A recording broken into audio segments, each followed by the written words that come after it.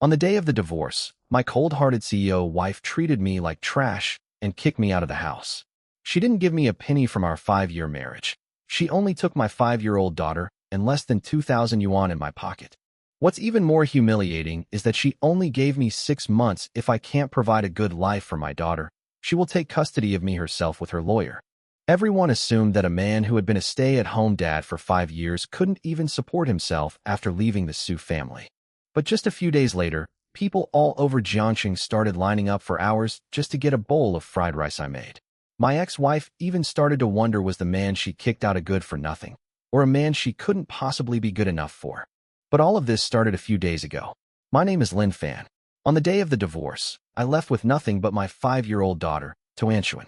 My wife, Su Qing, was convinced I couldn't afford to raise the child, but little did she know that a bowl of fried rice would soon change my fate. I've been married to Su Qing for 5 years, and I've always stayed home cooking, taking care of the kids, and looking after the whole family. In the end, all my efforts only earned me a label of being a useless freeloader.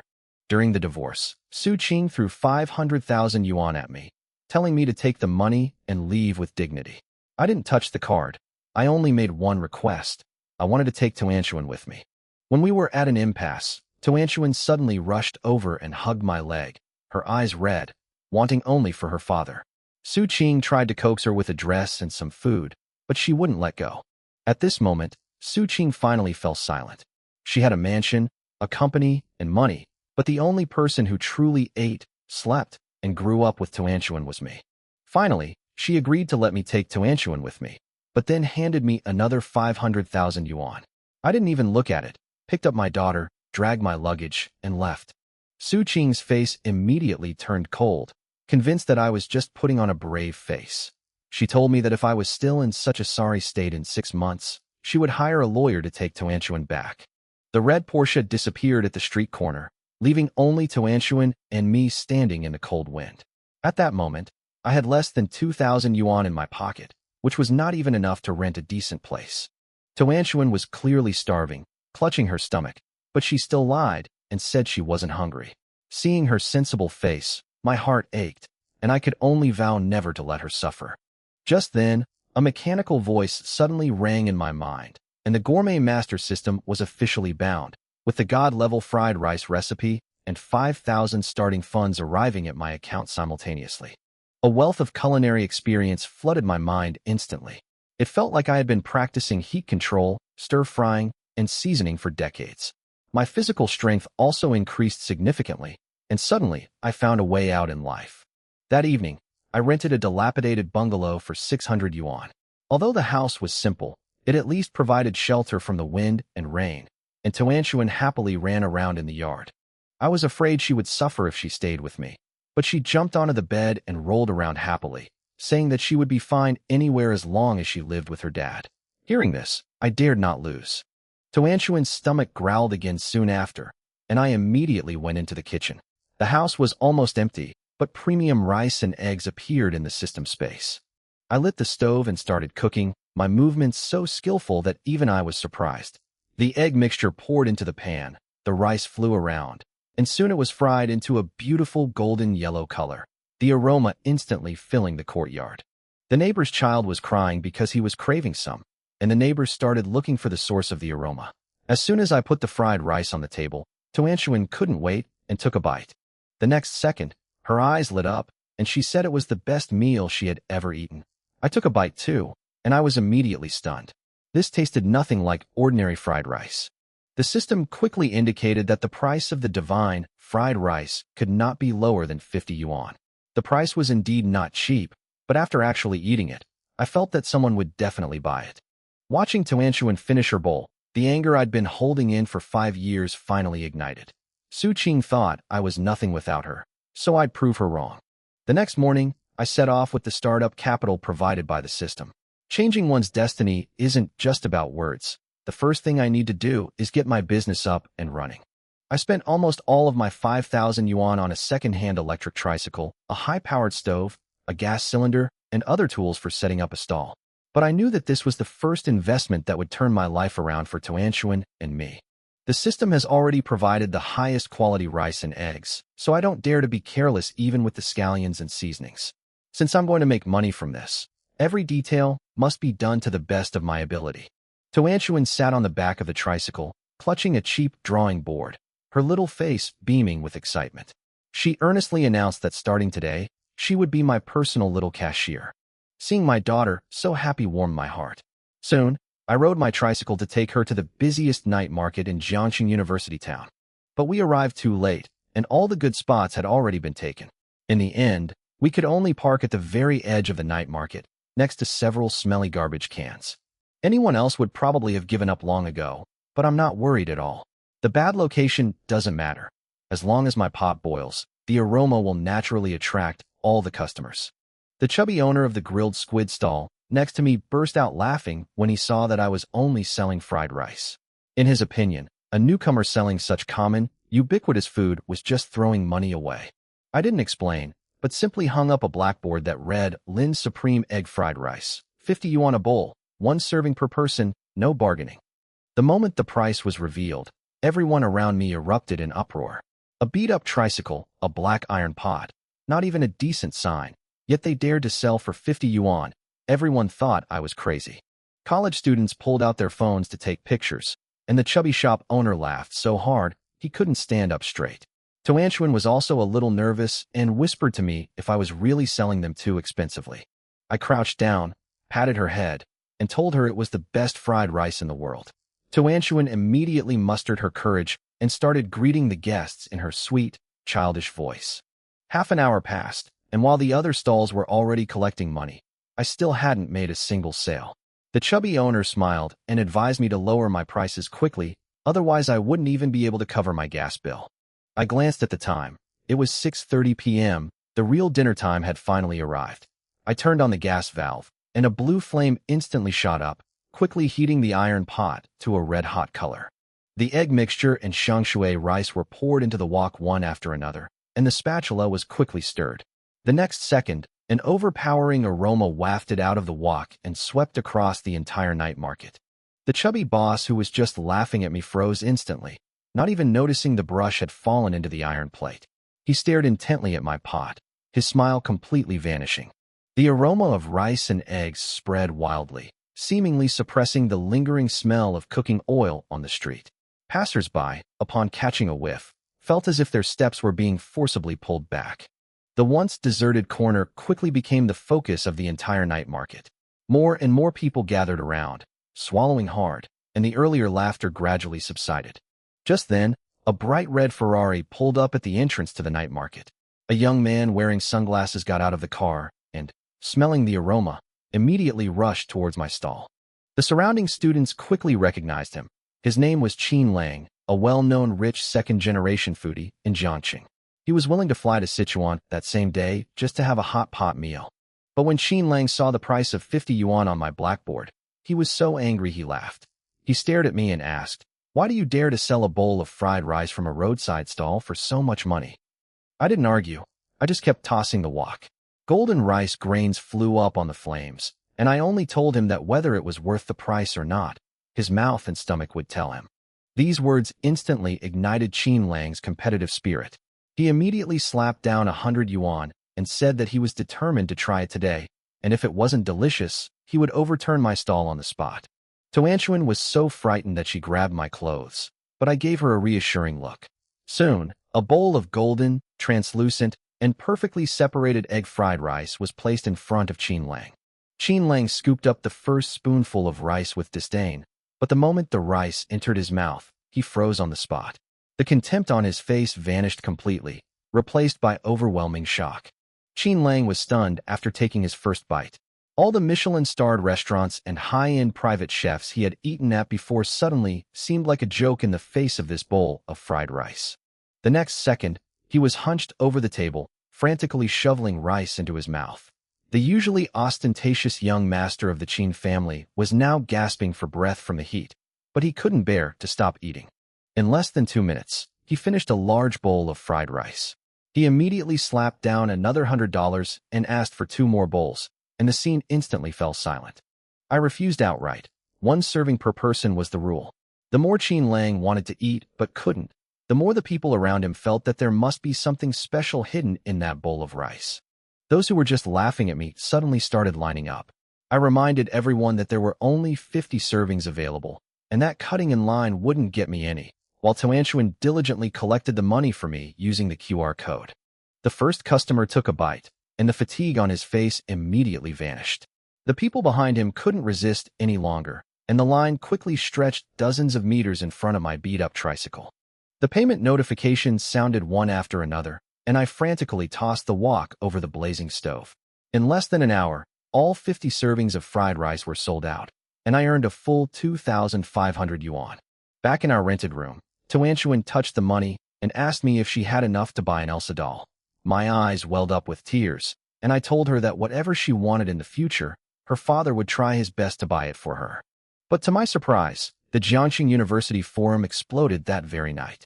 The video of Qin Lang licking the bowl clean went viral, and Lin's fried rice, which cost 50 yuan a bowl, became an instant sensation. The system immediately increased the ingredient allowance, and I prepared 150 portions the next day. When I arrived at the night market on my tricycle, there was already a long queue in front of the stall. A streamer known as Big Mouth Changgu also arrived. Holding a selfie stick, he immediately said that 50 yuan fried rice was a scam, clearly there to cause trouble. I was too lazy to argue with him, so I just told him to line up if he wanted to eat. But he got more and more arrogant, even shoving the camera right into Anshuan's face. I immediately banged the metal spoon on my hand to warn him not to film the child. Changgu was unconvinced and spent money to buy a bowl, intending to expose me on the spot. But as soon as he took the first bite, he froze, then lowered his head and frantically stuffed more into his mouth. In less than a minute, not a single grain of rice remained in the bowl. He admitted to the live stream that this was the best fried rice he had ever eaten, and that charging 50 yuan was practically charity from the owner. This live stream actually served as free publicity for me. All 150 servings of fried rice sold out in 2 hours that day, and I've earned nearly 10,000 yuan in 2 days combined. I was just about to pack up with Tuanshuan when a few thugs in floral shirts suddenly blocked the tricycle. The leader, Zhao Long, demanded 5,000 yuan as a sanitation fee, clearly extorting protection money. I had already paid the proper stall fee, so naturally I couldn't give them any more money. One of the henchmen immediately raised a steel pipe and smashed it against the tricycle. Tuanshuan was so frightened that she hugged me and burst into tears on the spot. At that moment, the fire in my heart exploded completely. I kicked the thug who rushed at me, sending him flying several meters. The rest of the men stopped instantly, and Zhao Long even dropped the walnuts he was holding. Before they dared to make another move, police sirens blared. Big Mouth Chang's live stream provided evidence, and Zhao Long and his gang were immediately apprehended and taken away by the police. That night, I became an overnight sensation with my fried rice, and because I protected Tuanshuan, netizens dubbed me a hardcore dad. The live stream video quickly went viral on local social media in Jiangxing. After returning to the rented room and putting Tuanshuan to sleep, the system notified me again. I had completed the hidden achievement, and new rewards appeared immediately: the recipe for Qiankuan tea eggs and spirit spring water. These tea eggs are said to have health benefits, but the system prices them at a whopping 100 yuan each. I stared at the price in silence for a few seconds, but I was already looking forward to tomorrow's night market. Meanwhile, Su Qing also saw my video. She watched me protect Tuanshuan, and then saw Qin Lang and Changgu praising my fried rice. For the first time, the expression on her face became complicated. Her best friend, Shin Man, told her, "I'm completely famous now." Su Qing still didn't believe it, but she stared at my picture on her phone for a long time without swiping away. At 5 p.m., I rode my tricycle to the night market, and the whole street was already packed with people. Yesterday, there were only a few dozen customers, but today there was a long queue of 200 or 300 people.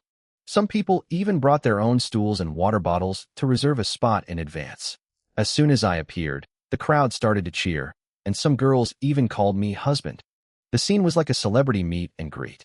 I hung up the small blackboard, and in addition to the 50 yuan fried rice, wrote a new product line. Qiankuan tea eggs, 100 yuan each, limited to 1 per person. The moment the price was revealed, the room fell silent. Everyone was accepting of 50 yuan for fried rice, but 100 yuan for a tea egg still made many people think I was crazy. Questions quickly arose, but I was too lazy to explain.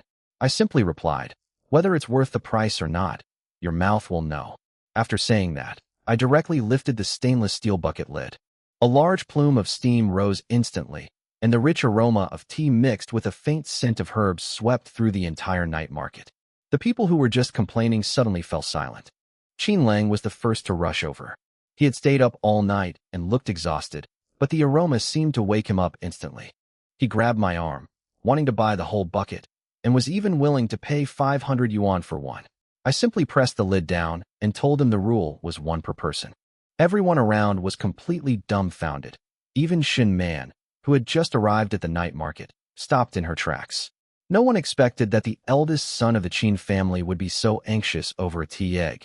I scooped one out and handed it to Qin Lang. The cracked shell revealed jade-like egg white covered with amber-colored patterns. Its appearance alone was completely different from ordinary tea eggs. Qin Lang took a bite and froze completely. The aromas of tea, medicine, and egg exploded at the same time, and a warm feeling spread from his stomach throughout his body.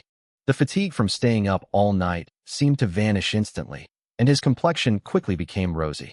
Holding the remaining half egg, he hesitated to eat any more for a long time. Those who were just saying I was ripping people off instantly shut up, and the next second they all pushed their way forward. Shin Man had originally come to watch the spectacle, but in the end she couldn't resist joining the queue at the stall. She ordered a fried rice and a tea egg in a sarcastic tone. I reminded her that there were no seats, and she would have to eat standing up. She took the food with a cold face, clearly still not satisfied. But as soon as she peeled the eggshell, her eyes changed. After the first bite, her expression completely lost control, and she stuffed the remaining half into her mouth. Once the warmth dissipated, her fatigue and chill lessened considerably. She took another bite of fried rice, abandoning all pretense of modesty, and frantically shoveled rice into her mouth while standing next to the trash can. She quickly finished the last grain of rice in her bowl, then stood there in a daze. She finally realized that the stay-at-home husband Su Qing had once looked down on actually seemed to have some skills. Just then, Su Qing messaged me, asking if I had already messed up. Shin Man looked at my stuff for a long time, but finally replied that all my stuff smelled like artificial fragrance. After replying to her message, she pretended to be disgusted and said she wanted to pack 2 servings of fried rice and 2 tea eggs. I refused outright, saying that each person was limited to 1 serving, regardless of who came. Undeterred, she even bid 1,000 yuan to add to her cart, immediately prompting a commotion from the people in line behind her. I simply told her to stay out of the way, and she could only turn and leave with a dark expression. With Qin Lang and Shin Man acting as live advertisements, the tea eggs sold like hotcakes. People who complained about the price of 100 yuan a moment ago are now afraid they'll be at the very end of the line and not be able to get anything. I was almost constantly scooping eggs, bagging them, and collecting money, while Tuanshuan stood on a small stool holding the payment QR code, reminding customers in her sweet, childlike voice to be careful of the hot eggs. In less than 20 minutes, the entire bucket of tea eggs was sold out, but the line behind them still stretched as far as the eye could see, and some people even asked if they could buy the remaining soup. Of course, I want to continue selling, but the system has a limited daily output, so I can only put up a sold-out sign and ask them to come earlier tomorrow. The more composed I am, the more addictive it becomes. College girls at the night market started secretly taking pictures of me, and they even gave me a nickname, Fried Rice Bro. After closing up shop, I rode my tricycle home with Tuanshuan. Those who hadn't managed to get tea eggs looked resentful, but couldn't bring themselves to actually curse me. Back in my rented room, I immediately checked my account on my phone. 12,000 yuan on WeChat, 6,800 yuan on Alipay, plus cash. My income in 4 hours exceeded 20,000 yuan. Seeing this number, my heart skipped a beat. Only 2 days after leaving the Su family, I had already earned enough money to make 2 months' salary for an average person. Tuanshuan piled up her change into a small mountain and happily asked herself if she was rich. I picked her up and kissed her. At that moment, I finally felt truly confident. I promised to take her to buy new clothes, an Elsa doll, and a big meal tomorrow. For the first time, the dilapidated rented room was filled with the laughter of a true home. But I wasn't blinded by the 20,000 yuan. The system task was only 1/5 complete, and there were still soup dumplings to come. The real money-making opportunity hadn't appeared yet. Meanwhile, the internet in Jiangsheng was in an uproar. The video of Qin Lang snatching tea eggs went viral on local social media, and Lin's food stall became the focus of foodies' attention overnight. In the video, Tuanshuan, holding the payment QR code, said thank you in a cute, childlike voice, which completely melted the hearts of the commenters. Countless people set their alarms, ready to try and grab the payment early the next day. The next morning at 6 o'clock, I woke up feeling refreshed. Tuanshuan was still fast asleep, but in her little hand, she was clutching a 100 yuan bill that she had left over from collecting money the day before. I gently took the money out and put it away for her, feeling for the first time that I truly had the ability to give her a future. My phone was overflowing with private messages, almost crashing the system. I ignored all offers to become a personal shopper, franchisee, or apprentice, and even influencer companies wanted to sign me. No matter how famous I am now, nothing is more important to me than Tuanshuan and making money. At 10 a.m., I took Tuanshuan to the mall. She hugged an Elsa doll that was taller than herself and smiled as if she had really become a little princess. I bought her new clothes and snacks, and then, looking at that dilapidated tricycle, I decided that I couldn't let her follow me around in the wind and sun every day anymore. So I spent 12,000 yuan to buy a nearly new Wuling Hongguang. Although the car isn't luxurious, it can carry cargo and keep me dry, which is just right for me right now. Tuanshuan sat in the car, excitedly touching everything and shouting that she wouldn't be afraid of rain anymore. Hearing this, I truly felt like I was turning my life around for the first time. But the news of my making money also started to make some people envious. Zhou Qiang from the night market management office heard that I made 20,000 yuan a night and smashed his teacup in anger. He'd been working at the night market for years, only earning a little over 10,000 a month. I earned more than him in just a few days of setting up my stall, so naturally, I became the most conspicuous person in his eyes. Several vendors whose business was struggling also started stirring things up, saying I had stolen their customers. No one was willing to admit that their food was bad, so they all blamed me. Zhou Qiang quickly calculated my income. 20,000 yuan a day, that's hundreds of thousands a month. In his eyes, I was no longer an ordinary vendor, but a mobile gold mine. Finally, he decided to make trouble for me by citing hygiene, pricing, and market order. If I knew what was good for me, I would pay up and hand over the recipe. Otherwise, I would just get out of the night market. In the afternoon, I drove my Wuling Hongguang to the night market, and the entrance was already packed with people. Students, white-collar workers, internet celebrities, and even people driving luxury cars were all patiently queuing up. I carried Tuanshuan out of the car and started moving tables, gas cylinders, and ingredients. I also announced that fried rice and tea eggs would be served more often today, which immediately drew cheers from the crowd. But just as I lit my gas stove, a piercing whistle suddenly rang out. The crowd was roughly pushed aside, and Zhou Qiang, along with 6 or 7 security guards, walked directly toward my stall. Everyone was holding a rubber baton. It didn't look like a normal inspection at all. The surrounding diners quickly backed away, and someone whispered a warning. The night market's notorious swindler has arrived. Zhou Qiang walked up to my stall, glanced at me first, and then stared at the Wuling Hongguang for a long time, his jealousy almost impossible to hide. He tapped the stainless steel bucket with a rubber stick and asked sarcastically, "Am I the one who sells fried rice for 50 yuan and tea eggs for 100 yuan? I stopped chopping the scallions and looked up at him. From the day his business took off, I knew this kind of trouble would come knocking sooner or later. In this chaotic night market, making money too quickly will inevitably attract envy, especially for someone like Zhou Qiang, who makes money through shady practices. I put down the kitchen knife, pulled the somewhat frightened Tuanshuan behind me, and calmly asked him what was wrong, my tone completely calm. The calmer I became, the more annoyed Zhou Qiang became. He sneered, pulled out a black leather booklet, and pretended to flip through it in front of everyone. He said someone had filed a formal complaint against my stall, alleging serious violations. First, they claimed the prices were inflated and suspected fraud. Then they said some people got stomach aches after eating there. In the end, even the long queues were labeled as disrupting market order. Within a few words, he branded me a so-called unscrupulous vendor. Zhou Qiang waved his hand and immediately announced the closure of the stall, including my Wuling Hongguang van and all my tools, and then imposed a fine of 50,000 yuan. The moment the words 50,000 were uttered, the surrounding diners erupted in uproar. Some shouted that it was blatant robbery, while others demanded that the person who supposedly had food poisoning come forward. But Zhou Qiang wasn't afraid at all. He raised his rubber baton and pointed it at the crowd, warning anyone who started making a fuss that they were obstructing their law enforcement. The students had never seen anything like this before, and their voices immediately fell silent. Seeing that no one dared to step forward, Zhou Qiang finally revealed a hint of smugness on his face. He deliberately walked up to me and told me in a low voice that he probably didn't want his daughter to watch her father being taken away by them. Hearing this, my previously calm heart sank instantly. It's fine for him to cause me trouble in business, but he shouldn't have used Tuanchuan to threaten me. Tuanchuan was clearly frightened as well. She gripped my trouser leg tightly with her little hands, tears welling up in her eyes, but she still dared not cry out loud. I squatted down, patted her head, told her to close her eyes, and covered her ears, because Dad was just about to clean up some trash. After I finished speaking, I stood up again, looked at Zhou Qiang, and slowly a cold smile appeared on my lips. I confirmed it again. He really was going to fine me 50,000. I took a step forward, stared into his eyes, and asked what they planned to do if I didn't pay and wouldn't let them touch my car.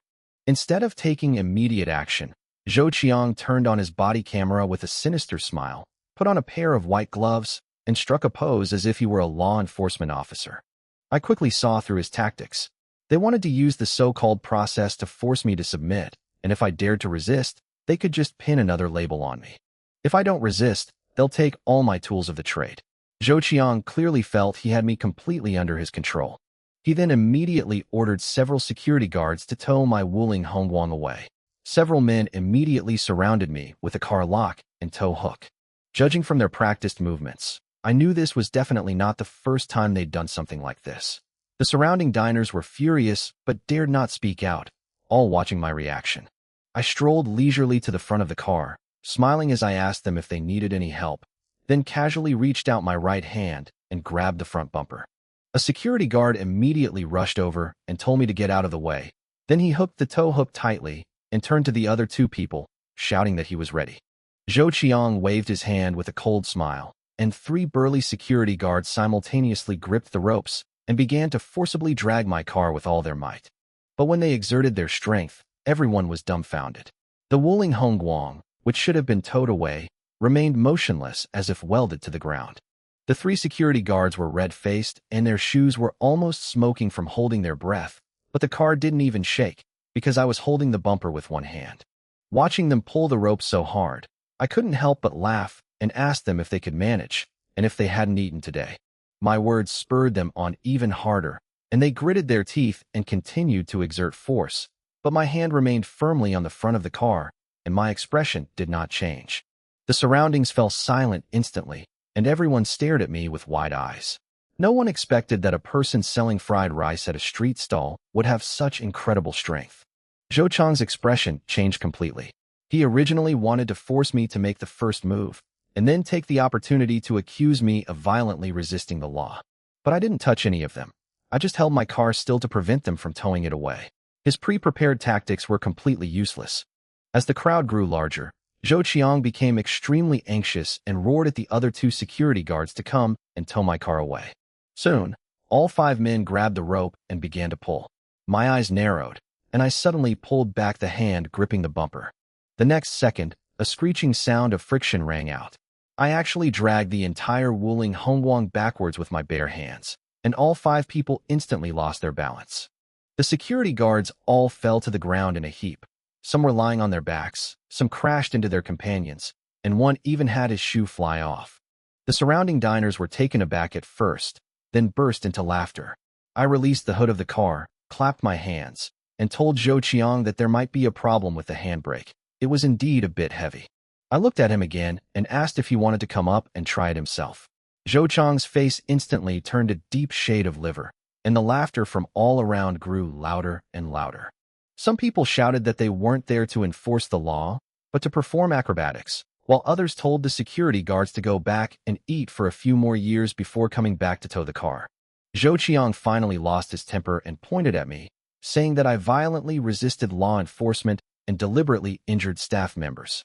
He then took out his phone to call the police. But before he could dial the number, a hand suddenly reached out and snatched the phone away. I turned around and saw that it was Qin Lang. While chewing on half a tea egg, the guy asked Zhou Qiang when the night market management had the right to impound private vehicles, and and on what grounds they said there was something wrong with his food. Zhou Qiang didn't recognize Qin Lang at all. Instead, he arrogantly said that he was in charge of this night market and that anyone who dared to interfere with his business would be dealt with by him. Qin Lang laughed after hearing this, then turned to the hundreds of customers in line and asked if anyone had gotten diarrhea after eating his food and whether the tea eggs were clean or not. The next second, the entire night market erupted. Everyone shouted in unison that there was no such thing, and some even directly accused Zhou Qiang of talking nonsense, saying he was clearly here to extort money from them. Zhou Qiang remained defiant, claiming he had a report and followed proper procedures, and even threatened Qin Lang to return the phone immediately, or he would take him away as well. Qin Lang was too lazy to argue, so he simply took out a business card and stuffed it into Zhou Qiang's pocket. He then patted Zhou Qiang's face and revealed all of Zhou Qiang's dark past. He recounted everything clearly, accepting bribes, being fired, and getting a job at the outsourced management point through connections. Upon hearing this, Zhou Qiang broke out in a cold sweat. It wasn't until Qin Lang told him that the commercial real estate where the night market was located was originally developed by the Qin family, and the so-called management office was just an outsourced point under the Qin family's property management. Zhou Qiang's legs went weak on the spot. He finally recognized the young man in front of him as the young master of the Qin family in Jiangxing. He had really kicked a hornet's nest this time. Qin Lang didn't waste any more words. He directly dialed the property manager's number and even put it on speakerphone, asking the manager to come to the night market immediately and deal with Zhou Qiang. He left with only one sentence: investigate thoroughly how much dirty money Zhou Qiang has taken over the years. If you miss a single penny, the manager in charge of this matter will be fired. The person on the other end of the phone panicked instantly and repeatedly assured that Zhou Qiang would be fired immediately and that the police would be handed over to him for handling his years of accepting bribes. Qin Lang hung up the phone, tossed it back into Zhou Qiang's arms, and told him with a cold laugh that the police would indeed come, but this time the person they were arresting was him. Zhou Qiang's face turned deathly pale, and his legs gave way, causing him to collapse to the ground. The arrogant and domineering Zhou the Skinflint was now like a dead dog. Applause erupted instantly. Everyone was thoroughly entertained. But as soon as Qin Lang turned around, the air of a wealthy young master vanished. He trotted up to me excitedly, asking if he had been generous enough, and then shamelessly asked to buy 2 more tea eggs, offering to pay 10 times the price. I almost laughed at him. Although I wasn't afraid of Zhou Qiang, Qin Lang had indeed saved me a lot of trouble, and I naturally remembered this favor. I fished 2 tea eggs out of the bottom of the bucket and handed them to him, saying that this was on me, but only this once. If he wanted to eat them tomorrow, he would have to wait in line. Qin Lang beamed with joy, clutching the 2 tea eggs like he'd won the lottery. The young master who'd been suffocating Zhou Qiang just moments before was completely unpretentious in front of me. After the incident, my stall became even more popular. Everyone realized that my skills were excellent, and Qin Lang was even willing to stand up for me. Tuanshuan sat in the car holding the newly bought Elsa Princess doll. Although she didn't know what had just happened, she kept looking at me with admiration as I busied myself. Just as I started cooking the rice again, a system notification suddenly sounded. The hidden quest, Rising Fame, was completed, and a new reward was issued. My eyes lit up when I saw the early released recipe for crab roast soup dumplings. Tea eggs have already driven the night market crazy, but the real killer weapon has finally arrived. At 6 o'clock the next morning, I went into the kitchen of the rented room. I was exhausted from making things last night, but the thought of the new recipe still woke me up early. The ingredients in the system are even more outrageous. Black mountain pork, golden wheat flour, and secret recipe crab roe jelly. None of them are ordinary market products. Ordinary soup dumplings rely on pork skin jelly to make the soup, but the system directly boils the top-grade crab roe into golden jelly, which makes my mouth water just looking at it. I immediately started kneading the dough. The golden wheat flour was as fine as silk. I controlled the water temperature, kneading, and pressure perfectly. The dough quickly became smooth and soft. I then minced the black mountain pork, added scallion and ginger water to remove the fishy smell, and gradually added water to make it more elastic. Finally, I diced the crab roe jelly and mixed it into the minced meat. It usually sets, but after steaming, it melts into a piping hot soup. I quickly rolled out the dough by pinching off a piece of dough, then filled it with filling, pleated it, and sealed it. Soon, The soup dumplings were arranged on the cutting board, each with exactly 18 pleats. Toanchuan had just woken up and was lying by the door in her pink pajamas, her hair all messy. She asked me if I was playing with clay early in the morning. I smiled and told her that this was today's breakfast. Hearing that there were steamed buns to eat, she immediately ran off to wash up, afraid that if she came back late, there wouldn't be any for her. After the first batch of buns was steamed, white steam slowly rose. In less than 10 minutes, the fresh aroma of crab roe and pork burst out of the kitchen. The aroma was even more overpowering than fried rice. Toanchuan stopped brushing her teeth halfway through, her mouth full of foam, wishing she could rush to the pot immediately. I lifted the lid, and the white steam instantly dissipated, revealing 6 translucent soup dumplings lying on the steamer, the golden broth beneath their thin skins still gently swaying. Each bun looks like a small water bag filled with hot soup, plump and heavy, yet none of them are broken. Just looking at them makes your mouth water. I picked one up and put it in the bowl, reminding Toanchuan not to bite into it too soon. This thing was full of scalding hot broth. One bite could really burn you to tears. I casually taught her the rhyme. Lift gently, move slowly, open the window first, then drink the soup. Toanchuan didn't understand at all. She just stared wide-eyed and waited for me to eat first. I gently bit a small hole in the side of the bun, and golden steam instantly billowed out, the crab roast soup inside shimmering like a small golden ocean. I blew on it a few times, then lowered my head and gently inhaled. The fresh flavor of crab roe and pork fat exploded in my mouth instantly, so delicious that it gave me goosebumps all over. After drinking the broth, the dough is soft and chewy, and the meat filling is firm and springy. This is no longer like an ordinary bun. It's more like all the umami flavor has been compressed into one bite. Toanchuan was so tempted by what she saw that she immediately tried to bite into it, just like I did. But she was too young and too impatient, and the bun broke apart the moment her teeth touched the dough. The scalding hot soup sprayed onto her face, and the little girl shuddered from the burn. Tears welled up in her eyes, and her little mouth immediately pursed in grievance. But as soon as she wiped her face, her tongue touched the soup at the corner of her mouth, and her expression changed instantly. Her big, wet eyes widened in shock, and she froze completely. The next second, she grabbed the leaking bun and stuffed it into her mouth, exclaiming how delicious it was as she ate. Her little face puffed up, and she had completely forgotten about her earlier grievances. Seeing how happily she was eating, I was completely relieved. Black Mountain pork, crab roe jelly, and system flour combined, this dish definitely deserves to be a winning combination. I casually asked the system for the price, and when the number popped up, I raised my eyebrows slightly. 6 birds per cage, suggested price $666. The system also suggests that these soup dumplings can replenish the body's nutrients and are good for skin condition. At this price, it's truly outrageous for a roadside stall. But thinking back to that delicious taste, I decided to sell it for $666. Since it's worth the price, there's no need for me to deliberately sell it cheaply. On the other side, Shin Man changed into a gray tracksuit, a hat, and a mask to cover herself up completely in order to come to the night market again. She didn't even dare drive her BMW, secretly riding the electric scooter her nanny used to buy groceries, and kept lying to herself that she was just continuing to gather evidence for Su Qing. At 5:30 p.m., I drove my Wuling Hongguang to the University Town Night Market. The place was already packed with people, and the cheers were like a concert. But everyone soon realized that today I didn't move the bucket of tea eggs, but instead moved more than a dozen layers of bamboo steamers out of the car. Before the aroma even came out, the atmosphere had already changed. I put the blackboard back up, golden crab roast soup dumplings, 6 dumplings per basket, priced at 666 yuan, and each person can still only buy 1 serving.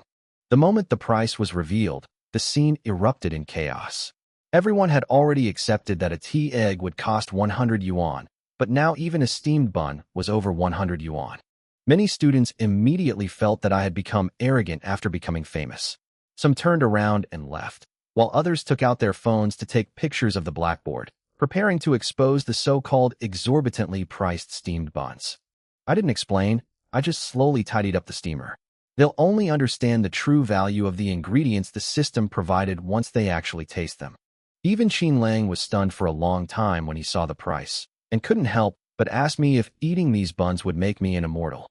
I glanced up at him and simply replied, "Top-grade crab roe, no deception. Then I lit the gas stove, and a blue flame leaped up. 666 yuan a basket. No amount of talk could change that. Only the aroma could silence everyone. Shinman hid in the crowd, watching as many diners were scared away by the prices.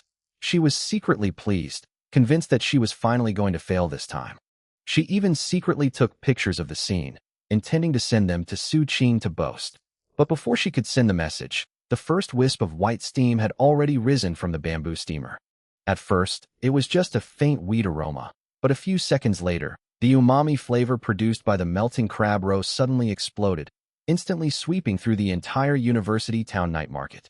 The diners who were about to leave all stopped in their tracks. Shinman's typing hand froze in midair, and almost everyone began to swallow their saliva frantically at the same time. The scene suddenly fell silent. None of the people who had been cursing me the most were saying a word. Only the sound of people constantly gasping for breath could be heard from the crowd. A bald man stared intently at the steamer, his Adam's apple bobbing. He had just called it a rip-off, but now he was completely captivated by the aroma. Shinman couldn't hold back either, swallowing so hard that the older woman in front of her turned to look at her. Just now she thought 666 was outrageous, but now she suddenly felt that money didn't matter anymore. Finally, the bald man was the first to break down. With red eyes, he rushed back to his stall, pulled out his phone to scan the QR code, and said he would take the 666 yuan today. With the first person taking the lead, the previously scattered queue instantly surged back. People were scrambling for spots and starting live streams, and the entire night market was thrown into complete chaos. Qin Lang went even further, immediately asking to buy 10 baskets to take home for his family to try. I simply replied that each person was limited to 1 basket. Even Qin Lang had no choice but to obediently wait in line. Everyone else instantly realized that this soup dumpling shop had no shortage of customers, and if they wanted to eat it, they had to follow my rules. Finally, it was Shinman's turn. She pulled her hat down low and covered herself completely with her mask, as if afraid I would recognize her. But as soon as she opened her mouth, I recognized her voice. Coupled with that familiar perfume scent, I already knew who it was, but I was too lazy to call them out. Since someone was offering me money, I naturally had no reason to refuse. I packed a basket of soup dumplings and then casually added a box of ginger and vinegar. Shinman took it and left immediately, only daring to open it after hiding behind a tree nearby. Lifting the lid reveals 6 translucent soup dumplings lying quietly inside, with golden crab roe broth still sloshing beneath their thin wrappers. Shinman originally only wanted to try one, but her chopsticks had already picked up a bun. She bit a small hole and gently sipped the first mouthful of golden broth. The next second, she froze completely. The savory aroma of crab roe mixed with the oil of black mountain pork exploded in her mouth, so delicious that her scalp began to tingle. The dough was soft and chewy, the meat filling was springy, and the broth was so thick it felt like a whole crab was being squeezed into one bite. All her doubts from before were instantly shattered by that one bite. After regaining her senses, Shinman no longer cared about her image as a wealthy heiress. Standing behind the tree, she ate all 6 buns one after another. In the end, she even finished the remaining soup at the bottom of the box and leaned against the tree, rubbing her belly. For the first time, she felt that 666 was actually too cheap. Just then, Su Qing sent another message, asking if my exorbitantly priced steamed buns had failed. Shinman looked at the empty box, and a thought instantly popped into her mind. She absolutely couldn't let Su Qing know the truth, otherwise Su Qing might also come to queue up one day, and the already limited number of soup dumplings would be even less of a spot. So she replied directly, saying that the buns were made from dead crabs and inferior meat, and that the stall was unsanitary. She made up every bad thing she could think of. After handing out the items, Shinman finally breathed a sigh of relief, put her hat and mask back on, and looked at the still crowded stalls in the distance, silently making a decision. Tomorrow, she would definitely be the first one to line up. As night deepened, I hung up the sold-out sign less than 3 hours after setting up my stall, but that night, the entire night market was completely transformed. Everyone was expecting to see the joke of 666 yuan a basket of soup dumplings, but the 50 baskets were all snapped up, and the last basket was even priced at 1,000 yuan. Back in the rented room, I finally started doing the math. Tuanchuan's eyes lit up when she saw the cash on the bed, but the real bulk of the money was in her phone balance. 200 servings of fried rice brought in 10,000 yuan, 200 tea eggs brought in 20,000 yuan, and 50 baskets of soup dumplings sold for over 33,000 yuan. With some tips and odds, my total income for the night reached 64,500 yuan, and my net profit exceeded 60,000 yuan. Looking at this number, my heart couldn't help but race. I used to think that setting up a street stall was just a way to make a living, but now this speed is practically like printing money. If I can maintain this income every day, it will amount to millions a month. The me that Su Qing believed I couldn't survive without the Su family is now truly turning my life around. Tuanchuan lay down next to her phone and carefully counted the zeros. Finally, she asked me in shock if I had brought the bank home. I was amused by her. I hugged her and asked her if she wanted to live in a garden villa or a big house with a swimming pool in the future, and that daddy would soon be able to get her a real home. But after thinking for a long time, Tuanchuan only said she wanted a big kitchen because if the kitchen was bigger, I could make her more delicious food.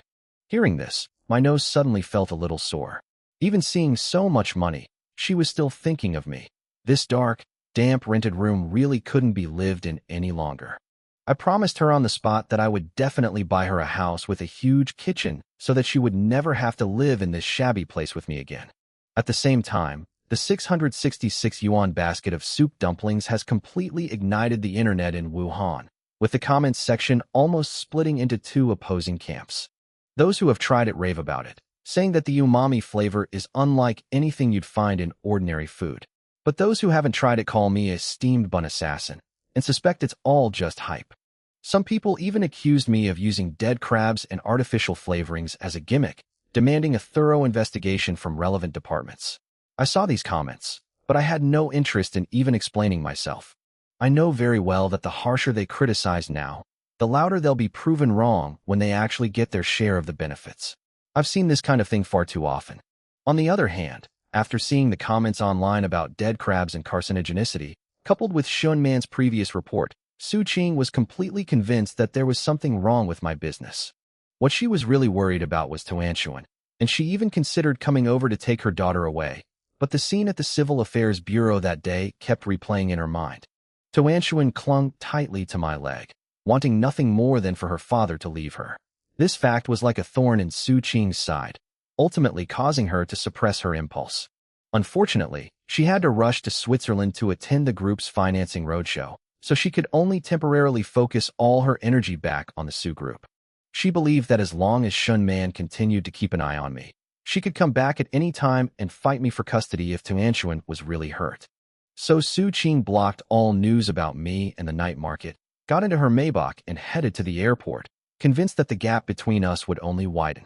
But when Shin Man received the message that Su Qing had boarded the plane, she jumped up from the sofa, because Su Qing would hardly touch her phone during this roadshow.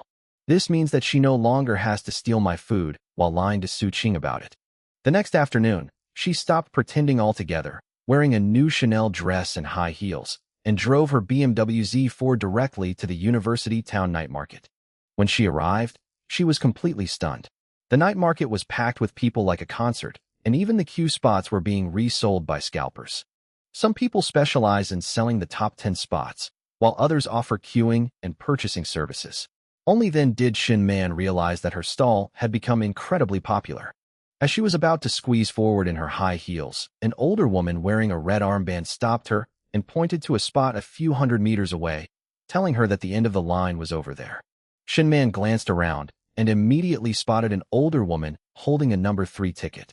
Without saying a word, she took out 1,000 yuan and bought the spot. After getting number 3, she walked confidently to the front of the stall. I had just parked the car and unloaded the goods when Tuanchuan was holding her drawing board, diligently drawing a large kitchen and a room full of steamed buns. I looked down at her crooked drawing and couldn't help but laugh. Shin Man, standing beside her, noticed that Tuanchuan smiled much more often after the divorce. She quickly composed herself, slammed the number tag on the table, and adopted a spoiled, pampered manner, ordering me to unload the goods. I glanced up at her and casually asked why I wasn't feeding the dog today. Shin Man's face flushed instantly, and she gritted her teeth, saying that her dog had a big appetite and she wanted to buy 2 cages. I still shook my head. Each person could only buy 1, and the rule couldn't be broken. She pleaded for ages to no avail until I lifted the lid of the steamer. The scalding steam and the aroma of crab roe hit my face, and she immediately shut up and obediently scanned the code to pay. She claimed she was testing the poison for Su-Ching, but her hand had already picked up a soup dumpling. The moment she tasted the first sip of soup, she couldn't help but swing her legs happily. Even more outrageous, she secretly took a picture of my busy back with her phone, and instead of sending it to Su-Ching, she quietly saved it to her own private album. Just then, a commotion broke out at the back of the line. A scalper with a pointed face cut in front of the college student, showing off his money and claiming he had connections. I tapped the metal bucket with a strainer, and the scene fell silent instantly. I stared at the scalper and asked if the student who had been in front of him in line was the one who had been there. He tried to argue, but I told him to take the money and get lost. My stall doesn't sell the scalpers, and I don't allow anyone to break the rules by cutting in line. The man, stared at by the surrounding diners, could only slink away. I handed the bun to the student, and the queue quickly returned to order. Shinman's expression became noticeably more complicated as she watched this scene unfold. Once the number of guests had decreased slightly, she finally approached me and said she had something she wanted to discuss. She offered me a monthly salary of 50,000 yuan to be her private chef, cooking only 3 meals a day, and also providing room and board. She clearly thought this offer was already outrageous enough. I didn't argue with her. I just handed her today's payment page. The amount on it was 58,500, which was more than her monthly salary. I asked her in return why I would give up being a boss earning 50,000 yuan a day to become someone else's private chef. She was speechless on the spot. I told her not to block my business, and she could only grab her bag and storm off. But I didn't take it to heart at all, because I already had almost 200,000 yuan in my hands. On the way home that evening, I told Tuanshuan that Daddy would take her to see the new house the next day. Her first reaction wasn't to ask if it was a mansion, but rather if it had a large kitchen and a large bathtub. Hearing this, my grip on the steering wheel tightened slightly. I had made up my mind that I could no longer let her live with me in that dark and damp rented room.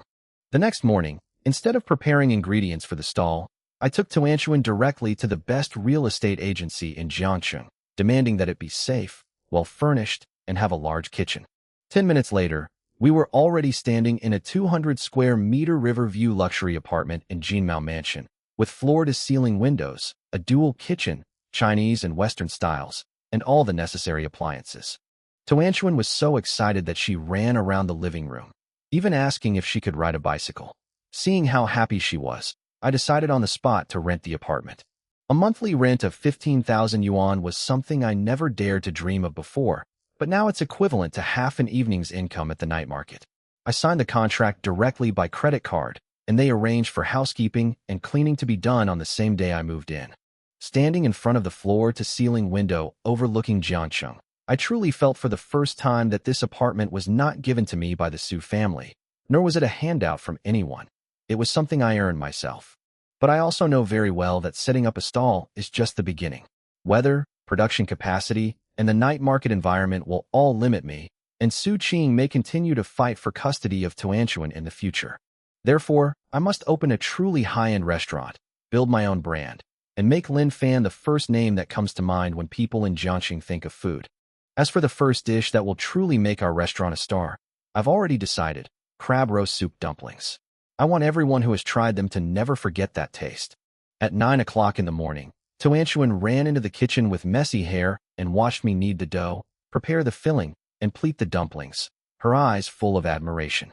She said her dad's hands were like magic, and I couldn't help but laugh.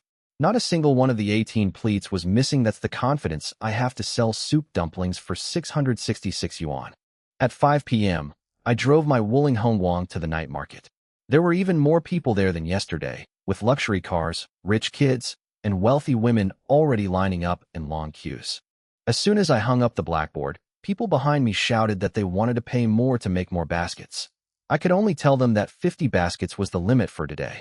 Each bun requires hand kneading the dough, preparing the filling, and wrapping it. Production can be small, but the taste must never be compromised. This is the rule I set for myself. After hearing this, the complaints actually decreased significantly. Those who were truly willing to spend 666 yuan also began to understand why this product was limited in quantity. Shinman changed into a low-key business suit today, clutching the number 5Q number tightly in her hand, but her eyes couldn't help but drift towards the steamer. I lifted the first bamboo steamer lid, and a large cloud of white steam burst out, instantly releasing the fresh aroma of crab roe. The entire night market was immediately filled with the sound of people swallowing their saliva. Shinman jogged to the stall and sat down right next to Toanchuan. She was smarter today. The soup dumplings had to be eaten while they were hot, and she absolutely couldn't take them to go. I casually asked her why the dog with the big appetite wasn't here today. Shinman's face instantly turned red, and she could only awkwardly say that she was eating in the dog's place. Toanchuan even asked her seriously if the dog had overeaten yesterday, which made the people in line around them burst into laughter. Shinman wished she could crawl under the table. But the moment the bun entered her mouth, she couldn't care less about anything else. The piping hot crab roe broth burst open, and layers of crab paste, pork, and the aroma of dough rushed into her mouth. She ate until her eyes were squinted. No matter how stubborn she was, her body betrayed her words. She quickly ate most of the 6 buns. Just then, several luxury cars pulled up at the entrance of the night market.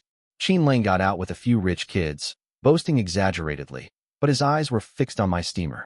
He ordered 4 servings of steamed buns and fried rice for his friends, saying that today he would show these uncultured guys what real gourmet food is. One of them was named Zhao Tianyi, whose family owned a high-end catering business. After taking the first sip of soup, he suddenly froze, his expression becoming completely serious. He quickly discerned the quality of the crab roe and pork, staring at me and asking why such high-quality ingredients would appear at a night market stall. I only replied with 2 words, "You know your stuff." Upon hearing this, Zhao Tianyi was completely certain of his judgment, and the next second he immediately lowered his head and began frantically eating steamed buns. Several rich kids nearby quickly lost control as well. One of them was holding fried rice and lamenting that he had been eating garbage before. Even Qin Lang was laughing non-stop next to him. In less than 10 minutes, all 4 dishes were completely devoured. Zhao Tianyi straightened his suit and suddenly walked up to me, handing me a gold-embossed business card. He introduced himself as the general manager of the Jiangxing Grand Hyatt Hotel, and then offered me an annual salary of 2 million yuan, plus 5% of the catering department's shares, to become the executive chef. The entire night market erupted in chaos. A 2 million annual salary was already astounding, but the real value lay in the bonuses. No one had expected that a roadside stall could push a 5-star hotel to this point. Shinman stood to the side in complete silence, thinking back to how she had tried to poach me with a monthly salary of 50,000 yuan. Looking back now, it all seemed like a joke.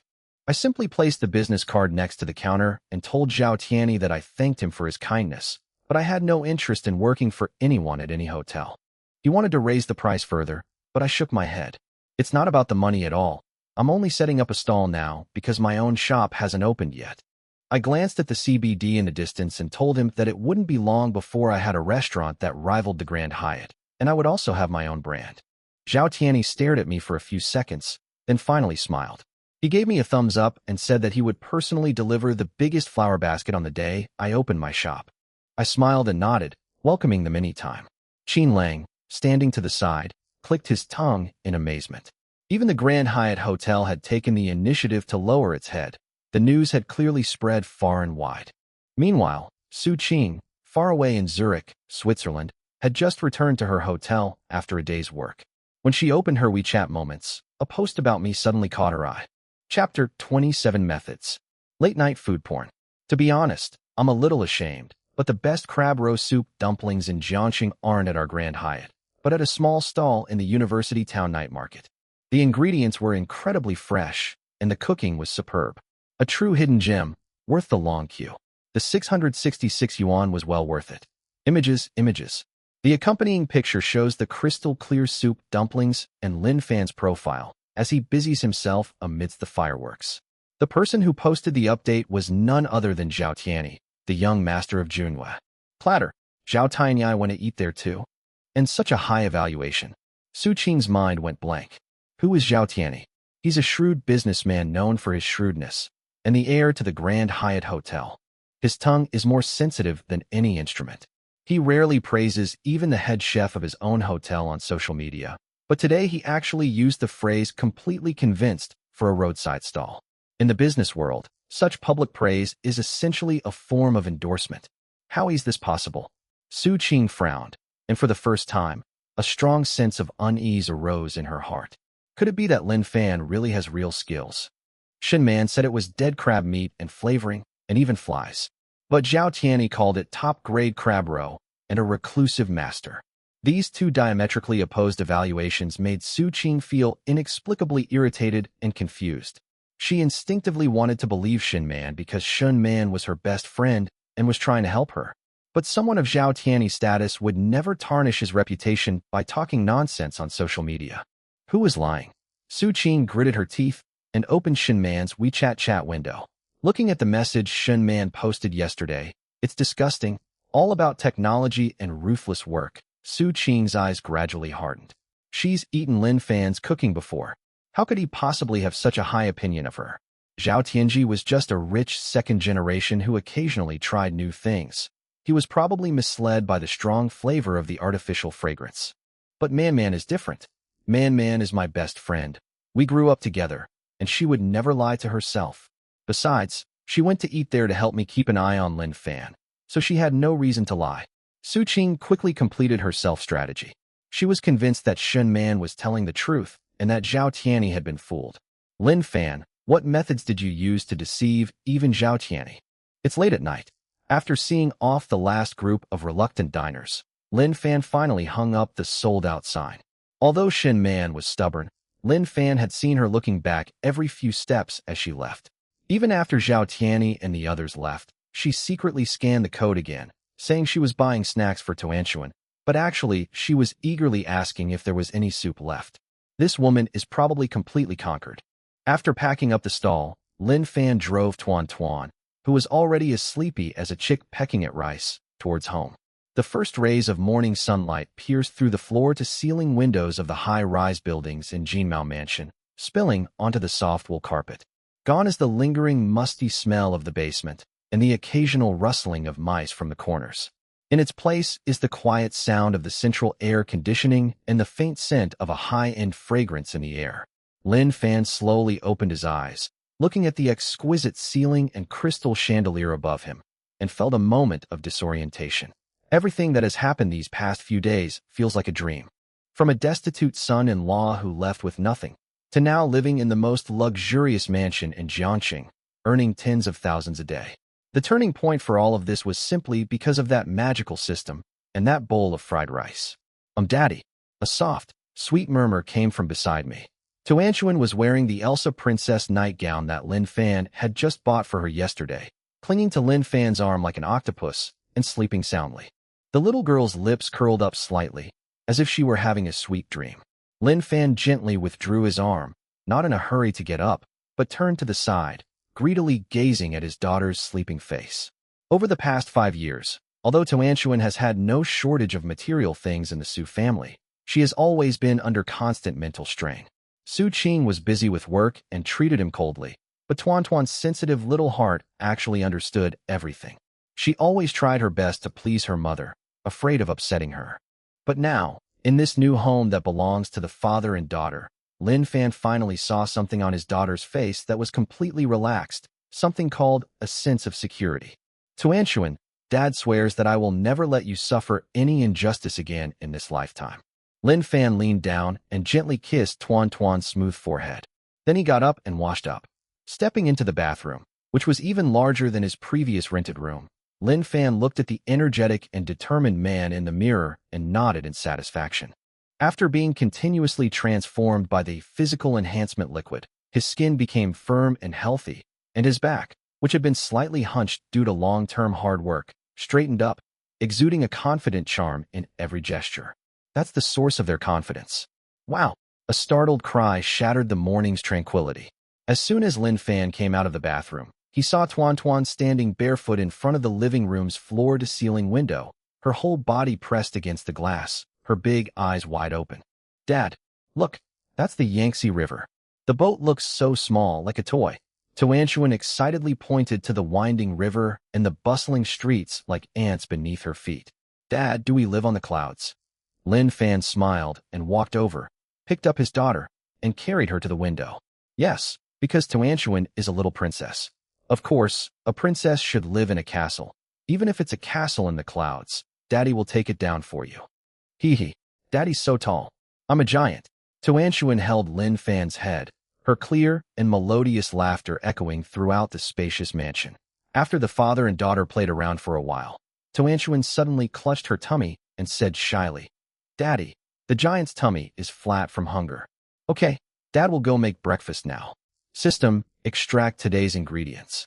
Although I haven't gone to purchase them yet, there are still some Xiangshui tribute rice and premium free-range eggs left in the system space. In Lin Fan's hands, simple fried rice seemed to come alive. No complicated side dishes are needed. The sound of rice jumping in the pot alone is enough to make one feel blissful. 10 minutes later, 2 bowls of golden fried rice were placed on the marble dining table. Dining in this spacious, bright restaurant with a great view makes even a bowl of fried rice seem more upscale. Tuanshuan sat on the high chair, swinging her little feet, eating heartily, her mouth covered with rice grains. Dad, this house is so nice. Tuanshuan wants to live here forever. Of course, as long as Tuanshuan likes it. We can live here for a lifetime. Lin Fan smiled and wiped the rice grains from the corner of his daughter's mouth.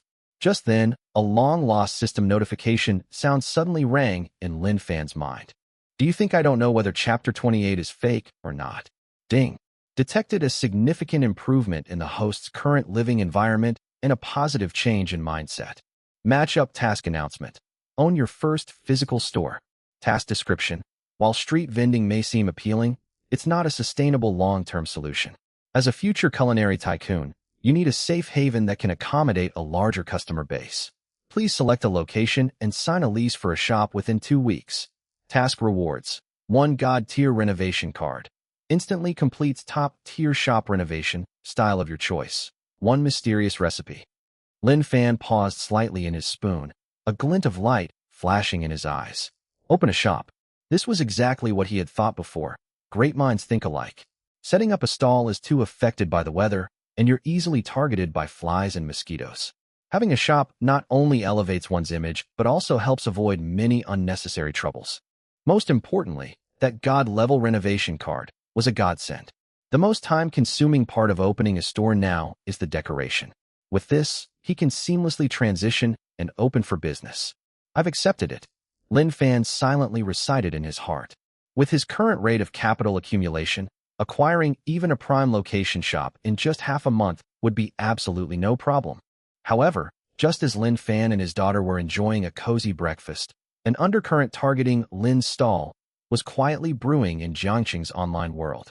The incident stemmed from a science popularization and debunking blogger with millions of followers, known as Truth Bro. He makes a living by exposing the shady dealings of unscrupulous businesses, which has earned him a considerable following. However, his reputation in the industry is mixed because he often engages in extortion for the sake of traffic. The 666 yuan soup dumplings have been incredibly popular these past 2 days, so much so that he's envious. Late last night, he saw the video in his fan group and keenly sensed the potential for online traffic. At this moment, a meticulously edited video is going viral on his account. The video title is sensational and eye-catching, unveiling the sky-high prices of steamed buns at a popular night market. Behind the 666 yuan per basket, is it a tax on intelligence or a death sentence? In the video, Truth Bro sits in front of the camera with a serious expression. On the backdrop are several photos of Lin Fan's stall, as well as close-ups of brightly colored soup dumplings. Family members, this steamed bun that sells for 666 yuan is really popular lately. A lot of people have asked me to review it, but I'm too scared to go. Why? Because I'm afraid of dying. The truth guy took out an A4 sheet of paper, which was densely covered with various chemical formulas. I have a background in chemical engineering. Look at the color of this broth, this golden hue. This consistency, if it were pure, natural crab roe, the cost would be at least 2,000. A roadside stall selling it for 666? There's only one possibility. He slammed his hand on the table, his voice sharp and stern. That's a lot of crab roe flavoring, gelatin, and a flavor enhancer called ethyl maltol. Eating too much of this can cause hair loss and diarrhea at best, and damage to the liver and kidneys, and even cancer at worst. I checked the owner's information too, and he doesn't have any chef's qualifications. Would you dare feed your children or yourselves food made by someone like that? I'm putting my words right here. Whoever eats this is a huge victim. If the relevant departments don't investigate, Brother Truth, will absolutely not stand for it. The video went viral instantly after it was released. In just 2 hours, it garnered over 100,000 likes and over 10,000 shares. In the comments section, those netizens who hadn't tried it or thought it was too expensive seemed to have found an outlet and started frantically following the trend. I knew it. How could a roadside stall possibly have any real ingredients? It really is all about technology and ruthless skill. This is terrifying. Carcinogenic? Does that boss have any conscience? At Jiangxing Market Supervision Bureau, go and seal it off immediately. This kind of harmful thing cannot be allowed to remain. I was even thinking of queuing up, but thanks to Truth Bro for preventing me from getting scammed. Of course, some diners who had tried the food refuted it in the comments section, but they were quickly drowned out by angry curses and were called paid trolls or whitewashers. This storm of public opinion is sweeping towards the University Town Night Market at an alarming speed. 10 a.m. Shin Man remained nestled on the sofa in her upscale apartment. She ate that basket of steamed buns last night, and she dreamt of how delicious they were. Just as she was deciding what time to queue up this afternoon, her phone suddenly vibrated. It was a message from Su Qing. She clicked on the content and found it was a screenshot. The screenshot shows the video thumbnail of Truth Guy and those glaring red words, deadly sign, carcinogenic, and Su Qing's cold remark, Man, you're right. Thank goodness you reminded me. I've already arranged for a lawyer to sue Lin Fan as soon as I get back to China and apply for a change of custody. A man who will stop at nothing to make money, even going so far as to feed his child poison, doesn't deserve to be a father. Take care of yourself too, and don't go to those dirty places. Clatter. Shin Man's phone fell onto the carpet. She was completely stunned. Carcinogenic? A death warrant. Shin Man picked up her phone and watched the video. The more she looked, the more her brows furrowed. Bullshit. Utter bullshit. Shin Man was so angry that she cursed. If eating so much of this were carcinogenic, I would be lying on a flat bed by now. Besides, it clearly tastes like top-quality crab roe. Do you think my mouth can't taste the artificial flavoring? Although she is usually delicate, her ability to appreciate fine food is undeniable. Whether Lin Fan's products are good or not, that's for sure. This so-called truth guy is clearly spreading rumors and trying to gain attention. But Shin Man panicked when she saw the resolute tone in Su Qing's email. It's over. Based on her previous lies and the blogger's fabrications, Su Qing is now completely convinced that Lin Fan is selling toxic food. If Su Qing really sues to take back Tuanshuan, then Lin Fan. Although she and Lin Fan didn't get along, seeing how Lin Fan took care of the child these past 2 days, she knew that Tuanshuan was Lin Fan's lifeblood. If Tuanshuan is taken away, that seemingly cold man will probably go crazy, right? No way. This is going to escalate. Shin Man jumped up from the sofa and paced anxiously around the living room. I have to tell Lin Fan. Tell him to find a way to clear things up quickly. Otherwise, he's doomed when Qing comes back. But then I thought about it again. If I tell Lin Fan, wouldn't that expose the fact that I've been lying to Su Qing all along? Oh well, never mind. Qing is abroad anyway. Let's deal with this problem first. Shin Man gritted her teeth, rushed into the dressing room, threw on a random piece of clothing, grabbed her car keys, and rushed out. Chapter 29 Is This Pork? 4:30 p.m. University Town Night Market. The atmosphere today is a bit eerie. Normally at this time, the line would have already blocked the road. Today, although there were still many people, it wasn't as crowded as yesterday. The queue was sparse, and many people were whispering and pointing at the stalls from time to time. There were even a few online celebrities holding up their phones and live streaming, standing not far away, commenting on Lin Fan's stall and saying things like, "This is the carcinogenic bun." As soon as Lin Fan brought his Wuling Hongguang to a stop, he felt the strange looks from those around him. It was no longer about worship and expectation, but rather filled with scrutiny, doubt, and even hostility. "Dad, why are those uncles and aunties looking at us?" Tuan sat in the car, shrinking her neck in fear. Children have the keenest intuition. She sensed the hostility in the air. "It's nothing. Maybe it's because Dad is too handsome." Lin Fan smiled and comforted his daughter, unbuckled his seatbelt, and carried Tuanshuan out of the car. But the smile in his eyes vanished completely the moment he turned away. Although he doesn't watch the news much, the gossip he's heard along the way is enough for him to piece together the truth. Carcinogenic. technology, and ruthless skills? Lin Fan sneered. Some people are so shameless that they'll abandon all sense of decency for the sake of traffic. He had just set up his stall and hadn't even had time to put up the sign yet. A red BMW Z4 screeched to a halt right next to his stall, nearly hitting his gas cylinder. The car door opened, and Shinman jumped out in a flurry of activity. She didn't even put on her sunglasses and rushed anxiously to Lin Fan. Lin Fan, something terrible has happened. Why are you still leisurely setting up your stall? Shinman was panting heavily, and fine beads of sweat appeared on her forehead. Lin Fan calmly carried the stainless steel bucket down, glanced at her, and said, "Miss Shun, illegal parking is prohibited here. Also, what major event could make you so anxious? Is the sky falling?" "The sky hasn't fallen, but your business is going to collapse." Shinman grabbed Lin Fan's arm and shoved the phone screen into his face. "Look for yourself. The whole internet is saying your steamed buns cause cancer. They're poisonous. That truth guy is stirring things up, saying he'll team up with relevant departments to shut you down." And Shinman hesitated for a moment, but still didn't dare to mention Su Qing's intention to sue, and only said vaguely, "Anyway, public opinion is very unfavorable to you right now. You should quickly find a way to clarify things, like showing some purchase invoices or something." Lin Fan glanced down at the video. Looking at the so-called expert in the video, spewing saliva, and the tens of thousands of negative comments below, it's hard to believe. Lin Fan's expression, however, was surprisingly calm. There was no anger, no panic, not even a furrowed brow. He simply brushed Shunman's hand away and said calmly, "Purchase invoice? I don't have one. Where do the purchase orders for the ingredients provided by the system come from?" "No." Shunman's eyes widened. "Then how can you prove your innocence?"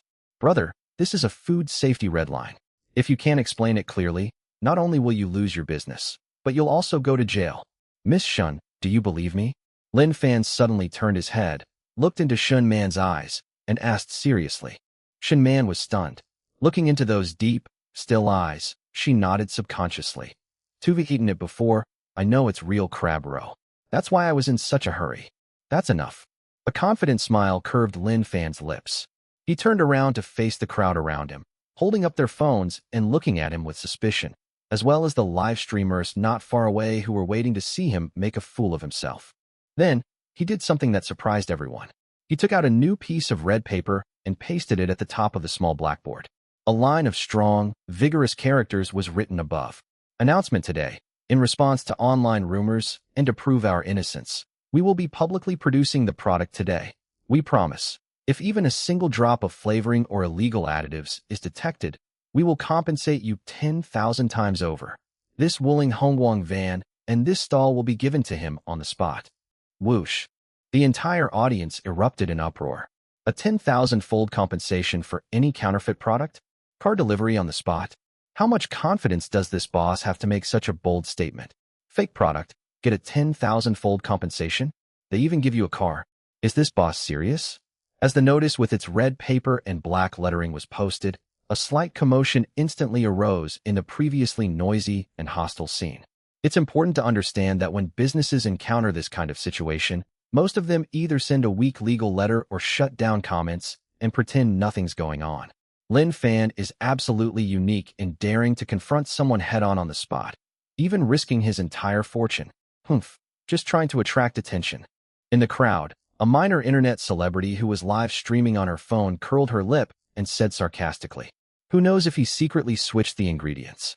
These days, unscrupulous businessmen have all sorts of tricks up their sleeves. If they're willing to put on an act, this truck is just a prop. Exactly. Unless he dares to let us inspect it on the spot. The doubts still exist, but compared to the one-sided abuse before, there is now at least a more wait-and-see attitude. Shinman stood to the side, stamping her feet anxiously. "Lin Fan, are you crazy? That Wuling Hongguang is your brand new car. And this stall, if that blogger really ruins it by stirring up trouble, how will you ever be able to make a living again?" Although she knew that Lin Fan's food was delicious, and whether it contains additives, are two different things in the eyes of ordinary people. Modern chemical technology is so advanced that some fragrances can indeed be made to look very realistic. What if Lin Fan actually added just a tiny bit to improve the taste? Rest assured. Lin Fan gave her a reassuring look, then turned around and took out two specially made food storage boxes from the carriage. At this moment, all eyes in the room, including countless mobile phone cameras that were broadcasting live, were focused on Lin Fan's hands. Since everyone questions whether my ingredients are technological and ruthless, then I'll show everyone what nature's bounty is all about. Lin Fan opened the first box first. Click, the latch popped open, and the cover was lifted. There was none of the cheap, fishy smell I had imagined. Instead, a faint, meaty aroma, as if carried by a mountain breeze, filled the air. Lin Fan put on disposable gloves and took out a large piece of black mountain pig foreleg meat that had just undergone aging treatment. The moment the piece of meat was exposed to the afterglow of the setting sun and the streetlights, a collective gasp rippled through the crowd. Hiss! What kind of pork was that? It is not the pale or dark red color of ordinary pork, but rather a deep rose color as beautiful as a ruby. What's most striking is its texture. The snow-white, delicate fat, like an intricate spider web, is evenly distributed among the red lean meat, forming a marble pattern similar to that of top-grade Wagyu beef. Under the light, the meat even had a faint glimmer of light, as if it were not a piece of pork, but a work of art sculpted by a master. This is pork? Chapter 30, I need to check the license. The sarcastic internet celebrity from just now was practically bulging her eyes out. Don't try to fool me, I'm not very educated. This is Wagyu beef, isn't it? My God, the color of the flesh, the texture, what kind of top-quality pig must it be to grow up like this? My mom sells pork, and I swear, I've never seen such beautiful pork in my life. This is definitely not water-injected meat, nor is it from pigs fed with feed. Experts see the details, while laymen just watch the spectacle. Even someone who doesn't know much about meat can instinctively sense its high-class quality at first glance. That overwhelming sense of freshness and texture cannot be replicated by any chemical solution. Lin Fan held the 10-pound piece of Black Mountain pork in one hand and said calmly, "These are Black Mountain pigs raised at an altitude of 2,000 meters.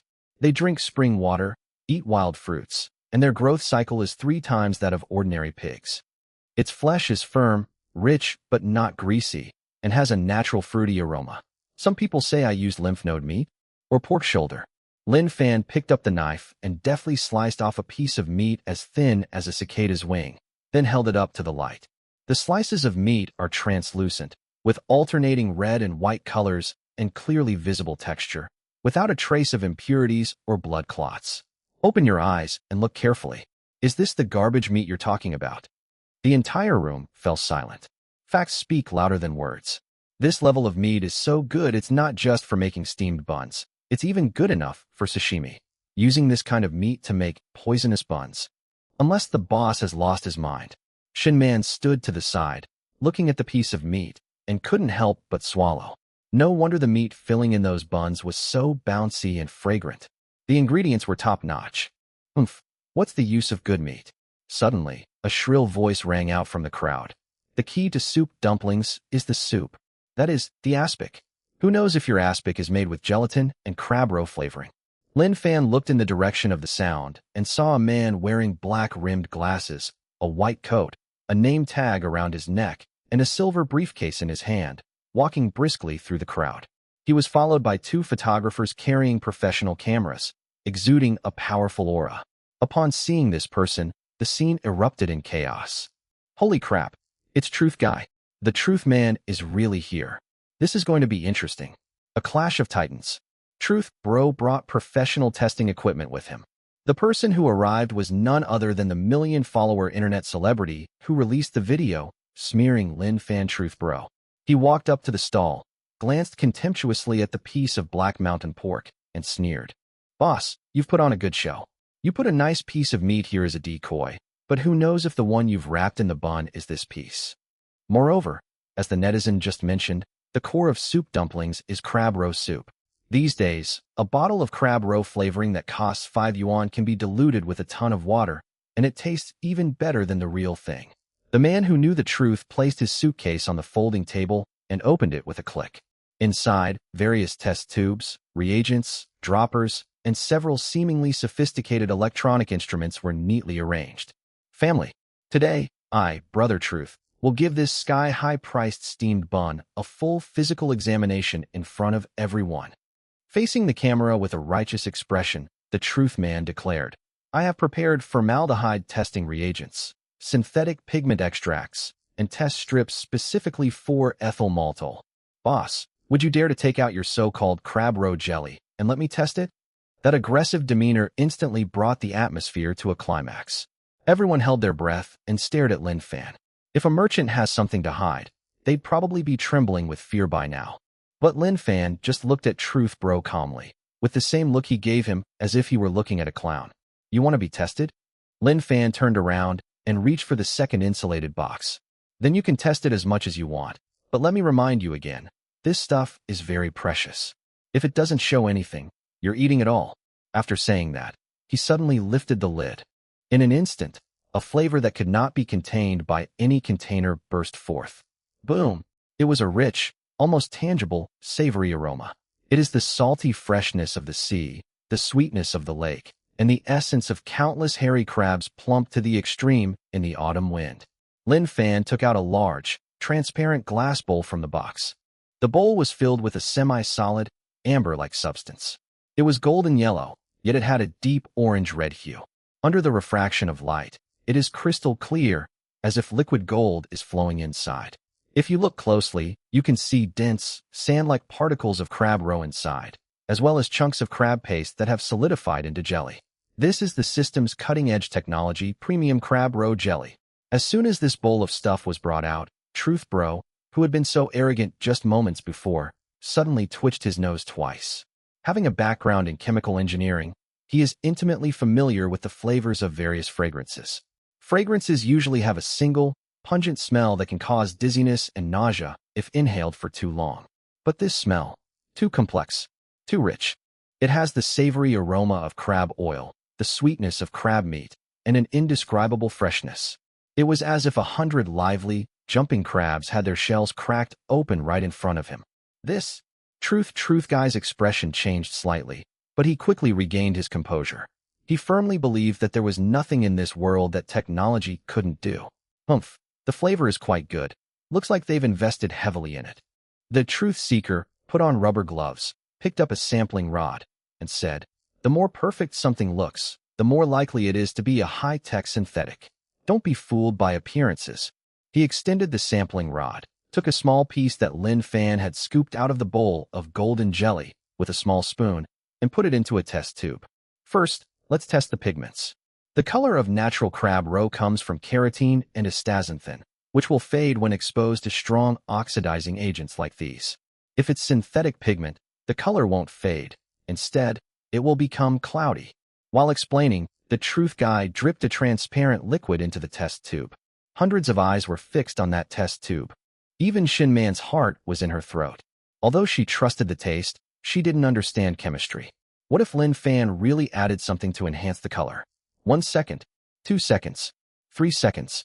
The golden liquid in the test tube did not become cloudy or retain its original color after encountering the reagent, as the truth guy predicted. Instead, it slowly decomposed, the golden hue gradually faded, and finally turned into a light, natural oily color, while a layer of fine, red particles settled at the bottom of the test tube. This is... Truth Guy's hand trembled slightly. Chapter 31, All Natural and Additive-Free. This is a natural precipitation reaction of natural astaxanthin and crab roe particles. Suddenly, a voice, old yet full of energy, came from the side. Everyone turned to look and saw an elderly man in a tang suit with gray hair standing at the front of the crowd with his hands behind his back, staring intently at the test tube. "That's Professor Liu from the Department of Food Engineering at Jiangxing University?" Someone recognized the old man and exclaimed in surprise. "My goodness, even Professor Liu has been alerted? He's a leading figure in the field of food safety." Professor Liu ignored the gasps of the crowd. He walked to the table, looked at the man who revealed the truth, and shook his head. "Young man, don't embarrass yourself if you're not skilled enough. The reaction in this test tube proves that this is pure, natural, and additive-free top-quality crab roe. If synthetic dyes had been added, the test tube would be a mess right now." Boom. Professor Liu's words were like a heavy hammer blow, slamming into Truth Guy's face. Truth Guy's face instantly turned a deep liver color, and cold sweat poured down his forehead. This might just be a coincidence. Truth Guy gritted his teeth and reluctantly picked up another reagent bottle. The coloring might be real, but it definitely contains thickeners and preservatives. Natural Aspic couldn't possibly maintain such a good shape at room temperature. Test again. He added the sample to another test tube in a fit of frustration. Lin Fan stood to the side, arms crossed, coldly watching the scene unfold. Take any test you like, Lin Fan said calmly. But let me remind you, these ingredients are very expensive. The little bit you waste might be more than your monthly salary. Stop trying to scare me. The truth seeker's hand trembled, and he almost spilled the reagent. Just then, the crab roe jelly that Lin Fan had placed on the table began to melt slightly on the surface as it came into contact with the steam from the pot next to it. A drop of golden oil slid down the side of the bowl. The speed at which it melts, the way the fat separates, anyone who has ever cooked knows that this is absolutely the most natural physical change in animal fat. If it were a technologically advanced jelly containing gelatin or carrageenan, it would be impossible for it to melt so naturally and completely in such a short time. Do we still need to test? Lin Fan stepped forward, picked up the bowl of aspic, and held it directly under Truth Bro's nose. Truth Guy subconsciously took a breath. That overpowering aroma instantly broke through his psychological defenses. His stomach, his salivary glands, betrayed his brain at that moment. Gulp. Under the watchful eyes of hundreds of people, this internet celebrity, known for debunking fakes, actually swallowed hard, staring at the poison he was talking about. The sound of swallowing was particularly loud and ironic in the quiet setting. Uft.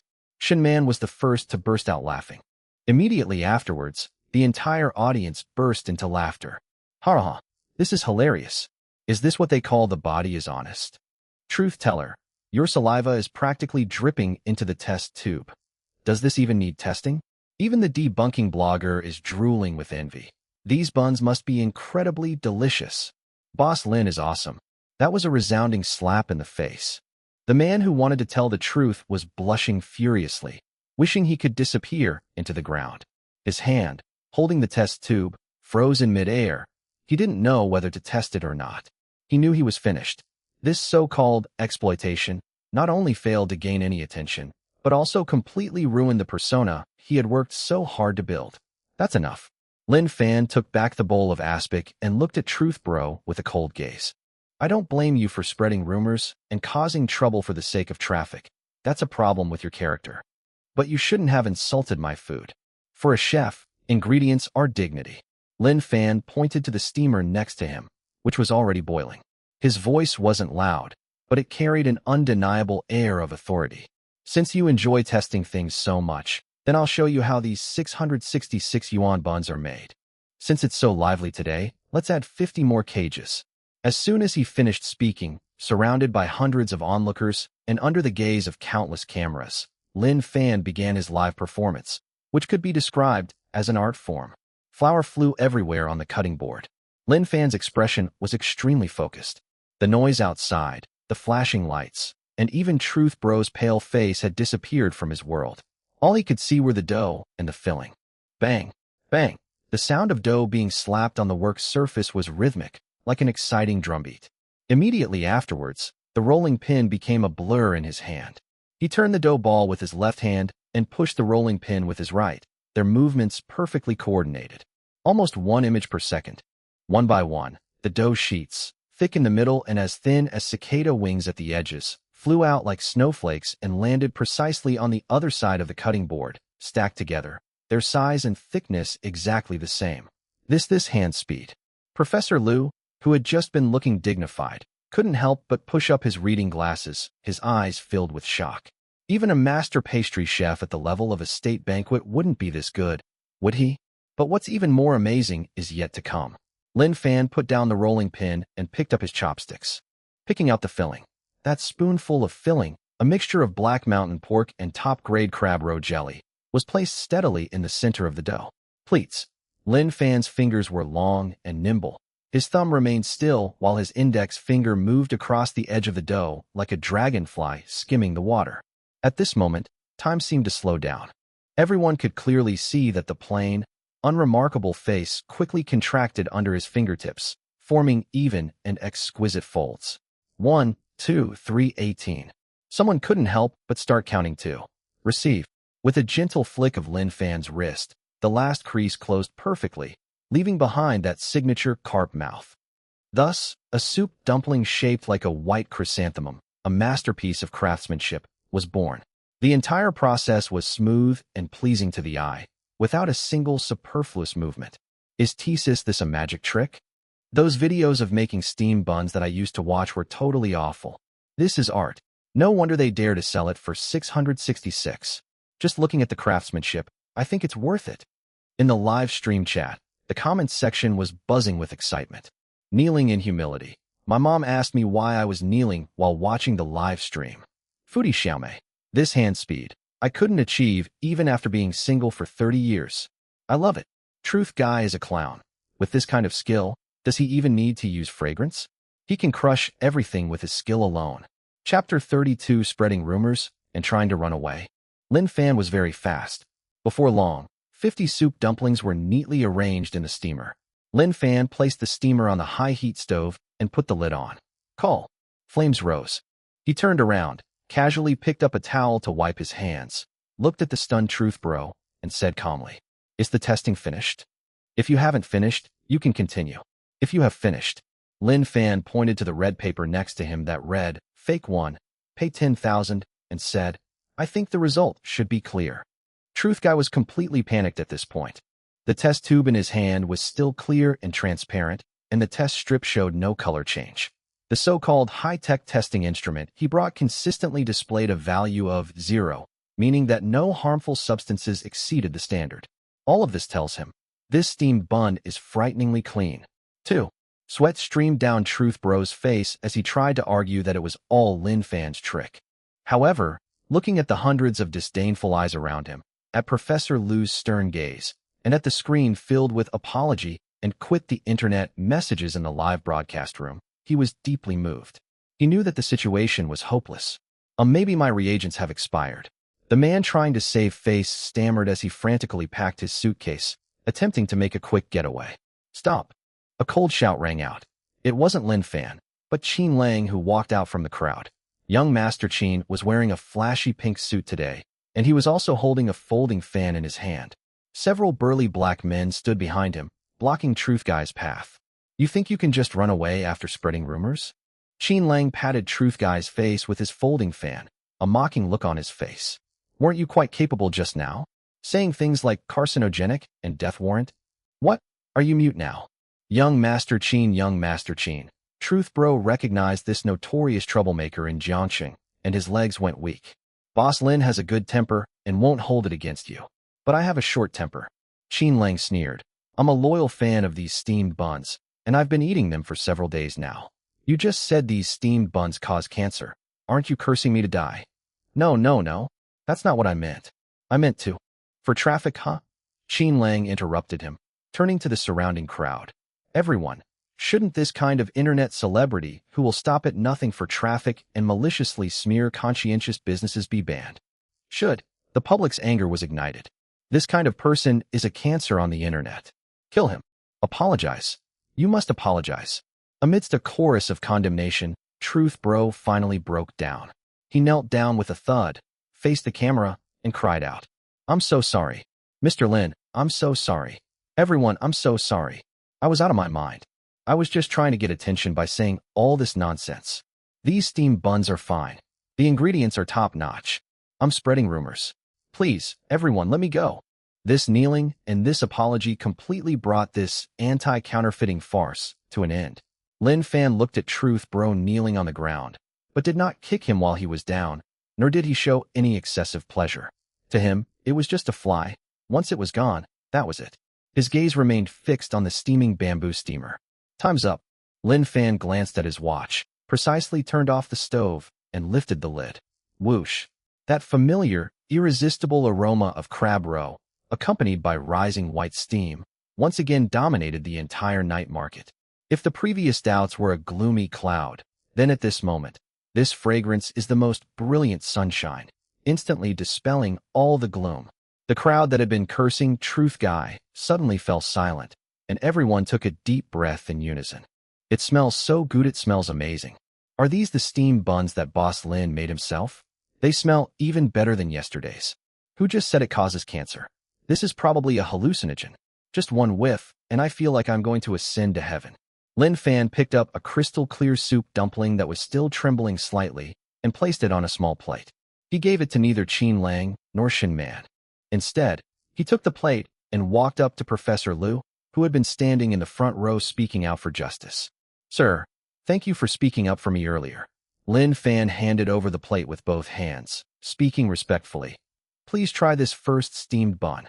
Respecting the elderly and honoring the virtuous is a deeply ingrained quality of upbringing.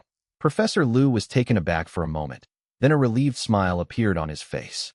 Good. Good lad. You have skill, and even more so, good character.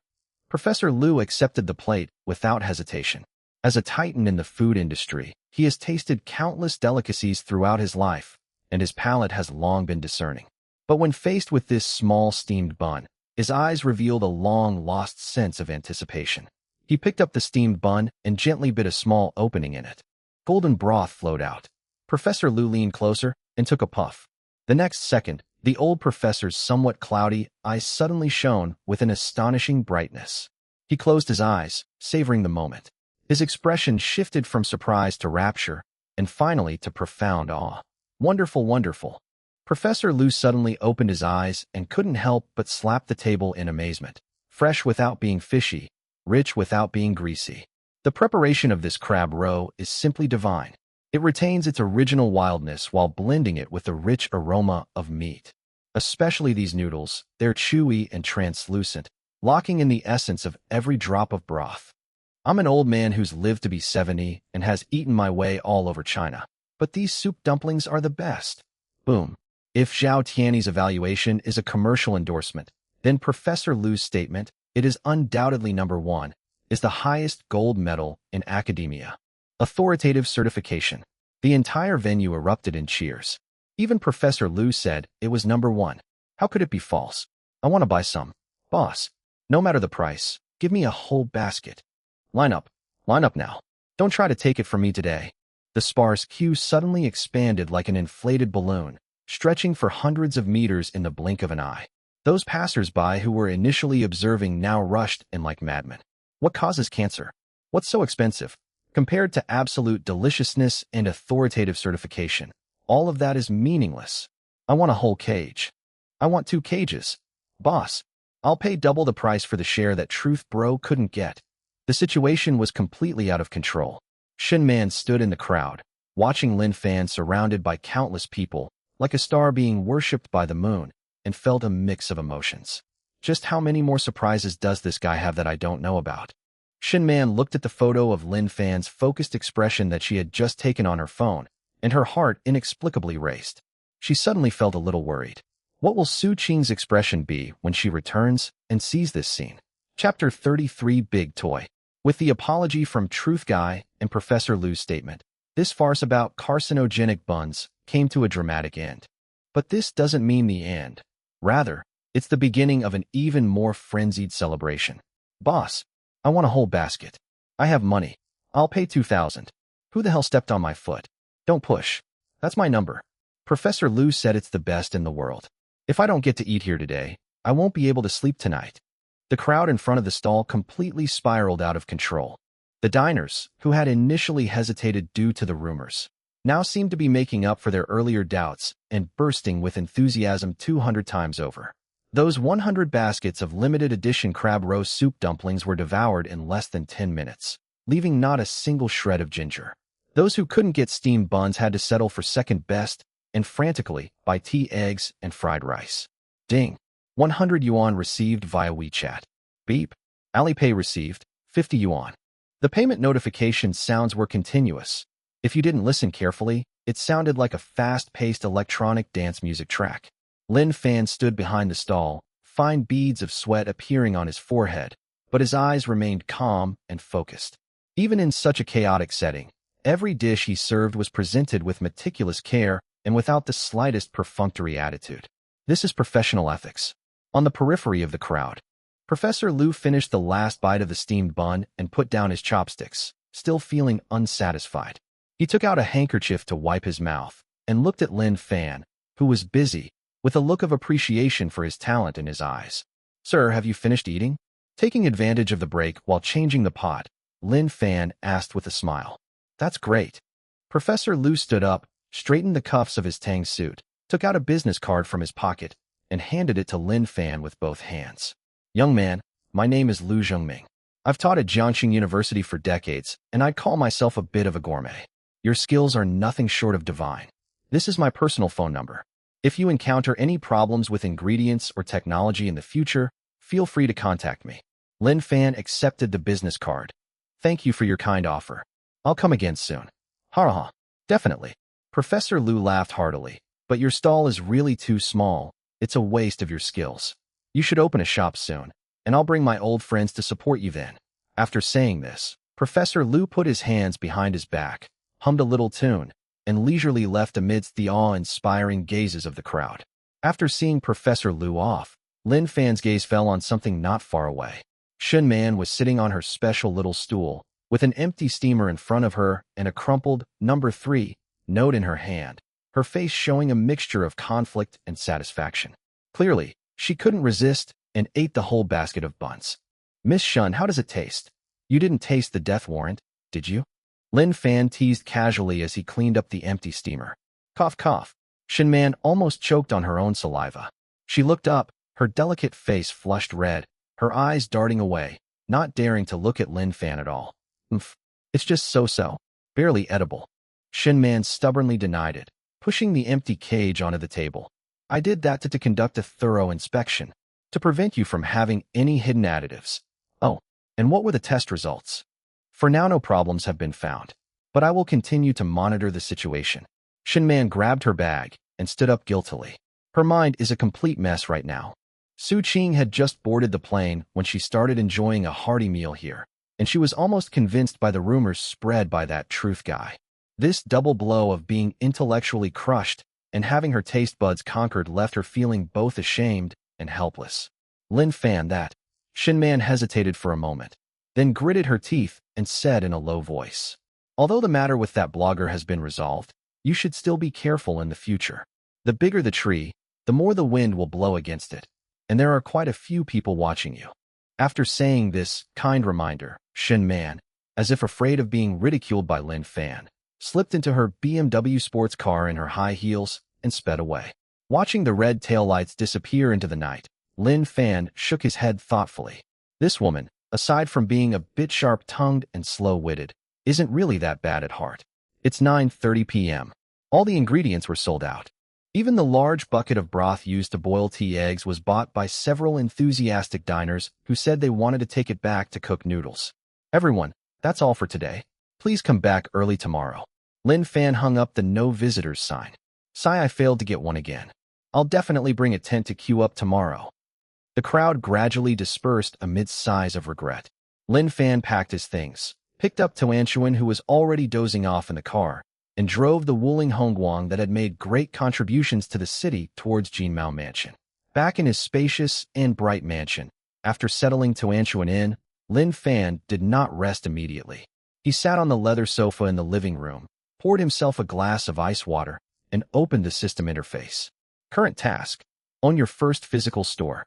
Task progress: 0/1.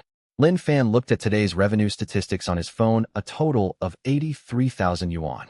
Although the income is high, the drawbacks have also been fully exposed. Although today's farce ended in a dramatic turn of events, it served as a reminder to Lin Fan. Setting up a stall on the roadside without a fixed business location and a proper business license makes it easy for people to embezzle funds related to hygiene and qualifications. Moreover, as its reputation grew, the small tricycle simply couldn't handle such a large volume of passengers. Hundreds of people queuing up and blocking the road not only disrupts traffic, but also provides diners with a terrible experience. Most importantly, if he were to fight for custody of Tuanshuan against this powerful ex-wife, his status as a street vendor would clearly put him at a disadvantage. "We must open a store, and it has to be fast, good, and big." Lin Fan set the tone in his mind. He currently has a very strong cash flow. In the past few days, his liquid assets have totaled nearly 300,000 yuan. With the daily revenue continuing to grow, the down payment and rent for a shop in this location will definitely not be a problem. I won't be setting up my stall tomorrow. Lin Fan made a decision. I'll take Tianchuan to choose a location tomorrow. The next morning, Lin Fan asked the kindergarten for a day off for Tianchuan. Dad, are we not going to sell bags today? Tianchuan, dressed in a pink tracksuit and carrying a small backpack full of snacks, was sitting on a small stool in the entryway putting on her shoes and asked with a curious look. We're not selling bags today, but Daddy will take you to buy a big toy. Lin Fan smiled mysteriously, picked up his daughter, and drove the Wuling Hongguang out the door. Chapter 34 2 million. His goal was clear the Phoenix Golden Street, near the university town. This is the most upscale commercial street in Jiangxing University Town, connecting the university campus with several high-end office buildings. There are also several wealthy residential areas nearby, resulting in a huge flow of people and extremely strong purchasing power.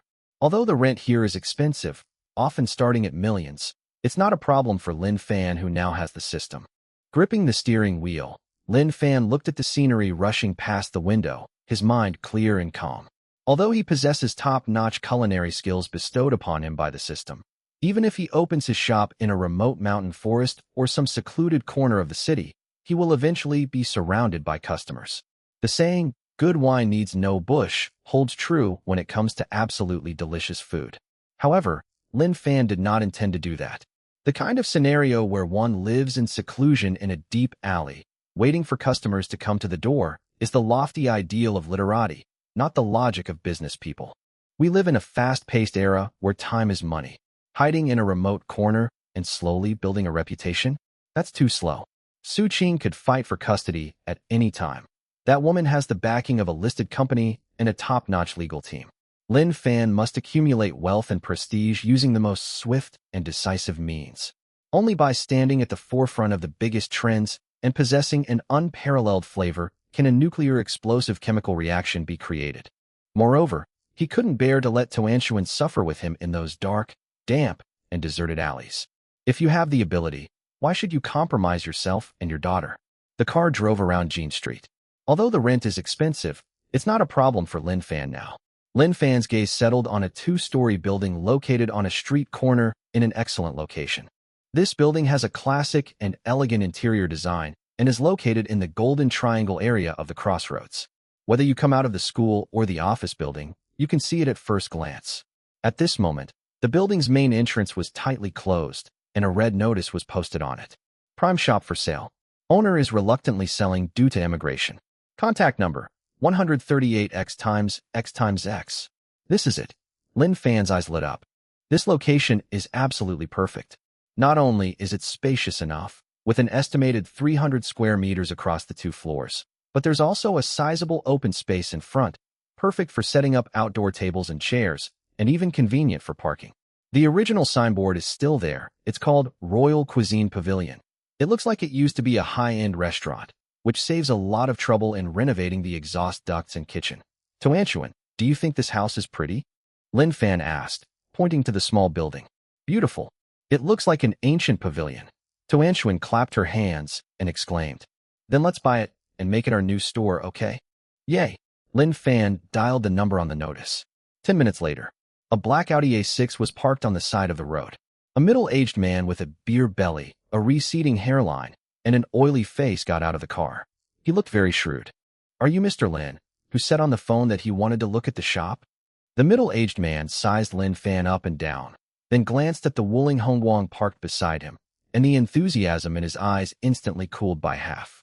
"I'm the landlord here. My surname is Wang." Landlord Wang pointed to the shop behind him, his tone somewhat perfunctory. "Mr. Lin, this shop of mine is the king of shops on Golden Street. The previous owner was a high-end private restaurant, and the renovation alone cost 3 million. If you want to rent it, the rent won't be cheap, and you'll also have to pay the previous owner a hefty transfer fee." Clearly, seeing Lin Fan driving a Wuling van and having a child with him, he didn't think Lin Fan was someone with real power. Money is not a problem. Lin Fan didn't care about the other party's attitude and said calmly, "Name your price." Readily, Landlord Wang gestured with a forced smile. "Annual rent is 1.2 million. Transfer fee is 800,000. No installments accepted. 1 month's rent as deposit and 1 month's rent in advance. 2 million. This price is absolutely astronomical on this street." Lin Fan merely frowned slightly, pondering the matter in his mind. 2 million is a lot, but as long as he takes over the store, he can recoup his investment in a month, given his money-making ability. Just as Lin Fan was about to start negotiating the price. Beep beep. Another honking sound. A white Range Rover came speeding towards Lin Fan's Wuling Hongguang, almost scraping the front of his car. The car door opened, and a fat man wearing a floral shirt, a gold chain, and a handbag tucked under his arm got out. As soon as the fat man got out of the car, he didn't even glance at Lin Fan, and immediately shouted at Landlord Wang. "Old Wang, what's going on? Didn't I tell you I wanted this shop? Why did you bring other people to see it?" Upon seeing the newcomer, the landlord's expression instantly became obsequious, a change of face as swift as that of a Sichuan opera master. "Oh my, isn't this General Manager Zhang?" Landlord Wang jogged up to greet him, took out a cigarette, and handed it to him. "Mr. Zhang, please calm down. You only said you'd think about it, and you didn't pay a deposit. I was just worried you'd be too busy and forget." "Consider what?" The fat man called Boss Zhang exhaled a smoke ring, glanced at Lin Fan sideways, and looked at him with disdain. "Am I the kind of person who's short of money? I've got my eye on this shop. I'm planning to open a branch of Dawei Hot Pot. Let's sign the contract today." As he spoke, he patted the bulging handbag. "I brought all the money. What's up? This kid wants to rent it too." Landlord Wang looked at Lin Fan with a troubled expression, then at General Manager Zhang. Although Lin Fan arrived first, this Mr. Zhang is the owner of a chain hot pot restaurant. He is wealthy and powerful, and he is a local with a strong network of connections. In comparison, Lin Fan, who drives a Wuling van, is clearly an easy target. Mr. Lin." Landlord Wang turned his head, rubbed his hands together in front of Lin Fan, and showed a hint of apology on his face, but more of a snobbish look. "I'm really sorry. Mr. Zhang is an old acquaintance of mine, and he runs a chain brand with a good reputation. As for this shop, I still prefer to rent it to Mr. Zhang. Why don't you go look around somewhere else? There's a malatang, spicy hot pot, stall for sale on the street ahead. The rent is cheap. It would be perfect for you." This is blatant discrimination based on personal connections. Mr. Zhang scoffed and walked over, sizing Lin Fan up and down with the arrogant look typical of a nouveau riche. "Kid, did you hear that? This isn't a place for you. Driving a beat-up Wuling van, you dare to come to Jean Street to look after shops? You should take a good look at yourself in the mirror. Hurry up and take your daughter home to drink milk. Stop making a fool of yourself here." Chapter 35 Roadblock. Sensing the other party's malice, Tuanchuan fearfully hid behind Lin Fan. Lin Fan's eyes instantly turned cold. He didn't want to cause trouble. He just wanted to rent a shop quietly. But some people insist on sticking their faces out so they can be slapped. Landlord Wang. Lin Fan ignored the barking fat dog and looked at the landlord, his tone calm as still water. "In business, there's a first-come, first-served principle. I looked at it first, and I didn't say I didn't want it, so you just passed it on to someone else. That's not the rule, is it?" "Rule?" Mr. Zhang laughed as if he had heard a joke. "In Jiangcheng, I'm the rule. The annual rent for this shop is 1.2 million, and the transfer fee is 800,000. Can you come up with that? If you can pull out the money right now, I'm getting the hell out of here. If you can't produce the money, shut up. Old Wang, sign the contract." Landlord Wang also felt that Lin Fan was just putting on a brave face and waved his hand impatiently. "All right, Mr. Lin, stop joking around." Mr. Zhang brought cash with him. "If you're sincere, why don't you just slam the money on the table?" Lin Fan touched the bank card in his pocket. "I do have some money in my account. I've made quite a bit of money selling steamed buns and tea eggs at my stall these past few days. However, it is indeed a bit difficult to come up with 2 million in cash immediately. How about it? Can't get it out, huh?" Seeing Lin Fan remain silent, General Manager Zhang laughed even more wildly, his fat face trembling. "If you don't have money, don't pretend to be a big shot. In this world, money talks. Old Wang, stop wasting your breath on him. Just sign the papers. I have to rush to my next appointment."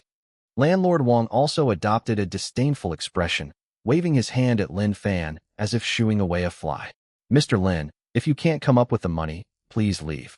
Don't delay our legitimate business." Tuanchuan clung tightly to Lin Fan's clothes, her little mouth pouting, her eyes a little red. "Daddy, they're so mean.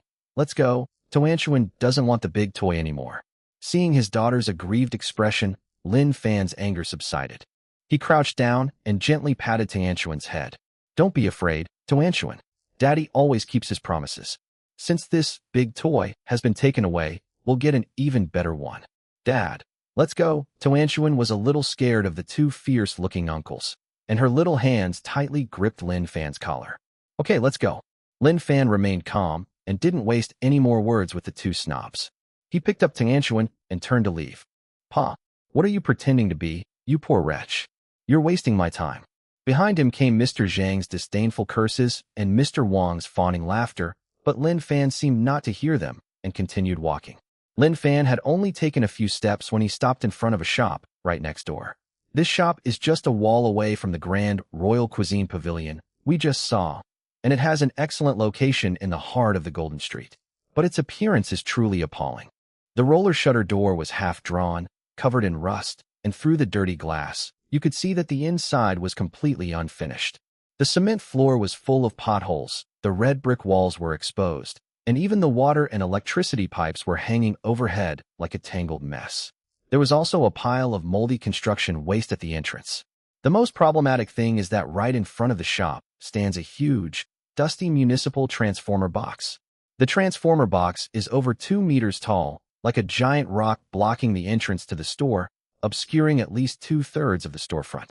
Passers-by walking down the street would never notice that there was a shop hidden behind the transformer box unless they specifically looked around it. This is the most taboo roadblock evil in business feng shui, commonly known as a leaf blocking the view of Mount Tai, which is an absolute dead end for doing business. This place has a prime location, and it shares foot traffic with the luxury store next door. The only drawback is this transformer box, which obstructs the view, making it impossible for ordinary businesses to survive. But a barely perceptible smile appeared on Lin Fan's lips. What I'm selling? It's a divine delicacy that's unique in the entire Jiangxing. My secret weapon is its irresistibly powerful aroma. For me, it's not necessary for guests to see it. It's enough for them to smell it. As long as the aroma wafts out, diners will climb over any obstacle, even a mountain, to get in, let alone a transformer box. If the price is low enough, this could be a gold mine. Even a hero can be brought down by a penny. He quickly did some mental calculations. Phoenix Golden Street is a place where every inch of land is incredibly valuable. Although this shop has some flaws, making it essentially a defective product, if the landlord isn't in a hurry to sell, or is someone who isn't short of money, they can still hold out for 7 or 800,000 yuan even with a 30% discount. All he could think of was the cash flow he had accumulated over the past few days, including his previous savings, which amounted to less than 300,000 yuan. If we were to rent, we would also need to consider subsequent simple renovations and the purchase of tables and chairs, and we simply didn't have enough money on hand. What a pity, he was such a promising talent. Lin Fan shook his head, taking one last regretful look at the completely blocked-out storefront. Although he possesses the system, his current capital accumulation is still too weak, and he is not yet qualified to act with authority in this area. Forget it. Let's go look around somewhere else. Let's find one that's a little out of the way, even if it's small, as long as it doesn't leak. Lin Fan made up his mind that he didn't want to waste any more time here and cause any more trouble. Dad, where are we going? Toanchuan sensed that her father seemed unhappy, so she tugged at his hand understandingly. Let's go ahead and see if there's anything more suitable for us. Lin Fan forced a smile, picked up Toanchuan, and turned to leave. Just as he took his first step, before he had gone 2 meters, the door to the Imperial Cuisine Pavilion behind them was suddenly pushed open, followed by a series of urgent and tearful shouts that shattered the tranquility of the street. Mr. Zhang, Boss Zhang, wait a minute. Don't go. Lin Fan turned to the side and saw that the beer-bellied general manager Zhang and landlord Wang, who had just been there, walked out with their faces beaming as they held the newly signed contract. Behind them, a middle-aged man with a stubble-covered face and a haggard expression staggered out. He was wearing a faded old jacket, and one of his shoes was missing. He looked utterly disheveled. The middle-aged man rushed forward without regard for anything else and grabbed the sleeve of Mr. Zhang's expensive bespoke suit tightly. Mr. Zhang, you're the big boss. Since you've rented old Wang's big room, please, do me a favor and rent my small room too. The 2 rooms can be combined. You can make a large private room, or use it as a kitchen storage area. Mr. Zhang was startled by the person who suddenly rushed over. After seeing that it was Lao Lu, he shook off his hand with a look of disgust and didn't forget to pat his wrinkled sleeve. Hey, Lao Lu, what are you doing? Trying to scam me. Chapter 36. You want to rent it? Mr. Zhang took 2 steps back and looked at the disheveled Lao Lu with a sneer. Are you out of your mind for money? Your shabby shop doesn't even deserve to be connected with my flagship store. I'm planning to open a high-end hot pot restaurant. If it's located next to your rundown place, I'm afraid it will lower my standards. Old Lu was pushed so hard, he almost fell, but he didn't care about his dignity at all and went over to him like a dog. Mr. Zhang, I know my shop is in a bad location, but I really need the money urgently, please. Have mercy and accept it. Just give me whatever you need. You accepted it? As if he had heard a joke, Mr. Zhang pointed to the huge transformer box in front of Old Lu's shop and raised his voice, as if afraid that passers-by wouldn't hear him. Old Lu, why don't you take a piss and look at your shop in the mirror? Everyone, come and see. While shouting, Mr. Zhang pointed and said, there's such a huge transformer box standing in front of this shop. It looks like a coffin blocking the entrance. This is called running into a wall when you go out. A dreaded roadblock in business. Whoever rents here will be unlucky. The landlord, Wang, who was standing nearby, also joined in the commotion, saying in a sarcastic tone, that's right, Lao Lu, you should be kind and honest, don't hurt people. Have you forgotten how those 2 shops that owned your shop died? A milk tea shop went out of business after only half a month, and a clothing store didn't even make back its renovation costs before the owner ran away overnight. This place is a graveyard for merchants, and you're the only one who's treating it like a treasure, trying to rip off Mr. Zhang. Old Lu blushed and trembled as the 2 men spoke to him. He was aware of these circumstances, of course, but this shop was his only asset. I know this transformer box is an eyesore. Tears welled up in Lao Lu's eyes, and his voice trembled with despair. But I really have no other choice. My son is in the ICU with leukemia, waiting for a bone marrow transplant. The hospital just sent another payment reminder. If we don't pay soon, they'll stop his medication. It's a life he could have. He gritted his teeth, steeled his resolve, and held up 3 trembling fingers in front of General Manager Zhang. Mr. Zhang, I know you're not short of money. Just consider it an act of charity. Where else in Jean Street can you rent so cheaply? I only need 300,000. Is 300,000 okay? 300,000. In this prime commercial area of the university town, where land is incredibly valuable, this price is practically a steal. However, Mr. Zhang still scoffed at it. 300,000? Old Lu, even if you gave it to me to use as a toilet, I'd still think it ruins my feng shui. It's bad luck. Old Lu was in utter despair.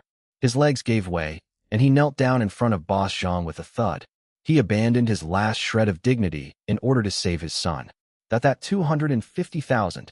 Old Lu roared out the number, tears streaming down his stubble-covered face and splashing onto the cement floor. 250,000. That's practically a bargain price. I'll give you all the renovation materials inside, and I'll even give you a rent-free period. Mr. Zhang, I'm begging you. My son is only 8 years old. Just give me 250,000 yuan in cash, and I'll give you the keys right away. I'll kowtow to you. As he spoke, Old Lu actually kowtowed 3 times to General Manager Zhang, his forehead bleeding from the impact. The surrounding crowd sighed. Some sympathized, some shook their heads, but no one was willing to take on this mess. 250,000. Rent this shop. Even if this place were used as a warehouse, this price would be an absolute steal. But Mr. Zhang laughed even more wildly. Ha ha. You want me to rent a dead-end shop for 250,000? But let me tell you, even if you bid 50,000, I still won't want such an unlucky place. What if I lose money because of merging it with them?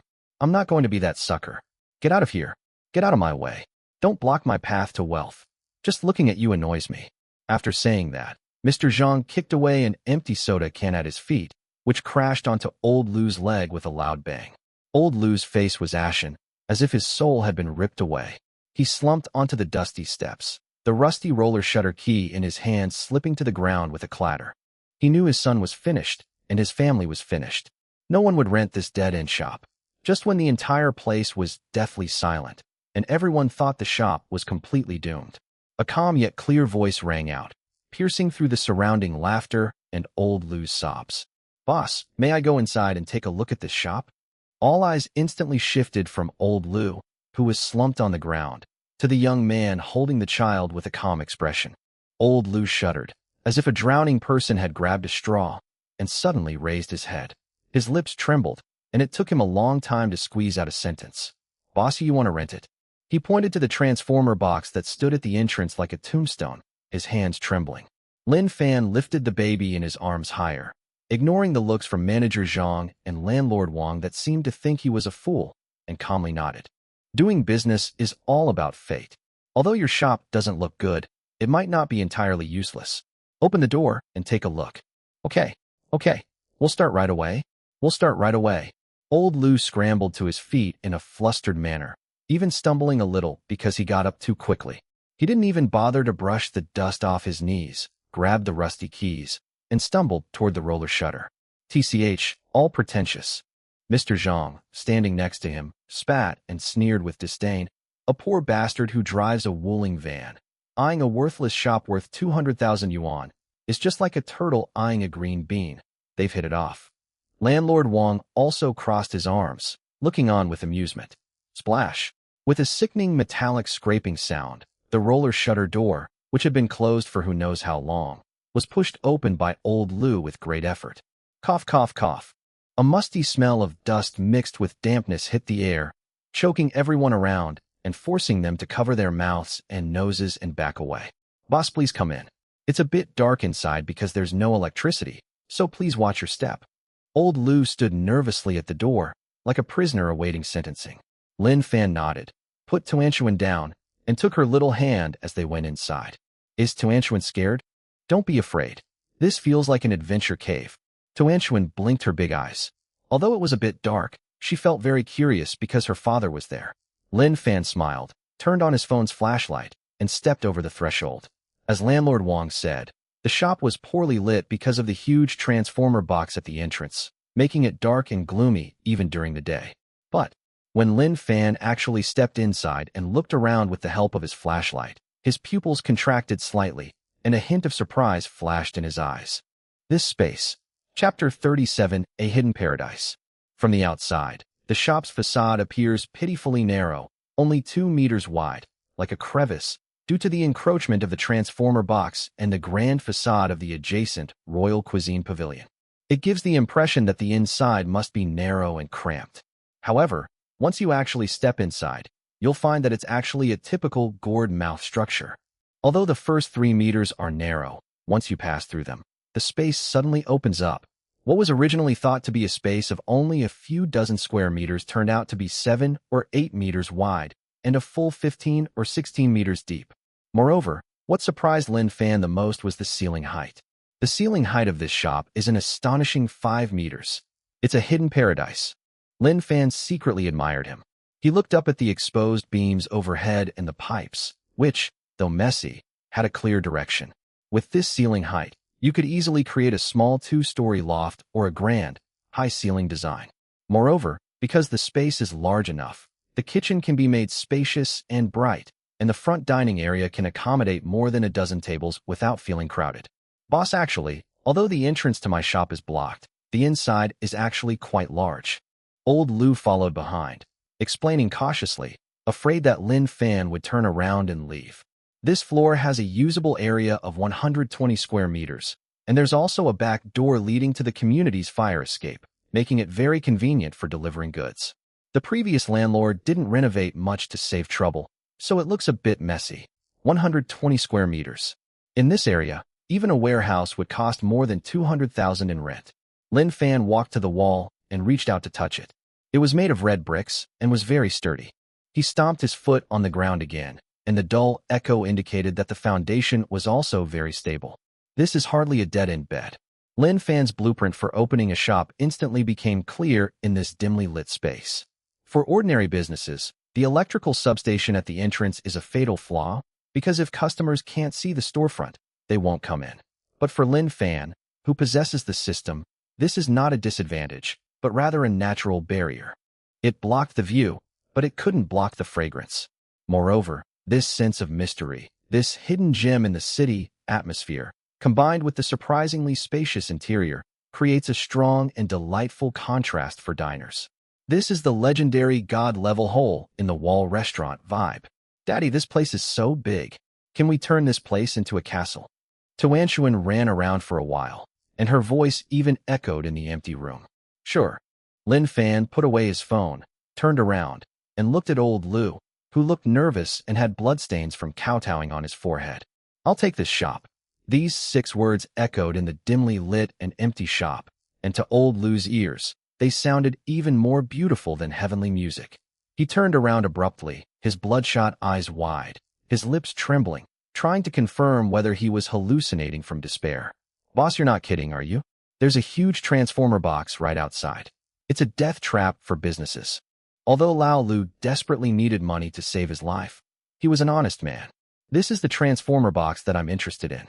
Lin Fan smiled faintly. It blocked the evil energy and the noise, which gave me some peace and quiet. Keep pretending. Keep pretending. A harsh, mocking laugh came from the doorway.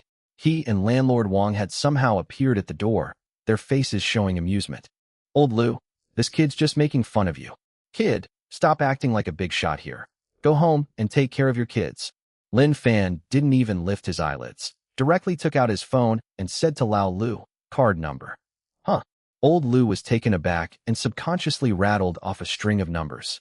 Lin Fan quickly tapped a few times on the screen, then entered the password and clicked confirm.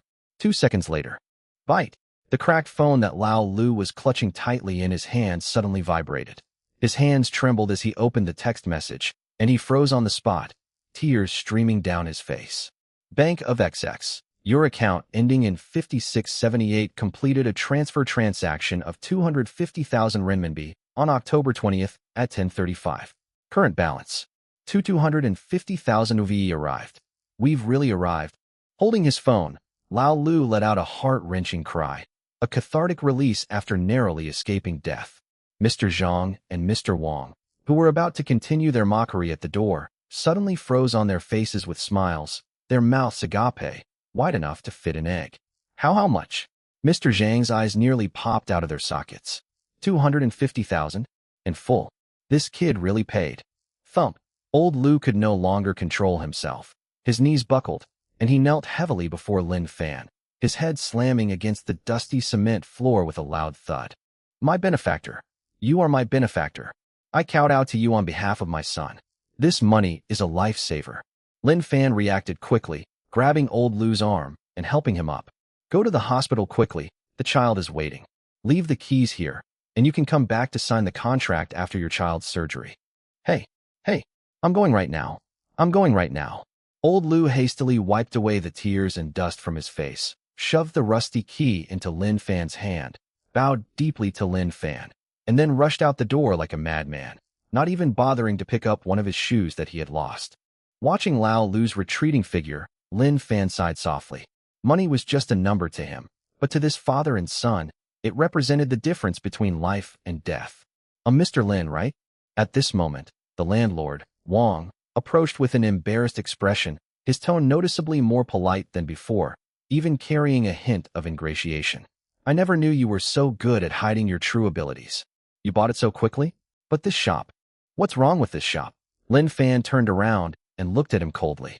No, nothing, Wang.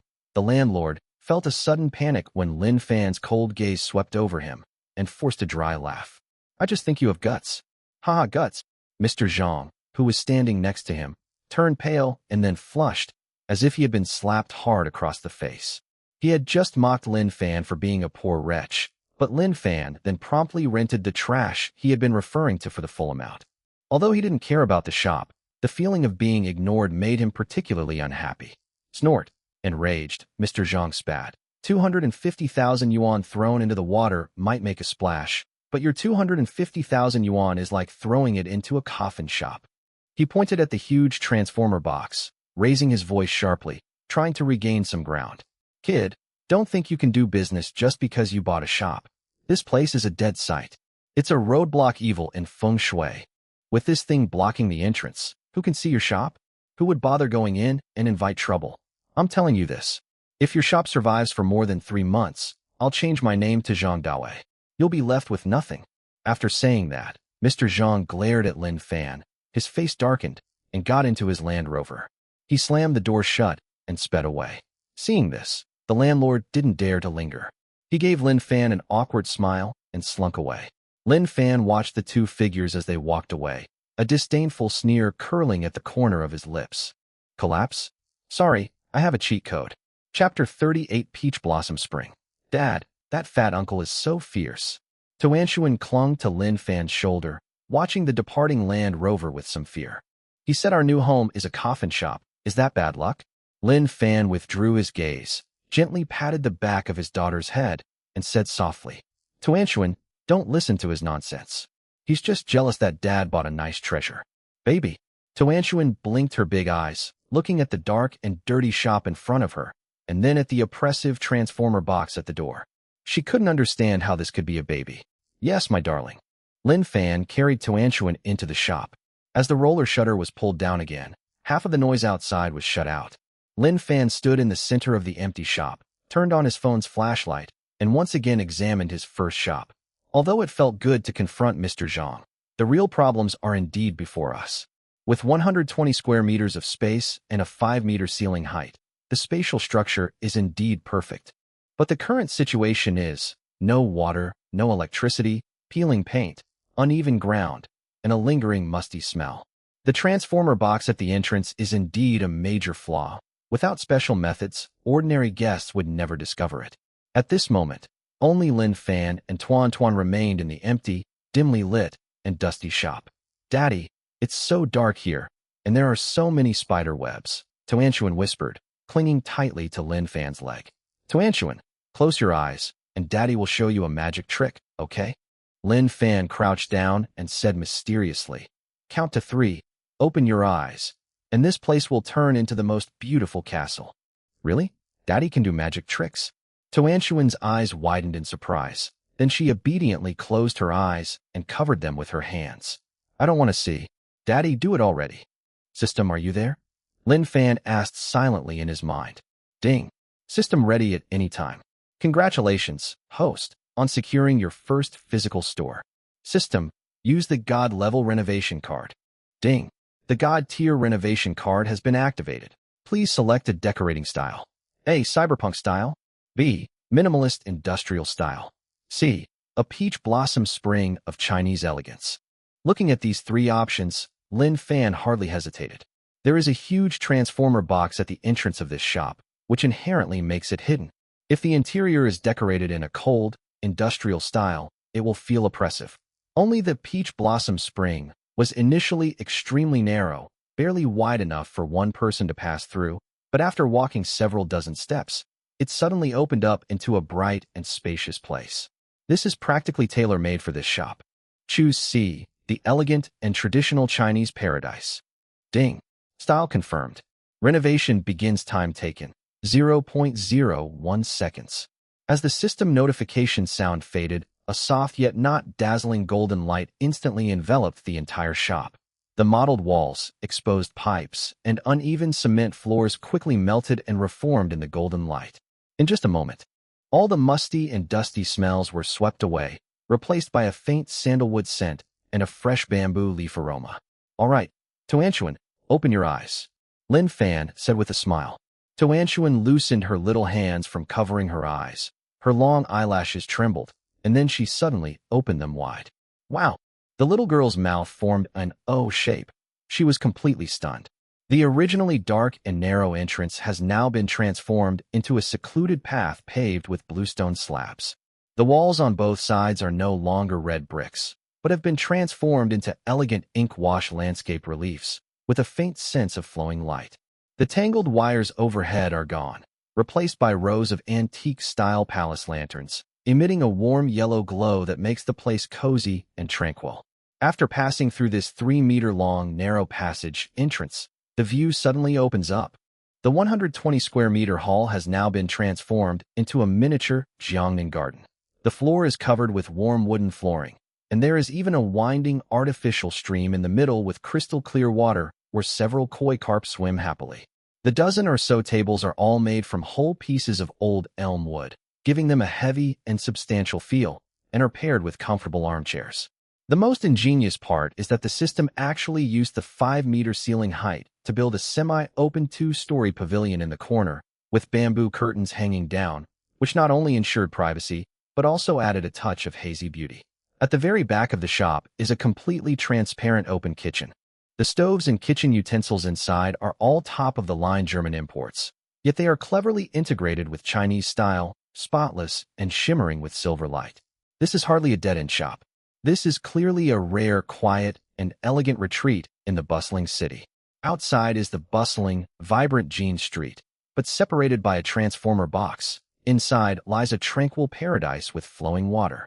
This extreme contrast is enough to leave every guest who walks in speechless. Daddy, this place is so beautiful. It's like a fairy's home. Toanchuan excitedly ran to the stream, squatted down to look at the fish, and exclaimed, "There are even fish swimming around. Dad, are you a god?" Lin Fan looked at everything before him and nodded in satisfaction. Anything produced by our system is guaranteed to be of high quality. In this environment, let alone selling fried rice for tens of dollars, even selling private dishes for thousands of dollars, customers would feel its great value for money. A glint of light flashed in Lin Fan's eyes. He walked to the door and glanced at the transformer box that still stood there unsightly. From today onwards, this transformer box will no longer be a roadblock, but rather the most unique anti-counterfeiting mark of Lin's small shop. System, process the settlement task. Lin Fan sat in the armchair that exuded a faint sandalwood fragrance, looking at the dreamlike shop in front of him, and a thought suddenly occurred to him. Ding! Congratulations, host, on completing this stage of the mission, owning your first physical store. Ding! Congratulations, host, on completing this stage of the mission, owning your first physical store. Given that this is the host's first time opening a shop, the reward is unlimited power mode. On the opening day, within 24 hours, all ingredients provided by the system will be supplied in unlimited quantities, without consuming the daily quota. Furthermore, the host's stamina will receive a temporary and significant boost, making them tireless. Note: this privilege is valid only once and will automatically expire at midnight the following day, reverting to the regular limited supply mode. Host, seize this opportunity and achieve instant fame. Lin Fan's eyes gleamed brightly. Unlimited supply. Tireless. This means that as long as there are customers on the opening day, he can keep eating. Immediately afterwards, the system notification sound continued to ring. Reward, Mystery Recipe X1. As the notification tone ended, a vast amount of cooking memories flooded into Lin Fan's mind like a sudden awakening. That was a type of noodle dish. Congratulations, host, you have obtained a divine-level pasta dish, Supreme Clear Broth Beef Brisket Noodles. Lin Fan closed his eyes and carefully examined the details of the recipe. Then he suddenly opened his eyes, a look of amazement flashing in his pupils. This is so luxurious. Ingredient description: snowy yak brisket, selected from white yaks raised above the snow line at an altitude of 4,000 meters. Only the most quintessential brisket from the ribs is used. The meat is firm, with alternating red and white stripes, and has a naturally sweet and refreshing taste reminiscent of snow and the fragrance of wild grass. Century-old broth. The system provides a century-old secret beef bone broth as a starter. The broth is clear like tea, yet rich in flavor like fine wine. Simply add fuel daily, and it will become more fragrant with each simmer. High-gluten ice spring noodles. Made with snow water from the Tian Shan Mountains and high-gluten wheat flour, they are chewy and elastic, do not fall apart even after long cooking, and can hold every drop of delicious soup. Beef brisket noodles? A smile appeared on Lin Fan's lips. This is simply a godsend for opening a shop. Although the fried rice and steamed buns were delicious, they always seemed to lack the comfort of soup as a main meal. This steaming bowl of beef brisket noodles, with its flavorful broth and tender meat, perfectly fills that void. Most importantly, the unique, rich aroma of beef bone broth has an extremely strong penetrating power and can travel a very long distance. If the aroma of crab roe buns is so fresh it drives you crazy, then the aroma of beef brisket noodles is so fragrant, it's irresistible. It's the most primal craving for meat etched into human genes. Dad, what are you laughing at? Chapter 39 Important Announcement. After watching the fish by the stream, Toanchuan ran over and jumped into Lin Fan's arms, asking, "Are we staying here tonight?" "We're not staying here tonight. We're going home to get some things. Our new shop will officially open in a few days." Lin Fan picked up his daughter, looking at the new shop with anticipation in his eyes. Over the next few days, Phoenix Golden Street presented an extremely bizarre contrast. The former site of Yushinch that General Manager Zhang rented was filled with the sounds of gongs, drums, and firecrackers. To ensure the grand opening on Saturday, a prime day, Mr. Zhang invested heavily, with a dozen or 20 renovation workers working day and night. The sounds of electric drills and hammering echoed everywhere, as if they wanted the whole universe to know that a luxury hot pot restaurant was going to open here. A huge banner had already been hung at the entrance. Dawei Hot Pot Flagship Store, grand opening soon. 50% off everything. Top up and receive amazing gifts. Mr. Zhang, with his large pregnant belly, would boast to anyone he knew. Oh dear, there's no way around it. To give customers the best experience, I hired an Italian designer, and the renovation budget alone has been increased twice. It's at least 5 million. On the other hand, look at the neighboring house. The small shop that Mr. Zhang mocked as a coffin shop was eerily quiet. The roller shutter was pulled all the way down, and there was still that yellowed A4 paper that old Lu had left behind pasted on it. Old Wang, do you think that kid has regretted it? Standing under the scaffolding, Mr. Zhang pointed to the lifeless shop next door and asked the landlord, Mr. Wang, with a mocking expression. Landlord Wang, holding a thermos, also wore a disdainful expression. Definitely. 250,000 is still money. I bet when they go back and calm down, they'll realize it's a bottomless pit, and the renovations will cost hundreds of thousands more, and they'll just run away scared. That 250,000 will be a complete waste. Ha ha, I knew it. Mr. Zhang laughed so hard that his fat face jiggled. A poor wretch is a poor wretch. He might act impulsively and try to show off, but he'll still be crying when he gets home. I bet this shop will just stay here and rot. University Town Night Market. When the familiar Wuling Hongguang appeared, the diners who had been waiting eagerly erupted in thunderous cheers. Here he comes. The egg god is here. You scared me to death. Boss, you didn't come yesterday. I thought you weren't coming anymore. Lin Fan skillfully set up his stall, but today he wrote several lines of extremely eye-catching large characters on the small blackboard. Important announcement. To provide a better dining environment, we will no longer make people squat on the roadside. Our store will be officially relocating in 3 days, Saturday. New store address, Phoenix Golden Street, next to Dawei Hot Pot. Last 3 days to set up your stall. Enjoy the food while you can.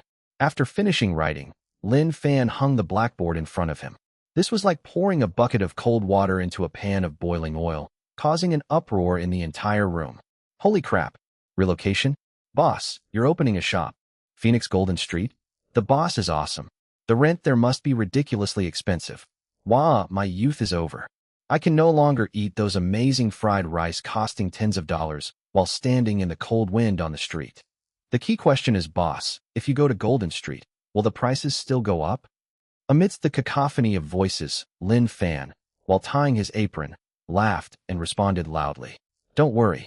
The price remains the same. The taste is even better. Plus, the new store has air conditioning and tables and chairs, so you don't have to squat and feed mosquitoes anymore. Great. The boss is so generous.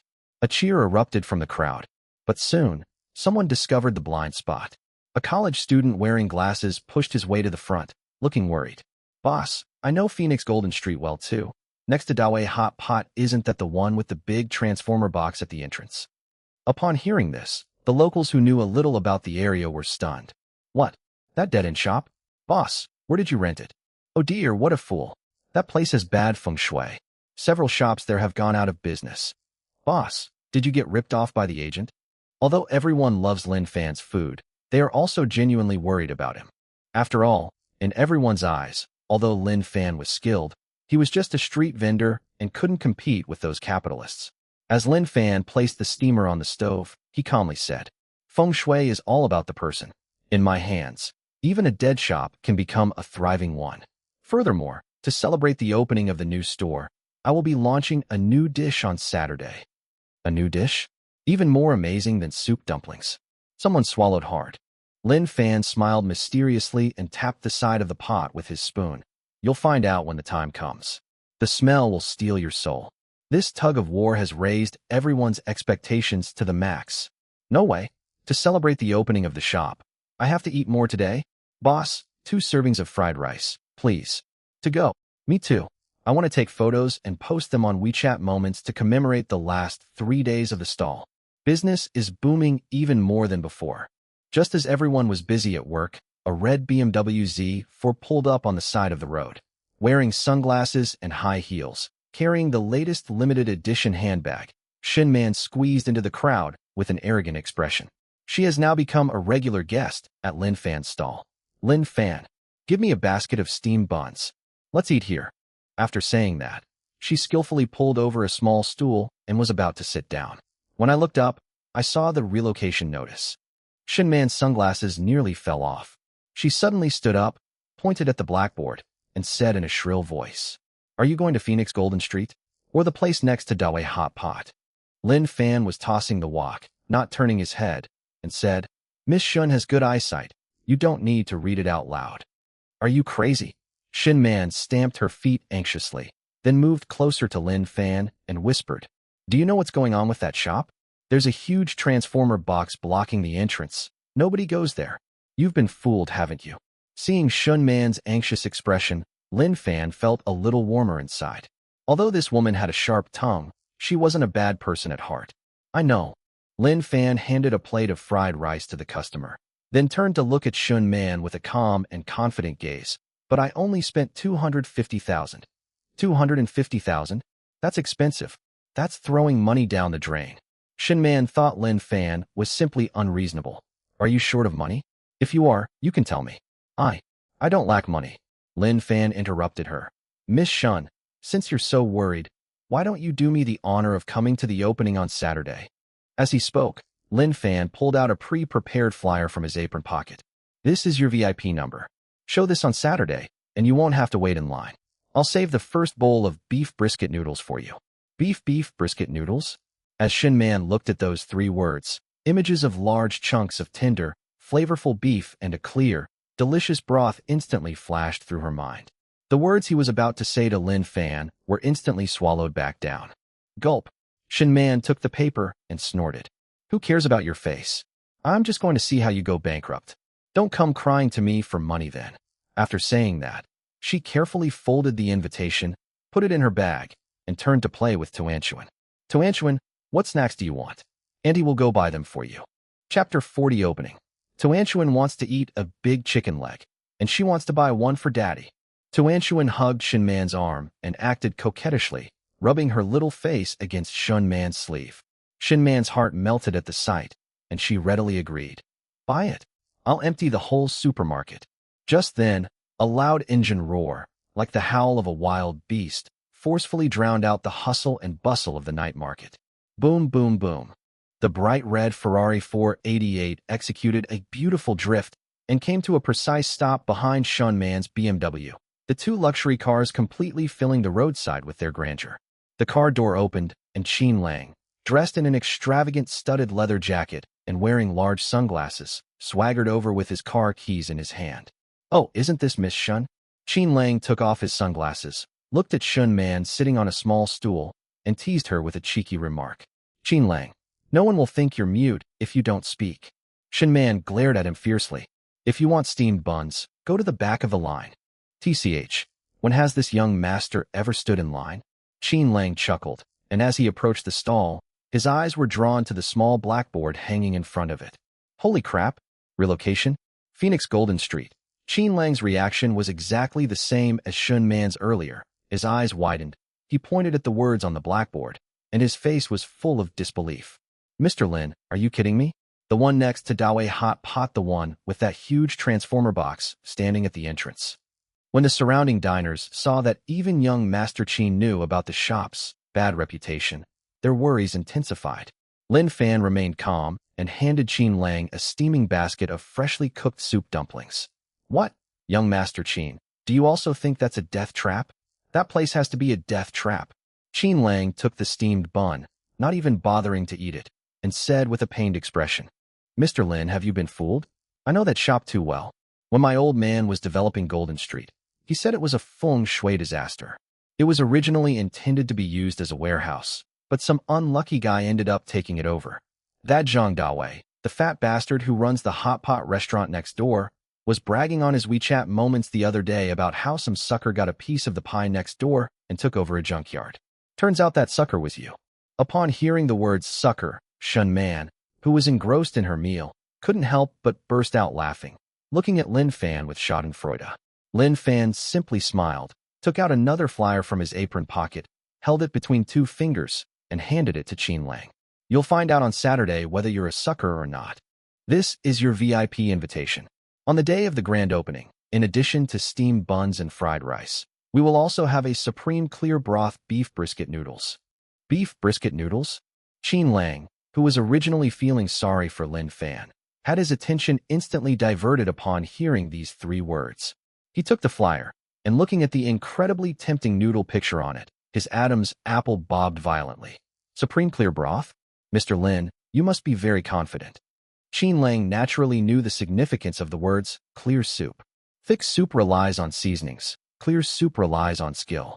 If someone dares to call it supreme clear broth, then they absolutely have absolute confidence in the broth. Of course, Lin Fan said calmly. It's made with yak brisket from the snowy plateau, paired with a century-old braising sauce. Young Master Qin, this noodle dish is unique to me. Gulp. Qin Lang swallowed hard, and his earlier slight worry about feng shui was instantly thrown to the winds. All right, Mr. Lin, since you're so confident, I'll definitely be there on Saturday. Qin Lang carefully stuffed the invitation into the inside pocket of his leather jacket, a sly glint in his eyes. Besides, isn't that Fat Zhang showing off?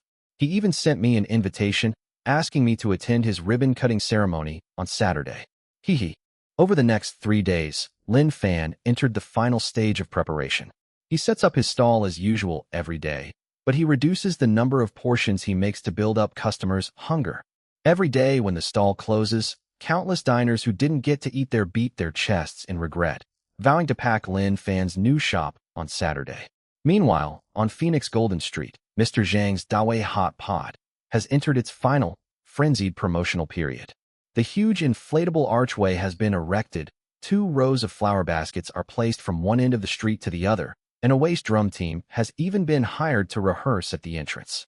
Standing at the door, Mr. Zhang looked at the small shop next door, which still had its roller shutter closed and remained silent, and his disdain deepened.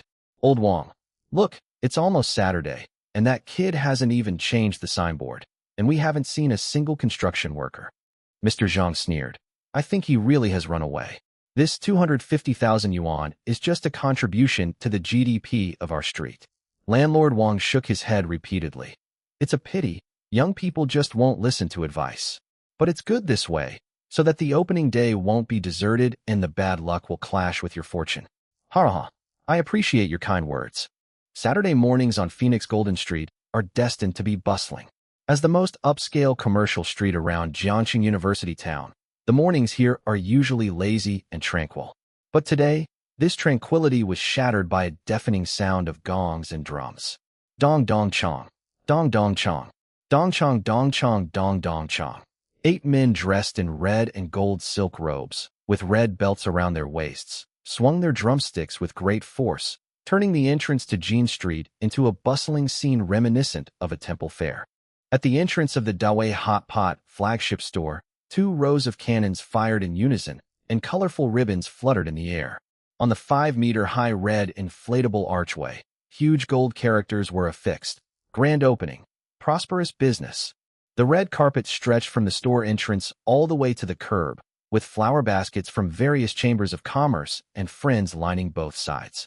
The fragrance of flowers mixed with the smoky smell of firecrackers, making people cough, but also creating an extremely nouveau riche-style festive atmosphere. Mr. Zhang Dawei is standing in the center of the red carpet. He had a special hairstyle today. His hair was fixed with hair gel like a steel helmet, and the custom-made bright red tang suit he was wearing was tightly stretched to his body. The buttons on his stomach seemed to be at risk of popping open at any moment.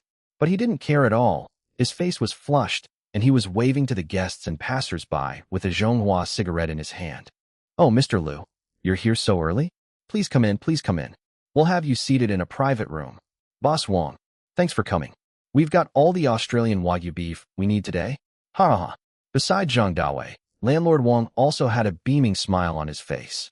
After all, The shop was rented out at a high price, so he could be considered a beneficiary of this prosperous scene. Mr. Zhang, your style is absolutely amazing. Landlord Wang gave a thumbs up, but his eyes involuntarily drifted to the next room. Compared to you, the one next door is simply haha. Following the landlord's gaze, several newly arrived guests also looked over curiously.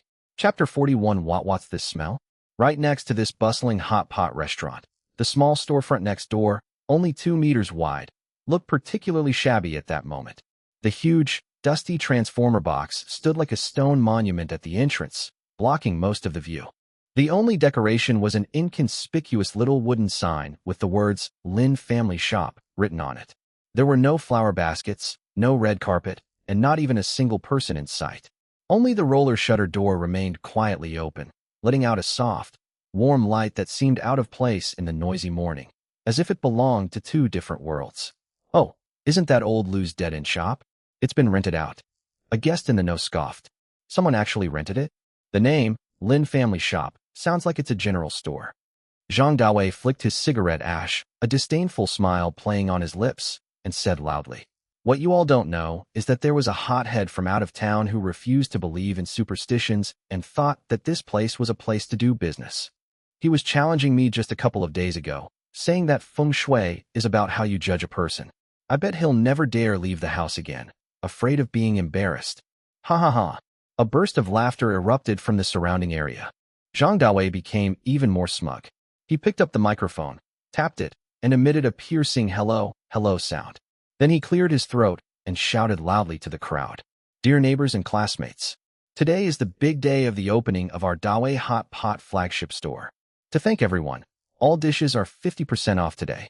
Plus, every customer who enters the restaurant receives a free box of premium free-range eggs.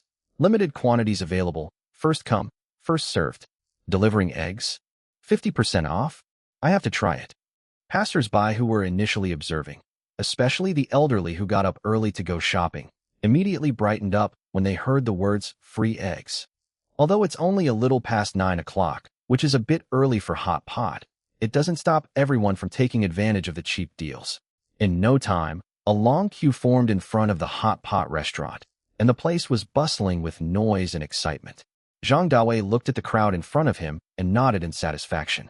He specially had someone turn on the restaurant's ventilation system, blowing the aroma of the rich, oily beef tallow broth that was being simmered in the kitchen out onto the street at full speed.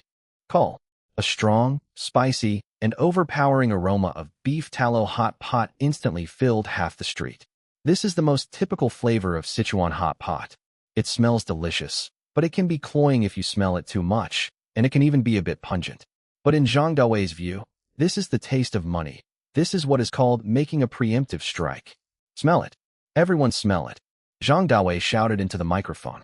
This is the authentic beef tallow hot pot base.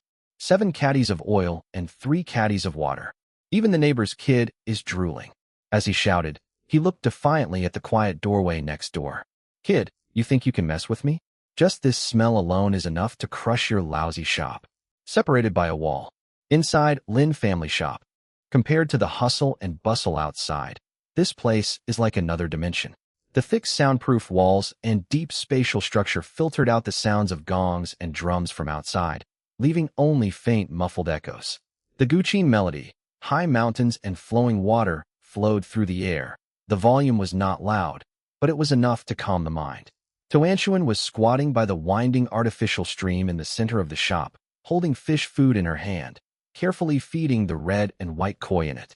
"Fish, time to eat. It's so noisy outside, are you scared?" The little girl was wearing a Hanfu-style dress today, with her hair in 2 buns, making her look exceptionally cute and charming. Lin Fan stood in the completely transparent open kitchen, his expression calm as still water. He could also smell a faint, spicy buttery aroma wafting in through the ventilation vent. 7 caddies of oil and 3 caddies of water? Lin Fan shook his head, a faint sneer curling at the corner of his lips. Using heavy oil and spice to mask the mediocrity of the ingredients is the most basic approach. True deliciousness never needs to be shouted about, nor does it need to force a pungent smell to rape a guest's sense of smell. It's time. Lin Fan glanced at the wall clock. 9:05. He walked to the stove. There, a stainless steel soup pot, half a meter in diameter, stands quietly on the blazing stove. This is the result of his days of closing the shop, and it is also the soul of the supreme clear broth beef brisket noodles that the system rewarded him with centennial-old broth. This is not a braising liquid in the ordinary sense. It is made with beef bones, old hen, and Manhwa ham. Combined with 36 kinds of rare herbal spices provided by the system, the first soup was made by simmering over low heat and then using high heat to enhance the aroma, taking 3 days and 3 nights to prepare. For the next 3 days, Lin Fan stayed by the pot almost every step of the way, constantly skimming off the foam and controlling the heat until the soup became as clear as tea, yet as rich as oil. At this moment, the large bucket was covered with a heavy stainless steel lid, but even so, a faint fragrance still stubbornly escaped through the gaps in the lid, lingering in the kitchen. Lin Fan reached out and grasped the handle on the lid. As the heavy lid was lifted, boom! If Zhang Daoi's hot pot flavor is like a shrew shouting in the street with a megaphone. At this moment, the aroma emanating from this soup pot is like a powerful palm strike unleashed silently by a martial arts master with unparalleled inner strength. It was a white, thick column of steam, almost tangible, which, under the suction of the kitchen exhaust, did not disperse but transformed into a white dragon, rushing straight towards the shop in trance along the flue. This aroma is so complex. The first thing that hits your nose is the rich, meaty aroma unique to beef, the raw, wild flavor of white yak brisket from the snowy plateau, released under high temperatures. Next comes the richness of the bone broth, a sweet aroma resulting from the emulsification of calcium and bone marrow. Finally, there is a faint yet extremely long-lasting herbal fragrance. That's 36 spices in perfect proportions that elevate the aroma of the meat to a whole new level. It's not spicy, not pungent, and not greasy. It is rich, warm, and domineering, yet it nourishes silently. The smell traveled along the doorway, past the obstructing transformer box, and directly into the noise outside. Outside the store, Zhang Daowei was holding the microphone, preparing to conduct the next round of the lucky draw. Come on, everyone. Look over here. We're going to draw the third prize, and the prize is... Before he could finish speaking, Zhang Daowei suddenly felt a tickle in his nose. He subconsciously sniffed. What's this smell? Zhang Daowei was stunned for a moment. The smell made him, a man who had worked in the catering industry all his life, feel a strong sense of hunger at that instant, and even made his mouth water. It wasn't just him. The leader of the waist drum team, who was energetically playing the drums, had his drumsticks still in midair, but his nose twitched twice in a frantic manner. Suck! Holy crap, it smells so good. Chapter 42 Supreme Clear Broth Beef Brisket Noodles. The team leader couldn't help but shout out, and the drumbeat in his hands instantly went awry. Thump thump clang. Immediately afterwards, the ladies and Chongsams who were standing at the door to greet guests also began to take deep breaths, disregarding their image. This smells like beef? But why does it smell so good? My God, this smell makes me suddenly think our hot pot restaurant smells awful. The most outrageous were the elderly men and women queuing up to receive eggs. They are most sensitive to the taste of food. Oh my, what's that smell? It smells so good. An older woman, holding the egg she had just received, turned around and looked around. It looks like it drifted over from next door. Next door? That coffin shop. Everyone turned their heads simultaneously to look at the corner completely hidden by the transformer box. From the narrow doorway, a white fragrance was continuously emanating and then rapidly spreading through the air. Faced with this rich aroma, the pungent smell of beef tallow hot pot instantly seemed cheap, greasy, and even nauseating. Gulp. In the crowd, someone swallowed hard. The sound spread like a contagious disease, instantly reaching the hundreds of people in the group. Glug glug. Zhang Daowei watched as a chubby man who was originally at the front of the line stared intently at the transformer box next door, his feet seemingly rooted to the spot, unconsciously taking a step in that direction. Hey, brother, we haven't collected the eggs yet. Zhang Daowei shouted anxiously. What kind of eggs are you getting? The chubby man suddenly snapped out of his daze, wiped the drool from the corner of his mouth, and his eyes were filled with the fanaticism of someone who had been bewitched by delicious food. This smell is fucking irresistible. I skipped breakfast. I can't take it anymore. After saying that, he actually threw down the queue number in his hand and strode over to the transformer box next door. Once there's a first one, there's bound to be a second. I'll go check it out too. This food is definitely not your average restaurant. Oh my God, the smell is making my legs weak. I have to go take a couple of breaths. Let's go? We don't want the eggs anymore. The once orderly line instantly descended into chaos. As if under a spell, everyone abandoned the 50% discount and free eggs, and like a group of sharks smelling blood, swarmed towards that feng shui deadland. Zhang Dawei stood on the red carpet, microphone in hand, completely dumbfounded. He looked at the queue in front of his shop, which had instantly emptied by half, and then at the store next door, which remained quiet but seemed to have created a huge black hole. The red glow on his face turned completely liver-colored. What the hell is going on? Zhang Dawei roared in exasperation.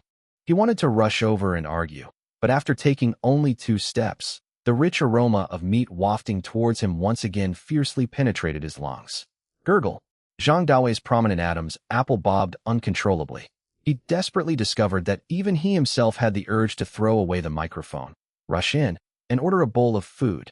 This feeling of his body betraying his brain filled him with unprecedented fear. Impossible, absolutely impossible. Zhang Dawei muttered to himself, cold sweat trickling down his forehead along with his hair gel. How could anything smell so good in this world? This is not scientific. Meanwhile, at the entrance of Lin's shop, the chubby guy at the front had already bypassed the obstructive transformer box. When he stood in front of the doorway and saw the bluestone path inside, and the Jiangnan-style garden at the end, he froze instantly. Holy crap! The fat man's eyes widened, and his mouth was agape enough to fit a fist. This is a noodle shop. This is like a scene from the Peach Blossom Spring. The richer, purer aroma of meat wafting from the shop shattered his last shred of reason. Without any hesitation, he stepped over the threshold, as if afraid of being kicked out if he was even a step too late, and shouted at the top of his lungs. Boss, I don't care what you sell. Give me one. Now. Right now. Lin Fan stood in the open kitchen, looking at the fat man who was covered in sweat and had a fanatical look in his eyes as if he wanted to eat people. He slightly raised the corners of his mouth and revealed a professional smile. He pointed to the antique wooden price list above the cashier. There were only 3 signs hanging above, written in semi-cursive script. Signature dish, golden crab roast soup dumplings 666 renminbi per basket. New product, supreme clear broth beef brisket noodles 188 renminbi per bowl. Classic, heartbreakingly delicious fried rice with egg 50 renminbi per serving. Sir, our new store is opening soon, and we're launching our new beef brisket noodles, made with pit brisket from snowy white yaks. Would you like a serving? The chubby man followed Lin Fan's finger and paused for half a second on the number 188. If he saw a bowl of noodles costing 188 yuan at a roadside stall under normal circumstances, he would definitely flip the table, spit in the owner's face, and curse, "You're crazy for money." But at this moment, the rich, meaty aroma wafting from the kitchen was like an invisible hand, relentlessly stimulating his heart, liver, spleen, lungs, and kidneys. That smell told him, instinctively, this stuff is absolutely worth it. Even compared to the 666 yuan steamed buns, the 188 yuan noodles seem exceptionally affordable and highly cost-effective. Yes, give me a bowl. No, the supreme one. Where should I sweep it? The chubby guy pulled out his phone so quickly it was as if he was afraid Lin Fan would change his mind. Ding. WeChat payment received. 188 yuan. As the crisp payment notification sound rang, Lin Fan turned around, grabbed some noodles, and put them in the pot. The specially made high-glutenized spring noodles only need to be rolled in boiling water for 30 seconds. With a flick of his long chopsticks, Lin Fan sent the noodles flying like silver threads into the large blue and white porcelain bowl, as neatly arranged as if they had been combed. Then he picked up a long-handled ladle and dipped it into the still slightly bubbling brine pot. Skim off the oil on the surface and scoop up a spoonful of the clear, amber-colored broth. Splash. Hot soup poured over noodles instantly brings out the aroma of wheat. Finally, pick up 5 or 6 square pieces of beef brisket, cut into neat red and white stripes, stewed until tender and trembling, and arrange them in the center of the noodles. Then sprinkle a small handful of finely chopped green garlic shoots on top. Red meat, white tendons, green garlic, and amber-colored broth. This is not a bowl of noodles. It is clearly a beautiful piece of lacquerware art. Please enjoy your meal. Lin Fan carried the bowl of noodles to the serving area. The chubby man picked up the bowl of noodles with trembling hands.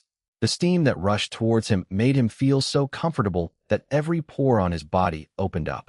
He didn't bother to find a seat.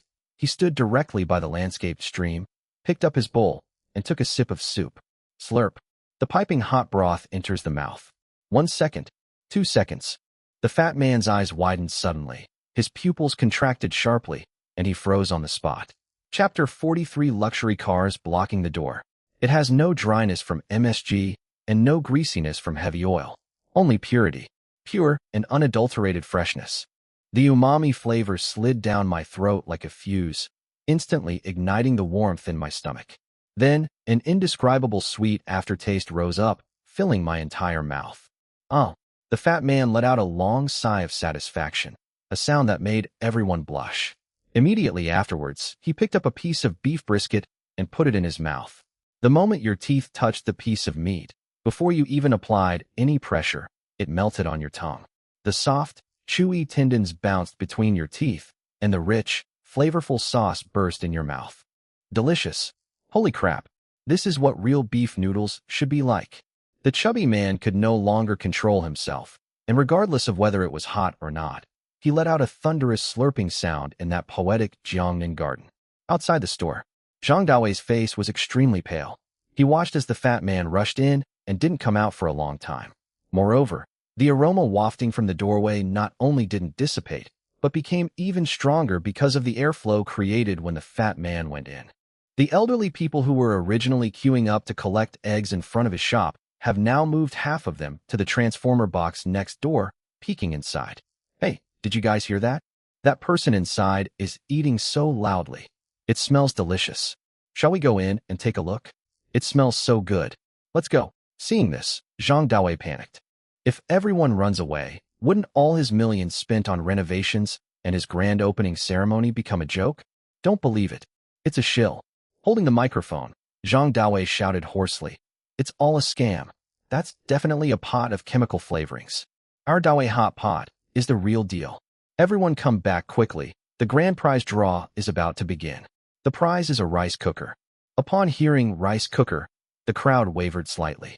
After all, one is a real prize, and the other is a mysterious little shop that smells good but can't be seen or touched. Just when the situation was at a stalemate, and Zhang Daowei thought he had the situation under control. Buzz buzz. A deep, resonant, and penetrating engine roar suddenly came from the end of the street, making people's hearts resonate with it. Everyone's attention was instantly drawn to it. At the entrance to Phoenix Golden Street, the sunlight reflected off the street, creating a dazzling display. A bright red Ferrari 488 led the way, its streamlined body resembling a ball of fire, flying close to the ground. Following closely behind was a bright yellow Lamborghini, its bull emblem on the hood gleaming in the sunlight. Then came McLaren, Porsche 911, Aston Martin. A fleet of 7 or 8 top-of-the-line supercars, rarely seen in everyday life, formed a luxurious convoy and drove into the commercial street in a grand procession. Such a spectacle is rare, not only in this university town, but even in the city's CBD. Holy crap, a luxury car convoy. What's going on here? Are they filming a movie? Quick, take a picture. I've only ever seen that Lamborghini in a game. Passers-by pulled out their phones, and the crowd that had been gathered in front of the hot pot restaurant instantly dispersed to make way for the money convoy. Zhang Daowei stood on the steps, looking at the convoy, his eyes lighting up. He straightened his slightly disheveled tang suit, adjusted the hair gel in his hair, and revealed an expression of ecstatic joy. They're here. They've finally arrived. He turned to his landlord, Wang, and said, Old Wang, see this? This is real prestige. These are my specially invited rich second-generation friends to support me. The one leading the group is young Master Qin from the Qin group, one of the top playboys in Jiangqing. Landlord Wang looked shocked and envious. Mr. Zhang, your connections are amazing. You even managed to get young Master Qin involved. That's right, Zhang Daowei said proudly, straightening his back instantly. I sent an invitation to young Master Qin a couple of days ago. I thought he was too busy to come, but I didn't expect him to be so kind as to bring so many people. As they were talking, the convoy had already arrived in front of them. Because a red carpet was laid out in front of Daowei Hot Pot, and a special VIP parking space was reserved, the red Ferrari made a beautiful drift and came to a steady stop right in front of Zhang Daowei. The luxury cars behind them lined up one after another, completely filling the small open space in front of the hot pot restaurant, and even blocking half of the Lin family shop next door. The engine stalled. The car doors rose up like wings. Qin Lang climbed out of the Ferrari.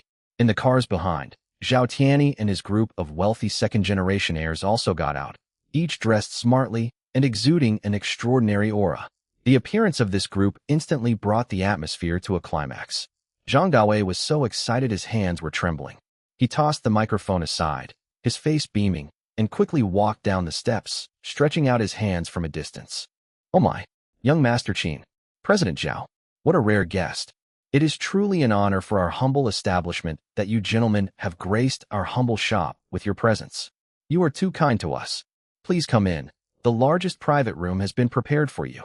Zhang Dawei's voice was loud, as if he wanted everyone on the street to hear how close his relationship was with these rich young men. The surrounding onlookers were also whispering among themselves. It seems the owner of this hot pot restaurant has some connections, being able to hire so many people. "Yeah, let's have hot pot then. It's definitely a good idea to eat with rich kids." Seeing the envious looks around him, Zhang Dawei's vanity was greatly satisfied. He had already walked up to Qin Lang, his face full of flattery as he tried to shake Qin Lang's hand.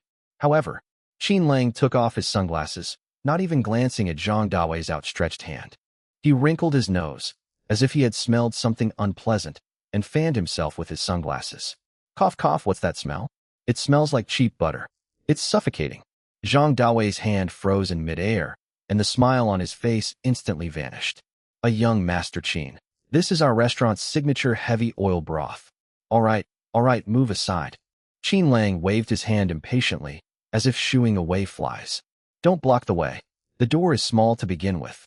You're all dressed in red, standing here like a red envelope, and you're ruining the fragrance." "Huh?" Zhang Dawei was stunned. "Young Master Qin, this door is quite big. Isn't it right in front of you?" He pointed to the spacious, brightly lit entrance of the hot pot restaurant behind him, adorned with large red lanterns. Qin Lang looked at him with a puzzled expression, as if he were an idiot, and then turned and walked into Lin's shop. Chapter 44, Everyone, please enjoy.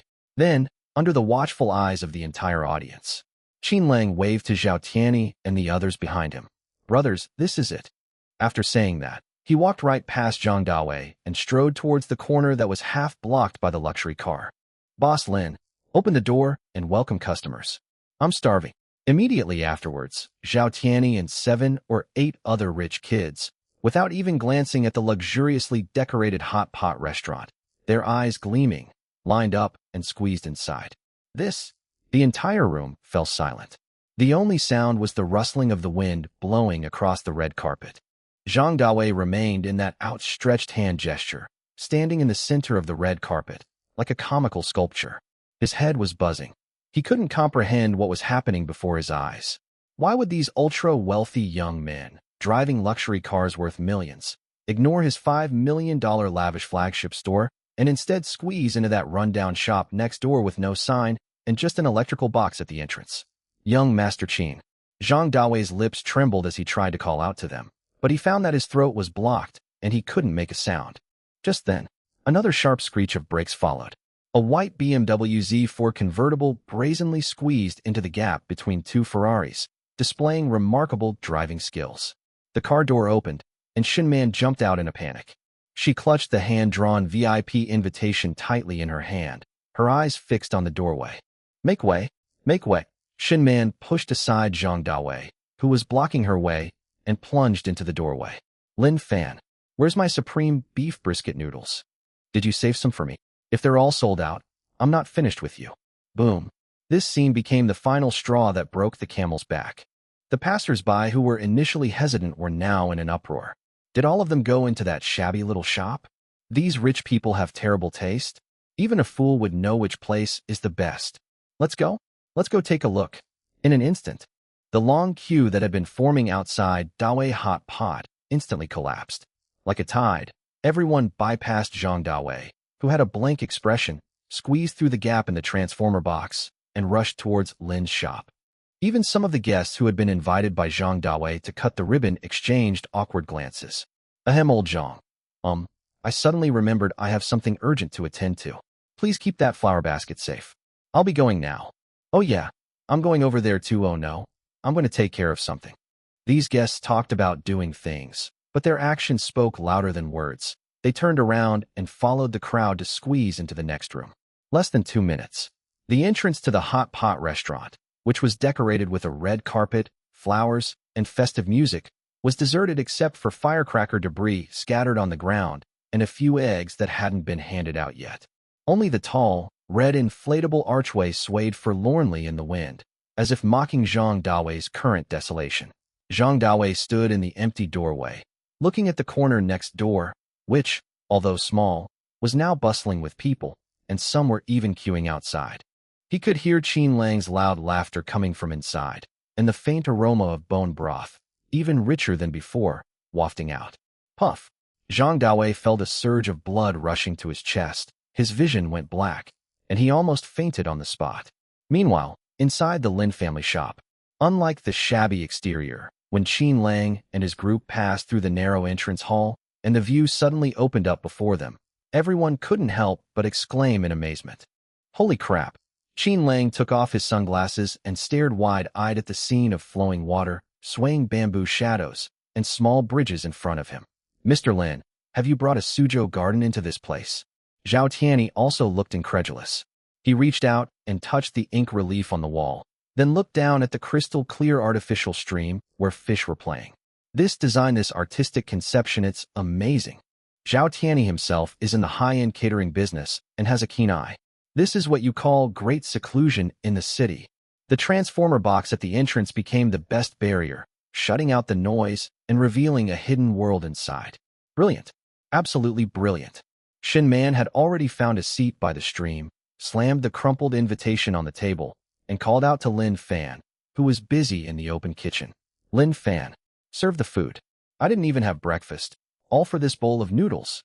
Lin Fan stood behind the stove, looking at the distinguished guests who had instantly filled the room, and a faint smile appeared on his face. Everyone, please calm down. Today there's plenty. Inside the open kitchen, steam filled the air. In front of Lin Fan, there were more than a dozen custom-made blue and white porcelain bowls neatly arranged. Whoosh! Specially made high-glutenized spring noodles are thrown into a boiling pot. These noodles are made with snow water from the Tianshan Mountains and top-quality, high-gluten wheat flour. Their color is not pale white, but rather a light milky yellow. They tumbled and rolled in the boiling water like agile little silver dragons. With a flick of his wrist, Lin Fan deftly lifted the noodles with his long chopsticks, sending them tracing a clean arc in the air before draining them and neatly dropping them into the bowl. The portion size of each bowl is precisely controlled, and the noodles are arranged in a perfect circle at the bottom of the bowl, neither loose nor clumped together. Next comes the soul of this bowl of noodles, the topping. Lin Fan picked up a long-handled copper ladle and dipped it into the still slightly boiling brine pot. This broth is a deep amber color, clear and bright, with a very thin layer of golden butter floating on the surface, which is the essence extracted from the beef bone marrow after long-term simmering. Supreme clear broth emphasizes the word clear. People who don't know much about beef noodles often think that beef noodles need a thick broth and red oil and soy sauce to be flavorful. Little did they know, it was to mask the gamey smell of beef and the dryness of frozen meat. The truly top-quality beef noodles should have a broth as clear as tea and a flavor as rich as wine. Lin Fan's wrist was extremely steady. He gently skimmed off the surface oil and scooped up a spoonful of the scalding hot broth. Sizzle. Hot soup poured over noodles instantly brings out a harmonious blend of wheat and meat aromas. Finally, he picked up the tongs and took out the snowy plateau yak pork belly that had been stewed until tender and flavorful from another insulated clay pot. The so-called rib meat refers to the meat around the ribs of a cow, the indented part left after the ribs have been removed. This part of the meat has a good balance of fat and lean, and most importantly, it has a layer of crisp tendons and a layer of dense marbling. 1 piece, 2 pieces, 3 pieces. 5 large, square pieces of red and white beef brisket are stacked in the center of the noodles like building blocks. Finally, sprinkle a small handful of vibrant green garlic shoots and garnish with a few red goji berries. Red meat, white tendons, green garlic, amber-colored soup, and creamy yellow noodles.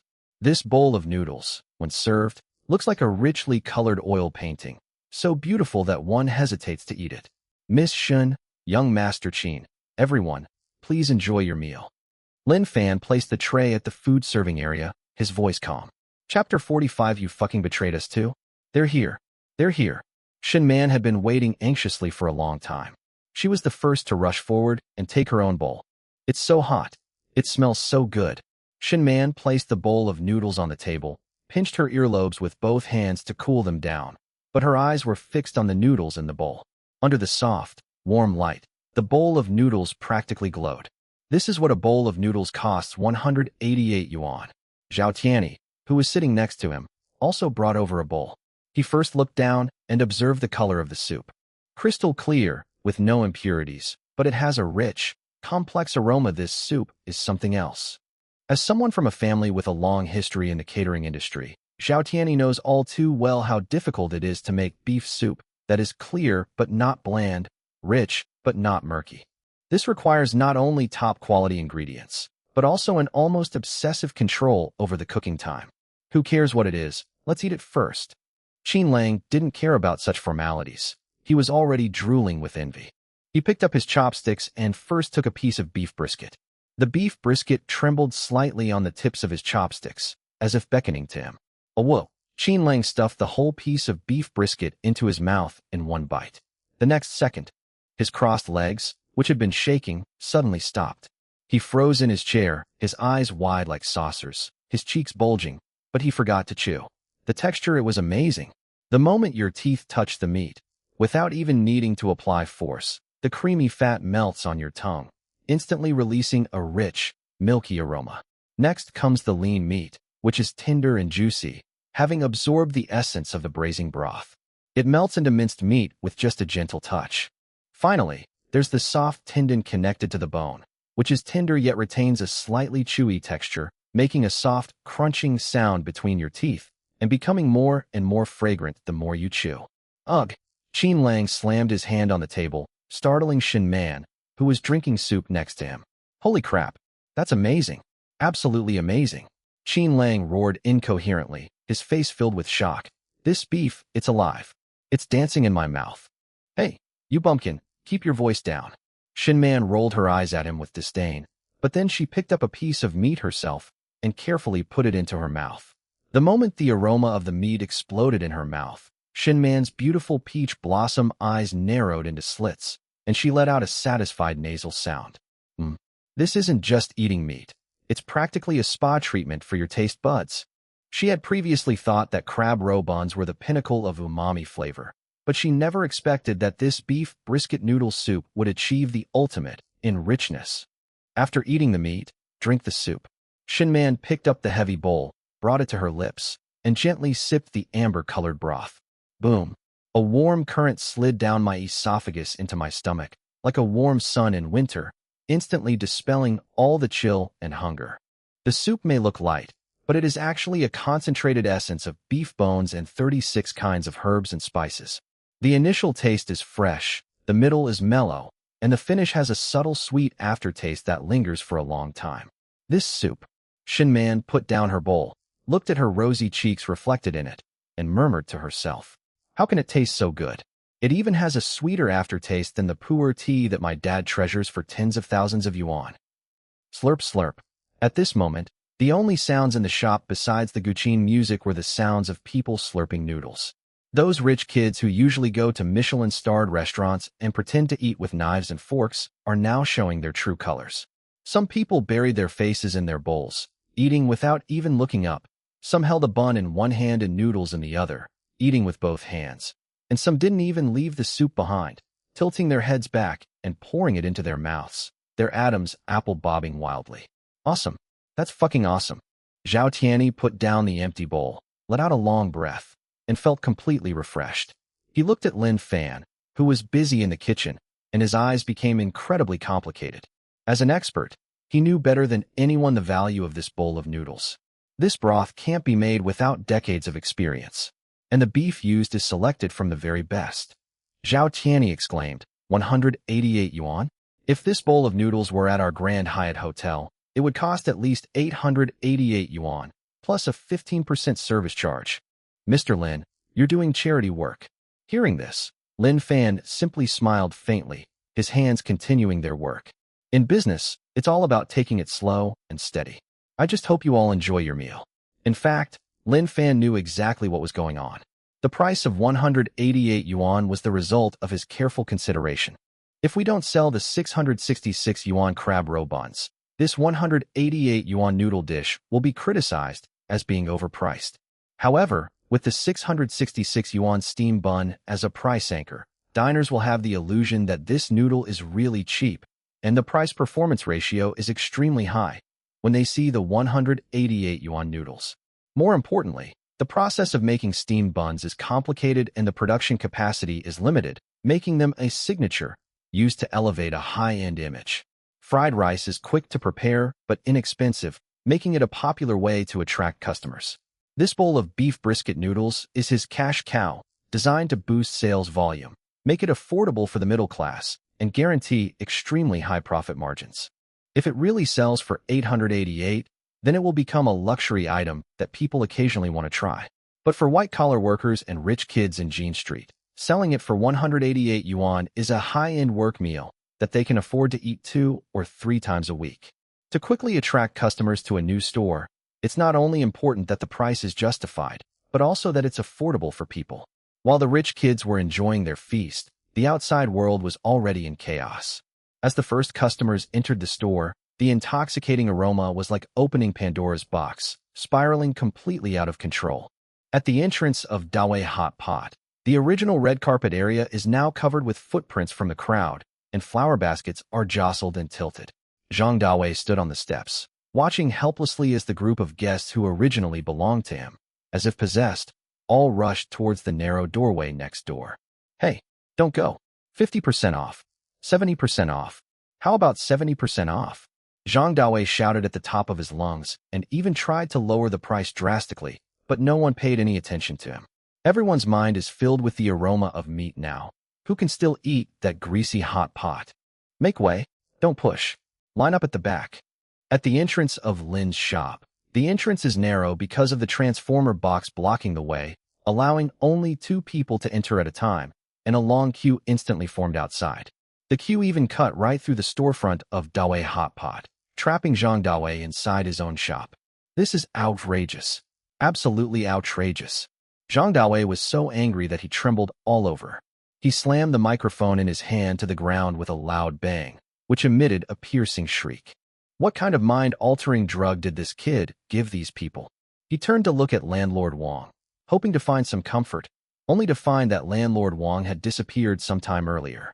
Upon closer inspection, wow, Landlord Wang was hunched over, mingling in the queue, holding a number in his hand, and peering in expectantly. Old Wang, you've betrayed us, Zhang Dawei roared. Landlord Wang awkwardly shrank back and chuckled. Well, Mr. Zhang, you'll never be defeated if you know yourself and your enemy, right? I'll go and find out what's going on with this kid for you. Zhang Dawei was so angry after hearing this that he almost had a stroke. Chapter 46 Total Collapse. Inside the store, having eaten and drunk his fill, Qin Lang leaned back in his chair, looking completely at ease. He took out his phone and took a picture of the empty bowls on the table and the picturesque Jiangnan garden landscape in the background. Then, accompanied by an extremely arrogant caption, it was posted to WeChat Moments. Location, Lin's shop on Phoenix Golden Street. The hot pot restaurant next door is giving away eggs with fanfare, but nothing compares to a single sip of broth from Boss Lin's bowl of noodles. Friendly reminder, get in line quickly if you want to come, as these seats may soon be charged by the second. This post on WeChat Moments went viral instantly. Who are the people in Qin Lang's circle of friends? Those were all rich second-generation heirs, internet celebrities, and business tycoons from Jiangqing. These people are used to eating delicacies and look down on ordinary restaurants. But who is Qin Lang? He's notoriously picky about food. For someone to praise a store so highly, even to the point of belittling other stores, they must be a godlike figure. Holy crap, where is young Master Qin? This place looks pretty classy. Lin's shop? Is that the internet-famous shop that recently sold 666 buns? Did they move to a new location? Looking at this, I'm hungry. Let's go? With young Master Qin here, it can't be wrong. Will we still be able to get a spot if we go now? In less than 10 minutes, the post on WeChat Moments received over 100 likes, and the comment section was bustling with activity. Zhao Tianyi, Shinman, and others also forwarded it. Even the usually composed Professor Liu actually liked it and commented, "This dish should only exist in heaven. The old man will be here this afternoon."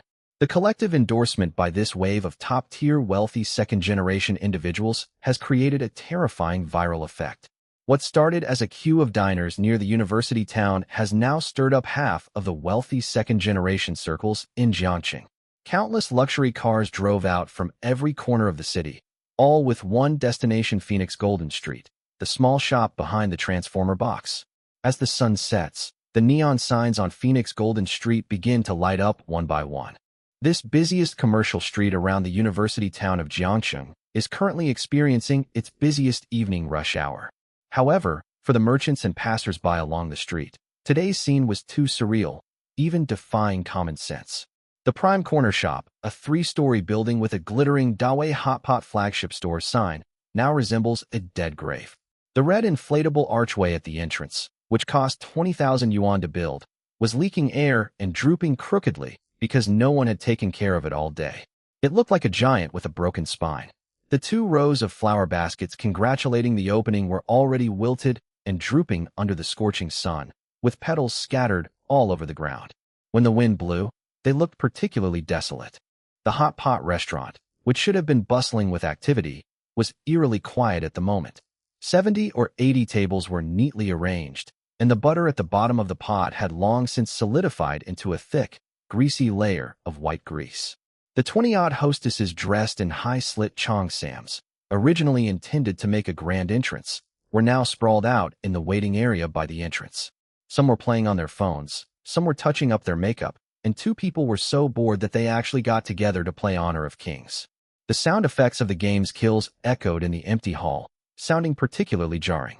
But right next door, in this deathly silence, separated by only a wall, was a completely different scene. One that could be described as a riot. "Don't push. Who the hell stepped on my Air Jordans? Hey, you in the back, don't push. If you push again, I'll call the police. Boss, do you have any noodles left? I've been waiting for 3 hours. If you don't have any, I'll kill myself." The narrow entrance to Lin's shop, which was previously blocked by a huge transformer box, was now more than just a queue. It was practically a siege. The queue snaked its way from behind the transformer box, across the spacious and impressive facade of Dawei Hot Pot, and all the way to the intersection of Jean Street. It was estimated that at least 100 people were waiting for a table. Among them were wealthy second-generation individuals driving Porsches and Maseratis, as well as elderly people wearing flip-flops, and even a few financial elites who had just finished get off work and hadn't had time to change out of their suits. At this moment, these people, who are usually from very different social classes, have no choice but to lower themselves and shiver in the evening breeze while holding their number plates for that legendary Supreme Clear soup. In fact, because there were so many people queuing up, scalpers once again sprang into action. The scalper, Rat, who was chased away by Lin Fan at the night market before, has returned today. This time, however, he learned his lesson and dared not resell Lin Fan's food directly. Instead, he started doing queuing on behalf of others and selling seats. A spot in the top 10. Anyone want it? 500. One number available to enter the store immediately. Only one available. 1,000 yuan. No bargaining. Right under the luxurious crystal chandelier of Dawei Hot Pot, Housie was openly auctioning off a numbered ticket, and there was a constant stream of buyers. "I want it. I'll pay 1,200. 1,500. Give it to me." For Zhang Dawei, who was sitting behind the cashier at the Hot Pot restaurant, this scene was worse than death. Zhang Dawei gripped the now cold teacup tightly in his hand, his knuckles turning white from the force. He stared intently at the crazy people at the door who would rather spend 1,000 yuan for a queue number than come into his shop for a half-price hot pot. "This is a bunch of lunatics, they're all fucking lunatics." Zhang Dawei cursed through gritted teeth, his voice hoarse and distorted with extreme anger and jealousy. He invested 5 million yuan in this store. That was the capital he raised by mortgaging his house in his hometown and borrowing money at high interest rates. He originally hoped to become an overnight sensation with this flagship store, recoup his investment in 3 months, go public in 6 months, and reach the pinnacle of his life. But what about now? On the first day of business, We couldn't even cover the cost of utilities, let alone break even. The customers who passed by his shop without even glancing at him before heading into the coffin shop next door were like resounding slaps to his face, shattering his dignity and his dreams. Bossum, the head chef in the kitchen, asked what to do with all that tripe and beef aorta that we've prepared. It's hot, and they'll go bad if we don't eat them soon. A waiter who looked like a supervisor cautiously approached and asked in a low voice, Eat, eat, eat. All you ever do is eat. Zhang Dawei suddenly slammed the teacup in his hand to the ground with a loud bang, shards of porcelain scattering everywhere and tea spilling all over the floor. Throw it away if it's spoiled. Do you expect me to eat it myself? The waiter trembled with fear and quickly retreated. Zhang Dawei's chest heaved violently as he gasped for breath. He felt like his heart was about to explode. Chapter 47, Getting to Work. He turned his head and looked at the storefront next door, which still only had a broken wooden sign. Under the lights, the young man named Lin Fan was standing in the open kitchen, cooking noodles with practiced ease. Beside Lin Fan, Qin Lang, the eldest young master of the Qin family whom Lin Fan could not possibly reach, was acting like a waiter, helping to carry plates and wipe tables, with a fawning smile on his face. Even Xin Man, the arrogant young lady of the Xin family, was wearing an apron and helping with the cashier, occasionally exchanging a few jokes with Lin Fan. This scene completely shattered Zhang Dawei's last psychological defenses. He's not normal, he's definitely not normal. Zhang Dawei muttered to himself, the jealousy in his eyes gradually turning into a vicious hatred. Since you won't let me live, then you won't have an easy time either. He took out his phone and dialed a number. Hey, Li Zi, bring 2 brothers over here, we've got a job. Half an hour later, in a dead corner of the back alley of Jean Street, 3 men were squatting in the shadows next to a trash can, puffing on cigarettes. Boss Zhang. When Li Zi saw Zhang Dawei approaching, he immediately stubbed out his cigarette, a confident smile typical of an expert spreading across his face. He lowered his voice and said, I understand what you meant on the phone. Same as usual. Zhang Dawei, his face grim, pulled a thick envelope from his bag and slapped it into Li Zi's hand. This is a deposit of 10,000. After it's done, I'll give you another 20,000. The leper weighed the envelope in his hand, a broad smile spreading across his face. All right, just you wait and see. Where's the stuff? Zhang Dawei asked, still worried. Li Zi didn't say anything, but he very discreetly patted the inside pocket of his jacket. Mr. Zhang, don't worry.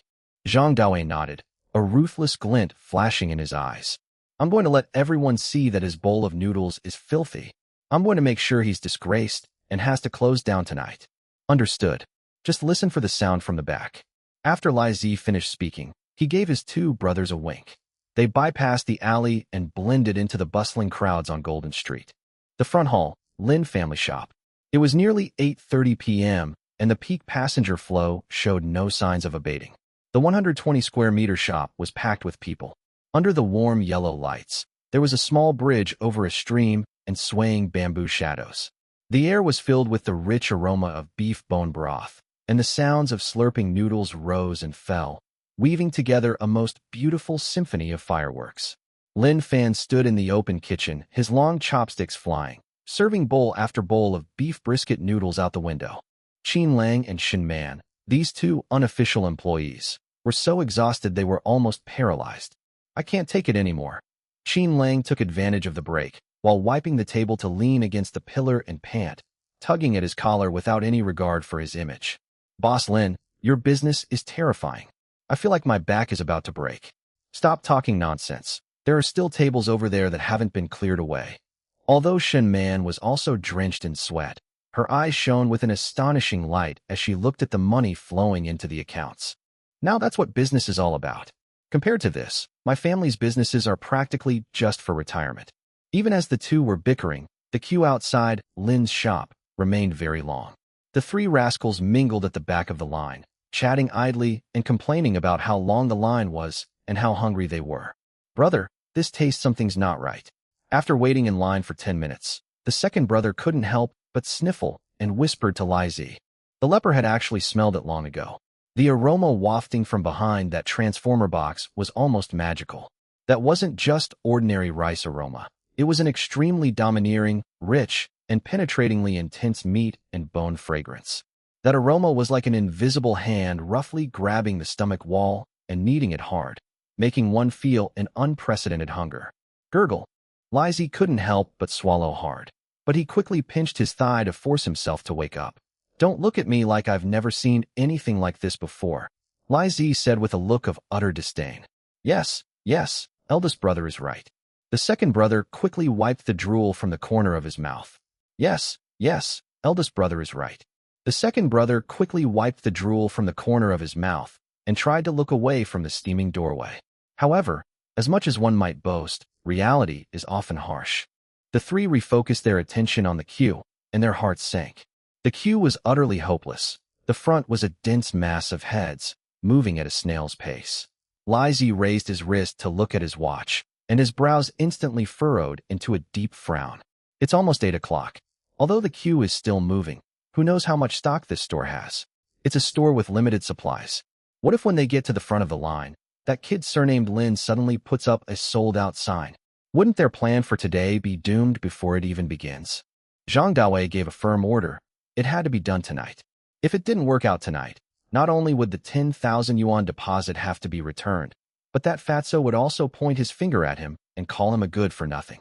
Big brother, this won't do. The third brother stood on tiptoe and looked ahead, looking anxious. At this rate, it will be at least another hour before it's our turn. By then, we probably won't even have water to wash the pots, let alone noodles. Shut up. Aren't I in a hurry? Lizzie irritably scratched his freshly done hairstyle. Just as the three were getting anxious like ants on a hot pan, a man with a pointed mouth and monkey-like face suddenly appeared from the side. The man, wearing a floral shirt, had his eyes darting around, clearly a seasoned local. He had already spotted these three anxious-looking guests who didn't seem to be there for a proper meal. Gentlemen, are you in a hurry for dinner? The man leaned close to the leper, lowered his voice, and looked mysterious. The leper gave him a wary look and said irritably, "None of your business. Get lost." Hey, don't get so worked up. The man wasn't angry at all. He chuckled and pulled a crumpled number sheet from his pocket, waving it in front of Lizzie. Judging from your appearance, you must be very busy people and definitely don't have time to waste here. Coincidentally, I happen to have 3 tickets, the first 10 spots. You can just take them and go straight into the store without queuing. Lizzie's eyes lit up, and he grabbed the man's wrist. Really? We can go straight in. I'd be a grandson if I lied to you.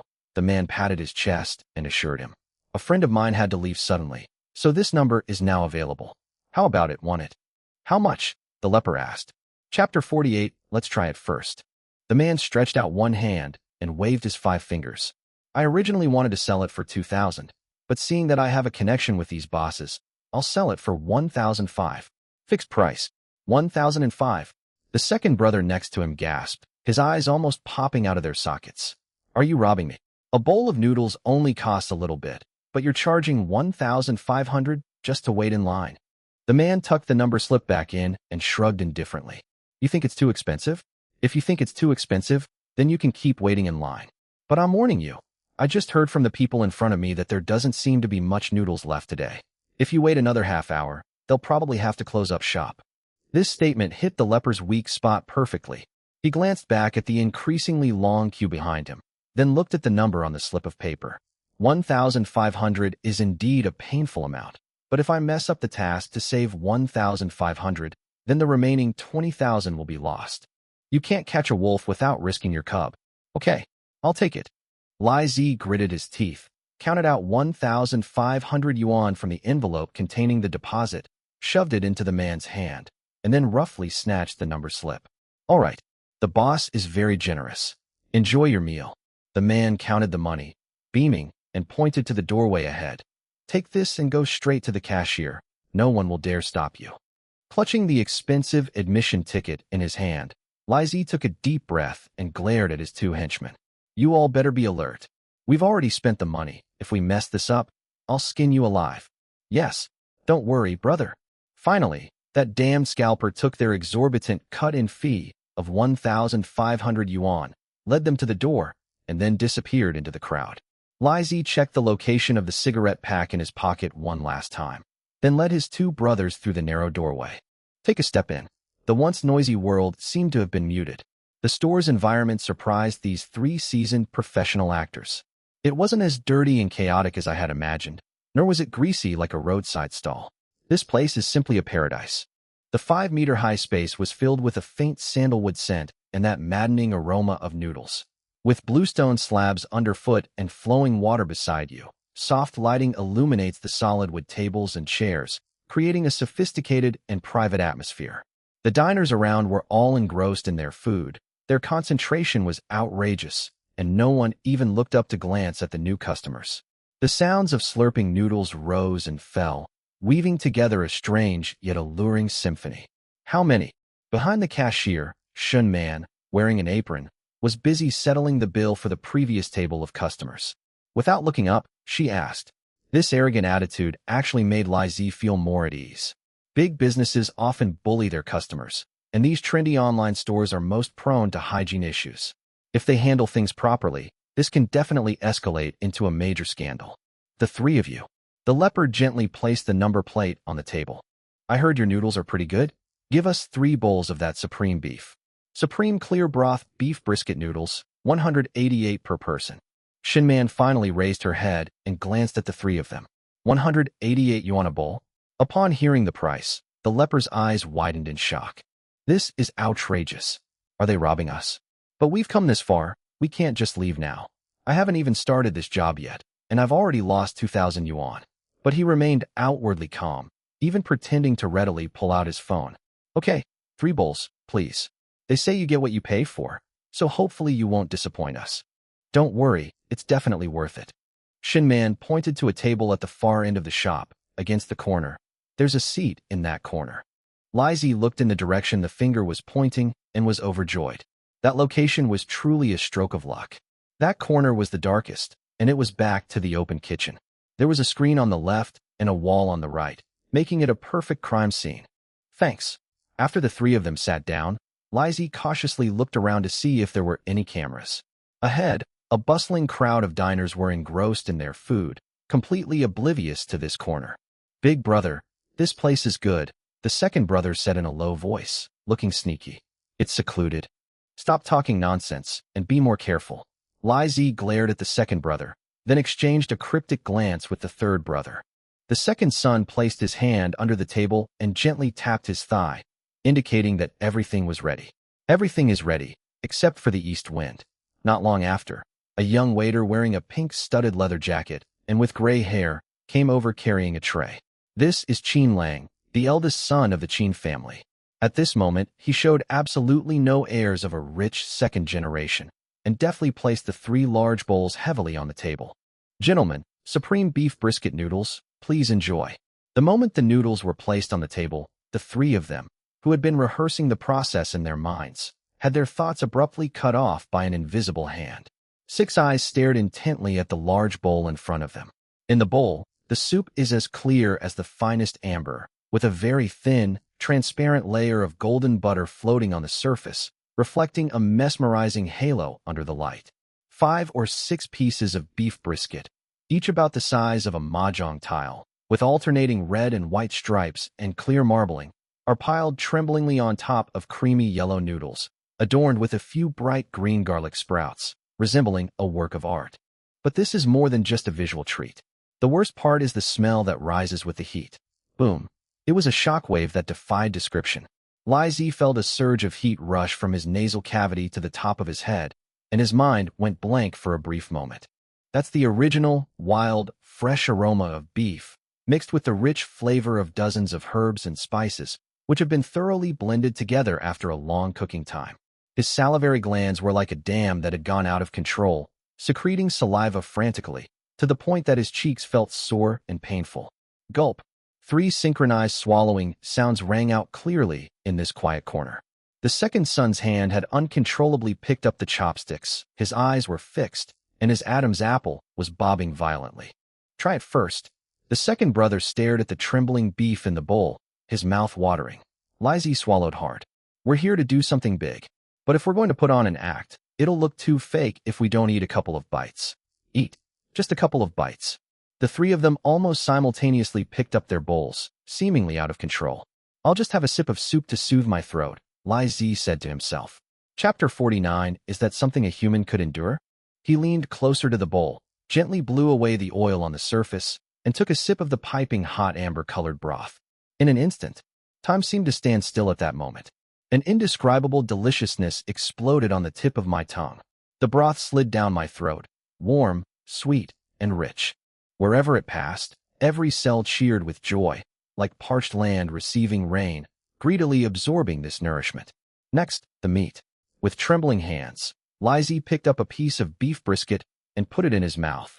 The moment your teeth touch the meat, without even needing to chew hard, the layer of creamy fat melts in your mouth, instantly filling it with a rich, milky flavor. The lean meat absorbs the braising liquid, becoming tender yet retaining its fibrous texture. The more you chew, the more fragrant it becomes, and the more you want to chew. Ugh! The leper's eyes widened suddenly, and his pupils contracted sharply. At this moment, Zhang Dawei, the 30,000 yuan, and the big guy in the cigarette box were all thrown to the winds. Only one thought remained in his mind. Eat. Eat this bowl of noodles thoroughly and completely. Slurp slurp. In the corner, where the conspiracy should have been brewing, only the frantic slurping of noodles could be heard. The three habitual con artists, who originally harbored ulterior motives, now looked like refugees who hadn't eaten for 3 lifetimes, not even raising their heads, their chopsticks flashing in afterimages. It's so delicious. Is this the most exquisite delicacy in the world? They didn't even make eye contact, as if afraid that if they looked up, the noodles in their mouths wouldn't taste so good anymore. The noodles are made with snow water from the Tian Shan Mountains and high-gluten flour, giving them a chewy and springy texture, and they are soaked in broth. The beef is tender and flavorful, rich but not greasy. A bite of noodles, a bite of meat, and a sip of soup. This sense of rhythm is captivating and mesmerizing. The leper had completely entered a state of selflessness. He felt as if he wasn't sitting in a noodle shop, but lying on a cloud, with countless gentle little hands stroking his stomach. The feeling of happiness almost brought him to tears. The three of them ate without even looking up, their chopsticks flashing in the air, as if they had never eaten before. Lizzie picked up the heavy bowl, tilted his head back, and poured the last mouthful of warm, amber-colored soup into his stomach. Huh! He slammed the bowl down on the table, letting out a sigh of utter satisfaction. He slumped into his chair, his eyes glazed over, a drop of oil still clinging to the corner of his mouth. Awesome, it's fucking awesome.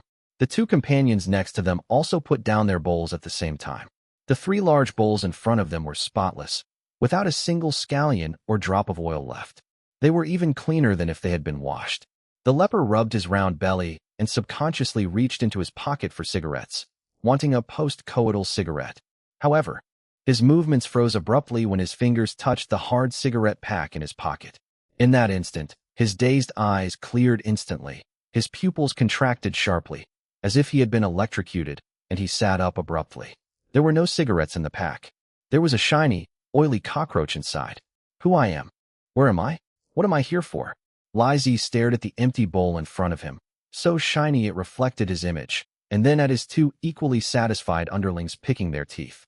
A tremendous sense of absurdity and fear shot from the soles of his feet to the top of his head. It's over. It's all over. We were so busy eating that we forgot about the important matter. The original plan was to throw the cockroach in halfway through the meal, when the soup was cloudy and the meat was in disarray, and then make a huge scene. But now, holy crap, Lizzie slapped himself on the forehead, the sound so crisp it could be heard even at the next table. Why couldn't I control my mouth? We were so busy eating that we forgot about the important matter. The other 2 also realized what was happening at this moment, and their faces turned deathly pale as they looked at their empty bowls. Lizzie was sweating profusely with anxiety. If he couldn't get things done, not only would he not get Zhang Dawei's money, and I even paid for it myself. I didn't earn a single penny, and I even lost 2,000? What else could this be but being ripped off? His eyes darted around, and suddenly he saw a customer at the next table bringing a full bowl of noodles to the table, and the tempting aroma wafted over again. Got it. Lizzie slammed his hand on the table, an idea popping into his head. What's the rush? Let's order another bowl. This time, no one should be greedy. Start eating as soon as the noodles arrive. Yes, yes, yes. Order another bowl. The second and third brothers nodded repeatedly. Lai Zixing took a breath, waved to Qin Lang, who was tidying up a table not far away, and shouted loudly, Hey, handsome, come here for a second. Qin Lang walked over with a rag in his hand. He glanced at the table. 3 grown men, 3 empty bowls. The place was so clean it would put the dishwasher out of a job. What's wrong? Qinlang asked. Do you need a tissue? The leper took out his wallet from his pocket and pulled out several bright red banknotes. This portion of noodles is too small. Give each of us a bowl. Money is no object. He was thinking to himself. This time, I'll come up here without wasting any words and just throw it away. However, Qinlang didn't even glance at the money on the table. He put one hand in his pocket, and with the other hand he twirled a rag between his fingers, then pointed to a small wooden sign with clear lettering on the wall behind the cashier. I'm sorry, everyone. Our store has rules. 1 bowl per person. No additional orders, whether it's noodles or steamed buns. The leper froze. Purchase limits. Such a bizarre rule. No. Li Zi suddenly stood up, his voice becoming somewhat hysterical due to extreme anxiety. I have money. I'll pay double. Triple. I have to eat this noodle. Bring it to me now. The sudden roar instantly attracted the attention of the surrounding diners. Everyone stared at them with astonishment, looking at the 3 people as if they were idiots. Is this guy crazy? He's already grateful to have food at all. Why does he want to order more? Exactly. I waited in line for 2 hours to get a bowl. Being watched by so many people, the leper felt like he had thorns in his back. He's now in a difficult situation. If he doesn't cause trouble, he won't be able to complete the task, and Zhang Dawei won't let him off the hook. But if he insists on causing trouble, he hasn't even put the cockroach in his pocket yet, so he has no reason to cause trouble at all. You can't exactly pull out a cockroach and say, look, I have a cockroach in my pocket, so your shop is unhygienic, can you? This guest. At this moment, Lin Fan, who had been standing in the open kitchen, came out. He took off his apron, looked calmly at the 3 somewhat exasperated men, and said indifferently, rules are rules. If you're still hungry, there's a supermarket to the left after you leave. If you want to cause trouble. Lin Fan pointed to the surveillance camera above his head, then pointed to the door. This is Golden Street, and the security guards patrol right at the entrance. Are you sure you want to spend a few days in jail just to eat an extra bowl of noodles? Looking into Lin Fan's deep, cold eyes, Li Zi felt a chill run down his spine. He glanced at Qinlang's ambiguous smile and seemingly ready to make a move, then looked at the diners around him who were raising their phones to film the commotion. He knew the deal was off. It's completely over.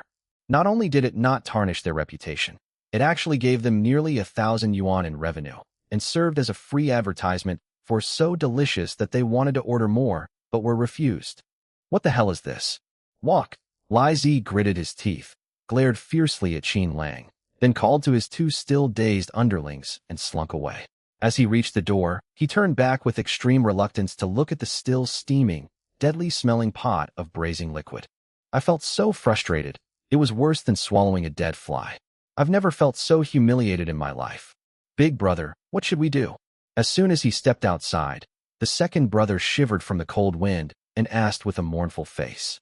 What to do? Just let it be. The leper kicked a soda can away from the roadside, venting his anger. This isn't our fault at all. It's all because those noodles were too delicious. How could anyone resist them? Chapter 50 report. Behind the Dawei Hot Pot restaurant, in that dark and damp alley, Zhang Dawei paced anxiously back and forth, cigarette butts littering the ground. He listened to the commotion next door and looked at the deathly silence in his own shop, feeling restless and anxious. What happened? They've been inside for half an hour. Zhang Dawei glanced at his watch, sweating profusely with anxiety. Finally, 3 familiar figures appeared at the entrance of the alley. Zhang Dawei's eyes lit up. He threw away the cigarette he had just lit and strode forward to meet him. How did it go? Did it work? Was that kid cornered in the store and yelled at? Have the police arrived? Zhang Dawei asked expectantly, his face beaming with the satisfaction of impending revenge. However, in the dim light of the street lamp, he saw 3 faces that looked as dejected as if their fathers had died, and a leper clutching his wrist and baring his teeth. Li Zi lowered his head, not daring to look Zhang Dawei in the eye, and stammered. Mr. Zhang, there was a little accident. An accident? What accident? Zhang Dawei's heart skipped a beat, and his smile vanished instantly. Were you discovered? Or did you fail to infiltrate? 2 managed to sneak in. Li Zi swallowed hard and said, forcing a smile. Did it go smoothly? Why didn't I hear any police sirens? No, it didn't work out. It didn't work? Zhang Dawei's voice instantly rose 8 octaves, becoming as shrill as a chicken being strangled, his eyes practically bulging out of their sockets. What did you guys do inside? Go shopping. You just took 20,000 yuan for nothing. No. The leper looked aggrieved, even smacking his lips with a hint of lingering satisfaction, and subconsciously said, mainly because that noodles were so delicious. Huh? Zhang Dawei wondered if he had misheard, and froze on the spot. Really, Mr. Zhang, you haven't tasted it. As if he had found an excuse, the leper began gesturing wildly, trying to prove his innocence. The soup and the meat were absolutely amazing. Seriously, the three of us originally planned to just have a couple of bites before we started eating, but the aroma was so irresistible in the end we couldn't resist, and ate it all. You ate it all. Zhang Dawei felt his blood pressure soaring, his brain blood vessels throbbing, and his vision going black for a moment. You finished your food. Couldn't you just order another bowl? Are you pigs? Did I give you money to eat? I ordered it. Li Zi felt even more aggrieved. But that shop has a rule, 1 bowl per person. They won't sell it even if you offer them money. We tried to cause trouble and force them to buy it, but we almost got beaten up. Zhang Dawei stared wide-eyed at the 3 idiots in front of him, speechless for a long time. He spent 30,000 yuan.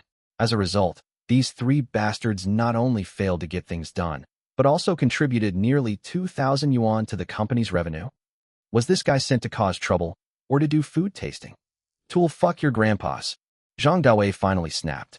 He ripped off his leather shoes, and, like a madman, hurled them at the 3 leper men. Give me my money back. You bunch of good-for-nothings. Pig brains. Eat, eat, eat. Eat yourselves to death.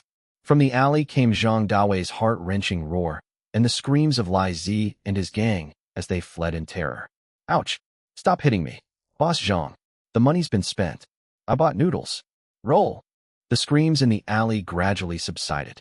Zhang Dawei leaned against the oil-stained wall, panting heavily.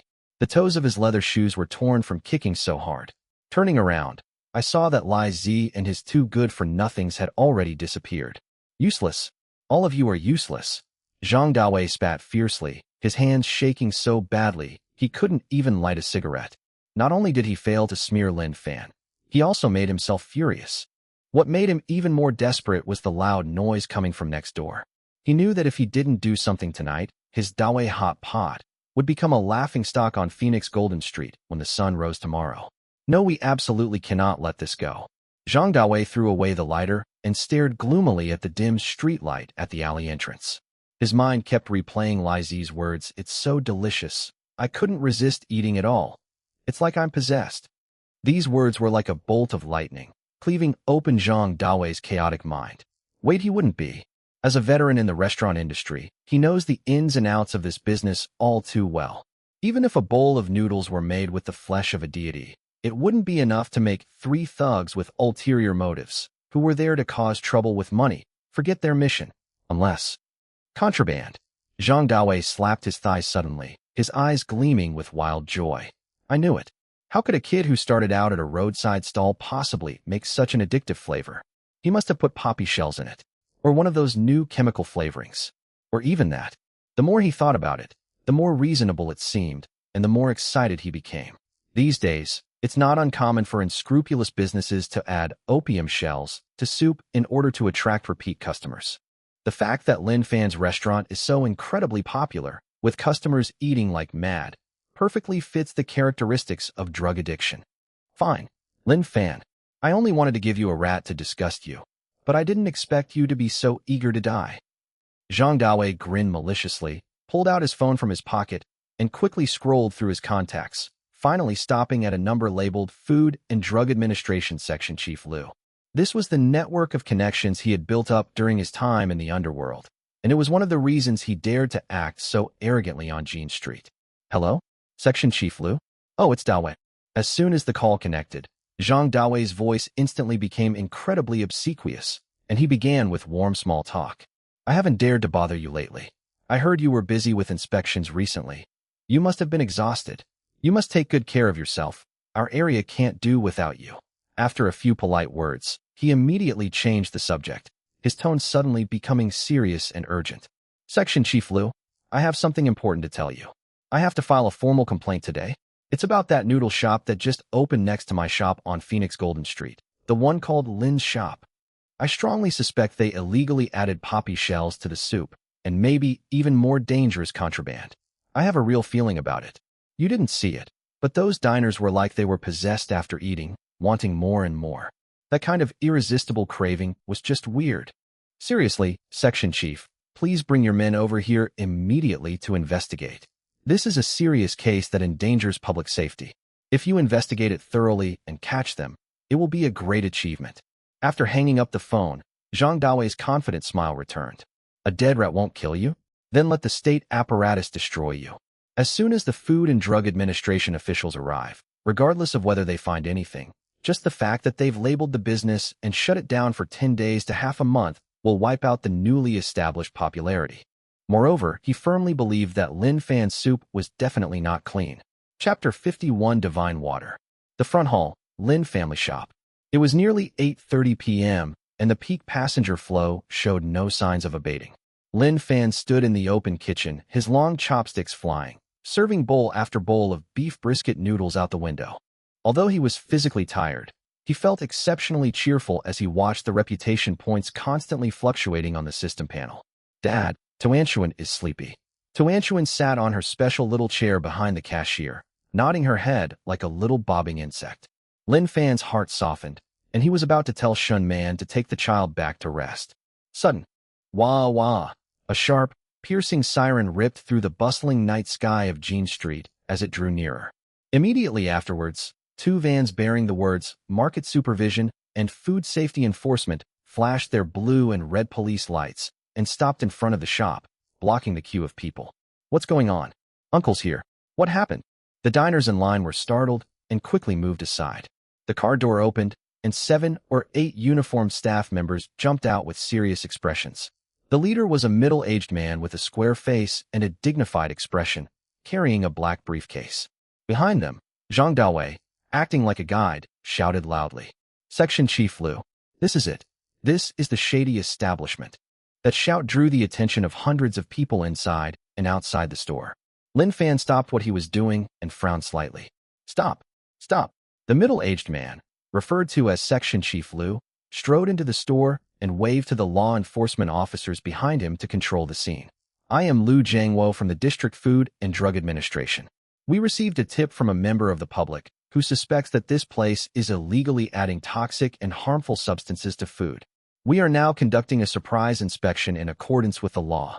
Everyone, stop eating. Stay in your positions. Where's the boss? Liu Jiangwo's voice was loud and clear, exuding an air of official authority. These words were like a bombshell, instantly exploding in the store. Toxic or harmful substances? Holy crap, could it be poppy shells? I knew this noodle dish was so delicious, I wanted more after finishing it. Turns out they added something special. The diners, who were enjoying their meal, changed their expressions instantly upon hearing this. Many people were so shocked by the sight of the noodles in their bowls that they dropped their chopsticks, their stomachs churning. In this era where people are terrified of anything, nothing touches the public's nerves more than food safety. Don't panic, everyone. Don't panic. Taking advantage of the opportunity, Zhang Daowei squeezed in and stood next to Section Chief Liu, shouting to the crowd with a pained expression. Neighbors, I've known this place was weird for a while now. Think about it. How could normal food be so addictive? People even lick the soup clean? For everyone's health, please stop eating this. This soup definitely contains opium poppy shells. Zhang Daowei's words were highly inflammatory, and coupled with his exposé attitude, they instantly swayed many diners. That makes sense. I did think the soup was unusually flavorful just now. Oh my god, I brought my son here to eat. What if it's really poisonous? Panic began to spread. Qin Lang was wiping the table when he saw this. Enraged, he slammed the rag down on the table and pointed at Zhang Daowei, yelling, You fat bastard. Stop spouting nonsense.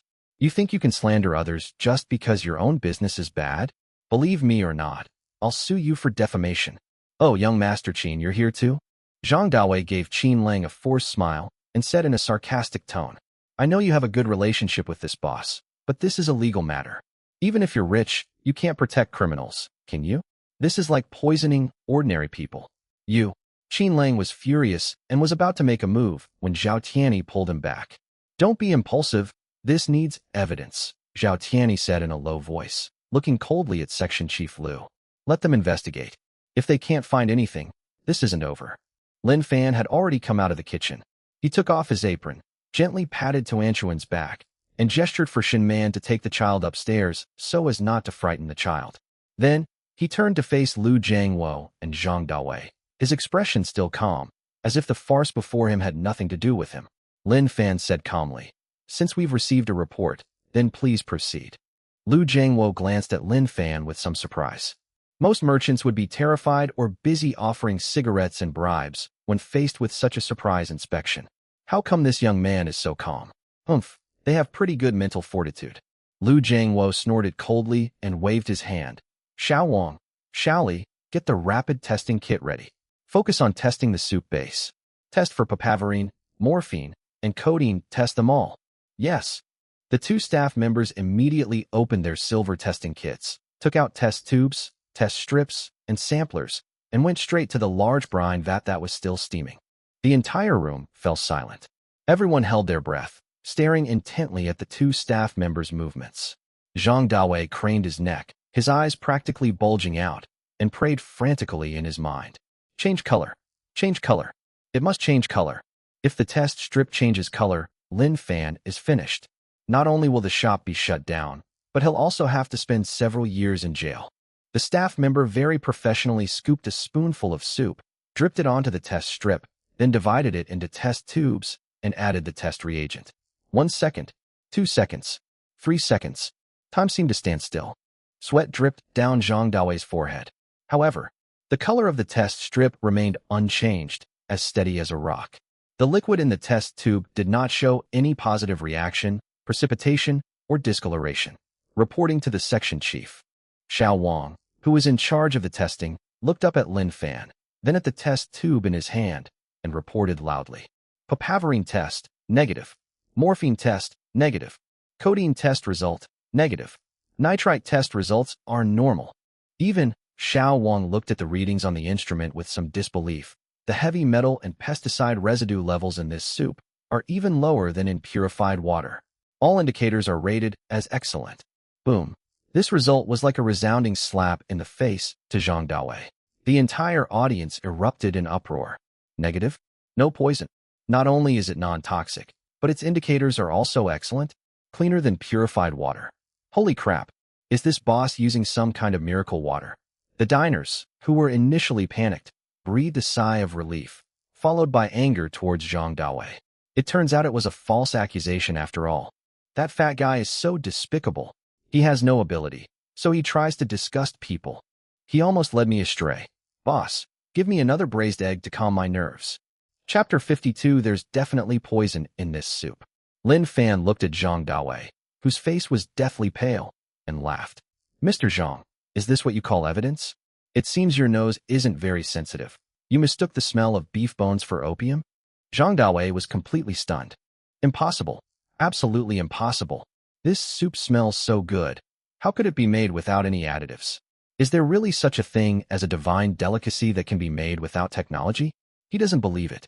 He absolutely refuses to believe it. There's definitely something wrong. The testing method must be incorrect. Zhang Dawei suddenly rushed forward like a madman, shoved the inspector aside, and pointed at the brine barrel, shouting, Section Chief Lu, this bucket is so big, he must have hidden the drug packet at the bottom. Or he's not using the ordinary poppy shells on the market, but a new type that can't be detected. Search. We must search. Dump this bucket. Turn the kitchen upside down. I refuse to believe we won't find evidence. Lu Jiangwo's expression also looked rather grim. He was summoned by Zhang Dawei with great confidence, but he came to no avail. Hearing Zhang Dawei say this, Lu Jiangwo felt it was a bit unreasonable, but in order to save face, he still kept a straight face and said, Boss, in order to completely dispel public doubts, we need to conduct a thorough search of your kitchen. Please cooperate. It's only right to cooperate. That's fine. Lin Fan nodded, stepped aside, and looked at Zhang Dawei. Search freely. But what if you can't find anything? If we can't find it, it's because you hid it well. Zhang Dawei shouted, his eyes now completely red. Lu Jiangwo's expression had darkened considerably. He turned around, his brows furrowed, and stared sternly at Zhang Dawei, who was shouting and yelling. He said in a deep voice, Unauthorized personnel, please do not obstruct official business. Stand outside the cordon. If you continue to interfere with law enforcement, I will have someone remove you. Zhang Dawei shrank back in fright at the shout. Although he was unwilling, He dared not cause any further trouble when he saw the menacing law enforcement officers. He could only retreat to the edge of the crowd, muttering to himself, "Investigate. We must investigate thoroughly. I refuse to believe he's clean." Lu Jiangwo waved his hand, signaling his men to go into the kitchen. "Go and focus your inspection on the condiment area, the bottom of the soup pots, and the hidden compartments in the storage cabinets. Don't miss any corner. Take samples and keep them for on-site rapid testing." Yes. 4 fully armed law enforcement officers, wearing gloves and shoe covers, carrying instruments and sampling bags, walked solemnly into Lin Fan's completely transparent open kitchen. The atmosphere inside the store instantly became heavy. Although the diners trusted Lin Fan, they were all on tenterhooks until the official test results came out. After all, the words "food safety" are too heavy to bear, and no one wants to joke about their own health. Lin Fan remained standing in the same spot, his expression calm, and he even had the leisure to pick up a rag and wipe the water stains on the work table. He had absolute confidence in the system's hygiene standards. It was a high-tech kitchen with automatic cleaning capabilities, where not even a fly could get in, let alone those random additives. Just as Lu Jiangwo was pacing anxiously in the shop with his hands behind his back, waiting for the result. Nation building? An aged yet powerful voice suddenly came from the private seating area on the side. Lu Jiangwo was stunned for a moment. Why did that voice sound so familiar? He instinctively turned his head and looked in the direction of the sound. On a grand chair by the stream, an elderly man in a Tang suit with gray hair slowly stood up and looked at him with a smile. The moment Lu Jiangwo saw the old man's face, his originally tense and dignified face instantly relaxed, replaced by an expression that was a mixture of surprise and respect. He strode forward, his back unconsciously bending slightly. "Oh, Professor Lu, what are you doing here?" This elderly gentleman is Professor Lu Zhengming, a leading figure in the Department of Food Engineering at Jiangxing University. How could Lu Jiangwo not recognize him? Professor Lu was the advisor for his undergraduate thesis. Moreover, as a food safety expert consultant in the province, Professor Lu would go to their Food and Drug Administration every year to give lectures and training to the cadres. Just last month, Lu Jiangwo was sitting in the audience taking notes. "Hee, why can't I be here?" Professor Lu pointed to the empty bowl of noodles on the table and said with a smile, "Food is the most important thing for people. I heard that a good restaurant opened here, so this old man naturally had to come and try it. But you, Jiangwo, you've made quite a fuss today." Lu Jiangwo quickly wiped the sweat from his forehead and said with a wry smile, "Teacher, please don't joke with me. I have no choice. I received a report with a real name, saying that this store is suspected of adding poppy shells and prohibited drugs. This matter is too serious, and I have to lead a team to verify it." Poppy shells. Upon hearing this, Professor Lu raised an eyebrow slightly, then shook his head as if he had heard some absurd joke. He glanced at Lin Fan standing not far away, then at Lu Jiangwo, his tone becoming slightly more serious. "Jiangwo, we food regulators value evidence, but we also need professional judgment. Do you think that if those things were really added to this soup, you could hide it from this old man like me?" Lu Jiangwo was taken aback. "Yes. Who is Professor Lu? He's a walking mass spectrometer. He's been engaged in food research for 40 years, and his taste buds are even more sensitive than the instruments." "Teacher, what do you mean?" Lu Jiangwo asked tentatively. "I just ate every last bit, soup and noodles." Professor Lu pointed to his mouth and said seriously, "This soup is rich, delicious, and has a long aftertaste. It's the natural flavor that comes from top-quality ingredients and skillful simmering. If it contains industrial flavoring agents like papaverine or ethyl maltol, I can taste the unnatural bitterness and harshness in my throat on the first bite." At this point, Professor Lu paused, his gaze sweeping over Zhang Dawei, who was peeking in from outside the door, and said meaningfully, "Sometimes, whistleblowing isn't necessarily for justice. It could be for personal gain. Jiangwo, you need to keep your eyes open and not be used as a pawn, or you'll break the hearts of honest businesses." Professor Lu's words carry a lot of weight. This is not only an endorsement from experts, but also a teacher's guidance to students. Lu Jiangwo felt a chill run down his back, and cold sweat poured down his face. He wasn't stupid. Considering Zhang Dawei's frantic and eager to convict behavior earlier, he immediately understood the situation perfectly. "Don't worry, teacher. I will definitely uphold the law impartially. I will never wrong an innocent person." Lu Jiangwo straightened up, and when he looked at Zhang Dawei outside the door, There was a hint of disgust in his eyes. Just then, Section Chief, the inspection is finished. The staff members who went in to search came out. Chapter 53, Does your face hurt? They took off their gloves, looked at each other, and both had an expression of disbelief on their faces. Xiao Wang, who was in charge of leading the team, walked quickly to Lu Jiangwo with a stack of rapid test strips and a preliminary on-site investigation report in his hand. Seeing this, Zhang Dawei thought they had found a problem and excitedly tried to rush inside again. How about it? Did you find it? I told you he hid it. Where is it? Show it to everyone. Get out of the way. This time, Lu Jiangwo didn't give Zhang Dawei any face. He yelled at him and then turned to Xiao Wang. How's the situation? Report the truth. Xiao Wang took a deep breath, glanced at Lin Fan, and his eyes even showed a hint of admiration. He shook his head, handed the report to Lu Jiangwo, and said loudly, We conducted a thorough search of the kitchen. We checked spice jars, soup pots, storage cabinets, and even trash cans and drains. In the end, nothing happened. Nothing. Zhang Dawei screamed. Impossible. There must be a hidden compartment. You didn't search carefully enough. Xiao Wang gave Zhang Dawei a cold look and continued his report. Not only are there no contraband items, but Section Chief, to be honest, I've been in this line of work for 7 or 8 years, and I've never seen such a clean kitchen. The stovetop was free of oil stains, the floor was free of water stains, and knives and cutting boards were strictly separated for raw and cooked food. All ingredients, including beef, flour, and vegetables, underwent rapid random sampling inspections, and all were of superior quality. Even that bucket of braising broth. Xiao Wang swallowed, seemingly savoring the aroma he had smelled while taking the sample. The braising liquid contains no chemical additives other than the usual natural spices such as star anise and cinnamon. All food safety indicators are up to standard. In fact, they far exceed national standards. This doesn't look like the kitchen of a roadside stall. The hygiene standards are almost as good as an operating room in a top-tier hospital. Boom. These words, spoken with conviction, resonated throughout the entire shop. If Professor Lu's words just now were an authoritative personal endorsement, then this official on-site test report is irrefutable and irrefutable evidence.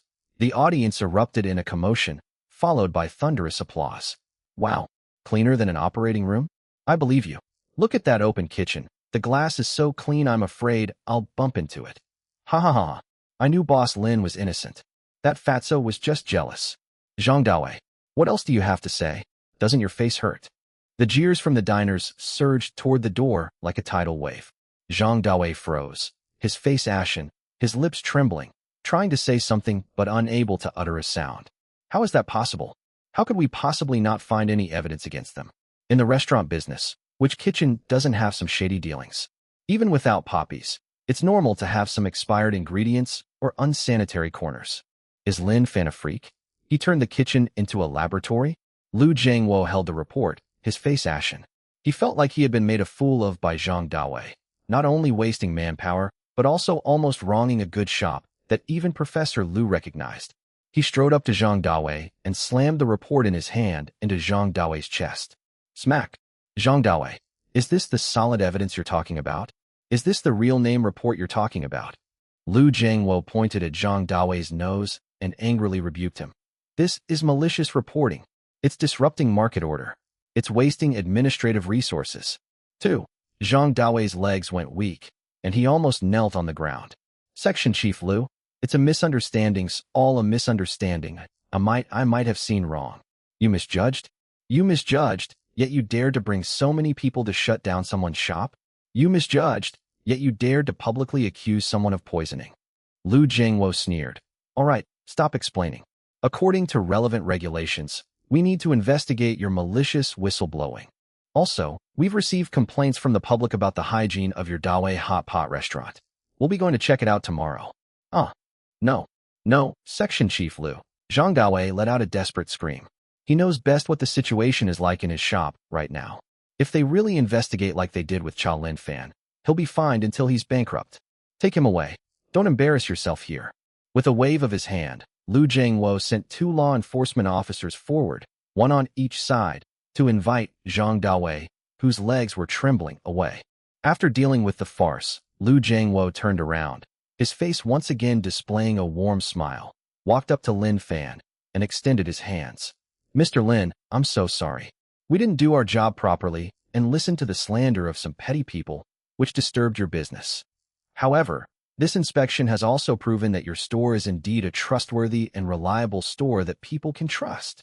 We will publish today's test results on our official website later, which will also serve as a clarification for you. Lin Fan reached out and shook hands with Lu Jiangwo, his expression remaining calm. He did not appear flattered by the other party's apology, nor did he show any resentment for the grievance he had just suffered. Section Chief Lu, you're too kind. Cooperating with the inspection is a citizen's duty. As long as my innocence is cleared, that's all that matters. This composure in the face of both honor and disgrace earned him silent nods of approval from Lu Jiangwo and Professor Lu standing beside him. This child is destined for greatness. All right, everyone disperse. Don't delay their business. Professor Lu waved his hand, maintaining order like a patriarch. Law enforcement officers withdrew, and the sound of sirens faded into the distance. The atmosphere inside the store has returned to its lively state, even more so than before. Everyone agrees that a store that can achieve zero defects under such a surprise inspection is truly amazing. You can eat with peace of mind. Boss, give me a bowl of noodles. With an egg. To calm my nerves. Me too. I was so scared just now. I have to eat more to replenish myself. Revenge spending erupted instantly. Lin Fan returned to the stove. After this ordeal, he became even more composed. A system notification sounded in my mind at just the right moment. Bite. A surge in host reputation value has been detected. Hidden achievement triggered. Invincible. Achievement reward. Special item beginner bad luck sticker X1. Can be used on a designated target, causing them to be plagued by bad luck for the next 24 hours, making even drinking water difficult. As Lin Fan listened to the system's reward, his gaze swept across the crowd and fell upon the law enforcement vehicle that had disappeared around the corner. Zhang Dawei was taken away, but this matter is not over yet. Unlucky charm. Lin Fan's lips curled into a smile. Since you like to do dirty tricks, then don't blame me. System, apply the bad luck sticker to Zhang Dawei. Ding. Successfully used. Target, Zhang Dawei. Effective date, immediately. Chapter 54 180,000. At the same time, Zhang Dawei, who had been taken into the law enforcement vehicle, was slumped in the back seat, sweating profusely as he made a phone call to his lawyer. Hey, old Shen, come quick, bail me out. I've been taken away by the Food and Drug Administration. It's nothing. It's just a malicious report, a small fine. He hadn't finished speaking. Bang! The car suddenly braked hard. Zhang Dawei wasn't wearing a seatbelt, and he rolled out like a ball, his forehead slamming hard against the metal railing of the front seat. Holy crap! How do you drive like that? Zhang Dawei clutched the large, instantly swollen lump, tears streaming down his face from the pain. The driver in front looked completely innocent. It wasn't that I wanted to brake. It's that the road ahead collapsed. What? Zhang Dawei peeked out and saw that a large pothole had suddenly appeared on the road ahead. If he had braked a second later, the whole car would have plunged into it. Damn it, this is really bad luck. Zhang Dawei cursed. Inside the Lin family shop, after seeing off the last group of guests, it was already 11 p.m. Despite the setbacks, today's sales were not only unaffected, but also broke new records thanks to this officially certified live stream. Qin Lang was so tired that he slumped in his chair, holding a calculator in his hand, pressing the keys rapidly. Brother Lin, guess how much we sold today? Qin Lang excitedly looked up. How much? Lin Fan asked casually as he wiped the stove. 18,000. A full 18,000. Qin Lang shoved the calculator in front of Lin Fan. This is more than my old bar's revenue at its peak. 180,000. This is a terrifying number. This means that he earned back more than half a year's rent for the store in just one day. Shin Man rubbed her aching ankle, tired but her eyes were full of light. Lin Fan, at this rate, you'll be able to buy this entire street in less than a month, right? Lin Fan smiled and took off his apron. Buying the street isn't in a rush. He walked to the door, pushed open the glass door, and stood on the steps. My gaze fell on the 3-story building next door that still had the Dawei Hot Pot sign hanging on it, but was now completely dark. That building is 3 times the size of this one, and in a better location, a true prime corner. If we can acquire it and integrate the 2 stores, that will be the prototype of a true food empire. However, Lin Fan looked at the building and slowly shook his head.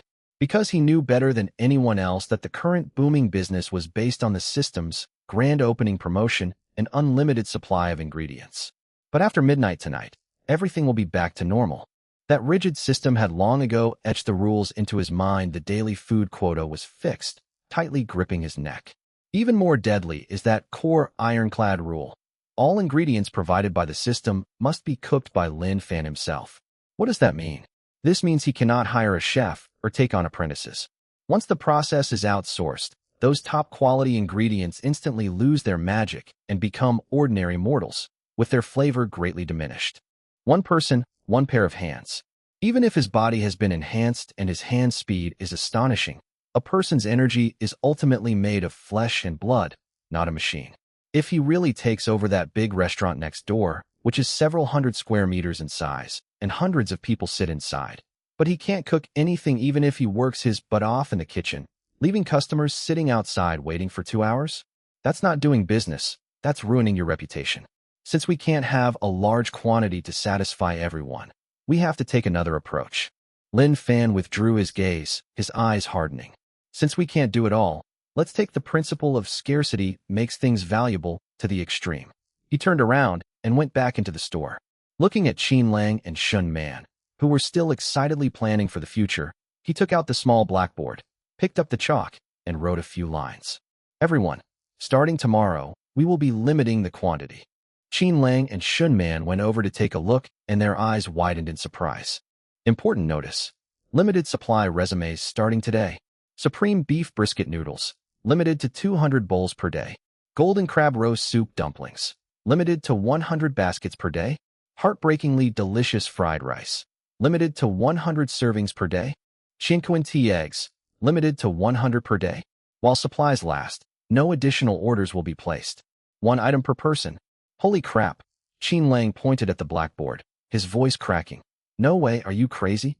At this rate today, if we sell everything tomorrow, we could easily sell 1,000 or 800 bowls, right? That's right, Shin Man exclaimed anxiously, ignoring the pain in her feet as she stood up. Isn't this just letting money slip by? Are you stupid? Right now is when the hype is at its peak. Zhang Dawei next door just went to jail. You can take advantage of this opportunity to cash in. Lin Fan hung the blackboard in a conspicuous spot by the door, patted the chalk dust off his hands, and smiled helplessly. The main problem is that I can't handle it all by myself. As you can see, I almost broke my arm trying to make these hundreds of bowls of noodles today. If you order another 1,000 bowls tomorrow, you might see me in the hospital next time. Upon hearing this, Qin Lang waved his hand and said with great pride, Hey, it's no big deal. You should have said you needed more people earlier. He took out his phone and pointed to the screen. The bar under my name, and the catering group under my father's name. The kitchens are full of master chefs who have been working for more than 10 or 20 years. Chopping, noodle making, cooking, you name it. I can have as many as you want. If you agree, I'll bring you a whole platoon of cooks tomorrow morning at 6. I'll pay their wages. You just need to direct from the sidelines, or give them the recipe if you don't trust the recipe. You can be in charge of the seasonings and let them do the hard work. Isn't that enough? Shin Man chimed in. That's right, Lin Fan. Who does business by doing everything themselves and exhausting themselves. Learning how to use people is what a boss should do. My family also has quite a few excellent Western chefs.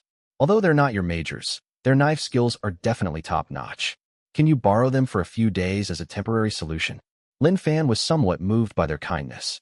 Although these two seem unreliable most of the time, they truly consider him a friend when it matters. But Lin Fan shook his head, poured 2 glasses of warm water for the two of them, and explained earnestly, Young Master Qin, Shin Man, I appreciate your kindness. It's not that I don't trust you people, but that I have my own rules. Lin Fan pointed to the braising pot in the kitchen. The heat control, the feel of the touch, even the slightest difference makes a world of difference in taste. What I, Lin Fan, sell is either the best or I don't sell it at all. What comes out of the assembly line is animal feed, not gourmet food. I can't ruin my reputation just to make money. Chapter 55 Special Rewards. Upon hearing this, Qin Lang and Shun Man were stunned. In this fast food era, in this age where people are willing to use pre-made meals to fool everyone for the sake of profit, Lin Fan's almost obsessive craftsman spirit has given them a long-lost sense of awe. Okay, Qin Lang hesitated for a long time before giving a thumbs up. I'm impressed. No wonder you can make it taste like that. With your attitude, you deserve to be famous. Stubborn, Shin Man muttered, but her eyes held a hint of admiration. Fine, you're the boss, so you call the shots. But since it's limited, you'd better save the first one for me, or I'll get mad at you. With the business concluded, the atmosphere in the store finally relaxed. Lin Fan glanced at the wall clock. It was almost 11 o'clock. He glanced at the two people slumped in their chairs, unwilling to move, and at Tuanshuan, who was asleep on the small table, and a warm feeling welled up in his heart. If Qin Lang hadn't led the way and supported the operation, and if Shun Man hadn't helped with the cash register and maintain order, things would have been chaotic if he had been alone, even with 3 heads and 6 arms. She's a wealthy heiress with assets worth hundreds of millions. Yet she didn't enjoy her good life and instead spent the whole night as his waitress, serving him tea and water and enduring hardship, even having to confront thugs like Lai Zi. This favor is too heavy. Are you hungry? Lin Fan suddenly asked. Nonsense. Qin Lang rubbed his stomach. Although I just ate noodles after working for so long, it's all digested by now. Is there anything left? I don't mind. I'd also like some of that braised broth rice. Me too. Shin Man raised her hand. I really put in a lot of effort today. My feet are all blistered. Lin Fan smiled and turned to walk towards the kitchen. Wait. Since you're my employee, you should get employee meals. The rest is for the guests. We need to treat our own people specially. Special treatment. Qin Lang and Shun Man's eyes lit up instantly, staring at the kitchen like 2 hungry wolves. Lin Fan opened the system panel. Although he had used up his quota of special ingredients for today, as the host, he still had some leftover scraps from previous tasks and some private goods that he hadn't put out for sale in the system's warehouse. System, extract 2 caddies of premium pork belly, a handful of scallions, and 3 free-range eggs. He started heating the oil in the wok. Since it's late at night, and since this is a treat, let's have some ultimate carb pleasure. He sliced the pork belly into paper-thin slices and stir-fried them in a hot pan to render out the excess oil until the slices became translucent and the edges curled and browned. Then, pour in the leftover rice. This rice is made with Xiangshui tribute rice, and each grain is distinct. Stir-fry over high heat. No complicated seasonings were added. Just a spoonful of the oil from the century-old braising liquid was poured on top. Then 3 golden yellow eggs were cracked in, and a handful of bright green scallions were sprinkled on top. Sizzle. A unique, homey yet incredibly enticing aroma wafted from the kitchen. This is not the heartbreak rice sold to customers. It is the supreme braised pork and egg fried rice, specially prepared by Lin Fan. 5 minutes later, a large bowl of golden, oily, and steaming fried rice was served. There was also a dish of pickled radishes made by Lin Fan himself, and a bowl of clear egg drop soup on the side. Here, have a taste. Lin Fan filled their bowls. Oh my god! Qin Lang looked at the bowl of rice, each grain coated with egg and braising oil, and the meat slices, which smelled incredibly tempting. His mouth watered instantly. Brother Lin, you're trying to kill me. Without any preamble, the two got straight to work. Ugh, so hot, so fragrant. Shun Man exhaled as she stuffed the food into her mouth, completely forgetting about her ladle-like image and her diet plan. This meat, it's amazing. So crispy. And this rice, how can it be so springy? Qin Lang ate without even looking up. Why isn't this on the menu? If it were, I'd come here every day. It's just a simple meal, no need for a menu. Lin Fan served himself a bowl, sat down opposite the two of them, and ate slowly. Thank you for your hard work today. Lin Fan raised the soup bowl in his hand and said earnestly, Thank you all for your help today. This meal is a small token of my appreciation. And also, he took 2 specially made cards out of his pocket. Black background with gold lettering, featuring only simple serial numbers, 001, 002. This is the store's VIP black gold card. Lin Fan pushed the card in front of the two of them. Although my store is not big now, and I haven't really established a membership system yet. But keep this card. No matter where this store opens or how big it gets, as long as you have this card, you can eat for free for life. No need to queue, and whatever you want to eat. As long as I have it, I'll make it for you anytime. Qin Lang paused for a moment, put down his spoon, picked up the card, and looked at it. The material is very special. It feels warm and smooth like jade, unlike ordinary plastic. You? Qin Lang's eyes were somewhat complicated. He helped Lin Fan purely because he found the man interesting, the food delicious, and he admired Lin Fan's pride in rising from humble beginnings. He never sought any reward. But Lin Fan's move both repaid the favor and gave people face. Okay, I'll take the card. Qin Lang grinned and put the card in his pocket. These are original shares. When you become a culinary master, this will be my certificate of being a founding father. If old Zhao knew, he'd be green with envy. Shen Man silently put away the card, looking at Lin Fan's profile, which looked particularly soft under the light, and a string in her heart seemed to be gently plucked. At least you have a conscience. Shen Man snorted, lowered her head, and continued eating, hiding the smile on her lips. However, if your cooking doesn't taste good anymore, I'll refund your card.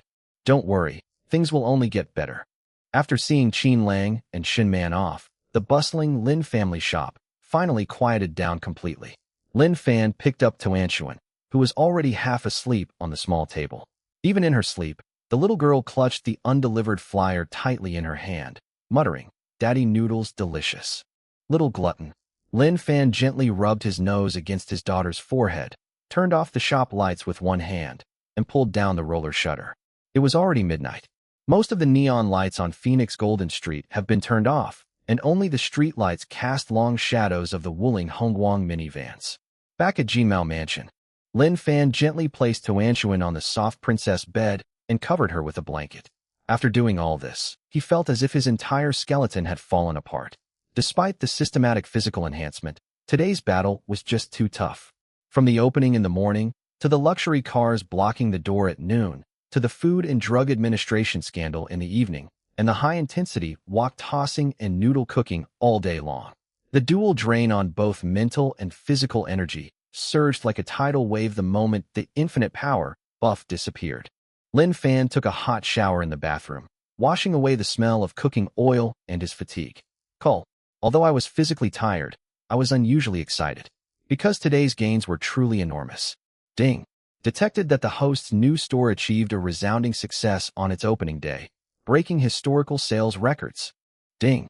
Special reward has been issued. Please check. Hearing the system notification, Lin Fan's eyes lit up. Are there any special rewards?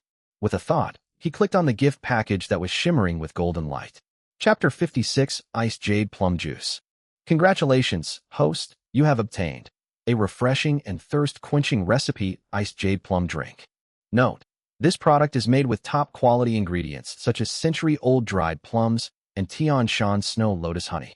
It has a sweet and sour taste that refreshes and quenches thirst, relieving summer heat and greasiness. It is also relatively easy to prepare and can be made in batches in advance. Batch cooking. As Lin Fan chewed on those 4 words, his tense shoulders suddenly relaxed. This is exactly what he needs most right now. Whether it's fried rice, soup dumplings, or Wensi tofu, which requires exceptional knife skills, they all have one fatal flaw: they must be made to order. Even though his hand speed is so fast that it leaves afterimages, it's still a drop in the ocean when faced with hundreds or thousands of diners every day. It's not a good experience for diners to queue for 2 hours and eat for 5 minutes. Especially now, Wuhan is experiencing the sweltering heat. The daytime temperature was approaching 38 degrees Celsius, and the asphalt road surface was shiny with oil from the sun. The diners standing in line outside were all drenched in sweat. Although they didn't say anything, Lin Fan could see their anxiety. After finishing a steaming bowl of beef brisket noodles, a chilled drink would make it all the more satisfying. System: extract ingredients.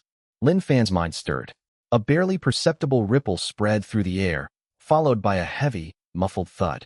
3 wooden crates, each about half a person's height, appeared out of nowhere next to the chopping board. Lin Fan stepped forward and, without saying a word, pried open the lid of the first wooden box. A musty, dry, yet pungent smoky aroma instantly hit me. That's a century-old charcoal smoked dried plum. The dried plums in the box were not the ordinary kind that are shriveled, withered, and have a dark black surface, as found in the market. Each of these plums is about the size of a ping-pong ball, with a deep, dark jade-like skin covered in a fine, frosty white powder. That white powder is not mold, but rather the essence of the fruit's bloom. Lin Fan picked one up, feeling its hard and rough texture against his fingertips. I brought it close to my nose and smelled it. There is no pungent sour smell, only a rich and robust pine smoke aroma, mixed with the aged tangerine peel aroma of the fruit. The aroma is incredibly penetrating. Just a whiff is enough to stimulate the salivary glands deep within the mouth, causing saliva to flow uncontrollably. Nice one. Lin Fan put down the dried plums and turned to look at the second box. Inside were jars of perfectly sealed white jade. Remove the seal and open the lid. It didn't have a strong, cloying sweetness. Instead, a refreshing, cool sensation emanated from it. The jar contains Tian Shan snow lotus honey. The honey has a semi-solid, oily texture, with a warm, smooth color like mutton fat jade, and a cool sheen under the light. This honey is collected from snow lotus flowers grown above the snow line at an altitude of 4,000 meters, and it carries a unique, icy fragrance. In addition, there are sun-dried hawthorn berries that are bright red, aged tangerine peel from Xinhui that has been aged for many years, and roselle calyxes that are purplish red and glistening with moisture. All materials are ready. Lin Fan rolled up his sleeves, revealing his muscular forearms. There was no rush to put it in the pot. When making plum juice, the biggest taboo is to boil it directly. He took out a large 50-liter stainless steel soup pot and filled it with the specially supplied Kunlun Mountain spring water. The water was icy cold and crystal clear. Lin Fan grabbed a handful of dried plums, hawthorns, and dried tangerine peel and gently added them to the water according to the golden ratio given by the system. Splash. The dried fruit tumbled in the water before slowly sinking to the bottom. The first step is to let the material rest. The shriveled fruit pulp begins to greedily absorb the moisture the moment it comes into contact with water. The originally wrinkled surface gradually relaxed, and the clear water began to show a faint amber color. The aroma that has been dormant deep within the fruit pulp is being awakened. Half an hour later, Lin Fan reached out and picked up a dried plum. The once hard fruit has become plump and soft. A gentle pinch with your fingernail reveals the dark brown flesh inside. That's fine. Lin Fan poured the fermented water and ingredients into the pot and turned on the high-powered stove. Boom! The blue flames licked fiercely at the bottom of the bucket. As the water temperature rises, the air in the kitchen begins to undergo subtle changes. Initially, it has a slightly astringent, fruity sour taste, which is the first aroma released by hawthorn and roselle. Immediately afterwards, the water boiled. The churning water, carrying the distinctive smoky aroma of dried plums, dominated the scene. Glug glug. The color of the soup gradually deepened from amber to a rich purplish red. That's the natural pigment released by the roselle flower under high temperature, a bewitching and intoxicating red. Lin Fan stood in front of the stove, holding a long-handled wooden spoon, stirring at a steady pace. His movements were steady, and each stirring was done in the same direction to prevent the ingredients from breaking apart and becoming cloudy. Simmer for a full hour. The whole room is filled with a rich, sweet, and sour aroma that whets the appetite with just one whiff. Lin Fan added rock sugar to reduce the sauce, in order to neutralize the acidity and enhance the flavor. Finally, and most importantly, comes the finishing touch. Lin Fan turned off the stove. When the soup cooled down to around 80 degrees Celsius, he picked up the jar of Tian Shan snow lotus honey. Scoop up a large spoonful. The milky white honey, like solidified cream, forms a glistening thread along the edge of the spoon. Splash. Honey dripped into the purplish-red broth. At that moment, a miraculous chemical reaction occurred. The originally somewhat smoky and fiery atmosphere was instantly suppressed and dissolved by the chill from the snow-capped mountains. The color of the entire bucket of plum juice changed again, from purplish red to translucent, like a piece of flowing purple jade. The aroma in the air transformed from simply tempting the appetite into a refreshing coolness. Even though the kitchen was very hot, just smelling this aroma made me feel like I had a piece of ice in my throat, and all the heat disappeared. Lin Fan scooped up a little bit with a small spoon, blew on it, and put it in his mouth. The initial taste is slightly sour, thanks to the base of dried plums and hawthorns. The mid-palate is sweet, a result of the harmony of dried tangerine peel and rock sugar. And after swallowing, the unique chill brought by the snow lotus honey slides down the esophagus and explodes instantly. Cool. Feel completely refreshed. Lin Fan let out a long sigh, a glint of light flashing in his eyes. If this were chilled overnight, the taste would be absolutely unbeatable. Without stopping, he sealed the 3 large buckets of freshly brewed plum juice and sent them directly into the system space.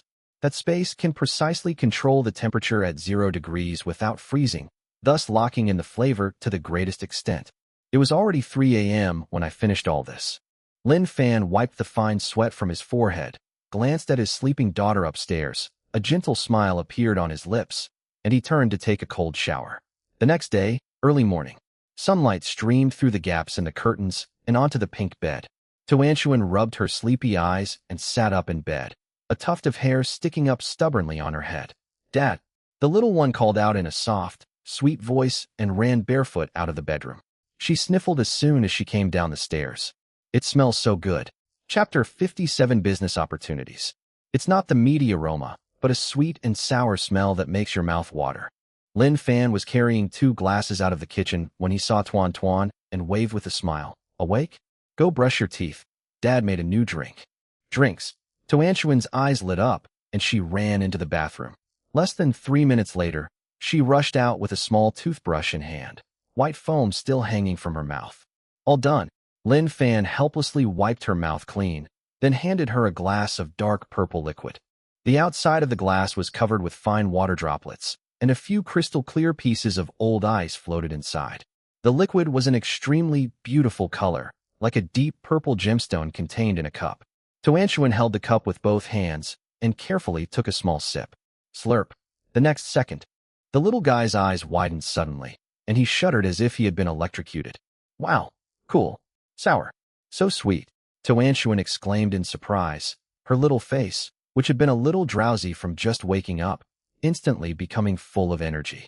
She held onto the cup tightly, refusing to let go, and gulped down several more mouthfuls. "Dad, what is this?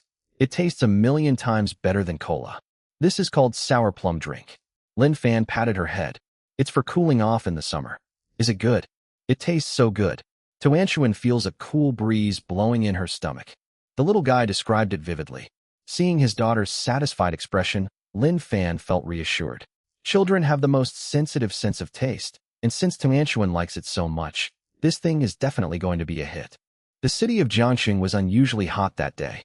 It was just past 7 in the morning, and the sun was hanging in the sky like a giant fireball, without a single cloud to block it. The sunlight was deathly white, piercing straight down, and the asphalt road shimmered with an illusory, oily sheen. The air in the distance seemed to distort and tremble under the intense heat. Old Zhang, a sanitation worker on Phoenix Golden Street, walked listlessly under the shade of the trees, dragging his broom. The cicadas were chirping incessantly overhead, their calls driving people crazy. "This awful weather. It's only a few o'clock, and it's already killing me." Old Zhang wiped the sweat from his forehead. The mineral water bottle in his hand was already empty. He glanced at the thermometer by the roadside. The bright red numbers were jumping. 34 degrees Celsius. It's only 7:30. By noon, the temperature will likely exceed 40 degrees Celsius. In this kind of weather, even breathing in the air is scalding hot, with a smell of burnt dust. However, even under such scorching sun, the queue in front of the Peach Blossom Spring shop remained unchanged.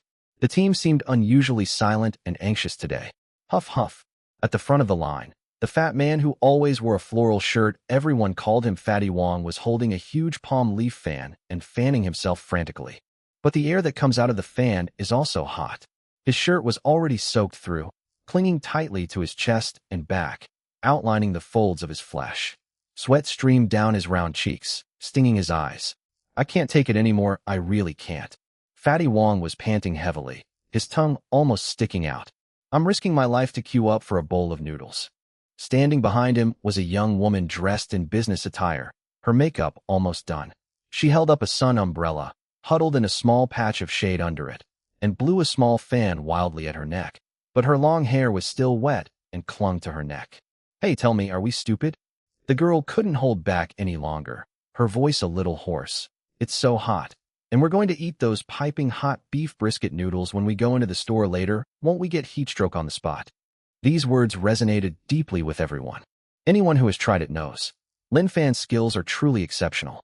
The beef brisket noodles had a delicious and flavorful broth, and the soup dumplings burst with juice with every bite. But it's hot. All hot dishes. In this kind of weather, just standing in line outside is enough to make you feel like you're peeling off a layer of skin. Once we get inside, Even if there's air conditioning, it'll still be packed with people. Another bowl of piping hot braised beef noodles would be like adding fuel to the fire. Just thinking about it makes my scalp tingle. I want to go. In the middle of the line, a young man wearing glasses hesitated and took a half step back. That cold noodle shop next door looks pretty cool. Maybe we should skip it today. Don't do that. Although Fatty Wong kept complaining about the heat, he immediately turned around when he heard someone wanting to leave. If you leave, won't the next person take your place?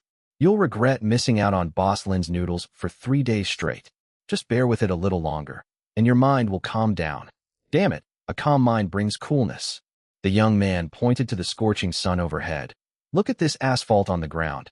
It's almost melting. I feel like I'm about to be cooked. I could be served with some cumin. Just when everyone's willpower was on the verge of collapse and the team was becoming somewhat restless, the owner of the milk tea shop next door, named Deco Cha, keenly sensed a business opportunity. She pushed open her glass door, and a strong blast of cold air rushed out instantly, making the diners queuing nearby feel comfortable and refreshed. Oh dear, bosses, it must be so hot. The proprietress was a middle-aged woman in her 40s with a fake smile on her face. She was carrying a tray with several glasses of lemonade covered in water droplets. Come on, everyone, have a taste. Iced lemonade. Freshly squeezed. As she called out, she deliberately emphasized the word iced, shouting, "Only 5 yuan a cup. Buy one get one free. A summer essential. Look at all that sweat. Don't ruin your health just for a meal. Come to my place, enjoy the air conditioning, and have a glass of cool water. Isn't that better than sunbathing here?" That's a ruthless move. The visual appeal of ice cubes, the tactile sensation of cold air, and the auditory experience of buy one get one free for 5 yuan. For diners who are about to be sunburnt to a crisp, it's an irresistible temptation. Give me a drink. The young man who had been about to leave rushed over to scan the QR code without saying a word, exclaiming, "I can't take it anymore. I need to stay alive. I want one too, as long as it's iced. Boss lady, 2 drinks, extra ice." In an instant, Lin Fan's group began to waver. Several people couldn't stand it anymore and ran next door to buy water. The milk tea shop owner smiled so hard her eyes narrowed into slits as she looked at the income notification, and she couldn't help but glance sideways at Lin Fan's tightly closed shop door. The proprietress secretly rejoiced. On such a hot day, selling iced water is the only way to make a fortune. Time passed second by second. 10:30. The sun was even more scorching. The ground temperature was high enough to fry an egg. Splash. Just when Fatty Wong thought he was about to become a roast suckling pig, the familiar roller shutter door finally slowly opened. In an instant, everyone's eyes were focused on it. Chapter 58 Heatstroke.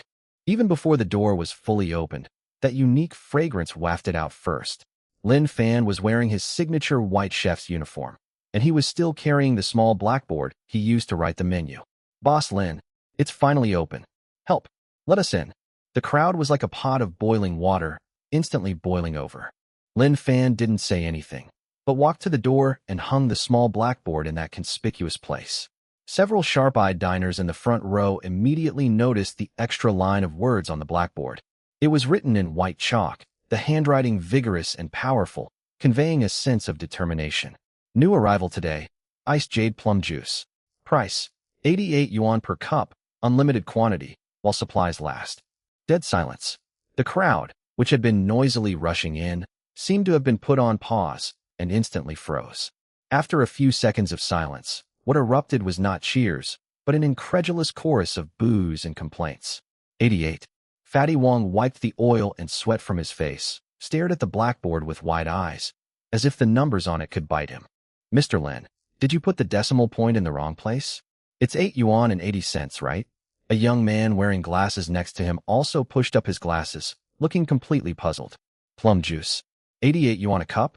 That price isn't it a bit outrageous?" "That's right." A commotion began to stir in the crowd.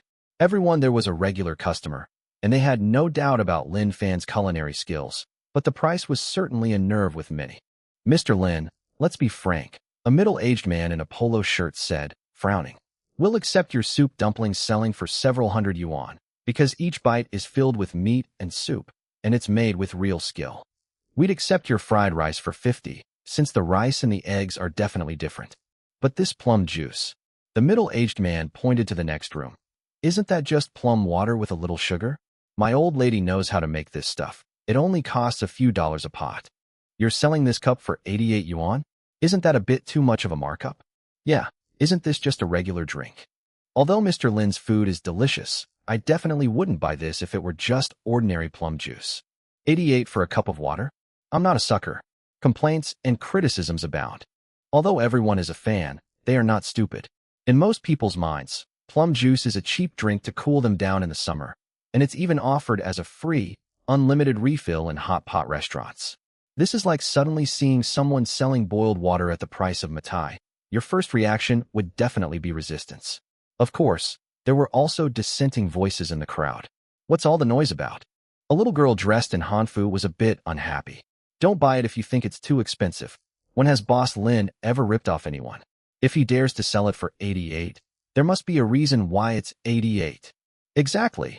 An older man next to him chimed in. They've clearly marked the prices. They're not forcing anyone to buy or sell. If you want a $2 drink, go next door and don't block my way from eating noodles. Boss Lin, give me a bowl of beef brisket noodles. And this plum juice cough cough. Let me take a look first. Although the uncle was stubborn, he ultimately didn't dare to order directly. Lin Fan stood at the door, listening to the discussions, his face remaining expressionless. He doesn't need an explanation. The products produced by the system never need to be defended with words. Open for business. He casually uttered 4 words, then turned and walked into the store. Although the crowd complained verbally, their actions betrayed their true feelings. After queuing for more than an hour, I can't just give up my noodles for a cup of plum juice, can I? So the line began to move slowly. Boss, a bowl of supreme beef brisket noodles, please. 2 baskets of steamed buns. I want fried rice. The sounds of orders being placed rose and fell, and the cashier's notification beeping never stopped. But a full half-hour has passed. Hundreds of people came and went, but the bucket of plum juice, which was placed in a conspicuous position and was emitting a slight chill, did not sell a single cup.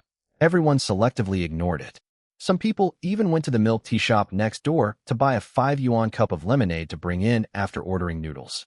Mr. Lin, it's not that I'm not going to support you. Fatty Wong sat in the corner, slurping his noodles, sweating profusely. It's so hot today, I'm covered in sweat, and drinking that sour stuff doesn't quench my thirst at all. I'd rather have iced lemonade. The owner of the milk tea shop next door was standing at her door, fanning herself with a tattered palm leaf fan. Watching the awkward scene in Lin Fan's shop, she laughed so hard that the powder on her face almost fell off.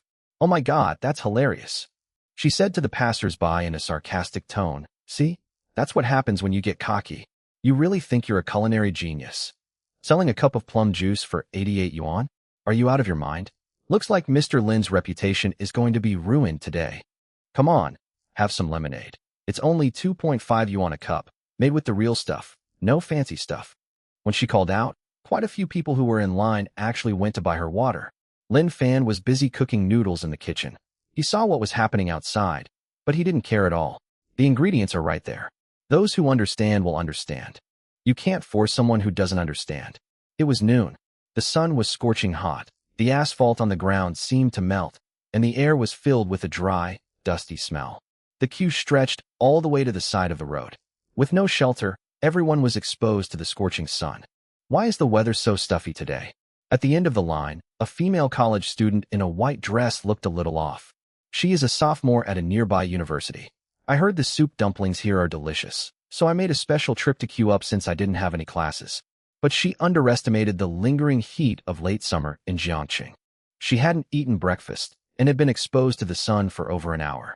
At this point, she felt the scenery in front of her begin to sway, and her ears felt like they were stuffed with cotton, buzzing. Excuse me, are you all right? An older woman in the queue behind her noticed that she was unsteady on her feet and kindly asked her a question. The girl opened her mouth, wanting to say it's okay, but her throat was so dry it felt like it was on fire, and she couldn't make a sound. Immediately afterwards, a strong feeling of dizziness suddenly struck. The world spun around. My vision went black instantly. Thump, a muffled thud. The girl fell straight down onto the scorching cement floor like a kite with a broken string. Oh! A scream erupted from the crowd. Someone has fainted. Quickly, scatter. This girl has heat stroke. The once orderly queue instantly turned into complete chaos. People scattered in panic, leaving an empty circle. The girl lay on the ground, her face deathly pale, her eyes closed, her lips cracked and peeling, her chest heaving violently, as if she couldn't breathe. "Hey, what's wrong?" The older woman was so frightened that she didn't know what to do. She wanted to help, but didn't dare to. "Are there any doctors around? My God, the ground is so hot. Quick, help him up." Chapter 59, I want to drink that. Someone shouted. However, despite all the shouting, not a single person actually stepped forward. In today's society, everyone is afraid to take responsibility. If something happens after helping them up, no one can say for sure. Most people instinctively take out their phones. Click, click. Some people took photos, and others recorded videos to post on social media. Some people even fainted from the heat while queuing for fried rice. It's terrifying. "Does anyone have water? Please give me some water. Don't move her. She's suffering from heat stroke. You can't move her." Everyone was talking at once, creating a chaotic scene. Although kind people held up parasols to shield the girl from the sun, the high temperature of the ground was still scorching her body. The girl's brows were furrowed, clearly indicating that she was in extreme pain. The commotion at the store entrance caught Lin Fan's attention. He put down the strainer in his hand, frowned, and looked out the window. Seeing the crowd gathered in a circle, he immediately realized something was wrong. Without saying a word, Lin Fan strode out of the kitchen. What happened? The crowd of onlookers instinctively parted to make way for them. Lin Fan walked to the girl's side, glanced at her pale face and her twitching fingers, and his eyes narrowed. Under such high temperatures, there is a risk to life if the temperature is not cooled down in time. People around were still taking pictures with their phones. "Boss, this has nothing to do with you. She fainted on her own." Someone kindly reminded Lin Fan, fearing he might get into trouble. Lin Fan ignored him. He crouched down and reached out to touch the girl's forehead with the back of his hand. "Scalding hot. It's like a furnace. Spread out a bit. Don't crowd together. The air isn't circulating," Lin Fan said coldly, and then without any hesitation, he reached out, one hand through the back of the girl's neck and the other scooping up her legs. A standard princess, Carrie lifted the girl up steadily. "Wow!" A low gasp rippled through the crowd. He carried the girl and strode into the store. The cool atmosphere inside the store is like a completely different world from the outside. Lin Fan gently placed the girl on a rattan chair near the door, letting her lie down. At this moment, the girl had completely lost consciousness. Her breathing was weak and rapid, and her lips were so dry that they cracked and bled slightly. "We must add water and cool it down." Lin Fan's gaze swept over the counter. There sits the bucket of chilled jade plum juice, which no one has touched to this day. The walls of the bucket were covered with condensed water droplets, emitting a slight coolness. Without hesitation, Lin Fan turned around, grabbed a clean glass, and turned on the tap. Splash! The deep purple liquid slowly flows out, carrying crushed ice and ripples in the glass. A faint, cool fragrance instantly filled the air. Lin Fan was holding the cup, just about to feed the girl. "Stop!" A sharp shout suddenly came from the doorway. A middle-aged man wearing gold-rimmed glasses and a shirt squeezed into the store and pointed at Lin Fan with a serious expression. "Boss, don't you even know basic first aid?" the bespectacled man said loudly, his tone laced with accusation and boastfulness. "You absolutely cannot give water to someone who is unconscious. An unconscious person has no swallowing reflex. If you force-feed water like this, the liquid will enter the trachea and cause choking, or even lead to aspiration pneumonia or suffocation and death." His shout stunned everyone around him. "Yes, that seems to be a saying. That's how it's portrayed on TV. Boss, don't do anything reckless. If you choke to death, you'll go to jail." The crowd stirred again, and everyone's gaze toward Lin Fan changed, as if he were holding not plum juice, but a cup of poison. Seeing everyone's support, the bespectacled man became even more enthusiastic, pushing up his glasses and saying, "At this point, you should unbutton her collar to allow for ventilation, wipe her body with a damp towel to cool her down, and then wait for the ambulance to arrive. Your plum juice is so cold, drinking it will cause stomach cramps and make things worse." Lin Fan held the cup, his hand hovering in midair. The theory is correct, but the girl couldn't hold on any longer. It was noon, and the line of people had already completely blocked the street. By the time the ambulance arrives and the crowd disperses, she'll probably be in a state of shock. Besides, he's the boss, and this happened right in front of his shop, so he can't just ignore it. And His sour plum drink is no ordinary water. It's a product of the system, and the dried plums and snow lotus honey inside have extremely strong effects of refreshing the mind and stimulating the senses. Lin Fan did not argue with the man with glasses. He put down the cup.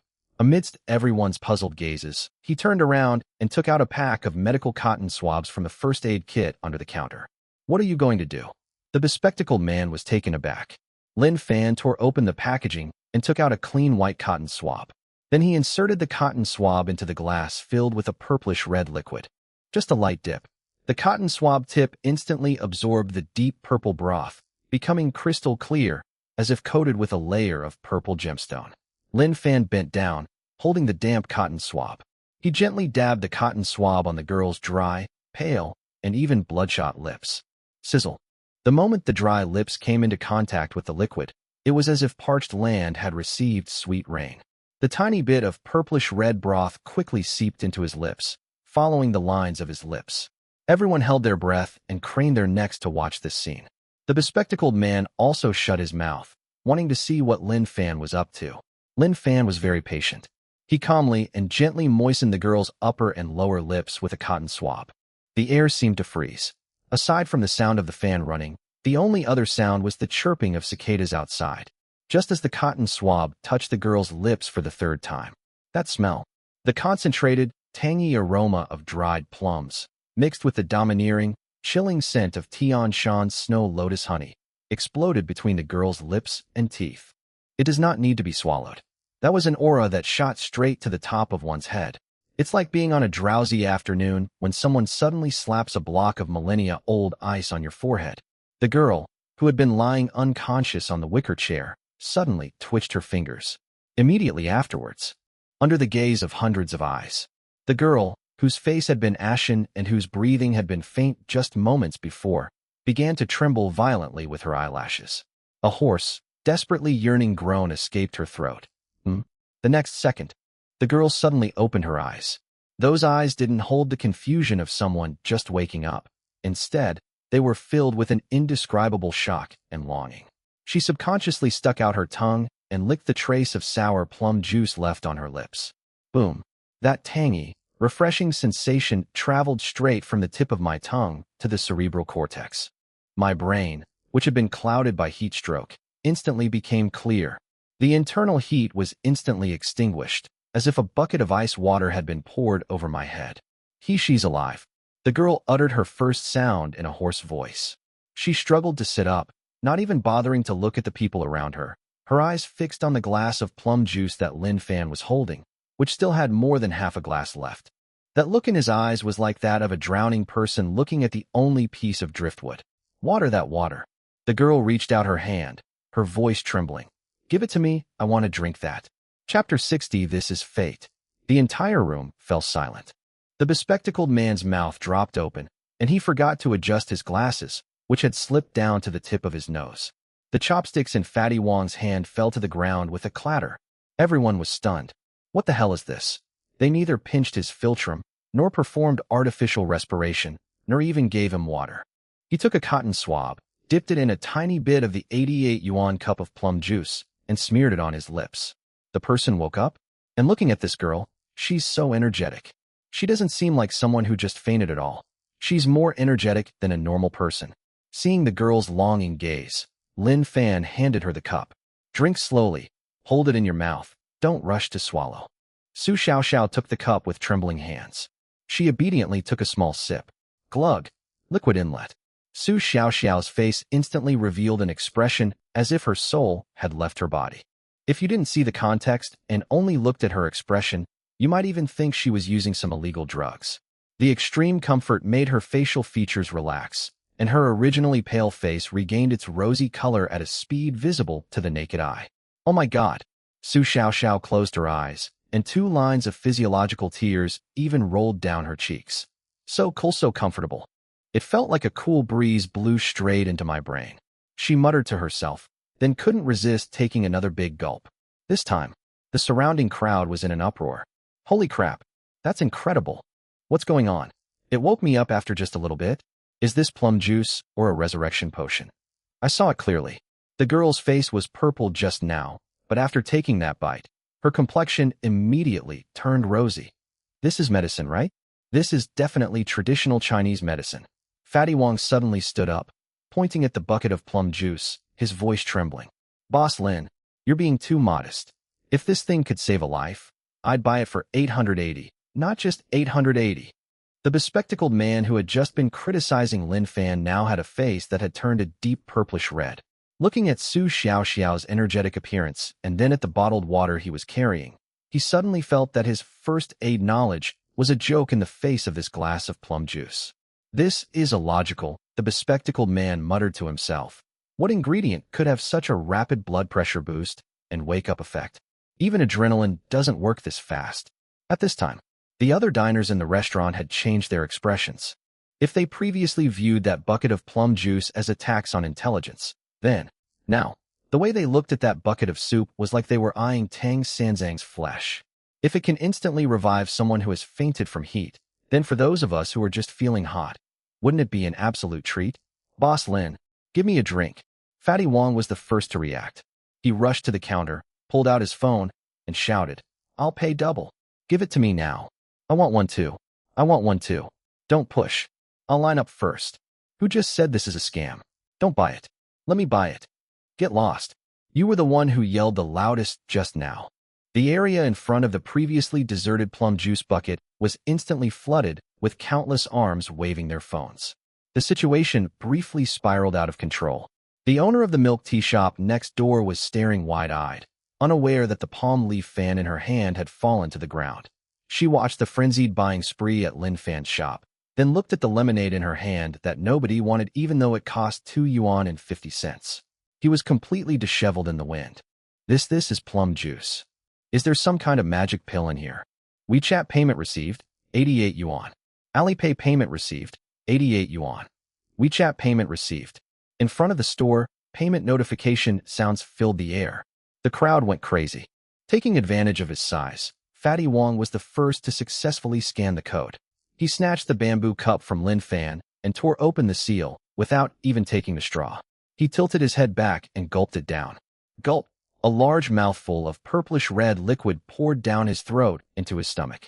Fatty Wong's movements froze instantly. His eyes were wide open, and his Adam's apple bobbed up and down. 2 seconds later, his entire body of fat shuddered suddenly.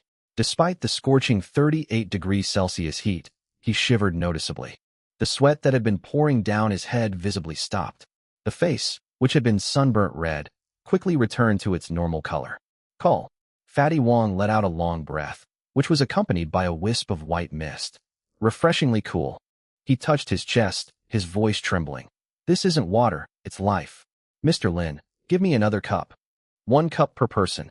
Lin Fan didn't even look up as he continued serving soup to the next person. No. Fatty Wong hugged his cup, reluctant to drink in big gulps anymore. He stepped aside and sipped slowly, his face full of relief at surviving the ordeal. The second person to receive it was that older woman. She took a sip, and her eyes nearly popped out of their sockets. Oh my goodness. This sourness, this sweetness. I've lived to 60 and never tasted anything so miraculous. This isn't just plum juice. It's like Lao Tzu's elixir turned into water. The people behind were so anxious they were jumping up and down. Hurry up, those in front. Don't block the way. Leave me a cup. I'll pay 100. Don't cut in line. I've been waiting for an hour. 500 cups sounds like a lot, but it was simply not enough for the hundreds of diners who were practically going crazy from the heat. Lin Fan's hands moved with lightning speed. He took a cup, poured soup, sealed it, and handed it out. The water level in that bucket of chilled jade plum juice was dropping at a visible rate. Beside, the man with the gold-rimmed glasses was still standing there, his face alternating between pale and flushed. He looked at the female college student. The girl had now fully stood up. Far from being weak from heat stroke, she had a rosy complexion and was full of energy. She walked up to Lin Fan and bowed deeply. Boss, thank you. I really thought I was going to die just now. I'll pay for this plum juice. The girl took out her phone. No need. Consider that a free drink. If you want some, just line up and buy it yourself, Lin Fan said casually. Su Xiaoxiao paused for a moment, looked at the long queue, gritted her teeth, and walked to the back of the queue to rejoin the line. She feels full of energy now and could queue for another 2 hours without any problem. The bespectacled man's worldview completely collapsed upon witnessing this scene. He looked down at the bottled water in his hand, then at the empty bucket of plum juice. The will to survive prevailed over pride. He quietly dropped his lecturing, expert-like demeanor, and silently squeezed into the crowd. "Give me a drink." The bespectacled man took out his phone, ready to scan the QR code. Lin Fan reached out and blocked the QR code. "Sold out." The bespectacled man paused, then pointed to the bottom of the bucket. "Isn't there still a little bit left?" Chapter 61 Sold out. "This is for my daughter," Lin Fan said calmly, leaving no room for negotiation. The bespectacled man panicked. "Boss, I'll offer 200. 300. I was wrong just now. I didn't recognize your worth. It's too hot today. I have low blood sugar. Sell me what you have." "Not for sale." Lin Fan poured the last bit of soup into a small cup, then turned and carried it into the kitchen. Smack! The sold-out sign was hung up in front of the door. A wail erupted from the crowd. "That's it. That's all. I just got to the front of the line. Boss Lin, please brew more. In this sweltering summer heat, who's going to drink this little bit?" Those diners who couldn't buy any were so anxious they were slapping their thighs. Those who managed to buy the items became the most hated people in the room. They stood in twos and threes under the shade of the trees, holding the bamboo cups that were emitting cold air and sipping them slowly.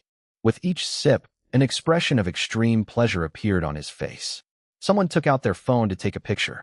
Someone posted it on WeChat Moments. Qin Lang arrived late today and found that the cup was sold out. Relying on his status as the top customer, he insisted on buying a second-hand cup from a familiar customer for 500 yuan.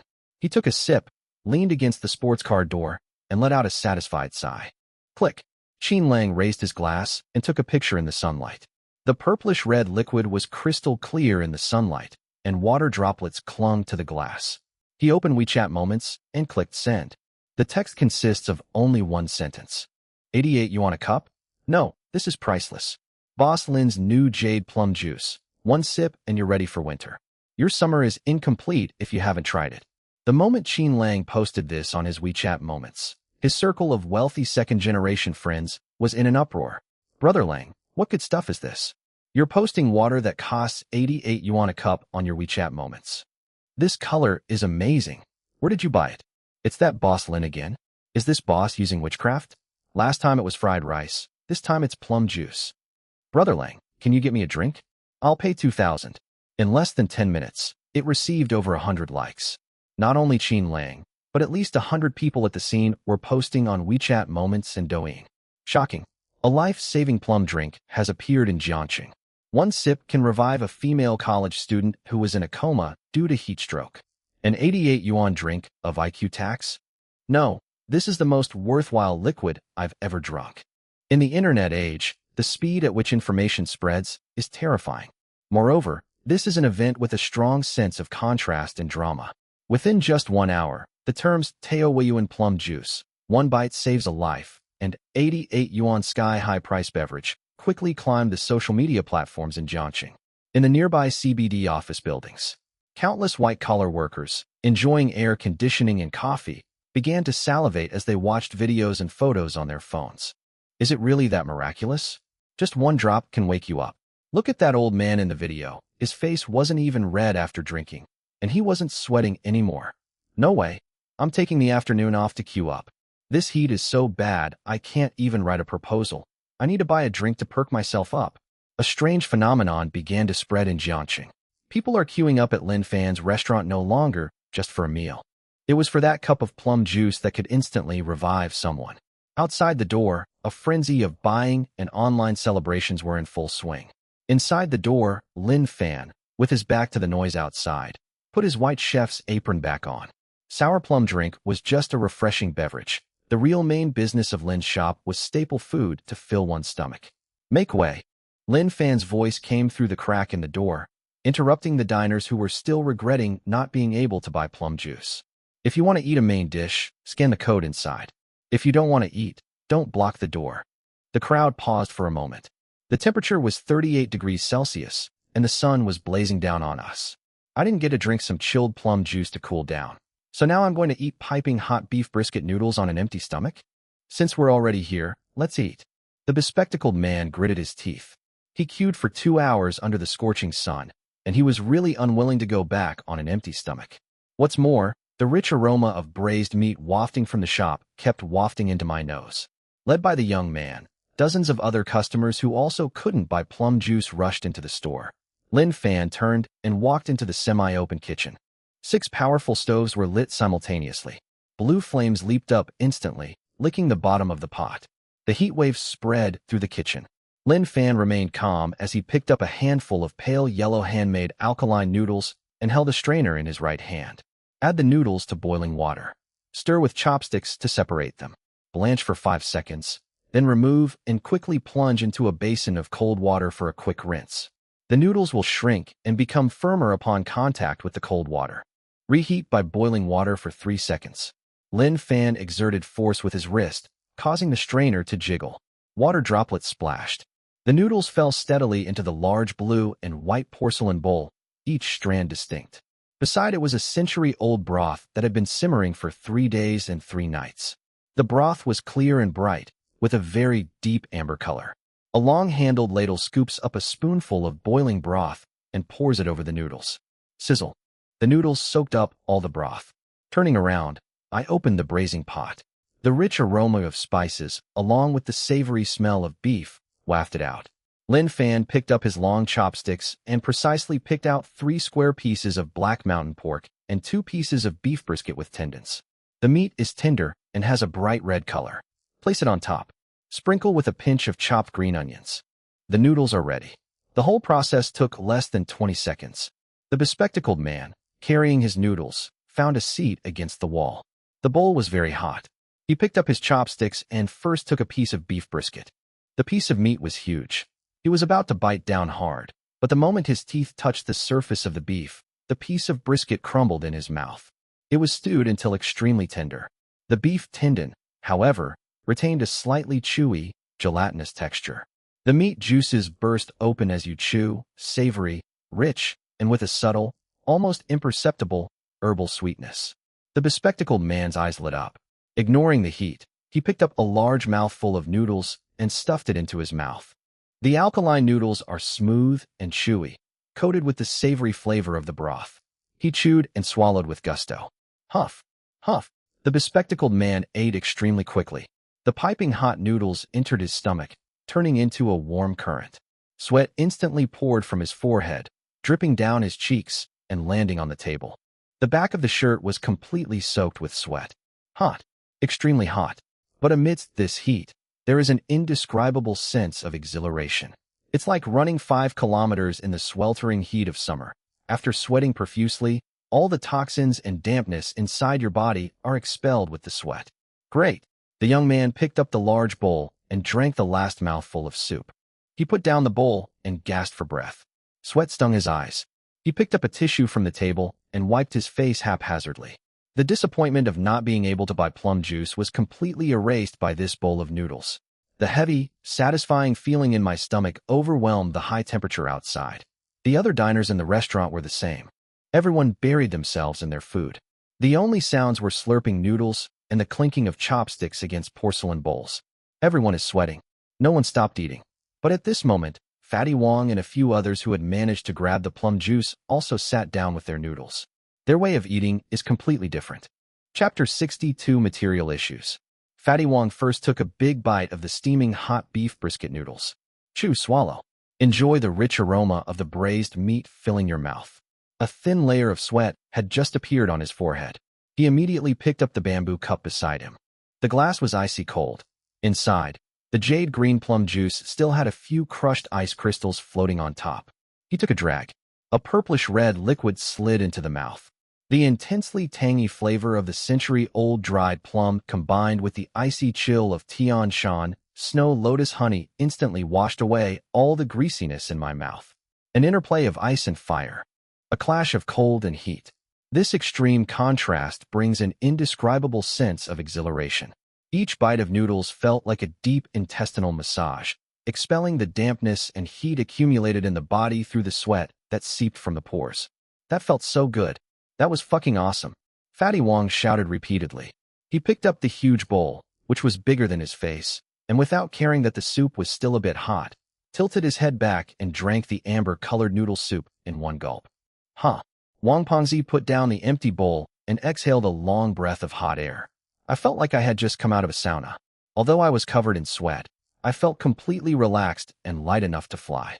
The scene inside the store was truly spectacular. It was a scorching 38 degrees Celsius outside. Inside, a group of people were sweating profusely as they ate piping hot beef brisket noodles and freshly steamed crab roe soup dumplings. No one complained about the heat. Everyone was engrossed in eating. Apart from the slurping of noodles and the clinking of chopsticks against bowls and plates, the whole shop was eerily quiet. The female student who just suffered heat stroke was sitting by the window. She ate her noodles in small bites, her eyes slightly red. In the instant she suffered heat stroke and went into shock, she truly thought she was going to die.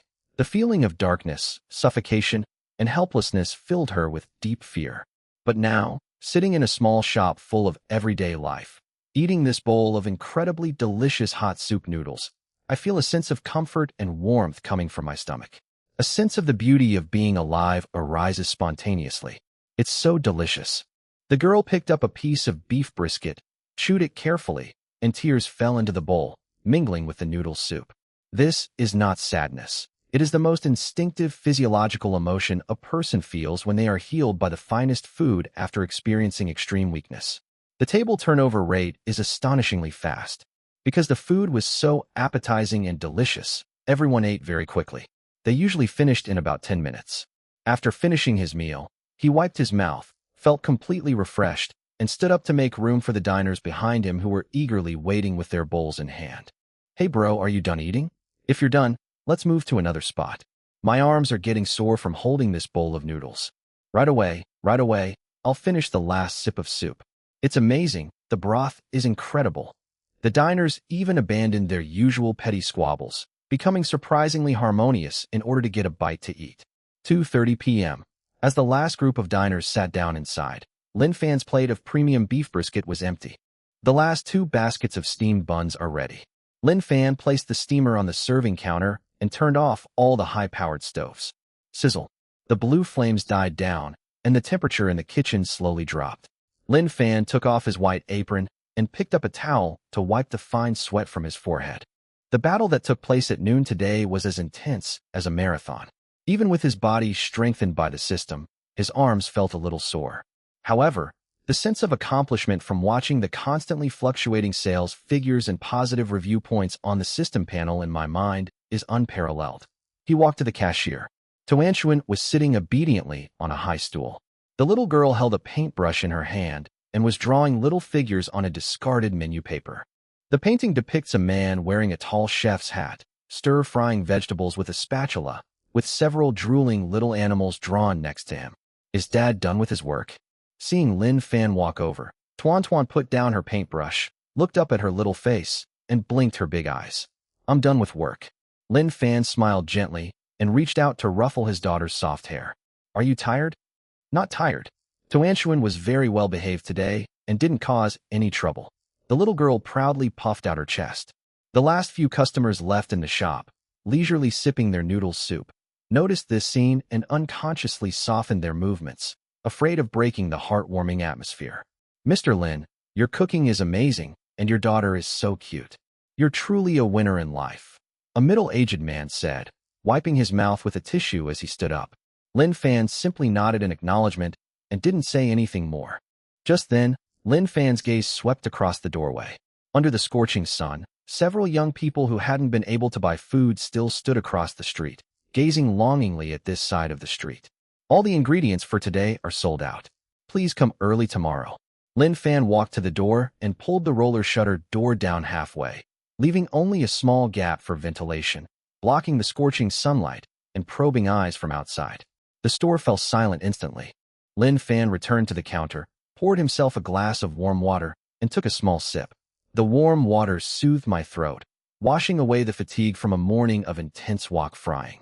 He put down his water glass and glanced across the empty hall.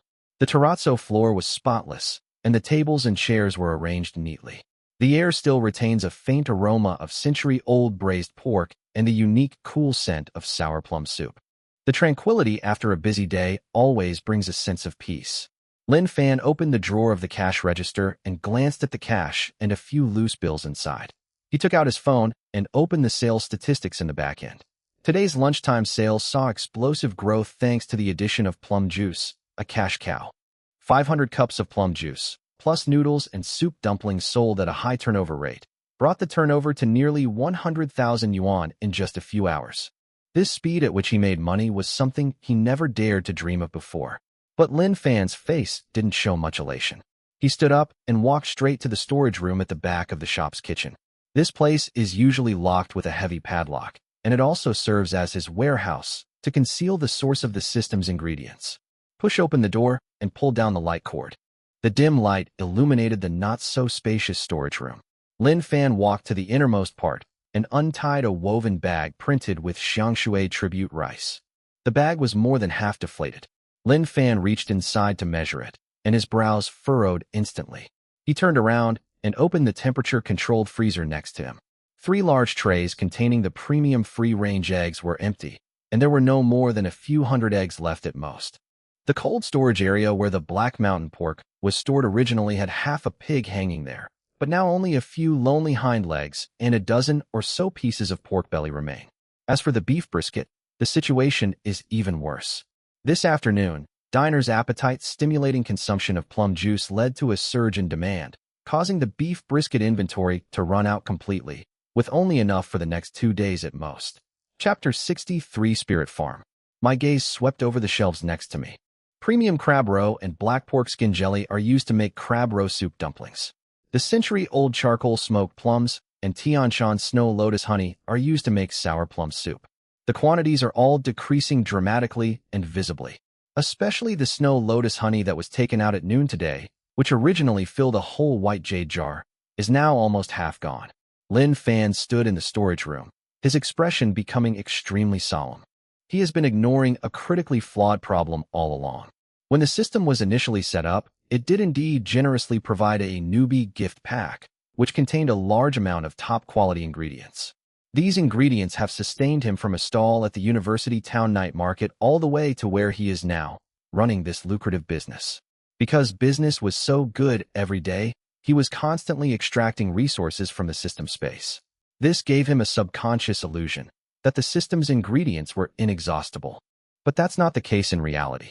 The supplies provided during the new player protection period are limited. We can only hold out for another week at most. Lin Fan quickly calculated the consumption rate of all the ingredients in his mind. If we encounter peak passenger flow like on weekends, we might not even be able to last a week. What happens if we run out of food? Go to the farmer's market to buy regular pork and regular rice? Absolutely not. It's easy to go from frugality to extravagance, but difficult to go from extravagance to frugality. The diners in Peach Blossom Spring have long been spoiled by the top-quality ingredients provided by the system. Even with Lin Fan's current culinary skills, he could never recreate the kind of flavor that makes people's souls tremble and willingly pay a high price if it were just ordinary ingredients. If ordinary ingredients are forcibly used, the reputation that Peach Blossom Spring has built up will completely collapse within a day. Just as Lin Fan was staring at the empty rice bag, his brain racing as he thought of a solution.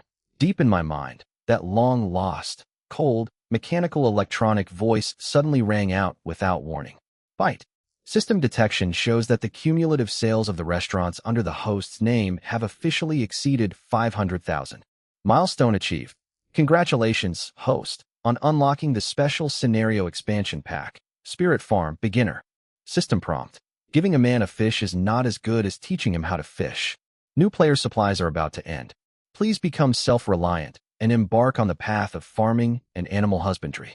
The farm is bound to the host's consciousness space and can be entered at any time via thought. Lin Fan's hand gripping the freezer handle tightened suddenly. Lingtian Farm. It's like a pillow being delivered just when you're about to fall asleep. As expected, the system doesn't issue guaranteed death traps. Without hesitation, Lin Fan walked out of the storage room and glanced at Tuanshuan, who was fast asleep on the cashier counter. The little girl's breathing was steady, and a fine layer of sweat appeared on her forehead. Lin Fan turned the store's central air conditioning to the lowest setting, letting the gentle breeze caress his daughter. Then he pulled up a chair, sat down, and closed his eyes. Enter the farm. Lin Fan silently recited in his mind. The next second, Lin Fan felt a sudden darkness before his eyes, followed by a slight feeling of weightlessness. When he opened his eyes again, the scenery around him had changed dramatically. He stood on a wide, open piece of land. The sky was blue with white clouds, and the air was extremely fresh. When you breathed it in, you could even smell a faint, earthy fragrance. Lin Fan looked down. Underfoot is a piece of land with an area of about 2 acres. The soil has a very ordinary dry yellow color, looking like the lush clods most common on the North China Plain, and in some places you can even see fine gravel. In the center of the lush land, there is a well made of rough bluestone blocks. The well water wasn't deep. You could barely see the surface. To the left of the field was a makeshift livestock pen hastily constructed with a few broken pieces of wood. At the very edge of the farm, there is a thatched hut that lets in drafts from all sides. The entire space not only lacked spirit, but also exuded a sense of poverty and desolation. Lin Fan walked to the patch of yellow earth, squatted down, and grabbed a handful of dry, yellow soil. The moment Lin Fan touched the soil, a semi-transparent system panel automatically appeared in front of him. Farm level, LV.1 beginner. Upgrade experience, 0/100. Experience points are gained by harvesting crops and livestock products. Current land condition, primary lush soil, total of 2 mu. Lush soil properties, contains trace amounts of earth vein energy. Crops grow 10 times faster than in the outside world. System description, farmland is graded as follows: yellow land, red land, black land, golden land. Note, even the lowest grade of primary lush soil, with its soil structure and trace element content, produces crops that inherently possess a sweet quality. Looking at the panel in front of him, a flash of understanding appeared in Lin Fan's eyes. 10 times the growth rate of the outside world. This means that rice that takes 100 days to mature in other places can mature in just 10 days here. Bok choy that takes half a month to grow in other places can be on the table in a day and a half here. The most crucial aspect is immunity against diseases and pests, which saves a significant amount of maintenance costs. Moreover, as long as we continue to plant and harvest and accumulate experience, this yellow land will eventually be upgraded to red land, or even gold land. The quality of the food we grow will be far superior to what's currently included in the newbie gift pack. Open the supporting supplies, Lin Fan silently told himself. Ding! The beginner farm starter pack has been sent. As the system notification tone faded, a pile of supplies appeared out of nowhere in the open space in front of the thatched hut. 5 dusty gray burlap sacks and 2 bamboo cages. Lin Fan walked over and untied the sack. 10 jean of Shangshui tribute rice seeds. 1 bag of premium Chinese cabbage seeds. 1 bag of purple-skinned single clove garlic seeds. 1 bag of scallion seeds. 2 century-old plum saplings. Then look at the 2 bamboo cages. Inside a cage were 10 energetic, jet black piglets, which were rooting around and making grunting noises. In another cage, 50 fluffy yellow chicks huddled together, chirping away. Lin Fan looked at these things and took a deep breath. The items are available. These 2 acres of dry, yellow land, and these squealing pigs and chickens. He had to do everything himself. Turn the soil, plant the seeds, and feed the animals. The system gave him a growth cycle that exceeded reality and the best quality varieties. To keep Peach Blossom's spring running and to truly establish himself in this city, he must shed the remaining sweat himself. Get to work. Lin Fan had no complaints. He was never one to be afraid of hardship. Back when I was with the Su family, what dirty and tiring jobs didn't I do? Now, he's full of energy working for himself and his daughter. He took off his coat and went into the thatched hut. A complete set of rusty farm tools was placed in the corner: shovel, hoe, bucket, and carrying pole. Lin Fan reached out and picked up an iron hoe, then walked to the patch of yellow earth. Grip the hoe handle tightly and raise it high. Swing the hoe. Click. Chapter 64 Pioneers. The hoe pounded into the hard, dry lush soil. He pulled his arm back and turned up a clod of soil mixed with sand and gravel. Although Lin Fan has lived in the city all his life and has never farmed in the fields himself, with the development of short videos, even if he has never eaten pork, he has seen pigs run. Those agricultural bloggers post farming videos online every day. They understand the basic farming process. However, understanding is one thing, but actually doing it is another. At first, Lin Fan's movements were indeed a bit stiff. He was relying entirely on the brute force of his arms to slam the ground, and after only a few flips, his wrists were numb from the impact. His physique has already undergone systematic initial enhancement, and his strength, endurance, and physical coordination far exceed those of ordinary people. After adjusting his posture and getting used to the rhythm for a few minutes, he quickly found that feeling of man and hoe as one. Click, click, click. In the quiet and empty farm space, only the rhythmic and dull sound of Lin Fan swinging his hoe could be heard. Sweat quickly seeped from his forehead. It slid down her cheek and dripped into the slightly yellow soil. The black vest was quickly soaked with sweat, clinging tightly to the muscle lines of his back. 2 acres of land doesn't sound like much. It's only a little over 1,000 square meters.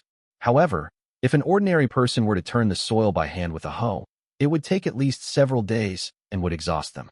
But Lin Fan did not stop. Although the loess soil was dry and hard, the hoe gradually turned it over, revealing a slightly moist layer underneath. I don't know how much time has passed. Lin Fan thoroughly loosened the 2 acres of yellow soil. He broke up the large clods of soil with the back of his hoe, leveling them into ridges suitable for planting. Cull. Lin Fan put down his hoe, walked to the bluestone well in the center, picked up the wooden bucket hanging on the well rim, and drew up half a bucket of well water. He cupped it in his hands, tilted his head back, and gulped down a large mouthful. Cool well water flowed down my throat. The cooling sensation instantly replenished the large amount of water lost from the body and relieved a slight muscle soreness. Lin Fan did not rest. He walked to the pile of supplies and opened the sack containing seeds of Xiangshui tribute rice. The seeds provided by the system have already been germinated and can be sown directly. He drew shallow ditches on the turned soil. Grab a handful of seeds, bend down, and scatter them evenly along the shallow furrow. Sow seeds and cover with soil. 1 acre of land is entirely used to grow rice. This is the staple food consumed the most in Peach Blossom Spring, and its supply must not be interrupted. At a growth rate 10 times faster, the first batch of new rice can be harvested in a maximum of 10 days. Before that, he had to carefully budget the remaining few dozen kilograms of stock in the outer storage room. He divided the remaining acre of land into several areas. They planted Chinese cabbage, scallions, and single-clove garlic respectively. These vegetables are essential ingredients for making soup dumplings and simmering broth. Since vegetables have a short growth cycle, with a 10x acceleration, they can probably be harvested in 2 or 3 days for emergency use. After planting the vegetables, Lin Fan picked up a shovel and dug 2 half-meter deep tree pits in an open space not far from the well. Plant those 2-century-old plum saplings. Mound the soil around the base of the tree and tamp it down. These 2 trees will ensure a continuous supply of sour plum juice in the future. Although it will take time for them to bear fruit, there is hope once they are planted. The final step is to water it. The primary farm did not have an automatic irrigation system. Lin Fan could only carry a shoulder pole, hang 2 buckets on it, and fetch water from the well, trip after trip. They manually irrigated the rice paddies, vegetable fields, and fruit trees repeatedly. The moment the well water touched the dry, yellow soil, the newly planted seeds, nourished by traces of spiritual energy and moisture, seemed to emit extremely subtle sounds as they broke open. Although the greenery is not yet visible to the naked eye, the entire land seems to have come alive. Bite. Congratulations, host, on your first successful seeding. You have achieved the Pioneer Achievement. Special reward received. 1 pack of basic growth fertilizer. Item description: a special fertilizer containing concentrated spiritual energy, effective only on crops grown on novice farms. After use, it directly reduces the maturity time of all currently planted crops by 30%. Lin Fan's eyes suddenly lit up. Reduced by 30%. This is a godsend. He was just worried that, given the current 10-day growth cycle of rice in the outside world, his stockpile might not last until the new rice matures. If there is even a slight surge in passenger flow, the service will inevitably be interrupted. But with this bag of fertilizer, 10 days instantly became 7. Chinese cabbage, a vegetable that can grow in a day and a half, can be served in less than a day. The crisis was easily resolved. Lin Fan immediately used his mind to retrieve the bag of fertilizer. A brown paper bag appeared out of thin air in his hand. Upon opening it, I found it contained some powder that resembled grayish wood ash. He grabbed a handful of fertilizer and, against the gentle breeze, evenly spread it across the 2 acres of freshly sown yellow earth. The gray powder fell into the soil and instantly dissolved without a trace, as if it had been greedily absorbed by the earth. After finishing the farm work, Lin Fan carried the empty water buckets and walked towards the livestock pen on the left. This circle is far too rudimentary. Lin Fan could only use some scattered broken planks next to the thatched hut to reinforce the fence. He opened the bamboo cage and drove 10 black mountain piglets inside. These piglets were extremely lively and strong, running around everywhere. It took Lin Fan a lot of effort to press them all back in. Then, he set up a small circle next to it and settled the 50 chicks in. The system left dozens of bags of primary mixed feed in the thatched hut. Lin Fan tore open a bag of feed and poured it into the long wooden feeding trough. He then drew water from the well and poured it into the water trough. The 10 black piglets immediately swarmed forward, their squeals of fighting over the food deafening, eating with extreme gluttony. For hours of intense, purely physical labor. When Lin Fan finally finished all the work and put down the carrying pole, he looked as if he had been pulled out of the water. But Lin Fan looked at the yellow earth that he had personally cultivated and planted. Watching the black piglets happily eating in the wooden pen, a sense of peace, unlike anything he had ever felt before, welled up inside him. With this farm, he was no longer a rootless duckweed, no longer subject to the possibility of stockpiling shortages. As long as he is willing to put in the effort, the foundation of Peach Blossom Spring will never be broken. Once this yellow land is transformed into red and black soil, it will possess the world's top-tier food supply chain. Cull. Lin Fan let out a long breath, walked to the well, scooped up cold water with both hands, and splashed his face with it. A thought crossed my mind. Leave the farm. After a brief moment of slight dizziness, Lin Fan returned to the counter of the Peach Blossom Spring shop. He remained seated in that chair, maintaining the posture of closing his eyes to rest before entering the space. I glanced at the wall clock. Only 5 minutes had passed in the outside world.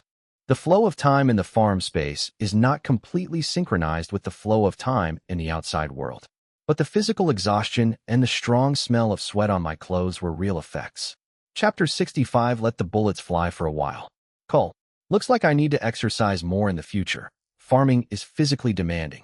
Lin Fan gave a wry smile and stretched his stiff neck. He glanced at the time. It was 3 in the afternoon. Tuanshuan is still asleep. Her little face is rosy. Lin Fan didn't wake her up. Instead, he got up, went to the bathroom to wash his face, and changed back into his usual casual clothes. In any case, the most critical supply disruption crisis has been temporarily averted. With the acceleration of chemical fertilizers, coupled with the farm's own tenfold flow rate, the first batch of bok choy and scallions can be harvested in a maximum of 3 days. As for rice and pork, we'll have to be careful with our spending for a while longer. Go home. Lin Fan picked up the drowsy Tuanshuan and locked the shop door.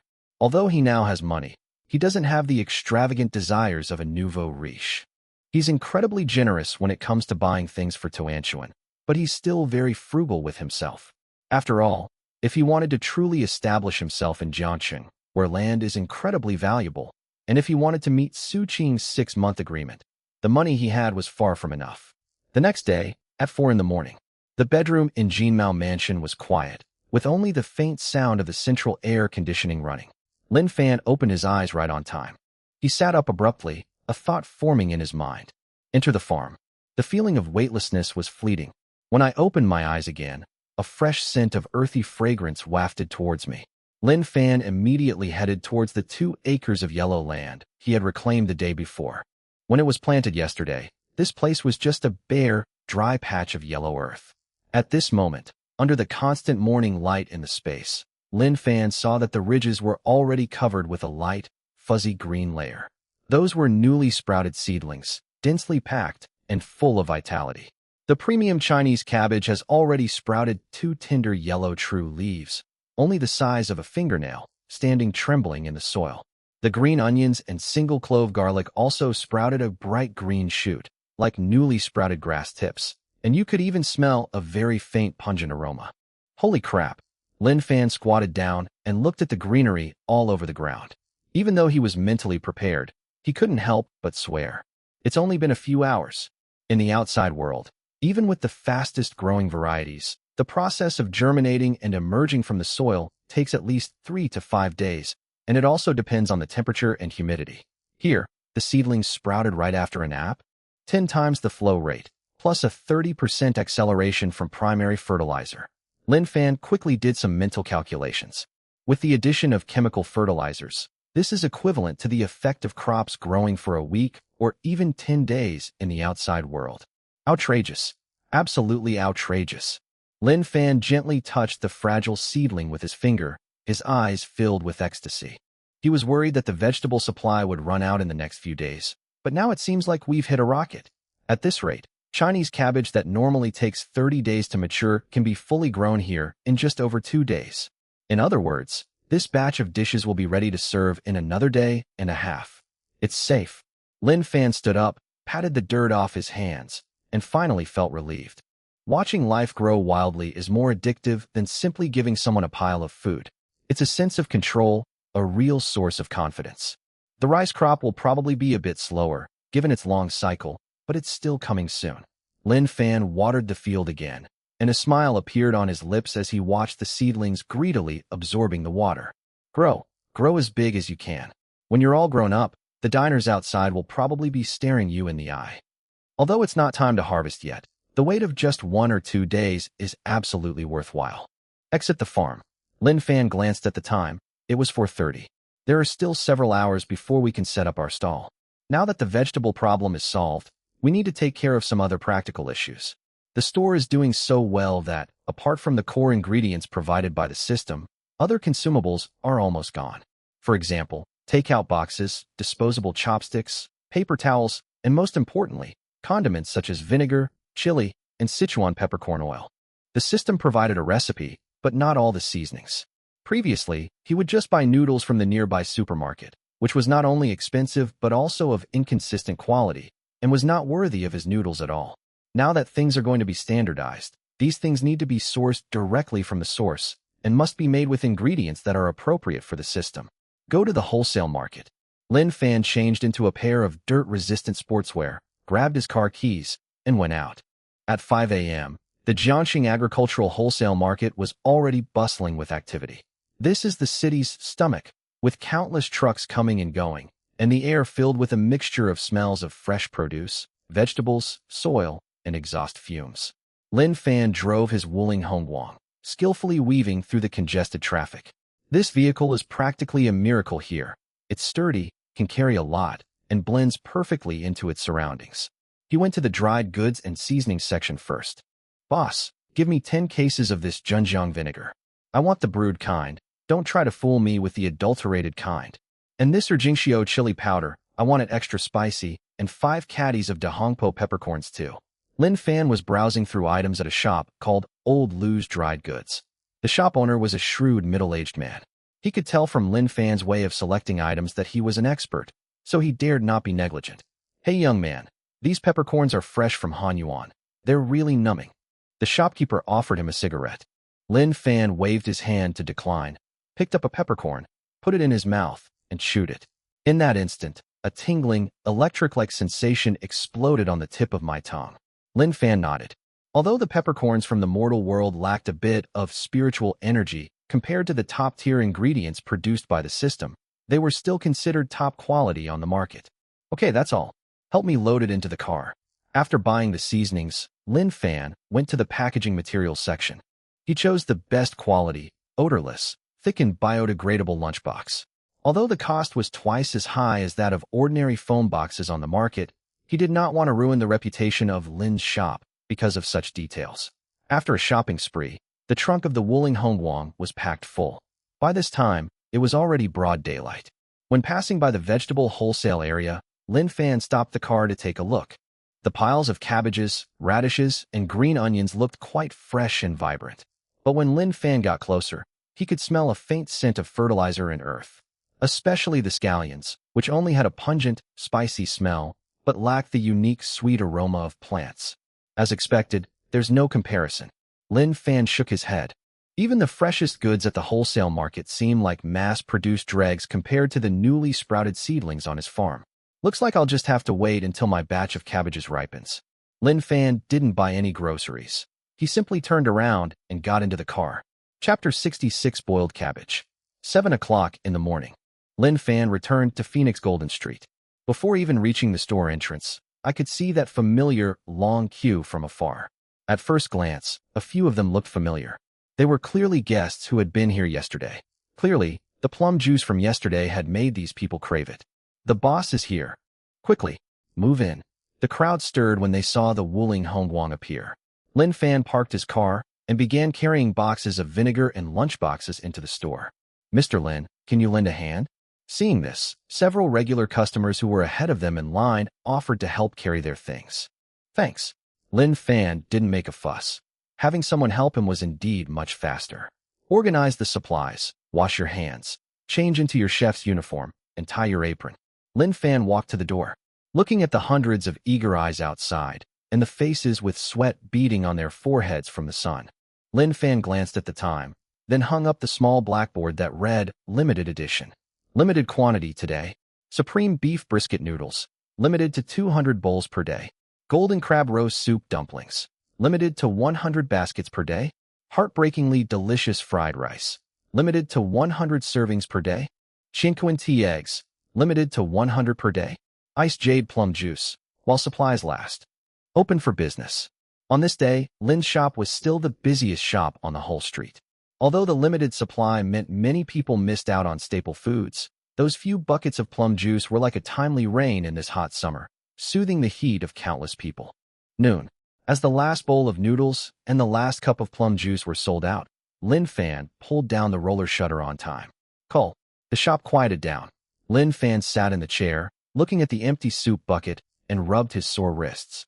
Although he earned a lot, this kind of repetitive physical labor was indeed draining his energy. "We need to hold on for 2 more days."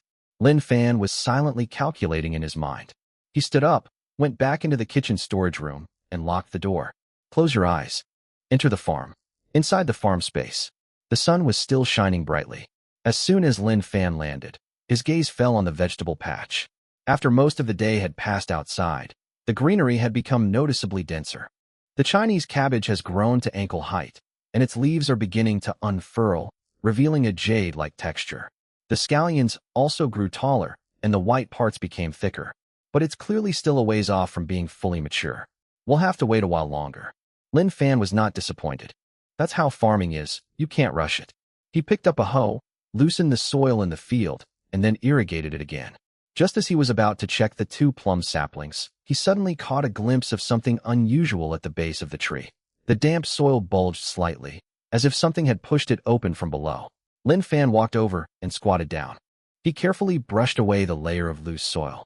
Beneath the brown soil, several grayish mushroom caps, resembling small umbrellas, unexpectedly emerged.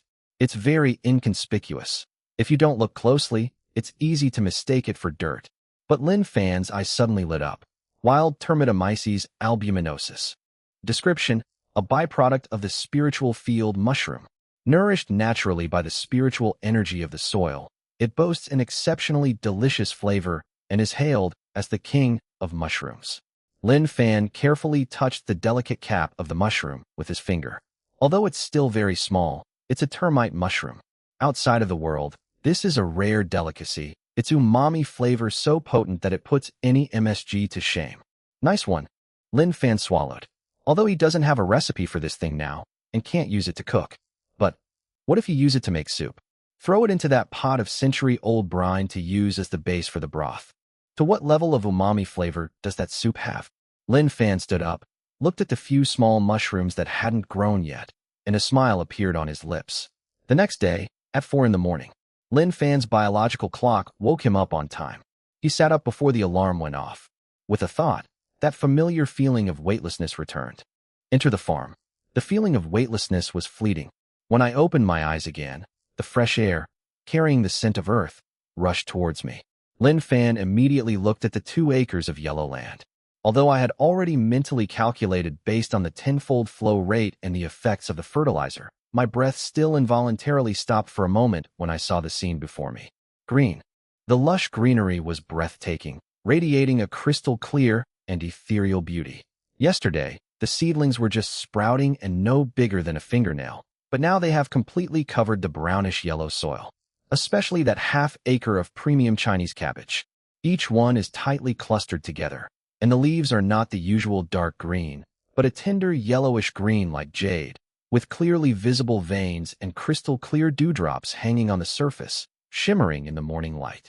Unlike the bulky, large cabbages outside, they are of moderate size, yet exude a heavy, solid feel. It's ripe. Lin Fan stepped forward and reached out to grasp the root of a large cabbage. Pull upwards with both hands. Click. With a crisp snapping sound, the cabbage broke through the soil. It felt heavy in his hand, with an excellent texture. Lin Fan couldn't resist and broke off a small piece of the vegetable leaf, putting it in his mouth and chewing. Crunch. Crisp. Immediately afterwards, a burst of clear, sweet juice exploded in my mouth. There was not a trace of the earthy taste or coarse fibrous texture often found in ordinary cabbage. Instead, it felt like eating a crisp pear that had just been picked from a tree. After swallowing, the sweet taste did not disappear, but turned into a faint aftertaste, moisturizing the parched throat. Is this the primary crop produced by the system farm? Lin Fan looked at the cabbage in his hand, a glint of shrewdness flashing in his eyes. With this kind of quality, it would be a crime not to cook something truly extraordinary. Just as Lin Fan was marveling at the incredible quality of the cabbage, the cold, mechanical voice in his mind suddenly rang out without warning. Bite. Host has successfully harvested a spirit-grade ingredient, a top-quality jade cabbage, triggering a recipe specific to this ingredient. Congratulations, host, you have obtained the recipe for the divine dish, boiled cabbage in clear broth. Dish description: the broth is as clear as water, yet incredibly delicious. At first glance, the dish may seem bland, but upon tasting it, it is fresh, fragrant, and refreshing, neither oily nor greasy. It is a masterpiece of returning to simplicity from complexity. System prompt: this dish requires the host's advanced clear broth technique to bring out 100% of the ingredient's essence. Boiled water cabbage. Lin Fan stared at the system panel for a full 3 seconds. Then his eyes blazed with ecstatic joy. Of course he knows this dish. This is a legendary dish that can only be served at state banquets. It is also a divine skill that countless chefs have spent their entire lives trying to replicate, but have never been able to reach its peak. It appears ordinary, but is actually extremely luxurious. Using the simplest cabbage to support the most complex broth, the final result is a masterpiece of lotus emerging from clear water. Chapter 67 Dish. But even a skilled cook can't cook without rice. The core of boiled cabbage in clear broth lies in two things: top-quality cabbage and top-quality clear broth. We have cabbage. It's a spiritual ingredient produced by the system. But what about clear broth? To make the best clear broth, you need a lot of meat, such as old hen, old duck, Manhwa ham, dried scallops, and pork ribs. I don't think I have these things yet. Go to the market. Lin Fan made a decisive decision. As a chef with a system, he could transform ordinary ingredients into something magical through his superb skills. What's more, he also had those few wild termite mushrooms, which could be called umami nuclear bombs, and were a byproduct of the spiritual field.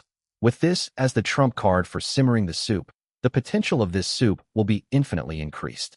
After storing the cabbage, scallions, and termite mushrooms in the storage room, Lin Fan grabbed his car keys and went out again.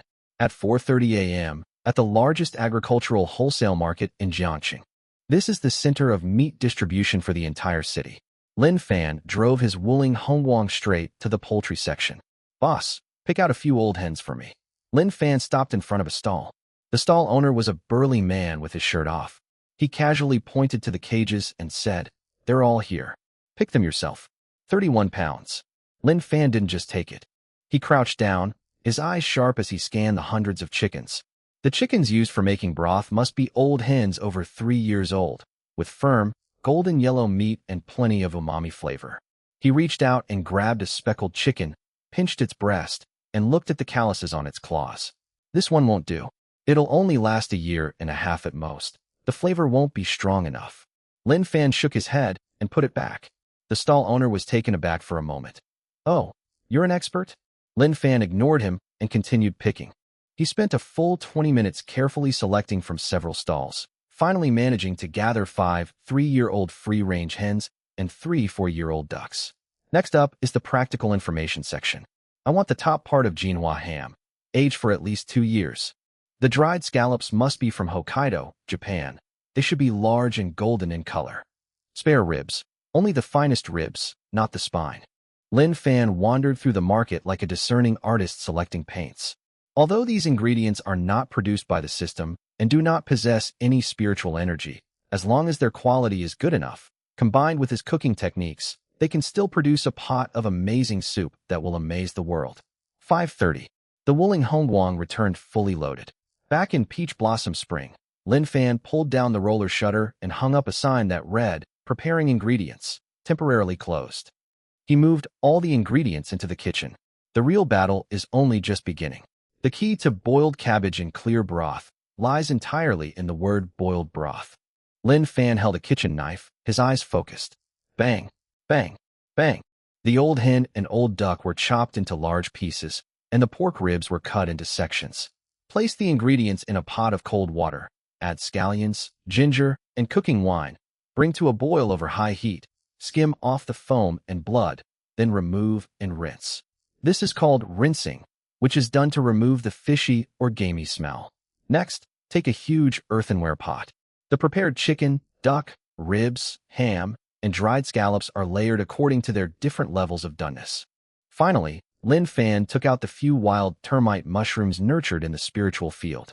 Gently wash away the surface dirt with clean water, tear it into small strips, and place it on top of all the ingredients. Pour in enough spiritual spring water. Bring to a boil over high heat, then reduce to a simmer and cook slowly. This stewing process took a full 4 hours. During this time, Lin Fan did not leave the stove for a single moment. He kept a close eye on the heat, ensuring the soup surface only trembled slightly and never boiled. Otherwise, the soup would become cloudy. 4 hours later, the intense umami flavor of those wild termite mushrooms was completely brought out by the stimulation of the spiritual spring water. It blends perfectly with the rich flavor of the old hen and the salty aroma of Manhwa ham, creating an extraordinary fragrance that almost makes you want to lift the lid of the casserole. The aroma even penetrated the kitchen's exhaust fan and drifted onto the street, causing passers-by to stop and salivate. A pot of rich, mellow, and golden yellow broth is ready. But this is not boiled water, yet. It's just minor soup. Next comes the most skillful step in making this dish, sweeping the soup. Lin Fan took out 2 fresh chicken breasts, pounded them into a paste with the back of a knife, and added water to make a thin paste. Remove all the meat and high-quality ingredients from the pot, leaving only the piping hot, golden broth. When the soup is just starting to boil, add the minced chicken. A miraculous scene unfolded. The minced chicken spreads out in the hot soup, quickly absorbing the impurities and oil suspended in the soup, and slowly clumps together and floats to the surface. The originally cloudy, golden broth began to become visibly clear as the impurities were absorbed. But that's not enough.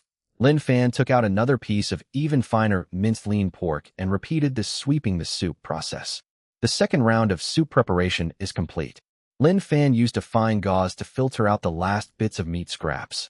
At this moment, the soup in the casserole underwent a qualitative leap. It was crystal clear, without a trace of oil, and looked just like a pot of ordinary boiled water. But as long as you get a little closer, an incredibly rich and irresistible aroma exploded in my nasal cavity like a nuclear bomb. The freshness of chicken, the aroma of duck, the richness of ham, the sweetness of dried scallops. In addition, the unique, ethereal, and pure mountain fragrance of the wild termite mushroom is perfectly hidden in this clear water, its form unseen, its aroma alone unmistakable. The soup is ready. Lin Fan wiped the sweat from his forehead, a satisfied smile appearing on his lips. This is the high-grade clear broth, served at state banquets. Next up is the main attraction, the exquisite jade cabbage. Lin Fan took out the jade-like cabbage from the refrigerator. He didn't just break it apart like he would with ordinary cabbage. This is a spiritual object produced by the system.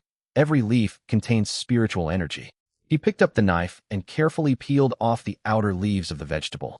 Although these outer leaves are a bit tough and can't be used as the heart of the vegetable, they are still top-quality ingredients. Lin Fan neatly shredded them, intending to keep them for staff meals or as side dishes, ensuring nothing was wasted. After peeling it all away, only the tender, yellowish-brown, firm, and plump heart of the cabbage, about the size of a fist, remains in the very center. It is crystal clear, as if it were carved from jade.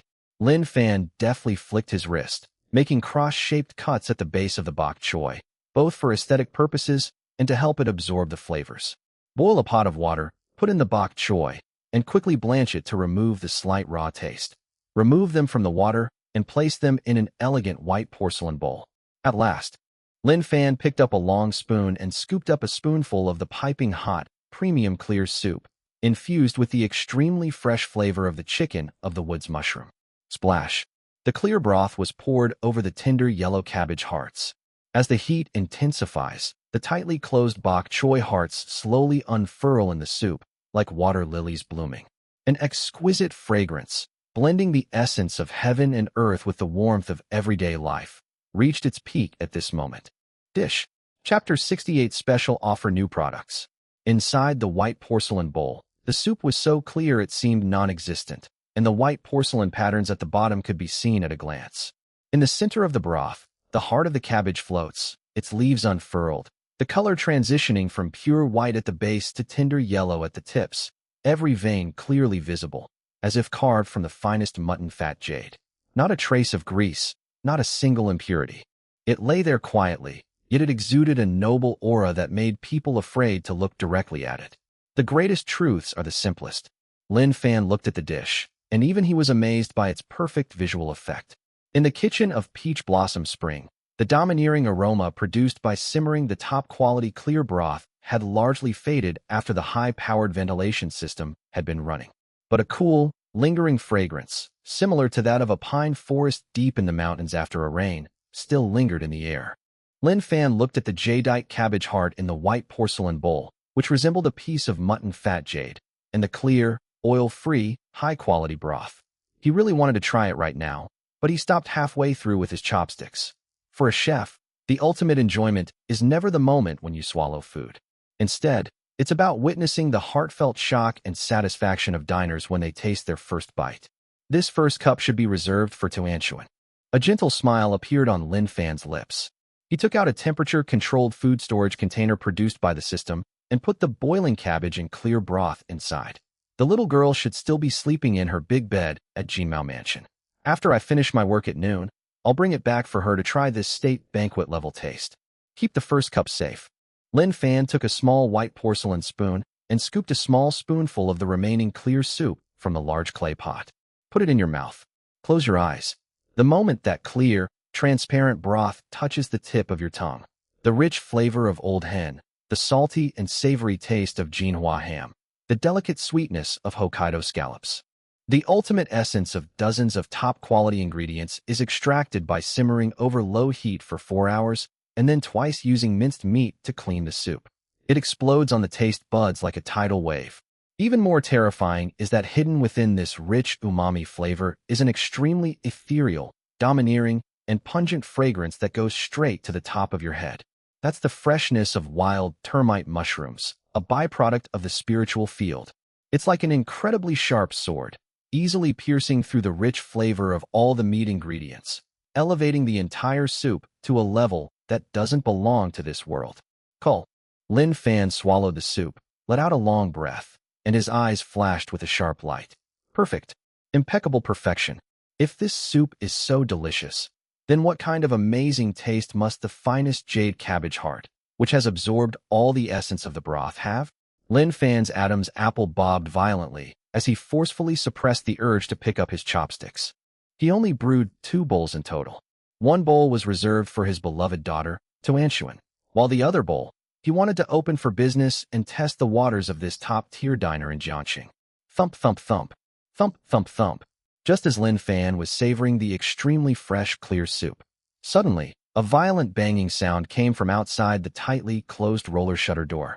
It wasn't just the sound of banging on the door. There was also a cacophony of noise, car horns, and even the faint, sharp whistles of security guards maintaining order on Jean Street. Open the door. Mr. Lin. I've been waiting for 3 hours. Don't push. Damn it, who stepped on my shoe?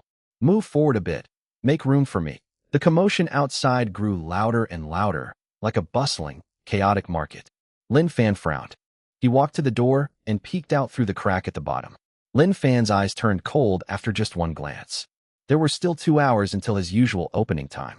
But at the main entrance of Peach Blossom Spring, on the spacious pedestrian street of Phoenix Golden Street, a terrifyingly long queue, over 300 meters long, had already formed. The procession stretched from the steps of Peach Blossom Spring all the way to the entrance of the pedestrian street, and even turned a corner, extending to the other side of the road. At a glance, there are at least 1,000 people. Among the crowd, some people were yawning while sitting on the ground in portable folding chairs. Some were having half-eaten buns for breakfast. And there were even a few young people wearing slippers and shorts who simply laid out a piece of cardboard on the ground and sat down. This is no longer a simple queue. It could easily turn into a stampede. In this early autumn tiger summer weather, more than 1,000 people were crammed into a pedestrian street without air conditioning, where air circulation was extremely poor. If someone were to collapse from heat stroke due to this device, causing panic, the consequences would be unimaginable. Lin Fan walked quickly back to the kitchen, opened the refrigerated display case. Inside were two 50-liter buckets containing the broth that had been cooked the night before. 500 cups of chilled jade plum juice, not a drop less. In the refrigerated display case next to it, 300 portions of Black Mountain pork and premium beef brisket have been cut and prepared for use. The broth was kept simmering over a low flame. I originally planned to sell them at noon, but it looks like I'll have to move them up. Lin Fan took out the small blackboard used for writing menus. I picked up the chalk, ready to write down today's new products. Just then, the system's emotionless, mechanical voice suddenly rang in my mind, evaluating the quality and value of the dishes. Dish: boiled cabbage in clear broth, perfect. Core ingredients: wild termitomyces mushroom broth from the spirit field, and jadeite cabbage heart nourished by spiritual energy. System's suggested retail price: 2,000 yuan per bowl. Lin Fan paused slightly in the chalk he was holding and raised an eyebrow. 2,000. Even though he had absolute confidence in his skills and knew exactly what the ingredients were, this was, after all, a small street-side shop, not one of those Michelin-starred restaurants with a service charge per person. The system's pricing is a bit too out of touch with reality.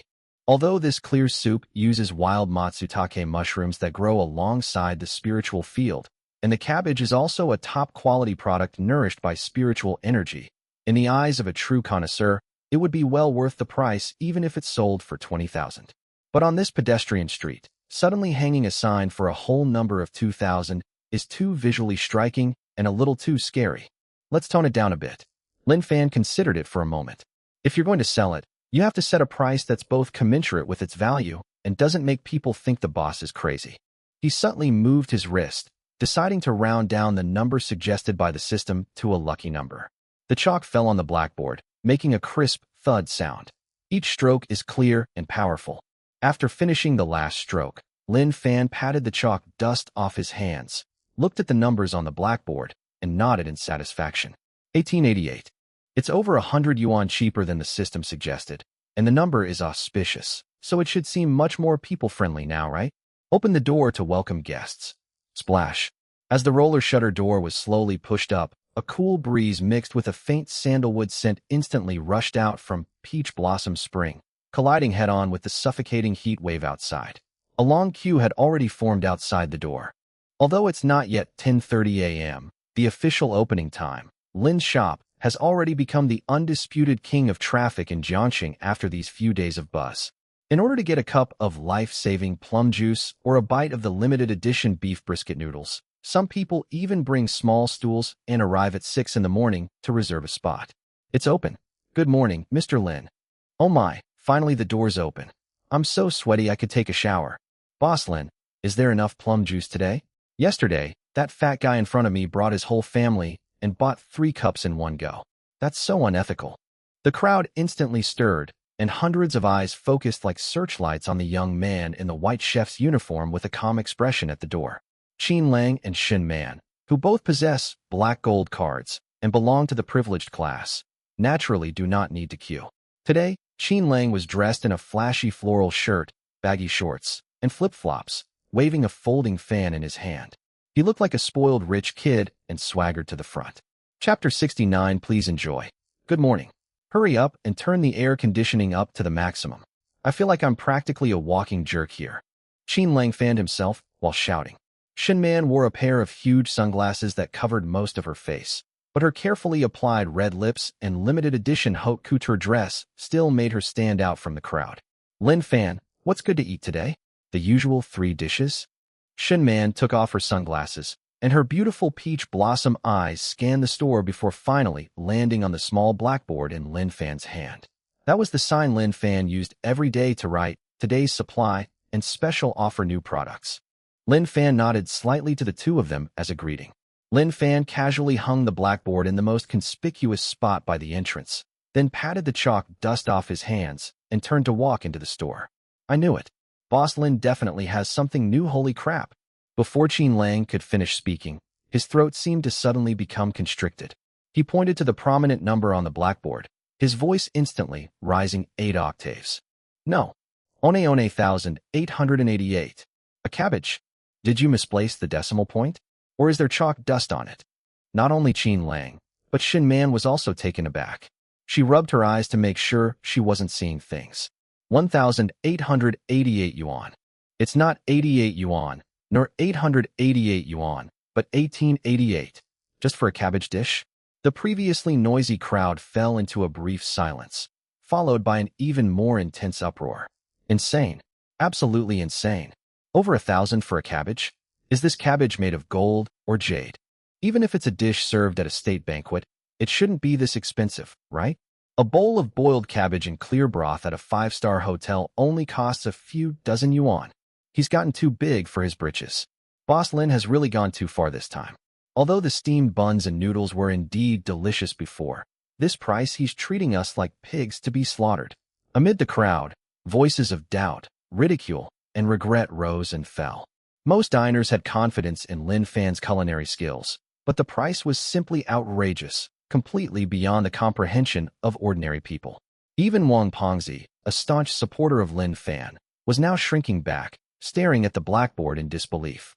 Goodness gracious, at this price, even if I sold myself, I couldn't afford a few meals. Is Boss Lin going to go for the high-end market and abandon us ordinary folks? Faced with the doubts of the crowd, Lin Fan stood in the open kitchen, his expression unchanged. He was carefully cutting the beef brisket he had prepared yesterday into chunks. He had a clear idea of how to price this dish, boiled cabbage and clear broth. The system, that heartless thing, quoted 2,000, but I managed to round it down, so it's a pretty good price. Lin Fan, are you serious? Shin Man strode into the store, leaned over the food preparation area, and asked in a low voice, "Do you know how many people this price will scare away? Even Michelin 3-star restaurants don't dare to price a single vegetable like this." Lin Fan raised his head, glanced at her, and smiled faintly. "Miss Shun, if you think it's too expensive, you don't have to order it. You've taken my kindness for granted." Shin Man was furious. "I may be rich, but I'm not a sucker. Humph, give me a bowl of noodles." Qin Lang also came over at this moment. He stared at the sign for a long time, raising his eyebrows slightly. Although he was rich, 1,888 yuan wasn't even enough for him to open the cheapest bottle of champagne at a bar. It was just a drop in the ocean. But having a lot of money doesn't mean you like being taken advantage of. Why would someone spend nearly 2,000 yuan at a roadside shop for a bowl of boiled cabbage and plain water? This sounds absolutely absurd. He turned and glanced at Lin Fan, who stood there with a normal expression. Lin Fan understood what he meant, wiped his hands with a rag, and smiled. "It's not wrong. This is the discounted price." Huh. The diners queuing around were so angry they laughed. 1880 is after the discount? So what was the original price you were planning to sell it for? Boss Lin, this is so pointless. People have been queuing for hours to support us, and you're going to use this kind of gimmick to rip them off. Exactly. Anyone who buys this is a complete idiot. This is clearly a scam. Just as the crowd was getting excited and discussing the matter, an electronic notification suddenly rang out without warning. Ding. WeChat payment received. 2,076 yuan. The crisp notification sound was particularly jarring in the noisy store entrance. All the complaints and jeers stopped abruptly, and hundreds of people turned to look at the same time. Qin Lang stood at the cashier, casually waving his phone, which still displayed the payment success message, and grinned. That's all in the past. Qin Lang ignored the stares from those around him, who looked at him like he was a monster. Buying a cabbage for 1,800 yuan is probably one of a kind in the entire Jiangxing. But I trust your skills. As Qin Lang put his phone back in his pocket, he said with a chuckle, "Give me a bowl of this damn boiled cabbage soup. And a bowl of noodles." The entire venue fell silent for a few seconds.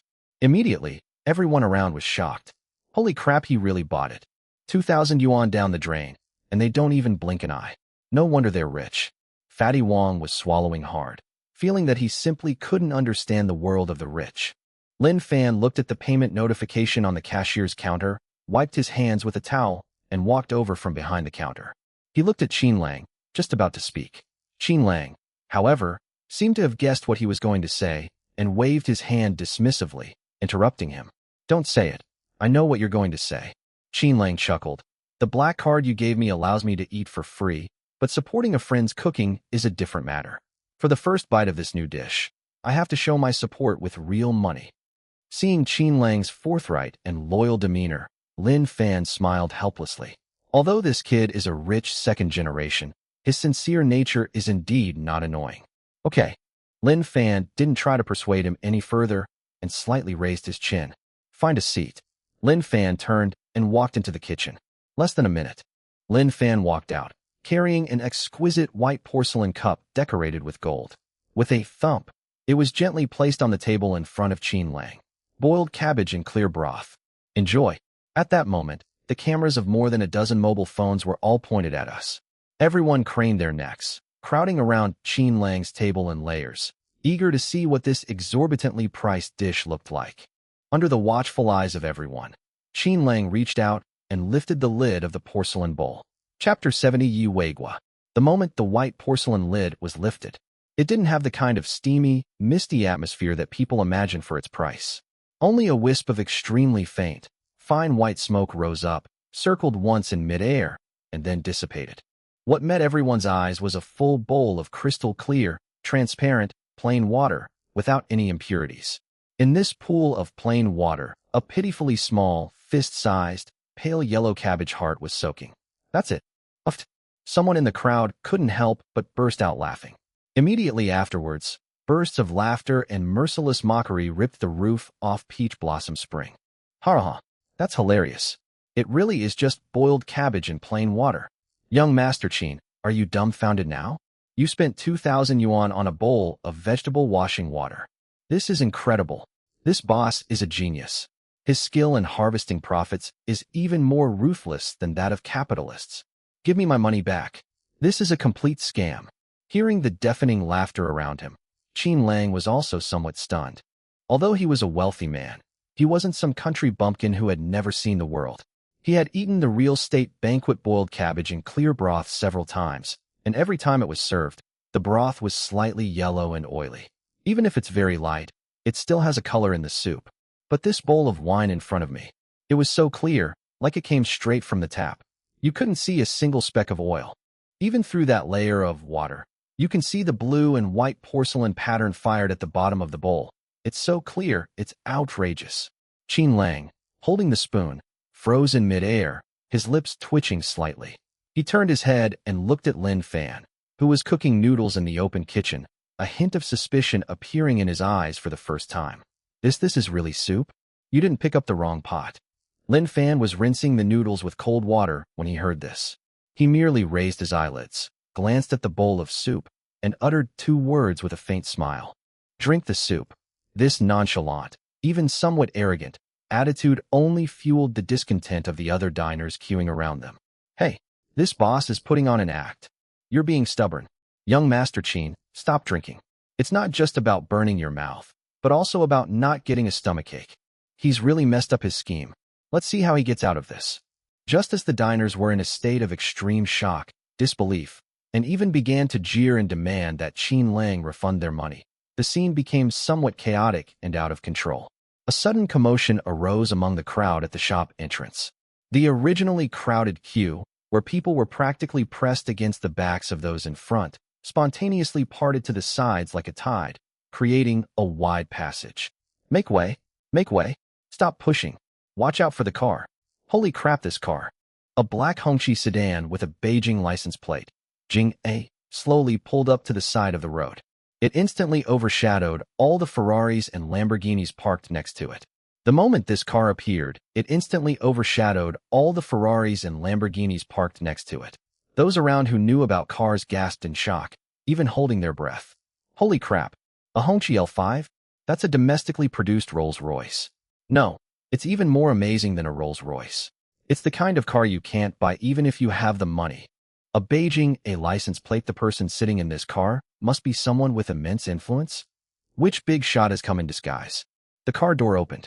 First, a middle-aged driver in a black suit with a straight posture got out. He was efficient and had sharp eyes. He walked quickly to the back seat, respectfully opened the car door, and placed one hand on the door frame. Then, an elderly man in a gray Zhongshan suit, with a full head of silver hair but a vigorous spirit, slowly got off the car, leaning on a sandalwood cane. Although the old man looked aged, with wrinkles crisscrossing his face like deep ravines, his eyes were exceptionally bright, exuding an aura of authority that commanded respect without anger. Beside him was a young woman, about 25 or 26 years old, dressed in professional attire and carrying a briefcase, carefully helping the old man. "Grandpa, is this the place?" The young woman, Yuaner, glanced at the small shop with a large transformer box standing at the entrance, then looked at the noisy surroundings and the crowd squatting on the ground eating noodles. Her brows furrowed slightly, and a hint of undisguised suspicion and disdain flashed in her eyes. "The place Grandpa Lu recommended, how come it's just a roadside stall? That's so unhygienic. Your stomach isn't good to begin with." Cough, cough. The old man coughed twice, waved his hand, and interrupted his granddaughter's complaints in a slightly hoarse but powerful voice. "Warner, don't judge a book by its cover. There are often hidden talents in the marketplace. Old Lou is such a stubborn mule. He's even more discerning than me. Since he dared to guarantee me that the food here is delicious, there must be something special about it." But Yuaner was still a little worried, and covered her mouth and nose with a tissue. "You've just recovered, and the doctor instructed that your diet must be light and refined. The smell of cooking oil in this place is too strong. All right, since we're here, let's make the best of it. Let's go take a look." The old man, leaning on his cane, walked towards the shop door. At this time, a long queue still stretched out in front of the store. Although everyone respected the vehicle and the old man's presence, they had been waiting for several hours, and no one was willing to give up their spot easily. Yuaner frowned even more as she looked at the dense crowd in front of her. Just then, a well-dressed middle-aged man who had been following behind the old man quickly walked to the front of the line. The middle-aged man looked around, and his gaze settled on a middle-aged, overweight man at the front of the line who was wiping sweat with a handkerchief and looked somewhat balding. The fat man was craning his neck to look into the shop, his face full of anxiety. The middle-aged man walked up to him, bowed slightly, and said in a low voice, "Excuse me, sir." The fat man turned around impatiently. "What? Cut in line. The back of the line, ouch." The fat man was speaking when he suddenly seemed to be struck by lightning. His whole body trembled violently, and he almost dropped the number plate in his hand. He stared wide-eyed at the middle-aged man. Then his gaze passed over the man and landed on an elderly man leaning on a cane not far away. The next second, the fat man's impatience instantly turned into extreme panic and fawning. He sprang up like a spring, not even bothering to wipe his sweat, and jogged to Yi Weigua's side, bending over so low he almost touched the ground, his voice trembling as he called out, Chairman Yi, is it really you? My goodness, I can't believe my eyes. Hello, Chairman. I'm Xiao Wang from Tianxing Trading. Our company is a second-tier supplier under the Yi Group. I had the pleasure of seeing you from afar at last year's annual meeting. Manager Wang was so excited that his face turned red, and he was at a loss for what to do. He never dreamed that he would run into the legendary Emperor Emeritus while queuing for noodles. Yi Wei was stopped in his tracks. Although he didn't remember this person, he nodded kindly. Oh, Xiao Wang. You're here for dinner too. Yes. I came here because I've heard so much about it. Chapter 71. Please have a seat, sir. Manager Wang reacted swiftly, immediately presenting the number plate, already soaked with sweat, to Yi Waner with both hands. Mr. Yi, you haven't eaten yet, have you? The queue here is too long. Please use my number. You can get in right away. These are the numbers for the first 3 tables. This, Yi Weigua hesitated for a moment. Isn't this against the rules? Rules are rules, but people are flexible. Your health is precious. How can you stand in this scorching sun? This is a gift from a younger generation to show our respect to you. Please don't refuse, otherwise I'll feel terrible. Manager Wang spoke with such sincerity that he even offered to clear the way for them. Those around them realized what was happening as soon as they saw the situation. Although we don't know exactly who this old man is, anyone who can make a Mercedes-Benz owner bow and scrape and call him chairman must be an extremely powerful figure. In that case, thank you very much. Yi Weiguo didn't stand on ceremony any longer and nodded. Under Manager Wang's almost humble guidance, the crowd automatically parted to create a wider passage. Yi Weiguo and his entourage entered the Peach Blossom Spring without any hindrance. The commotion at the store entrance also caught Lin Fan's attention. He looked up, his expression remaining calm. But Qin Lang, who was sitting in the shop facing the entrance, also subconsciously turned around to look. It's okay if you don't look at the results.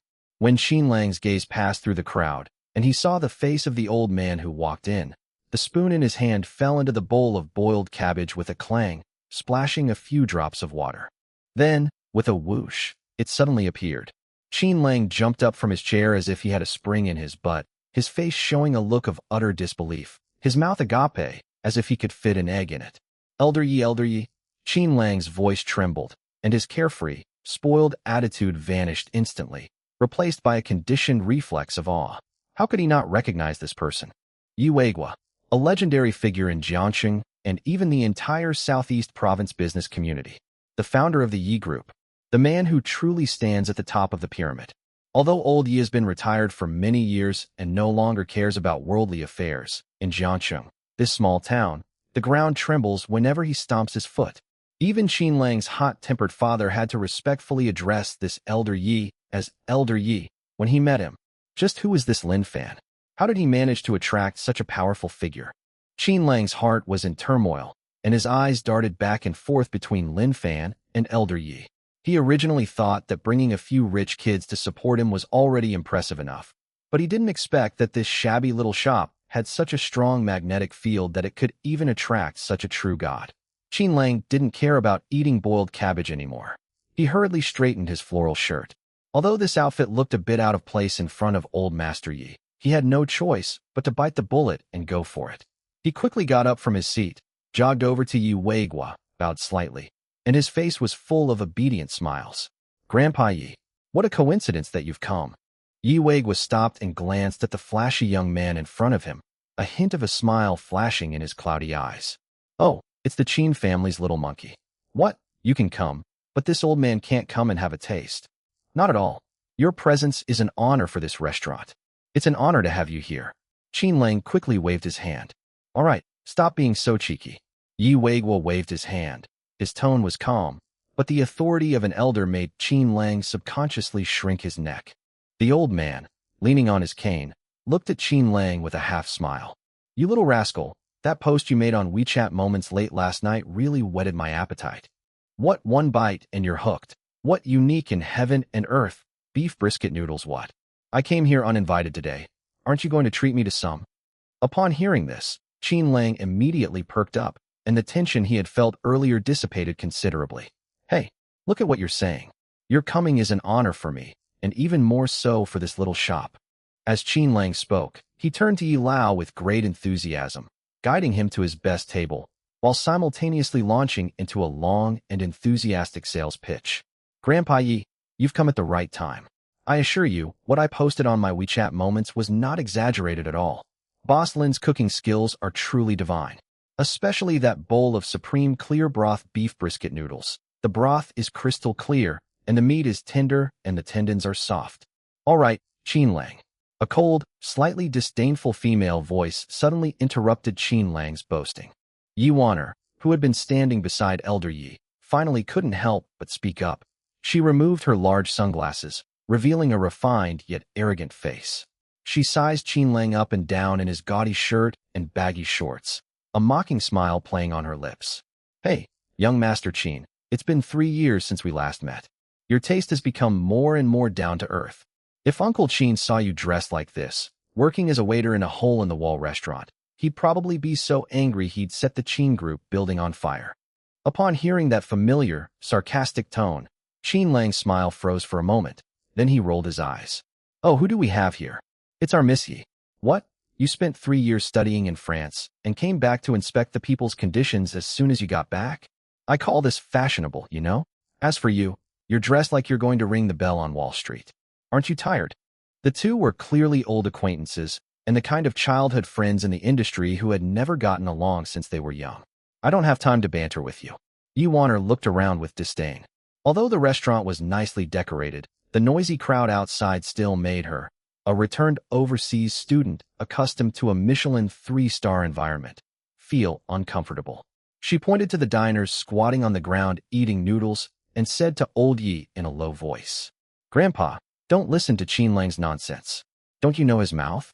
He can talk a dead fish back to life. In the years I've been abroad, what top-notch restaurants haven't I eaten at? These roadside stalls just put too much MSG in them, trying to fool our taste buds. Let's go, or we'll get an upset stomach." Hey, Yi Wanner, you can insult my taste, but you can't insult Boss Lin's face. Qin Lang was displeased, stiffened his neck, and pointed to his table. That's prejudice. Your soul has been corrupted by capitalism. Come, Grandpa Yi, please sit down. Today I'll show this girl what the profoundness and breadth of Chinese cuisine truly means. As he spoke, he hurried to the table, frantically preparing to clear it, trying to move the bowl of vegetable washing water that everyone had mocked, so as not to get in old Master Ye's way, while loudly calling out, please sit down, please sit down. This spot has a great view and is very airy. I'll have Mr. Lin cook you a fresh bowl of noodles right away, with extra meat. It has to have extra meat." Yi Weiguo watched the two juniors bickering, shook his head helplessly, and followed Qin Lang's direction, walking over. Since you're exaggerating so much, I'll have to see if this stuff is really as amazing as you think. However, before he could finish speaking, just as Yi Weiguo approached the table, about 2 or 3 steps away, the old man suddenly stopped without warning. Chapter 72. You know my personality, etc. Yi Weiguo raised his hand, stopping Qin Lang from clearing the table. The old man's gaze passed over the pile of empty bowls, as if drawn by something, and settled on the white porcelain bowl on the corner of the table that Qin Lang had deliberately neglected. The lid had been partially lifted, revealing a pool of crystal-clear, oil-free liquid and a lone cabbage heart floating in the water. At first glance, it really looks exactly like boiled cabbage in plain water without salt, with very little steam rising, making it look rather bleak and poor. Yi Weiguo frowned slightly, seemingly puzzled. Qin Lang had been observing Yi Lao's expression closely, and upon seeing Yi Lao's expression, his heart skipped a beat, and he knew something was wrong. Broken. Although Qin Lang was a big fan of Lin Fan, even he thought this dish was a disaster. No matter how amazing Lin Fan's cooking skills are, he is still just a human being, and humans make mistakes sometimes. If Lin Fan really lost his temper today and did some kind of performance art, he would lose face in front of this business tycoon. The Yi Group's influence extends throughout the province. If old Master Yi were to casually remark, "It's nothing special," how would Lin Fan's shop ever be able to survive in Jiangxing again? "Oh dear, Grandpa Yi, please don't look at that." Qin Lang reacted extremely quickly. Almost instinctively, he reached out and subtly pushed the bowl of boiled cabbage and clear broth further into the corner of the table. He even used the vinegar pot to slightly block it, laughing as he said, "Fat Hat's probably a new dish that Boss Lin developed. He's planning to invite me to try it today, but it's not finished yet." After saying that, he quickly changed the subject, grabbed a rag, wiped the table until it gleamed, and enthusiastically recommended it. "Grandpa Yi, when you come here to eat, you have to look at the signboard. I'll have Boss Lin bring you a bowl of supreme clear broth beef brisket noodles right now, along with a cup of that life-saving plum juice. Oh right, we also need a chinquan tea egg. That's the Lin family shop's signature dish. The taste is truly authentic." Yi Weiguo withdrew his gaze. Although he still had some doubts, he didn't delve into it further because Qin Lang was so strongly recommending other options. After all, it was a restaurant strongly recommended by Lao Lu, so we had to give them some face and try the main dishes first. All right. Yi Weiguo nodded and settled himself in the armchair. Since you and Lao Lu have both raved about this noodle, then this old man will try it today and see if it's really that miraculous. Seeing the old man sit down, Qin Lang finally breathed a sigh of relief. He then turned to Yi Wanner, who was standing to the side with a haughty expression, and asked with a grin, "Miss Yi, what about you? Since you're already here, why don't you eat something? Or should I get you a bowl of noodles?" "I won't eat it. Yuaner turned her head to the side, crossed her arms, and her disgust hadn't gone away yet. Just looking at these greasy carbohydrates makes me feel full. TSK, TSK, TSK, you really won't eat it? Qin Lang shook his head with feigned regret, his expression incredibly irritating. That's such a pity. Some people, even if they fly halfway around the world, still have a Chinese stomach when they come back, and they just have to pretend. If they smell the aroma later, don't try to steal Grandpa Ye's food. Qin Lang. Yuaner was so angry that her eyebrows shot up. One. Yi Wei spoke up at this opportune moment, his voice gentle yet authoritative. Since you're already here, just have something to eat. Sit with Grandpa for a while. Since her grandfather had spoken, Yuaner couldn't insist any further.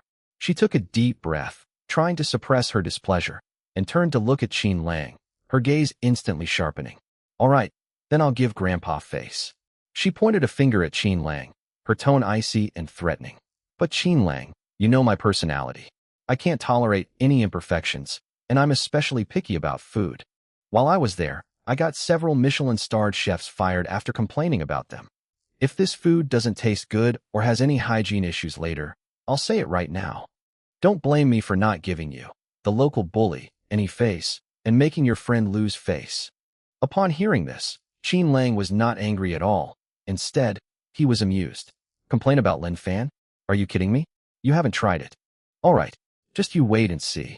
Qin Lang clapped his hands. You've eaten too much Western food over there. Your taste buds are numb.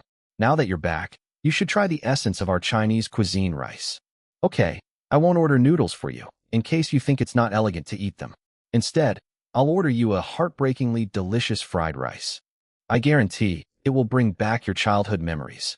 Yuaner snorted coldly and remained silent, which was taken as tacit agreement. Having dealt with these two troublemakers, Qin Lang dashed off to the food preparation area of the open kitchen.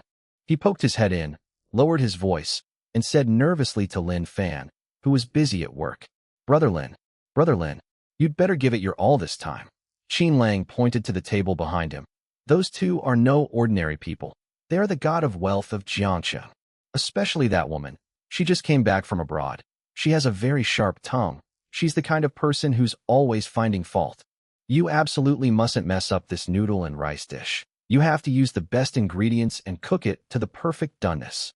Lin Fan was chopping scallions when he heard this. He merely glanced at Qin Lang indifferently, and the knife in his hand fell like a blur, making a rhythmic thud. Rest assured, Lin Fan said calmly. Here, there are no distinctions of status, only diners. What is made for whomever is the best. After saying that, he turned around and started operating the machine. 5 minutes later, a steaming bowl of supreme clear broth beef brisket noodles and a plate of gleaming, heartbreakingly delicious egg fried rice were served. The noodles are chewy, the soup is amber in color, and large chunks of beef brisket, red and white, are piled trembling in the bowl, exuding a rich meaty aroma. The fried rice was perfectly separated, each grain coated in golden egg, seemingly glowing under the light, and adorned with vibrant green scallions, emitting an irresistible aroma. Grandpa Yi, your noodles. Miss Yi, your meal. Please enjoy. Qin Lang, like a professional waiter, stepped aside with a grin and waited to watch the show. Yi Weiguo looked at the bowl of noodles in front of him, and his previously cloudy eyes brightened slightly. It looks quite good. He picked up his chopsticks and first took a piece of beef brisket and put it in his mouth. The meat melts in your mouth, tender yet with a chewy texture from the tendons, and the rich aroma of the braising sauce instantly fills your mouth. Old Yi paused for a moment while chewing, then quickened his pace. He took another sip of soup. A satisfied hum escaped from the old man's nose. This side. Chapter 73, I want to see him. Yi Weiguo stopped talking and began to concentrate on the noodles in his bowl, fine beads of sweat gradually appearing on his forehead. Meanwhile, Yuaner looked at the fried rice in front of her, originally intending to find fault with it. For example, the oil was too much, the rice was too hard, or the presentation was too rustic. But after stirring it a few times with a spoon, she discovered that the fried rice was so perfect it was like a work of art, with every grain of rice being evenly plump and without any sticking together. Somewhat skeptical, she scooped out a small spoonful and put it in her mouth. After taking one bite, Yuaner's expression froze. The harsh criticism I had prepared seemed to be glued to my throat, and I couldn't utter a single word. The perfect blend of the aroma of rice and eggs, the sensation dancing on her tongue, actually made her feel like crying. This is the taste of home. No, it's a million times better than what the chef at home makes. She subconsciously scooped out another large spoonful. Then came the third spoonful. Qin Lang watched the grandfather and grandson eating with their heads down, and his heart finally settled down. He grinned from ear to ear. I knew it. No one can get past Boss Lin. Qin Lang watched the two of them wolfing down their food, and he was so proud of himself that his tail was practically wagging in the air. But he clearly had no intention of letting these two unworldly big shots off so easily. He quickly seized the opportunity and pushed the plate of peeled Chinquan tea eggs and the chilled, iced jade plum drink forward. Don't just eat staple food. Grandpa Yi, Warner, this is the real trump card. These eggs are cooked with precious Chinese herbs, and this soup is made with honey from Tian Shan's snow lotus. You won't have truly experienced this place if you don't try these. Yi Weigua had a light sweat on his forehead, a hearty appetite, and was in a very good mood. Hearing Qin Lang say that, he put down his chopsticks and picked up the tea egg with marble-like patterns on its surface. Oh, it's made with Chinese herbs. Old Master Yi leaned closer and took a sniff. A delicate aroma of tea and herbs wafted up, with no trace of eggy smell. Instead, it invigorated him. He took a bite. The egg white was bouncy and smooth like jade. The yolk was dense and fluffy like sand, and the salty and savory sauce melted in his mouth. Then, a warm current slid down his throat, as if a pair of gentle hands were soothing his chronically cold stomach. Wonderful. Absolutely wonderful. Yi Weigua's eyes lit up suddenly, and he couldn't help but exclaim in admiration. For the past few months, he had been vomiting everything he ate, and his body was already very weak. But after swallowing this egg, he actually felt a long-lost strength rise from his dantian. Meanwhile, Yi Warner was speechless, amazed by the fried rice. Although she didn't want to admit it, this fried rice was indeed 100 times more delicious than any truffle risotto she had abroad. Feeling a bit thirsty from eating, she subconsciously picked up the purplish-red plum juice next to her, thinking that this kind of roadside drink was probably just saccharin diluted with water, and she would just take a couple of sips to quench her thirst. Glug! A mouthful of icy liquid went down my throat. The next second, Yi Warner's beautiful eyes, which had been somewhat critical, widened instantly. That sourness isn't the pungent smell of vinegar, but the mellow richness of dried plums after years of aging. That sweetness isn't the cloying sweetness of saccharin, but the unique coolness and refreshing sweetness of snow lotus honey. A delightful blend of sweet and sour flavors, with an icy coolness that soothes the soul.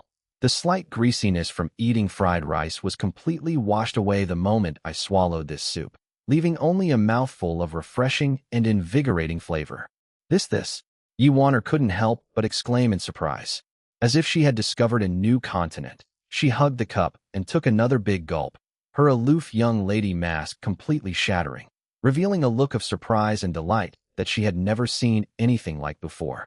How was it? I'm just asking you how it was. Qin Lang leaned closer with a sly grin. Who just said they were going to file a complaint? Are they firing the chef again this time? Yi Warner blushed, looking at the half-empty plate of fried rice and the nearly empty plum juice in her hands. Although she had given in to her pride 1,000 times over, she still refused to back down and gave a haughty snort. Humph, it's nothing special.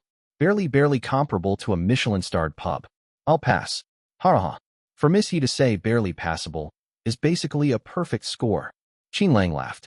Yi Weigua had finished the last bite of noodles and even drunk the soup. He put down his chopsticks, took out a handkerchief and elegantly wiped his mouth, let out a long sigh of relief, and his face showed a rosy glow and contentment that he hadn't seen in the past 6 months. That's great, Hat's really great. The old man sighed, his gaze falling on the busy young man in the kitchen, his eyes full of admiration. This young chef's skills truly have the power to turn the ordinary into the extraordinary. This meal made this old man feel completely refreshed, and even my energy has improved a lot. It seems that old Lu didn't lie to me. By this time, the old man and the young man had almost finished eating. Their stomachs were full, and their hearts were content. Their doubts about the restaurant had long since vanished, leaving only joy and peace of mind. Seeing that even old Master Yi was enjoying his meal so much, the surrounding diners all wore expressions of "I knew it," creating an atmosphere of perfect harmony in the restaurant. Yi Weigwa put down the bamboo cup in his hand and smacked his lips with lingering satisfaction. He straightened his collar, turned to look at Qin Lang, and his eyes were serious. Little Qin, these noodles are really authentic, and the soup and the egg are absolutely amazing. To be able to prepare medicinal cuisine so subtly and effectively, this chef's skill is truly unfathomable. Who exactly is this Mr. Lin? I'd like to meet him. Hey, what's so difficult about that? Upon hearing this, Qin Lang immediately patted his chest and stood up, looking quite proud. Brother Lin is in the kitchen. Please wait a moment. I'll go get him. After saying that, Qin Lang happily ran to the food-serving area of the open kitchen. At this moment, Lin Fan was facing away from this side, his long chopsticks flying up and down in the boiling pot, his movements so fluid and fast that they even left afterimages. Brother Lin. Qin Lang poked his head in and called out in a low voice. Don't bother with that yet. Old Master Yi has had a wonderful meal, praising it highly. He specifically asked to see you now and have a chat. This is a once-in-a-lifetime opportunity. If Elder Yi gives us just a couple of pointers, our shop will be able to do whatever we want in Jiangcheng. Lin Fan's hands didn't stop for a moment. He scooped up another bowl of noodles, poured on some broth, arranged the beef on top, and handed it to the customer waiting at the window. Only then did he glance at Qin Lang. I'm busy. Huh? Qin Lang was stunned for a moment, thinking he had misheard. Lin Fan raised his chin and looked at the still long queue at the entrance. There are still over 100 people waiting to eat. If I go out, the cooking time will be cut off. If the noodles are cooked for even a second longer in the pot, the texture will be ruined. No, Brother Lin, that's Elder Yi. Qin Lang scratched his head anxiously. Can we make an exception? Can we stop for just 2 minutes? Diners come in all social classes. Those who wait in line are God. Lin Fan turned around and continued to cook the noodles, leaving Qin Lang with only a cold back view. Go and explain to Elder Yi that I can't leave right now. We'll talk about it after this is over. Chapter 74. Is it not to your liking? Looking at Lin Fan's unwavering demeanor, Qin Lang felt like a million grass mud horses were galloping through his mind. Wow, you're really awesome. Looking across the entire Jiangcheng, you're probably the only one who dares to tell Yi Weigua, I'm too busy. With no other option, Qin Lang had to bite the bullet and walk back to the table. Looking at Yi Weigua's expectant eyes and Yi Wanner's cold smile beside him, Qin Lang felt a chill run down his spine. Grandpa Yi.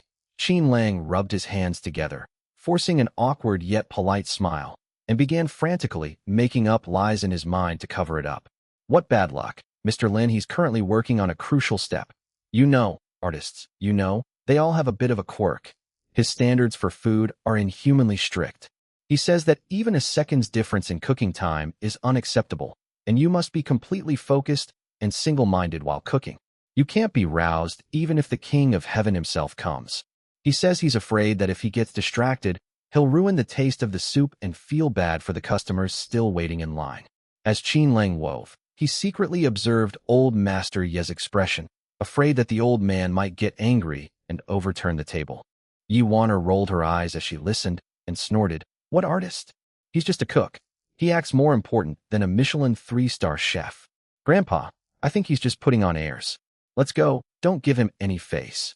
Qin Lang was so frightened that he broke out in a cold sweat and quickly said, How about this, Grandpa Yi? I'll arrange a time for you. We can visit him after he closes his stall tonight. Let's do it today. It's all right. Yi Weigua suddenly raised his hand, interrupting Qin Lang. The old man's face did not show the anger Qin Lang had imagined. Instead, it revealed a stronger interest and appreciation. At this point, Yi Weigua smiled faintly. Since he's busy, let's wait for him. We can meet again when he's done. Qin Lang was completely stunned, his mouth agape. Wait, who is Yi Weigua? That was a business tycoon whose time was measured in seconds. Others waited for him for hours in the cold wind, but he never waited for anyone else. Today, in this tiny roadside shop, he was actually willing to wait just to see a chef? If this gets out, the entire business community of Jiangcheng will be shaken. Grandpa, are you crazy? We're supposed to wait for him. Yi Wanner looked incredulous. You have a multinational video conference this afternoon. Remove it, Yi Weigua said succinctly, his gaze still fixed on the busy figure in the kitchen. Meetings are frequent, but people who can rekindle my appetite are rare. Qin Lang, listening from the side, was terrified, his admiration for Lin Fan flowing endlessly like a surging river. Time seemed to flow exceptionally slowly in peach blossom spring. From the bustling noise at noon to the gradual quiet at 1:30 p.m., a full hour and a half had passed. The customers in the restaurant came and went, but the old man in the armchair by the window sat steadily like a stone Buddha who had weathered many storms. He remained calm and unhurried, occasionally taking a sip of the plum juice or gazing absently at the artificial stream outside the window. Qin Lang was now extremely uneasy. He kept checking his phone, glancing at the kitchen, and constantly keeping an eye on Yuaner, the young lady next to him who was on the verge of exploding. Qin Lang, look at the time.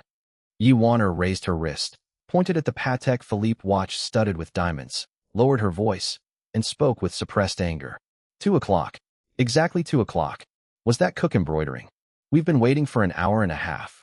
Sister Yuaner, calm down, calm down. Qin Lang smiled apologetically and kept fanning Yuaner.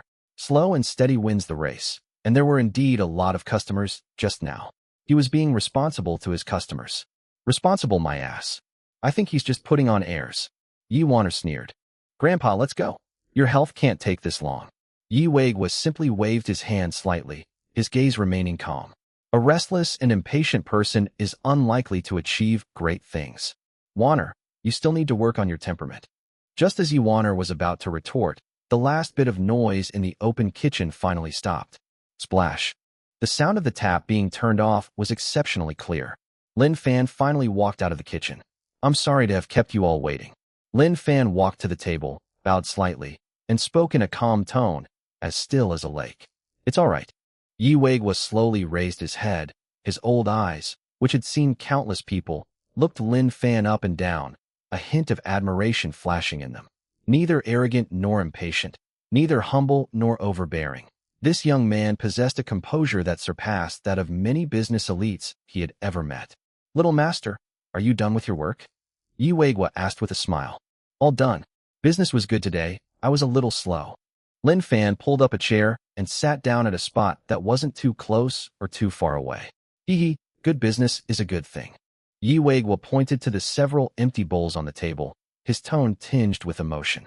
To be honest, this old man hasn't eaten so cleanly and enjoyed it so much in a long time.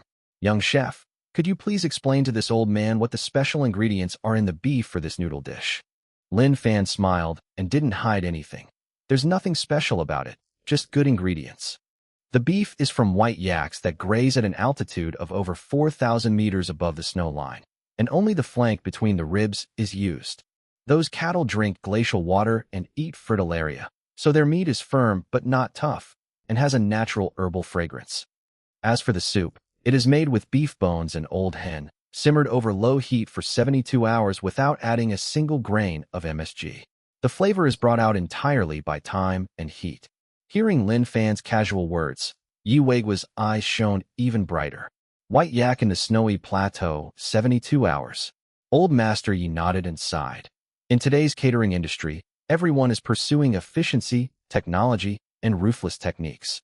Those who are willing to put in the hard work and effort of ingredients and techniques like you are extremely rare. No wonder the taste is so deeply ingrained. You flatter me, Lin Fan said modestly. Then his gaze fell on the table. The next second, he raised an eyebrow slightly, because he saw that the bowls containing noodles and fried rice were all empty, and even the cups of plum juice were almost empty. But the white porcelain cup on the corner of the table, mostly hidden by the vinegar bottle and tissue box, remained covered, looking lonely and abandoned. This was the same boiled cabbage and clear broth that Qin Lang had ordered at the beginning. Lin Fan, somewhat puzzled, pointed to the neglected white porcelain cup, looked at Qin Lang, and asked, This boiled cabbage and clear broth, young Master Qin, why haven't you touched it? Is it not to your liking? I'm waiting for your feedback. He was busy cooking and didn't notice this side. But this unintentional remark instantly froze the previously harmonious atmosphere. Chapter 75, Still Too Young. Upon hearing this, Qin Lang's smile froze, and cold sweat broke out on his back. This is what he fears most.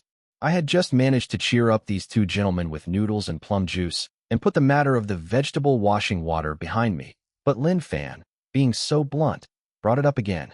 Qin Lang reacted quickly, immediately interjecting while frantically giving Lin Fan meaningful glances, and then chuckled and said, Brother Lin, it's like this.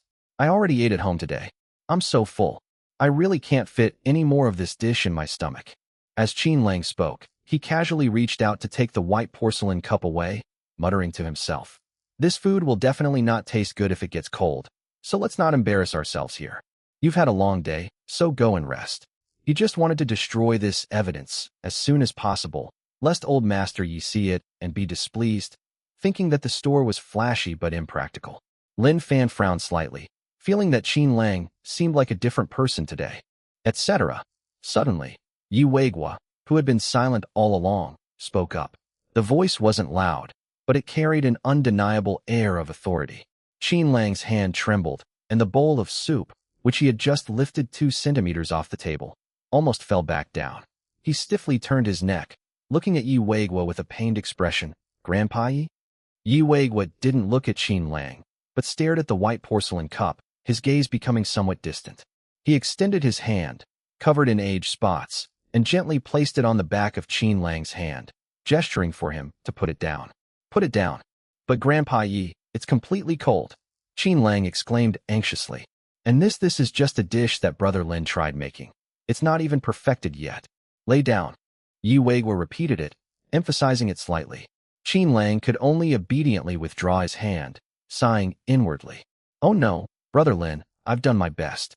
If the old man gets angry and accuses you of fraud, don't blame me for being a disloyal brother."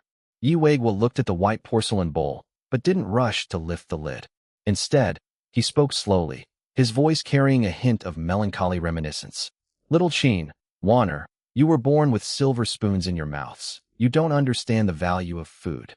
Back when I was your age, I was growing and developing, but there was no beef noodles or plum juice back then. Even a hot meal was a rare treat."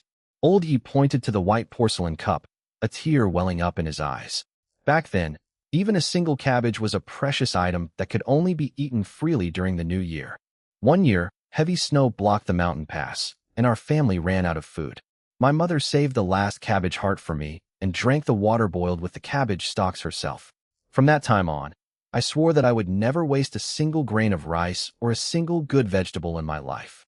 At this point, Yi Weigua looked at Lin Fan. "Since the young chef can make noodles so well and fry eggs so fragrantly, I believe that even if this dish is just an experiment, how bad can it taste?" These words made Qin Lang and Yi Wanner lower their heads, their faces burning. Qin Lang, in particular, felt like slapping himself twice. Compared to the old man, my own perspective is like that of a mudfish in a ditch. "Grandpa Yi, I was wrong," Qin Lang said softly. Yi Weigua waved his hand, not caring. He stretched out his hand, covered in age spots, and slowly reached for the white porcelain cup. "Grandpa," Yi Wanner was still a little worried. "This kind of soup will definitely have a fishy smell when it gets cold, and the oil will solidify, making it very unpalatable." "Yes," Qin Lang couldn't help but remind him. "Although it's a clear broth, it's definitely made with meat broth. Once it cools down, it'll have that greasy smell." Yi Weigua, however, turned a deaf ear. "You'll only know if a dish is good or not after you've tasted it." Click. A soft, crisp sound. Old Yi slowly lifted the lid.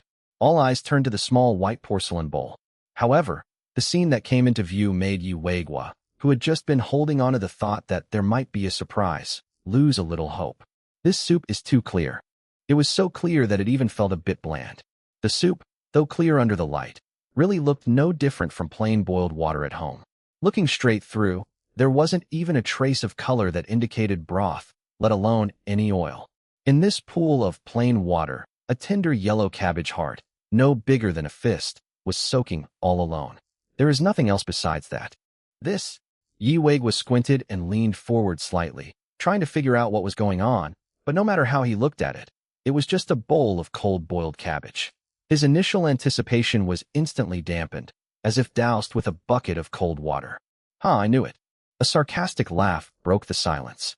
Yi Wanner finally couldn't hold back any longer. She pointed at the bowl of soup, turned to look at Yi Weigua, her face clearly saying, "I knew it. Grandpa, isn't this just boiled cabbage and water?" As she spoke, she turned around and pointed to the price list on the wall. "And look at the price list on the wall. The food in this shop is more expensive than in our 5-star hotels. I can tolerate a bowl of noodles costing 188 yuan. At least it has a few pieces of meat. But look at this. Yi Wanner pointed intently at the words on the wall. Boiled cabbage in clear broth. 1,888 yuan per serving. 1,888. Qin Lang. Don't tell me this is the dish that costs 1,800 yuan. When Qin Lang was called out, cold sweat poured down his forehead, and he stammered for a long time, unable to utter a word. This although it looks plain, but its name sounds nice. Nice to hear. Yi Wanner cursed, her good manners completely gone at that moment. She turned her head, staring sharply at Lin Fan, her tone aggressive. Do you know how many cabbages you can buy with 1,800 yuan? Enough to bury your whole shop. You think you can fool us with a bowl of cold water-soaking cabbage? Do you think the Yi family are all fools, that we're all rich and stupid and easy to fool? Wanner, say less. Although Yi Weiguo was also disappointed, he still sternly stopped his granddaughter. He stared at the dish, shook his head helplessly, and finally let out a barely perceptible sigh. Perhaps this young chef is only talented at making heavily oiled and flavorful street food, like noodles and fried rice. After all, staple foods like beef brisket noodles and fried rice require high heat and plenty of seasonings. Such bold cooking methods are likely to produce outstanding results and can easily use rich aromas to cover up minor flaws. However, this boiled cabbage in clear broth is different. This is a dish served at state banquets, a refined and elegant dish in Sichuan cuisine, and a touchstone for the pinnacle of culinary skill. It doesn't test the piling up of seasonings, but rather the ultimate extraction of the original flavor of the ingredients. It's about the skill of simplifying complexity. It demands a very high level of expertise, patience, and understanding of soup from the chef. This is like asking a strong man who is good at wielding a sledgehammer to do embroidery. Although he is strong, he is not skilled enough to do it properly.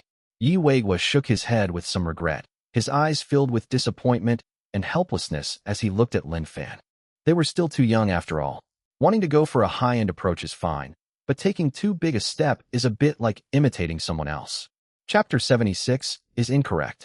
Grandpa, how could I say less? This isn't about whether it tastes good or not. It's about character. Yi Wanner persisted. This kind of garbage doesn't deserve to be on the table at all.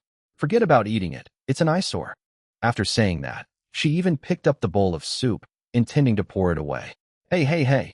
Qin Lang quickly reached out to stop him. He truly never expected things to develop to this point. He meant well, thinking he could quietly remove this disastrous work and let the matter pass by unnoticed. Lin Fan saved face, and Yi Weiguo's mood wasn't ruined either. But when Yi Wanner's temper flared up, she actually tried to throw the soup in front of everyone. If it were actually spilled on the ground, the situation would change completely. This is not just a simple matter of returning the food. It's like slapping Lin Fan hard in the face in front of a room full of diners, effectively sealing the label of Lin Family Shop as a fraudster who would dare to eat here in the future. Although Qin Lang also thought the cabbage was made outrageously, he genuinely admired Lin Fan's skills. Even if Lin Fan really went crazy and wanted to fleece people this time, Qin Lang absolutely could not let the situation get out of control, just as the two were pulling at each other. Splash. As the liquid sloshed, the originally calm surface inside the porcelain bowl was broken. An aroma, sealed deep within the broth, slowly wafted out along the rippling waves. The taste was not strong. In fact, it was extremely faint.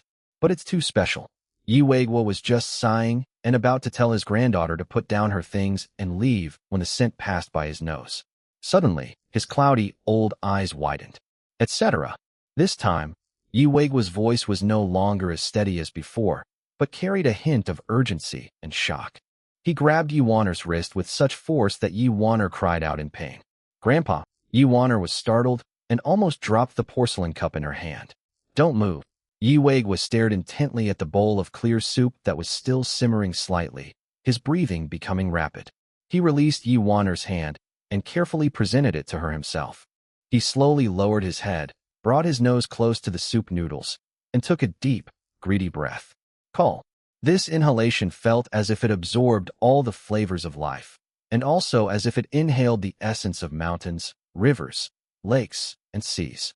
Yi Weiguo's expression went from confusion to shock, then to ecstasy, and finally to an indescribable ecstasy.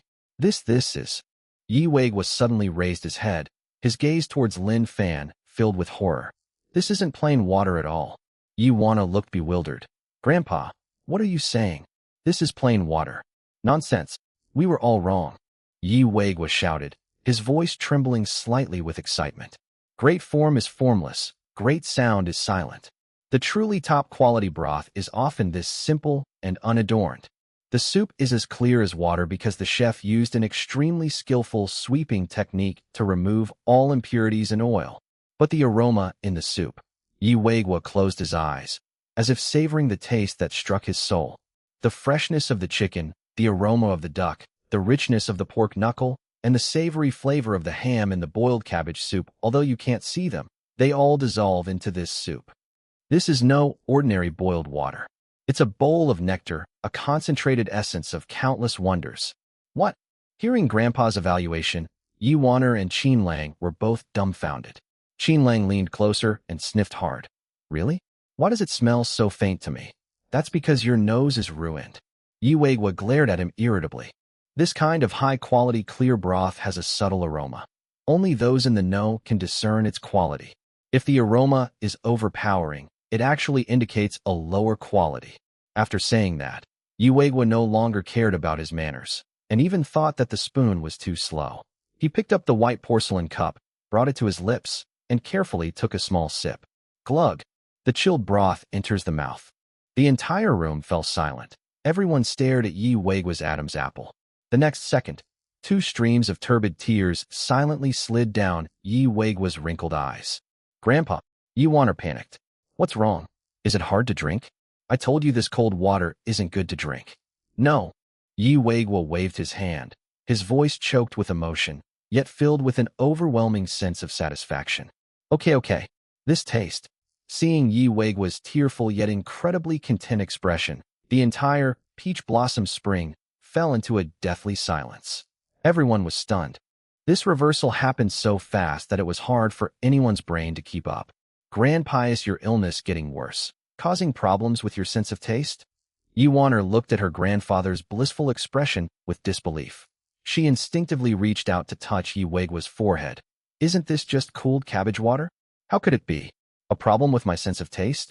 I'm more alert than ever.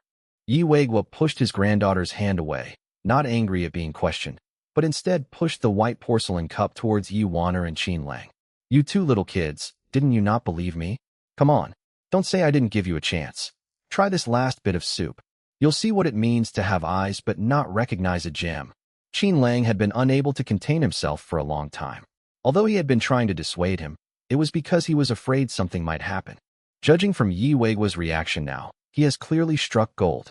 As Lin Fan's #1 fan, he had an almost blind faith in Lin Fan's skills. My hesitation just now was purely due to being fooled by the dish's overly simple appearance. All right, since Grandpa Yi is being so kind as to offer me food, then I won't stand on ceremony. Without saying a word, Qin Lang picked up his spoon, reached directly into the bowl, and scooped up a spoonful of the crystal-clear broth. I refuse to believe that cold water can produce anything, Yi Waner muttered to herself, but couldn't resist her curiosity. With some skepticism, she picked up the spoon and gently scooped a little bit of the contents of the bowl. The action was so cautious, it was as if they were testing for poison. The 2 of them simultaneously put the spoons into their mouths. The broth enters the mouth. It's cold. That was my first impression. However, just as this cool sensation touched the tip of the tongue, before it even had a chance to slide down the throat, boom! The lingering flavor suddenly exploded on their taste buds. Qin Lang's eyes widened instantly, his pupils contracted sharply, and his mouth, which was about to chew a few more times, froze. Yi Waner dropped the exquisite silver spoon in her hand onto the table with a clatter, her face filled with shock and astonishment. Chapter 77. Who just said it was going to collapse? Fresh. The freshest of all. The freshness is beyond words. That seemingly transparent liquid actually contained such a terrifying, explosive power of taste. The rich, oily aroma of old hen, the wild, meaty fragrance of old duck, the aged aroma of Manhwa ham, and the salty freshness of dried scallops and dried shrimp. The essence of countless top-quality ingredients seems to have been crushed and dissolved by a peerless master with his inner strength, perfectly blended into this small spoonful of soup. What's even more amazing is the fresh, natural scent of the mountains. It's like a sharp sword, piercing through the heaviness of all meat. bringing a sense of ethereal lightness, as if one were in a forest after the rain. It's clearly a meat broth, but it's as refreshing as a mountain spring. Even though it had cooled down, there wasn't a trace of fishy or greasy smell. This completely violates common sense in culinary science. Ugh! Qin Lang let out a muffled groan, and then, as if he had gone mad, he stopped using the spoon and directly picked up the white porcelain cup, ignoring that Yi Waner hadn't finished drinking, and tilted his head back to pour it into his mouth. "Leave some for me. Qin Lang, you bastard." Yi Waner finally realized what was happening, her composure completely gone, and she hurriedly reached out to snatch it. That bite just now completely overturned her worldview. The truffle soup and lobster bisque she had at Michelin-starred restaurants in France were nothing compared to this seemingly ordinary bowl of plain water. It was just garbage made from seasonings. It was a delicious flavor that struck straight to the soul, making one forget all worries in that instant and only want to indulge in this clear soup. Gurgle gurgle. Qin Lang was a ruthless man. He stubbornly resisted Yi Waner's attempts to pull him away and finished the remaining half-bowl of soup. Setting down the porcelain cup, Qin Lang let out a long breath, revealing a look of rapture. I'm totally convinced. Qin Lang slumped in his chair, muttering to himself, Brother Lin, are you a god? This isn't just plain water. This is some kind of nectar. 1,800? Even if this soup sold for 18,000, I'd still think it's worth it. Yi Waner stared at the porcelain bowl, now licked clean, and stomped her feet in anger, her eyes reddening. Qin Lang, you owe me my soup. I only had one sip. Wah! She turned her head and looked at the still calm and composed young figure. At this moment, the previous disdain and arrogance were gone from her eyes. In their place was deep shock and a trace of barely perceptible worship. It turns out that true excellence is often unpretentious. It turns out that the saying, true masters are often found among ordinary people, is not just an empty phrase. Just as the two were still savoring the aftertaste of the soup, Qin Lang's gaze inadvertently drifted to the bottom of the bowl, and his eyes widened instantly. Although the soup was all gone, the fist-sized, tender yellow cabbage heart still lay alone at the bottom of the bowl, its surface glistening with a lustrous sheen from absorbing the broth. A sudden thought flashed through Qin Lang's mind. If the soup is this delicious, what kind of heavenly taste must the cabbage soaking in it be? Hey, Grandpa Yi. Qin Lang's eyes darted around, and he put on a righteous expression. You just ate a bowl of noodles. You must be stuffed, right? These cabbage stalks are hard to digest, so for your health, I'll take care of them for you. Before he finished speaking, his chopsticks shot out like lightning, heading straight for the cabbage. Qin Lang, have you no shame? A sharp shout followed immediately. Although Yi Waner was still crying and complaining, she was keeping a close eye on the situation. Upon seeing Qin Lang make a move, she reacted extremely quickly, her silver chopsticks striking first and catching Qin Lang's chopsticks with a snap in midair. This is my grandfather's food. How dare you steal it? Yi Waner's beautiful eyes widened, and her other hand was not idle either. She went straight to pick up the plate. Grandpa can't eat anymore. But that's mine too. I'm his own granddaughter. So what if she's his own granddaughter? I'm his own grandson, his best brother. Qin Lang refused to give an inch, and the two pairs of chopsticks clashed fiercely above the white porcelain bowl, making a crisp, clanging sound, neither willing to let go. You were just about to spill it. Now you're trying to take it from me. Shut up. That was before. Now this cabbage is mine. The two completely tore each other apart over this cabbage, their chopsticks almost poking each other in the face. However, just when the two were locked in a stalemate, neither able to gain the upper hand, whoosh, a blur of motion, at an extremely tricky and swift angle, slipped through the gap between the two chopsticks. A pair of chopsticks swiftly and accurately picked up the heart of the cabbage. Before Qin Lang and Yi Waner could react, whoosh, the heart of the cabbage disappeared into thin air. The two were taken aback and turned their heads at the same time. The heart of the cabbage was now on Yi Wager's chopsticks. The old man gracefully withdrew his hand, suspending the tender, jade-yellow cabbage heart in front of him. Then, with a stern face and an authoritative gaze, he swept over the two stunned juniors and reprimanded them in a deep voice. What's all this noise about? What kind of behavior is this? Qin Lang and Yi Waner trembled at the shout, and quickly withdrew their hands, lowering their heads like school children who had done something wrong, but their eyes were still fixed on the cabbage. Yi Wei was snorted coldly and continued to reprimand. Who said it was going to be dumped? Who said it was garbage? You're all talk and no action. You didn't recognize the value of the stuff when it was right in front of you, and now you're trying to steal it. I'm not dead yet. How dare you steal this good stuff? After saying that, old Yi didn't look at the two unlucky kids again. He turned his head, held the chopsticks up to his eyes, and took a closer look at the cabbage. Under the bright lights, the heart of this cabbage is breathtakingly beautiful. It's not like an ordinary vegetable, but rather a piece of warm, smooth jade. After being soaked in the broth for a long time, the originally firm leaves unfolded slightly, and each extremely fine vein was filled with clear broth, presenting a translucent amber texture. Especially the top of the bok choy, with its tender yellow hue, is so vibrant and luscious that it seems as if honey would flow from it at the slightest touch. Perfect timing, it really is perfect timing. Yi Weiguo muttered to himself, his Adam's apple bobbing uncontrollably. Without further hesitation, he opened his mouth and put the whole cabbage heart into it. Qin Lang and Yi Wan'er exchanged a glance, and both saw the despair in each other's eyes. That's all. It's really gone. Not a single hair was left. Click. Yi Weiguo took a bite. The crisp chewing sound was particularly loud in the quiet air.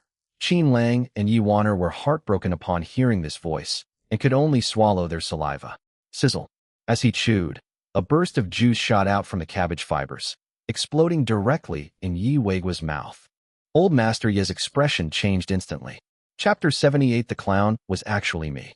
That's not the bland water of the cabbage itself, but a wonderful broth that has absorbed the finest broth and blended with the cabbage's own sweetness. Ugh! Yi Weiguo suddenly closed his eyes and chanted, "If you don't try this dish, you'll never know what simple joy means." The sweetness of the cabbage balances the richness of the broth, while the broth's umami flavor gives the cabbage its soul. The two flavors intertwine and linger in the mouth, creating a texture that is crisp, tender, juicy, sweet, and rich.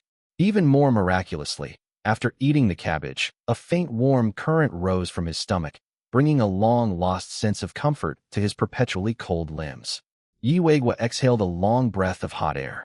A miraculous scene unfolded. The old man, who had originally looked sallow and listless, now had a rosy complexion. He lay on the chair with bright eyes and a fine layer of sweat on his forehead. So comfortable, so comfortable. Yi Weiguo touched his warm belly, the long-lost feeling of fullness making him feel somewhat dazed, and his eyes unconsciously welled up with tears. Because of health problems he developed while working hard to start a business when he was young, he underwent a gastrectomy 6 months ago. Although the surgery was successful and he survived, the after-effects nearly killed him: severe postoperative anorexia, accompanied by loss of taste. From then on, eating was no longer a pleasure for him, but a form of torture.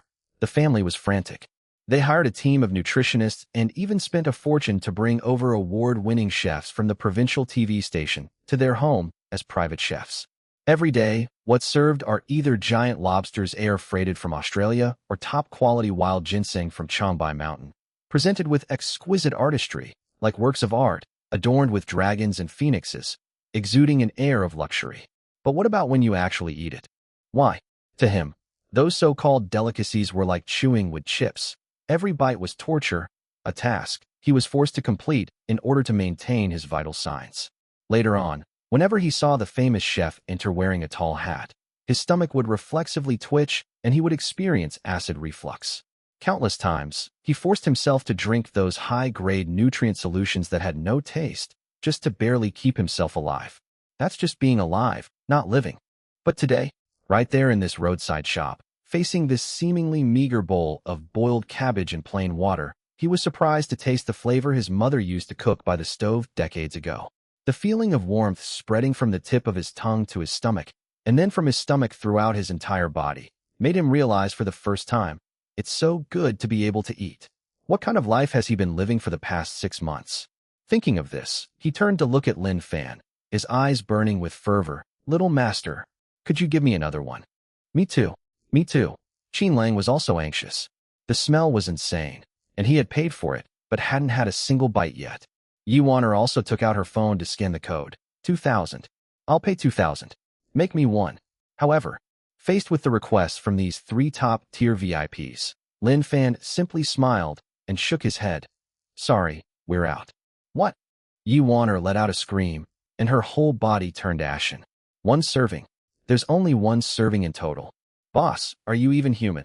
What kind of business only sells one item? Aren't you going to make any money? Lin Fan shrugged. The ingredients are rare. This cabbage is the best of the best, and there's only one left at the moment. The surrounding diners were dumbfounded by the reaction of this group of people. From the initial mockery to Yi Weigua's tears, and then to Qin Xiao and Miss Yi almost getting into a fight over the soup base. This plot twist is so amazing. Even TV dramas wouldn't dare to film it like this. Is it really that delicious? Nonsense. Does that look like acting? Oh my god. I was just laughing at my boss for being a liar. I was the clown myself. 18,000, it's expensive, but the effect is simply miraculous. The crowd erupted in cheers once again. This time, it wasn't doubt, but rather a fervent desire.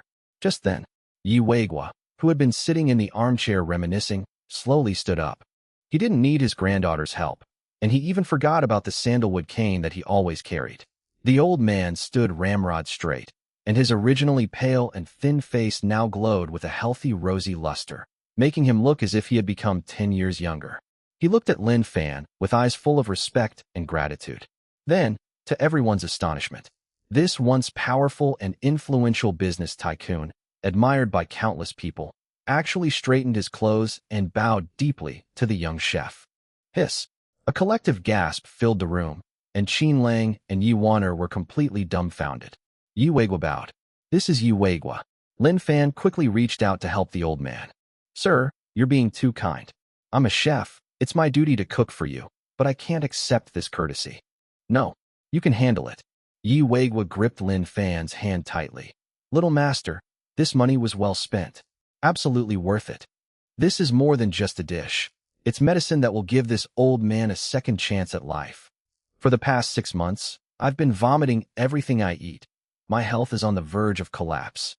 But today, this bowl of boiled cabbage and clear broth not only awakened my taste buds, but also seemed to cleanse my internal organs.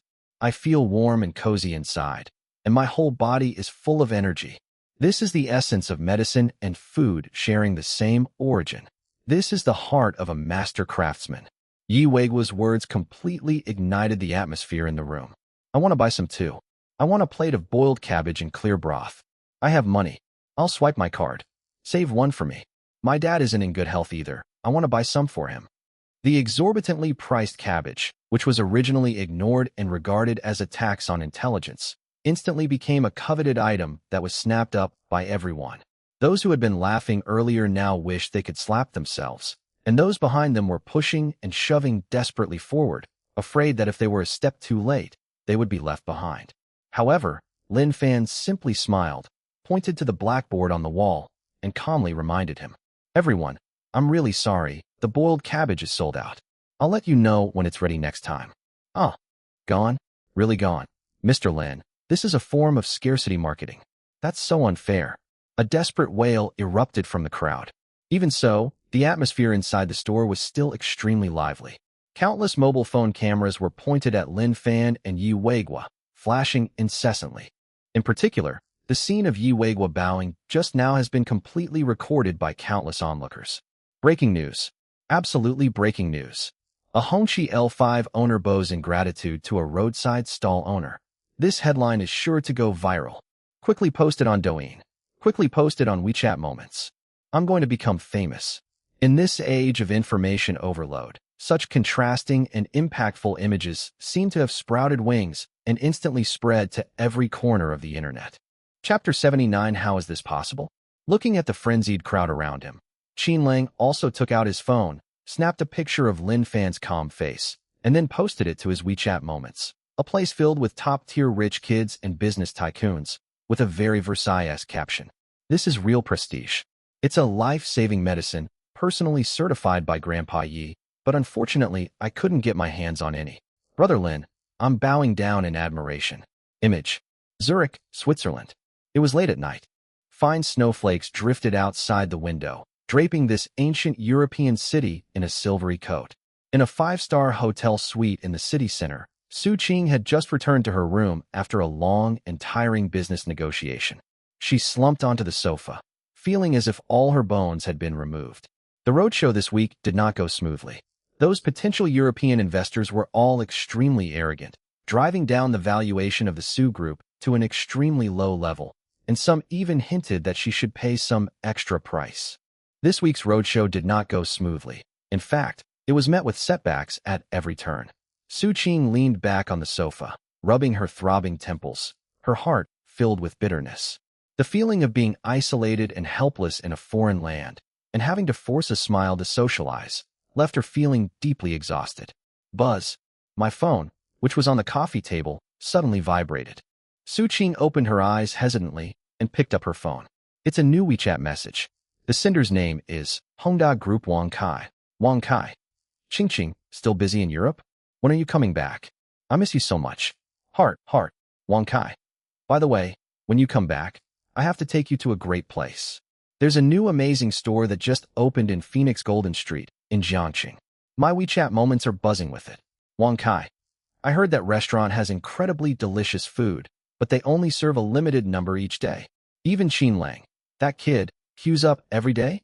I think it's called Lin's shop. Anyway, when you get back, I'll pull some strings to get you a number, and we'll go try it together. Upon seeing this name, Su Qing's already furrowed brows deepened even further. This is a man who has been pursuing her. His family is in the building materials business. Ever since he learned of Su Qing's divorce, Wang Kai's offensive has become even more intense, calling her 3 times a day and constantly saying good morning and good night. But Su Qing really didn't like him. This guy is rich and loves to show off, but he has no education whatsoever. He's a typical spoiled brat. If it weren't for the fact that the Su Group recently had a project that required cooperation with Hongda Building Materials, she would have blocked him long ago. Besides, she's currently preoccupied with the pressure of the company's IPO and has no time to deal with these trivial matters of eating and drinking. Her fingers flew across the screen as she replied with a perfunctory 2 sentences. Return date uncertain. I've been very busy with work lately. I'll talk about it when I get back. After sending the message, she wanted to turn off her phone so she wouldn't have to see Wang Kai's cheesy replies anymore. However, before the phone screen even went dark, another message from Wang Kai arrived. Wang Kai. By the way, I have some explosive news for you. Something big has happened in Jiangxing. That Mr. Yi Weigua you've been longing to see actually showed up on Phoenix Golden Street today. Upon seeing the name, Yi Weigua, Su Qing's pupils contracted instantly, and she sat up straight, her previous fatigue vanishing completely. She typed a reply quickly. Yi Weigua? What's he doing on Phoenix Golden Street? Inspecting a project? Wang Kai replied instantly, sending a voice message filled with unbelievable excitement. Hey, what inspection project? You wouldn't believe it. Yi Weigua went to eat, and he went to a small, run-down restaurant that had just opened. The whole rich kids circle in Jiangxing is in an uproar. I'll send you a video. Take a look. This world is crazy. Yi Weigua actually bowed to that cook. My God. Immediately afterwards, a video was sent over. Su Qing's heart began to pound violently. Yi Weigua queued up at a small shop and even bowed to the cook? How is that possible? Her fingers trembled as she tapped the video. The video was clearly taken by a passerby without their knowledge. The camera was shaky and the distance was quite far, so the faces were blurry and only the general outlines could be seen. In the video, that familiar figure Yi Weigua bowed deeply to a tall figure in a white chef's uniform in the open kitchen. Although she couldn't hear exactly what was said, Su Qing could feel Yi Weigua's heartfelt gratitude and admiration even through the screen. This really is Yi Weigua, Su Qing murmured to herself, her eyes filled with shock and envy.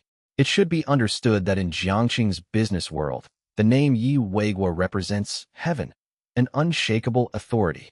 Normally, let alone getting him to bow, even just getting him to nod to you in public or say not bad, can cause your company's stock price to jump 2 limit-up days the next day. He is the true god of wealth who holds the life and death of countless small and medium-sized enterprises in his hands, and the high branch that all businessmen dream of climbing to. And what was Su Qing doing? Abandoning a bunch of domestic affairs and flying all the way to Switzerland, even with jet lag and physical discomfort, even drinking until she had a stomach hemorrhage at the dinner table, even with all the smiles she had to put on. Isn't it all just to establish a tiny connection with the overseas branches of the Yip Group? She begged and pleaded with everyone she could to see Yi Weigua, but to no avail. But what merits did this shop owner possess to receive such a grand gesture from Yi Weigua? How much influence must that be? How powerful must that background be? What's the name of this shop? Su Qing asked eagerly. Wang Kai replied, "It's the Lin family shop I just told you about.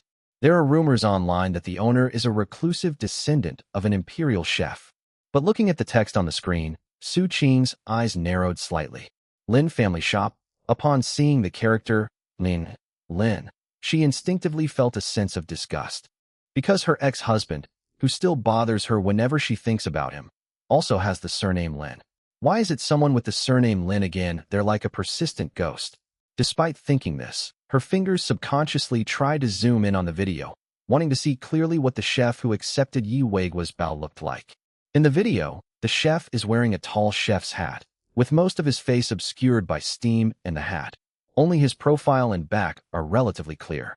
She is tall and slender, moves nimbly, and has a cool and aloof demeanor. In that instant, Lin Fan's image uncontrollably appeared in Su Qing's mind. They look so alike.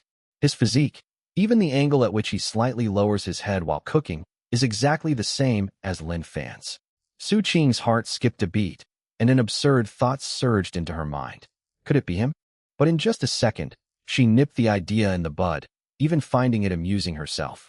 Su Qing, are you out of your mind? How could you connect that good for nothing? She laughed self-deprecatingly in the empty room. Chapter 80. Go ahead and speak. That's Phoenix Golden Street. Land is incredibly valuable. The rent alone is over $1 million. Lin Fan left with nothing, not even 2,000 yuan on him. How is he going to open a shop? Besides, who is Yi Weiguo? Lin Fan's mediocre home-cooked cooking skills might fool his daughter, but to make Yi Weiguo bow down? That's simply a fantasy. Besides, Shin Man told me a couple of days ago that Lin Fan was selling those cheap junk foods for a few dollars at the night market, and someone reported him. On one side are down-on-their-luck night market vendors, and on the other side is a reclusive master chef who commands the respect of business titans. The gap between them is greater than the distance between Switzerland and Jiangxing. I guess it's a highly skilled person with the same surname, or a famous chef from the capital. Su Qing made up her mind and looked at the blurry figure in the video, a complex emotion showing in her eyes. Same surname, different fates. She sighed and tossed her phone aside. We both have the surname Lin, but he was able to win over Yi Weiguo with his skills, while my ex-husband could only suffer with his daughter in the smoky night market. Thinking of this, the slight guilt that Su Qing had felt because of the divorce dissipated considerably in an instant. Luckily, we got divorced. Su Qing stood up, walked to the French windows, and looked at the swirling snow outside, her eyes turning cold and sharp. If I don't leave, I'll still be dragged down by that unambitious man. And now, although it's difficult, at least I'm moving upwards. She picked up her phone again and sent Wang Kai a message, her tone much warmer than before. Okay, when I get back to China, if I have time, we can go check out this shop together. If we can get in touch with this boss Lin, we might be able to indirectly contact Yi Weiguo through him. This might be her chance to salvage this failed fundraising attempt. Lin family shop. Su Qing murmured the name, her eyes flashing with the calculation and ambition of a businessman. She was already planning what kind of generous gift she should prepare after returning to China to impress this mysterious chef and get him to introduce her to Yi Weiguo. As for her ex-husband Lin Fan, who is currently running a stall at the night market, she had long since forgotten about it. That was just a stumbling block on her life's journey. Once she kicked it away, it wasn't worth looking back at. Jiangcheng, Phoenix Golden Street. Boss, is that all? Even a sip of soup would be appreciated. That's right, Mr. Lin, what time is it? Can you add another hour? I've been queuing for 2 hours, and you're just letting me smell something? Tomorrow I'll definitely bring my bedding and sleep at the door. After seeing off the last group of diners who were reluctant to leave and even wanted to linger, peering into the doorway, Lin Fan smiled and shook his head, gently but firmly asking them to leave. He raised his hand and glanced at the wall clock. The clock hands pointed precisely to 1 o'clock in the afternoon. Splash! With a sharp metallic scraping sound, the roller shutter was pulled down halfway without hesitation, leaving only a small gap for ventilation. In that instant, the still somewhat sweltering evening breeze, the noisy voices, and countless prying eyes outside were all shut out from the world. Inside the store, the lights suddenly dimmed, and it fell silent instantly.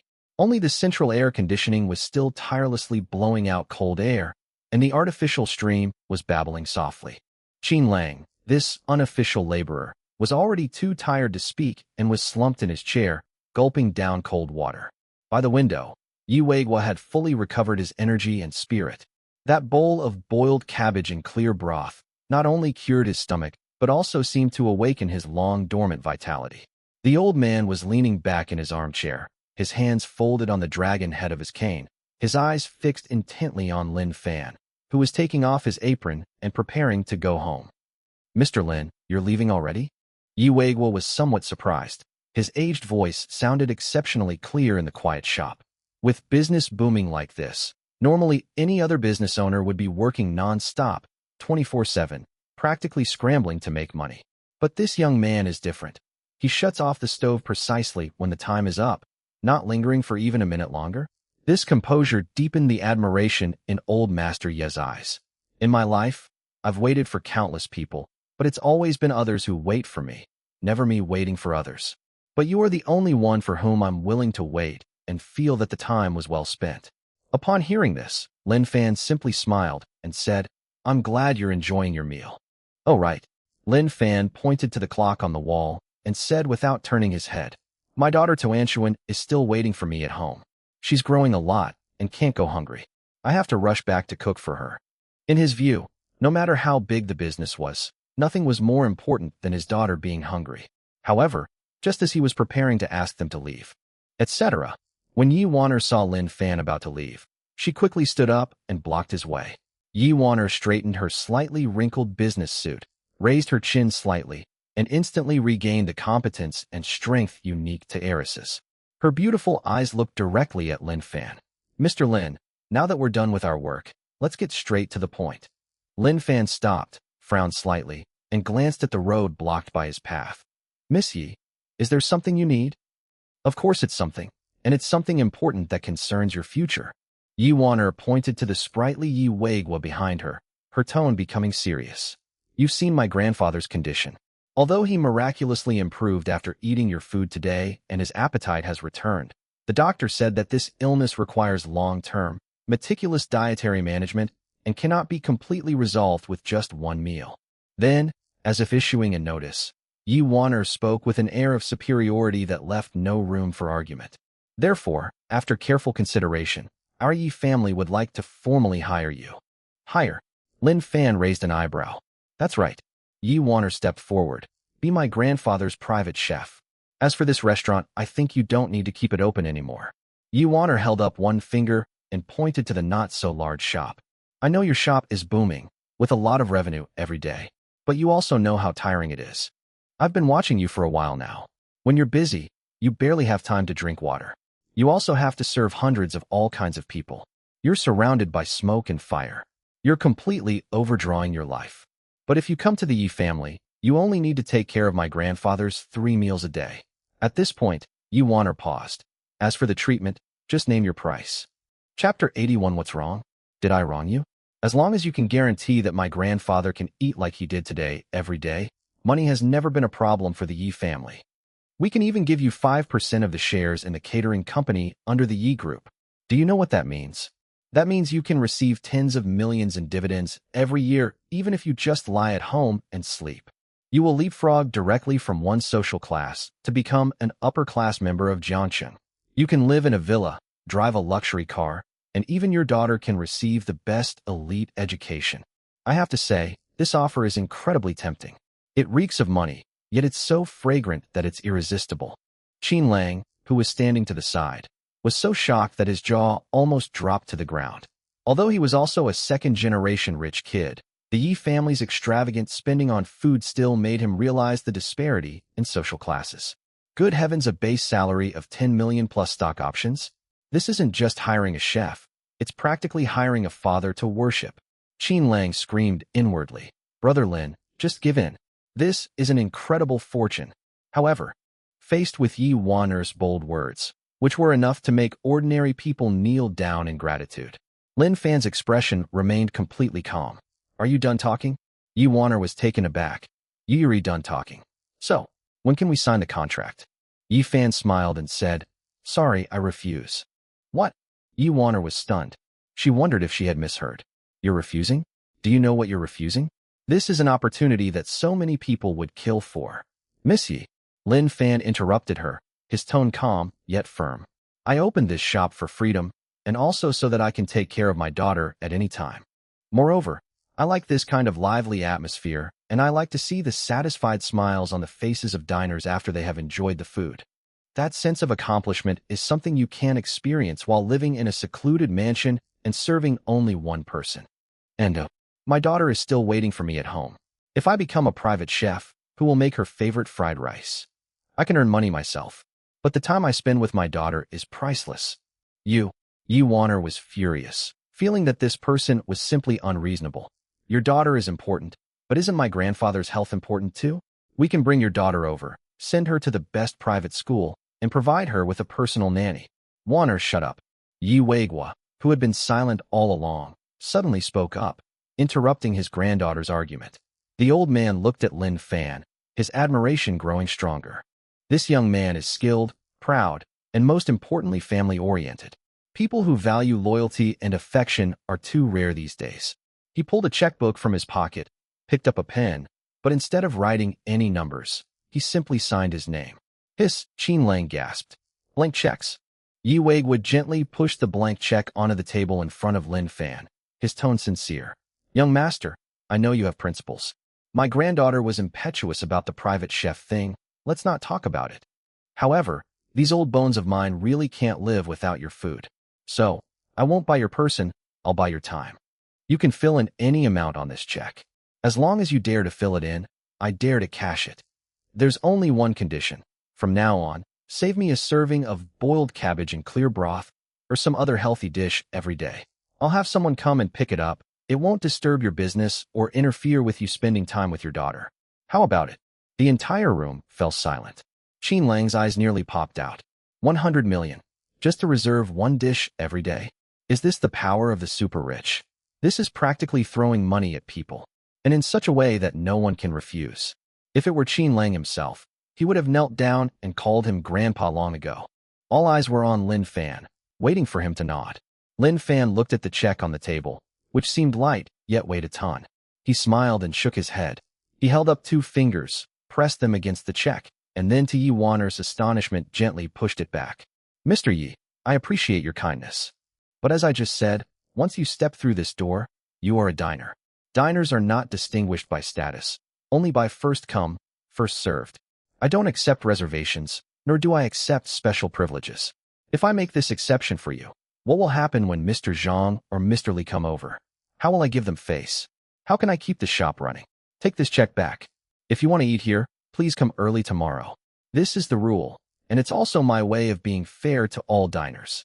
I refused. He refused again, faced with a blank check that could be filled with any number, and faced with a favor from Yi Weigua. He actually refused without hesitation for the sake of so-called rules. Yi Warner stared wide-eyed at Lin Fan, as if he were a monster. Are you stupid? Do you know what that piece of paper means? It's worth 100 million. Yi Weigua was also stunned. He has been in the business world for decades, and has seen greed, hypocrisy, and arrogance. But in the end, very few people can get past the money hurdle. But this was the first time he had ever seen someone like Lin Fan, who could remain so calm in the face of immense wealth, and even refuse him in order to protect the interests of a group of ordinary diners. A long time.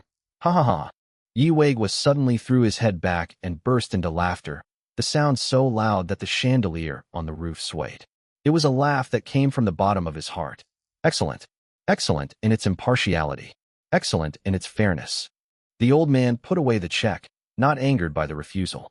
Instead, he stood up, straightened his clothes, and bowed to Lin Fan again, his eyes full of respect. Young master, I have learned a lot today. You not only cook well, but your character is also far superior to those of us who are obsessed with money. In that case, we'll do it your way. After speaking, Yi Weigua abruptly turned his head to look at Yi Warner, who was still looking completely bewildered beside him, and his tone instantly became stern. Warner, did you hear that? These are the rules. From now on, you'll be in charge of lining up for me. No matter how many people are ahead of you, no matter how long the queue is, you have to get that first serving of boiled cabbage in hot water. If you don't come back to the company. Huh? Me? Yi Warner pointed to her own nose, completely devastated. Grandpa, I'm the vice president of the group. I have several projects under my management. You want me to stand in line here and grab cabbages? What? Did I wrong you? Yi Weiguo raised an eyebrow. Didn't someone always tell me they'd pay any price as long as I could eat? Now you're unhappy about having to stand in line. Chapter 82 Priceless. 2M not wronged. But the project, Yuaner still wanted to struggle a bit more. Grandpa, I'm the main speaker at tomorrow's video conference for that cross-border merger and acquisition case. Push it. Yi Weiguo slammed his cane down on the floor with a loud thud, startling Yuaner. Can you ever earn all the money in the world? If a project fails, you can find another one. If a business falls through, you can renew it. But what good is all that money you make if I starve to death? The old man, his beard bristling and eyes wide, pointed at Yuaner's nose and scolded her. Let me tell you, the vice president will fill in for that meeting tomorrow. You only have one task to get that thing called boiled cabbage and clear broth back for me. If you don't call me grandpa, and don't come back to work at the group. Go clean toilets in the logistics department. Grandpa, Yuaner's eyes were red with anger. From childhood to adulthood, she had always been the apple of her family's eye and an elite executive of the group. When had she ever suffered such grievances? Just for a bite to eat, she, the eldest daughter of the Yi family, actually had to queue at a roadside stall at 4 in the morning? If word got out, how would she ever be able to face anyone in the industry again? But looking into her grandfather's unwavering gaze, she knew the old man was serious. Okay, I'll line up, all right. Yuaner gritted her teeth and glared fiercely at Lin Fan, who was cleaning the stove. In her heart, she blamed the ungrateful cook for this whole mess. You just wait.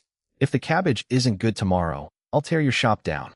After uttering those harsh words, Yuaner helped Yi Weiguo up and stormed off. Watching the Hongqi L5 disappear into the night, Qin Lang finally snapped out of his shock and gave Lin Fan a thumbs up. Brother Lin, you're a god.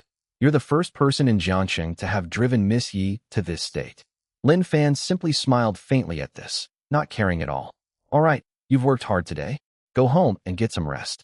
Lin Fan picked up the insulated bag and waved to Qin Lang. I have to hurry home too. Tuanshuan must be hungry. After saying that, he didn't hesitate at all and pressed the remote control. Splash. The roller shutter door slammed shut, shutting out several billionaires. Lin Fan drove his Wuling Hongguang van at high speed under the midday sun.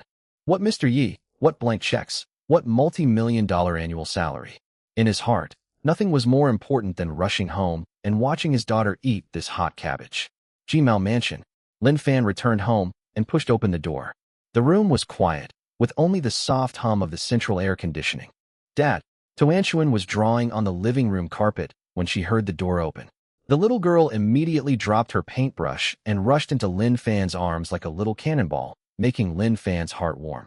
Dad, you're back. Are you starving? Daddy brought you something delicious. Lin Fan affectionately picked up his daughter, walked to the dining table, and opened the insulated bag. He took out a white porcelain cup that was even more exquisite and smaller than the ones in the store.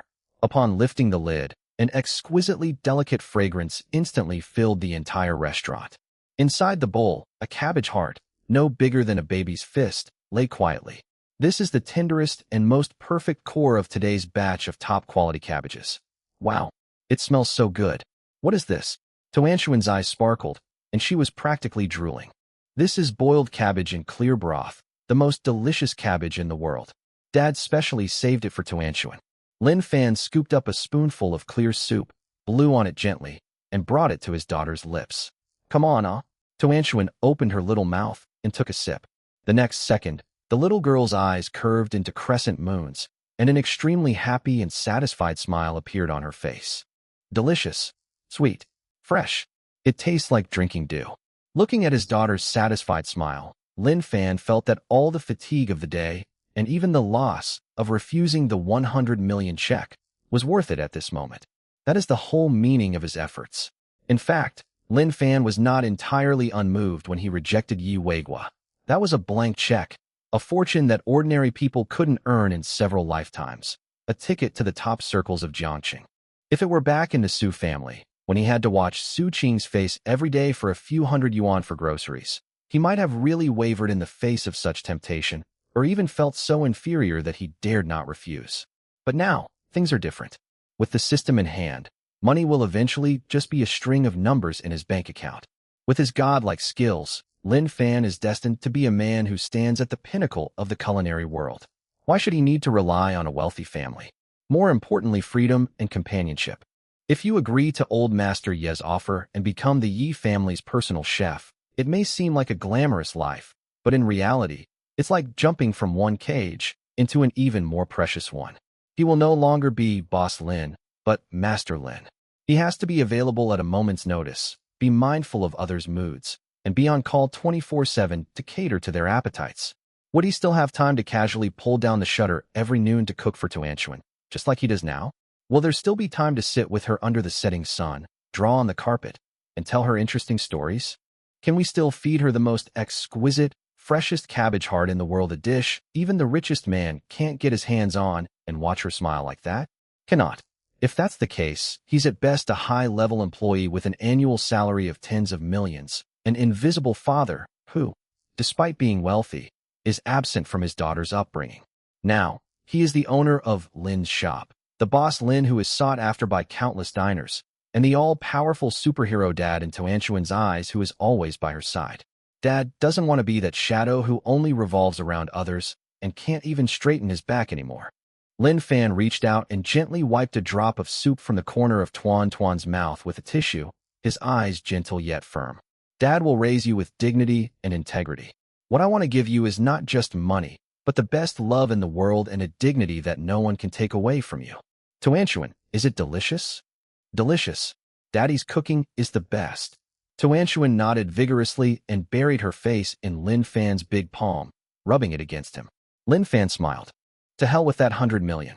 That one word, Dad, is priceless. Happy times always fly by. The father and daughter spent the afternoon in the spacious living room, building blocks, drawing, telling stories. Lin Fan even watched 2 episodes of Peppa Pig with Tuanchuan, which was quite rare for him. As night fell, the little girl, exhausted from playing, finally succumbed to sleepiness and fell into a deep sleep on the sofa, clinging to Lin Fan's arm. A sweet smile still lingered on her lips, as if she were still savoring the sweet taste of boiled cabbage and water in her dream. Chapter 83 Primary Processing Workshop. Lin Fan gently carried his daughter back to the bedroom, tucked her in, and kissed her rosy little face. Good night, baby. Just as Lin Fan was about to turn off the bedside lamp and leave, the little one on the bed suddenly stirred restlessly. A small hand reached out from under the covers and tightly gripped Lin Fan's clothes. Mom didn't go. Tuanchuan has delicious cabbage to save for Mom when Mom comes back. Lin Fan's hand, which was hovering over the lamp switch, suddenly froze in midair. This murmured dream pierced the softest part of Lin Fan's heart. It turns out that even after moving into a big house, having the best toys and the most delicious food, and laughing happily during the day, deep in this 5-year-old child's heart, the longing for his mother remains instinctive and indelible.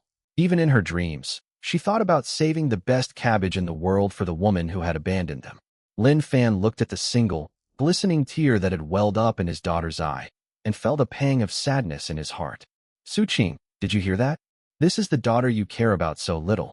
You've missed out on the most precious thing in the world because of your so-called grand business plans. Lin Fan gently placed Tuan's little hands back under the covers. Go to sleep, Tuanchuan. Daddy promises you that from now on, Daddy will give you the best life in the world. Daddy will never let you suffer even the slightest grievance again. After doing all this, Lin Fan straightened up, and his originally gentle and tender eyes instantly became sharp and clear. His daughter was asleep, and his working hours were just beginning. Whether it's the 100 million check or the Yi family's recruitment, ultimately, one must be strong oneself to succeed. If we want to provide our daughter with a completely free world, our current financial situation is not enough. System. Lin Fan returned to the living room, locked the doors and windows, and then a thought struck him. Enter Lingtian Farm. That familiar feeling of weightlessness returned. When Lin Fan opened his eyes again, the scene before him made him gasp in shock, and he froze on the spot. This is the wasteland from yesterday. If yesterday when he left, this place was just a small nursery with a layer of green sprouting out, then now, what is presented to Lin Fan is simply a golden ocean of harvest, with the combined effects of the tenfold flow rate and the primary growth fertilizer. Only a little over a day had passed outside, but here it felt like an entire season had gone by. In the paddy field on the left, the Xiangshui tribute rice is fully ripe. The once sparse rice seedlings are now densely packed. The heavy ears of rice bend low, and each grain of rice is so full it looks like it's about to burst. The golden rice husks shimmer with dazzling light under the constant illumination of the space. A gentle breeze blows, the rice paddies ripple, and an intensely rich fragrance of rice wafts through the air, a pure aroma that blends sunshine, soil, and the essence of plants. Just one whiff of it is enough to make you feel refreshed and relaxed, as if you can see a bowl of rice beckoning to you. It's ripe. It's really ripe. Lin Fan walked quickly to the edge of the field and reached out to lift a heavy bundle of rice ears. The weighty feel of the fruit told him that this was definitely a bumper harvest. Moreover, this is not ordinary rice. This is Xiangshui tribute rice, grown in spiritual fields, fed with spiritual spring water, and free from any pesticide or fertilizer pollution. Its quality is definitely a level higher than the ones given in the system's beginner pack. Lin Fan suppressed his excitement and turned to look at the other side. That half-acre vegetable plot has also undergone a complete transformation. The second batch of Chinese cabbages has grown, each one as if carved from jade, firm and plump. The scallions have grown to half a person's height, with thick white stalks as thick as a child's arm and vibrant green leaves. The 2-century-old plum trees that were once just saplings have now grown into towering trees. Although it hasn't borne fruit, yet due to the short time, the branches are lush and vigorous, with flower buds just beginning to bloom. I estimate that in another day or two, we'll be able to harvest the first batch of fresh plums. Umph, umph. A cacophony of pig squeals came from the nearby livestock pen, interrupting Lin Fan's observation. Lin Fan walked over and took a look and immediately burst out laughing. Good heavens! Yesterday they were little piglets running around everywhere, and now they've all grown into half-grown pigs. Although it wasn't quite ready for market yet, it still weighed over 100 pounds. They are jet black with glossy fur and smooth muscle lines, clearly indicating that they are free-range pigs that exercise regularly. Meanwhile, in the chicken coop next door, 50 chicks had shed their down and grown into half-grown roosters and hens, happily scratching for food in the ground, occasionally flying up to the fence and clucking a couple of times. Is this the power of the spirit field? Lin Fan looked at this vibrant scene and was filled with awe. With this strong rear base, all the issues of limited supply and food shortage have disappeared. However, after the initial surprise, a practical problem arose in front of Lin Fan. He looked at the acre of golden rice paddy, then at the rusty sickle in his hand, and his lips twitched. So much rice am I supposed to harvest it all by hand, one slice at a time, and then thresh and husk it all myself? This workload is so immense, he probably couldn't finish it even if he worked himself to death. And those pigs, we can't just let them stab themselves to death with this knife, then boil water to scald their hair and gut them, can we? The scene was too bloody, and he couldn't handle it either. System, isn't your supporting infrastructure a bit outdated? Lin Fan couldn't help but complain. They only kill and don't bury. They only plant and don't harvest. Bite. As if in response to Lin Fan's complaint, the system notification sounded at the right time. The farm's crops have been detected as mature, and the host's reputation has reached the upgrade threshold. Congratulations, host, on unlocking a new building. Fully automated basic processing workshop. Description. This is the magic tool that frees up your hands. Simply put in the raw materials, and it will automatically complete a series of primary processing steps, including harvesting, threshing, hulling, slaughtering, cutting, and cleaning. With a zero loss rate, it perfectly preserves the essence of the ingredients.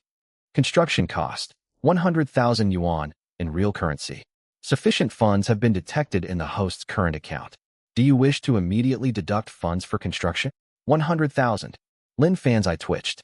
This system is really shady.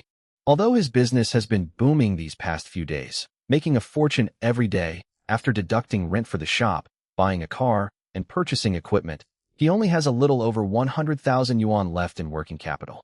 Is more than half of it going to be taken away at once? System, is your basic processing workshop made of gold? Lin Fan asked, feeling a pang of regret.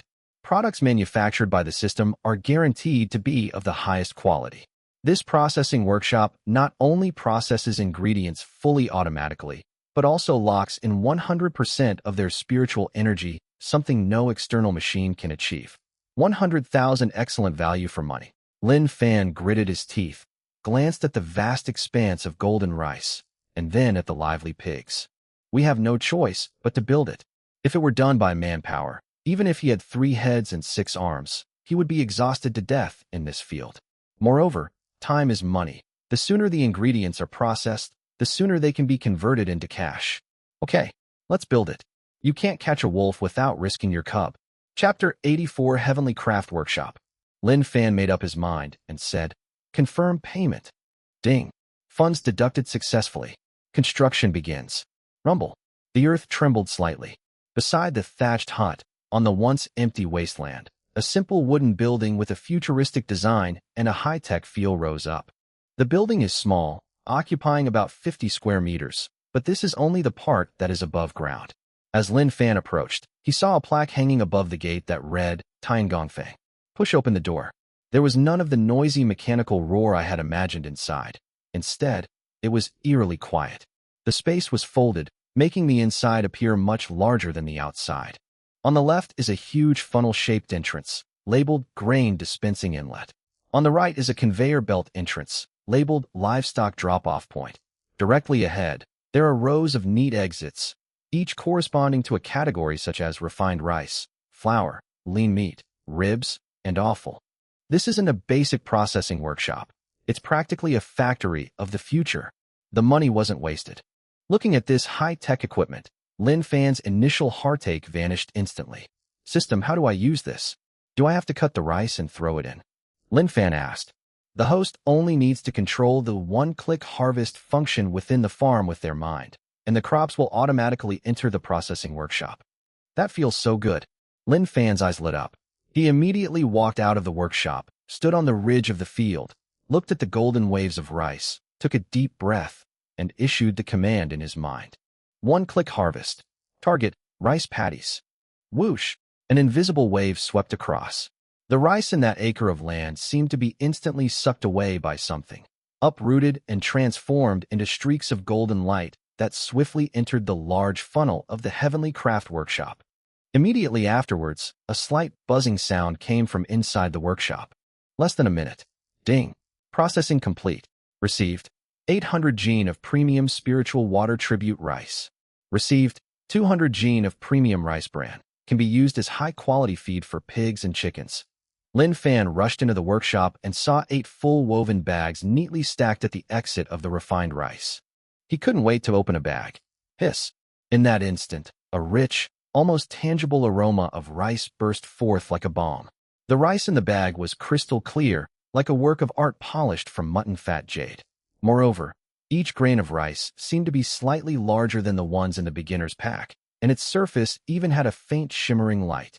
Lin Fan picked up a handful. It felt warm and smooth, as delicate as silk.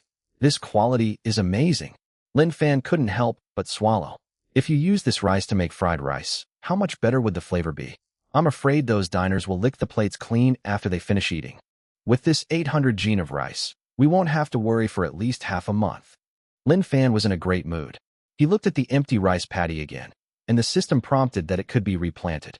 However, this time, he did not rush to plant rice, because he saw another function of the processing workshop: flour grinding.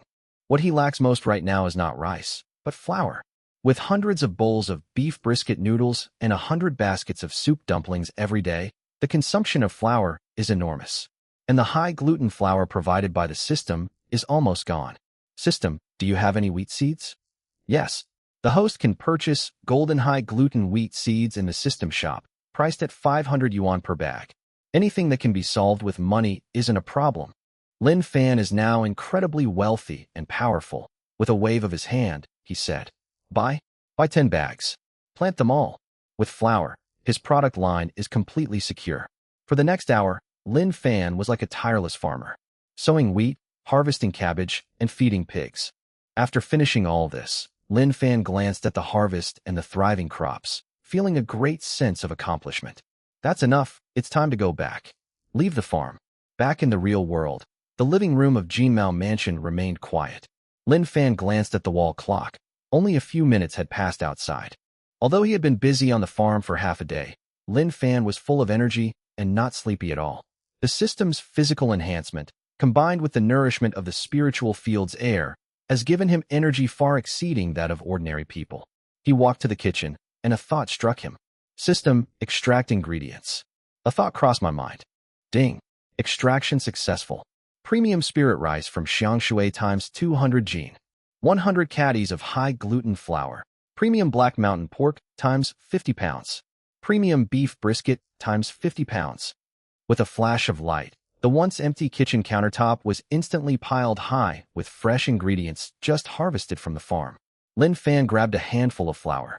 It feels as smooth as snow to the touch. When you lightly rub it between your fingertips, you can feel the premium powdery texture. When you bring it close to your nose, a rich and pure wheat aroma hits your nostrils, without any stale or additive smell. Delicious noodles, Lin Fan exclaimed in admiration.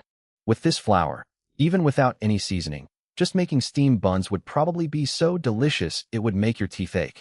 Start. Lin Fan tied on his apron, his gaze instantly becoming focused. His physical abilities have been enhanced, and his strength and agility far exceed those of ordinary people, allowing him to process these ingredients at an extremely fast speed. Mix the dough, knead it, and let it rest. Bang! Bang! The dough was slapped and pounded on the work surface with a loud cracking sound. Each kneading and pressing was just right, fully bringing out the gluten in the flour. Roll out the dough and fill it with filling. Lin Fan's fingers moved like afterimages, and perfectly wrinkled soup dumplings quickly took shape in his hands and were neatly arranged in the steamer. This busy period lasted for several hours. As the sunlight streamed into the kitchen, 500 bowls of hand-pulled noodles, 200 baskets of raw soup dumplings, and several large buckets of freshly cooked rice were all ready.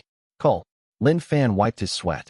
Although he was tired, he felt a great sense of accomplishment looking at his trophies.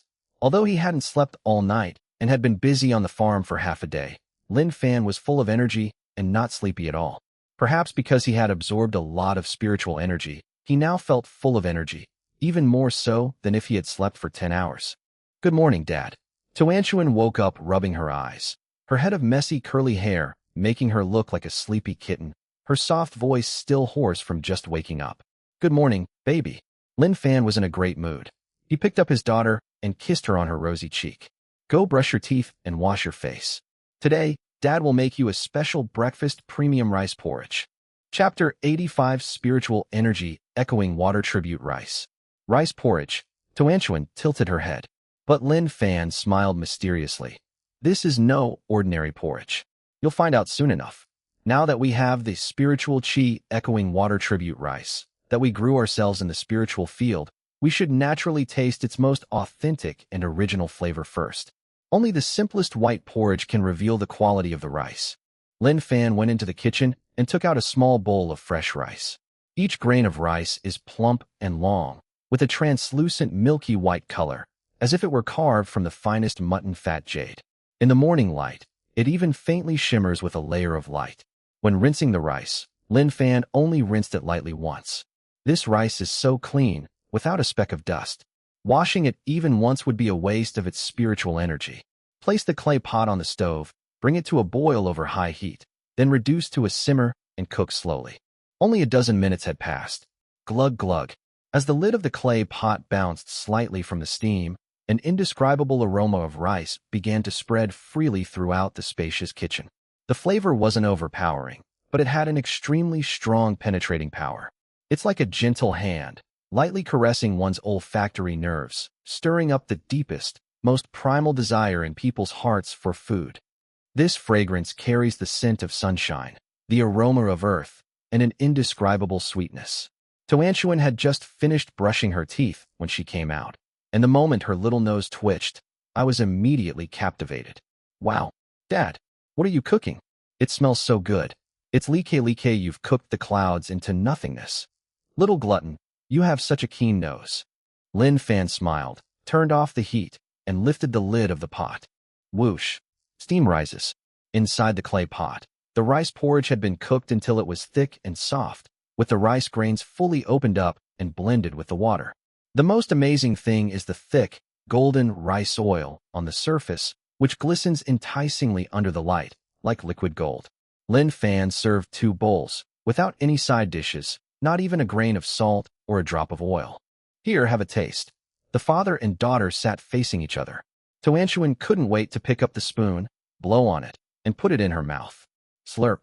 The next second, the little girl's eyes widened instantly, as if she had discovered a new continent, and she exclaimed in surprise, "Daddy, this rice is sweet. It's so smooth. It slid right into my belly like jelly, and it feels so warm and cozy inside." Lin Fan also picked up his bowl and took a sip. It has a soft texture and is smooth with rice oil. The rich aroma of rice instantly filled my mouth, followed by a pure, natural sweetness that blossomed on my tongue. This sweetness is not the sweetness of sugar, but the ultimate aftertaste of starch transformed under the nourishment of spiritual energy. As the hot porridge entered my stomach, a faint yet clear flow of heat spread from my stomach to my limbs. The slight fatigue from working late into the night farming last night vanished completely after finishing this bowl of porridge. It really has evolved. Lin Fan put down the bowl, his eyes gleaming. Although the rice from the previous system was also top grade, it lacked the activity and nourishing effect of rice grown in this family's spiritual field. Even plain kanji is this amazing if, looking at the rice oil residue at the bottom of the bowl, Lin Fan's mind began to involuntarily deduce what had happened. If you use this kind of rice to make leftover rice, and then pair it with the system's top-quality free-range eggs to make heartbreakingly delicious fried rice. The thought of that scene is terrifying. The rice grains are chewy and the egg liquid is golden. Under the stimulation of intense heat, the spiritual energy is completely locked into every grain of rice. One bite, and you'd be instantly ascended to heaven, wouldn't you? It seems we'll have to control the sales of fried rice a bit today. Lin Fan's lips curled into a wicked smile. Otherwise, I'm afraid those diners will get so engrossed in eating that they'll gnaw on my plate. If the previous system rice was the ultimate among ordinary products, then the current spirit field rice has already acquired a touch of ethereal beauty. A thought naturally came to mind. Should we raise prices? The current price for the heartbreakingly delicious fried rice is 50 yuan per serving. During the days when it was a roadside stall, this price was criticized as sky-high, but after the store opened, people gradually accepted this price. But now the raw materials have been upgraded. This rice is imbued with spiritual energy. Eating it regularly can strengthen your body and prolong your life. According to business logic, with both costs and quality increasing, doubling the price to 100 yuan or even 188 yuan per serving seems reasonable, right? After all, the health supplements sold next door aren't as effective as this bowl of porridge. Lin Fan stroked his chin and pondered for a moment. But soon, he shook his head, a relieved smile appearing on his lips. Forget it, let's not raise the price. The reason is simple. First, 50 yuan for a serving of fried rice is already the ceiling in the price range that the average person is willing to pay. If prices rise again, while the wealthy second generation may not care, it will shut out many ordinary diners who genuinely love good food but are short of money. Secondly, his current goal is not only to make money, but also to gain prestige. Offering an experience worth far more than 500 or even 5,000 yuan for a price of 50 yuan, that's the ultimate value for money. When diners discover that they are getting better tasting and healthier food for the same price, the sense of surprise and loyalty they feel is something that no amount of advertising can buy. Consider this a hidden perk for our loyal customers. Lin Fan made up his mind. More for the same price. That's the mindset for long-term business. Having figured this out, Lin Fan felt refreshed and invigorated. He glanced at the time. It was almost 7 o'clock. Toanchuan, are you full? I'm full. My tummy feels warm and cozy, so comfortable. Toanchuan patted her round little belly, looking very satisfied. Let's go? Today, Dad will take you to stir up the streets. Lin Fan finished cleaning up the dishes, his eyes gleaming with confidence. With this batch of spirit-grade ingredients, Phoenix Golden Street is destined to be swept up in another bloodbath by the Lin family shop today. 9 o'clock in the morning. Lin Fan drove his Wuling Hongguang van, loaded with a full load of ingredients, to Phoenix Golden Street. As soon as we turned into the intersection, at the entrance of Lin's shop, the queue had not only stretched to the intersection, but had turned a corner around Jean Street and extended to the adjacent commercial plaza. There are at least 500 or 600 people. The boss is here. Boss Lin, we must sell as much as possible today. I've been here since 4 in the morning. Boss, can you make it unlimited? It's so hard to get these. The crowd erupted in cheers as Lin Fan got out of the car. Lin Fan smiled as he walked through the crowd and opened the roller shutter. He didn't rush in. Instead, he first took down the little blackboard that countless people both loved and hated. I picked up the chalk and erased yesterday's numbers. Swish, swish, swish. Several new numbers were written on it. Chapter 86 Upgrade. Supply upgraded today. Supreme beef brisket noodles, 500 bowls. Golden crab roast soup dumplings, 200 baskets. Ling's heartbreakingly delicious fried rice, 300 servings. Iced jade plum juice, 1,000 cups. Note: to ensure quality, quantities are still limited, but today, all you can eat. After writing, hang it up. The entire room fell silent for a second. Immediately afterwards, boom! The cheers that erupted were enough to shatter all the windows on the entire Golden Street. Holy crap! It doubled. Am I seeing things? It actually doubled. Awesome. Boss Lin is so generous. Haha, we can finally eat today. Among the crowd, Qin Lang and Shin Man, two privileged individuals who didn't have to wait in line, were standing to the side wearing sunglasses, watching the spectacle. However, Shin Man's condition was clearly not right today. Although she was still wearing an expensive Chanel outfit and carrying an Hermes bag, she leaned against a lamppost, looking somewhat listless. Those huge sunglasses covered almost half of his face, but they still couldn't hide the weariness seeping through the edges of the lenses. Oh, Miss Shun, what's wrong? Qin Lang twirled his car keys in his hand, turned his head, and leaned closer with a sly grin, looking her up and down. The shop was so busy yesterday that I was practically running around like crazy. I worked hard all day carrying plates and my back was about to break. And you, on the other hand, just disappeared without a trace. As he spoke, Qin Lang reached out a finger and playfully hooked Shun Man's sunglasses arm, pulling it down. Wow, goodness. Under the sunglasses, Shun Man's originally exquisite eye makeup could not hide the two heavy dark circles under her eyes, and her eyes were unfocused as if she had not slept all night. What's wrong? I, the laborer, haven't even collapsed yet, and you, the absentee, have already given up? Qin Lang gloated and teased. Look at your face full of resentment and those National Treasure-level dark circles. What's wrong? Did you go thieving last night? Or did you try to steal some random guy's heart and get rejected? Qin Lang, can you please shut your dog mouth? Shin Man snatched back her sunglasses with a huff and put them back on, her voice hoarse and filled with a deep sense of helplessness. I'd rather be a thief, or even just move bricks, than what happened yesterday. She sighed deeply, rubbed her throbbing temples, and her voice was filled with despair. I was kidnapped by my dad and mom yesterday. Kidnapping? Qin Lang was taken aback. A ransom? I have one. Get lost. Shin Man rolled her eyes. It's a blind date. Buffed. Qin Lang couldn't help but burst out laughing. No way. Our beautiful Shun needs to go on blind dates. Who's so unlucky? Oh no, so lucky. Don't even mention it. He's supposed to be a financial tycoon who just came back from Wall Street, but I think he's just a scheming oddball. Upon hearing this, Shin Man instantly perked up and poured out her grievances to Qin Lang. Do you know how I ate that meal yesterday? We were at a French restaurant. The man didn't even ask me what I wanted to eat. He just took out a form and started analyzing the recent international gold price trends and the yield of my family trust. That's not all. When the food arrived, he actually weighed the steak on a small scale and then told me something like, Ms. Shun, based on your height and weight, this piece of meat is too high in calories. I suggest you only eat 1/3 of it. Shin Man mimicked the man's tone, trembling with anger. I wanted to smash that plate of snails in his face. I came out to eat to have fun, not to listen to his finance and nutrition lectures. And then, Qin Lang listened with great interest. This was much more exciting than any TV drama. Then I ran away. But my parents forced me to talk to him until 10 p.m.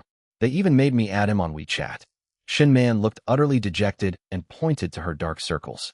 That weirdo stayed up all night and sent me more than 20 voice messages, all of which were suggestions on how to optimize the family's asset allocation. He even said that if we were to get married, the prenuptial agreement would have to be 80 pages long. I listened to him all night, and I felt like my brain had been turned to mush.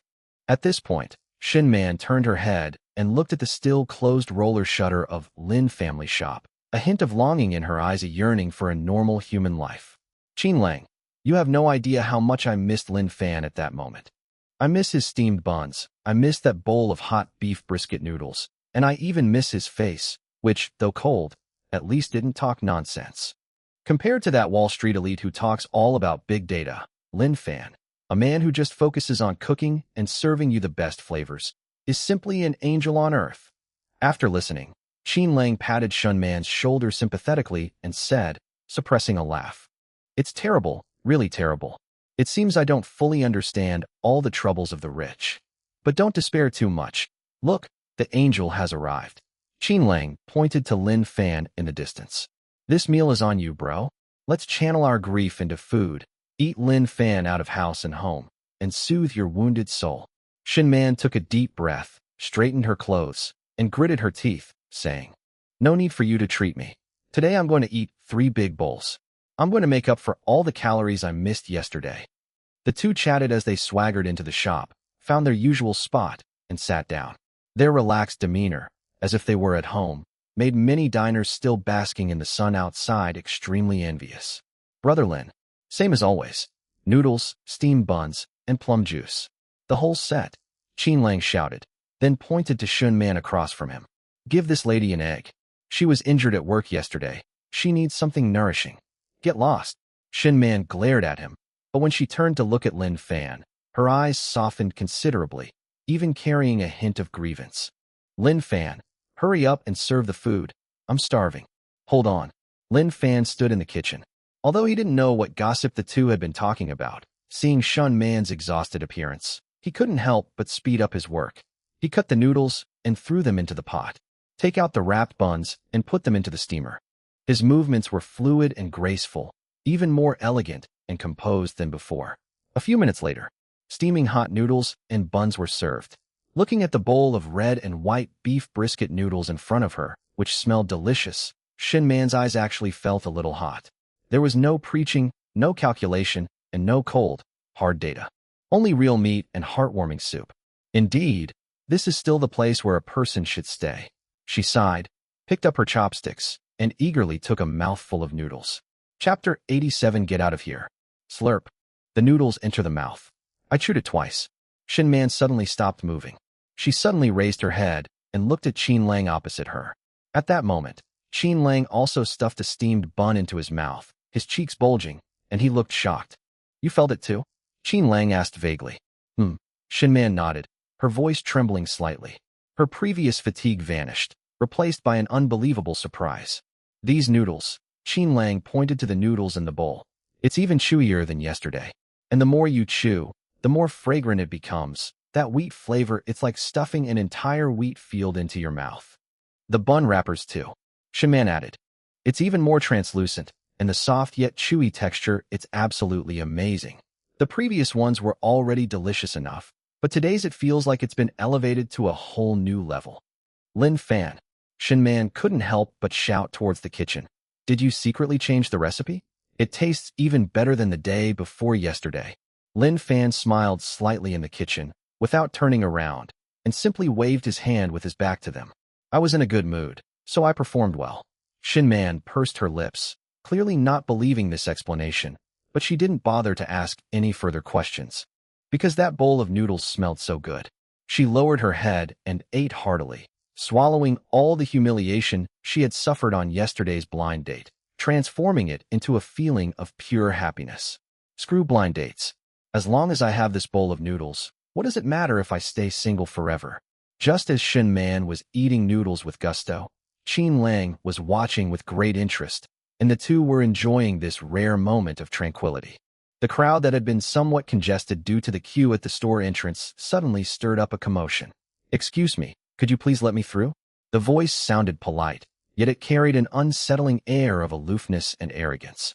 Immediately afterwards, a young man wearing a dark blue custom-made suit, with his hair neatly combed and wearing gold-rimmed glasses, frowned, covered his mouth and nose with a handkerchief as if he were avoiding some kind of plague, and squeezed into the store sideways. As soon as he entered, he scanned the store with a critical eye, and when he saw the water feature, a hint of surprise flashed in his eyes. Finally, his gaze settled on Shun Man in the corner, who was drinking soup from a large bowl without any regard for her image. Man, so you really were here." The man strode forward and stood beside Shun Man's table, but instead of sitting down, he looked down at her, his tone carrying a hint of reproach and disbelief. "Uncle Shun said you didn't come home for dinner, and we can't get through to you on the phone. Do you know how worried everyone is? Shin Man, who was enjoying her soup with a blissful expression and her mouth full of oil, froze upon hearing this voice. I almost spat out that mouthful of delicious beef bone soup. It choked me. Cough, cough, cough. Shin Man coughed violently a few times, then quickly put down her bowl and grabbed a tissue to wipe her mouth haphazardly. She looked up at the man who had suddenly appeared before her, her expression instantly shifting from enjoyment to horror and disgust, as if she had seen a ghost. Lu Ziyuan. Shin Man's eyes widened, and she glanced instinctively at the doorway. How did you find this place? I didn't post it on WeChat Moments, and I didn't tell you. This is a bustling street near the university town, a million miles away from the city center. How did this guy pinpoint this little shop so accurately? Lu Ziyuan adjusted his gold-rimmed glasses, his expression calm. Is this difficult? I checked your phone's location. What? Upon hearing this, Shin Man instantly exploded. You're checking my location? Are you crazy? Who gave you the right to monitor me? Man, watch your emotions. Lu Ziyuan frowned, not thinking there was anything wrong with his behavior, and patiently explained. We are aiming for marriage, and this is something that both sets of parents have reached a consensus on. As your future fiancé, I have a responsibility to ensure your personal safety. As he spoke, he held up one finger and pointed disdainfully at the crowded people around him, his tone becoming even harsher. How could you eat in a place like this? What's wrong with this place? Shin Man laughed angrily and slammed her chopsticks on the table. There's air conditioning and seats here. The food is delicious and there are lots of people. So why can't we eat here? The environment is noisy, the air circulation is poor, and the quality of the people varies. Lu Ziyuan listed the charges in a clear and organized manner, and even took out a wet wipe and vigorously wiped the already clean table in front of Shin Man. Then, looking at the fact that there was no dust on the wipe, he still threw it away with disgust. Most importantly, the hygiene of these roadside stalls is questionable. If Uncle Shin knew that you were abandoning your home-cooked meals and coming to this place full of gutter oil and additives to ruin your health, how heartbroken would he be? Puff. Qin Lang, who had been sitting on the sidelines watching the show with half a steamed bun in his mouth, finally couldn't hold back any longer. He swallowed the steamed bun, wiped his hands with a tissue, glanced at Lu Ziyuan sideways, and interjected sarcastically. Hey, my fiancé buddy, are you saying that all of us hundreds of people eating here are collectively committing suicide by poisoning? Lu Ziyuan then turned his head and gave Qin Lang a cold glance. Looking at Qin Lang's floral shirt and baggy shorts, and his nonchalant sitting posture, Lu Ziyuan's contempt deepened. He didn't answer Qin Lang's question, but turned to look at Shin Man, his tone carrying a hint of accusation. Man, is this your friend? I've told you many times that your social circle needs to be cleaned up. Hanging out with people who lack self-discipline and have vulgar taste will only lower your standards. Holy crap. Qin Lang was amused and pointed at himself. Low taste? Dude, do you know who I am? Do you know how much this shirt cost? Do you know the Ferrari parked in front of my door? The accumulation of material possessions does not equate to spiritual nobility. Lu Ziyuan coldly interrupted him, completely ignoring Qin Lang's anger. He looked at Shin Man again, then raised his hand to glance at the expensive Vacheron Constantin watch. All right, man, it's time to end this farce. It's lunchtime now, and I've already had someone book a private room at the Cloud Top Pavilion in the city center. It's not too late to leave now. We can go get a low-fat deep-sea cod set meal and talk about the supplementary clauses of the prenuptial agreement. As he spoke, he actually reached out and tried to grab Shin Man's arm. Come with me. Smack. Shin Man suddenly flung her hand away, forcefully slapping Lu Ziyuan's hand away. Lu Ziyuan, get out of here. Chapter 88, I'll remember you. Shin Man stood up, trembling with anger, and pointed at the door, shouting. Who agreed to marry you? That was my parents' wishful thinking. It has nothing to do with me. Also, this isn't a garbage dump. This is the best noodle shop in all of Jiangxing. I can eat whatever I want, even if I become a 200-pound fat man. Even if I drink gutter oil every day, it has nothing to do with you. The loud argument immediately attracted the attention of all the diners nearby. Everyone stopped eating and stared at the pretentious, elite man with hostile eyes. Lu Ziyuan looked at the stares coming from all around him, his face turning somewhat grim. He pushed up his glasses, trying to maintain his composure, but his tone became even colder. Shin Man, this is an emotional statement. I'm perfectly sober, Shin Man said through gritted teeth. You're the one who's out of your mind. You're so self-righteous and arrogant. Do you think the whole world should revolve around your standards? I'm doing this for your own good. Lu Ziyuan remained stubborn and even reached out to grab Shen Man's wrist again. Staying in a place like this for even a second is a waste of your life. Come with me. As he spoke, he actually reached out and tried to grab Shen Man's arm. Smack! Suddenly, a hand firmly gripped Lu Ziyuan's wrist. Lu Ziyuan was taken aback and looked down along the arm. Suddenly, a tall, upright young man wearing an apron appeared by the table. Lin Fan's expression was indifferent, but his eyes were as cold as ice. Sir, please do not disturb my guest's meal. Who are you? Lu Ziyuan struggled for a moment, but found that the other party's grip was incredibly strong, like an iron clamp that wouldn't budge. I'm the owner of this shop, and also the chef of this bowl of noodles, Lin Fan said calmly. Oh, the chef. A hint of contempt flashed in Lu Ziyuan's eyes. He forcefully pulled his hand back, took out a handkerchief from his pocket, and disgustedly wiped the spot where Lin Fan had touched him. Perfect timing. I was just about to ask you. How much MSG and additives did you put in this bowl of noodles? How could it make a highly educated Miss Shin lose her composure like this? You are exploiting human weaknesses, using heavy oil and salt to create cheap pleasure. This business model is not only low class, but also unethical. Lu Ziyuan looked down at Lin Fan. A low-level vendor like you who will do anything to make money has no idea what real food is, let alone what health is. Upon hearing this, Lin Fan did not respond. He raised his hand and pointed to the wall behind the cashier. There was a picture frame hanging there. Can you read? Lin Fan asked. Lu Ziyuan looked in the direction the finger was pointing. It was a test report with a bright red official seal stamped in the lower right corner. This is a food safety test report issued by the District Food and Drug Administration a few days ago. It clearly states in black and white that all indicators are excellent and fully comply with national food safety standards. If you think this paper is fake, you can take out your phone right now and check it on the official website of the Jiangxing District Food and Drug Administration. The first announcement pinned to the top is about my store being recognized as a hygiene benchmark. What? Do you think your eyes are more accurate than professional testing equipment? Or do you think you know more about food safety than the Food and Drug Administration? Lu Ziyuan was speechless for a moment and subconsciously glanced at the certificate on the wall. The red seal on it was glaringly obvious. He opened his mouth, about to refute that these were two different things. Lin Fan didn't give him a chance to speak at all, taking a step forward with an imposing aura. Also, may I ask your relationship with Miss Shun? Husband? Or the legally recognized guardian who signed the consent form? Lu Ziyuan's face stiffened. I am her future. That means it's nothing at all. Lin Fan interrupted him without any politeness, his eyes sharp. Since you're not married, and you're not even her boyfriend, what right do you have to tell her what to do? And why are you trying to forcibly take her away? I am the owner of this shop, and Miss Shun is my friend. Lin Fan stood in front of Shen Man, his voice as cold and hard as iron. From a friend's perspective, she just clearly told you to get lost, and I have an obligation to protect her from harassment. From the boss's perspective, Lin Fan pointed to the security camera at the door. Your current behavior is seriously affecting my guest's dining experience and constitutes disorderly conduct. If you want to cause trouble, I will call the police right now. If you're looking to make a purchase, Lin Fan stretched out his hand and opened his palm. Please show your queue number. Lu Ziyuan was stunned. What number plate? No number plate? Lin Fan pointed to the door.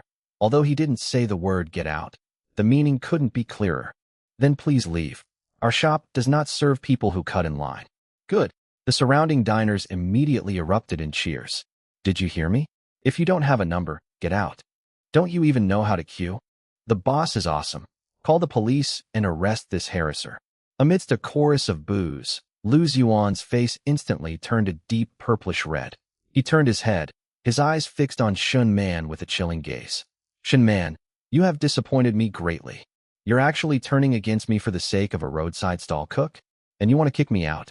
Lu Ziyuan took a deep breath and unleashed his final trump card. Fine, very well. Since you're being so willful, there's nothing I can do. I'll tell Uncle Shen everything about this. I'll tell him what kind of shady people you're hanging out with. Shen Man rolled her eyes, just about to retort. Lu Ziyuan had already turned his head away. His gaze was fixed intently on Lin Fan. I'll remember you. After saying that, he snorted coldly and turned to leave. However, he had only taken 2 steps when he heard Qin Lang's extremely irritating shout. deliberately raised 8 octaves, coming from behind him. Hey, big elite. Take care. Qin Lang cupped his hands into a megaphone shape and shouted at Lu Ziyuan's back. Watch your step when you go out. Don't fall and hurt your precious brain. When you get back, remember to calculate whether you exceeded your calorie limit for those 2 breaths you just took. And one more thing. Next time you want to eat noodles, remember to come early and line up. We don't necessarily need you, but if you have a number, we can refuse you. Ha ha ha. Hearing the mockery behind him, Lu Ziyuan's back stiffened visibly, and his steps faltered for a moment, but he didn't turn around. Instead, he walked even faster, and his figure quickly disappeared at the end of the group. As Lu Ziyuan's disheveled figure disappeared around a street corner, a burst of gleeful laughter erupted from inside the shop. Serves you right. What the hell is this? Coming here to act all high and mighty. Exactly. Calories. Health reports it's driving me crazy. Why all this fuss about eating a meal? Boss Lin is awesome. That move of pointing at the surveillance camera and calling the police just now was absolutely cool. Chapter 89, I don't believe you. The diners were as excited as if they had won a battle. Their eyes looked at Lin Fan not only with admiration for his culinary skills, but also with great respect for his character.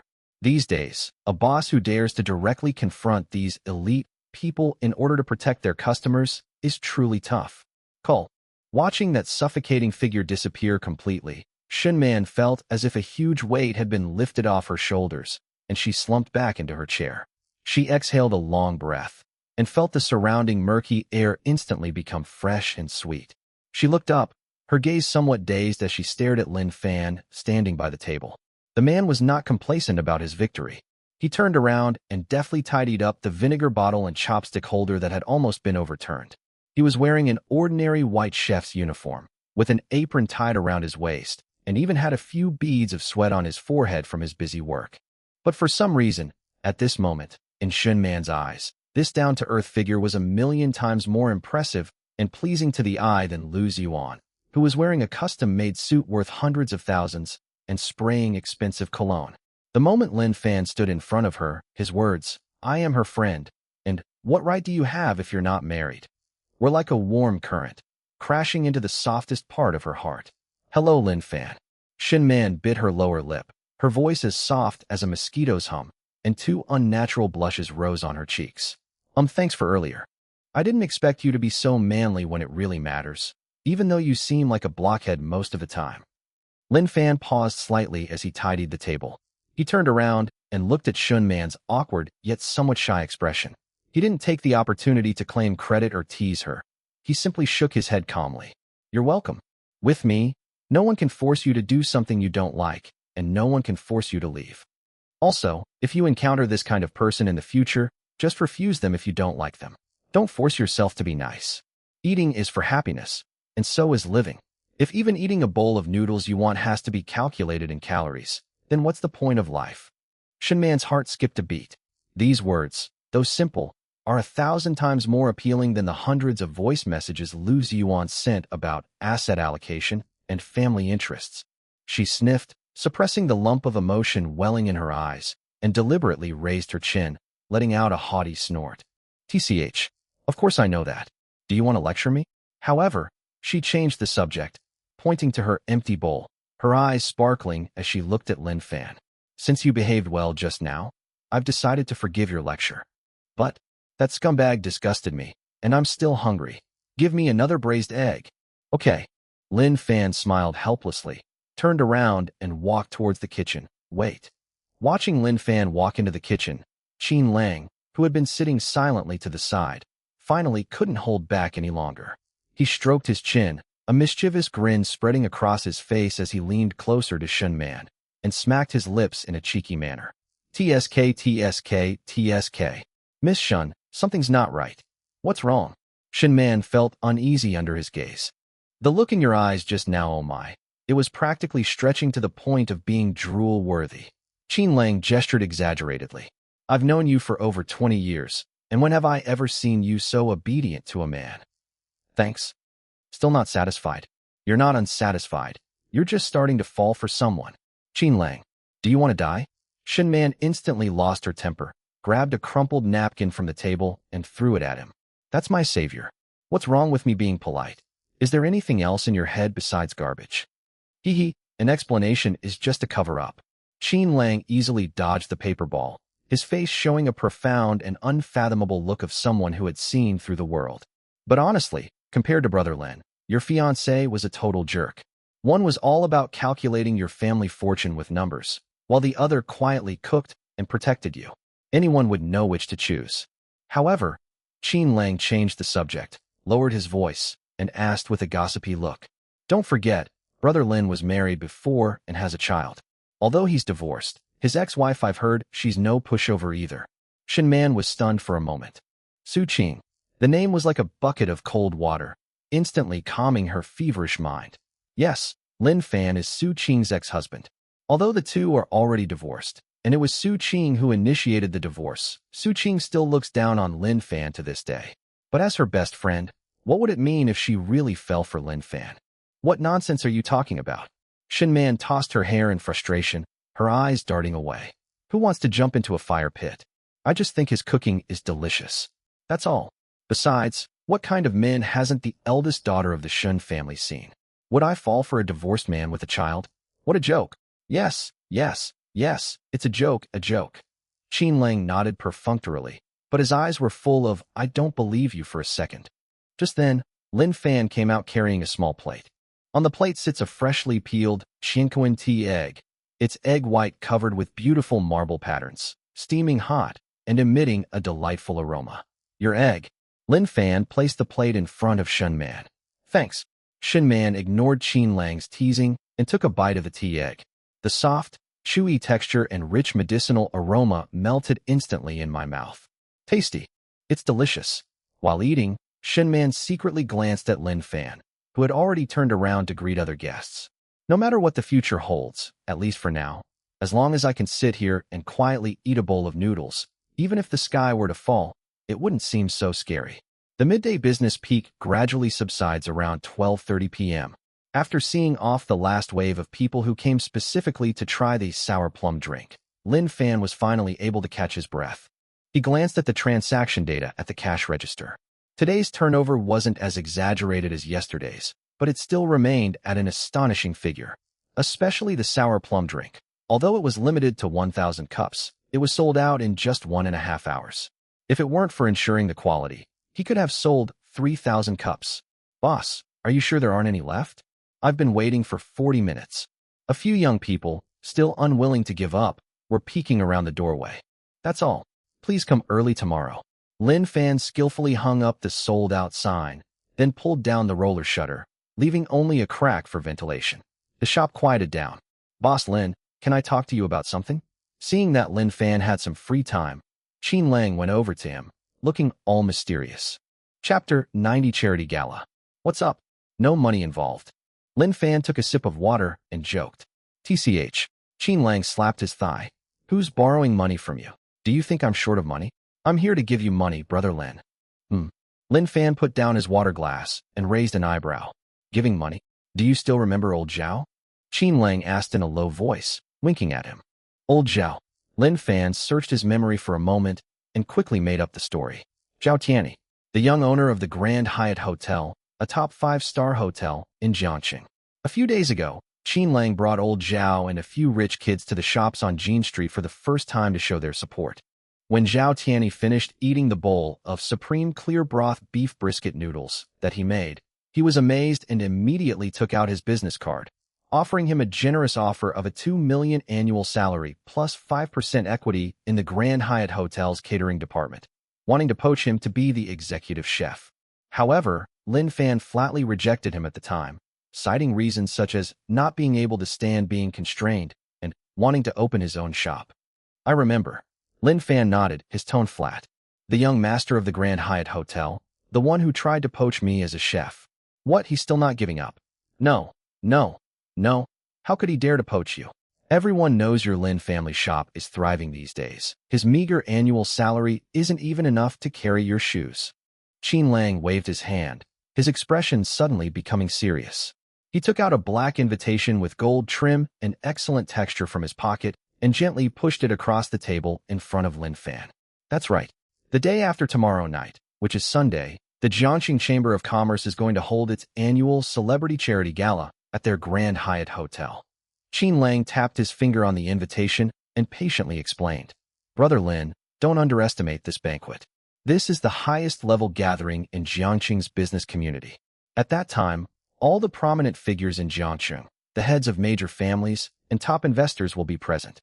Not only that, even Elder Yi Weiguo, whom you just conquered, is a guest of honor at this banquet. Lin Fan glanced at the gold-embossed invitation card with his name on it on the table, but didn't reach out to take it. He simply asked, "What does this have to do with me? Are you asking me to cater for them? Oh dear, my dear brother. How could I possibly let you do servant work?" Qin Lang slapped his thigh in frustration. "They invited you to be a special guest, the kind where you'd sit properly at the head table." At this point, Qin Lang looked around, lowered his voice even further, and wore a gloating, gossipy expression. "Actually, old Zhao was really desperate. He begged and pleaded with me to come and ask you to come out of retirement and save the day." "Save the day?" Lin Fan was somewhat surprised. Qin Lang sighed and explained, "For a banquet of this caliber, it's all about a phoenix start and leopard finish. The dishes at the beginning are easily handled by the Zhao family's master chefs. The key is this final, grand finale dessert. Old Zhao's dad spent a fortune to hire a Michelin 3-star pastry chef from France to elevate the class of this dinner. The team's airfare and hotel were all covered, and everything was planned perfectly. But guess what happened?" Qin Lang covered his mouth and chuckled. "That French chef just landed in Wuhan yesterday and insisted on experiencing some authentic street food. So he went to a seafood stall. As a result, his stomach betrayed him, and he got acute gastroenteritis, ending up in the ICU in the middle of the night due to dehydration from diarrhea." With less than 2 days left until the banquet, the French team is leaderless and simply cannot produce the grand finale dessert that was originally planned. If they just throw on some ordinary mousse cake, the Grand Hyatt Hotel's reputation will be laughed at by all the celebrities in Jiangxing for a whole year. Old Zhao's father is so worried that his blood pressure has gone up. Old Zhao knows you have amazing culinary skills. You can even cure old Ye's stomach problems with a single bite. So he's giving it a shot and asked me to ask you if you could prepare a special dessert to end the banquet." Qin Lang raised a hand, his eyes burning with fervor. "Old Zhao said that as long as you're willing to step in and save face for Junyue, you don't need to cook any other dishes, just the last dessert. Your appearance fee, 500,000. And after it's all done, you'll be seated as a special guest. You'll definitely get all the prestige." Hearing this, Shin Man, who was standing next to her, also perked up her ears and listened intently, a hint of surprise flashing in her beautiful eyes. 500,000, just to make one dessert. Even among top-tier private chefs, this price is absolutely astronomical. However, Lin Fan's expression remained as calm as a still well after hearing this. 500,000. For him now, 500,000 is just a few days' worth of revenue for the store. Lin Fan neither immediately agreed nor immediately refused. His mind was racing, weighing the pros and cons. To go or not to go? In the past, he would have refused outright. During the 5 years he lived as a son-in-law in the Su family, he attended several of those so-called high society parties. Those people held wine glasses, wore hypocritical masks, talked about projects worth tens or hundreds of millions, but their eyes were full of calculation and class contempt. At that time, he stood in the corner, enduring scorn and ridicule, and even breathing felt suffocating. He has an instinctive aversion to that kind of world of fame and fortune. But Lin Fan's gaze slowly fell on the wallpaper on his phone, a picture of himself and his daughter. My daughter's smile was so innocent and pure. His business is indeed booming right now, so booming that he's making a fortune every day. But in the eyes of the real old money families and powerful elites in Jiangxing, Lin Family Shop was still just a relatively popular fly restaurant. Lin Fan was just a cook with decent skills. Zhang Daoi's malicious report a few days ago and Lu Ziyuan's arrogance today are both reminding him of a cruel reality: the tallest tree in the forest is the first to be felled by the wind. Without a strong social standing and extensive network of connections to act as a protective barrier, a popular online store that makes a fortune every day without any backing is always likely to attract the covetous eyes of predators. Relying solely on the protection of Qin Lang, Shen Man, and their few other wealthy friends is not enough. He needs to make his name known and thoroughly etch the name Lin Fan into the highest echelons of Jiangqing's social circles. He wanted everyone to know that he was not a small business owner who could be easily manipulated. This celebrity charity gala, which brought together the city's elite, was undoubtedly an excellent springboard. More importantly, he wanted his daughter, Tuanshuan, to have a better life. Thinking of this, he slowly reached out and took the invitation. "Brother Lin, what's your decision?" Qin Lang swallowed hard and asked nervously as he saw him pick up the invitation. Chapter 91 Several Conditions. "You can go." Lin Fan spoke up. "Very good." Qin Lang slapped his thigh, almost jumping up with excitement. "Brother Lin, you're a savior. I'll text old Zhao right now and have him transfer 500,000 to your account." "Don't be so happy yet. I haven't finished speaking." Lin Fan slightly raised his hand, interrupting Qin Lang's excitement. "I'm willing to go, but I have a few conditions." "Brother Lin, just name your price. As long as you're willing to go, don't mention a few conditions." He'd agree to 100 of them. Qin Lang patted his chest and guaranteed. Lin Fan closed the invitation, placed it on the corner of the table, and held up his first finger. "First, since it's a charity gala, I don't want the 500,000 yuan appearance fee. Instead, I will donate the 500,000 yuan directly to a children's foundation in impoverished mountainous areas in the name of my daughter, Lin Tuanshua." He doesn't lack the 500,000, but he wants to use it to give his daughter a clean and pure blessing and reputation. Qin Lang and Shen Man were both taken aback upon hearing this, and then their eyes revealed deep admiration. Donating 500,000 yuan without batting an eye, that kind of magnanimity, is something most people don't have. Brother Lin is so generous. He'll definitely handle this perfectly. Qin Lang nodded emphatically. Second, Lin Fan raised his second finger, his eyes turning slightly cold. They originally planned for a Michelin-starred French chef to make Western-style desserts, but I, Lin Fan, never make those fancy foreign things. Since the banquet is being held on Chinese soil and is being hosted for Chinese people, there is no need to cater to the tastes of foreigners. "You mean you want to make Chinese pastries?" Qin Lang was stunned, scratching his head hesitantly. "Brother Lin, it's not that I don't believe you.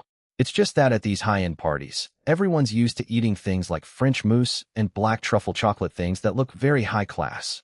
Chinese pastries like mung bean cakes and wife cakes, wouldn't they seem a bit not prestigious enough? The prestige comes from the taste, not the name."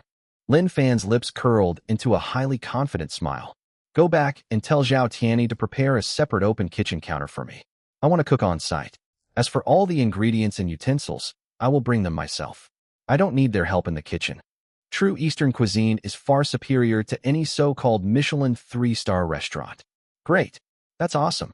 Shen Man listened with fervor, unable to resist clapping enthusiastically, her peach blossom eyes gleaming with undisguised admiration. "I love your spirit. Who says Chinese food is inferior to Western food? I'll come too, and I'll be your cheerleader." Qin Lang was so excited that his face turned red, and he wished he could rush to the banquet hall right now to grab a seat. "Brother Lin, don't say anything more. Just because you said that, this deal is done. When the time comes, Lao Zhao and I will definitely give you a big boost." Looking at these two clowns, who were even more excited than him, Lin Fan smiled helplessly and waved his hand. All right. I'm tired after a whole morning. I need to go home." "All right. Then we won't disturb Mr. Lin's rest any longer." Qin Lang and Shun Man were sensible people. Knowing that Lin Fan had to go back to take care of his daughter, they didn't linger. After seeing off Qin Lang, who was as excited as if he had been injected with chicken blood, and Shun Man, whose eyes held an indescribable emotion, Phoenix Golden Street finally fell completely quiet. Lin Fan pulled down the roller shutter and locked the shop. It was a little past 1 in the afternoon, and the sun was still scorching, but he felt a sense of peace. Although he accepted the challenge, it wasn't difficult for him as long as he prepared step by step, given that he possessed the system. What truly worries him is his little one at home. Jimao Mansion. Lin Fan returned home and pushed open the door. The room was quiet, with only the faint sound of the central air conditioning running. The 200-square-meter apartment, luxuriously decorated and with excellent natural light, seemed somewhat empty and desolate at this moment. Lin Fan changed his shoes and glanced around the living room, but he didn't see the little figure running towards him as usual. Round and round. He called out softly, but there was no answer. Lin Fan felt a slight tightening in his heart and quickly walked into the living room. He walked around the sofa and finally saw the small figure in front of the huge floor-to-ceiling window. Toanchuan was lying on the glass of the floor-to-ceiling window, her two little hands supporting her on the glass, standing on tiptoe, looking down at the building without moving. The sunlight shone on her, giving her a golden edge. Lin Fan tiptoed over without making a sound. Even after he walked up behind Toanchuan and squatted down, the little girl still didn't react at all, staring at him in a daze. Lin Fan reached out and picked her up from the ground, lifting her high and spinning her around. Oh! Toanchuan was startled and let out a short gasp. But when she saw that it was Lin Fan, her panicked little face instantly blossomed into a bright smile, and she tightly hugged Lin Fan's neck with both hands. "Dad, you're back." Lin Fan held her in his arms, nuzzled her cheek with his nose, and said, pretending to be serious, "Honey, what are you looking at? You're so engrossed that you didn't even hear Daddy open the door. What if the bad guys come in and kidnap you? Aren't you afraid?" Toanchuan giggled, buried her head in Lin Fan's shoulder, and said in a childish voice, "Don't be afraid. Because Daddy is Superman, he will definitely come to save Toanchuan." Hearing this, Lin Fan's heart melted, but what followed was an indescribable bitterness and guilt. He picked up Toanchuan and sat down on the sofa, following Toanchuan's gaze to look out the window. In the community garden downstairs, several children of similar age were playing on the slide and chasing each other, with a few nannies or parents nearby. Their laughter could be faintly heard upstairs. Was Toanchuan watching the children play just now? Lin Fan asked softly. Toanchuan nodded, a hint of envy in her eyes, but quickly shook her head knowingly. Toanchuan doesn't like playing on that. That slide is too childish. Toanchuan is waiting for her dad to come home. These insincere words were like a needle, piercing deeply into Lin Fan's heart. During this period, as the business of Lin's shop became more and more popular, he did make a lot of money, bought Toanchuan a big house, and bought countless toys and beautiful dresses. Although he goes home every day at noon, what happens after he gets home? He often falls asleep as soon as he's too tired, or his consciousness enters the farm space to plant crops and prepare vegetables, keeping him busy for an entire afternoon. In Toanchuan's eyes, although her father is at home, he is always sleeping or spacing out and has no time to play with her. Chapter 92. It really is you. For safety reasons, he didn't dare let Toanchuan go downstairs to play alone. But she's only 5 years old. This is the age when they need companionship the most and play with their friends the most. Lin Fan couldn't help but think back to his days at the Su family. Although he had no status in the Su family, and although Su Qing was cold towards him, there was one thing the Su family did impeccably. Toanchuan is always accompanied by 2 professional nannies who are responsible for her daily life. We hired the best early childhood education teachers at home to teach her piano, painting, and English. Her days are packed full. Although Toanchuan lacked Su Qing's company at that time, her life was at least fulfilling and well taken care of. But what about now? They followed him out to enjoy life, but ended up as left-behind children, with no one to accompany or teach them. Why? Lin Fan let out a long sigh in his heart. Is this the helplessness of a single father starting a business? I made money, but it seems I lost something more important. Daddy, why are you sighing? Are you unhappy? Toanchuan reached out her little hand and gently smoothed Lin Fan's furrowed brows. Are you tired? Let Toanchuan give you a back massage. As she spoke, the little girl actually went behind Lin Fan, clenched her little fists, and started patting his back in a very professional manner. Feeling the gentle pressure on his back, Lin Fan's eyes welled up with tears. He pulled his daughter back into his arms and held her tightly. Money can never be fully earned, and business can never be fully completed. But a daughter's childhood only happens once. Dad isn't tired. Looking at his adorable daughter, Lin Fan made a decision. Let's put the farm work on hold for today. We can do the food preparation tonight, even if we have to stay up late. But a daughter's childhood, once missed, can never be made up for. Toanchuan, do you want to go to the amusement park? Lin Fan looked into his daughter's eyes and asked earnestly. An amusement park? Toanchuan's eyes lit up instantly, like 2 little stars. Is it the kind with carousels and Ferris wheels? Yes. And ice cream and marshmallows too. I want to go. I want to go. Toanchuan jumped up excitedly. But doesn't Daddy need to rest? Daddy works so hard every day. Need not. Lin Fan waved his hand with boundless enthusiasm. Dad is full of energy now? Come on. Dad will take you to change your clothes, and we'll set off now. Yay. Long live Daddy. Watching his daughter excitedly run into the room to pick out a dress, Lin Fan stood up, walked to the French windows, and looked at the children running downstairs, his eyes gradually hardening. Should we consider finding a reliable nanny or early childhood educator for Tuanchuan? Or even should we consider sending Tuanchuan to kindergarten? Only by resolving these concerns can he truly focus on building his culinary empire and provide Tuanchuan with a healthier and happier environment to grow up in. Dad, do I look good in this? Just then, Tuanchuan, wearing a pink princess dress and a small crown, ran out twirling around. So beautiful. Our Tuanchuan is the most beautiful princess in the world. Lin Fan pulled himself together and scooped up his daughter. Let's go. Let's set off for the amusement park. Jiangqing Happy Valley. Although it was Friday, the park was still packed with people. Lin Fan, holding Tuanchuan, didn't queue for those roller coasters that take 2 hours at a time. Instead, he was drawn by a noisy commotion. That was a carnival game street in the amusement park. Look, air gun shooting balloons. Hit the target with 10 shots and get a rare, 2-meter-tall strawberry bear. A stall owner with a mustache was shouting through a megaphone, and the shelves behind him were filled with a dazzling array of dolls.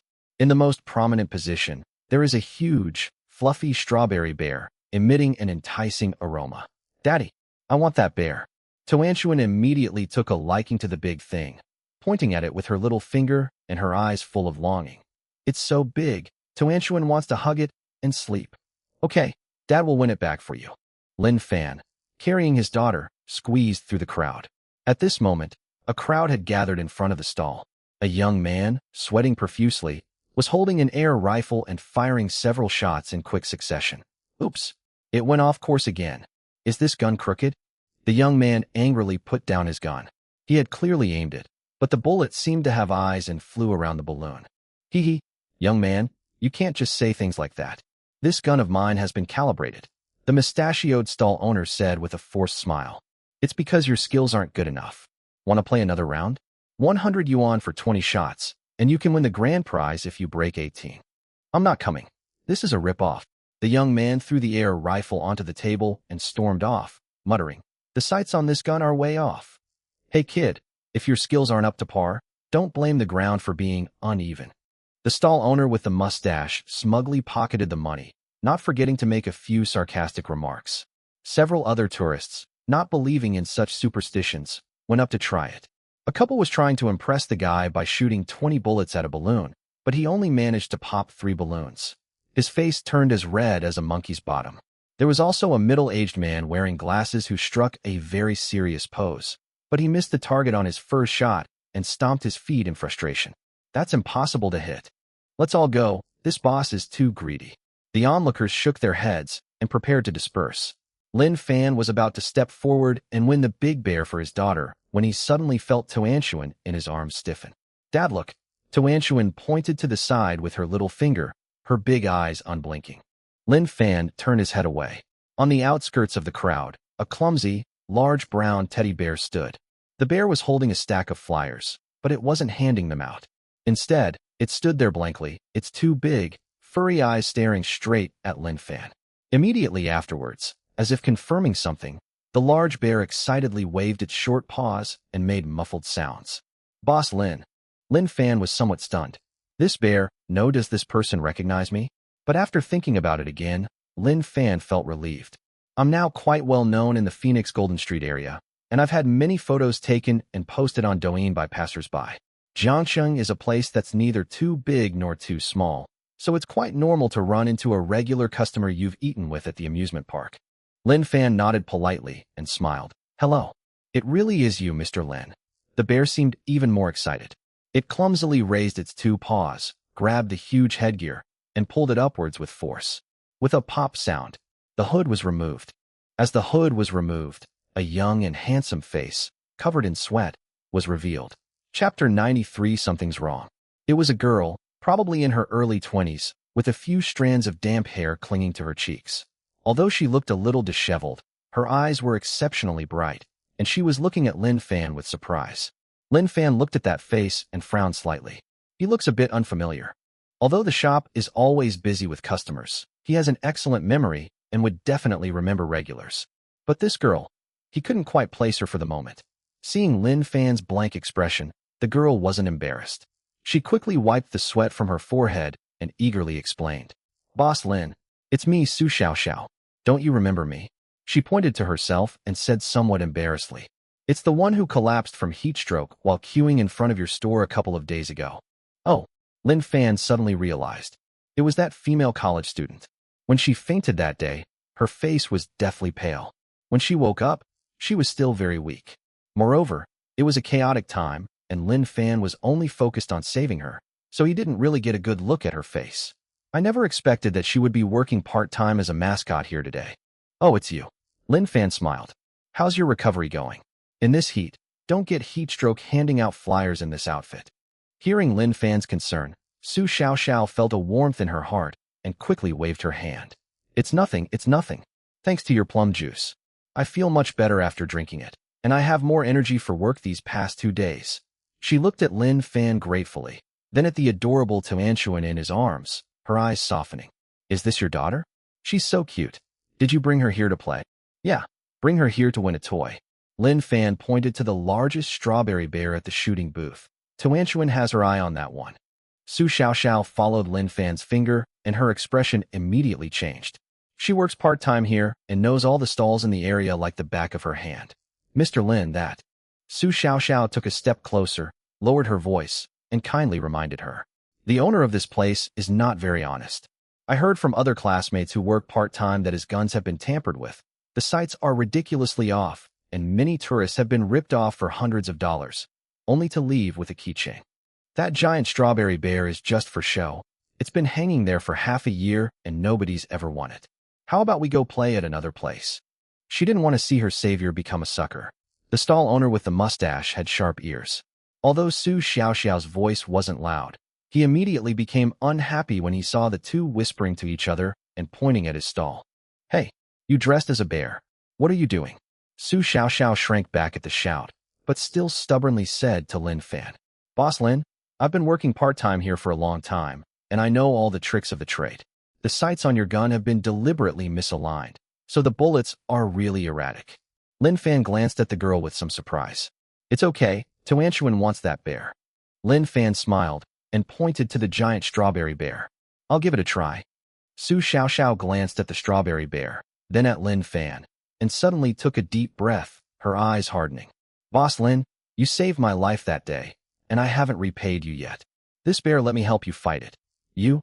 Not only Lin Fan, but even the stall owner laughed. Ha ha, little girl, you can barely walk properly in that bearskin outfit, and you think you can shoot a gun? Don't be ridiculous. Get out of here. Su Xiaoxiao ignored the stall owner's mockery. She put the heavy headgear on the ground, and then laboriously took off the huge bear paw gloves, revealing a pair of slender but well-defined hands. She turned to look at Lin Fan, her eyes clear and confident. Boss Lin, trust me this once. I'll pay for it.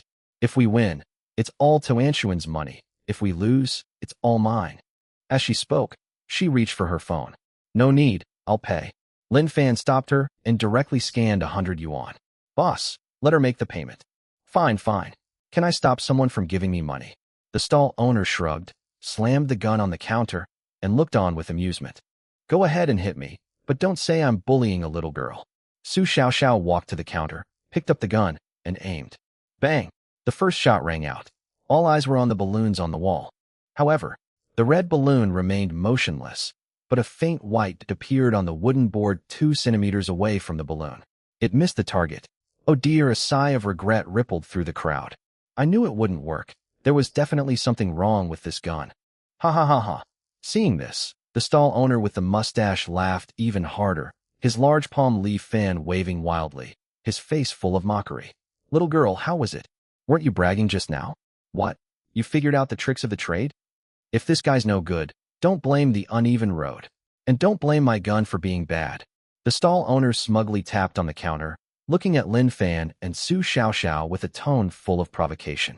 I'm telling you right now, if you can hit all 19 of these shots, I'll give you not only that lousy bear, but all these dolls on this wall for free.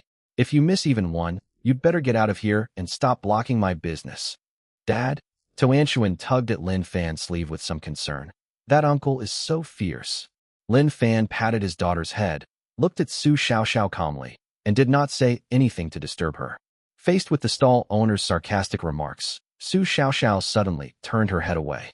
She looked at the stall owner, a slight smile playing on her lips. Real.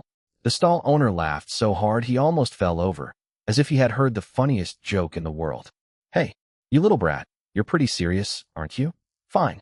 I'm a man of my word. As long as you hit the target with your remaining 19 shots, you can take whatever you want from this wall. Take it all. I have plenty of stuff. Good. Su Xiaoxiao nodded and didn't say another word. The moment Su Xiaoxiao returned to the counter, her entire demeanor changed drastically. The timid and somewhat frail part-time female college student who used to be there is gone. She expertly weighed the toy gun in her hand, then stood with her feet slightly apart. Although she was still wearing that bulky and ridiculous mascot costume, her back was ramrod straight, like a javelin. Holding a gun, aiming at it. The movements were fluid and textbook perfect. The stall owner's smile gradually froze. This situation, something's not right. Chapter 94, A Bet's a Bet. Bang! Gunfire erupted once more. The balloon at the very edge of the corner burst with a snap. They won. The crowd gasped in surprise. Before the stall owner could react. Bang, bang, bang, bang, bang. The gunshots that followed formed a continuous line. Su Xiaoxiao didn't pause for long. Each time she pulled the trigger, the gun muzzle only jumped slightly before quickly returning to center, followed by the sound of the next balloon popping. The rhythmic sound of gunfire was exhilarating. 5 shots, 10 shots, 15 shots. She even did something fancy, popping the balloons into a straight line from left to right. 18, 19, 20. As the last bullet was fired, the red balloon in the center burst with a pop, signaling the end of the game. 20 shots, all hit. A wisp of white smoke was still rising from the muzzle of the gun. Su Xiaoxiao lowered her gun, let out a long breath, turned to look at Lin Fan, and flashed a bright smile, her 2 little tiger teeth looking especially adorable. Boss Lin, I have not failed you. There was a 3-second silence before thunderous applause and cheers erupted. Holy crap, it's a female knight-errant. That marksmanship is incredible. Is this the legendary hidden master? How can someone in a mascot costume shoot so accurately? How are we grown men supposed to put our faces like that? The stall owner was completely dumbfounded, his mouth agape, pointing at Su Xiaoxiao and stammering. You're a professional? He had this gun specially tuned by a master craftsman. It's impossible for an ordinary person to correct its trajectory. As Su Xiaoxiao put her gloves back on, she said calmly, Boss, the rifling on this gun is almost worn down. The sight is practically useless. But thankfully, it still feels good to handle. Lin Fan was also somewhat surprised. He stepped forward and asked curiously, Your marksmanship, has it been trained? Su Xiaoxiao scratched her head and smiled somewhat shyly. I took a 2-year leave of absence from school to serve 2 years of compulsory military service. After I was discharged from the army, I continued my studies and worked part-time on weekends to earn some living expenses. She was a retired female soldier. Lin Fan suddenly realized, and looking at the girl in front of him who was covered in sweat but had a bright smile, he felt a new respect for her. No wonder she has such a tenacious spirit that refuses to give up. Wow, sister is amazing. Tuanshuan hugged the strawberry bear, which was even bigger than her, and looked at Su Xiaoxiao with admiration. Is your sister a heroine like Milan? Haha, I'm not a hero, I'm just an employee. Su Xiaoxiao blushed from Tuanshuan's praise, squatted down and pinched Tuanshuan's little face, her eyes full of affection. Lin Fan looked at Su Xiaoxiao's heavy and non-breathable mascot costume. Even after removing the headgear, the collar was still soaked with sweat. Wearing this outfit all day in temperatures over 30 degrees Celsius would be unbearable even for someone with an iron body. No wonder I suffered heat stroke last time. Lin Fan stepped forward, glanced calmly at the stall owner, and pointed to the strawberry bear hanging in the very center, a full 2 meters tall. A bet's a bet, so let's take the biggest one. The stall owner's eyes darted around, and he trembled with heartache. The original bear figurine cost several hundred yuan to buy, so this time not only did we not make any money, we even had to lose money. He slammed his hand on the table and suddenly started acting like a cheat. Wait, that doesn't count. The stall owner pointed at Su Xiaoxiao, spitting as he spoke, and argued illogically. She's an employee here. Employees aren't allowed to participate in games for tourists. That's the rule. She cheated by abusing her position. This round doesn't count. Your money is refunded, and you'd better leave now. That shout made everyone around him laugh in exasperation. Oh my God, have you no shame? When that young girl was about to hit you, you didn't mention the rules and even mocked her for missing. Now that she's hit you, you're saying she's an employee? Exactly. If you can't handle the consequences, don't set up a stall. Everyone's watching. You're the one who agreed to let her hit you. We won't leave until we get a prize. We'll film it and expose him. The crowd, with their sharp eyes, quickly gathered around and began pointing fingers and cursing at the stall owner. Toanshuan got anxious too, her little mouth pouting. Bad uncle. You didn't keep your word. Shame on you. Looking at the agitated tourists and the numerous phone cameras raised by the crowd, the stall owner knew that if this matter escalated and was posted online, he would be out of business. Okay, here you go. I'll give it to you, all right. The stall owner gritted his teeth, his face contorted with pain, picked up the clothes rack, took the giant strawberry bear down, and slammed it heavily onto the counter. Take it. Get out of here. You've had the worst luck imaginable. Lin Fan reached out and took the giant strawberry bear. This bear was so big. Toanshuan hugged it tightly, sinking into it completely, with only her little head sticking out. She happily rubbed against it. Wow, it's so soft. Thank you, Daddy. Thank you, sister. The stall owner with the mustache next to them watched them chatting and laughing, and the more he thought about it, the more he couldn't swallow his anger. He's been making dirty money by setting up a stall in this area for a long time. When has he ever suffered such a loss in silence? He stared intently at Lin Fan and Su Xiaoxiao's retreating figures, a sinister glint in his eyes. Find you want to sabotage my place, huh? That treacherous brat, colluding with outsiders to swindle me? The stall owner walked to the side, took out his phone from his pocket, and dialed a number. Hello? Is this your cousin? It's Gongzi. Yes. I'm at the amusement park. One of my part-time employees is a traitor, ganging up with tourists to vandalize my stall. They're even causing trouble. You need to come over right away. After walking a short distance from the shooting booth, Lin Fan looked at Su Xiaoxiao, whose face was flushed red and whose forehead was still dripping with sweat, and felt a little guilty. It's so hot outside. I'm so grateful to you for helping Toanshuan win this plush toy. Lin Fan pointed to a cold drink stall not far away. Let's go. I'll take you to get some ice cream to cool you down and take a break. No need, Mr. Lin. Su Xiaoxiao quickly waved her hand in refusal.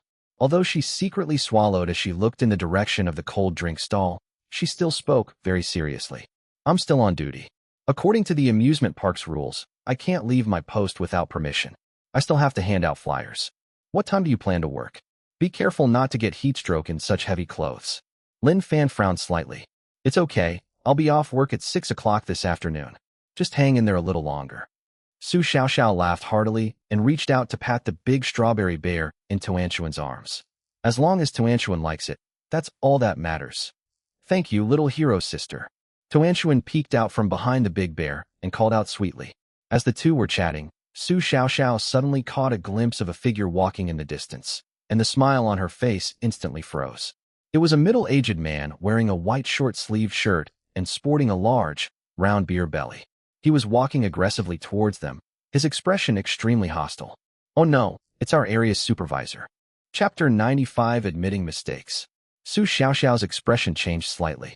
She didn't bother to exchange pleasantries with Lin Fan and quickly picked up the huge bear head mask that was on the ground, frantically trying to put it on her head.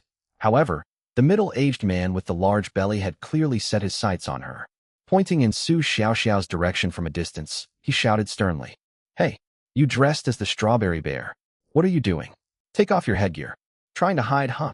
Upon hearing the roar, Su Xiaoxiao froze, her heavy bear headgear hanging in midair, unsure whether to put it on or put it down. Before she could explain, a series of hurried footsteps came from behind the pregnant manager. Then, Gongzi, the owner of the shooting stall with the mustache, came running out. The pain and frustration he felt when he was forced to hand over the strawberry bear were gone from his face. Instead, he wore an arrogant expression of a petty person who had gotten his way. He pointed at Su Xiaoxiao and shouted at the pregnant supervisor. Yes. Uncle, it's her. It's this traitorous brat. Gongzi strode over to the supervisor, glared fiercely at Su Xiaoxiao, and then turned to embellish his story. Uncle, you have no idea. This girl is absolutely outrageous. Instead of handing out flyers, she tricked me out of my most expensive, authentic strawberry bear toy. Look, that bear is still being held in that man's arms. Gongzi pointed at Lin Fan and Toanshuan. The pregnant manager followed Gangzi's gesture and looked over, his gaze sweeping over Lin Fan before finally settling on the giant strawberry bear. His face immediately darkened. He turned around, pointed at Su Xiaoxiao's nose, and scolded. Which labor company sent you as a part-time worker? What's your name? You've gone too far. We paid you to work, not to collude with outsiders to cheat our own merchants. Despite turning pale in the face of her supervisor's harsh reprimands, Su Xiaoxiao did not back down. She put down the hood, took a deep breath, and explained calmly and confidently. Manager, I didn't cheat the merchants, nor did I collude with outsiders. This gentleman paid for it, and the boss himself agreed to let me shoot for him, so I fired the gun. There were so many tourists around who saw it and heard it. You can go and ask him. Bullshit. Gangzi spat as he spoke. I was forced into it by you. You outnumbered me and I, an honest and law-abiding businessman. How could I dare to say no? The pregnant manager waved his hand impatiently, interrupting Su Xiaoxiao, and snorted coldly. All right, stop with the nonsense. Amusement parks have their rules. Part-time employees leaving their posts during work hours is a serious violation of regulations. He glanced at the giant strawberry bear. Your entire salary for today is deducted. Also, the cost of that strawberry bear, 800 yuan, will be deducted from your deposit. If the deposit isn't enough, you'll have to pay me back in cash. Otherwise, you're not leaving. I'm calling the boss of your labor service company right now. You. Su Xiaoxiao trembled with anger, her hands clenched into fists. Just when everyone was at a stalemate. Director, please calm down. Just then, several young people dressed in similarly bulky mascot costumes ran over, sweating profusely. They were also carrying thick stacks of flyers, panting heavily from the heat, their faces filled with fear. The leader was a boy wearing black-rimmed glasses. He grabbed Su Xiaoxiao's arm, tugged it hard, and scolded her in a low, urgent voice. Xiaoxiao, what are you doing? Why are you arguing with Director Wang and Boss Gang? Su Xiaoxiao bit her lower lip and explained, feeling wronged. Class monitor, I didn't make a fuss, it was them. Hey, don't worry about who's right or wrong. The boy with black-rimmed glasses stomped his feet anxiously, his face full of worry and helplessness. I went to great lengths to get these part-time jobs at the amusement park for everyone. The pay is 150 a day. If we anger the supervisor, we'll all be fired, and we'll lose all our wages for today. Another girl dressed as Pikachu stepped forward, her eyes red-rimmed, and tightly grasped Su Xiaoxiao's hand, her voice pleading. Yes, Xiaoxiao, don't be stubborn. Have you forgotten that your mother is still in the hospital? She still needs several thousand yuan for her surgery next week. If you lose this job, not only will your deposit be withheld, but you'll also have to pay several hundred yuan in compensation. How will you save your aunt? Your mother is still in the hospital. These words were like a sharp knife, precisely piercing Su Xiaoxiao's weak spot. Su Xiaoxiao's body trembled violently, and her straight back instantly froze. The light in her bright and stubborn eyes gradually dimmed, replaced by endless heartache and tears. Yes, she is not afraid of being wronged, suffering, or being tired, but there is also her mother in the hospital who raised her, but is now tormented by illness. For Su Xiaoxiao now, that 800 yuan compensation and a day's wages are her mother's life-saving money. Xiaoxiao, listen to me. Quickly apologize to Boss Gang and Director Wang. An apology will make this all go away. The squad leader urged anxiously from the side, afraid that if they were even a second late, Director Wang would fly into a rage. Upon hearing this, Su Xiaoxiao forced back the tears welling up in her eyes. Left with no other option, she slowly lowered her head. I am sorry. Director Wang, boss, I was wrong for not understanding the rules. Please don't fire me, and don't deduct my salary and deposit. Su Xiaoxiao's voice trembled slightly, revealing a heartbreaking sense of helplessness. Upon hearing the apology, several college students nearby had tears in their eyes and turned their heads away, unable to bear it. Seeing the female college student who was once so heroic and had superb marksmanship now bowing and apologizing in a humble manner for the sake of making a living, the tourists who were originally watching the commotion couldn't bear it and shook their heads and sighed. Gangzi, the guy with the mustache, got even more cocky when he saw Su Xiaoxiao give in. Instead of stopping while he was ahead, he went even further, jumping up and down and shouting, Forgive you? You think you can just say sorry, and that's it? That's a limited edition, genuine teddy bear. Gangzi pointed at the strawberry bear in Lin Fan's arms, spitting as he shouted, Say sorry and that's it? Who's going to compensate me for my losses? One thing at a time. An apology is useless. You have to pay me back.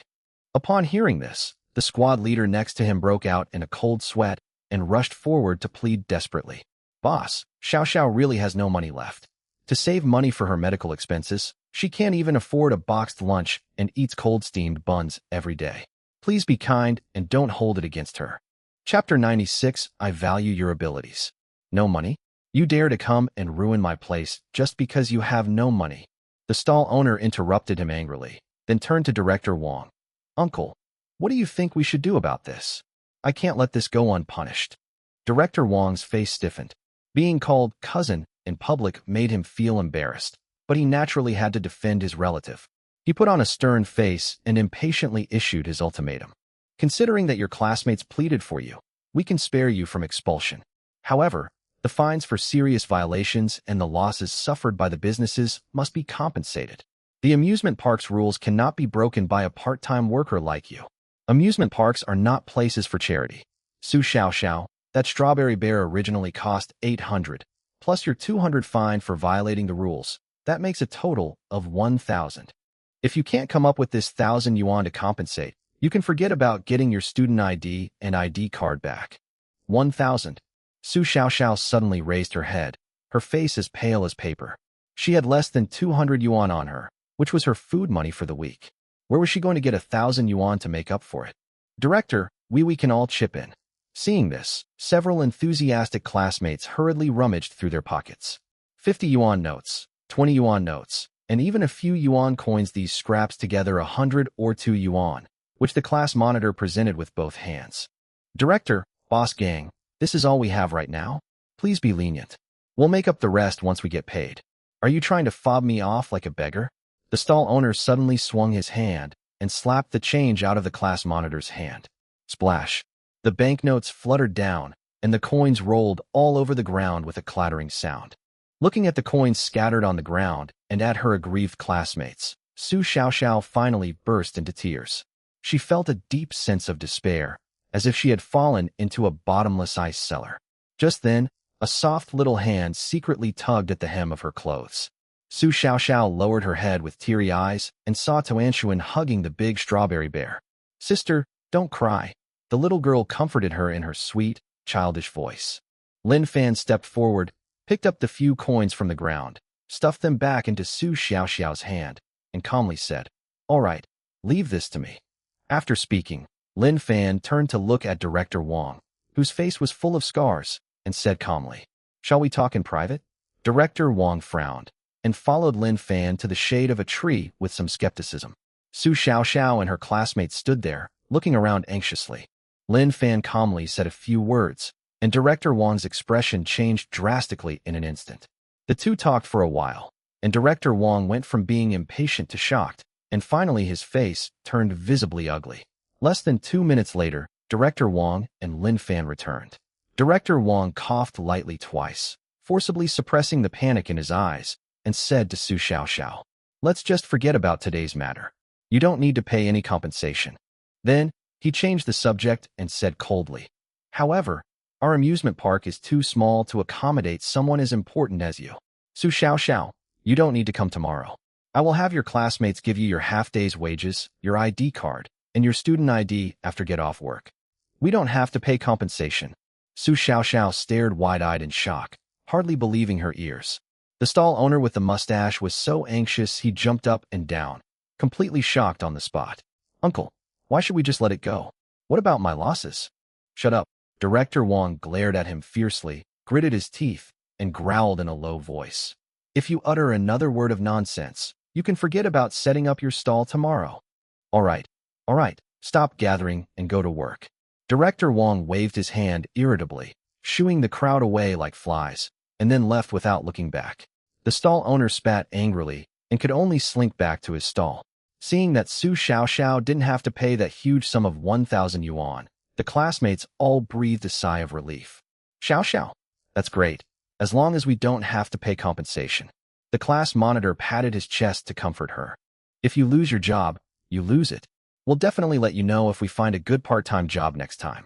Everyone offered words of comfort, then said goodbye to Su Xiao Xiao and hurried off to work. The noisy crowd dispersed. Wearing that heavy and stuffy mascot costume, Su Xiaoxiao slumped helplessly into the chair next to her. Although they no longer had to pay compensation, their only source of income was also cut off. The thought of her mother waiting in the hospital to pay the bills brought tears to her eyes again, and she felt that the future was bleak. At this moment, Lin Fan sat down next to her, his voice softening. "Don't cry yet. How much do they pay you a day here?" Su Xiaoxiao wiped away her tears and sobbed as she answered, 150. Lin Fan glanced at the thick, non-breathable bearskin and nodded. It's really not easy to withstand temperatures of over 30 degrees Celsius. He paused, looked at Su Xiaoxiao's red and swollen eyes, then suddenly reached out his hand and said calmly, "Here's what we'll do, give me your phone." Su Xiaoxiao was stunned for a moment. Although she was full of doubts, out of gratitude and trust for Lin Fan, she still mechanically took out the old phone with a slightly cracked screen from her pocket and handed it over. Lin Fan operated the phone for a moment. Bite! A crisp electronic notification sound rang out. Lin Fan put away his phone and gestured with his chin. "Take a look." Su Xiaoxiao looked down in confusion, and the next second, her eyes widened instantly, and she even stopped breathing. A payment notification was clearly displayed on the screen. WeChat payment received. 15,000 yuan. 15,000. Su Xiaoxiao suddenly looked up, her face filled with panic and disbelief. Mr. Lin, where did this money come from?" Lin Fan looked at her and said in a calm but serious tone, "This is the salary I'm giving you in advance. Since you've lost this part-time job, why don't you come work at my shop? Help me greet the customers and keep things orderly."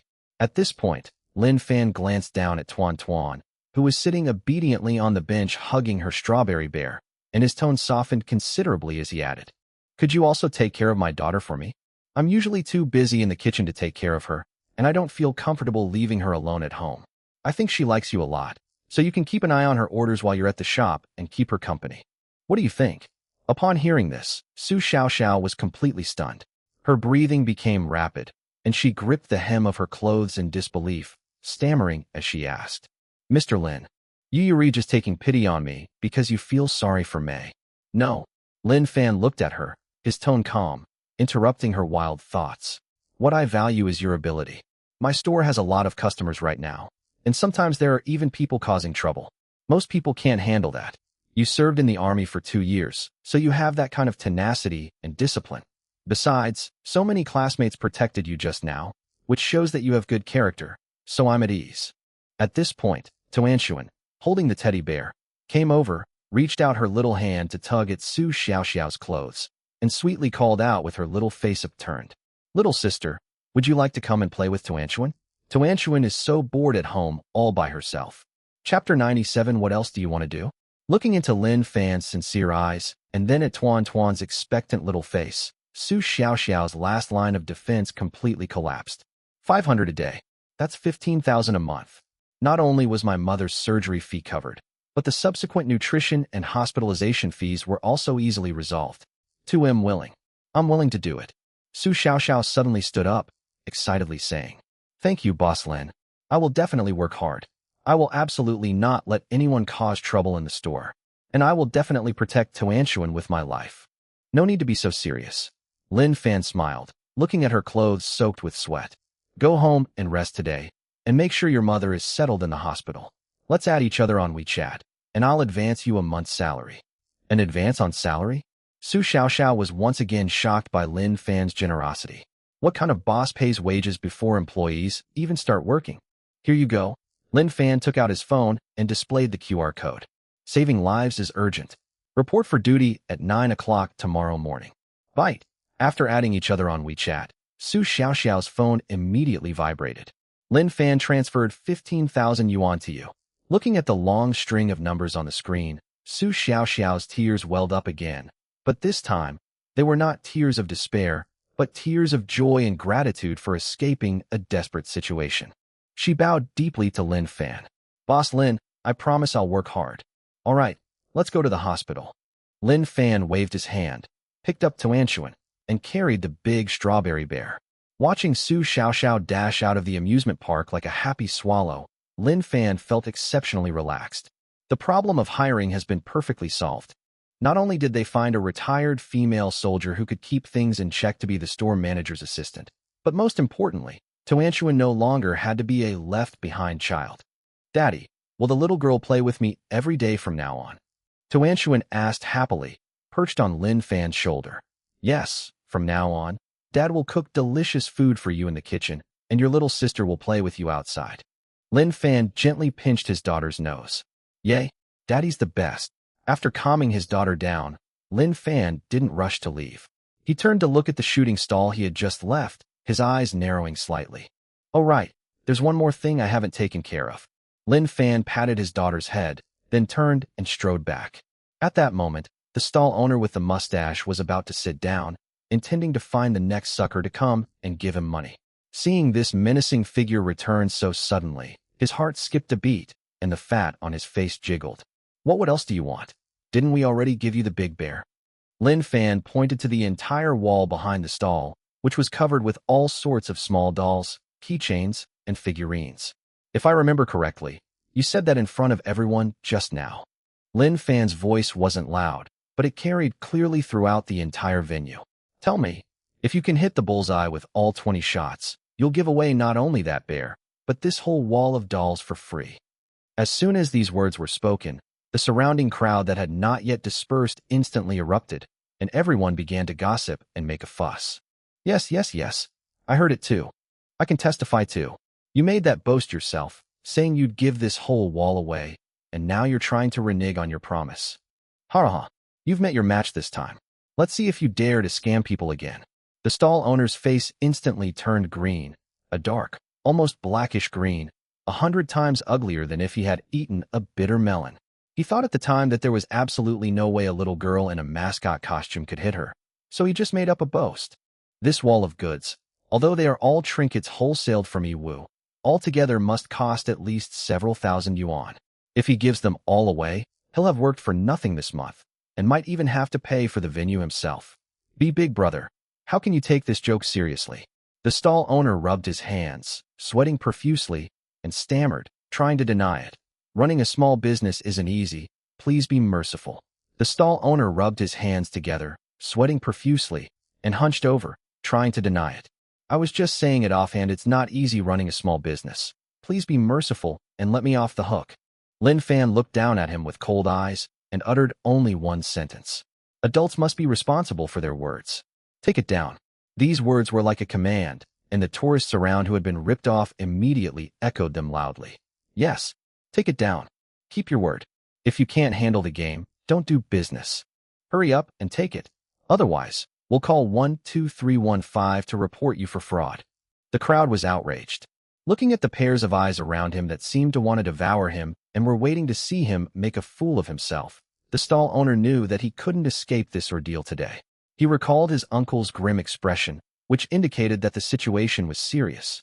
If things escalated further, his business would be completely ruined. Okay, I'll take it." With tears in his eyes and trembling hands, he moved a small stool and took down the dolls from the wall one by one. Peppa Pig, SpongeBob SquarePants, Doraemon. Before long, a colorful little mountain had been piled up on the counter. "Dad, there's so much, we can't take it all with us." Toanshuan peeked her little head out from behind the big strawberry bear, looked at the mountain of dolls, and frowned with some worry. Lin Fan rubbed his daughter's head and smiled. He turned to the crowd of onlookers, especially the children who had been scammed or were watching with bated breath, and said loudly, "Everyone, thank you all for speaking up for my daughter and me. We can't take these dolls with us, so if you don't mind, let's share them. Everyone gets a share, consider it a small gift." Wow, the boss is generous.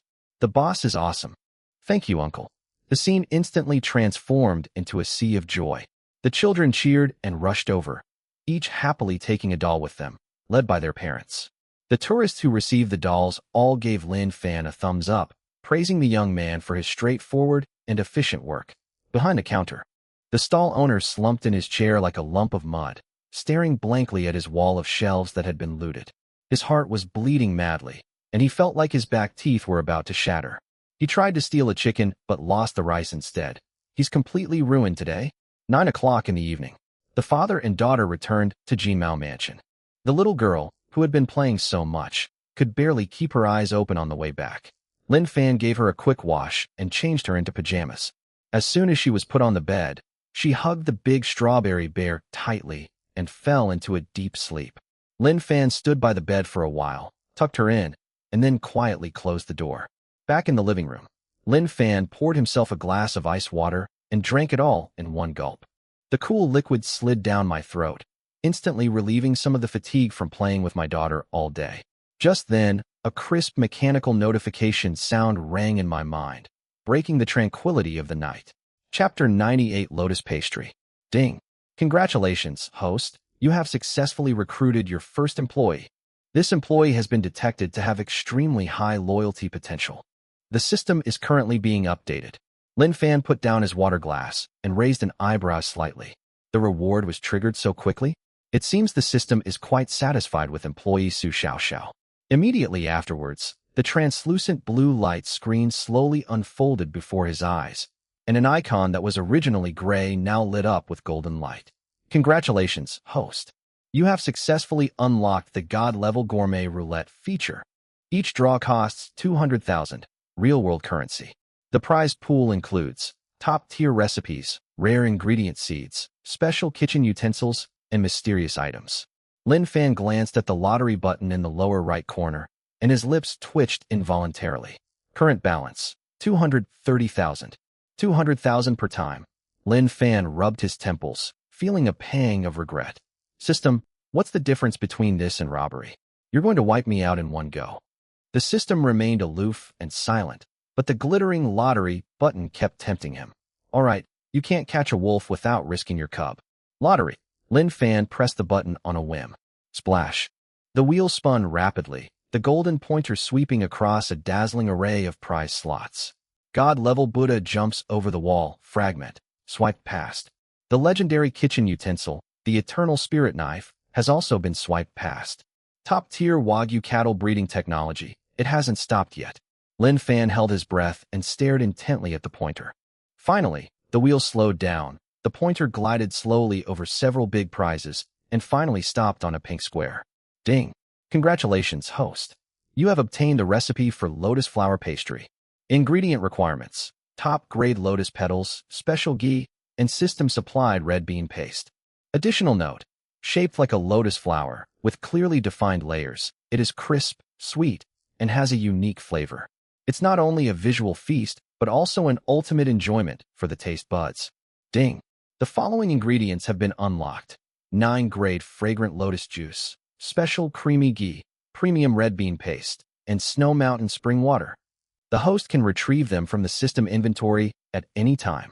Immediately afterwards, a wealth of cooking techniques for lotus flower pastries flooded into Lin Fan's mind like a sudden enlightenment. Lin Fan suddenly opened his eyes and looked at the information flashing on the semi-transparent screen. The feeling of pain he had felt for spending 200,000 yuan was instantly replaced by a surge of joy. Lotus flower pastry? That's delicious. As a chef, he naturally knew the value of this dessert. Rising from the mud unsullied, lotus flower pastry is a famous traditional Han Chinese snack and a frequent guest at banquets. It resembles a lotus flower, with clearly defined layers, making it beautiful to look at and sweet and delicious to eat.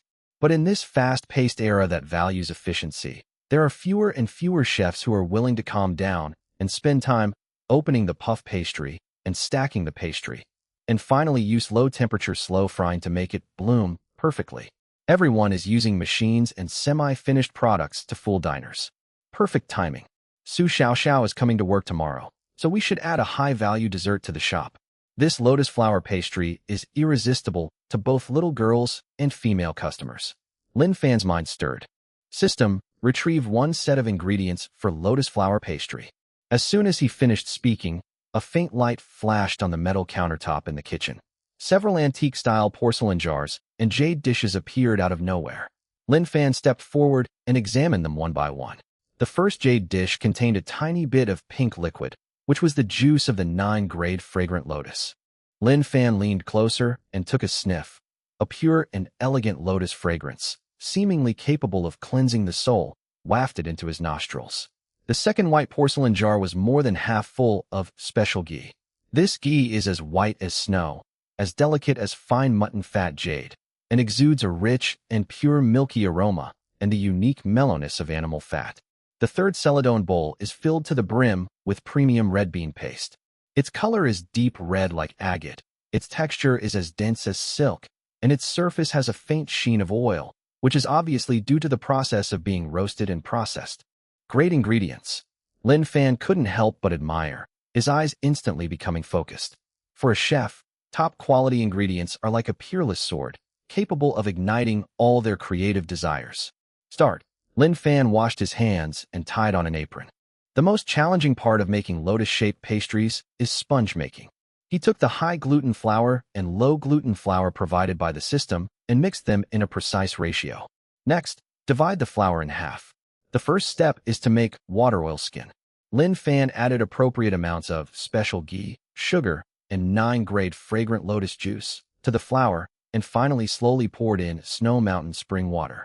The cool, sweet spring water can better bring out the wheat aroma of the flour, while keeping the dough at a low temperature during kneading to prevent the oil from melting too early. He kneaded and slapped the dough repeatedly on the cutting board until the surface of the dough became extremely smooth and showed a delicate pink color. When you pulled it apart, you could see a thin film. Only then did he wrap it in plastic wrap and set it aside to rise. The second step is to make dry oil pastry. This part is simpler, using only low-gluten flour and a large amount of special shortening. Lin Fan used the heel of his palm to rub the dough thoroughly until the powder and oil were completely combined, turning it into a smooth and delicate white dough. Next, Lin Fan flattened the risen pink water-oiled dough, like wrapping a bun, and completely wrapped the white dry oil pastry inside, pinching the opening tightly. He picked up the rolling pin, his movements gentle yet skillful. Slap, slap, roll it out long, then fold it into 3 layers. Roll it out again, then fold it again. This process is called folding the blanket. With each fold, the internal layers of the dough multiply. With the system's culinary expertise, Lin Fan's movements were so fast they left afterimages, and his control over the force was exquisite. Even though the pastry was rolled out as thin as a cicada's wing, there was not a trace of mixed pastry or leaking pastry. Finally, the dough was rolled into a large, thin sheet of uniform thickness. Lin Fan picked up a round mold and pressed out round pastry blanks onto the thin sheet with a click-click-click sound. Wrap the filling. He scooped out a spoonful of premium red bean paste and rolled it into a small, round ball. Place the red bean paste ball in the center of the pastry dough, tighten your thumb and forefinger, and slowly push it upwards until it is completely sealed. Then roll it into a small pink ball. Next comes the step that gives this dough its soul carving. Lin Fan picked up a sharp knife and held his breath. The blade tip made a precise and ruthless cut at the top of the pink sphere. 1 cut, 2 cuts, 3 cuts. As the blade gradually took on a wheat, rice shape, the top of the sphere was also divided into 6 equal parts. The recipe for lotus flower pastry is very clear. The carving depth is strict and extremely particular. It must be deep enough to see the red bean paste at the bottom, but the bottom of the pastry must not be cut through, otherwise it will fall apart when it goes into the pot. Chapter 99 Beauty and Skincare. Several unfinished pieces are ready. Lin Fan turned around and poured clear salad oil into another pot. When making lotus flower pastries, you absolutely cannot use high heat. You can only fry them slowly in warm oil, which is commonly known as nurturing. When the oil temperature reaches 30–40% of its maximum heat, that is, when you place your palm above the oil surface and can feel a slight warmth, but the surface is calm without ripples. Lin Fan carefully used a large slotted spoon to hold several pink dough pieces and slowly lowered them into the oil. Sizzle. Strings of extremely fine oil bubbles rose up from around the raw clay like pearls. Then, a miraculous scene unfolded. As the oil temperature slowly penetrated, the originally tightly closed pink dough seemed to hear the call of the spring breeze. The outermost layer of puff pastry, cut open with a knife, begins to curl slightly outwards. 1 floor, 2 floors, 3 floors. Nourished by the hot oil, the thin, translucent, pink and white layers of the pastry began to unfold and bloom at a speed visible to the naked eye. Like delicate lotus flowers, they slowly ushered in their blooming season in the golden pond. The dark red bean paste filling in the middle is like a budding flower, partially hidden by layers of petals. At the same time, an extremely elegant lotus fragrance, mixed with the rich, milky aroma of heated ghee and the sweet aroma of red bean paste, swept through the entire kitchen like an aroma storm. What a nice view. Even Lin Fan, who was used to the wonders of the system, couldn't help but let out a soft sigh when he looked at the lifelike lotus flowers in the pot. A few minutes later, the petals were fully open and the flaky layers were set. Lin Fan quickly scooped out the lotus flower pastry and placed it on absorbent paper to drain off the excess oil. Then, he took out a black rectangular stone plate and arranged the 3 pink lotus-shaped pastries in a triangular pattern. Pink petals, dark red stamens, and a pure black base create a striking color contrast, forming a stunning Chinese painting. Gurgle. Lin Fan was admiring his masterpiece when a loud swallowing sound suddenly came from behind him. He looked back. I don't know when, but the bedroom door opened a crack. Wearing pajamas with a strawberry bear pattern, Toanchuan stood barefoot at the kitchen door, tightly hugging the big strawberry bear she had just won that day. The little girl's soft hair was all messy from sleeping. Her big eyes were staring intently at the plate of delicate lotus-shaped pastries on the cutting board. Her little mouth was slightly open, and a string of glistening drool hung from the corner of her mouth. Dad. Toanchuan rubbed her eyes, seemingly not fully awake yet, and asked in her childish voice. It smells so good. Lin Fan's heart melted when he saw his daughter's greedy little face. He quickly washed his hands, went over, and picked up his daughter. Lin Fan carried Toanchuan to the cutting board and pointed to the plate of lotus flower pastries. Toanchuan, is it pretty? Wow. Upon closer inspection, Toanchuan's eyes widened instantly, all sleepiness vanishing. Flowers. Such beautiful flowers. Even more beautiful than the ones in the park. The little girl stretched out her chubby little hand, wanting to touch it, but she was a little hesitant, afraid that it would break if she touched it. Here, have a bite. Lin Fan picked up a lotus-shaped pastry that had cooled down a bit and held it to Toanchuan's lips. Be careful, the outside is very crispy. Toanchuan opened her mouth wide, like a little squirrel, and carefully took a small bite of the pink and white petals. Snap! A very crisp cracking sound rang out in the kitchen. The paper-thin pastry crumbled into countless tiny crumbs the moment it touched your teeth, spreading throughout your mouth. Next comes the inner layer of rich, sweet, and creamy red bean paste, which is mixed with the flaky pastry. Crispy, sweet, milky, lotus-scented all sorts of exquisite flavors instantly danced a waltz on Tuan's taste buds. Ugh! The little girl suddenly covered her mouth, her eyes curving into 2 little crescents, and her 2 little feet dangling happily in Lin Fan's arms. Delicious. So delicious, Daddy. Flour is sweet and crunchy. Toanchuan mumbled something indistinctly while eagerly leaning over to take another big bite. Eat slowly. No one's going to take it from you. Be careful not to leave crumbs. Lin Fan smiled indulgently and reached out to catch the falling crumbs of pastry. Seeing his daughter eating with such satisfaction, Lin Fan felt incredibly happy. With this lotus-shaped pastry, the shop will be getting a new item when the young lady comes tomorrow. Once this thing is launched, I bet all the girls and female college students on Jean Street who love desserts will go crazy, right? How much should it cost? Lin Fan secretly made plans in his mind. He checked and found that ordinary lotus flower pastries on the market, even in a slightly nicer gift box, would cost about 180 yuan for 6 pieces. But his is different. He used 9-grade fragrant lotus juice, specially made ghee, and premium red bean paste. The cost and craftsmanship are far superior to those cheap products made with fragrances and vegetable oils on the market. If the price is too low, it would not only be a disservice to these top-quality ingredients, but also fail to reflect the high-class status of this state banquet dessert. Ding! Detected that the host is pricing a new product, 299 yuan per serving, 3 flowers per plate. Additional note, this product not only has an exceptional fragrance, but also contains natural active ingredients. Long-term consumption has remarkable effects on beauty, skin nourishment, brightening, and sleep aid. This is the pinnacle of Chinese imperial pastries. Any price lower than this would be considered a serious insult to the system's top-tier ingredients. 299 yuan. Lin Fan couldn't help but raise an eyebrow as he looked at the price given by the system and the incredible additional explanation. A box of 6 lotus-shaped pastries in ordinary packaging on the market would sell for at most 70 or 80 yuan. The system directly raised the price to nearly 100 yuan per flower. However, when Lin Fan thought about its amazing beauty and skincare effects, he immediately felt relieved. For the wealthy young ladies and socialites of Phoenix Golden Street, who drive luxury cars, carry bags worth hundreds of thousands of yuan, and spend tens of thousands of yuan on cosmetic procedures, top-quality desserts that can make people beautiful would be snapped up even if they cost 2,999 yuan, let alone 2,999 yuan. After making up his mind, Lin Fan sealed the remaining ingredients and carried the somewhat sleepy Tuanshuan back to his room to rest. The next morning, sunlight pierced through the thin mist and shone on the bluestone pavement of Phoenix Golden Street.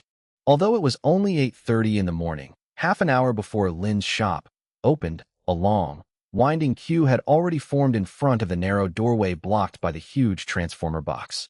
After these past few days of development, diners in Jiangcheng have become smarter. In order to get a taste of Lin Fan's cooking, everyone even spontaneously organized a queuing mutual aid group. Some people brought stools, others brought parasols.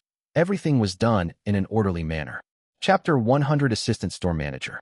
At the very front of the line, a young girl dressed in a simple white t-shirt and jeans, with her hair tied in a high ponytail, stood next to the transformer box, looking slightly uneasy, carrying a somewhat faded backpack. She kept checking the time on her phone and occasionally peered through the gap in the tightly closed roller shutter door. It's almost 9 o'clock. Why hasn't Brother Lin come yet? Did he forget to tell me last night? Su Xiaoxiao felt a little uneasy.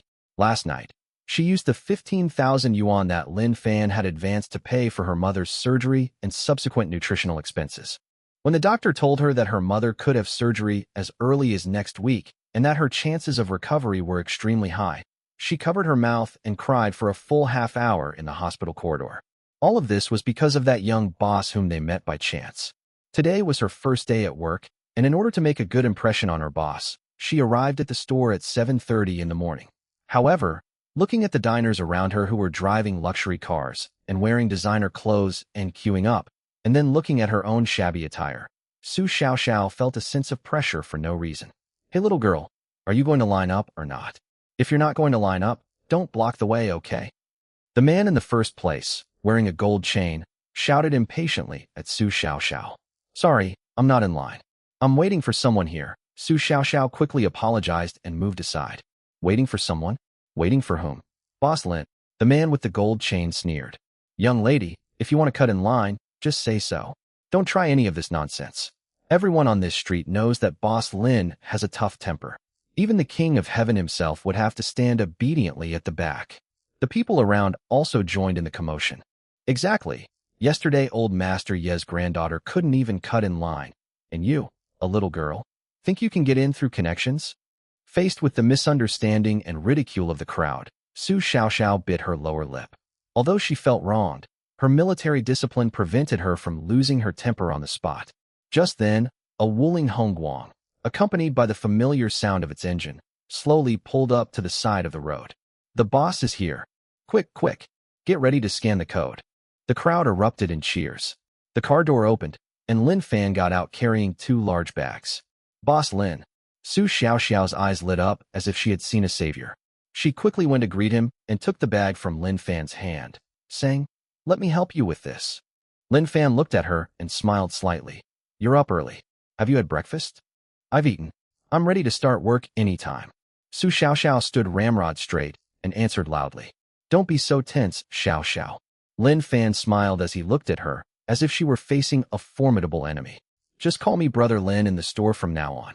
"Okay, Brother Lin." Su Xiaoxiao took the bag with both hands. "Hello, little sister." Tuanshuan leaned on Lin Fan's shoulder and smiled sweetly at Su Xiaoxiao, making a heart shape with her 2 little hands. "Good morning, Tuanshuan." Looking at this exquisitely beautiful little girl, Su Xiaoxiao's cold and hard features softened instantly. This scene left the gold chain man next to her, who had just been mocking Su Xiaoxiao, completely dumbfounded. "Boss, who is this young lady?" Lin Fan turned his head, looked at the surprised diners, and introduced the restaurant in a calm manner. "Everyone, this is my store's newly hired assistant manager, Su Xiaoxiao. From now on, she will be in charge of maintaining order in the queues, taking orders, and processing payments at the store. Also, she has a straightforward temper and was a soldier. If any of you are thinking of cutting in line or causing trouble in the future, you'd better think twice." Whoosh! A gasp of surprise erupted from the crowd. Holy crap, Boss Lin is hiring, and it's a retired female soldier. Wow, this place is going to have not only a master chef, but also female bodyguards. The man with the gold chain shrank back in fright, giving Su Xiaoxiao an awkward smile. Assistant Su. I'm sorry about earlier. I'm such a chatterbox. It's okay, just line up. Su Xiaoxiao replied calmly, but she was overjoyed inside. Brother Lin's words not only supported her, but also directly established her position in the store. Lin Fan took out his key and pulled open the roller shutter door. Come in and familiarize yourself with the work environment. Su Xiaoxiao followed Lin Fan into the store. When she fainted from heat stroke last time and Lin Fan carried her in, she was completely dazed when she woke up and had no mood or time to properly look around. Looking closely at the small bridges, flowing water, green bricks, bamboo shadows, and interior decoration resembling a Jiangnan garden. Even someone like her who has little interest in material things couldn't help but let out a heartfelt exclamation. Brother Fan, I was so confused last time that I didn't look closely, but this shop is so beautiful. Su Xiaoxiao looked around. It looks like a run-down place from the outside, but it's actually a paradise inside. Everyone wants to eat in peace and quiet. Lin Fan smiled and picked up the conversation, casually turning on a few antique-style palace lanterns in the shop. Come over here. He led Su Xiaoxiao to the counter. From now on, you'll be in charge of maintaining order in the lobby, handling the cash register, and playing with Tuanchuan. Lin Fan pointed to the cash register and the adjacent rest area. I guarantee I'll complete the mission. Su Xiaoxiao shouted, then placed the large bags in the corner. Brother Lin, these dolls are. This is what you won at the amusement park yesterday, Lin Fan said with a smile, his tone slightly mischievous. I originally planned to distribute them on site yesterday, but there were just too many dolls on that wall. In order to teach that rip-off boss a lesson, I simply drove in and bought all the remaining dolls. Upon hearing this, Su Xiaoxiao instantly recalled the comical image of the mustachioed boss from yesterday, his face ashen and on the verge of tears. As a former employee who had been exploited by that unscrupulous boss, Su Xiaoxiao felt incredibly satisfied and couldn't help but burst out laughing. That heartless boss used to bully people all the time. Brother Fan, your move was like cutting off his lifeline, leaving him with nothing. He'll probably be feeling the pinch for months. That was so satisfying. To deal with that kind of person, you have to hit him hard so that he won't think that honest people are easy to bully in the future. Lin Fan smiled slightly, then turned around, took out a brand new small blackboard, picked up the chalk, and began to write. But so many dolls would take up too much space at home, so we might as well bring them to the store as employee benefits. We have a small promotion at the store today. Every child who brings a child to dine in can choose a free doll. Su Xiaoxiao was stunned for a moment, and her admiration for Lin Fan grew even stronger. As Lin Fan spoke, he wrote down the first activity and then added a line of extremely eye-catching words at the bottom of the blackboard. Chapter 101 Miraculous Effects. New arrival today, Imperial Recipe Lotus Flower Pastry. Price, 299 yuan per serving, 3 flowers per plate. Note, it has amazing effects. Limited to 50 servings per day, while supplies last. After finishing writing, Lin Fan patted the chalk dust off his hands and handed the blackboard to Su Xiaoxiao. Xiaoxiao, hang this outside the door. Get ready to open for business. 299 yuan for a dessert. Su Xiaoxiao stared at the price on the blackboard, secretly astonished. Her allowance in the army wasn't high, and after she was discharged, she was extremely poor. 299 yuan was enough for her and her mother to eat vegetables for more than half a month. But the noodles in this shop cost 188, and the desserts are priced like this. I guess it's because Brother Lin's skills are worth the money. But she didn't ask anything. Su Xiaoxiao took the blackboard out of the store and hung it in a conspicuous place. As soon as the blackboard was hung up, the crowd queuing outside erupted in excitement. Giving away a baby. Mr. Lin is so generous. If I had known, I would have risked my life to bring my grandson today. Holy crap, forget about the dolls, look down here. New arrivals. Imperial Recipe Lotus Pastries? 299 yuan a serving? 3 pastries per plate. Wow, almost 100 yuan for a piece of pastry. If this were any other shop, I'd definitely call them greedy. But at Boss Lin's, guys, I think 299 is actually pretty reasonable. Be confident. This is practically charity. Another regular customer pointed at the blackboard with shining eyes. Is price the key point? The key point is those words in the notes, miraculous effects. Do you think Mr. Lin's products have miraculous effects? Last time, that 100 yuan tea egg cured my migraines that I'd had for years. My goodness, a dessert with magical effects? This is absolutely made for women. My wife has been working overtime every night lately and has developed acne. She's been throwing a tantrum at me. If I buy her some, she'll treat me like royalty. Hey guys, stop talking nonsense. Didn't you see it says limited to 50 sets downstairs? I'm taking this spot today. Nobody's going to take it from me. Get lost. Have you forgotten Boss Lin's ironclad rule? One purchase per person. Queue up according to your ability. The crowd erupted in excitement, especially the men and white-collar women who had brought their girlfriends. Their eyes were practically glowing with greed, and they couldn't wait to break through the threshold and buy all 50 portions of lotus-shaped pastries. Su Xiaoxiao stood at the door, completely stunned, watching the group of customers who had gone crazy over a 299 yuan pastry. Is Thesis this really not some kind of cult scene? Just how magical is Brother Lin's cooking? In the crowd, a white BMW Z4 honked its horn twice. Shin Man, wearing large sunglasses and high heels, carrying a limited edition Hermes bag, strode over in a flurry of activity. Clutching the 002 Supreme Black Gold card given to her by Lin Fan, she swaggered past the queue and walked confidently to the front. Just as he was about to step inside, Su Xiaoxiao blocked him from entering like an iron wall. Madam, please go to the back of the line. Su Xiaoxiao looked at Shun Man expressionlessly. Shin Man paused for a moment, took off her sunglasses, and looked Su Xiaoxiao up and down. Are you a new waitress? Shin Minning raised her black gold card in her hand, her chin slightly lifted. I have a VIP card. Skip the line, understand? Where's Lin Fan? Tell him to come out and see me. Su Xiaoxiao had no idea what a VIP card was. She was stubborn and didn't believe anything. Sorry, I don't recognize any card. Brother Fan said we don't officially open until 9 o'clock. There are 3 minutes left. Please step back. Cutting in line is not allowed. Hey, why are you so stubborn? Shin Man exclaimed in exasperation. Usually, she was treated like royalty at any high-end restaurant she went to, but today she was being stopped by a new employee. Just as the two beautiful women were about to start fighting at the door, Lin Fan came out from inside, wearing an apron.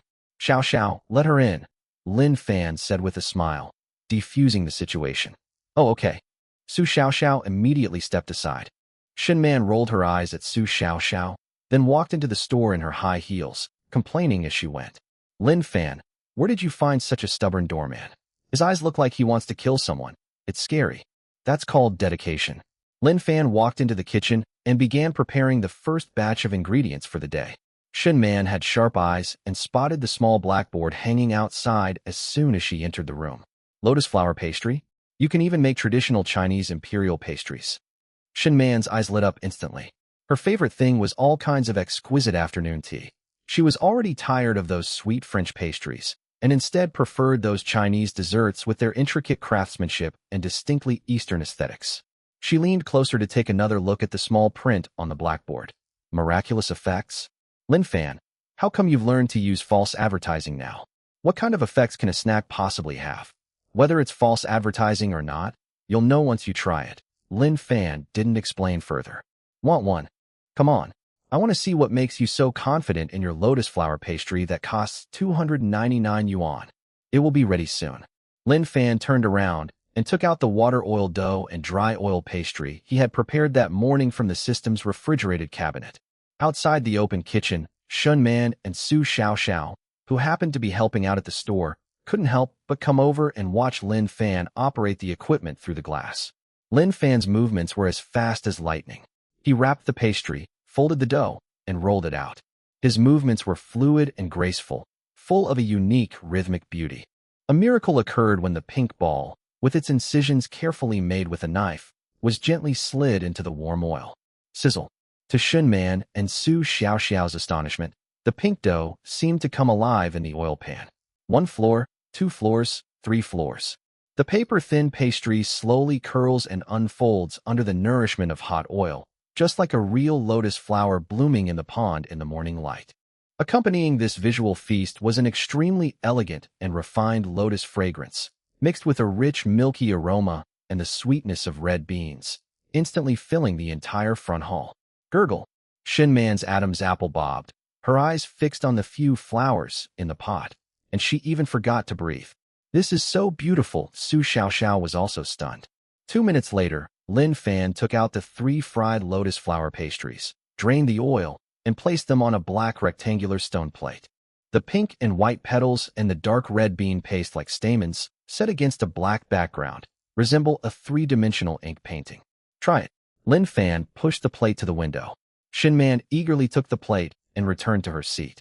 She took out her phone and snapped over a dozen photos of the breathtakingly beautiful dessert from every angle, then quickly posted them on her WeChat moments.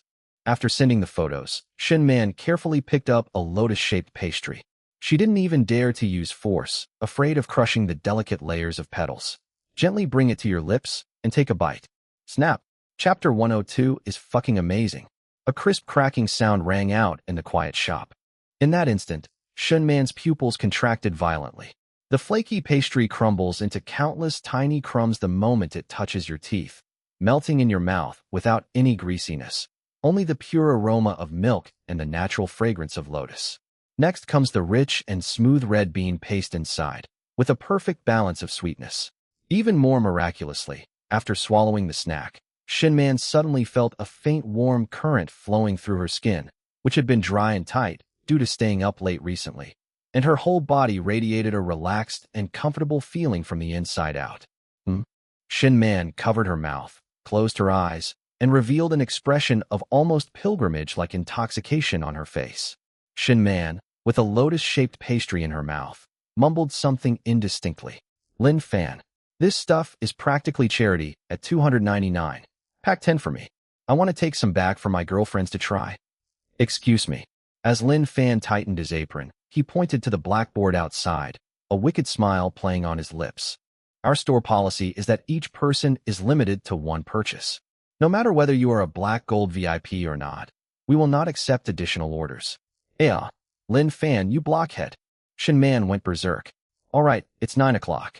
Lin Fan glanced at the wall clock and nodded to Su Xiaoxiao, who was standing beside him. Xiaoxiao, open the door and welcome the guests. Yes. Su Xiaoxiao turned around and strode to the door. She pushed the half-closed glass door open completely, the crisp sound echoing through the Phoenix Golden Street in the early morning. Dear customers, Lin's shop is now open for business. Please queue up in an orderly manner, avoid crowding, and order in turn. As soon as the words were spoken, diners who were already driven crazy by the aroma of plum juice and beef brisket noodles, and whose eyes were red with enticement by the new lotus flower pastry, poured in like a tidal wave. Boss, give me a bowl of supreme beef brisket noodles, and one of those new lotus flower pastries. Yes, the one with the magical effects. The chubby guy at the front of the line was holding his phone and started shouting at the top of his lungs before he even reached the cashier. I want lotus flower pastries too. My girlfriend loves the name. I want to take them all to go. Daddy, I want that SpongeBob SquarePants doll. Boss Lin, steamed buns. Give me a basket of crab roe buns. In an instant, the once quiet and elegant shop became bustling with noise. The sounds of ordering, scanning QR codes for payment, and children's cheers mingled together, making it even more lively than a vegetable market. Especially in front of the pile of plush toys, a large number of parents who brought their children instantly gathered around. Toanchuan happily helped the children choose dolls. This Doraemon is for you. But this big strawberry bear was a gift from my dad, so I can't give it to you. The little girl's sweet, childish voice drew good-natured laughter from the adults. Faced with the surging, even somewhat chaotic, crowd, Su Xiaoxiao immediately got to work. She had previously done many part-time jobs to pay for her mother's medical treatment, and had worked her way up in the service industry, so she wasn't intimidated by this kind of situation. Please don't push. Please line up in a single file outside the lines. Customers with children, please pick up your toys on the right and do not linger in the aisle. Sir in black, please step back and do not cut in line, otherwise we will refuse to serve you. Su Xiaoxiao's voice was clear and crisp. Those who had originally wanted to cut in line or make a lot of noise felt embarrassed when she stared at them like that, and quickly shut their mouths and obediently returned to the queue. Even Xinman, who was sitting in the corner eating snacks, couldn't help but raise an eyebrow. Wow, Lin Fan really hit the jackpot this time. This girl looks thin, but she has a strong presence. She's much more effective than those burly security guards outside. Lin Fan stood in the open kitchen, looking at the well-organized hall, and nodded in satisfaction. With Su Xiaoxiao joining him, he was finally able to completely shed the order and trivial matters of the front hall and devote himself wholeheartedly to cooking. The first dish, supreme beef brisket noodles and lotus flower pastry, is served. Lin Fan worked quickly and placed the food that the fat man had ordered at the food counter. The chubby man, carrying his tray, eagerly found an empty seat and sat down. He first glanced at the plate of lotus-shaped pastries, which were as exquisite as works of art. The layers of pink and white petals, set against the black stone slabs, are simply breathtakingly beautiful. This is too beautiful. Even I, a grown man, can't bear to eat it. The fat man swallowed hard. However, more than its appearance, he was concerned about the so-called magical effect written on the blackboard. These past few days, he's been working overtime every night to finish a big project. He feels completely drained, his complexion is sallow, and his dark circles are practically drooping down to his chin. He carefully picked up a lotus-shaped pastry and took a bite. Snap! An extremely crisp sound. The pastry instantly melts into countless sweet crumbs in your mouth, accompanied by the elegant and refined natural lotus fragrance, instantly filling your entire oral cavity. Then, the rich, sweet red bean paste bursts on the tongue, sweet, but not cloying, just right. Ugh! The fat man's eyes widened suddenly. Delicious. So delicious. The distinct layers, sweet and crisp texture completely changed his understanding of traditional Chinese pastries. However, what shocked him even more was yet to come. As soon as he swallowed the pastry, less than half a minute later, the chubby man suddenly felt a gentle warmth rising from his stomach and quickly spreading throughout his body. My brain, which had been foggy from staying up all night, suddenly became incredibly clear, as if it had been washed with cool mint water. That heavy feeling of fatigue and the soreness in my shoulders were visibly fading away. Holy crap! The chubby man touched his face in disbelief. Is this a magic pill? I feel like I can run a marathon now. Seeing this, a regular customer sitting opposite him quickly took a bite of the lotus flower pastry on his plate. This guy is a programmer who spends long hours in front of the computer, resulting in dull skin and severe acne breakouts. Hey bro, look at my face. The programmer was so excited he almost jumped up, pointing to his forehead. That big, painful red pimple on my forehead, has it shrunk? Is it less red now? The chubby man took a closer look and gasped. Amazing. Absolutely amazing. Boss Lin wasn't lying to me. That 299 yuan was totally worth it. I feel like I've become 3 years younger. As more and more people tasted the lotus-shaped pastry, gasps and exclamations of surprise rose and fell throughout the shop. Women were amazed by the instant firmness and radiance of their skin, as if they had just undergone a top-tier thermage treatment costing tens of thousands of dollars. The men were amazed that their fatigue had vanished and they were filled with energy. Chapter 103 Being late is a winner. The immediate, miraculous effect, coupled with the irresistible top-notch taste, completely ignited everyone's madness. Boss, give me another order of lotus flower pastries. I'll pay 500. No, 1,000. I want one too. I'll pay 2,000. Sell it to me. I'll take it back for my mom. Hey, stop shouting. Have you forgotten Boss Lin's rules? 1 item per person. Shouting until your horse won't do any good. In less than 20 minutes. Su Xiaoxiao's clear voice rang out again, but this time with a hint of apology as she hung up a sold-out sign. I'm sorry, everyone. All 50 portions of lotus flower pastries for today have been sold out. The diners who were behind in line and hadn't ordered, yet instantly let out desperate screams. Seriously? I've been waiting in line for half an hour, and I was only 2 people away from being called. Wah, if my wife finds out I couldn't buy those lotus flower pastries with magical effects, she definitely won't let me into bed tonight. Boss Lin, please, make 50 more. Can you bear to see our family torn apart? Ignoring the wails outside, Lin Fan casually tossed out a remark while cooking noodles in the pot. Please come early tomorrow. Sitting in the corner, Shin Man watched this scene and couldn't help but burst out laughing. She picked up the last lotus-shaped pastry that belonged to her, slowly put it in her mouth, and her eyes were full of a sense of superiority that getting to eat it is a win. She could clearly feel that since eating the lotus flower pastry, the fatigue she felt last night from watching Lin Fan stay up all night had vanished. Even her skin, which had become a bit rough due to the hot weather, seemed to have been thoroughly hydrated and became moist and radiant. Just how many good things is Lin Fan hiding? Shin-man looked at the focused figure in the open kitchen, her eyes sparkling. Just then, a young man dressed as a food delivery rider rushed into the store. Excuse me.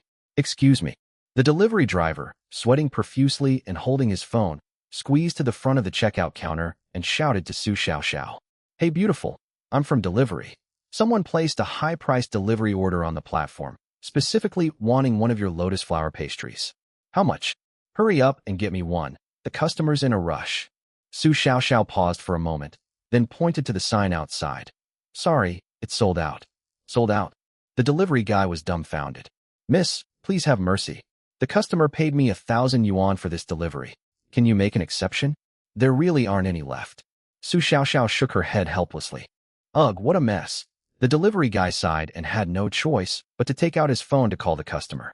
Hey boss, I'm so sorry. The lotus flower pastry from Lin's shop that you ordered is sold out. The voice on the other end of the phone sounded like that of a young woman, and she sounded very anxious and disappointed. How could they be sold out? I even added 1,000 yuan for delivery. The store only makes 50 servings, and when I arrived, they already had a sold-out sign on it. The delivery guy looked helpless. Okay, I'll place another order tomorrow. Can you go queue up for me at 8 o'clock tomorrow morning? I'll give you an extra 2,000 for the delivery fee. Sure. No problem, boss. The delivery guy's eyes lit up when he heard about the 2,000 yuan delivery fee, and he readily agreed. After hanging up the phone, the delivery driver muttered to himself as he walked out. They're really burning money, spending 2,000 yuan to have someone buy a single pastry for them. Shin-man sat beside her and heard everything clearly. She watched the delivery guy leave, then looked at the crowd still queuing up, eagerly waiting to eat beef brisket noodles, even though they hadn't bought the lotus flower pastries yet. She felt a surge of happiness. Zurich, Switzerland. Inside a penthouse suite of a 7-star hotel overlooking the Alps, Su Qing, dressed in a fine silk robe and holding a cup of strong black coffee, stood quietly in front of the floor-to-ceiling window. Although her brows and eyes showed some fatigue from continuous high-intensity work, her clear and beautiful eyes shone with undisguised ecstasy and ambition. Just now, she led her team to complete the company's last and most important roadshow before its Nasdaq listing. Su Qing took a small sip of the bitter coffee, exhaled a long breath, and a proud smile curved her lips. 5 years have passed. In the 5 years of her marriage, she worked tirelessly, endured the cutthroat competition in the business world, and even sacrificed time with her daughter. Finally, she ushered in her own moment of glory. From this day forward, Su Qing will truly stand at the pinnacle of Jiangqing's business world. But at the moment of reaching the summit, the image of that man Lin Fan inexplicably appeared in her mind. That man, in her eyes, was mediocre, only good for cooking, and couldn't even share some of her workload. Lin Fan, if you had been a little more ambitious back then, even if you were just an ordinary department manager, I might have looked at you differently. Unfortunately, you're hopeless. Now, the gap between us is an insurmountable chasm. Su Qing shook her head, seemingly wanting to completely erase this insignificant name from her mind. She turned and walked to the sofa, picking up her phone. She's been busy with roadshows these past few days and has almost lost contact with people back home. Now that she has some free time, she suddenly thought of her daughter, Tuanchuan. I wonder how much suffering Tuanchuan has endured with that good-for-nothing father. Man hasn't messaged me these past few days either. Could it be that Lin Fan has caused some trouble again? Su Qing frowned slightly and dialed her best friend Shin Man's WeChat video call. At this time, in Jiangqing, China, inside the Lin family shop on Phoenix Golden Street, Shin Man was sitting in her usual corner armchair, unceremoniously holding a huge bowl bigger than her face, slurping down the last bowl of supreme beef brisket noodles for the day. Because she was so engrossed in eating, and because the soup was so warm, a fine layer of fragrant sweat even appeared on her forehead. Just then, the phone on the table suddenly started vibrating wildly. Shin Man glanced at the screen casually. Puff, cough, cough, cough. When Shin Man saw the word ching ching flashing on the screen, she was so startled that she almost spat out the beef brisket she was eating. Chapter 104 is finished. Her eyes widened suddenly, as if she had done something wrong.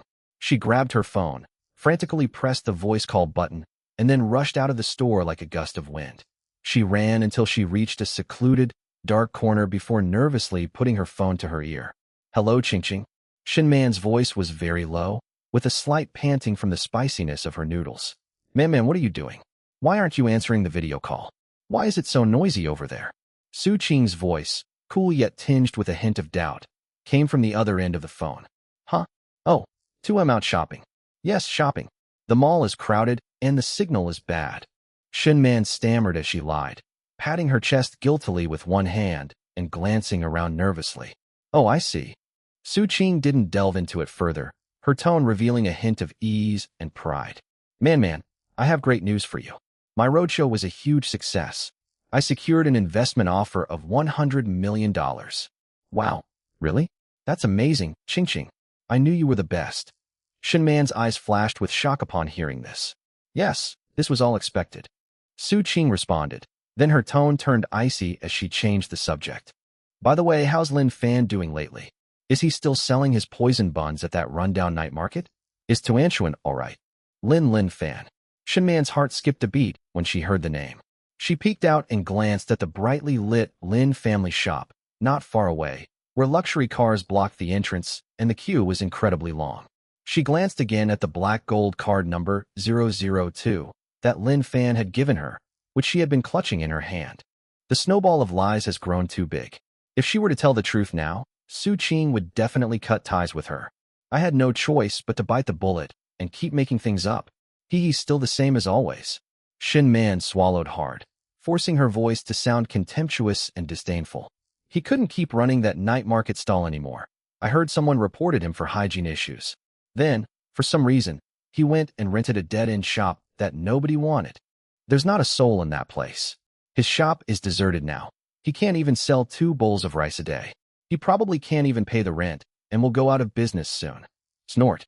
Su Qing on the other end of the phone let out a cold laugh, her voice carrying a sense of superiority. This is what is called being unworthy of one's position.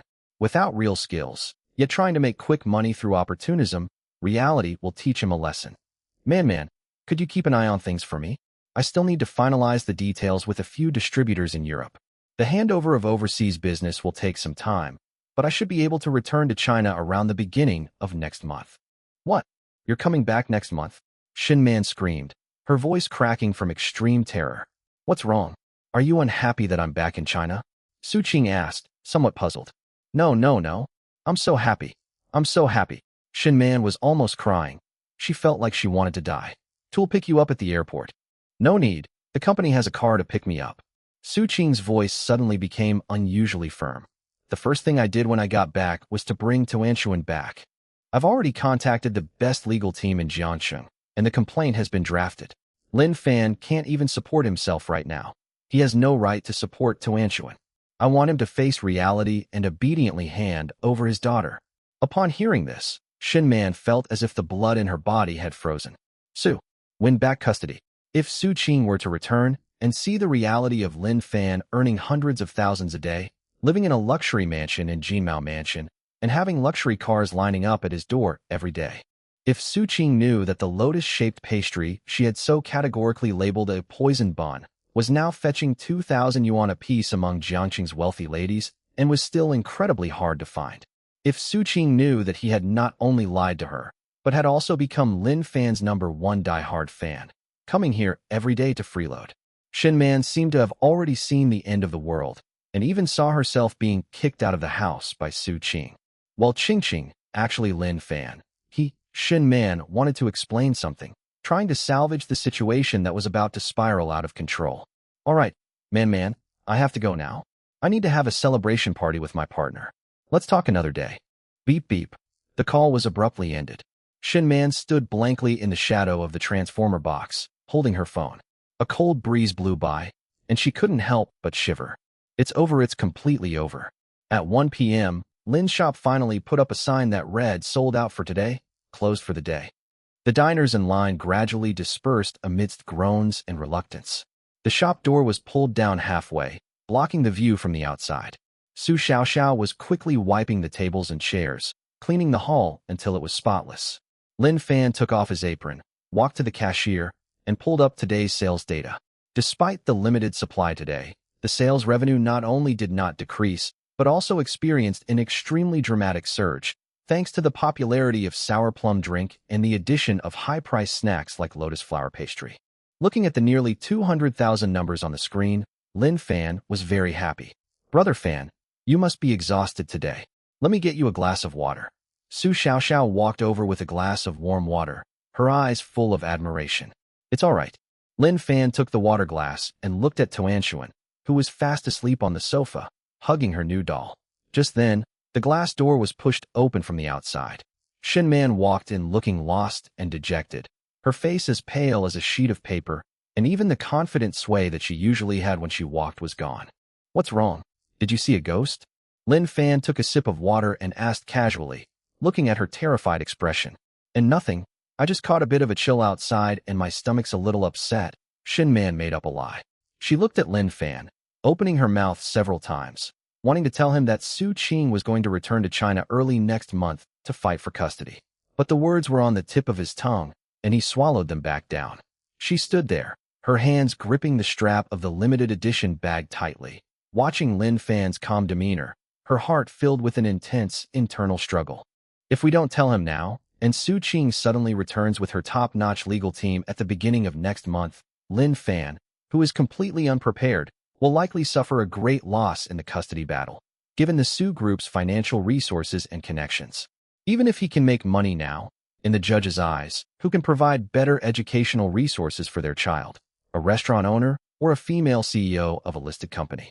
But if I tell him now, Lin Fan will definitely ask me how I know. Once Lin Fan follows the trail, he will find out that his initial purpose in coming to eat noodles and trying to get close to Su Qing these past few days was actually to help Su Qing monitor him. He was even secretly gathering dirt on him. If Lin Fan finds out the truth, forget about being friends. How will he view her in the future? Chapter 105 The Su Family.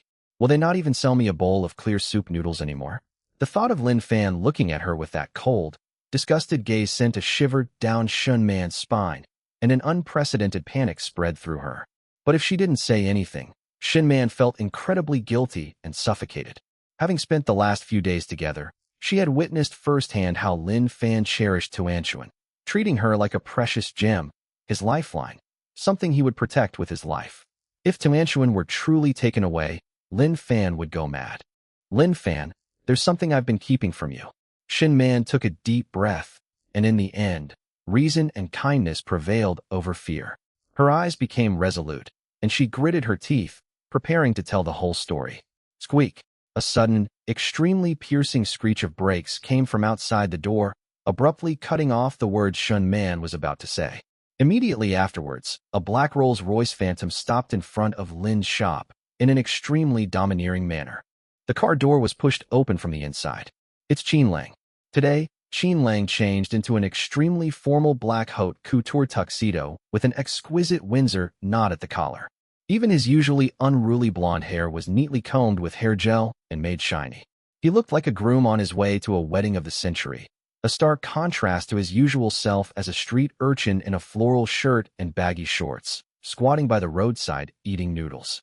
Brother Lin, are you ready? Time's almost up. I'm here to get you ready to show off your skills.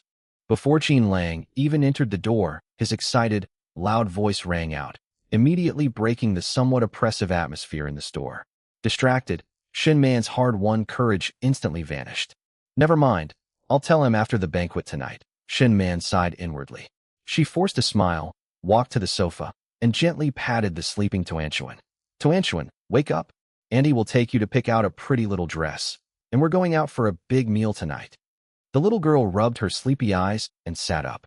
Upon hearing that she could wear a pretty dress, she immediately perked up. Yay! Lin Fan put down his water glass, turned around, picked up the black temperature-controlled refrigerator he had prepared beforehand, and instructed Shin Man. There will be many people and distractions tonight, so I'll have to ask you to take good care of Tuanshuan. Don't worry.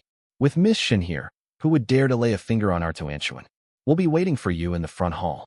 Shin Man patted her chest. Qin Lang stepped forward, snatched the refrigerated box from Lin Fan's hand, and made an extremely obsequious, please, gesture, chuckling as he said, Chef Lin, get in the car. Tonight, we're going to teach those country bumpkins who eat Western fast food what real art is. Lin Fan smiled faintly and got into the back seat of the Rolls-Royce. 7 p.m. outside the magnificent banquet hall of the Grand Hyatt Jiangxing Hotel. As the highest-level annual charity gala of the Jiangxing Chamber of Commerce, the Grand Hyatt Hotel was bustling with activity and glittering with stars tonight. A red carpet hundreds of meters long was laid out at the hotel entrance, extending all the way to the grand lobby. The flashing lights on both sides made it as bright as day, so bright that people couldn't open their eyes. Limited edition luxury cars lined up like a car show at the start of the red carpet. Rolls-Royce Phantom, Bentley Mulsanne, Maybach S-Class, and even a few Hongqi sedans with extremely special license plates. The car doors open one by one. Business tycoons who usually only appear on the covers of financial magazines, socialites in haute couture evening gowns, and even a list celebrities who are invited to support the event at great expense, all showed their most dignified side on the red carpet. Elegant attire and gleaming hairpins, a dazzling display of wealth and status. This is the true arena of fame and fortune in Jiangxing. Every guest who walks the red carpet is greeted with a flurry of camera flashes from the media on both sides and hushed gasps from the onlookers. Meanwhile, in the middle of the red carpet, a black Mercedes-Benz S-Class slowly came to a stop. The doorman respectfully opened the car door. The people who got out of the car were Su Qing's parents, Zhang Zuohua and Su Ming. Zhang Zuohua clearly went all out today. She wore an extremely eye-catching bright red evening gown. Her hair was styled in a high bun, and a thick diamond necklace that exuded a nouveau riche vibe, reflecting a dazzling light under the spotlight. She held tightly to Su Ming's arm, tried to straighten her back, and wore an almost stiff, self-perceived, elegant smile as she walked step by step down the red carpet. "Old Su, straighten your back. This is a Chamber of Commerce banquet. There are many big bosses watching. Don't look like you've never seen anything like this before." Zhang Zuohua lowered her voice and squeezed out these words through gritted teeth. Su Ming frowned as his wife pinched him and somewhat guiltily tugged at his tight tie. "That's enough. Although our Su family has some money, we're just a nobody in this circle. We only got this invitation because Qingqing pulled some strings. With such a big chain on you, aren't you afraid people will laugh at us for being nouveau riche?" "A joke? Who dares to laugh?" Zhang Zuohua snorted coldly, unconvinced, and arrogantly raised her chin. "Our Qingqing is currently on a roadshow in Europe. Once we secure investment and take the company public, we'll be a legitimate powerhouse. We're here today to get acquainted with the industry beforehand." As they were talking, Zhang Zuohua noticed with her sharp eyes that a woman in a dark green cheongsam, with an elegant and noble demeanor, was being led inside by several people not far ahead. "Oh my, isn't that Mrs. Li? The one whose family is in the import and export trade?" Zhang Zuohua's eyes lit up, as if she had spotted prey. She immediately grabbed Su Ming, quickened her pace, and squeezed past several minor celebrities taking photos to get closer. "Mrs. Li. Oh, Mrs. Li, it's been a long time." Zhang Zuohua's face was beaming with smiles, so bright that it was as if she had seen her long-lost sister. The lady, known as Mrs. Li, stopped and turned around, frowning slightly as she looked Zhang Zuohua up and down, seemingly trying to remember who she was. "You are Mrs. Su?" Mrs. Li's tone was indifferent, carrying an inherent sense of detachment and politeness. Yes, it's me." Zhang Zuohua nodded excitedly and tried to take Mrs. Li's hand, but the other woman subtly avoided her. Zhang Zuohua wasn't embarrassed at all. Her gaze immediately fell on Mrs. Li's wrist, and she exclaimed in surprise, "Oh my, Mrs. Li, your bracelet is so beautiful. Is it a limited edition Cartier? The clarity and design are amazing. Only someone with your elegance could pull it off." Mrs. Li glanced out of the corner of her eye at the diamond necklace around Zhang Zuohua's neck, which resembled a dog leash, a barely perceptible hint of disdain flashing in her eyes, and replied with a forced smile. "Mrs. Su, you're too kind. It's just something I wore casually. Mrs. Su's outfit today is quite festive." Chapter 106. They're gone. "Oh, it's a good day today." Zhang Zuohua completely missed the sarcasm in the other person's words, and instead became even more enthusiastic, subtly showing off her precious daughter. "Mrs. Li, you don't know, my Qingqing is currently in Switzerland for a promotional tour. Oh my, several major European banks are lining up to invest in our Su Group, begging to become our shareholders. The valuation has already reached several billion. Once she comes back and the company goes public, I'll have her go to Paris and bring me a few of these limited editions." Mrs. Li paused slightly in her wine glass, then gave a perfunctory smile. "Is that so?" Miss Su is indeed young and promising. After she finished speaking, she turned her head, and just then a socialite from a truly prestigious family walked by. Mrs. Lee immediately put on a warm and sincere smile, took the other woman's hand, and started chatting about a famous painting she had recently bought at Christie's auction house. Zhang Suihua was left standing to the side. Her mouth was agape, her smile frozen, and the boastful words she had prepared stuck in her throat. She stood like a clown next to two real socialites, unable to get a word in edgewise. Feeling embarrassed, Su Ming quickly tugged at her arm. "All right, stop making a fool of yourself. Let's go inside." "What's so embarrassing about it? This is called social interaction. What do you know?" Although Zhang Suihua felt aggrieved, she still stubbornly shook off Su Ming's hand and muttered angrily in a low voice. "These snobbish women. Just wait until Ching makes her company big. Then they'll be the ones fawning over me. Let's go in." Just as Zhang Suihua and Su Ming slunk into the banquet hall, at the end of the red carpet in front of the Grand Hyatt Hotel, a suppressed gasp suddenly rang out. Even the reporters, who were used to seeing luxury cars, all turned their cameras toward the intersection. Buzz! A deep, beast-like engine roar pierced the night sky. This is not the sound of an ordinary sports car, but the deep and majestic sound unique to top-tier luxury cars. A pure black Rolls-Royce Phantom extended wheelbase slowly drove into the red carpet area. Whose car is this? This license plate, it's the Qin family's car. Wasn't Qin Donghai, the head of the Qin group, already in jail? Young Master Qin usually drives a sports car, so why is he coming out in a Rolls-Royce today? Is there someone more important in the car? Amidst the curious and inquisitive gazes of the crowd, the Rolls-Royce came to a smooth stop. The driver, wearing white gloves, quickly got out of the car and respectfully opened the back door. Immediately afterwards, Qin Lang, dressed in an extremely sophisticated haute couture tuxedo and with his hair neatly combed, climbed out of the car. He ignored the surrounding crowd's chatter, turned around, bent down slightly, and personally reached out to block the top of the car door. "Brother Lin, we've arrived." This one move instantly ignited the entire audience. Holy crap, who is he blocking the car door for? Who else in Jiangcheng, besides old Master Yi, would have the eldest young master of the Qin family personally act as a doorman? Could old Master Yi be in the car as well? Impossible. Elder Yi has already gone in.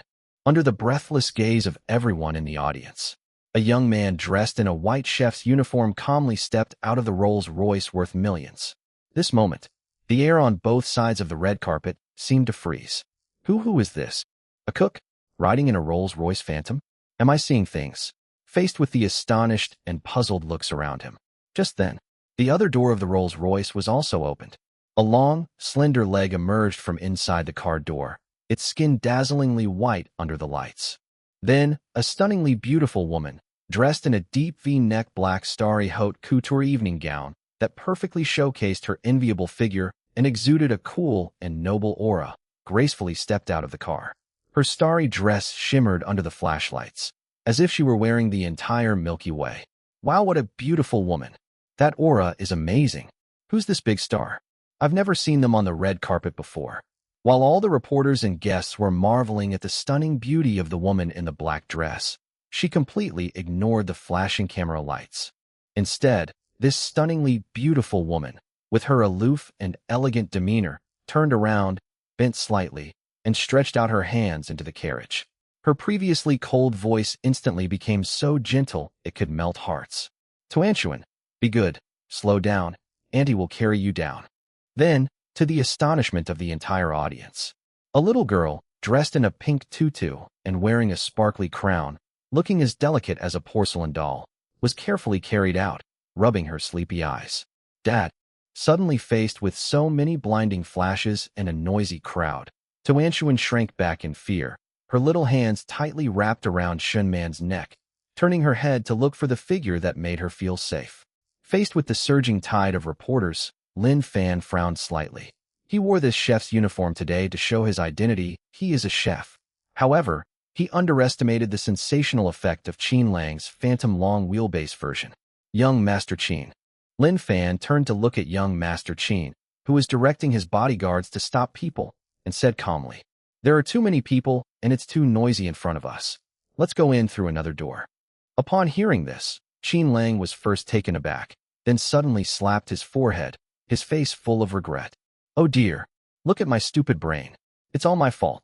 Brother Lin, I was so focused on bringing you here with the highest level of hospitality that I forgot these reporters are as annoying as flies. They scared our Tuan Tuan. Qin Lang immediately abandoned his usual carefree demeanor. His face darkened, and he shouted loudly at the bodyguards around him. What are you all standing there for? Didn't you see you've scared the child? Get them separated. Several burly bodyguards in black immediately stepped forward and forcibly tore a path through the frenzied crowd of reporters. Brother Lin, this way. Old Zhao left a door open for us in the VIP staff passage on the side of the hotel. No one will bother us there, and it leads directly to the back of the banquet hall. Qin Lang personally led the way. Lin Fan, holding Tuanshuan in his arms, turned around calmly. Xin Man, wearing high heels and holding up her skirt, followed closely beside Lin Fan like a dutiful nanny, and even used her limited edition bag to shield Tuan Tuan from the side lights. And so, amidst the astonished gazes of all the reporters and guests present, this mysterious man, escorted by Jiangxing's top young tycoon, beautiful socialites, and carrying an adorable child, and dressed in a chef's uniform, didn't even glance at the 100-meter red carpet that symbolized his status and position. He turned around and walked towards the other side of the hotel without looking back. Only a group of reporters were left bewildered in the wind on the red carpet. They left already? He didn't even let us get a clear picture of his face. Chapter 107, Are You Worthy? However, in stark contrast to the lavish atmosphere in the lobby, the Grand Hyatt Hotel's kitchen was currently in a state of extreme pressure and anxiety, on the verge of collapse. Hurry up. Why hasn't the cold appetizer for table number 3 been served yet? Who is in charge of plating the Australian lobster? The sauce is dripping all over the edge of the plate. Redo it. Control the heat. Pay attention to the heat. Hundreds of chefs in uniform moved back and forth in the huge kitchen, the clatter of pots and pans and the roar of the stove intertwined, like a battlefield in the midst of fierce fighting. Zhao Tianyi, the young master of Junyue, stood at the food counter, sweating profusely, as anxious as an ant on a hot pan, constantly checking his watch. Mr. Zhao, the first 10 main dishes have all been served according to the procedure without any problems. The hotel's executive chef, a man in his 40s, wiped the sweat from his brow and walked solemnly to Zhao Tianyi. But the time for the final dessert is almost up. Where is Mr. Lin, the one you have high hopes for? The executive chef's tone carried a hint of resentment and skepticism. Their Grand Hyatt team is of 5-star standard. They originally invited a French Michelin 3-star pastry chef to be the finale chef. Although they were unhappy, they accepted it. After all, the chef's reputation speaks for itself. But now the French master has diarrhea and is in the ICU. Instead of asking other 5-star hotel pastry chefs to save the day, the young master insists that Qin Xiao ask a street vendor who runs a hole-in-the-wall restaurant to make the final dessert. Isn't this ridiculous? The Chamber of Commerce Charity Gala. It's the most upscale and prestigious banquet in the entire Jiangxing. If something goes wrong, what will become of the Grand Hyatt Hotel's reputation? Stop talking nonsense. Zhao Tianyi tugged at his tie in frustration, his heart pounding with panic. He was well aware of the risks involved, but Lin Fan's methods, which had impressed even old Master Yi, forced him to take the gamble. Just then, the heavy iron door to the staff passage in the back kitchen was pushed open from the outside. They're here. Old Zhao, I've brought you reinforcements. As Qin Lang's signature loud voice rang out, the previously noisy kitchen instantly quieted down, and all the chefs turned to look at the doorway. Qin Lang walked ahead like a welcoming boy. Behind him, Lin Fan, dressed in a clean and neat chef's uniform, walked in with a black temperature-controlled refrigerator in one hand, his face still calm and composed. My dear ancestor, you've finally arrived. Zhao Tianyi was so excited that he almost rushed up and hugged Lin Fan. Quickly, come with me into the kitchen. I've cleared out the best pastry work surface and oven for you. Need a few assistants? I'll give you the most elite chefs from the pastry department. No oven is needed, and no help is required. Lin Fan gently placed the incubator in his hand on the operating table next to him. Lin Fan glanced at him indifferently, his tone calm. No oven needed. No assistance needed. Just give me a clean, wide frying pan and 50 blackstone slabs. Everyone else, stay within 3 meters of my work surface. Upon hearing this, the previously noisy kitchen instantly fell silent. Dozens of busy chefs at the Grand Hyatt Hotel stopped what they were doing and turned their attention to the young man in his ordinary chef's uniform, whose tone was surprisingly arrogant. Using a deep fryer to make the grand finale dessert? Are you crazy? The people sitting outside today are all celebrities from Jiangxing. Which of those socialites doesn't care about their figure?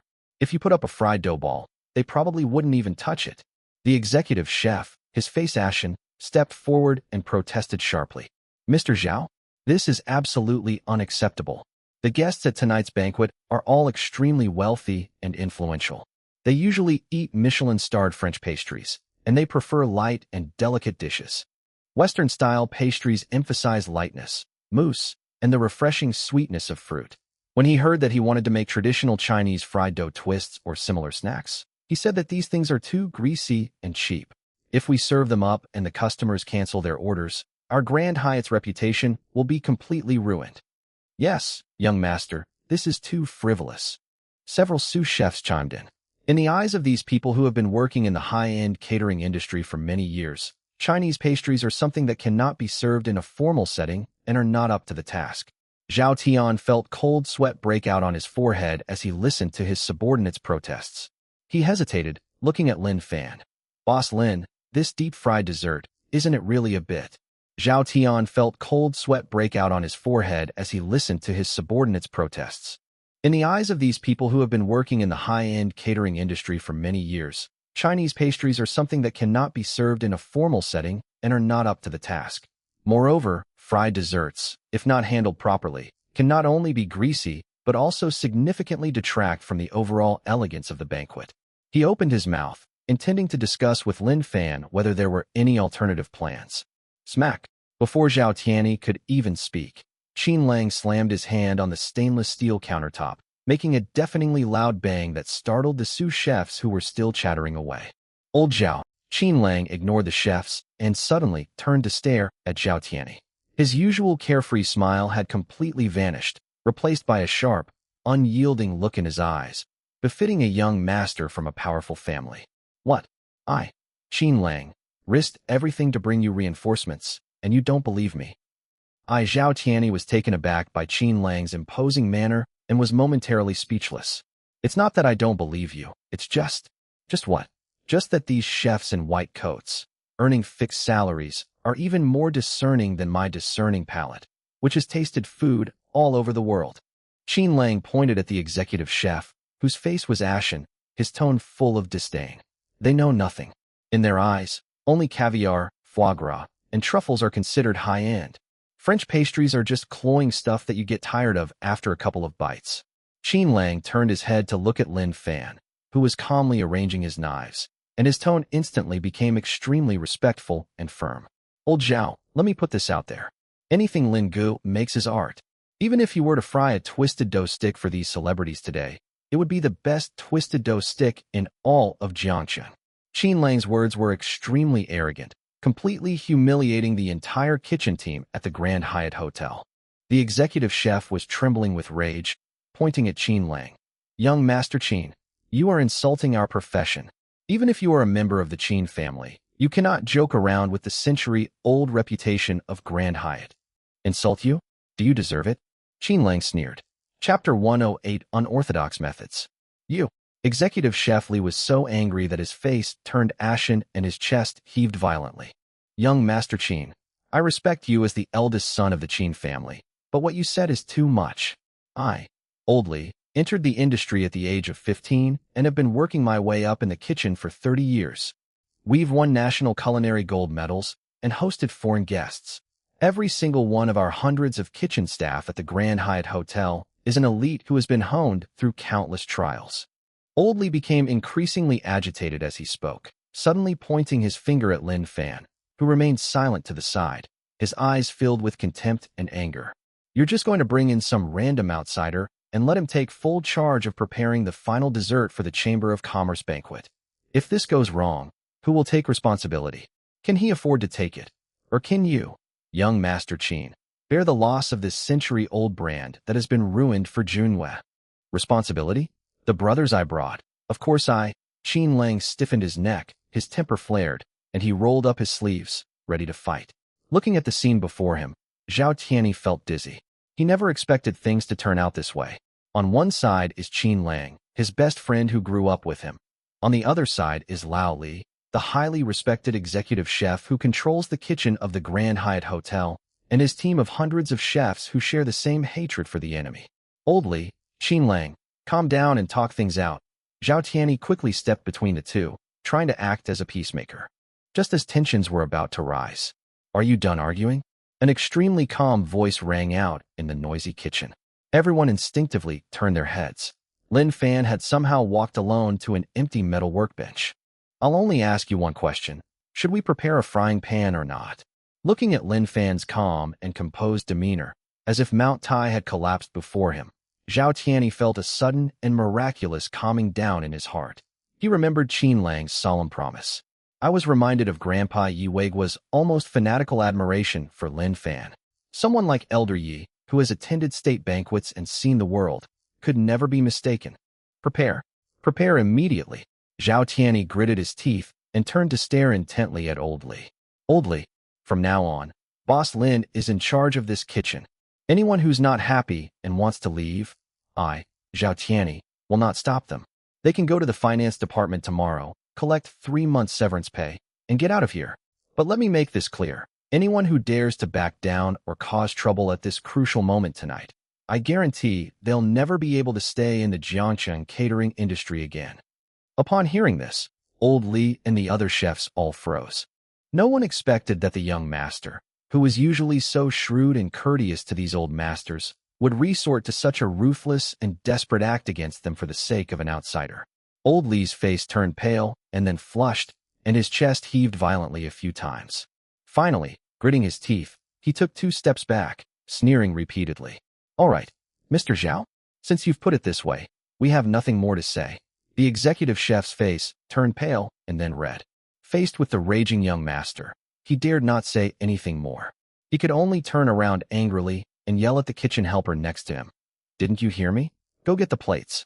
This kid better not mess up the dinner, or I'll see how President Zhao handles it. The executive chef cursed inwardly.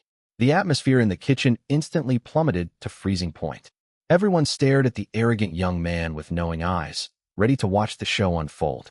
At this point, there were only 40 minutes left before the grand finale dessert of the dinner was served. Lin Fan returned to the control panel. Clatter. Lin Fan opened the first compartment of the refrigerated box.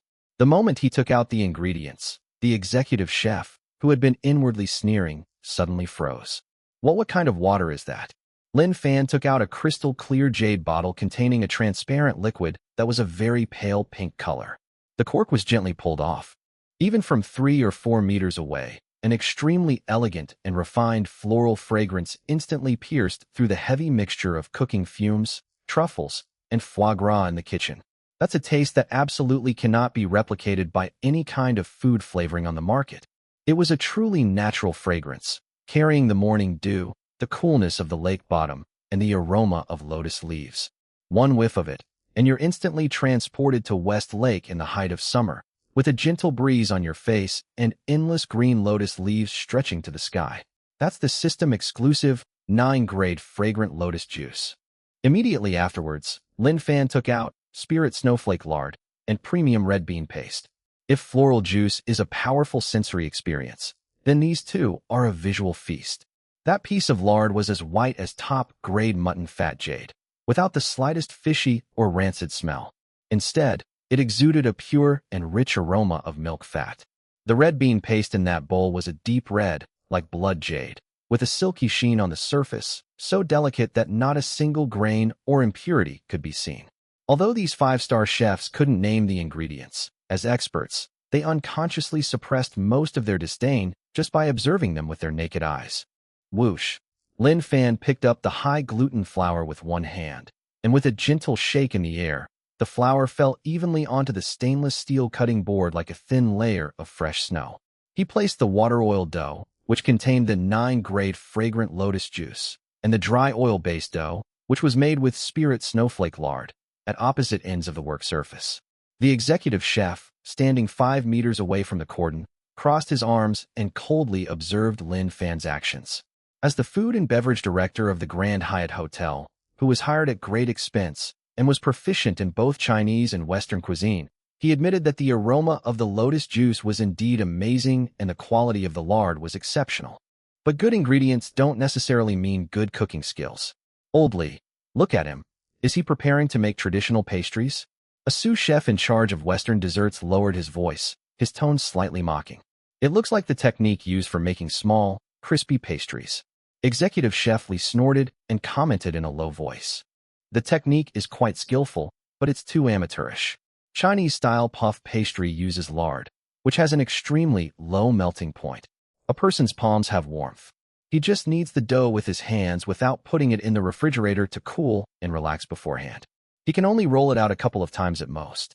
The oil in the dough will definitely melt. Once the oil melts and mixes with the water oil dough, it becomes a mixed pastry. When fried, it just turns into a dense, flat lump of dough without any layers. How dare you call it the grand finale? Several knowledgeable chefs around nodded in agreement, their initial awe at the top-quality ingredients replaced by a sense of professional superiority. This kid is still a self-taught individual after all. Chapter 109, Is This Even Human? However, Lin Fan completely ignored the whispers behind him. He flattened the pink water oil dough, completely wrapped the white dry oil pastry inside, and skillfully tightened and pinched it together with his thumb and forefinger. Smack! Immediately afterwards, Lin Fan slightly lowered his wrist and smoothly pushed the rolling pin from the center of the dough to both ends. The movement was fairly steady, but the skin was about to break. The executive chef silently counted down in his mind. Gluten that hasn't been chilled and relaxed has extremely poor extensibility. Forcibly rolling it thin will inevitably cause it to tear. But the dough in Lin Fan's hands was like a piece of pink silk with extremely strong resilience. Under his rolling and pressing, it stretched smoothly to both ends without showing the slightest sign of tearing. Immediately afterwards, Lin Fan gently lifted the dough sheet with his left hand, folding 1/3 of it inwards and the other end over as well. The standard three-fold method. It's broken already? Didn't he put it in the refrigerator for 20 minutes to cool it down? The pastry sous chef was stunned for a moment. However, Lin Fan didn't even pause for half a second. Smack! He turned the folded dough 90 degrees and struck it again. Knead, press, push roll. Lin Fan's movements quickened, and the rolling pin became a blur in his hands. The second time, the third time. The executive chef, who had been holding his arms across his chest, had somehow lowered them. He leaned forward slightly, staring intently at the face beneath Lin Fan's hand. His previously confident and mocking gaze began to crack with a hint of astonishment. Why isn't there any shortbread? The executive chef was in turmoil. Logically speaking, after such intense hand rolling and pressing, the friction inside the dough would generate heat, and combined with the warmth of the hands, the lard inside should have melted completely. The line between water oil dough and dry oil dough should have been blurred long ago. However, under the bright overhead light, he could clearly see that the sheet of dough that Lin Fan was rolling out to an extremely thin size still retained its delicate pink color, with a smooth and clean surface, without any oil seepage or broken skin. What does this tell us? This shows that the flaky layers inside the dough are still clearly defined. Old Lee, how many times has he broken it? The sous chef next to him began to tremble. Although he mainly made Western-style pastries, he could also see that this scene defied common sense. 4 folds and 3 turns, this is already 81 floors. The executive chef's voice trembled slightly, a tremor he himself was unaware of. Purely handmade, without refrigeration or resting, 81 layers of flaky pastry are made in one go, and the gluten is intact, and the fat is not melted. What kind of insanely precise control over the force required? What an incredibly profound understanding of the characteristics of the ingredients. This is impossible even if my master were alive today. He could never have done it so smoothly in one go. The executive chef felt that the culinary knowledge he had built up over the past 30 years was being shattered layer by layer by the rolling pin of the young man in front of him. Just as everyone was stunned into silence by the shock, Lin Fan finally stopped rolling the dough. At this point, the dough on the cutting board had been rolled out as thin as a cicada's wing. Through the pink and white layer of the surface, you can even vaguely see the cold metallic luster of the stainless steel cutting board. Lin Fan picked up a round mold and deftly pressed out perfect round puff pastry pieces onto the dough. He didn't turn around, but simply uttered a sentence that sounded like a resounding slap across the face of every 5-star chef. True puff pastry making relies on feel and mental technique. When the mind is calm, the hands will naturally cool down.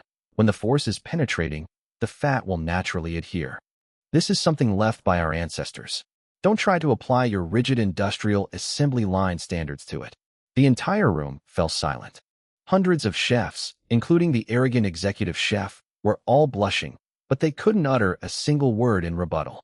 Laymen watched the spectacle, experts watched the details. This amazing skill of 81 layers of puff pastry without refrigeration alone is enough to make these so-called master chefs kneel down and call him grandmaster. But Lin Fan didn't care what they thought at all.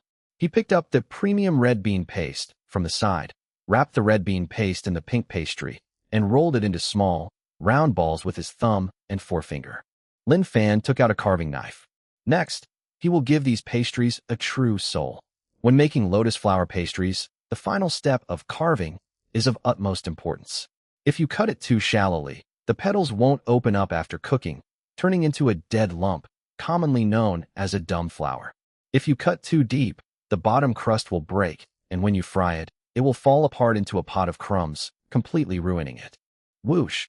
Lin Fan's wrist was suspended in the air, and his fingertips trembled very slightly and rapidly. The glint of the blade was like a wisp of cold snow. The knife tip quickly sliced across the top of the pink sphere, leaving a perfectly symmetrical vide rice-shaped cut, dividing the dough into 6 equal pieces. Each cut touches the innermost layer of red bean paste, yet stops precisely 1 millimeter from the bottom. Swish, swish, swish, without the slightest pause. Lin Fan's movements were so fast that they left a blur. The depth and angle of each cut were as precise as if they were made by the same high-precision CNC machine tool, with no difference whatsoever. Hiss! Standing 5 meters away, executive chef Lee subconsciously wiped the cold sweat from his forehead, his eyelids twitching wildly. This swordsmanship, this wrist stability, is this even human? Just as old Lee was so shocked he was questioning his existence, Lin Fan put down his carving knife. The first batch of 50 unfinished pieces were processed quickly. Immediately afterwards, Lin Fan picked up a large, long-handled strainer by himself. At this moment, the clear salad oil in the wide wok that had been prepared in advance had been precisely controlled by him to be at the perfect 30% heat. The oil's surface was as calm as a mirror, without a ripple. With my palm suspended above it, I could only feel an extremely faint warmth. Lin Fan placed the carved raw clay pieces in batches on a strainer, then slid them into the oil pan with a flick of his wrist. For a moment, the entire 5-star kitchen, which could accommodate hundreds of people, fell into a deathly silence. All the chefs stopped what they were doing, not daring to even breathe, and stared intently at the oil pan in front of Lin Fan. Sizzle. With an extremely faint sound, a string of tiny bubbles, as fine as crushed pearls, slowly rose from the bottom of the pink dough. A miracle occurred at this moment. Soaked in warm oil and gently stimulated by heat, the originally tightly closed pink dough seemed to hear the call of spring. The outermost layer of puff pastry, cut open by the knife, begins to slowly, yet with great vitality, roll outwards. 1 floor, 2 floors, 5 floors, 10 floors. Chapter 110, Are These Real Flowers? Nourished by the hot oil, the thin, translucent, pink and white layers of the pastry began to unfold and bloom at a speed visible to the naked eye. Like delicate lotus flowers, they slowly ushered in their blooming season in the golden pond. The dark red bean paste filling in the middle is like a budding flower, partially hidden by layers of petals. At the same time, an extremely elegant lotus fragrance, mixed with the rich milky aroma of heated ghee and the sweet aroma of red bean paste, swept through the entire kitchen like an aroma storm. This is so beautiful. Someone, in a state of extreme shock, murmured a dreamlike gasp of amazement. Even the executive chef, who had been the most vocal before, couldn't help but widen his eyes and breathe rapidly at this moment. What did he smell? Not only does it lack any greasy, meaty smell, but it also has a delicate floral fragrance that can cleanse the soul. How is this possible? In no time, 50 peony flowers bloomed one after another in the oil pan. Lin Fan used chopsticks to remove them, drain the oil, and arrange them one by one on a black stone plate. Pink petals, dark red stamens, and a pure black base create a striking color contrast, forming a stunning Chinese painting. looking at the exquisite desserts that can be described as works of art in front of me, and the five-star chefs around me who are staring wide-eyed and standing there dumbfounded. Zhao Tianyi, who had been on tenterhooks, felt as if every pore on his body had finally relaxed at that moment. He turned his head and looked at Qin Lang, who stood beside him with his arms crossed and a smug look on his face. Young Master Qin, I'm impressed. I'm truly impressed this time. Where on earth did you dig up this godlike figure from? Qin Lang raised an eyebrow and hummed with great satisfaction. I told you long ago, Brother Lin can handle anything that dares to challenge me. Faced with the awe, shock, and even fanaticism in the eyes of those around him, Lin Fan showed no emotional fluctuation whatsoever. He simply walked slowly to the sink, washed his hands, and then glanced up at the clock on the wall. The timing was perfect. Serve the food. Inside the magnificent banquet hall, after several rounds of drinks, the dozen or so expensive dishes, meticulously prepared by a five-star team, were gradually removed from the menu. At the main table at the very front of the banquet hall, Zhao Hongming, chairman of Junyue Group, one of the organizers and hosts of the evening, was holding a glass of red wine and chatting with several heavyweight figures, including Yi Lao, president of Jiangqing Chamber of Commerce. Mr. Yi, colleagues, I am deeply grateful for your presence tonight. Please forgive any shortcomings in our hospitality. Zhao Hongming, beaming, raised his glass to toast the bigwigs at the table. Mr. Zhao, you're too kind. Who doesn't know that your Grand Hyatt Hotel's banquets have always been the most prestigious in Jiangqing? A real estate executive smiled and raised his glass in praise, saying, these dozen or so dishes today are all excellent in color, aroma, and taste. You've clearly put a lot of thought into them. Zhao Hongming waved his hand and laughed heartily. Not at all. To be honest, I've entrusted the logistics of tonight's banquet entirely to my rascal Tianyi.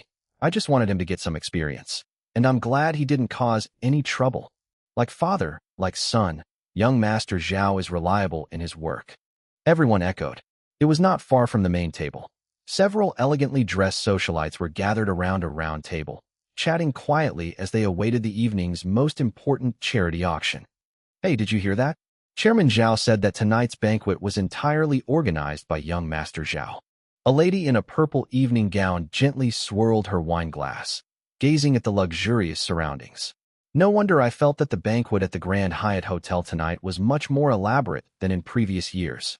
Yes, tonight's charity gala is certainly impressive. I heard that the items up for auction later are all quite remarkable. Another socialite chimed in, then changed the subject with a smile and started talking about food. The main courses we just had were also quite elaborate. I heard that young Master Zhao not only changed the menu for tonight, but also prepared a little surprise, saying that he had also prepared a special dessert as the grand finale. This was just normal social chat among upper-class ladies discussing charity, praising the host, and casually anticipating what would happen next. But Zhang Zuohua, dragging Su Ming along, was like a proud peacock, forcing her way into this circle of wealthy women, desperately trying to find a sense of belonging. Upon hearing this, she deliberately raised her voice, showing off her non-existent knowledge. Well, I think the food at the Grand Hyatt tonight is just so-so, nothing special. Upon hearing this, the smiles on the faces of the several ladies froze slightly, and they felt a strong dislike for this nouveau riche woman. Zhang Zuohua, oblivious to the situation, curled her lip, her face full of disdain, and casually belittled it. It's only good because you guys think it's good. As for any special finale dessert, the kitchens at these large banquets are all assembly line operations. What kind of brilliance can they possibly offer? It'll probably just be the same old French cakes with some gold leaf added to fool people. It'll be sickeningly sweet. I won't even want to touch it later. After saying that, Zhang Zuohua picked up her wine glass and took a sip of red wine, her face full of indifference. In her mind, she was still planning how to get to the main table later and find an opportunity to talk to the bigwigs of the Chamber of Commerce, so as to pave the way for her daughter's development after returning to China. Just then, the classical symphony in the hall suddenly became softer and more soothing, signaling that the dinner was drawing to a close. The tightly closed, carved wooden doors of the banquet hall were slowly pushed open by two waiters. Immediately afterwards, dozens of waiters dressed in sharp tailcoats, each carrying a black stone tray covered with a hemispherical silver heater, entered in unison like a ceremonial guard, heading precisely to each table. Distinguished guests, this is the grand finale dessert of the evening. Please enjoy. The lobby manager's booming voice rang out. This highly ceremonial and imposing way of serving food instantly attracted the attention of hundreds of guests. Zhang Zuihua sneered, crossed her arms and muttered, "Playing tricks. It's just a cheap dessert. Why make such a big fuss?" With the waiter's synchronized movements. Whoosh. With a series of soft, synchronized clicks, 50 silver thermal covers were simultaneously unveiled by the staff. The entire banquet hall fell into a deathly silence that could be heard as if a pin drop had been dropped. Everyone's eyes were drawn to the rough, black stone plate in front of them. In the center of the plate, there were no elaborate chocolate designs, no expensive edible gold leaf, and no mountains of imported fruit. There is only one flower, a lifelike peony, pink and white in color, as if it had just been picked from the morning dew. What is this? Mrs. Li, who was sitting at the same table as Zhang Zuihua, couldn't help but exclaim in surprise. She even leaned forward slightly, almost touching the plate. The petals were layered upon each other, as thin as cicada wings. The outer layer is a vibrant crimson, gradually transitioning to pure white as it moves inwards.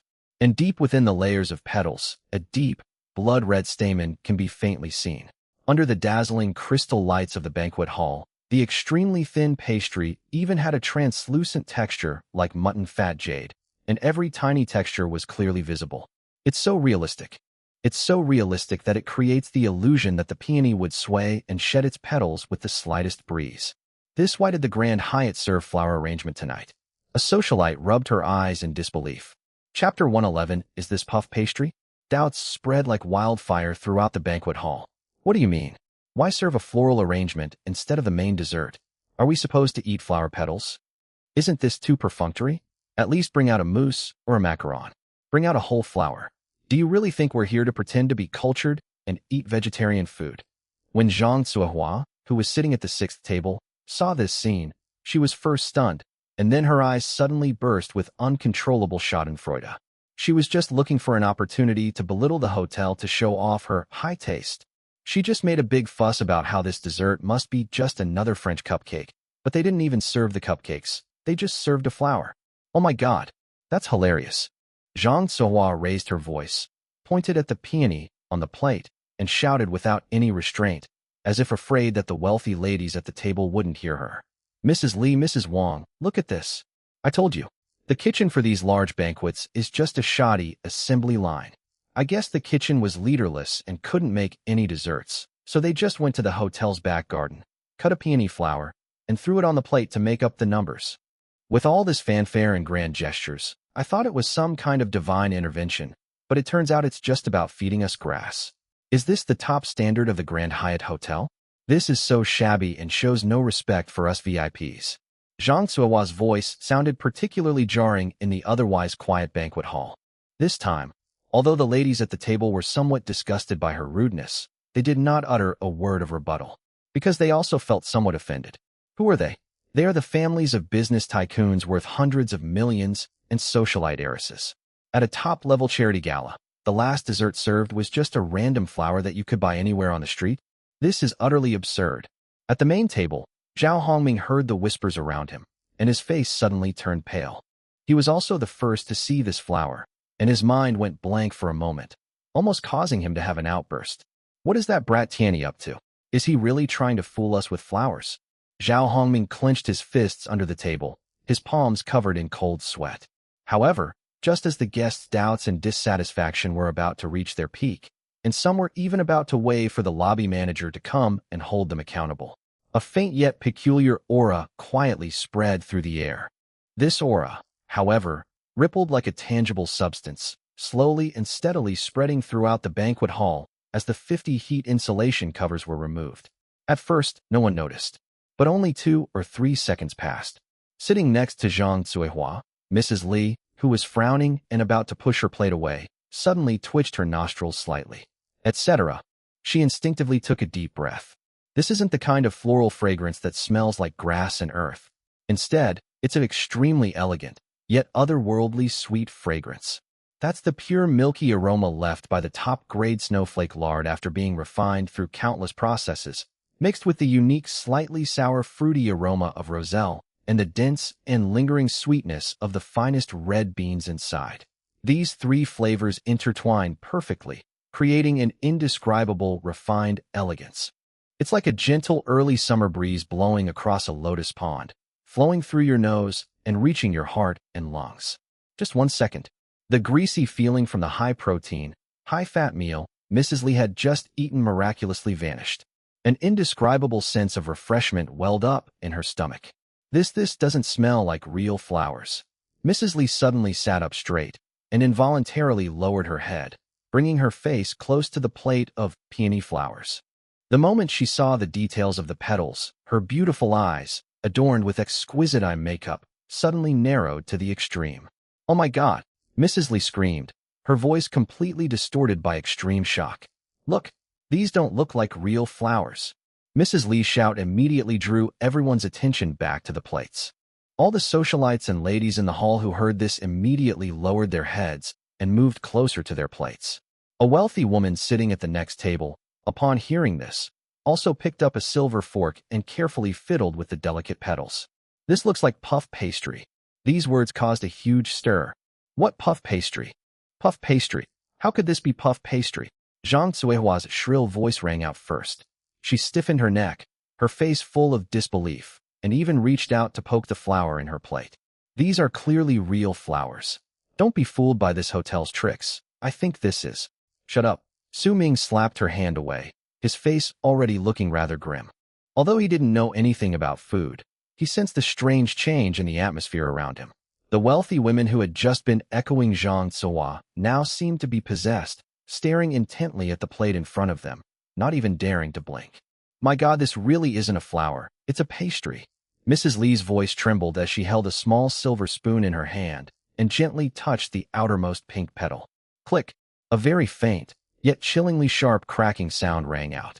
The thin slice, which originally looked as delicate as a real flower petal, shattered instantly like a thin, brittle snowflake when touched by the silver spoon, revealing layers of fine, honeycomb-like flaky texture inside. "It really has a flaky crust, and it's filled inside." Another socialite exclaimed in surprise as her knife and fork had already cut into the center of the peony. "It's red bean paste.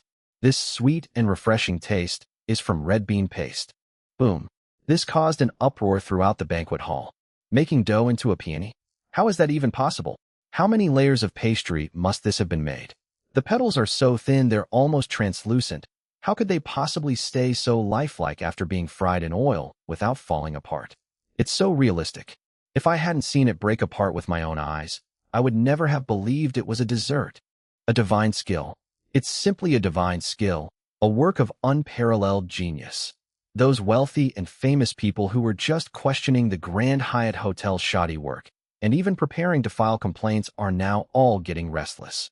Looking at the dessert in front of them, which was like a work of art, their dissatisfaction and contempt had long been thrown to the winds, replaced by extreme shock and fervor. On the main table, Chapter 112, A World-Shattering Echo.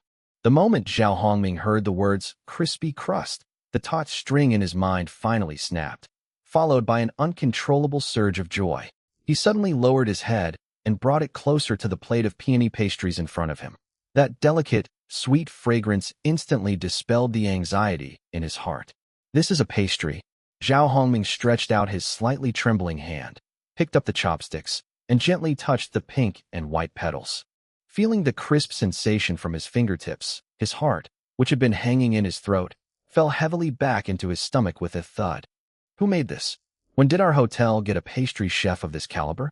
Suppressing his excitement, Zhao Hongming turned to the manager behind him and asked in a low voice.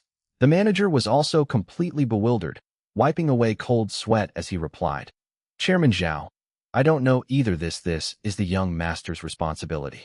Good lad, this kid usually seems unreliable, but he actually had this trick up his sleeve at a crucial moment." Zhao Hongming was so excited that his heart was pounding. He knew all too well what this dessert meant. The sheer difficulty in making this dessert is enough to demonstrate the Grand Hyatt Hotel's expertise in pastry making. This is not just about food. It's a display of strength and depth. Of course, some people praised it, while others questioned it. After the initial amazement, the guests in the lobby also began to have some questions. These pastries do look exquisite, like works of art. But Chinese pastries are generally very dry, or too oily? A restaurant owner pushed up his glasses, stared at the peony pastry in front of him, and raised a question. Yes, such a thin pastry, even if it's drained clean after being deep-fried, will still be a bit greasy in your mouth, right? After all, it's just a dish. No matter how good it looks, if it doesn't taste good, it's just for decoration. It looks nice, but doesn't taste good. Some more conservative celebrities didn't rush to pick up their knives and forks, but chose to wait and see. At this time, Yi Weigua, sitting in the main seat, was quieter than everyone else. He didn't make a fuss like the others, nor did he immediately pick up his chopsticks. He simply gazed quietly at the pink and white peony before him, and a hazy glint appeared in his old eyes, which had seen countless storms and were no longer easily disturbed. His breathing became somewhat rapid, and his chest rose and fell slightly. He seemed to have blocked out the gasps and exclamations of admiration from those around him. His memory seemed to travel back decades in an instant, returning to that turbulent era that haunted his dreams. Grandpa Yuaner, sitting next to him, noticed the old man's unusual behavior and called out softly with some concern, "What's wrong?" Yi Weigua ignored his granddaughter and picked up his chopsticks with trembling hands.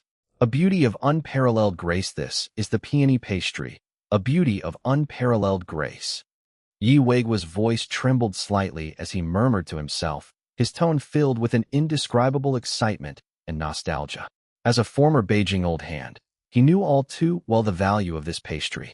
This was a unique skill of the imperial kitchen in the early days, but it later fell into the hands of the common people, and only a very few top state banquet masters can make it. It is not just a dessert, but a masterpiece of Chinese pastry making. This dessert not only requires the chef to have extremely high skills in pastry making, being able to roll out the dough into 100 layers of flaky pastry as thin as a cicada's wing, it also has almost obsessive requirements for the control of heat and oil temperature. If the oil temperature is too low, the petals won't unfold and will become dense, lumpy dough. If the oil temperature is too high, the petals will burn instantly, ruining all your efforts. To make it bloom layer by layer in the oil like a real peony, lifelike, requires the chef to have an almost Taoist level of control over the ingredients and the heat. However, with the passing of those older generation masters, this national beauty and heavenly fragrance has not appeared on the market for many years. Yi Weigua never expected that tonight, at this banquet filled with Western luxury elements, he would see this legendary dessert, which represents the highest level of Eastern cuisine, once again. Moreover, judging from its appearance and aroma alone, the skill of this peony pastry actually surpassed the level of the master chef he remembered who served state banquets. Wow, she's absolutely stunning. Yi Weigua took a deep breath, unable to contain his excitement any longer, and shouted. Instead of using those complicated knives and forks, he used chopsticks to steadily pick up the delicate peony. Click! A very faint yet unusually crisp cracking sound rang out on the quiet main table. That was the sound of the pastry cracking, yet it was as beautiful as celestial music. As Elder Yi chewed, the paper-thin pastry crumbled into countless sweet crumbs the moment it touched his teeth, melting rapidly in his mouth. There's not a trace of excess oil, only a lightness that's crisp to the core and a pure milky aroma. Immediately afterwards, the silky smooth and creamy red bean paste melted on the tip of the tongue. The sweetness was just right, not cloying, not overpowering.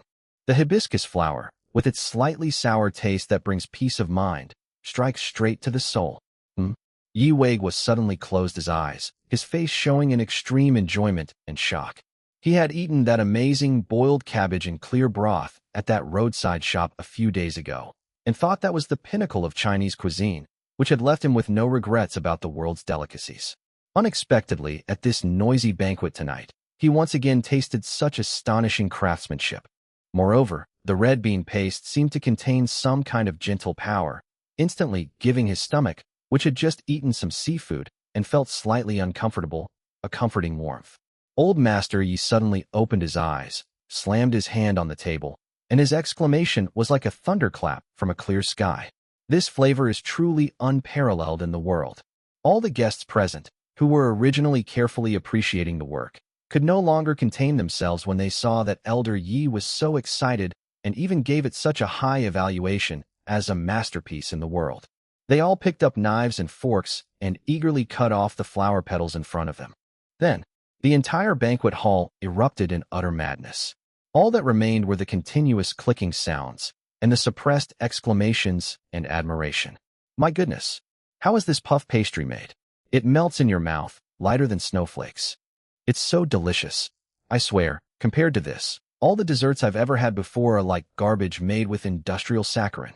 The sweetness of this red bean paste is absolutely amazing. It's not cloying at all after eating it. Instead, I feel refreshed, and even my breath smells like flowers. I feel like the fine lines on my face have smoothed out. Those socialites and wealthy women who usually only dabble in desserts to maintain their figures, and even regard carbohydrates as poison, have now completely abandoned their so-called appearance anxiety and socialite demeanor. They were like ravenous beasts, stabbing one after another without stopping. In less than a minute, the entire peony pastry, which was bigger than a fist, was completely devoured. Some people even shamelessly dip their fingers into the crumbs of pastry that have fallen from the plate, put them in their mouths, and savor them carefully, afraid of wasting even a single bit. Chapter 113, let me explain. The sixth table. The atmosphere, however, was extremely eerie.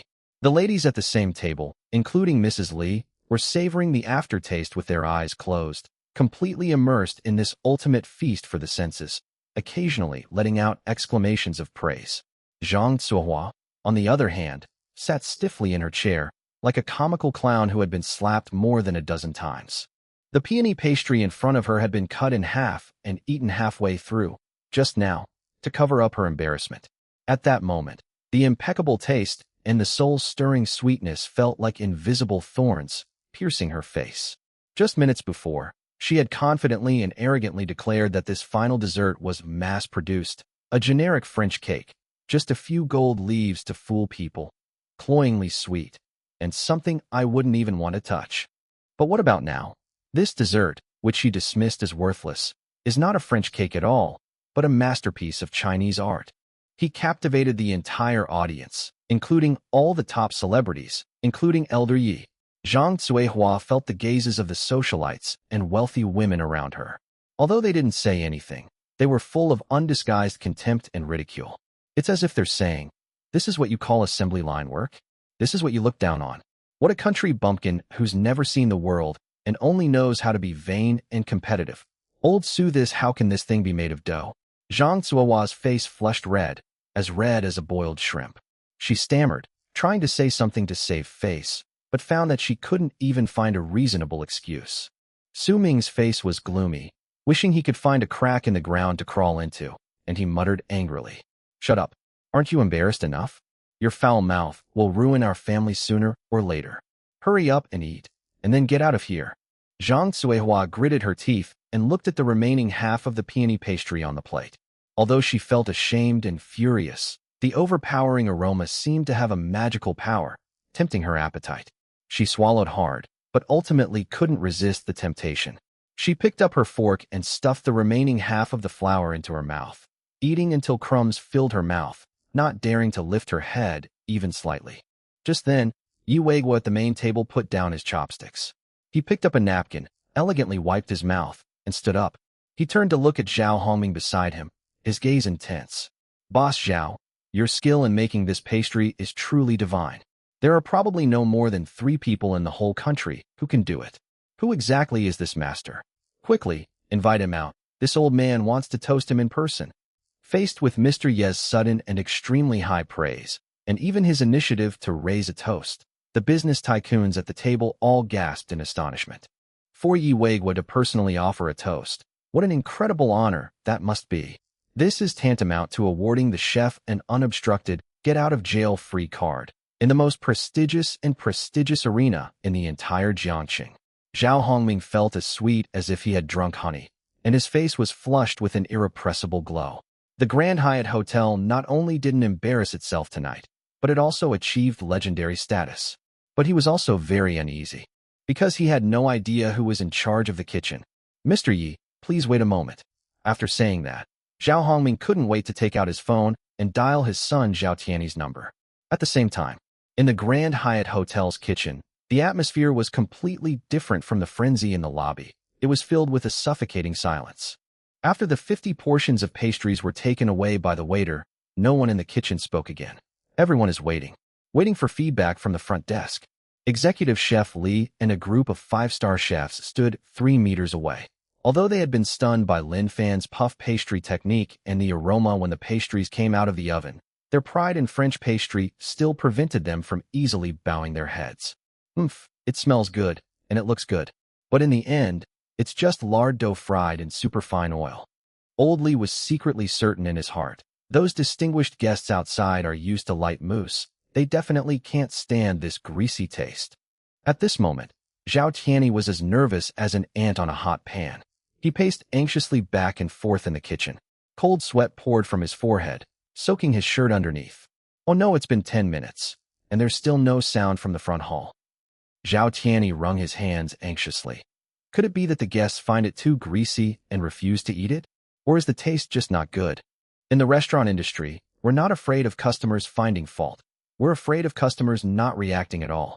If guests are not satisfied with the food, they will at most refuse to eat it or complain a little in private. But the final dessert is different. It represents the end and style of the entire dinner, leaving the guests with the final impression. If the guests enjoy their meal, the front of the dining room will immediately be filled with enthusiastic discussions and exclamations of praise, and the manager will rush back to the kitchen to report the good news. This is called a resounding success. If the guests find it just okay, then there will be normal conversations in the lobby. Although it may not be lively, it at least indicates that the landing was smooth. But now, a full 10 minutes have passed, and not a sound has come from the front hall. It is eerily silent. The lobby manager didn't come back to report either. What does this situation indicate? This means that the guests were not only dissatisfied, but may even have felt that serving this dessert was an insult to them. They didn't even have the desire to comment. They simply ignored it and used silence to express their protest. As the young master, Zhao Tianyi was well aware of the terrifying aspects of this situation. He swallowed hard and turned to look at Lin Fan not far away. At this moment, Lin Fan and Qin Lang were casually chatting by the control panel. Qin Lang had found some funny videos and was showing them to Lin Fan, and the two were laughing and talking. He looked so relaxed that he didn't take the front desk's reaction seriously at all. Looking at the two heartless brothers, Zhao Tianyi felt like crying, but had no tears left.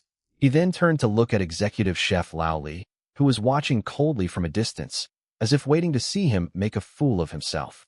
A deep sense of despair welled up inside me. If he messes up tonight, his dad will definitely break his legs. Buzz, buzz, buzz. In the suffocating silence, Zhao Tianyi's cell phone suddenly started vibrating wildly like a death knell.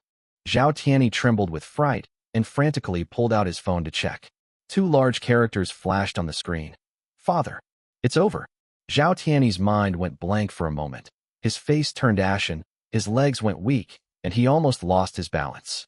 It's over me. Dad called me personally. Something terrible must have happened in the front hall. The guests are going crazy. I smashed the Grand Hyatt sign. He swallowed hard, his saliva dry, and slid the answer button with trembling fingers.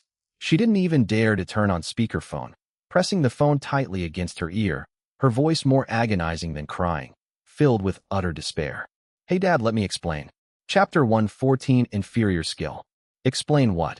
What came from the other end of the phone, however, was not the furious roar Zhao Tianyi had expected. Instead, it was a hearty, unrestrained laugh. Tianyi, you little rascal, you've kept this from me for so long. Zhao Hongming's excited voice boomed from the receiver, making Zhao Tianyi's eardrums tingle. Tell me honestly, where did you get this god from? This skill is absolutely amazing. It's divine. Zhao Tianyi's brain went blank for a moment, and he froze on the spot like a piece of wood, his mouth agape in disbelief. What do you mean, Do you know how crazy the whole banquet hall is right now? Zhao Hongming excitedly shouted into the phone. 50 servings of pastries, not a single crumb left. They were all snatched up by those ladies who run the business. Even old Master Yi Wei was slammed his fist on the table in praise, saying it was a beauty of unparalleled grace. Old Master Yi specifically requests to see this master and wants to toast him in person. You must immediately bring him to the front hall. Beep, beep, beep. The call ended. Zhao Tianyi remained frozen in the position of holding his phone for a full 5 seconds. It's done. Not only did it succeed, but it also made old Master Yi slam his fist on the table in admiration. And he even wanted to personally offer a toast. He was so excited that he hugged Qin Lang tightly, laughing and crying at the same time. Young Master Qin, you're like my own brother. Boss Lin is my living ancestor. The chefs in the kitchen, who had been waiting to see the joke, looked at each other in dismay after hearing Zhao Tiany's words. Their faces turned even more unpleasant than if they had eaten a bitter melon. Young Master Qin, you're like my own brother. Boss Lin is my living ancestor. Zhao Tiany was so excited that he was incoherent. He then pushed Qin Lang aside and almost ran to Lin Fan's control panel. Boss Lin. Oh no, Master Lin. It's done. The front hall is in an uproar. Zhao Tiany waved his phone excitedly, his fat face trembling. 50 servings of pastries were snatched up without a trace. Even Elder Yi personally praised the pastry as the most beautiful in the world. He's currently holding a wine glass, specifically requesting to see you and personally toast you. Quickly, Master Lin, get ready quickly. Let's go to the front hall. As Zhao Tiany spoke, he even reached out to help Lin Fan untie his apron. His solicitous manner was completely different from the sternness he displayed when speaking to Executive Chef Lao Li earlier. However, Lin Fan seemed neither overjoyed by the praise nor excited about meeting a room full of powerful figures. That's fine then. Lin Fan casually tossed the tissue he had used to wipe his hands into the trash can and uttered a few words indifferently. Oh, Zhao Tiany was stunned, his smile instantly freezing on his face. He thought he had misheard. Master Lin, what did you say? My task was to prepare a dessert to save the day. Now that the dishes are on the table and the guests have finished eating, my task is complete. As for the front desk's social and toasting duties, that's the job of your hotel's public relations department, not the chef's responsibility. But Zhao Tiany became anxious. That's Elder Yi. Elder Yi specifically asked to see you. And sitting outside are all the most important people in Jiangxing. This is an opportunity that countless people would kill for. In Zhao Tiany's view, for a small business owner running a roadside shop, this was an incredible opportunity for upward mobility, a stroke of good fortune. Just one toast tonight, and Lin Fan's name would resound throughout Jiangxing's business community tomorrow. Lin Fan closed the lid of the incubator, locking it with a crisp, cold click. A true chef communicates with diners through their skills. Once they taste the food, they understand the flavor and don't need me to ramble on. Mr. Zhao, it's very late. I need to go home and be with my daughter. After saying that, Lin Fan picked up his suitcase and headed towards the employee exit. This time, not only Zhao Tiany panicked, but even Qin Lang, who had been watching the commotion from the sidelines, was flustered. Hey, Brother Lin, don't go. Qin Lang rushed over and blocked the doorway, pleading with a pained expression. Brother Lin, I know you're aloof and don't like that kind of insincere socializing, but tonight really won't do. Who dares to disrespect old Master Yi? And think about it. You made such an amazing dish today. If you, the original creator, don't come forward and claim credit, who knows if some shameless person might try to take the credit. As Qin Lang spoke, he glanced intentionally or unintentionally at Executive Chef Lao Li and the others not far away. In the kitchen at this moment, those five-star chefs who had previously mocked Lin Fan and were ready to laugh at him, turned red in the face and were extremely embarrassed after hearing the feedback from the front of house relayed by Zhao Tiany. Old Li felt a burning pain on his face, as if he had been slapped a dozen times in public. They considered themselves representatives of high-end Western pastries and thought that Chinese pastries were not presentable. However, a piece of dough fried in a wide wok was not only not cancelled, but was also amazed by Mr. Yi, the richest man in Jiangxing, and was so good that not even a crumb was left. This isn't just a slap in the face. It's like putting the entire pastry department's dignity in a frying pan and frying it repeatedly.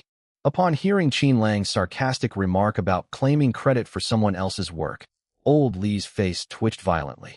Although he was arrogant just now, as a chef who has won a national gold medal, he has his own professional ethics and pride. He admits he's not as skilled as others. Old Li took a deep breath and did something that surprised everyone. He strode up to Lin Fan. To the astonishment of Zhao Tiany and Qin Lang, the nearly 50-year-old executive chef, who held absolute authority in the Grand Hyatt Hotel's kitchen, actually removed the tall chef's hat that symbolized his authority from his head and held it neatly to his chest. Then, he bowed deeply to Lin Fan, who was more than 20 years younger than him. Master Lin. Old Li's voice was a little hoarse, but it conveyed a sincere and heartfelt admiration. Just now, we frogs in a well were blind and didn't recognize your greatness. We were very offended. Oldly apologize to you here. I started in this industry at 15 and have been doing it for 30 years. Today, I've truly had my eyes opened. Your technique of making 81 layers of puff pastry without refrigeration and your amazing control of oil temperature are things I, Oldly, can never match in my entire life. Those who have mastered the art are our teachers.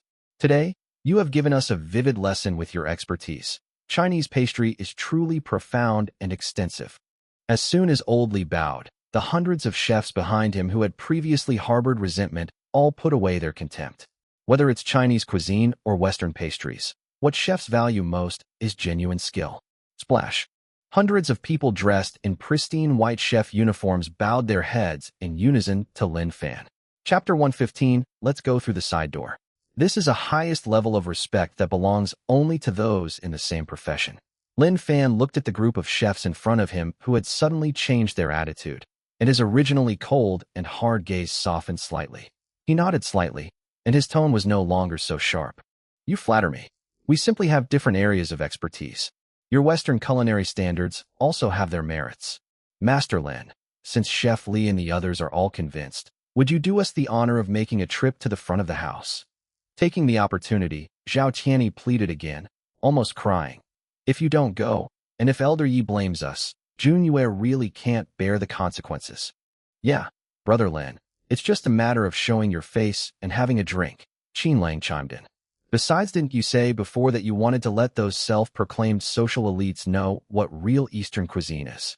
Now that they've been won over by your delicious food, shouldn't you go and see how unsophisticated they are? Upon hearing Qin Lang's words, Lin Fan's eyes narrowed slightly. Really?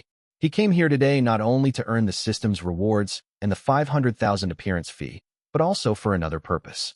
Today, I'm here not only to dazzle everyone, but also to leverage this top-tier circle of powerful and influential people in Jiangcheng to create an absolutely safe moat for myself and my daughter. Now that all these powerful and influential people have been impressed by his skills, and half of the purpose of intimidation has been achieved, what reason do they have not to go? Lin Fan put the incubator back on the work table and straightened his rather plain white chef's uniform. Leave Tianchuan to me.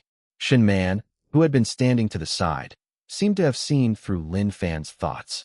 She stepped forward and, with remarkable ease, took Tuan's little hand in hers. Go to your business. I'll take Tianchuan to get something good to eat over there. With me, Miss Shun, watching over her, no one can touch a hair on her head. Thank you. Lin Fan nodded slightly to Shun Man, a hint of gentleness flashing in his eyes. Let's go. Lin Fan uttered 2 words calmly and took the lead in walking towards the carved door connecting to the front hall. Upon hearing this, Zhao Tian was overjoyed and quickly followed, taking a few quick steps before personally pushing open the heavy, carved door for Lin Fan. Qin Lang also followed happily beside him, looking quite proud. Meanwhile, in the banquet hall, although the exquisite peony pastry had been devoured by everyone, the atmosphere in the hall had not cooled down. On the contrary, it was in a state of extreme fervor and elegance.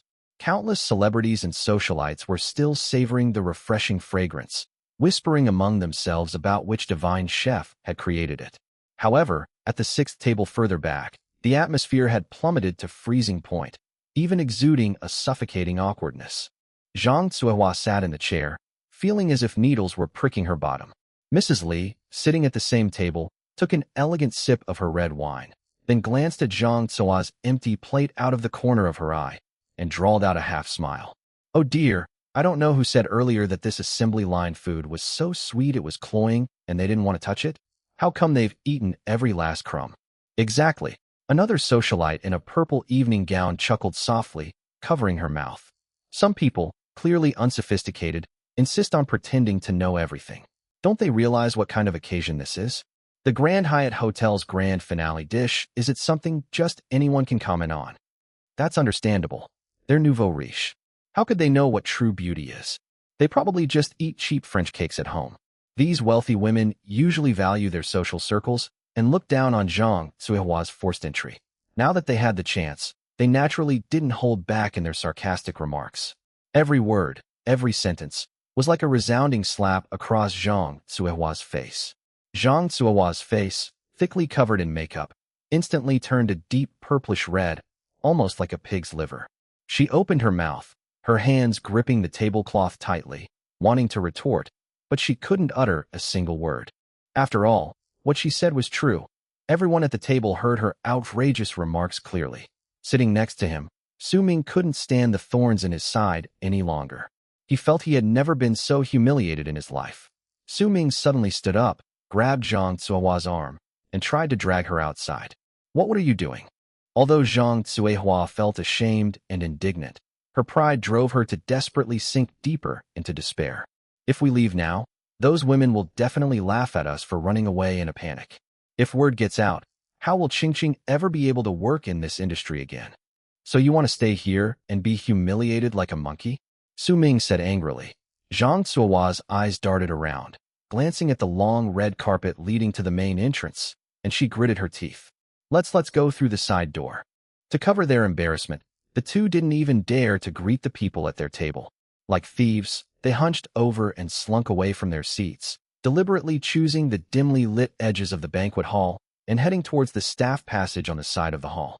Inside the staff corridor, the lighting was much dimmer and softer than in the front hall, and a faint aroma lingered in the air from the kitchen. Su Ming walked ahead with a sullen face, while Zhang Tsuehua, carrying the hem of her bright red evening gown, hurried behind in her high heels, muttering curses under her breath. Those old women, what are they so smug about? Once Qingqing gets the investment, I'm going to. Shut up. Haven't you embarrassed yourself enough already? Su Mingzheng turned around and reprimanded in a low voice when suddenly, he heard footsteps speaking from ahead. In this somewhat narrow passage, a group of 3 people walked towards us. The one on the left, wearing a sharp suit, had a big smile on his face. The one on the right, wearing a bespoke black tuxedo, was excitedly gesturing wildly. Su Ming had been in the business world for a long time, and although he hadn't achieved much, his ability to recognize people was top-notch. He recognized these two at a glance. Zhao Tianyi, the young master of Grand Hyatt. Qin Lang, the young master of the Qin Group, is a troublemaker. Both of them are individuals that the Su family absolutely cannot afford to associate with at present. Normally, even if I want to treat someone to a meal, I can't get a table. Oh, Mr. Zhao? Young Master Qin. Su Ming straightened up instantly, as if he had been electrocuted, his back which had been somewhat sluggish from escaping the hall. He stopped, a fawning smile spreading across his face, and bowed slightly as he greeted them loudly and enthusiastically. Zhang Tsuehua quickly reined in her shrewish behavior and forced a smile, trying her best to make the crow's feet around her eyes bloom into flowers. However, Chapter 116 stopped keeping me in suspense. Faced with Su Ming's extremely enthusiastic greeting, Qin Lang only paused slightly and glanced at the middle-aged couple out of the corner of his eye. His gaze was extremely indifferent, as if he had no intention of responding at all. He merely nodded halfway before quickly looking away. Zhao Tianyi, who was walking on the left, didn't even spare a glance for them. He completely regarded Su Ming's smiling face as a mural in the corridor, focusing all his attention and enthusiasm on the person walking between them. Master, please slow down, there's a step ahead. Zhao Tianyi reminded him cautiously, his tone so respectful it even carried a hint of flattery. If those old guys insist on toasting you later, don't give them face. If they don't like me, just let me handle them. You're our pillar of strength, you can't get tired. Qin Lang chimed in, chattering like a protective little brother. Su Ming remained stiffly in the bowing greeting posture, the words, "Where are you two going?" stuck in his throat, forced back down. Awkward. Extremely awkward. But this awkwardness lasted only a second before being replaced by a more intense shock. Because when the 3 men walked past them, Su Ming's peripheral vision and Zhang Tsuehua's furtive glances both fell on the person who was being surrounded by Zhao Tianyi and Qin Lang like a star. He was a young man dressed in a plain white chef's uniform.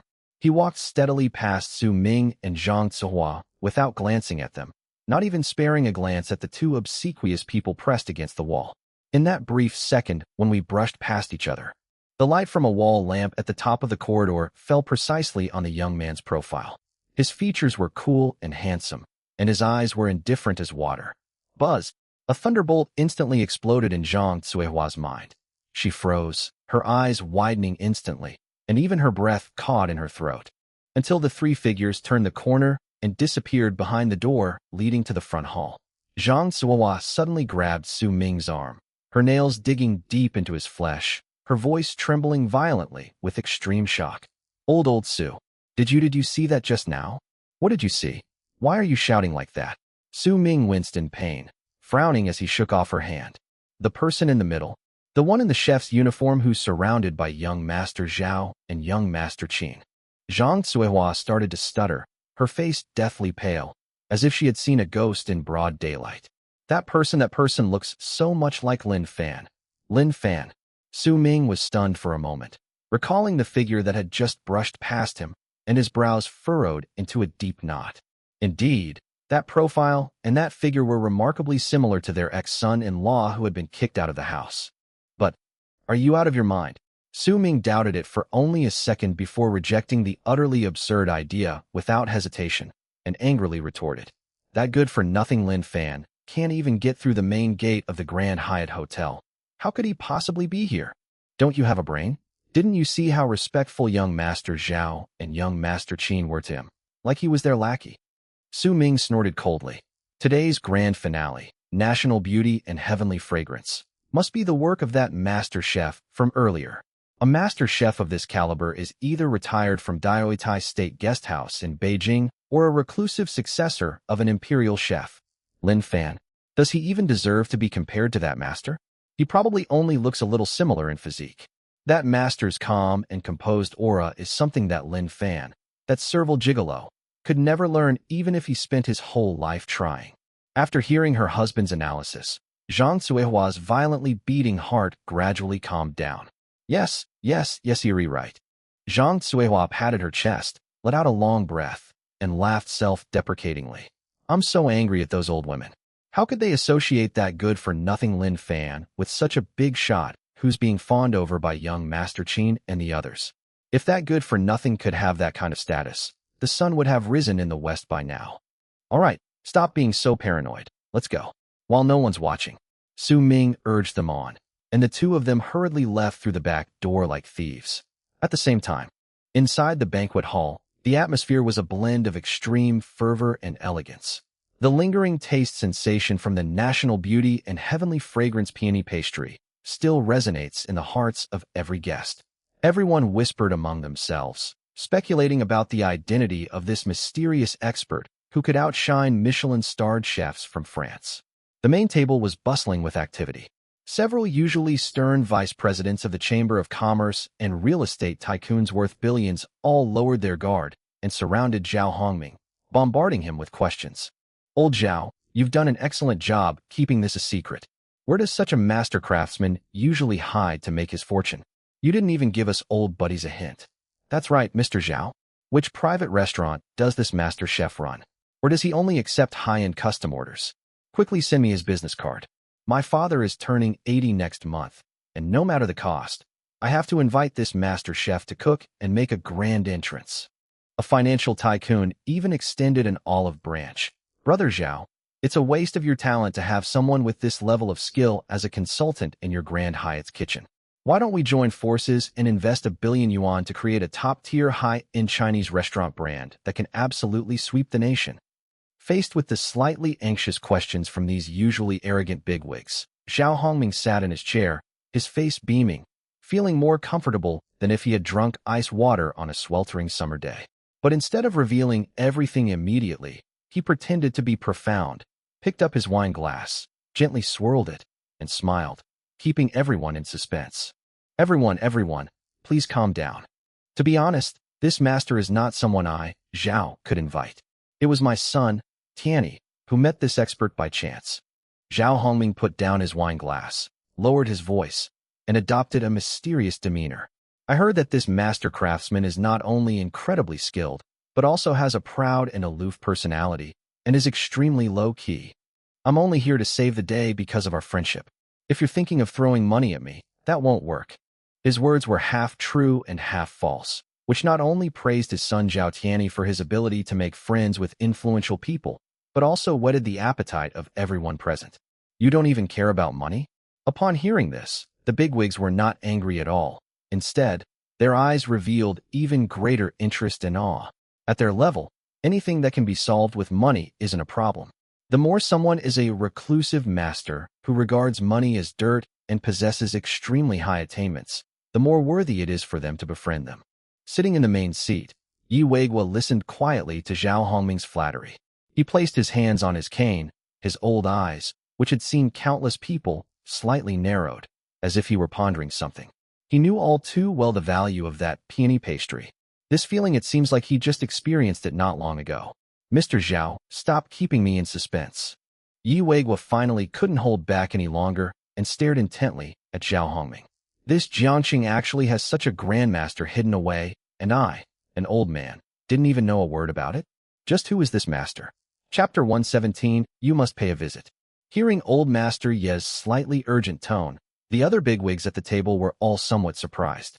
A middle-aged man in a dark bespoke suit stood up and personally poured Yi Weiguo some hot tea, jokingly saying with a smile, "It's been a long time since I've seen Mr. Yi so attentive to a person or a dish. The last time I saw you so excited was more than 10 years ago when we went to Beijing for a state banquet, wasn't it? Haha. Old Chun, your news is way behind the times." Another portly real estate tycoon immediately chimed in, his eyes gleaming with gossip. "Didn't old Master Yi just rave about a dish a few days ago?" Upon hearing this, the atmosphere at the table instantly became even more lively. The video of Mr. Yi going out to eat a few days ago has already spread among the wealthy circles in Jiangqing. Everyone knows that Mr. Ye's terrible anorexia was actually cured by a mysterious, boiled cabbage in clear broth.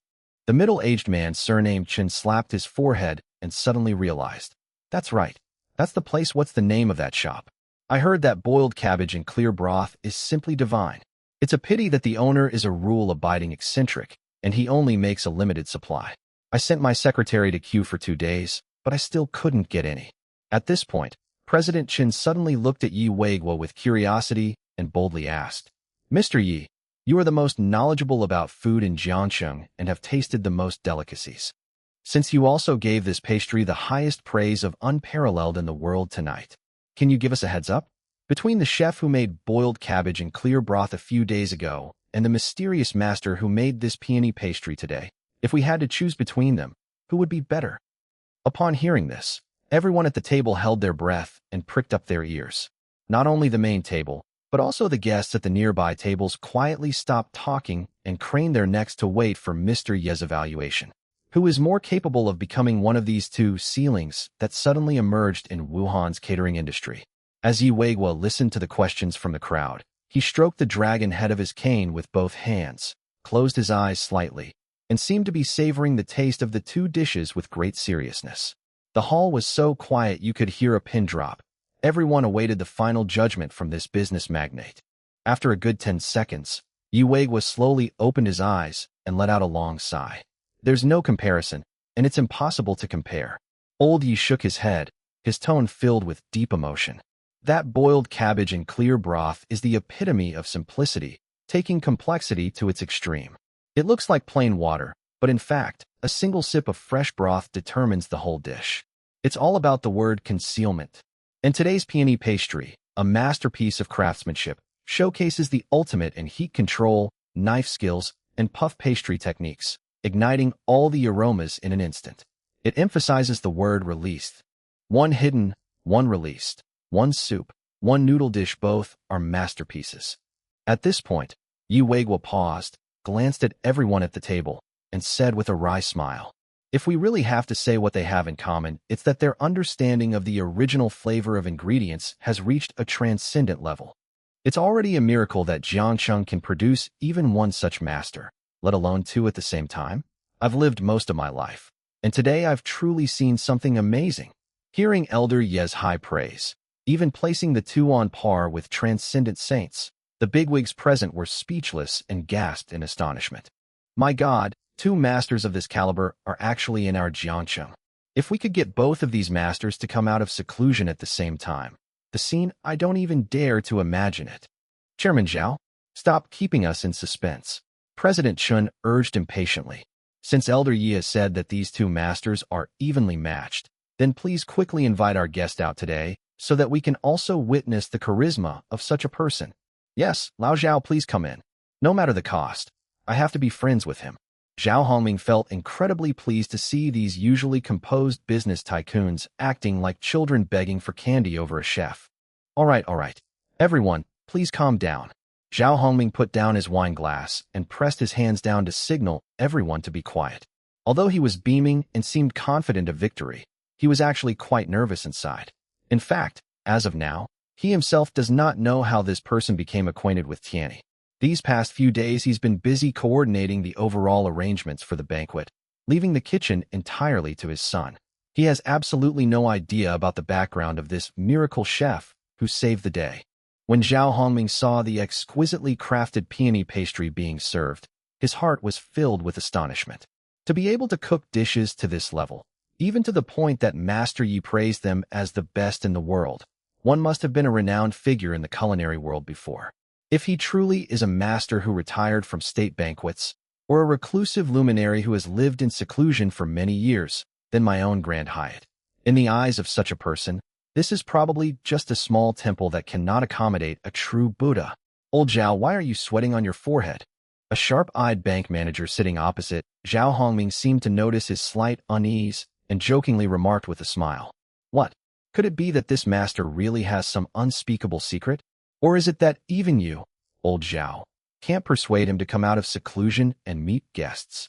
These words were like a soft knife, accurately piercing Zhao Hongming's weak spot. He really couldn't guarantee that his son, Tianyi, would be able to get the person out. There are plenty of masters of this caliber who have eccentric temperaments. If Tianyi hadn't served them well in the kitchen earlier, and they had simply stormed off after finishing the dishes, then his boast would have become a complete joke. President Wang is joking. Zhao Hongming calmly picked up a napkin and wiped his forehead, his mind racing as he tried to find a way to save face. Masters all have their temperaments. This esteemed master is devoted to honing his culinary skills and indifferent to fame and fortune. I was just afraid of disturbing him and offending his secluded life, wasn't I? Oh, now, even Yi Weiguo became interested. He sat up slightly, a hint of admiration flashing in his eyes. Having both skill and integrity, that's the true mark of a master chef. Unlike some chefs these days who, once they gain a little fame, rush out to show off, becoming obsessed with money, and naturally their skills fall into disuse. Yes, Elder Yi is right, everyone echoed. However, Mr. Zhao, Yi Weiguo changed the subject. This dish, a true national treasure, is absolutely stunning. Today, I must swallow my pride and offer this master a toast in person. Go and urge Tianyi to say that I, Yi, am doing this for him and asking the master to do me the honor of coming. Chapter 118. Same person? When Elder Yi speaks personally, the weight of his words is completely different. Zhao Hongming inwardly groaned. He was truly in a precarious position now. If we can't get the person to come out, not only will we lose face, but we'll also be directly disrespecting Elder Yi. He dared not delay any longer and quickly nodded in agreement. Since you've spoken, Elder Yi, then there's naturally no problem. I'll go and urge them right away. Zhao Hongming stared at his phone screen, his thumb even trembling slightly with nervousness. Creak. Just then, a slightly muffled scraping sound of a wooden door rubbing against each other suddenly rang out in the quiet banquet hall. Almost instinctively, everyone's gaze followed the direction from which the sound came to the heavy, carved double door connecting the banquet hall to the kitchen. The door was slowly pushed open from the inside. The first person to appear in everyone's sight was Zhao Tianyi, the logistics commander of tonight's banquet and the young owner of the Grand Hyatt Hotel. However, at this moment, young Master Zhao, who was usually considered one of the top young masters in Jiangcheng, had lost all his arrogance and airs. He was like an extremely respectful doorman, forcefully pushing open the heavy solid wood door with both hands, then quickly turning to the side, bowing slightly, to make way for the widest passage behind him, and even making a perfectly standard please gesture. Immediately afterwards, a young man dressed in a plain white chef's uniform walked steadily out of the shadows behind the door. He stood upright like a pine tree, his expression indifferent as still water. Behind him, Qin Lang, the troublemaker of the Qin group, also wore a bespoke tuxedo and followed out like a proud #1 henchman, his face full of smug pride. Initially, most of the guests in the hall did not associate the young man in white walking at the front with that god-level master. After all, in their deeply ingrained subconscious, a master who could create such a magical national beauty dish, and who could be praised by Master Yi as the best in the world, must be an old master with white hair, an otherworldly air, and who had been cooking in the kitchen of state banquets for decades. How could he be a young man who looks a few years younger than Zhao Tianyi? Who is this? A kitchen helper from the Grand Hyatt's kitchen delivering supplies. Chairman Zhao, where is that master you mentioned? Is he still waiting in the back? The guests at the nearby tables whispered among themselves, and some even craned their necks to peer behind the open door, trying to find the white-haired old sage. However, at the main table, which was the most central spot in the entire event, when Yi Weiguo's gaze casually swept across the face of the young man in white, the old man, who was about to pick up his teacup to moisten his throat, suddenly froze in midair as if he had been frozen in place. The tea sloshed violently in the cup because of his trembling hands, and a few drops even spilled out and splashed onto the white tablecloth, but Yi Weiguo was completely unaware. His old eyes, which had seen countless people and originally carried a hint of authority and laziness, suddenly widened in that instant. In his eyes, there was first extreme astonishment, then disbelief, and finally, a burst of light erupted, like a volcanic eruption of extreme ecstasy and shock. Master Lin.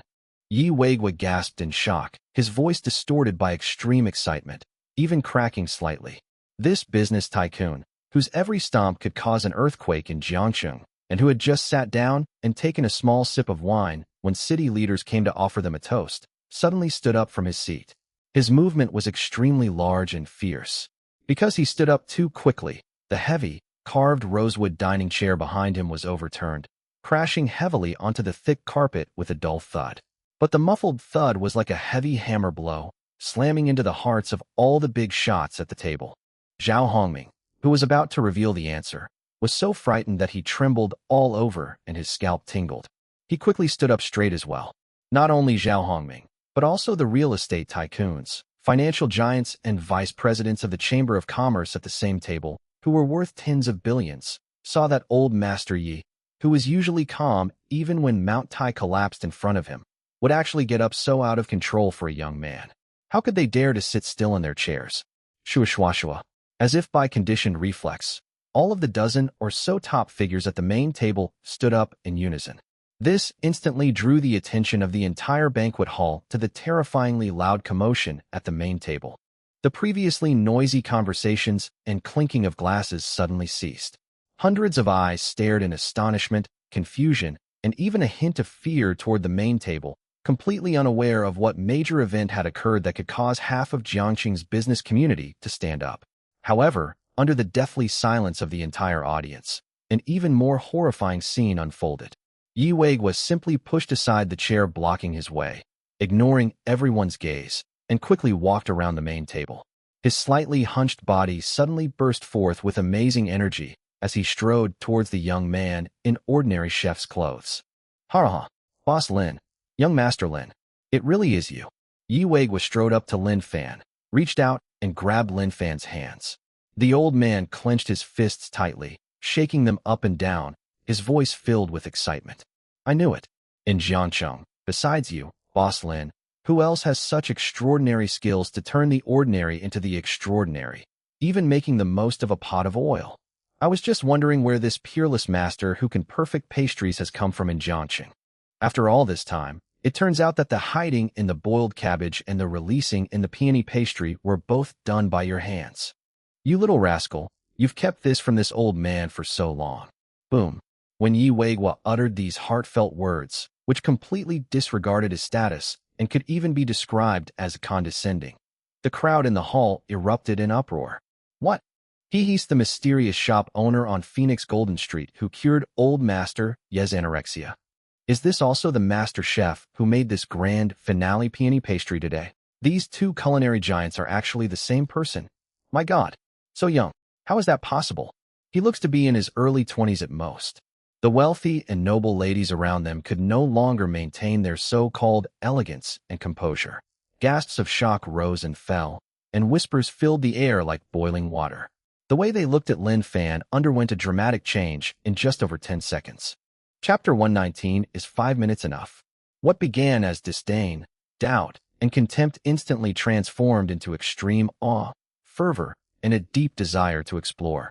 The person who could make old Master Yi bow down so respectfully, even clasp his hands and exclaim in amazement, even if he was just a chef who could flip a wok, was someone that none of them could ever hope to reach. Zhao Tianyi and Qin Lang, who were standing behind Lin Fan, also stepped forward very sensibly. They stood on either side of Lin Fan, their backs ramrod straight. Qin Lang, in particular, completely abandoned his usual carefree and irresponsible demeanor in front of his elders, his face now filled with pride and smugness. Zhao Tianyi glanced at the group of business tycoons at the main table, who were usually aloof but now looked utterly shocked. A grin spread across his face, his tone laced with familiarity and barely concealed smugness. "Grandpa Yi, father, let me introduce myself to you elders." He turned to the side and pointed with utmost respect to Lin Fan beside him. "This is the founder of Lin Family Shop, which recently captivated most of Jiangcheng with a bowl of clear soup noodles on Phoenix Golden Street. Tonight's grand finale, National Beauty and Heavenly Fragrance, which has been praised by all the seniors, was personally crafted by Master Lin Fan." With Zhao Tianyi's formal introduction, coupled with old Ye's undisguised fervent endorsement, the situation became clear. The doubts in the hearts of the top executives at the main table vanished instantly, replaced by extreme eagerness. "Oh my, it's Master Lin. I've heard so much about you. Truly, heroes have emerged from among the young since ancient times." Just now, Elder Yi said that the boiled cabbage and clear broth was like the formless elephant, and this national beauty and heavenly fragrance was a masterpiece of craftsmanship. I never imagined that they were made by the same person. I admire them. I truly admire them. The bigwigs who were just moments ago dissatisfied with Zhao Hongming's suspense were now all smiles, raising their wine glasses and stepping forward, trying to make a good impression on Lin Fan. Facing this group of business tycoons who could shake Jiangcheng with a mere stomp of their feet, Lin Fan remained calm and composed. He was neither flattered nor pretentious. He simply nodded politely in greeting. His humble, yet dignified demeanor only made these bigwigs feel that he was unfathomable. "Master Lin, this dessert today has really satisfied my old man's cravings." Old Yi held Lin Fan's hand tightly, then turned to look at Zhao Hongming beside him, a hint of admiration in his eyes. "Old Zhao, your son is quite capable." He managed to persuade Master Lin to come out of seclusion. Zhao Hongming was overjoyed. He quickly stepped forward, patted his son on the shoulder, and said modestly, "Elder Yi, you flatter me. Tianyi is just lucky to have met Master Lin. It's a blessing he's earned in 8 lifetimes." After saying that, Zhao Hongming immediately turned his head, winked at the lobby manager who had been following behind him, and raised his voice 8 octaves. "What are you all standing there for? Don't you have any sense of propriety? Quickly go and get a chair. And go and get that 50-year-old Romani Connie bottle that I've been keeping in my office. I want to personally offer it to Master Lin."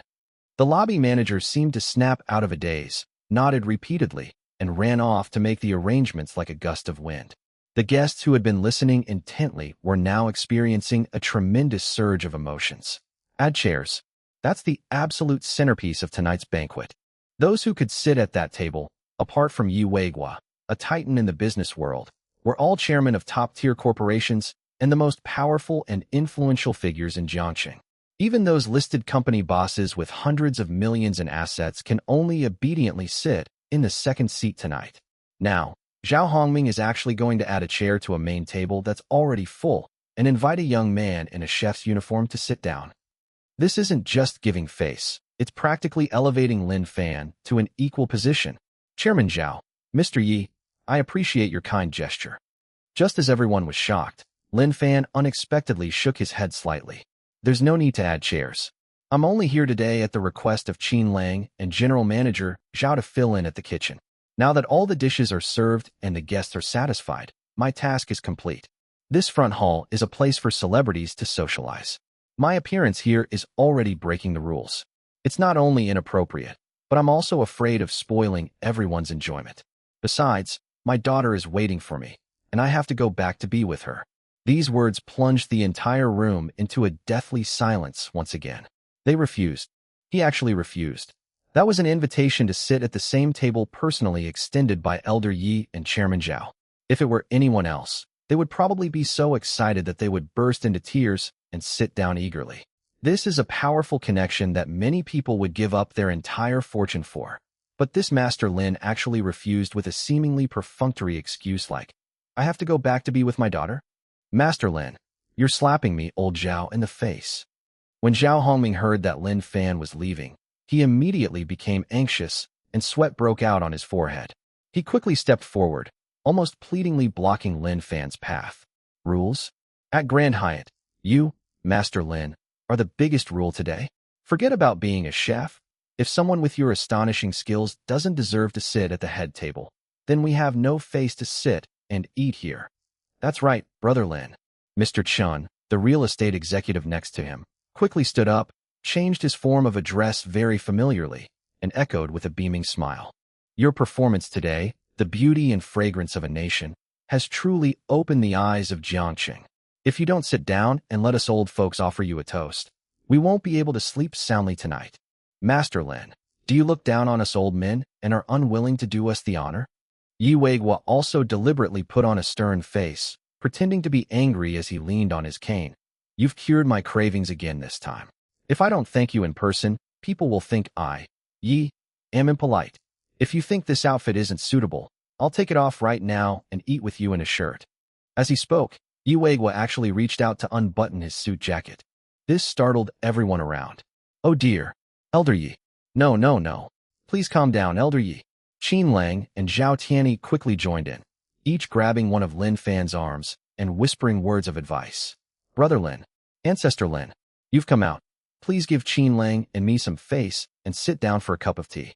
Look at old Master Ye's attitude. If you don't sit down, this banquet will really have to be cancelled on the spot. Yes, Brother Lin. I've arranged for someone to take care of Princess Tuanshuan in the VIP room upstairs, and Miss Shan is with her too. There won't be the slightest problem. Just sit for 5 minutes. Is 5 minutes all right? Chapter 120, Using tea instead of wine. Seeing these important figures, who were now so desperate to keep him for a drink, even to the point of being shameless, with even a 70-year-old titan like Yi Weiguo pretending to take off his clothes, Lin Fan couldn't help but feel a little helpless. He actually disliked these social engagements, but one can't refuse a smiling face. He stepped forward and gently pressed down on Yi Weiguo's hand, which was unbuttoning his shirt.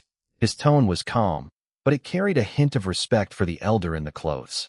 Mr. Yi, you are my elder. You are making me feel ashamed by doing this. Seeing that Lin Fan was finally showing signs of relenting, the perceptive Mr. Chun immediately raised his voice and shouted, Master Lin is right. Elder Yi, please don't take it off. But since Master Lin thinks it's proper to speak standing up, then everyone at this table will stand up and keep Master Lin company today. After saying that, this real estate tycoon, worth hundreds of millions, actually pushed the chair behind him and stood up abruptly. Seeing this, the other group chairmen and vice presidents of the Chamber of Commerce immediately understood that this was an excellent opportunity to show their loyalty and give face. That's right. If Master Lin doesn't sit down, how can we have the face to sit down? Everyone stand. We'll be having this dinner standing up tonight. Splash. At the same time, more than a dozen of Jiangqing's top bigwigs at the main table all stood up. This shocking scene left the guests at the other tables in the hall completely dumbfounded. All the hundreds of people in the room, with their varied expressions, focused their gazes on the young man in the white chef's uniform. This scene is absolutely bizarre. Qin Lang watched in disbelief, his eyes wide, inwardly screaming, My goodness, Brother Lin's arrogance is absolutely outrageous. The entire city's elite are being forced to stand in the corner waiting for him to take his seat. Lin Fan glanced around the room and knew that if he refused again today, the banquet might really have to stop. Moreover, this endless tug of war will only delay his time to go back and see Tuanshuan. All right. Lin Fan sighed softly, released his grip on Elder Ye's hand, and conceded. Since Elder Yi and all the bosses are so hospitable, then I, Lin, will humbly accept. However, I will refrain from drinking alcohol and opt for tea instead. Good, good, good. Drinking tea is good. Drinking tea is good for your health. Zhao Hongming felt as if he had been granted a pardon. He rubbed his hands together excitedly and turned around to shout at the lobby manager who had just run over carrying an expensive carved Wangwali chair. Quickly, place it between Elder Yi and me. Serve tea to Master Lin.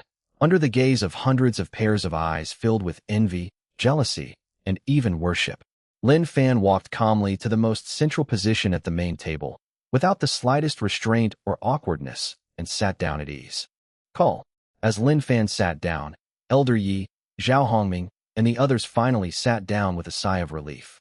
The moment Lin Fan sat down, the atmosphere at the main table subtly changed. Those usually arrogant big shots unconsciously adjusted their posture, leaning slightly forward towards Lin Fan, their eyes filled with eagerness and flattery. Even the few business owners next to him, who are worth billions and usually have to wait in line to even speak to old Master Yi, could only stand on the outside with their wine glasses in hand, without even the right to interrupt. Master Lin, let me offer you a cup of tea first. Mr. Chun reacted the fastest, personally picking up the purple clay teapot on the table and pouring Lin Fan a cup of hot tea with utmost respect. He then picked up his own wine glass, his face beaming with a smile, and said, "To be honest, my stomach has been in bad shape for years due to frequent business dinners. But after eating the red bean paste in your peony pastry just now, my stomach feels warm and comfortable, indescribably so. Your cooking skills are simply like Hua Tuo reincarnated." Mr. Chen paused for a moment, then continued, "Master Lin, I, Old Chun, own a newly built commercial building in the city center CBD. The top floor has a fantastic view and even a rooftop garden. Just say the word, Master Lin, and I'll offer you 10 years of free usage rights, including all the renovations. Please open a branch there. What do you think?" Hiss. The guest who had been eavesdropping nearby gasped in shock. A penthouse in the CBD? 10 years rent-free, and even fully furnished. This is worth at least several million. It's like throwing mountains of gold into Lin Fan's arms. However, Lin Fan picked up his teacup, took a small sip, and shook his head without hesitation, his expression unchanged. "I appreciate Mr. Chen's kindness. However, for now, I'm only considering one store for Lin's shop. My dishes are only made by me personally. If I open a branch and have someone else do the cooking, the taste will change." I was rejected. Faced with such a tempting offer worth tens of millions, Lin Fan didn't even blink and immediately refused. This, President Chen choked, but dared not show the slightest anger. He could only nod repeatedly. Yes, the master is right. Ingenuity and quality are paramount. I, Old Chun, have been presumptuous. Well, Master Lin, what do you think about investing?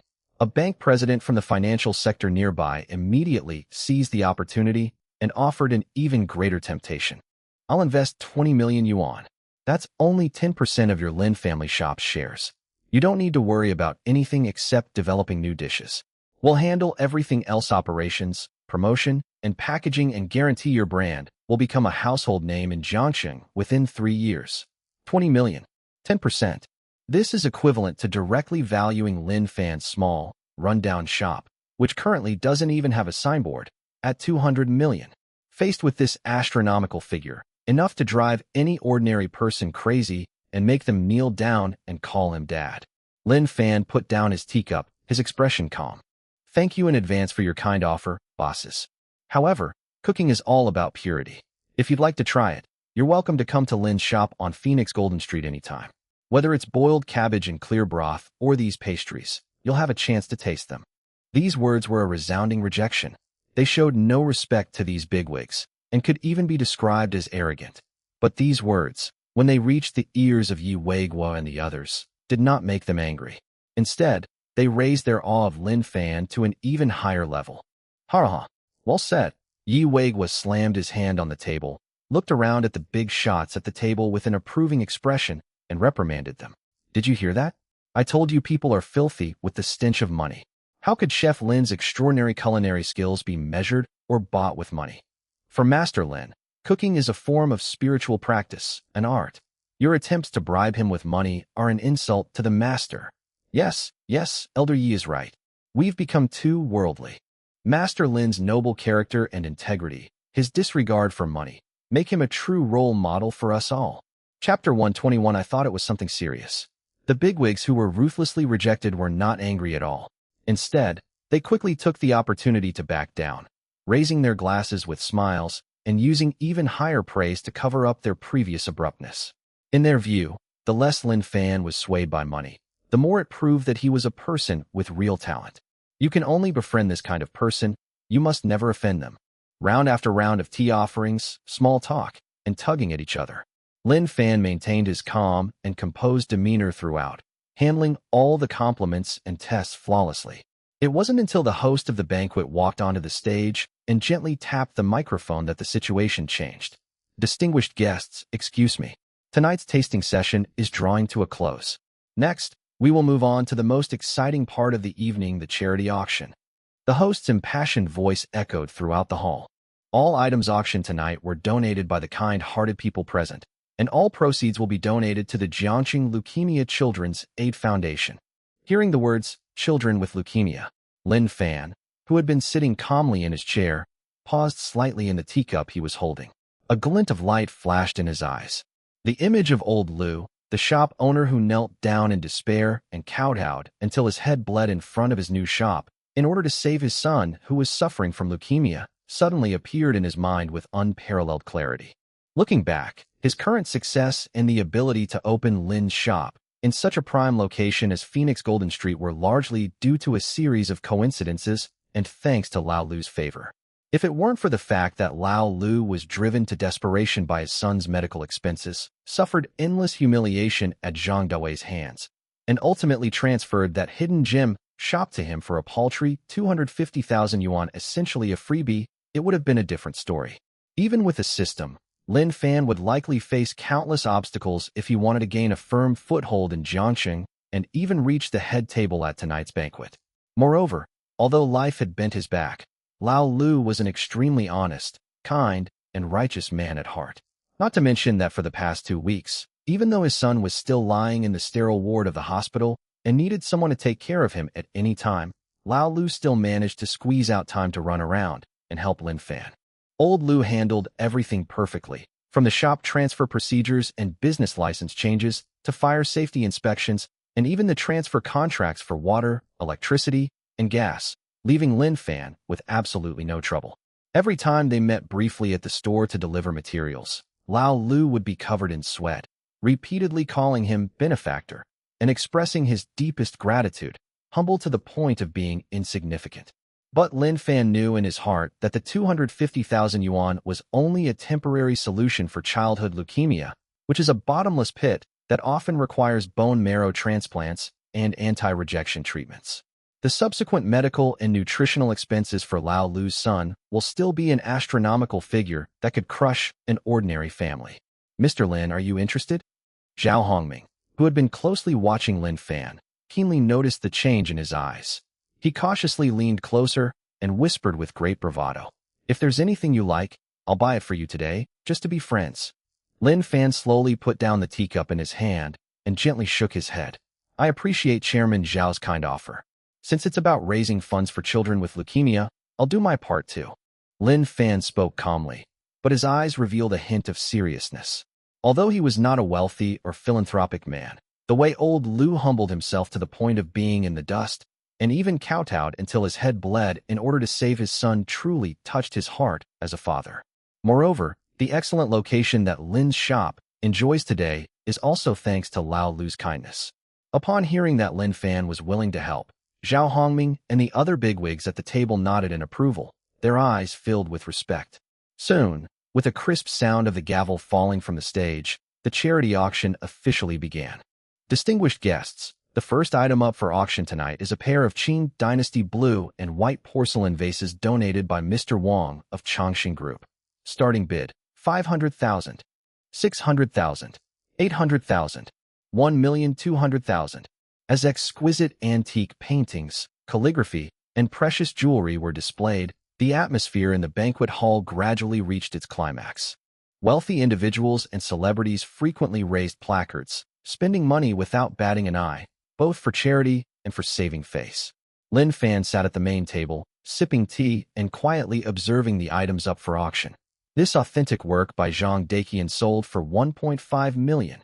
This top-quality imperial green jadeite necklace has been sold for 1.8 million.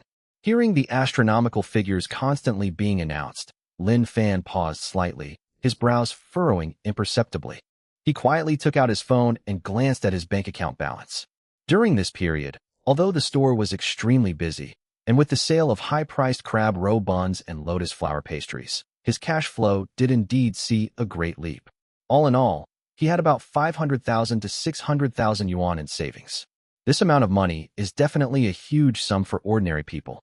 But tonight, at the most prestigious venue for fame and fortune in the entire Jiangxing. At this charity auction where prices start at hundreds of thousands, or even millions, his hundreds of thousands wouldn't even make a ripple. The jade pendant with the lowest starting price was bid up to 800,000. He wanted to do his part to help children with leukemia, but with his current cash flow, he simply couldn't afford to bid on even the cheapest item. Brother Lin, what's up? Which one have you got your eye on?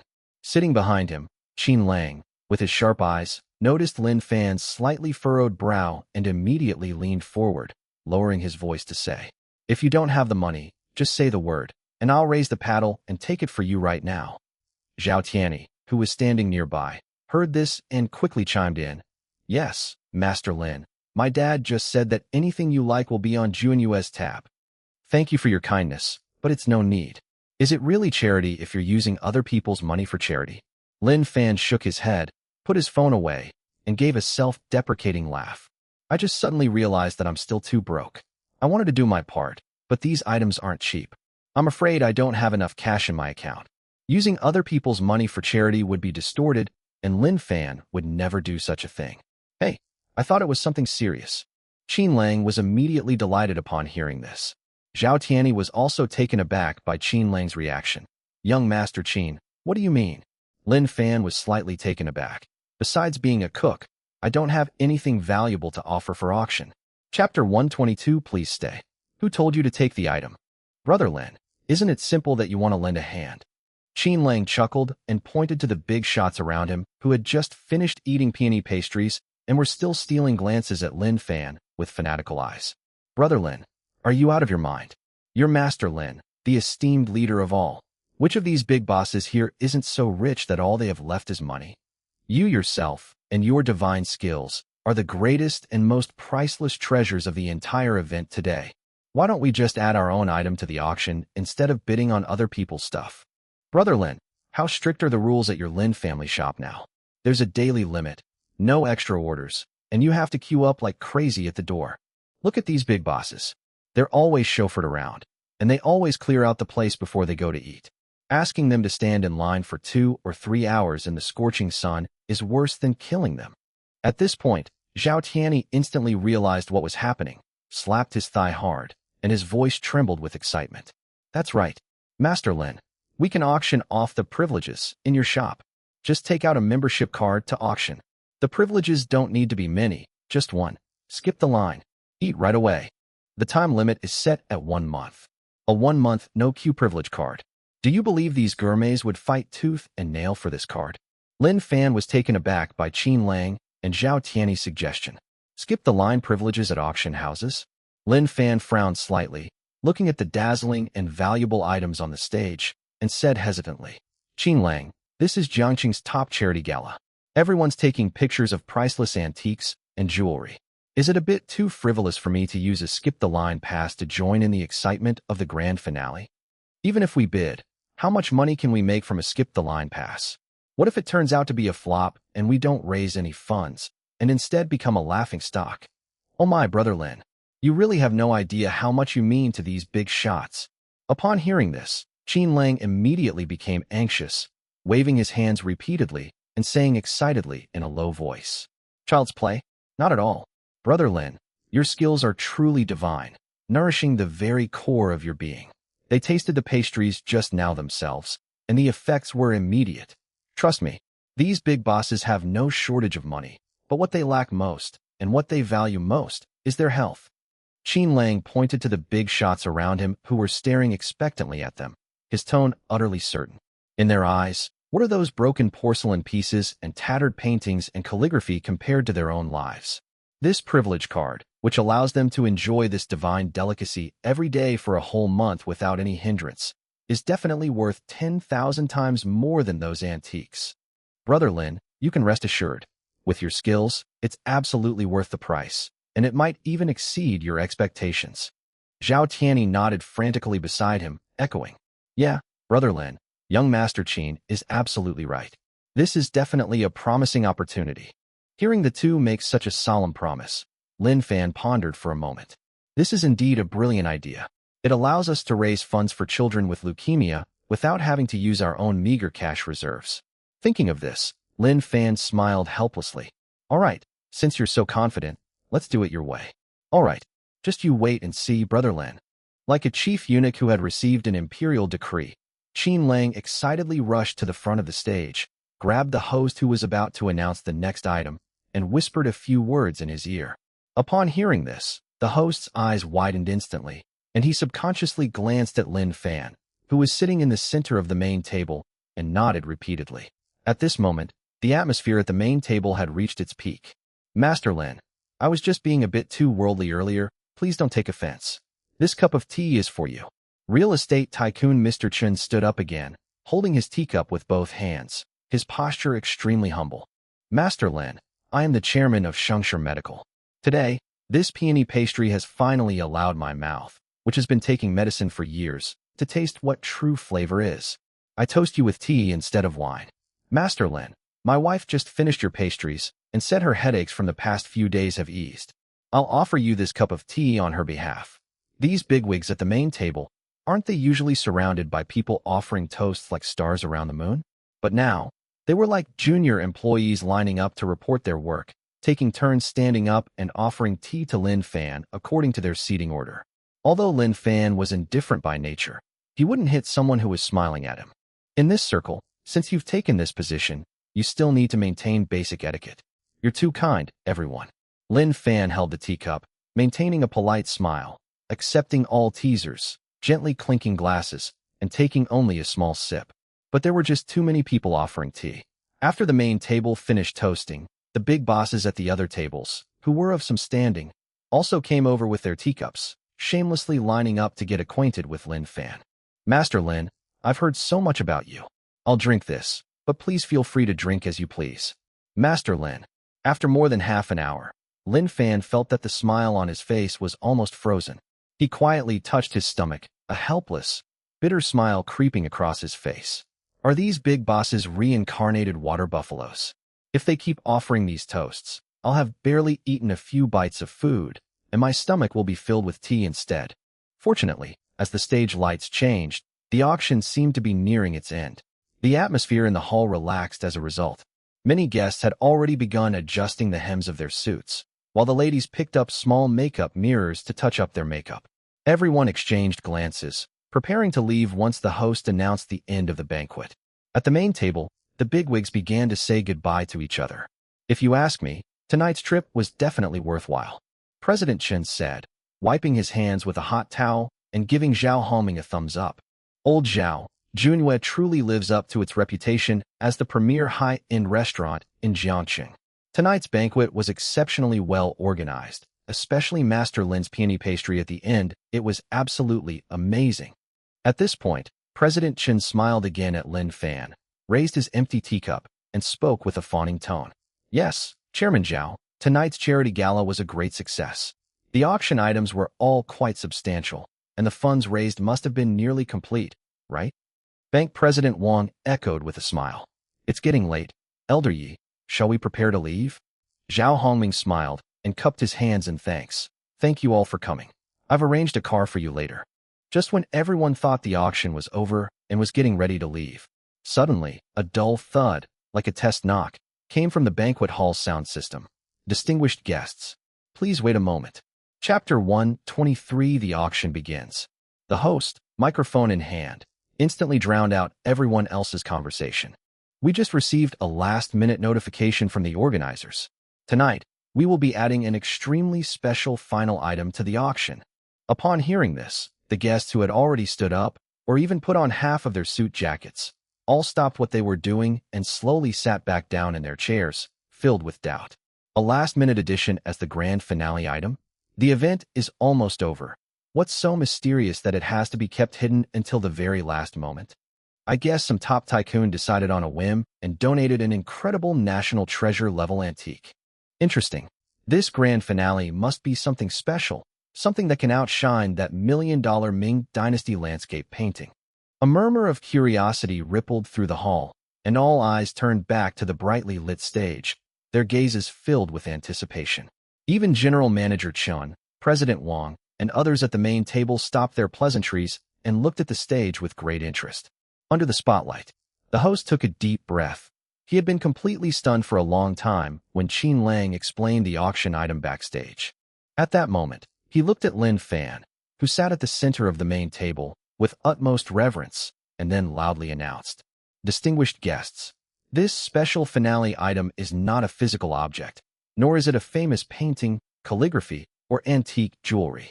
It is a supreme skip-the-line black gold card, issued by a restaurant called Lin's Shop." Quiet. A deathly silence.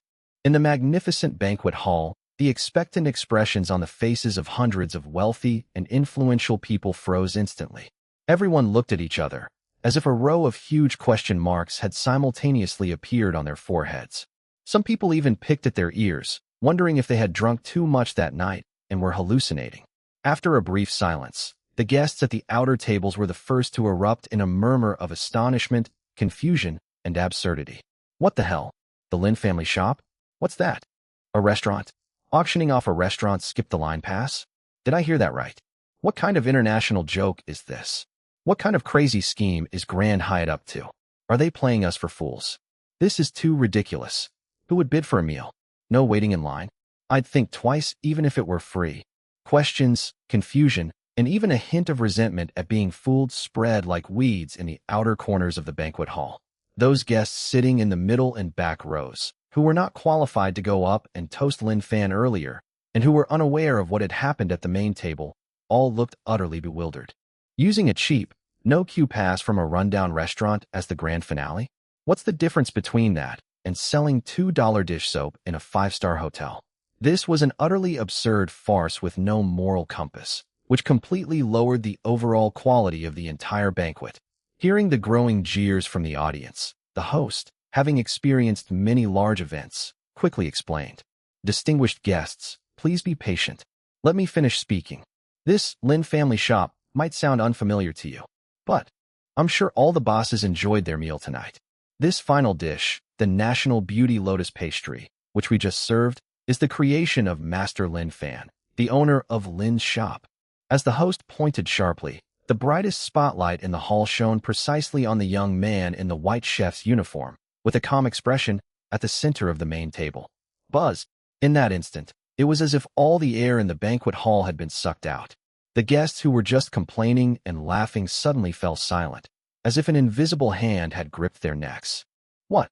That exquisite dessert that they just ate, which made them want to swallow their tongues, and which left them feeling completely refreshed and even smooth out the fine lines on their faces. It was actually the work of Lin's Shop, and this young man in white, sitting in the center of the main table and being fawned over by all the top business leaders, is the owner of this restaurant. My God! The noblewoman who had just been complaining suddenly covered her red lips, and a wolf-like green light shot out from her exquisitely made-up eyes. A no-queue card. That means with this card, I'll never have to ask anyone for help to eat this amazing dish again. As you all just saw, Master Lin's skills are already beyond the ordinary. But the Lin family shop has an ironclad rule. Daily limited quantity, no additional orders. No matter who you are, if you want to eat there, you must personally queue up. The host's voice rang out again, and this time, it seemed to carry a deadly magic in everyone's ears. And today's special finale item is precisely the one specially approved by Master Lin himself, the 1-month supreme, no-queue privilege. The winner of this card will enjoy the extremely prestigious skip-the-line privilege at Lin's Shop for a full month, whenever they dine there. They will be seated immediately upon entering the restaurant and enjoy the top-notch delicacies prepared by Master Lin himself. Boom! If the taste of the peony pastry had just ignited their taste buds, then this card had directly triggered the survival instinct of this group of Jiangxing's top elites. Money? Money is the last thing they lack. What they lack is health. What they lack is top-quality medicinal cuisine that can prolong life and nourish the 5 internal organs. Moreover, time is the most valuable asset of these top billionaires. Making them stand in line for hours under the scorching sun? That's worse than cutting off a piece of their flesh. Seeing that the time was right, the host on stage suddenly slammed the gavel down. Lin family shop supreme skipped the Q black gold card. Starting bid, 0 yuan. No minimum bid increment. The auction now begins. 100,000. Almost half a second after the host finished speaking, an extremely urgent voice rang out from the second row. You have the nerve to ask for 100,000? You think this is buying cabbage? I'll offer 200,000. Another mining boss suddenly stood up, holding up a sign with red eyes. After eating that half-peony pastry, his liver, which had been aching from years of drinking, miraculously felt better. Such divine skill buying a 30-day priority period for 200,000 yuan was practically free. Someone took the initiative, and the deadlock was immediately broken. 250,000. Another female executive, who had just finished eating peony pastries and was still savoring the experience, immediately followed suit. 300,000. 350,000. Prices began to rise steadily. The businessmen were quick-witted. They gradually realized that this card was more than just a way to skip the line for meals. This boss Lin is someone whom even Elder Yi and Chairman Zhao treat as an honored guest. This is not just a dining card, but a ticket to the most exclusive social circles in Jiangxing. Chapter 124 Elder Yi takes action. Whoever gets this card will have an immeasurable amount of prestige when inviting important clients or leaders to dinner. 500,000. A middle-aged tycoon wearing glasses immediately raised the price significantly. 550,000. 700,000. 800,000. Bidding was incessant, and even those who initially thought the item was a bit of a joke were now caught up in the enthusiastic atmosphere. 1 million. I'll offer 1 million. A big boss in the import and export trade suddenly stood up and shouted with a ruddy face. Breaking the 1 million mark. A series of low gasps rippled through the banquet hall. Spending $1 million just to buy priority dining rights at a restaurant? This is absolutely unprecedented in the history of Jiangxing's catering industry. Once the price reaches the million level, the rate of price increases slows down significantly. Although everyone here is wealthy, the essence of a businessman is to weigh the pros and cons. 1 million is enough to buy a luxury sports car, but for a meal, it still makes people hesitate. 1,100,000. The female executive gritted her teeth and raised her sign again. 1,200,000. Another boss followed closely behind. 1,500,000. The big boss who was in the import and export trade seemed determined to win, and generously added another 300,000. 1,500,000. The moment this number was announced, the entire room fell silent. Many people who were still hesitating put down their number plates. This price has indeed reached the psychological limit for most people. Zhao Tianyi and Qin Lang stood aside, watching this unbelievable scene. They exchanged a glance and saw deep shock in each other's eyes. Goodness, Brother Lin's influence is terrifying. Qin Lang swallowed hard, feeling a chill run down his spine. Although he proposed auctioning off the privilege card, he initially thought that getting 300,000 to 500,000 would be a great favor. Who would have thought that these big bosses would drive the price up to the $1 million level just for this food? Lin Fan, who was sitting at the main table, paused slightly in the hand holding his teacup. 1,500,000. This has far exceeded his expectations. With this money, old Lu's son's surgery and subsequent bone marrow transplant costs will be more than covered. 1.5 million once. 1.5 million twice. The auctioneer on stage, his voice fervent, raised his gavel. Anything higher? Just when everyone thought the privilege card would be sold for 1.5 million. A gentle yet authoritative voice suddenly rang out from the main table. 1,700,000. The moment that number was announced, the last remaining commotion in the audience vanished as if it had been silenced. Everyone turned their heads in unison to look at the source of the sound. Yi Weigua, who was sitting in the main seat at the head of the table, slowly put down his teacup, a faint smile on his face. 1,700,000. They added 200,000 directly, securing the victory. The entire banquet hall was so quiet that the only sound was the gasping of the crowd. The big boss who had just shouted out 1.5 million now looked like a wilted eggplant, silently withdrawing his hand from the sign and even bowing respectfully in Yi Weigua's direction. It wasn't that he couldn't afford a higher price, but rather that the person who made the offer was Yi Weigua. In Jiangxing, who would dare to compete with Master Yi for something? Besides, everyone knows that Master Yi was previously ill, and it was Master Lin's craftsmanship that saved his life.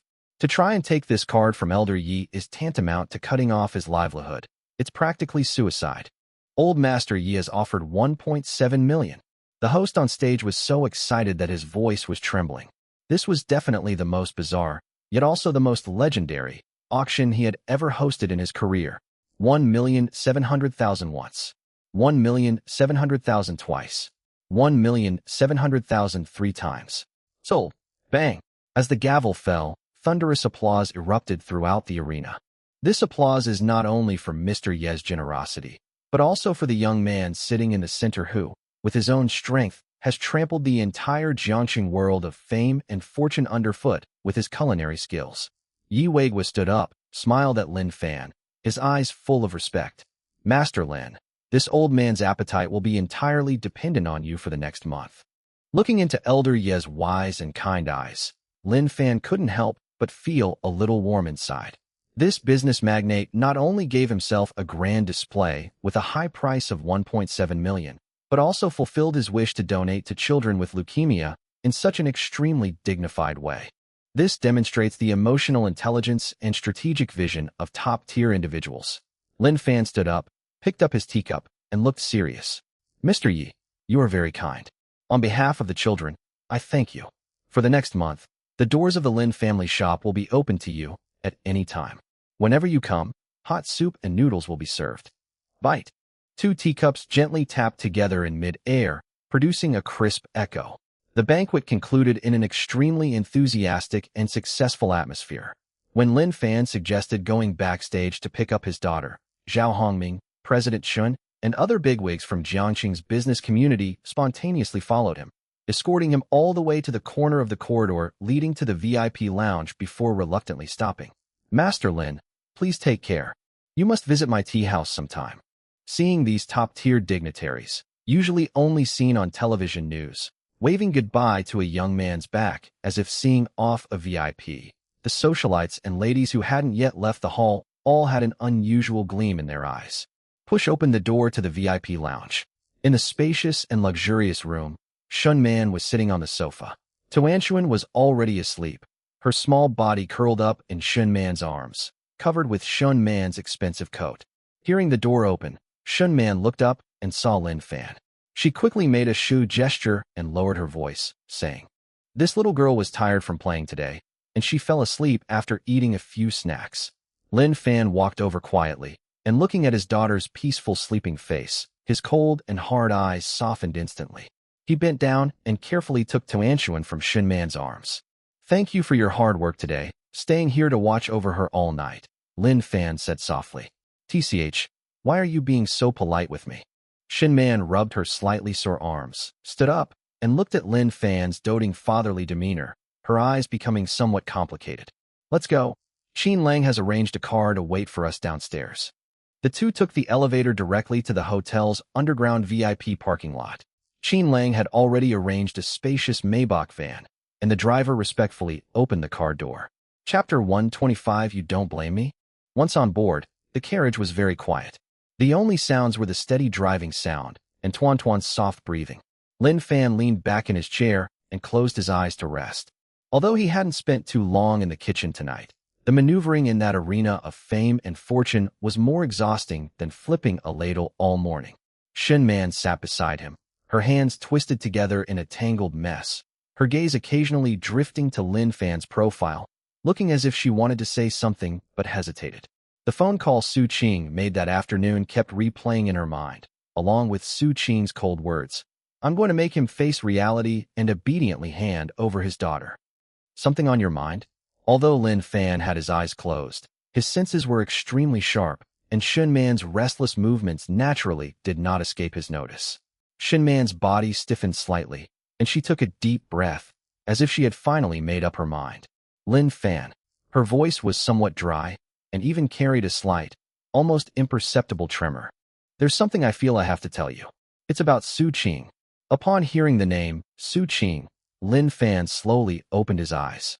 The gentleness in his eyes vanished instantly, replaced by indifference. "What's wrong with her?" Shun Man swallowed hard, not daring to look Lin Fan in the eye, and quickly said with her head down, "Qingqing, her roadshow in Switzerland was a great success. Once she returns, the Su Group will be able to go public immediately, and her net worth will increase several times over." "So what?" Lin Fan's tone remained completely flat. "So," Shun Man gritted her teeth, suddenly raised her head, her eyes filled with deep worry. "She's going back to China early next month.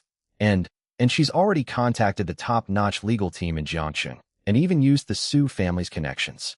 The first thing she did when she came back this time was to target Tuanchuan. She's going to sue you and forcibly take back custody of Tuanchuan. The temperature inside the carriage seemed to plummet to freezing point in that instant. Tuanchuan, who was fast asleep, seemed to sense something and squirmed uncomfortably in Lin Fan's arms. Lin Fan immediately suppressed his outward chill and gently patted his daughter's back until the little girl fell asleep peacefully again. He looked up at Shinman. What makes her think she can take Tuanchuan away from me? Just based on her current assets and status. Shinman's eyes reddened with anxiety. As a second-generation rich kid, she knew all too well the power of capital. Lin Fan, your business is indeed doing very well now. Even old Master Yi was impressed with you today. But in the face of the law, in a custody battle, the judge looks at absolute material conditions and educational resources. Su Qing can provide Tuan Tuan with the best international schools, top-notch security, and even a trust fund. And you in other people's eyes, even if you make a big splash today, you're still just a small business owner running a restaurant. The judge will think you simply don't have enough time and energy to raise a child. Shinman's words were blunt, even harsh, but they were indeed a stark reality. And I haven't dared to tell Qingqing about your current situation. Shinman lowered her head guiltily. In her eyes, you're still that penniless guy who sets up a stall at the night market and was even reported for hygiene issues. She thinks crushing you is as easy as crushing an ant. Lin Fan gazed calmly at the rapidly receding night view outside the car window, his eyes showing no emotion, and simply responded with a faint yes. Okay, I understand. Shinman froze. She suddenly looked up, her eyes filled with disbelief and panic. Yuri not angry with me? Lin Fan turned his head and looked at her flustered appearance, like a little girl who had done something wrong. A very faint smile appeared on his lips. What's it to blame you for?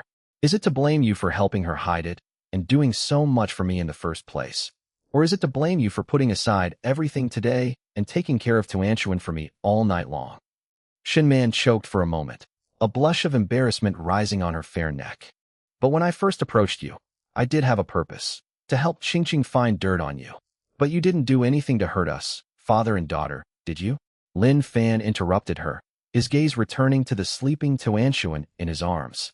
His eyes instantly softened, and he gently patted his daughter's back. Shinman, thank you for telling me all this. But you can rest assured.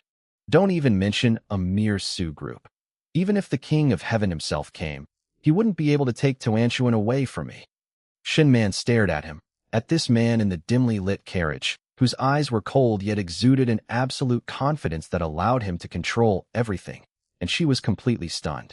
Is this still the same cowardly Lin Fan who used to be submissive in the Su family, not daring to even breathe loudly?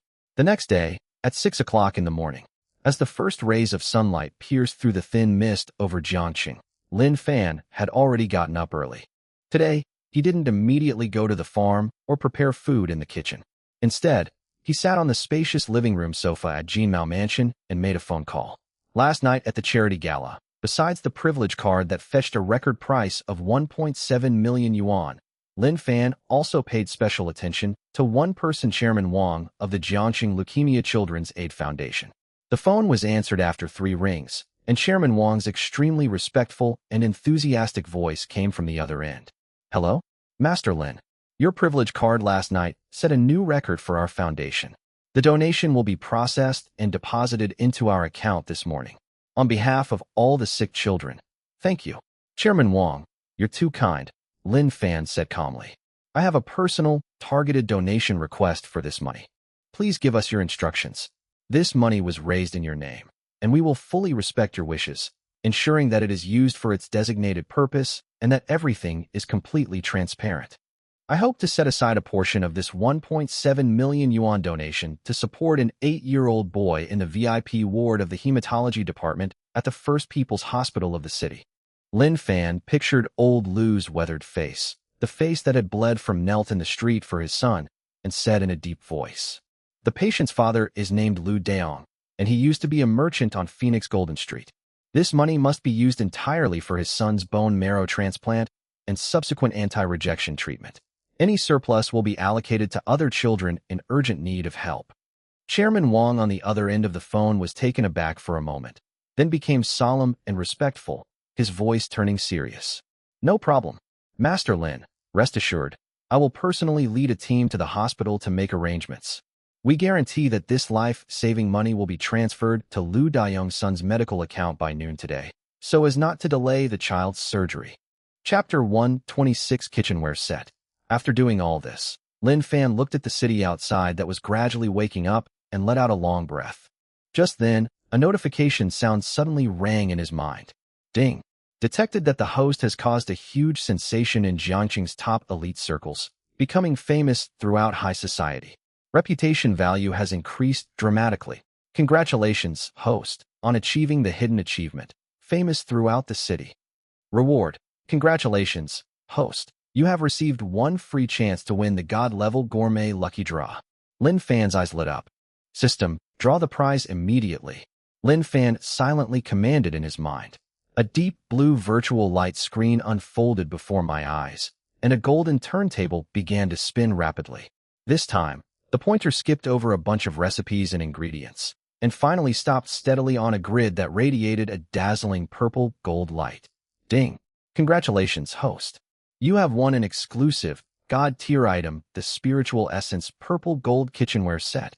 The set includes 1 purple gold black iron cleaver, 1 purple gold spirit gathering soup bucket, 1 purple gold bagua wok, 1 purple gold strainer. All kitchen utensils have been replaced and stored in the system space. Attribute description. To do a good job, one must first have the right tools. This kitchen utensil is made of celestial purple gold and black iron, impervious to water and fire. Cooking with this utensil will lock in the essence of the ingredients, preventing any loss. It automatically removes tiny impurities, and it allows the ingredients to meld perfectly, enhancing the freshness and texture of the dishes by 300%. Moreover, it won't deteriorate with prolonged use and will only become more refined over time.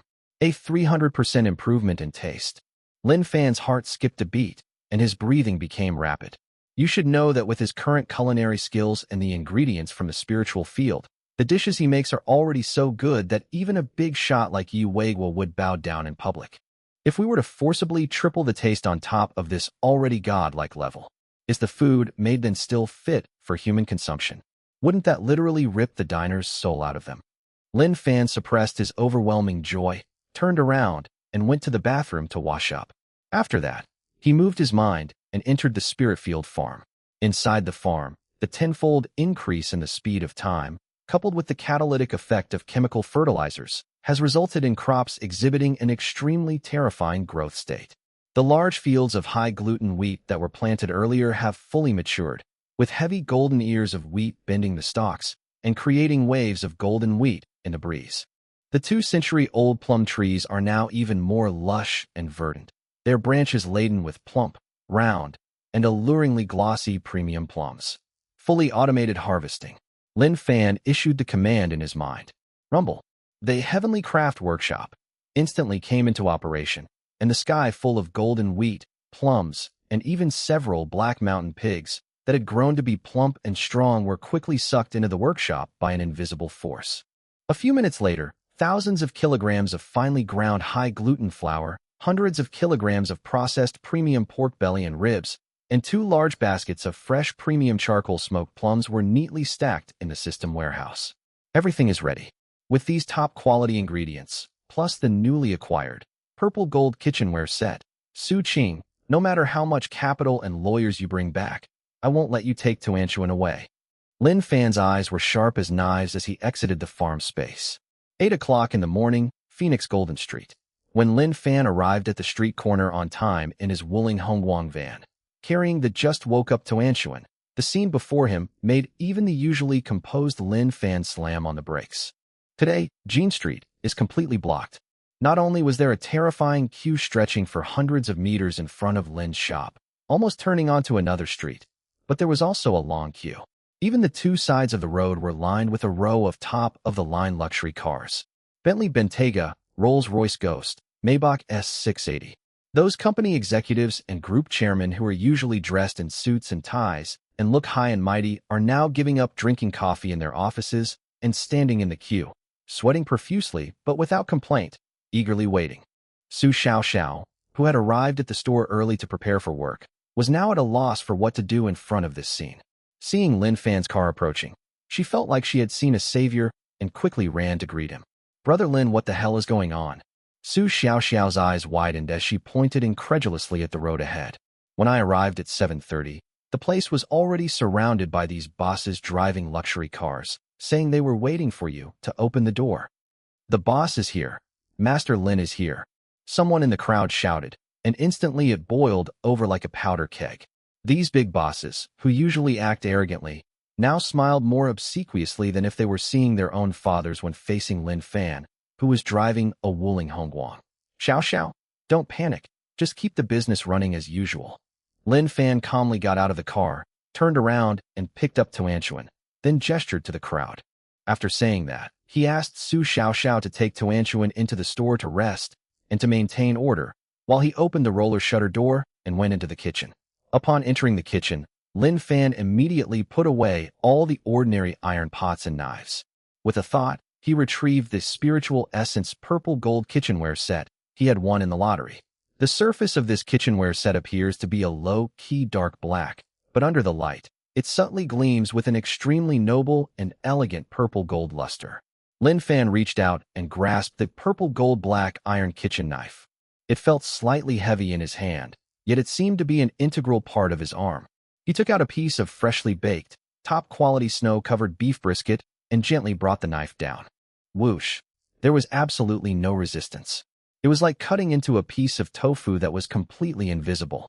Not only is the cut smooth as a mirror, but not even a drop of juice or a trace of vitality from the meat is squeezed out, perfectly locked within the texture of the meat. A divine weapon, Lin Fan thought to himself in admiration. He immediately poured the century-old brine, which had been simmering for 3 days and 3 nights, into the huge, purple gold spirit-gathering soup pot, and turned on the powerful stove. Less than 2 minutes had passed. The moment the old brine in the soup pot boiled, a miracle happened. In the past, when making soup, the aroma would spread extremely strongly, filling the whole house with a rich, meaty fragrance. But at this moment, this purple gold soup bucket seemed to have a peculiar suction force, tightly gathering the aroma that was about to dissipate at the mouth of the bucket. Not a wisp of white smoke escaped. Instead, a dense, visible golden mist slowly swirled and flowed above the soup.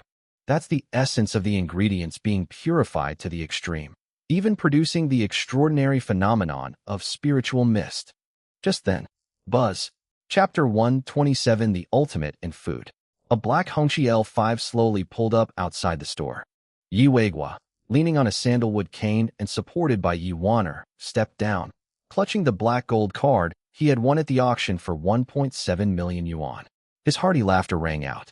Master Lin, this old man is here today with a license to cut in line. I, Yi, will buy you the very first bowl of noodles from this pot today. Lin Fan responded from the kitchen. Please have a seat, Elder Yi. The meal will be served shortly.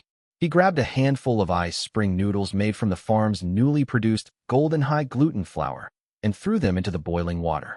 With a gentle scoop using a gold-plated strainer, drain the water and place it in a blue and white porcelain bowl.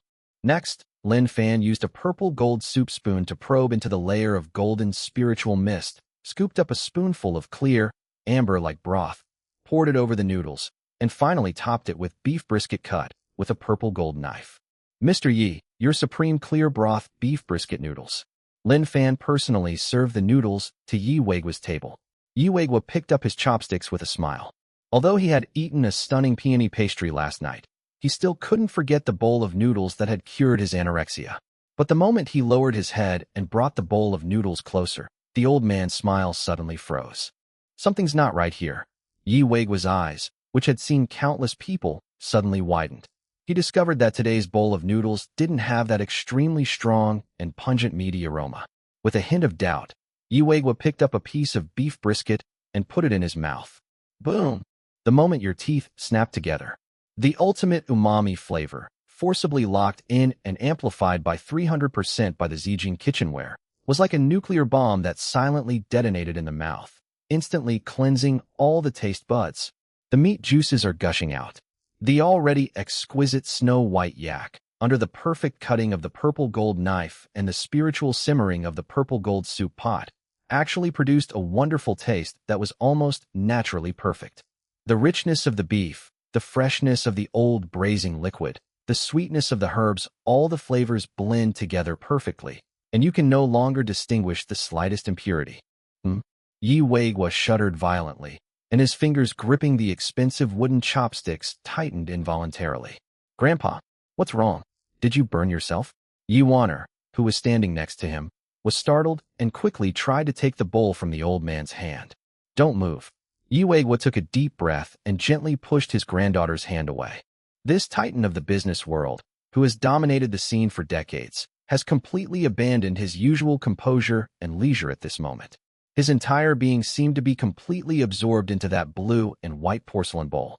A bite of noodles, a bite of meat, and then a sip of clear, amber-like broth. The entire hall was filled with stunned people, including the usually aloof and powerful figures. They discovered that old Master Yi, who was always meticulous about eating and health, was now so engrossed in his health that he wouldn't even lift his head. A few minutes later, glug, Yi Weigua picked up the large bowl and drank the last mouthful of noodle soup. He slowly put down the empty blue and white porcelain bowl, took out a handkerchief, and gently pressed the fine beads of sweat that had seeped from his forehead due to the extreme comfort. Call. Old Yi exhaled a long breath of hot air, and his originally aged face now radiated an astonishingly healthy rosy glow, as if he had been revitalized. He turned his head, his gaze extremely complex, even carrying a hint of deep awe, and stared intently at Lin Fan, who was busily and methodically working in the kitchen. The hall was deathly silent. Everyone was waiting for Elder Ye's evaluation. "Master Lin." Yi Weigua's voice was low, yet carried a slight tremor that was difficult to conceal. "Is there no limit to your skill level? I thought that the flavors you made a few days ago had reached the limit of improvement." Old Yi closed his eyes, seemingly still savoring the perfectly integrated deliciousness he had just tasted. When he opened his eyes again, he was filled with emotion. But today's bowl of noodles, the richness of the broth, the harmonious flavor of the meat, and the chewiness of the noodles are several times better than before. There's not a single impurity. It's truly the greatest truths are the simplest, and nature's perfection.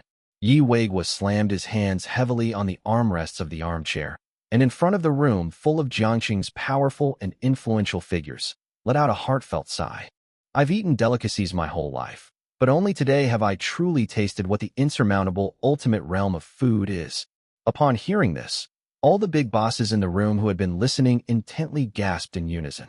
For Elder Yi to say something like that, what kind of heavenly taste must this bowl of noodles have? In an instant, the eyes of all the big shots outside the door, holding their number tags and waiting in line, turned red. "Assistant Su, is it our turn? Let us in quickly." Su Xiaoxiao stood at the door, like an iron tower, expressionlessly checking the number tags. "Line up, numbers 1 through 10, to enter the store. Do not crowd.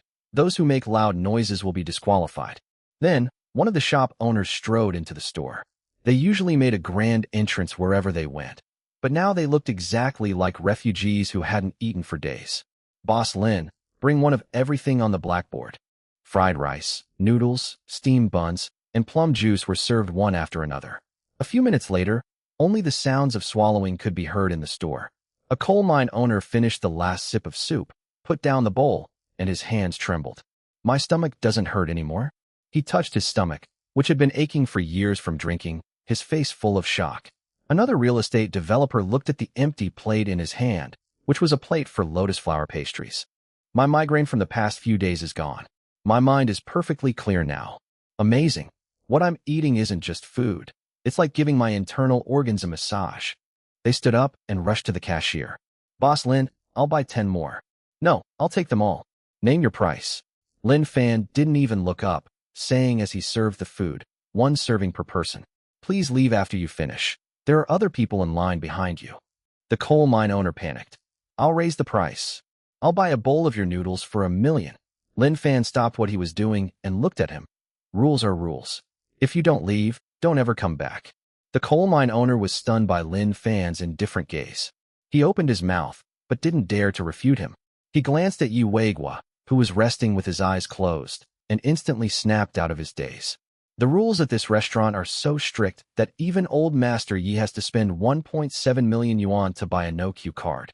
Who does he think he is? Okay, I'll come again tomorrow." The coal mine owner obediently turned and left. The next few hours, this scene repeated itself repeatedly in the store. The wealthy and powerful would enter, taste the food, be amazed, try to spend more money to order more, be refused, and finally leave obediently. Su Xiaoxiao maintained order at the entrance. Watching these usually high and mighty figures being subdued by Lin Fan, her respect for her boss deepened. 1 o'clock in the afternoon. Sold out. Lin Fan walked out of the kitchen and hung the sign outside the door. Those who hadn't gotten a turn outside sighed, and could only leave, looking back every few steps. Chapter 128 Automatic Cleaning. Splash. As the roller shutter was pulled down completely, the diners who had not yet dispersed were finally shut out. The store fell silent instantly. Su Xiaoxiao let out a long breath, feeling as if her legs were filled with lead. Few finally done.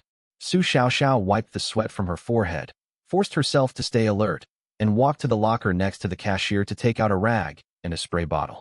Looking at the dozen or so tables in the lobby covered in grease, soup, and tissues carelessly discarded by customers, and the floor splattered with footprints, Su Xiaoxiao took a deep breath, ready to get down to business. All right, Xiaoxiao, put the rag down. Lin Fan came out of the kitchen, having taken off his apron and carrying 2 glasses of cold water. Brother Lin, I'm not tired, Su Xiaoxiao said earnestly, holding up a rag. This shop was packed with so many people just now, the hygiene was terrible. If it's not cleaned up quickly, it'll smell bad. I'm quick, I can get it done in half an hour. I told you don't need to clean up. Come and have some water. Lin Fan handed the water glass to Su Xiaoxiao and pointed to the rest area next door. Holding her water glass, Su Xiaoxiao looked bewildered, her big eyes sparkling with curiosity and confusion. She couldn't help but ask, Brother Lin, I actually wanted to ask you this morning.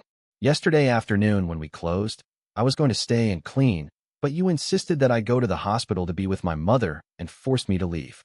When I walked into the store this morning, wow, the whole store was spotless. The floor was so shiny you could see your reflection in it, and there wasn't even a trace of cooking smell. You've worked so hard preparing the food all by yourself. How could you stay up all night to do the big clean? I have to clean up today no matter what. Hearing Su Xiaoxiao's rapid-fire questions, Lin Fan chuckled inwardly.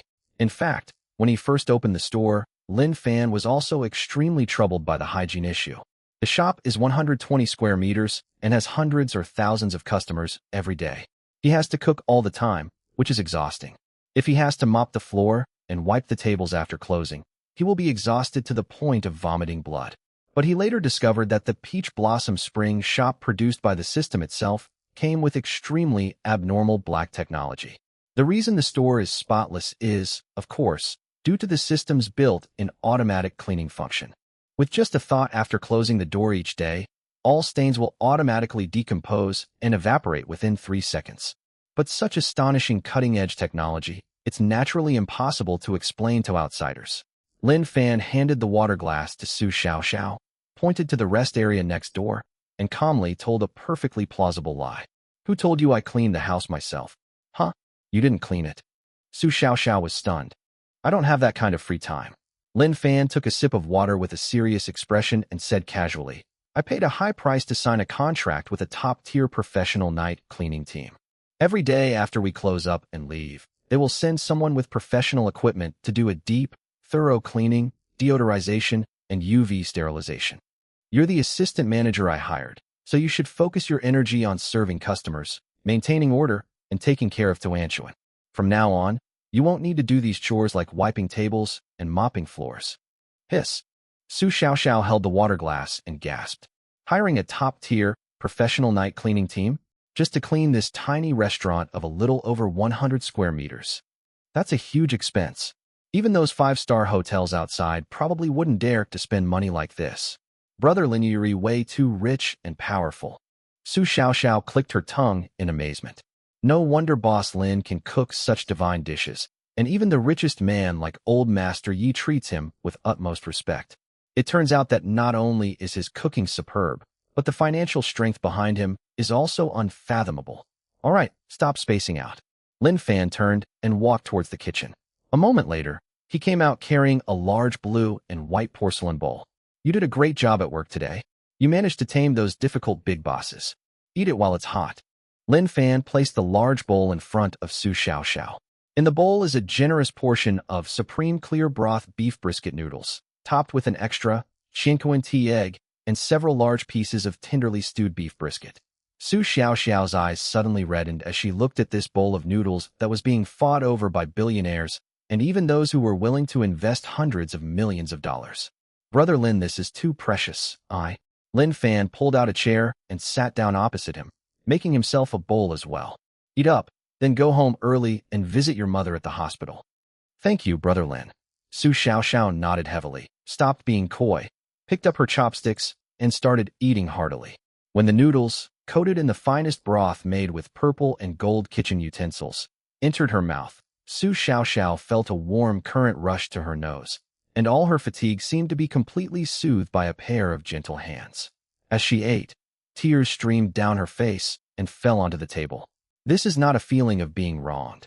It is an extreme sense of peace and happiness. With such a good boss and such a wonderful job, she felt that all the hardships she had endured in the past had been rewarded today. After finishing the meal, Lin Fan handed a specially prepared spiritual energy porridge to Su Xiaoxiao, asking her to take it to the hospital to help her mother recover. After Su Xiaoxiao left with profuse thanks, Lin Fan picked up the still sleeping Tuanchuan and returned to Jinmao Mansion.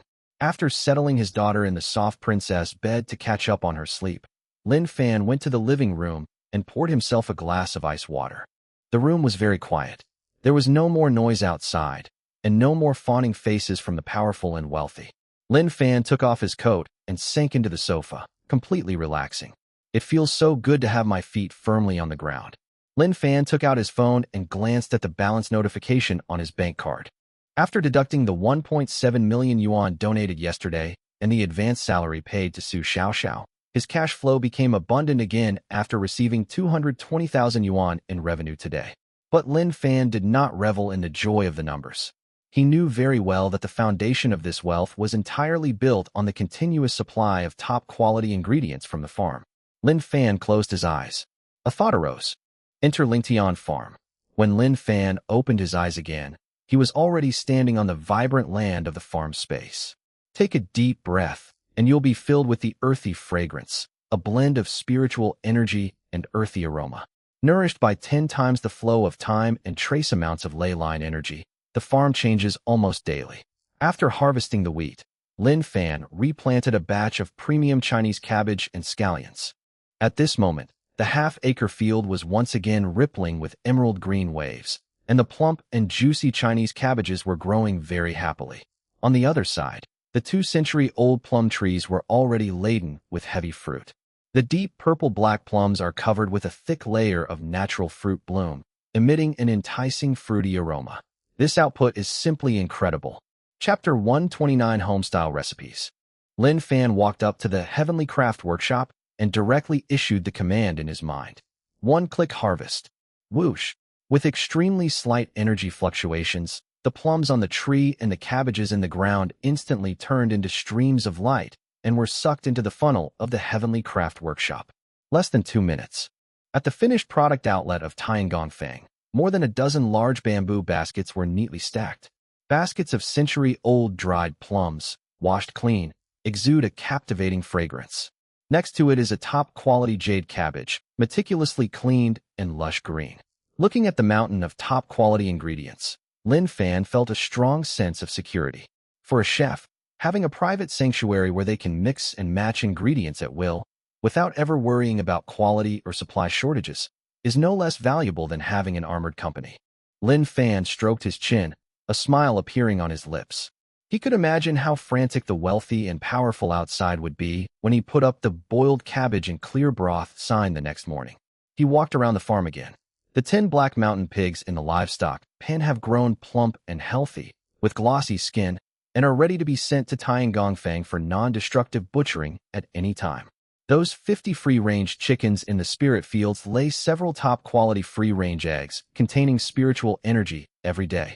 At this rate, he will no longer have to worry about a shortage of ingredients in the store. It's safe. Lin Fan nodded in satisfaction. Just as he was about to exit the farm space and go back to the living room to see if his daughter was awake, the cold yet pleasant mechanical voice in his mind suddenly rang out without warning. Bite. Host farm ecosystem detected to be taking shape. food production chain has formed a perfect closed loop. Hidden achievement achieved. Self-sufficient farmer. Rewards being distributed. Congratulations, host. You have obtained the Divine Level Cookbook, the ultimate collection of home-style recipes. Upon hearing this name, Lin Fan was slightly taken aback. Homestyle dishes? Looking back, the system's previous rewards to him, whether it was the heartbreakingly delicious fried rice, the golden crab roast soup dumplings, or the impressive boiled cabbage in clear broth and peony pastry, all of them caused a huge sensation. Why did you suddenly post a homestyle recipe book? Before he could think much about it, a massive flow of information, like warm spring water, instantly flooded into his mind. In just a few seconds, Lin Fan's eyes changed from confusion to deep shock. I see. Lin Fan muttered to himself. This book, the complete collection of exquisite home-style recipes, contains no delicacies or rare ingredients. It contains a list of dishes that are most common on Chinese dining tables: sweet and sour pork ribs, scrambled eggs with tomatoes, mapo tofu, shredded pork with garlic sauce, steamed eggs with minced meat.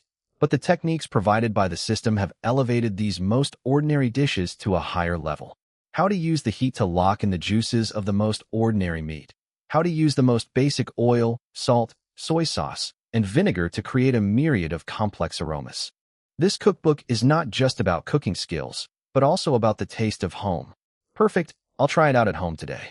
Lin Fan smiled and casually operated the control panel of Tiangongfei. Click. Several pieces of bright red, marbled black mountain pork ribs, along with a piece of tender lean meat from the front of the hind leg, fell out. He then walked to the chicken coop and picked up 4 still warm, premium free-range eggs from the nest lined with dry grass.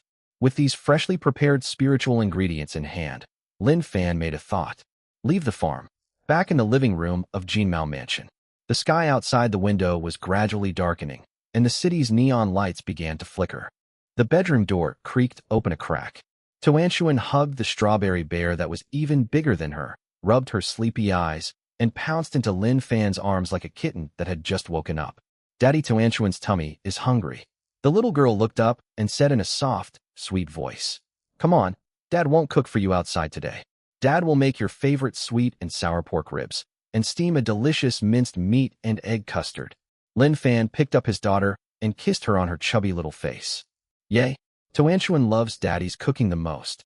After settling Tuanshuan on a high stool outside the kitchen to paint, Lin Fan tied on an apron and went into the kitchen.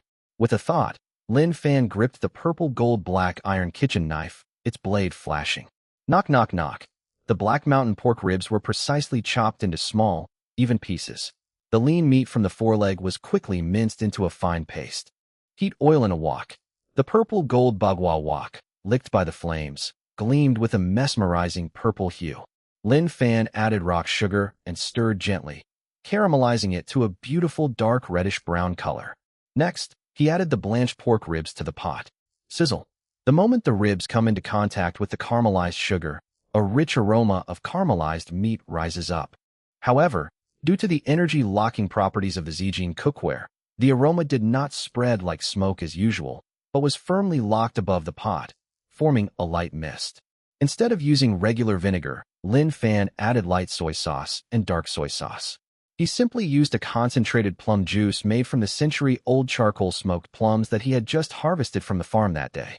Cover the pot and simmer over low heat. While he was at it, Lin Fan broke up the 4 premium free-range eggs.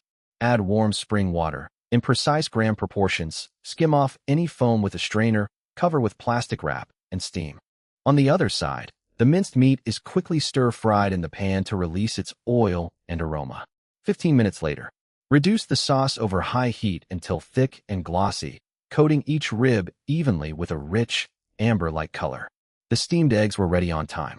After tearing off the plastic wrap, the surface of the eggs was as smooth as a golden mirror, delicate and fragile.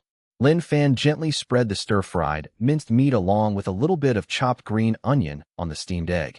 Dinner's ready. When these 2 most ordinary home-style dishes were served, Tuanshuan's eyes widened in amazement.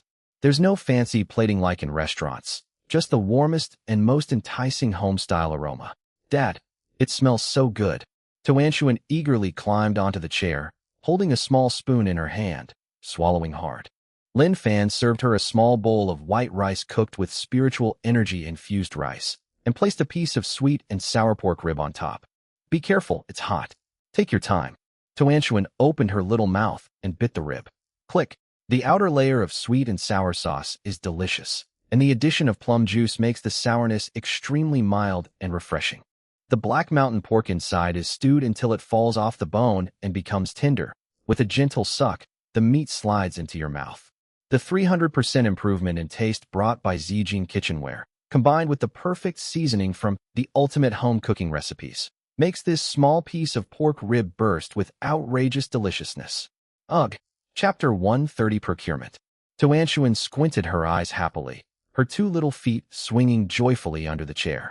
Dad, this meat is sweet and sour. It's 1,000,000 times tastier than the cotton candy at the amusement park. Then, she scooped out a large spoonful of steamed egg custard mixed with minced meat. The steamed egg custard melts in your mouth, just like tender tofu. The fresh aroma of the free-range eggs blends perfectly with the oiliness of the minced pork, creating a savory and delicious flavor that's simply a perfect accompaniment to rice. Watching his daughter's adorable face, cheeks bulging and mouth dripping with oil, Lin Fan sat opposite her, his eyes filled with doting affection and tranquility. This is the life he truly wants. There was no scrutiny from outsiders, no hustle and bustle of the world of fame and fortune, only the warmth of home cooking at this small dining table and the innocent smile of her daughter. Eat slowly. Daddy also made seaweed and egg drop soup. Lin Fan ladled a small bowl of hot soup and gently placed it next to Tuanchuan. Tuanchuan made two indistinct sounds, her little hands clutching a piece of pork rib bone still covered in glistening sweet and sour sauce. She couldn't bear to throw it away, and her little tongue deftly licked the last bit of meat off the bone. Dad, this meat is so delicious. It's even better than the meat Mom used to take me to that really big restaurant. Tuanchuan raised her oily little face and said innocently. When Su Qing was mentioned, Lin Fan's eyes darkened almost imperceptibly, but he quickly regained his composure. He tore off a tissue and gently wiped the sauce from the corner of his daughter's mouth. Then Daddy will make it for Tuanchuan every day from now on, okay? Yay! The little girl cheered, then buried her head in the bowl of minced meat and egg soup again. The father and daughter ate every last drop of the broth from the sweet and sour pork ribs. Tuanchuan even mixed the broth with rice and ate it all. The little girl patted her round little belly, slumped in the chair, and kept burping, like a chubby little pig who had eaten and drunk its fill. After cleaning up the dishes, Lin Fan played with Tuanchuan in the living room for a while and then told her 2 bedtime stories. Lin Fan quietly closed the door and left the bedroom only after the little girl had fallen into a deep sleep while hugging the big strawberry bear. Night has fallen, and the city's hustle and bustle is gradually subsiding. As Lin Fan gazed at the bustling night view of Jiangcheng, his thoughts drifted back to the dinner he had at the Grand Hyatt Hotel the day before yesterday, when he only had 2,000 yuan on him. These are things he wouldn't have dared to dream of a few months ago. But now, all of this has truly happened. He knew this was just the beginning. The name, Lin's Shop, has already made a name for itself, and it has secured a place in Jiangqing's catering circle. But this is far from enough. Su Qing's Su Group is about to go public. She has enormous capital and connections. If she is really determined to fight for custody of Tuanchuan, she is not yet in a position to have an absolute and overwhelming advantage. We must speed things up. Lin Fan secretly made plans in his mind. The emergence of the farm space solved his worries about ingredients, and with the support of the complete collection of home-style recipes and Zijin kitchenware, his culinary skills were further enhanced. It's time to upgrade the Lin family shop business model once again. The next morning, as dawn broke, Lin Fan opened his eyes on the large bed in the Jimao mansion. He didn't plan to go directly to the farm today, because after carefully reading through the complete collection of ultimate home-style recipes last night, he discovered that although the system farm had top-quality pork, beef, eggs, scallions, and cabbage, some of the classic home-style dishes recorded in the recipe book still required a lot of auxiliary ingredients. For example, you need soft tofu to make mapo tofu, winter bamboo shoots, and wood ear mushrooms to make yuxiang ro si, shredded pork with garlic sauce, and fresh tomatoes to make tomato scrambled eggs. The farm hasn't produced these things yet, so he has to buy them from outside. Lin Fan got up quietly, tucked the blanket around the still sleeping Tuanchuan, changed into a low-key gray tracksuit, grabbed his car keys, and went out. The largest agricultural wholesale market in Jiangxing. Even at 6 in the morning, the place was still bustling with people. Trucks delivering goods, vendors on tricycles, and citizens haggling over prices intertwined to create a vibrant and lively scene full of everyday life. Lin Fan drove his Wuling Hongguang into the market with practiced ease and parked in a relatively secluded corner. Instead of going to the brightly decorated premium vegetable section, he went straight to the open-air area deep inside the market, where farmers from the nearby suburbs had set up their own stalls. Although the vegetables here don't look as appealing as those grown in greenhouses, and some even have insect holes in their leaves, they are truly naturally grown, carrying the fresh scent of the soil, and are much better than those fresh vegetables ripened with chemical fertilizers. "Grandpa, how much are these tomatoes?" Lin Fan squatted in front of a snakeskin bag, picked up a ripe red tomato, and gently squeezed it. It felt just right, soft and firm. "3 yuan a pound. Young man, these are all grown in my own field, no pesticides, naturally ripened, sweet and sour, perfect for stir-frying with eggs," the old man at the stall said with a big smile as he promoted his wares. "Okay, give me 10 caddies. And I'll also order some of the winter bamboo shoots and wood ear mushrooms over here." Lin Fan readily took out his phone to scan the QR code. Just as he bent down to pay, he suddenly heard a somewhat familiar female voice. "Oh my God, Mom. It's 6 in the morning. We have 3 maids who are in charge of grocery shopping, but you dragged me out of bed just to teach me how to pick vegetables." Lin Fan looked in the direction of the sound. He saw 2 women standing in front of a vegetable stall less than 10 meters away from him. One of them was none other than Xin Man, the heiress of the Shun Group, who had been enjoying a delicious meal at the Lin family shop just yesterday. However, Xin Man today completely lacked the sophisticated and aloof socialite demeanor she had before. She was wearing an oversized white t-shirt, denim shorts, her hair casually tied in a bun, with no makeup, black-rimmed glasses, and flip-flops. Standing next to Xin Man was a slightly plump middle-aged woman dressed in a very elegant and luxurious manner.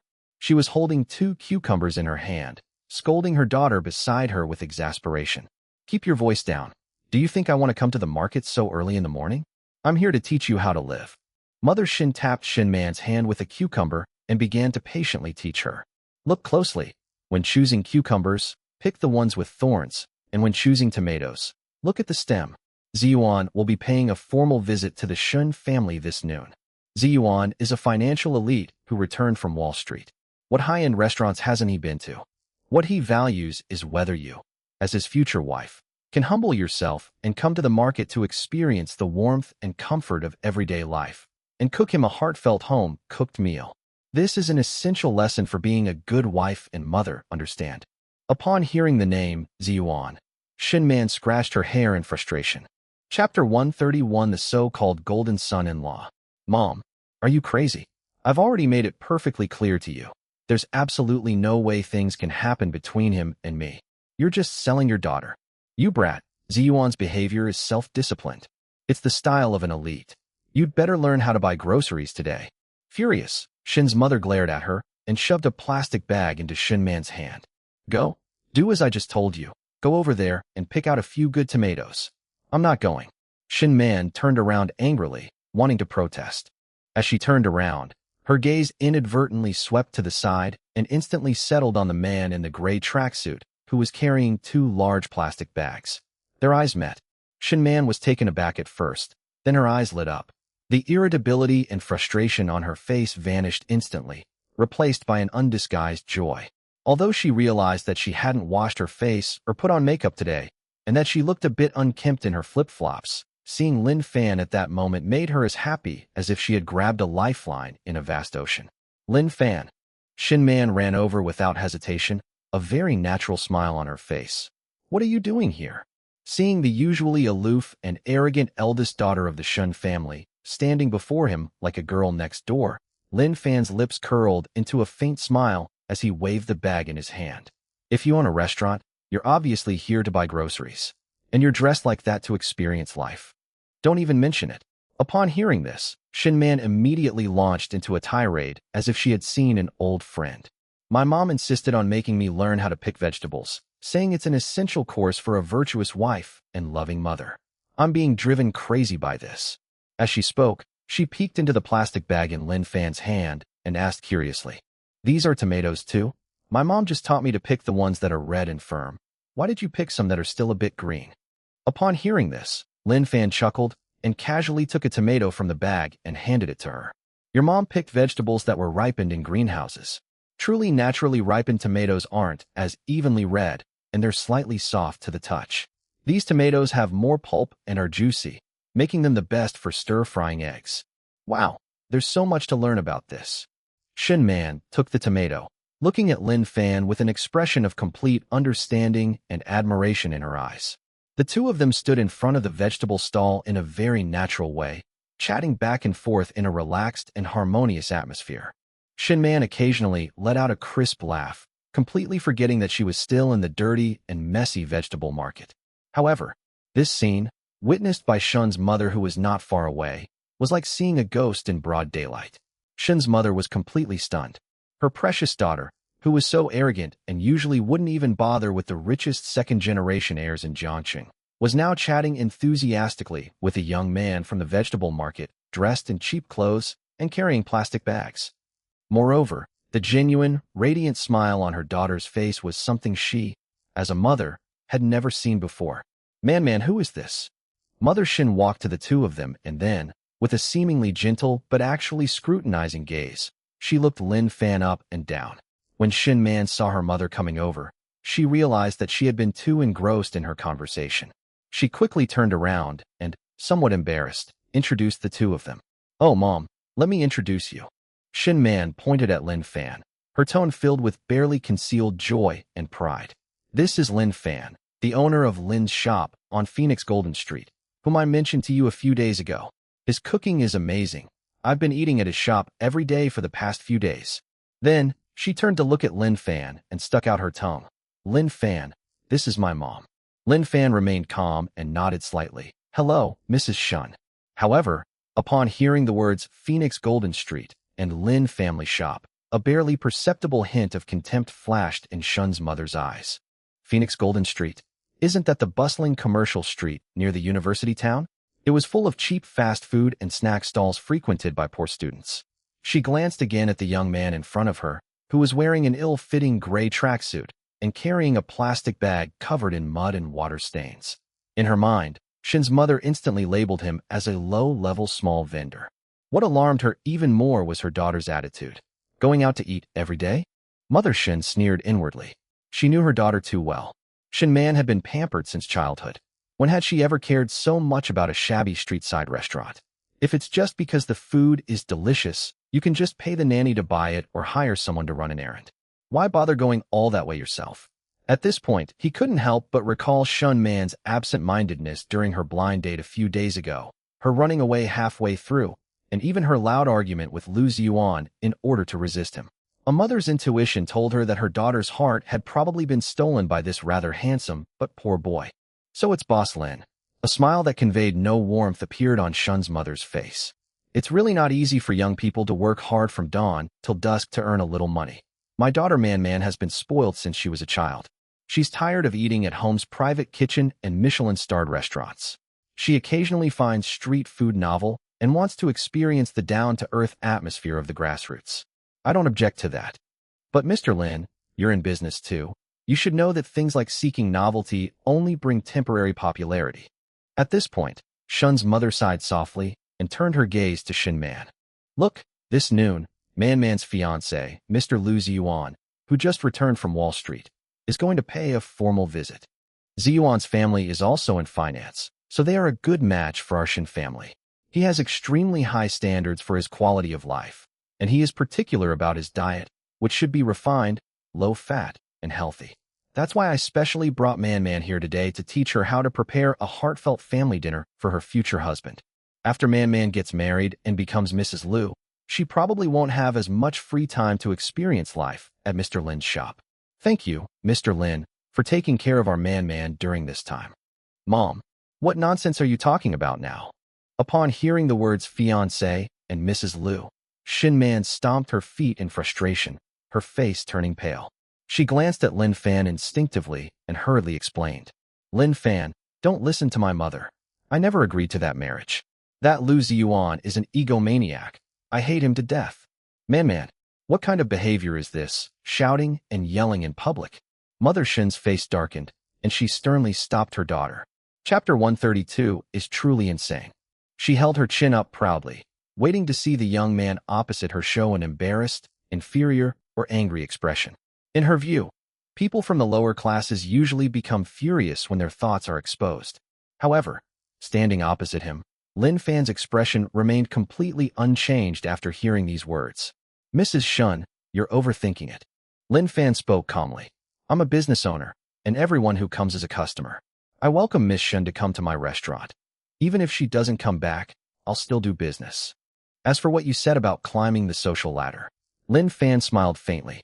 I think you've misunderstood. Right now, all I want to do is cook well and raise my daughter. After saying that, Lin Fan lifted the 2 plastic bags full of vegetables he was carrying slightly upwards and nodded slightly to Shin Man. I need to go back and make breakfast for my daughter, so I won't bother you any longer. Goodbye, Miss Shun.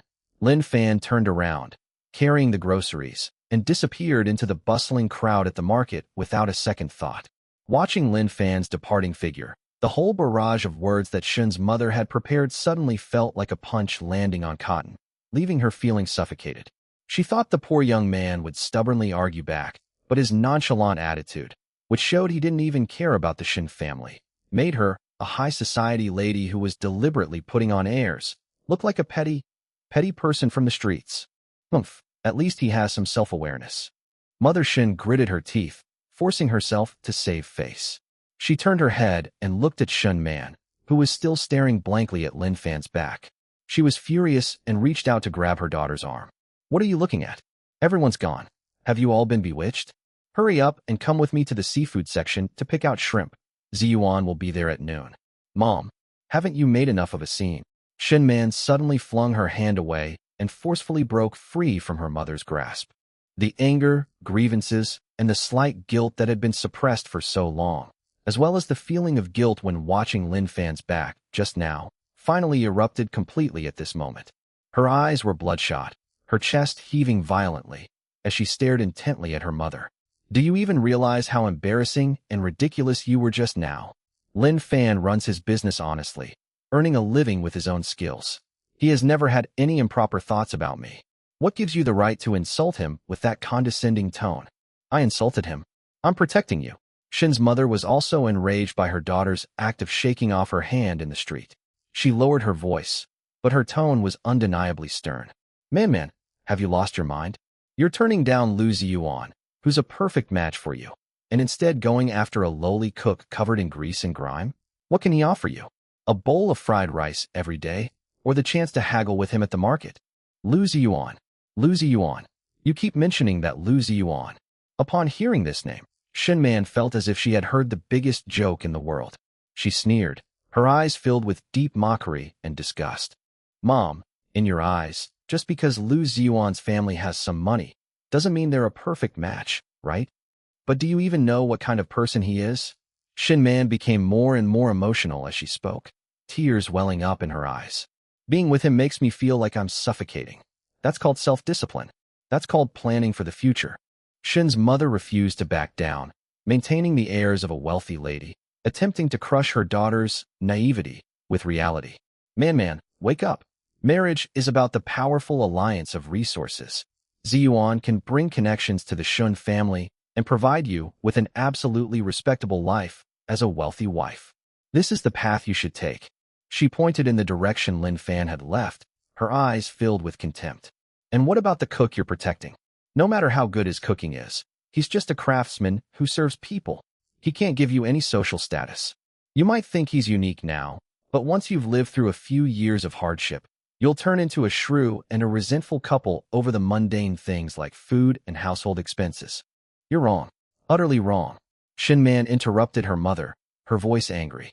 Mom, in your eyes, you only see the price tags and social class on people, but you can't see a person's true value and integrity at all. You think Lin Fan is poor and has a low social status, but he earns his money cleanly with his own 2 hands. He doesn't curry favor with the powerful, and he doesn't grovel. He lives with 1,000 times more dignity than those high society people in your circle who only know how to flatter and are full of lewd thoughts. Shin Man met her mother's shocked gaze without fear and called out, word by word, "You think Lu Ziyuan is noble? Let me tell you, in my eyes, that hypocritical, calculating Lu Ziyuan, who even pretends to eat a meal, is not even worth a single hair on Lin Fan's head. Lin Fan is 10 times stronger than him, 100 times stronger." Yuvi, gone completely mad. Shin's mother was so angry at her daughter's outrageous words that her face turned ashen and her delicate features became somewhat distorted. She never imagined that her socialite daughter, whom she had carefully nurtured for over 20 years, would belittle their so-called wealthy husband to nothing for a restaurant vendor. "Let me tell you, Shin Man, you'd better give up on these unrealistic ideas. Our Shin family can't afford to lose face like this. You have to come back with me right now. You have to cook lunch, whether you like it or not." Mother Shin issued her final ultimatum, her eyes sharp. "If you dare to act recklessly again, I'll cancel all your credit cards right now. And take back your car? Let's see how you'll pay that poor boss after you leave the Shin family. Stop. Stop everything." Faced with her mother's threats, Shin Man did not back down in the slightest. She suddenly felt a deep weariness, but within this weariness was an unprecedented sense of ease. She ripped off the hair tie from her wrist, letting her carefully styled long hair fall loose. She looked at her mother, her tone resolute, and leaving no room for negotiation. "If you think Lu Ziyuan is so great, then you go and serve him yourself. Even if I die today, I will never peel a single shrimp for him. You'll have to cook your own lunch today. I'm not joining you." After saying that, Shin Man turned around without looking back and walked towards the exit of the market, leaving behind only a resolute and unrestrained back view. "Shin Man, you come back here. You've gone too far." Mother Shun was so angry that she trembled all over, her chest heaving violently. She instinctively wanted to shout, but the strange looks from the vegetable vendors and middle-aged women buying vegetables around her made her deeply ingrained ladylike image hold her back. As the dignified Mrs. Shun, she absolutely could not act like a shrew in the market. She could only watch helplessly as her daughter disappeared into the crowd, her mind buzzing, her delicate face slightly distorted by extreme anger and disbelief. "They've gone mad. TV really gone mad." Chapter 133 set. On the other side, Lin Fan drove his Wuling Hongguang home to pick up his daughter and is now steadily driving back to Phoenix Golden Street. The little incident that happened at the market earlier didn't leave any trace in his mind. It didn't even cause a ripple for a second. How can a sparrow know the ambition of a swan? Lin Fan's current goal is to stand at the absolute pinnacle of this world's culinary system. That little incident just now wasn't worth affecting his mood at all. Back to Lin's shop. It was just past 7:30. Su Xiaoxiao had already arrived. She was dressed in a clean and neat business suit and was holding a mop, meticulously cleaning the dust on the steps in front of the shop. "Good morning, Brother Lin." Seeing the familiar Wuling Hongguang stop, Su Xiaoxiao quickly put down the mop in her hand and ran over to greet it, skillfully helping to open the car door. "Good morning, little sister." Tuanshuan was wearing overalls and carrying a small water bottle. As soon as she opened the car door, she couldn't wait to jump into Su Xiaoxiao's arms and greeted her in a childish voice. "Oh my, our little princess looks so beautiful today." Su Xiaoxiao smiled and pinched Tuanshuan's cheek, then turned to look at the several large plastic bags that Lin Fan took out of the trunk and quickly reached out to take them. "Brother Lin, let me get it. Did you go to the market to buy it yourself today?" As Su Xiaoxiao took the bag, she peeked inside with some curiosity.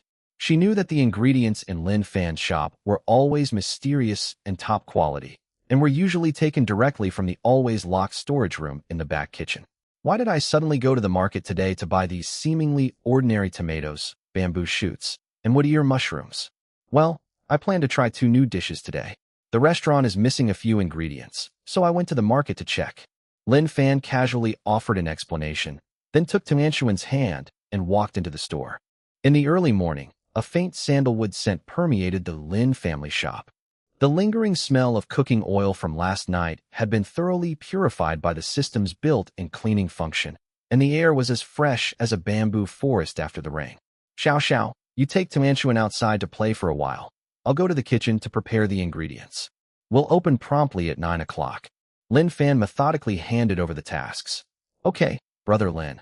Don't worry. I'll take care of things outside." Su Xiaoxiao said enthusiastically, leading Tuanshuan to the side. Lin Fan walked into the semi-open kitchen and pulled up the glass partition between the kitchen and the front room. He walked to the control panel, took a deep breath, and instantly entered a state of absolute focus. He poured the tomatoes he bought from the market into the sink. Although these tomatoes were naturally ripened varieties grown by the old farmer, they still had a slightly earthy smell and uneven sourness in Lin Fan's eyes, now spoiled by the system. However, with the rare artifacts we obtained earlier, these are no longer problems. With a thought, Lin Fan summoned the purple gold vegetable washing basin from the Spiritual Essence purple gold kitchenware set. This pot is dark purple all over, and its surface is engraved with extremely intricate ancient water patterns. When Lin Fan put the tomatoes into it and poured in the Kunlun ice spring water specially supplied by the system, a magical scene occurred. The tomatoes soaking in water had tiny, extremely murky particles slowly seeping from their skins. This is the impurity removal function built into Zijin kitchenware. Without damaging the cell structure of the food itself, it forcefully removes the trace impurities and astringent factors remaining inside the tomato. In less than 3 minutes, the tomatoes that originally looked ordinary now had a ruby-like luster in the water, and even emitted a pure, sweet, and sour fruity aroma. It truly is a divine weapon. Lin Fan gave a thumbs up and scooped out the washed tomatoes. Next, let's talk about knife skills. When making scrambled eggs with tomatoes, the biggest mistake is that the tomato skin affects the taste. Many chefs like to blanch the tomatoes in boiling water to remove the skin, but this softens the outermost layer of flesh and causes some of the flavor to be lost. Lin Fan picked up the purple gold black iron kitchen knife. The blade is slightly heavy, yet holding it in your hand evokes a strange, almost visceral connection. He gently pressed down on a tomato with his left hand, held a knife in his right hand, and his wrist twitched only slightly. Whoosh! The blade glided lightly around the tomato's skin at a speed almost imperceptible to the naked eye. A thin, perfectly intact, even translucent red tomato skin slid down the blade. The entire peeling process takes less than 2 seconds, and the juice inside the tomato is perfectly locked in the flesh without a single drop leaking out. Lin Fan's hands moved without stopping. With a few crisp tap-tap-tap sounds, the peeled tomatoes were precisely cut into uniformly sized chunks and neatly arranged on the preparation plate. After processing the tomatoes, Lin Fan walked to the temperature-controlled refrigerator and took out the premium free-range eggs that he had just harvested in the farm space that morning. The eggs laid by these free-range chickens, raised in the spiritual fields and fed on spiritual rice bran, are smaller than those of commercially available free-range eggs, but their shells have an extremely warm, pinkish-white color, like jade. Click! Lin Fan cracked the eggs with one hand, neatly dropping 5 eggs into a blue and white porcelain bowl. There was no unpleasant eggy smell at all. Instead, there was a faint milky aroma. The egg white is thick and translucent, like a crystal clear gel, while the yolk in the very center is a deep orange red, like the afterglow of a sunset. It is full, round, and brimming with vitality. It won't even break when you gently pick it up with chopsticks. Lin Fan picked up his chopsticks and stirred rapidly at a specific frequency. The chopsticks clinked together in the bowl, making a crisp and pleasant sound. The golden egg liquid gradually became smooth and even, and a layer of extremely fine foam appeared on the surface. Take it off the heat. Lin Fan turned on the high-powered stove. Blue flames instantly leaped up, licking the dark, purplish gold shimmering, purple gold bagua wok. The pot heated up rapidly, but Lin Fan, standing in front of the stove, did not feel any scorching heat. The purple gold wok seemed to lock all the heat firmly in the bottom of the pot, without letting any escape. Lin Fan poured in a little clear oil, his eyes sharp as he precisely monitored the changes in oil temperature. 50% hot. Lin Fan flipped his wrist and steadily poured the bowl of golden egg liquid into the pot. Sizzle.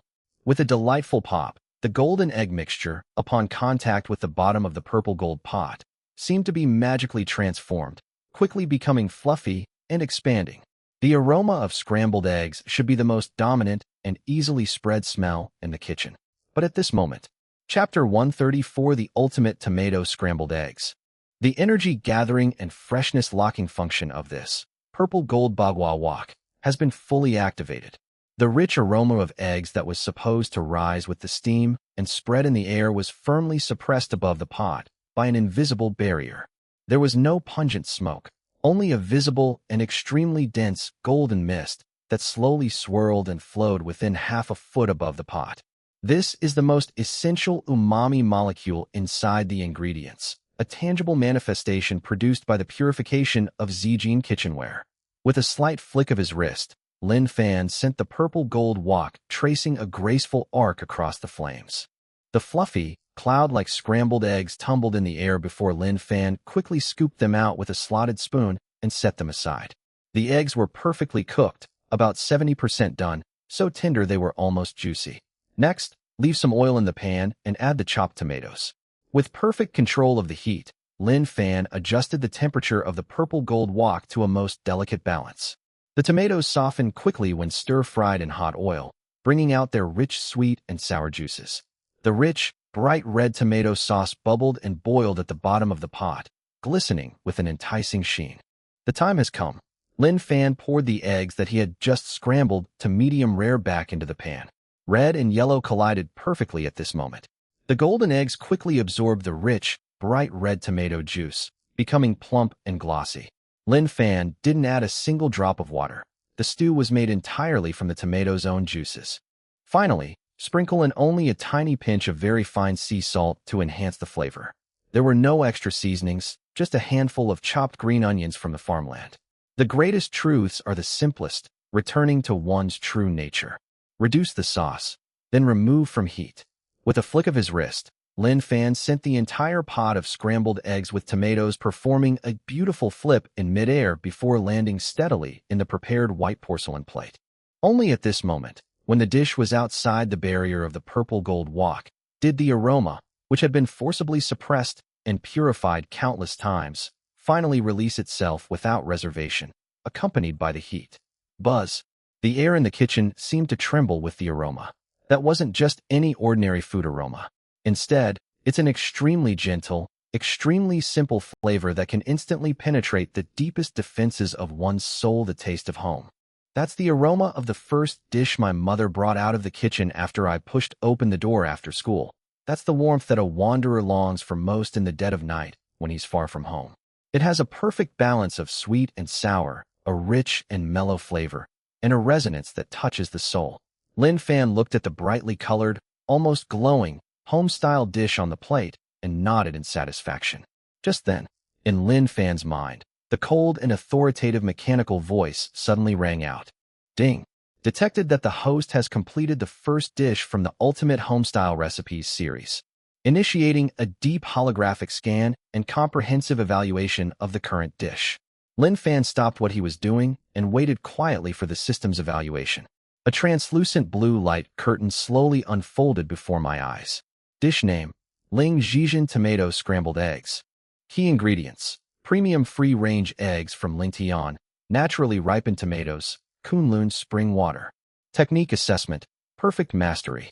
With the help of kitchen utensils, the taste is enhanced by 300%, and the spiritual energy is perfectly locked in. Special bonus effect: emotional resonance. Has a powerful soothing effect on mental fatigue, anxiety, and depression. Looking at the long list of impressive rating attributes, especially the special effect of the last one, emotional resonance, a hint of surprise flashed in Lin Fan's eyes. Without pausing, the system's voice then delivered the final pricing. Evaluation based on all the above dimensions. System suggested retail price: 288 yuan per serving. Friendly reminder: simplicity is the ultimate sophistication, and subtlety is the essence of great flavor. The finest home-cooked meals often offer the most comforting comfort. Although this dish is vegetarian, its inherent spiritual and emotional value is immeasurable. To offer it below this price would severely diminish the host's culinary skills and the majesty of their divine kitchenware. 288 yuan. Lin Fan looked at the numbers on the screen and raised an eyebrow slightly. A plate of scrambled eggs with tomatoes that doesn't contain a single piece of meat costs 288 yuan? If this were in any restaurant, even a 5-star hotel, and they dared to price a plate of scrambled eggs with tomatoes at nearly 300 yuan, they would probably have angry customers overturning the table the next day. and then the Bureau of Industry and Commerce would post a seizure order on the door. This is even more outrageous than robbery. But Lin Fan turned his head and glanced at the plate of stir-fried vegetables, which was still steaming, red and yellow, and exuded a warm aroma that almost brought tears to one's eyes. A calm smile appeared on his lips. 288 it is. In the past, he might have hesitated and wondered if the price would be too low to attract customers. But after experiencing that charity gala and witnessing the crazy behavior of those top dignitaries who were willing to spend 1.7 million yuan to buy a skip-the-line card just to have a meal with him, Lin Fan finally understood. On Phoenix Golden Street, where every inch of land is precious, there is no shortage of wealthy people. For the wealthy, if it can bring them that long-lost feeling of being moved, and give their weary souls from the pursuit of fame and fortune even a second of peace, let alone 288, they will flock to it and fight tooth and nail for it. Lin Fan picked up a rag, wiped his hands, and turned to walk out of the kitchen. He walked to the cashier and picked up the small blackboard used to write the menu. The chalk flew across the blackboard, and with a crisp tap-tap-tap sound, a line of striking new words was added. Today's new special, Ling's Ultimate Tomato Scrambled Eggs. Price, 288 yuan per serving. Limited to 50 servings per day. After finishing writing, Lin Fan patted the chalk dust off his hands and handed the blackboard to Su Xiaoxiao, who was standing at the door wiping the windows. Xiaoxiao, it's almost time. Hang this up and get ready to open for business. Okay, Brother Lin. Su Xiaoxiao took the blackboard and subconsciously glanced at the contents. Clang. The rag in Su Xiaoxiao's hand fell directly to the ground. Her big eyes widened in disbelief as she pointed at the line of words on the blackboard and stammered. Brother Lin, this says scrambled eggs with tomatoes. 288 yuan. Although Su Xiaoxiao knew that her boss's pricing was always unrestrained, she accepted the 188 yuan beef brisket noodles and the 666 yuan soup dumplings. After all, those were hearty dishes with real meat and seafood filling them. But this is just a plate of scrambled eggs with tomatoes. 2 tomatoes and 3 eggs. The cost at the market is barely 5 yuan, selling for 288. This leap was too big. It completely shattered her view of money. It's not wrong, hang it up, Lin Fan said calmly, without further explanation, and turned back to the kitchen. Su Xiaoxiao swallowed hard, steeled herself, and walked stiffly to the shop door. Chapter 135. Did I read that right? At this time, there were still 10 minutes until 9 o'clock. Outside the gate, Phoenix Golden Street was already a terrifying sight, comparable to a train station during the spring festival travel rush. The long queue was even more exaggerated than yesterday, with a dense crowd stretching all the way to the street corner intersection. Although the sun had only just risen, the lingering heat of late summer was already showing its power, and the muggy air made people restless and irritable. At the very front of the procession were Jiangqing's business tycoons and CEOs of various groups who had previously appeared at the banquet, as well as the top second-generation rich kids who had come after hearing the news. They were all dressed in expensive custom-made suits and wore watches worth millions on their wrists, but at this moment, they looked like primary school students waiting for the cafeteria to open. Even though they were sweating profusely, they stared longingly at the roller shutter door of Lin's shop that was not yet fully closed. The moment Su Xiaoxiao came out with the small blackboard and hung it on the wall, the previously noisy crowd outside instantly fell silent, and hundreds of eyes, like searchlights, swept towards the blackboard. Dead silence. An eerie silence lasting 5 seconds. What followed was not cheers, but a gasp of astonishment, confusion, and even absurdity. Holy crap. I'm not seeing things, am I? Scrambled eggs with tomatoes? 288 yuan a serving. Are these tomatoes grown in the Queen Mother of the West's peach garden, or are these eggs made of gold? This is insane. Master Lin is so capricious. Yesterday, it was peony pastry and boiled cabbage in clear broth, the kind of dishes served at state banquets, and today it's suddenly become such a home-style dish. This is such a huge leap. Among the crowd, Mr. Chun, who had been clamoring at the banquet to invest in buying a building for Lin Fan, was now standing at the front of the line. He wiped the sweat from his brow, frowned slightly as he looked at the words on the blackboard, and turned to another mining tycoon, Mr. Li, beside him with a wry smile. Old Li, I really don't understand Master Lin's hand. 288 for a plate of scrambled eggs with tomatoes? It's not about the money. Who among us is short of 300 yuan? But if word gets out that we old guys spent 280 yuan to come here for scrambled eggs with tomatoes, won't we be laughed at as suckers?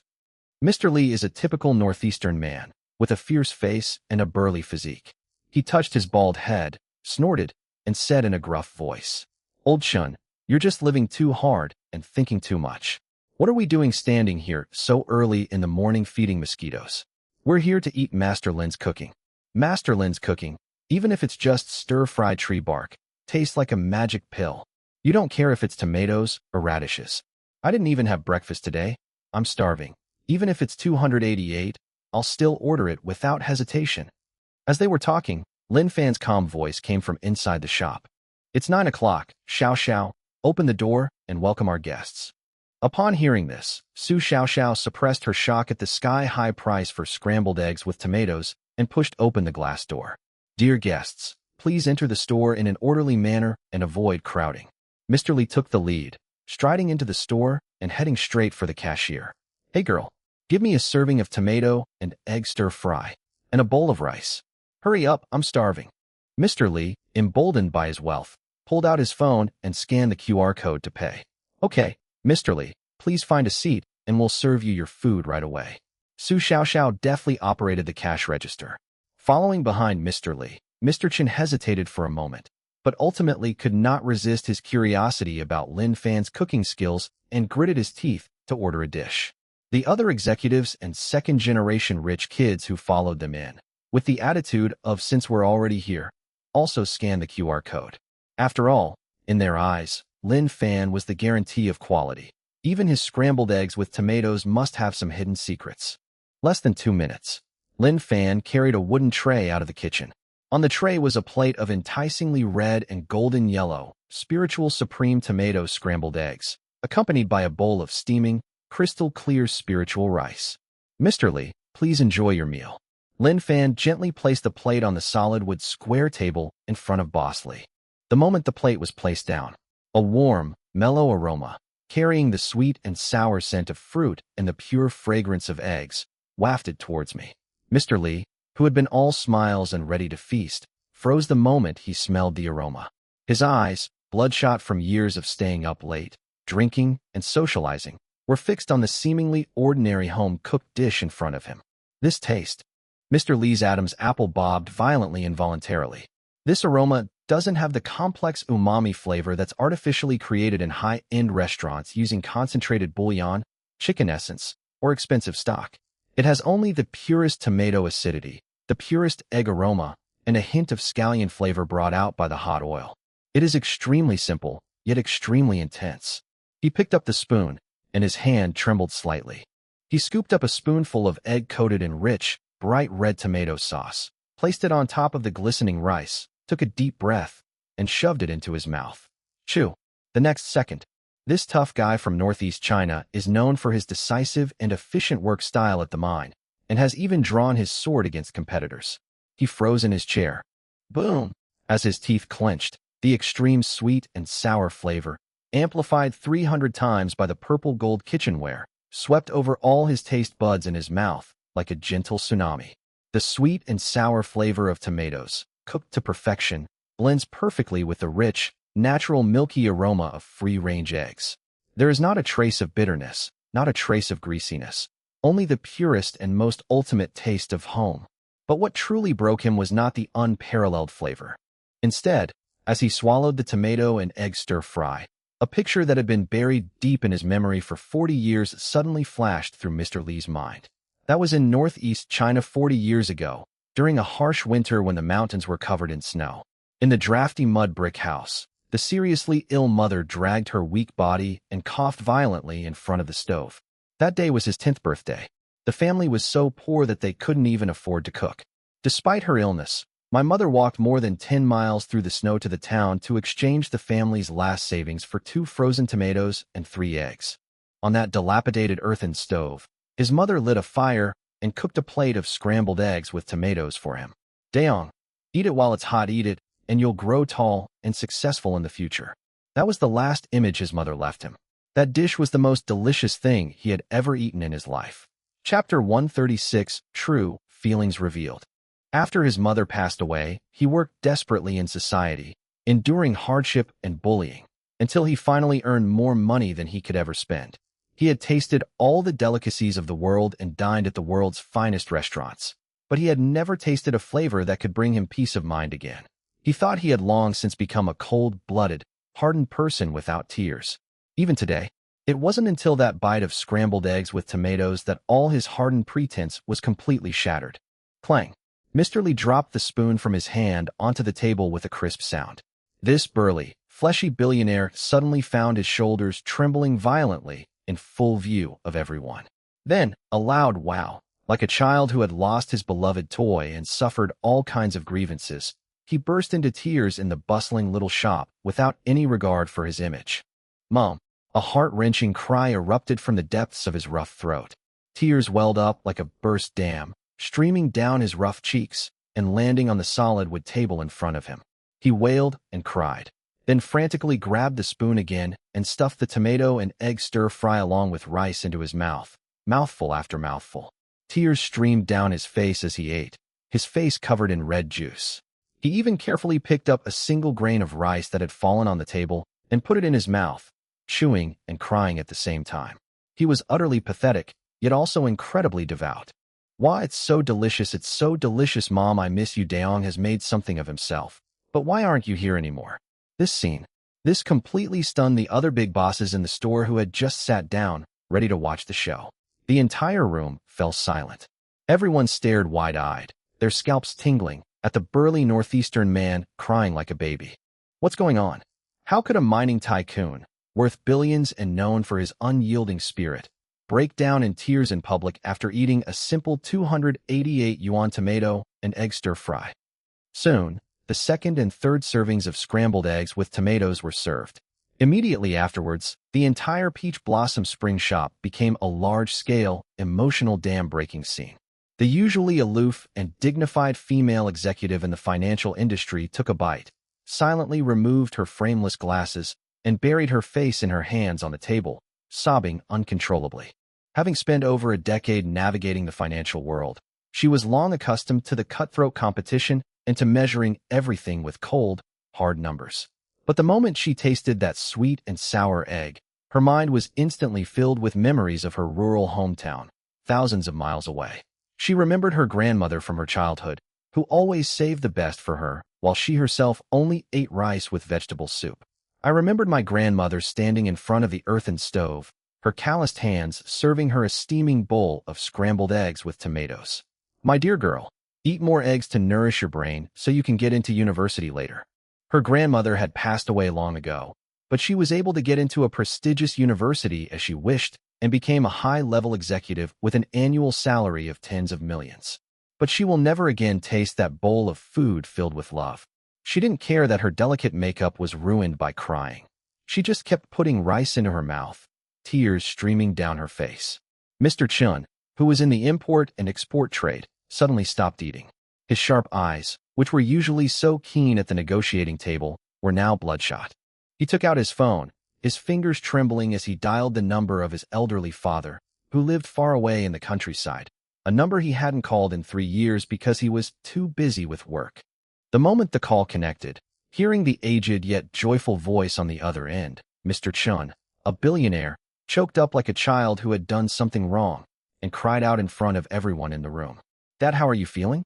I'm sorry, your son is unfilial. I'll come home to see you this weekend.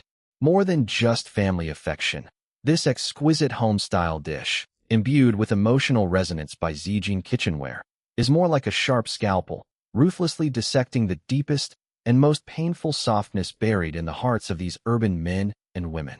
Sitting by the window was Su Zhou, the youngest CEO of a game company in Jiangxing. He brought a pretty young internet celebrity he had recently met to check in today. The young internet celebrity was holding up her phone, coquettishly finding the perfect angle to take a selfie, while Su Zhou casually scooped up a spoonful of scrambled eggs with tomatoes and put it in his mouth. Boom! The moment he chewed, Su Zhou was jolted. That bittersweet, authentic flavor was like a lightning bolt, instantly shattering the seal on his memories. Everything in front of him disappeared. He felt as if he had returned to 8 years ago, to that 10-square-meter basement rental room that never saw sunlight. Back then, he was a penniless programmer who couldn't even afford instant noodles, and he stayed up all night coding every day. And beside him was his first love, who had endured hardship with him and whose smile was as bright as a flower. Suzhou, today is your birthday. Look at the feast I made for you. Scrambled eggs with tomatoes. I added an extra spoonful of sugar, okay? When you get rich, we'll eat scrambled eggs with tomatoes and eggs with 2 spoonfuls of sugar every day. In my memory, Bai Lu was holding a chipped porcelain bowl, her fingers still bearing blisters from the cheap induction cooker, but her smile was so sweet and so unreserved.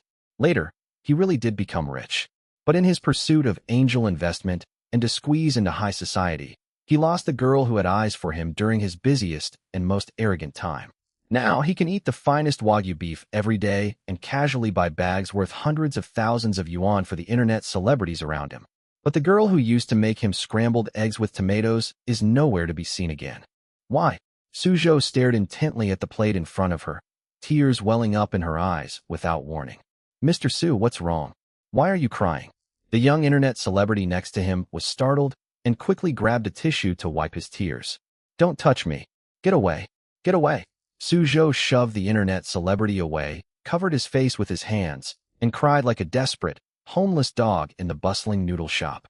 He possessed the whole world, but he lost her, the purest version of himself, forever. At another table not far from Suzhou sat a middle-aged couple dressed in very elegant attire. They are a well-known model couple in Jiangcheng, Mr. Zhang, the chairman of a listed real estate company, and his wife. But few people know that their marriage has long been a sham. After this meal, they will go to the Civil Affairs Bureau this afternoon to complete the divorce procedures, and the property division agreement has already been signed. The two remain silent, the atmosphere as cold as ice. Until that plate of spiritual supreme tomato scrambled eggs was served. The wife took a bite with a cold face, and the husband also took a bite absent-mindedly. 2 seconds later, the two of them looked up at each other at the same time. Chapter 137 Recognition. They both saw in each other's eyes an incredible shock and a torrent of tears. This taste died so familiar. 20 years ago, they were poor contractors and bookkeepers on construction sites. The two of them squeezed into a drafty shed. On New Year's Eve, unable to afford meat, the wife used a large iron pot borrowed from the construction site canteen to stir-fry an identical plate of scrambled eggs with tomatoes. That night, Mr. Zhang held his wife's hand, his eyes red, and vowed, "Wife, you've suffered so much with me. I'll make sure you live in a big villa and eat and drink the finest things in the world." 20 years have passed. They have a large villa and their company has gone public, but due to suspicion, interests, and the temptations of other women, they have come to the brink of becoming estranged. Wife, looking at his wife's face, which, though well-maintained, couldn't hide her exhaustion, and watching her silently weep as she ate scrambled eggs with tomatoes, Mr. Zhang felt as if his heart was being gripped tightly by an invisible hand. He suddenly realized that all those so-called asset divisions and so-called young mistresses were utterly worthless in the face of this memory of supporting each other through thick and thin. Smack! Mr. Zhang suddenly stood up, walked around the table, and hugged his wife tightly. "Wife, I'm sorry I was wrong. I'm a bastard." This ruthless and decisive chairman in the business world was now weeping uncontrollably, crying, "We're not getting a divorce. We're not going to the Civil Affairs Bureau this afternoon. Let's go home, okay?" His wife leaned on his shoulder, and the grievances she had suppressed for so long finally burst forth. She cried her heart out, but then hugged her husband tightly. And at the store entrance, Shin Man, who had just had a big argument with her mother at the market, walked in with red eyes. She ignored the customers in the store who were crying their eyes out, and she didn't care about her own terrible appearance at that moment. She walked straight to the cashier, glanced at the new dishes on the blackboard, and found the most secluded corner to sit down. "Lin Fan, give me a plate of scrambled eggs with tomatoes." Shin Man's voice was hoarse, revealing a deep weariness. "Good." Lin Fan didn't ask any more questions. He could tell that Shin Man's condition was extremely abnormal. He just gave her a deep look, then turned and walked into the kitchen. 5 minutes later, when the plate of steaming scrambled eggs was placed in front of her, and when Shin Man picked up her spoon and took her first bite, she was stunned. All the grievances and resentment. In that instant, it felt as if a pair of warm, large hands had gently wiped it away. This smell is just like it was when she was very young, when the Shin family didn't have such a huge fortune, and her mother hadn't become the snobbish person she is now. with only interests and class in her eyes. At that time, my mother was just an ordinary mom.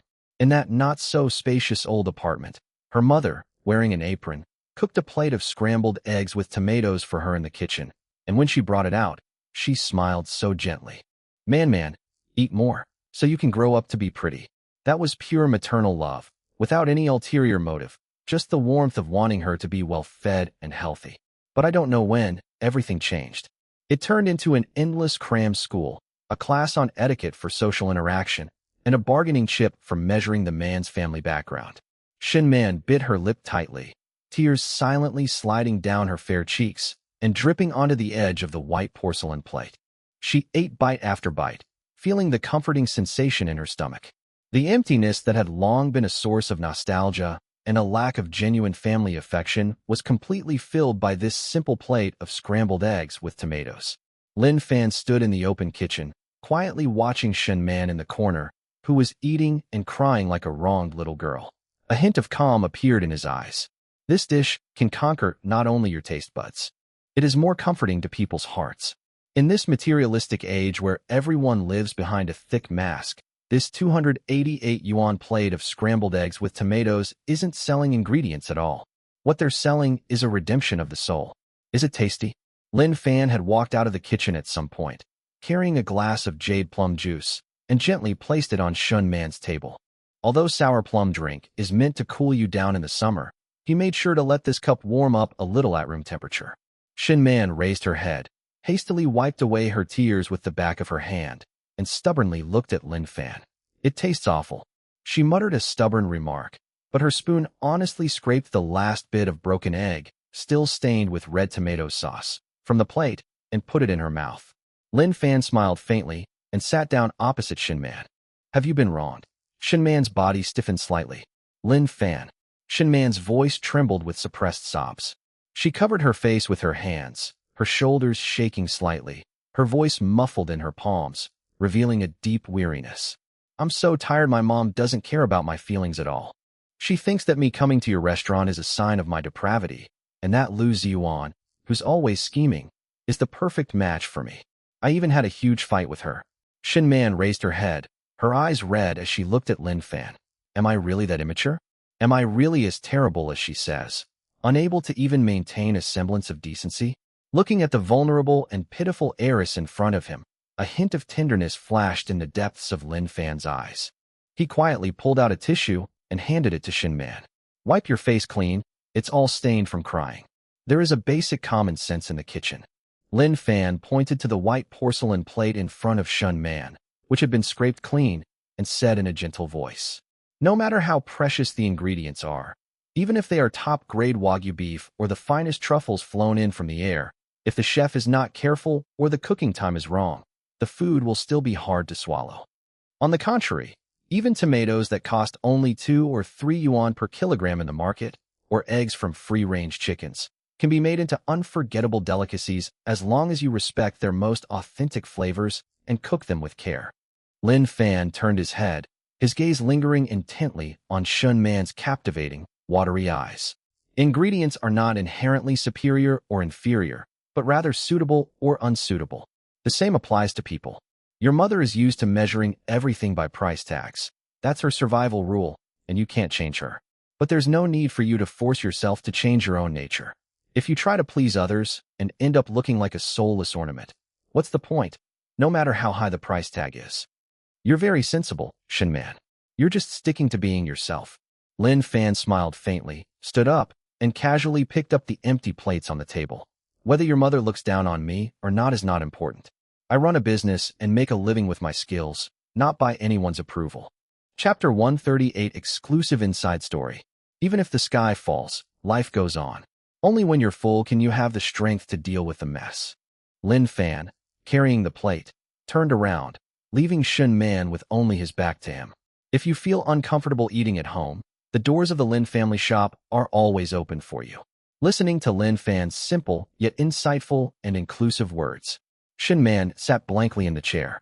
But it was this composure, this unhurried calm even when Mount Tai collapsed before her, that shattered all of Shun Man's anxiety and self-doubt. She grabbed a tissue from the table and blew her nose forcefully. Who wants to eat here every day? Shin Man's eyes were red, but she still stubbornly muttered, though the despair she felt on the verge of collapse had completely vanished. As she watched Lin Fan's busy figure in the kitchen, a smile unconsciously crept onto her lips.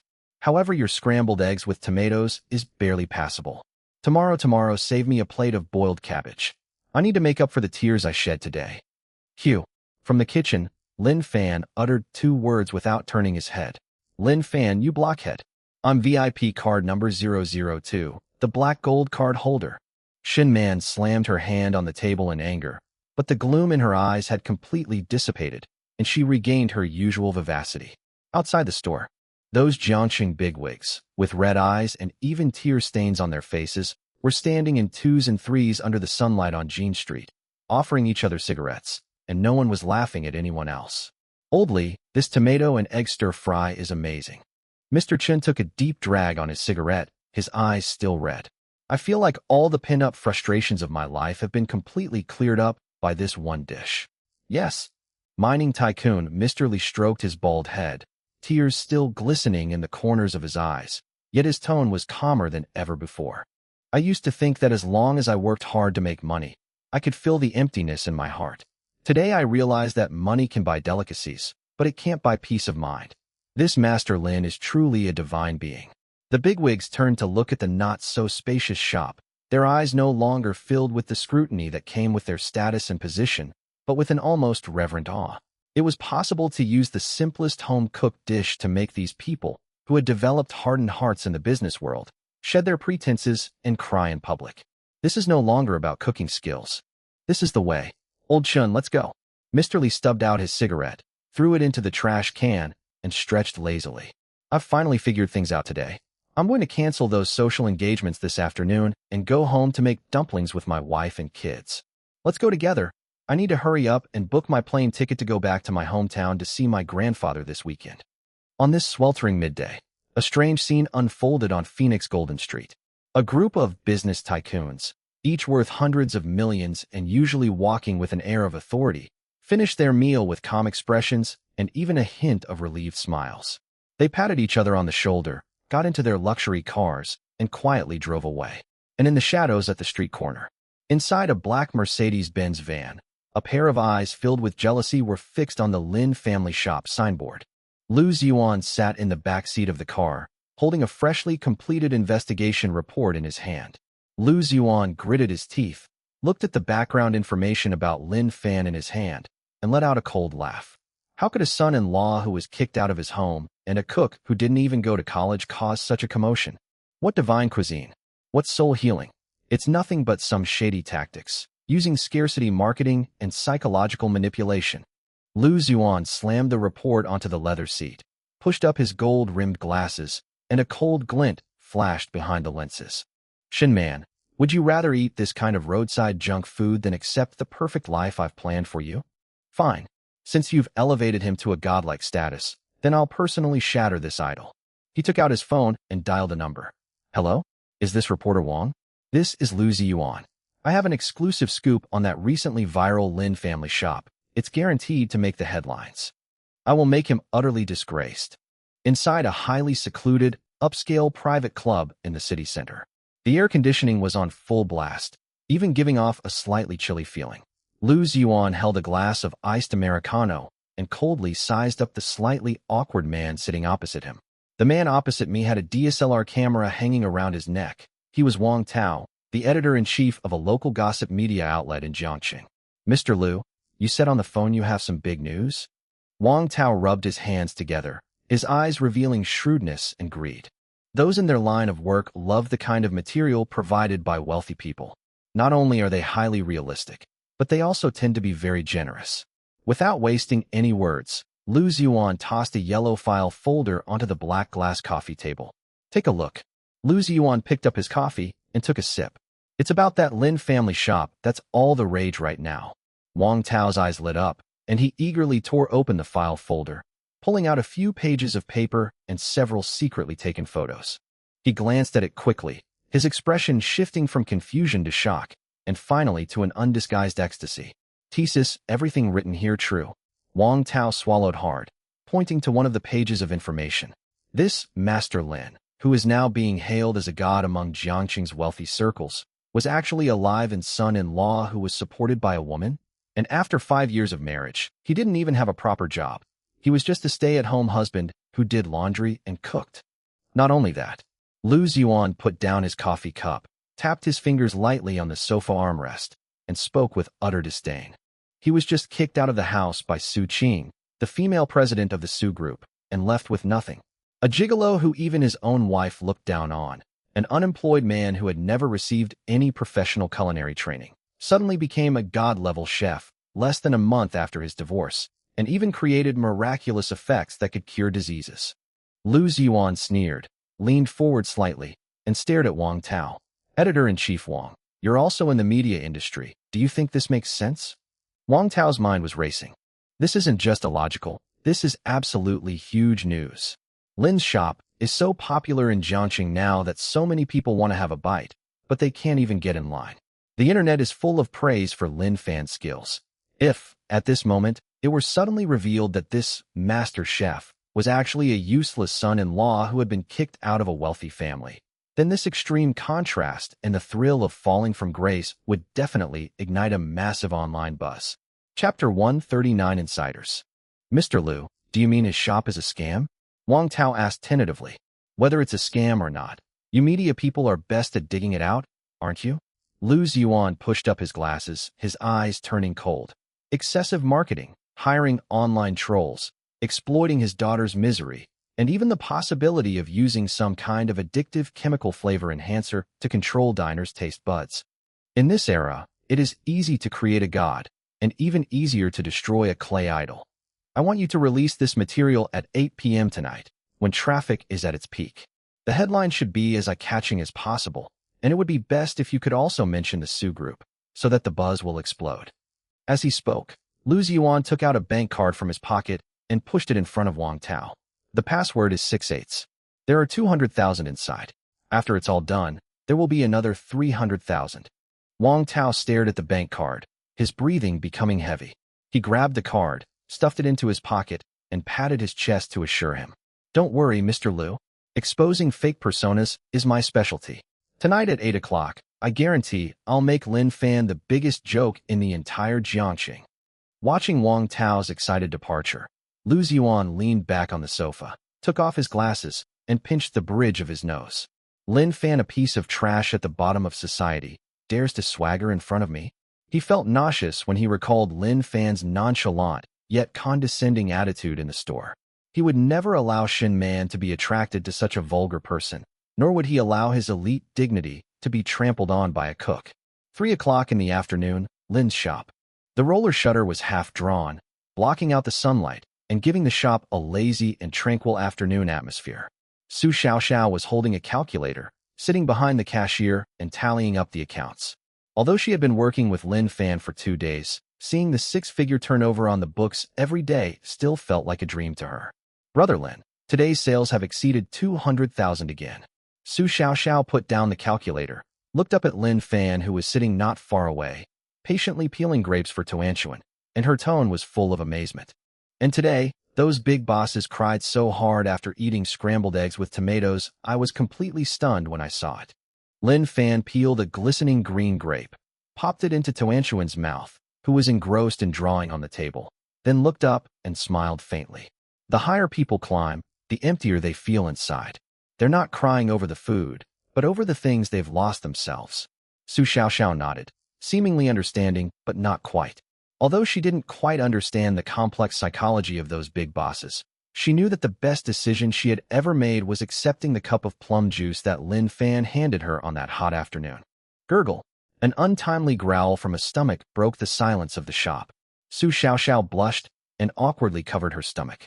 She had been so busy at noon that she hadn't even had time to drink water, just maintaining order and serving dishes. Lin Fan stood up and took out a wet wipe to clean his hands. Are you hungry? You've had a long day. I'll go get you something to eat. After you eat, go to the hospital to keep your aunt company. No need to trouble you, Brother Lin. I can just make some instant noodles. Su Xiaoxiao quickly stood up and waved her hand. Sit down. Lin Fanyu smiled and said, as a restaurant owner, how could I let my employees go hungry? He turned and went into the kitchen, took a piece of ordinary tofu, 2 green vegetables he had bought from the market yesterday, and a small piece of pork with some fat from the refrigerator. Heat oil in a wok.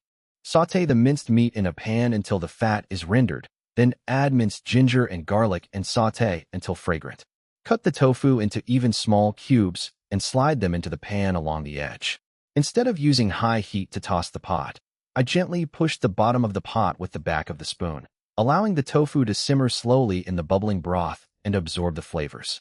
Finally, sprinkle on some fresh green bok choy and drizzle with a few drops of sesame oil. A simple stew of minced meat, cabbage, and tofu. In less than 10 minutes, 2 bowls of steaming hot rice, along with a pot of stewed tofu exuding a homely aroma, were served on the table. Eat up. There's nothing fancy, just something to eat. Lin Fan served Su Xiaoxiao a bowl of rice. Su Xiaoxiao took the rice bowl with both hands, her eyes welling up with tears again. This dish looks ordinary and doesn't even have 1% of the aroma of the dishes sold in restaurants. But when you eat it, the tofu is piping hot and smooth, the bok choy is sweet and refreshing, and the minced meat has a simple, savory sauce flavor. It's a taste that makes you feel extremely at ease. Delicious Brother Lin, your home-cooked meals are better than any fancy meal I've ever had. Su Xiaoxiao shoveled large mouthfuls of rice into her mouth, eating with great relish. Tuanshuan also came over, gripping the edge of the table, her little mouth open. Daddy, I want to eat tofu too. You just ate so many grapes. Can your stomach hold them all? Lin Fan asked with a smile, picking up a small piece of cooled tofu and feeding it to his daughter. The afterglow of the setting sun shone through the gaps in the roller shutter door onto the terrazzo floor, and the small shop was filled with the faint aroma of food. There was only the simplest meal of rice and vegetables, and my daughter's carefree laughter. Lin Fan sat at the table, looking at Su Xiaoxiao, who was eating heartily, and Tuanshuan, who was causing trouble next to her, with extremely gentle eyes. He didn't ask for much, just a peaceful and dignified life. He will not hesitate to retaliate against anyone who tries to disrupt this peace. It was exactly 8 p.m. The nightlife in Jiangxing is just beginning. An article titled, "Exposing Lin Family Shop, the Abandoned Husband of a Wealthy Family and the Traffic Scam Behind the Exorbitant Menu," was suddenly published simultaneously on several influential WeChat public accounts in Jiangxing. Following this, several local short video bloggers with hundreds of thousands of followers also simultaneously updated their video explanations about the incident. This was like a depth charge, directly stirring up a huge wave on the Jiangxing internet, which was already at the center of public opinion storm because of boiled cabbage and exorbitantly priced privilege cards. The article is written in a very sophisticated style, with every word and sentence conveying the certainty of an insider. It revealed Lin Fan's past in detail. It is said that he was originally just a poor boy from a remote small town, but with his good looks, he married into the famous Su group in Jiangxing and became the legal husband of the female president, Su Qing. But 5 years after their marriage, he idled away his time, lacked ambition, and willingly became a gold digger who lived off his wife. The article even included several extremely blurry photos. In the photo, Lin Fan is dressed in cheap clothes, carrying a shopping basket, and following behind a powerful woman, looking as humble as an assistant carrying a bag. Although his face was not clearly visible, his figure was undoubtedly Lin Fan, a good-for-nothing son-in-law who has barely stepped into the kitchen and only knows how to cook noodles at home. After being divorced and kicked out, has transformed into a hidden master chef who makes the powerful and wealthy in Jiangxing bow down in less than a month. Chapter 140 exposed. A plate of scrambled eggs with tomatoes costs 288 yuan. A bowl of boiled cabbage costs 1,888 yuan.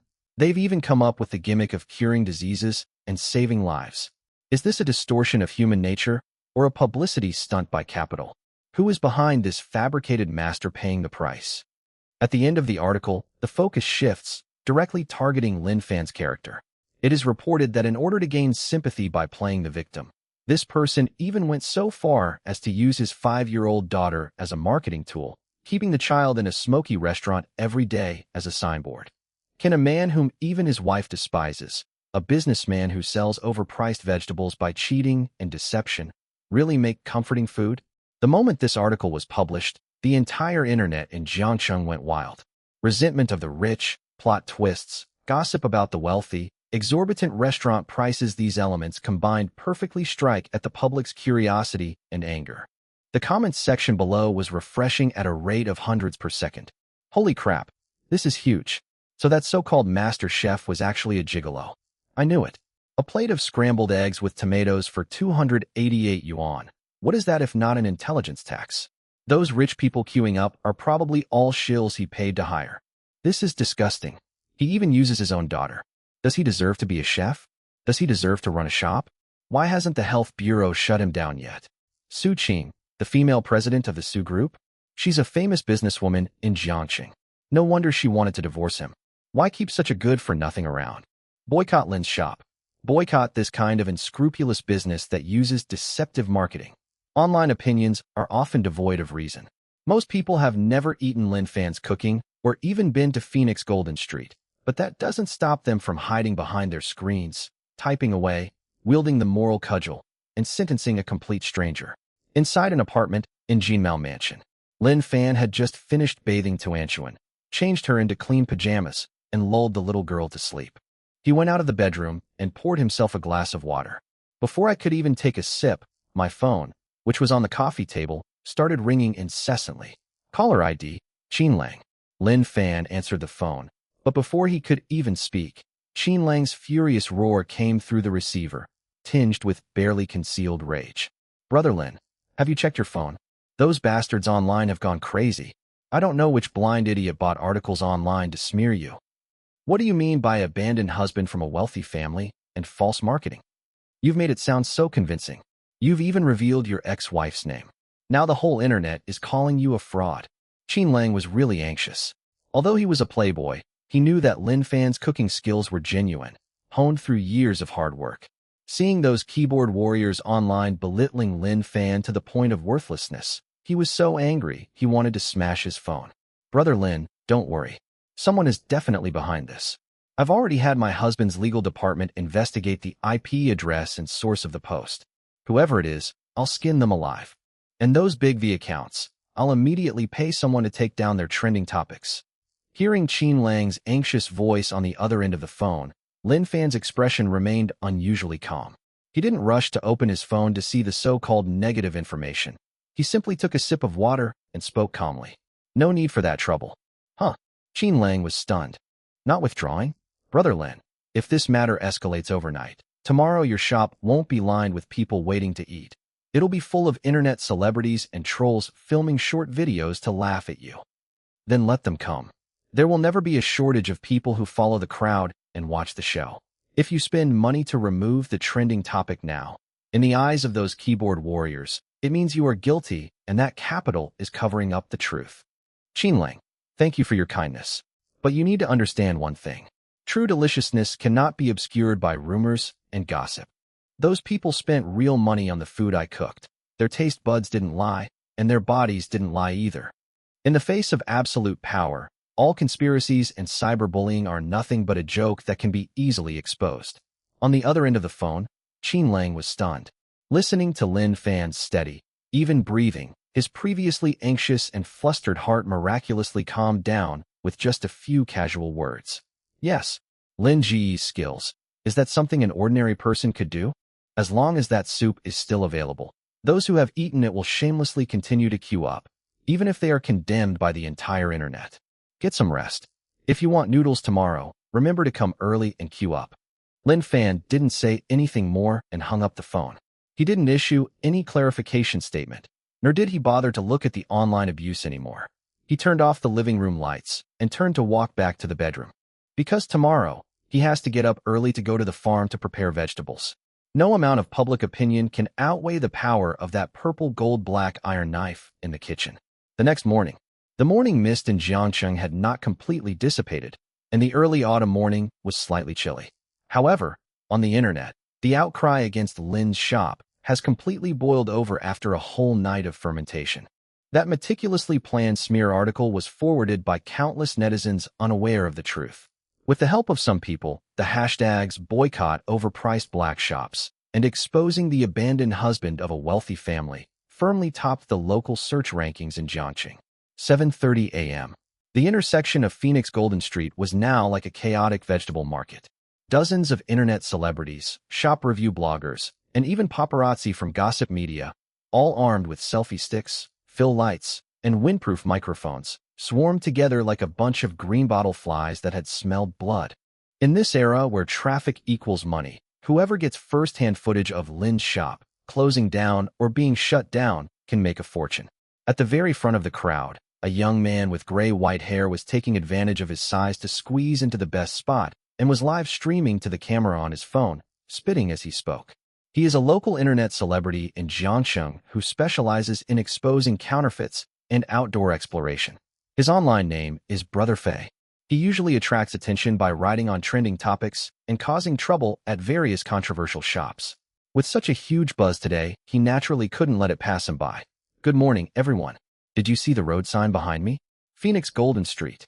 Fei Gu faced the camera with an extremely exaggerated expression, his tone revealing an excitement of upholding justice.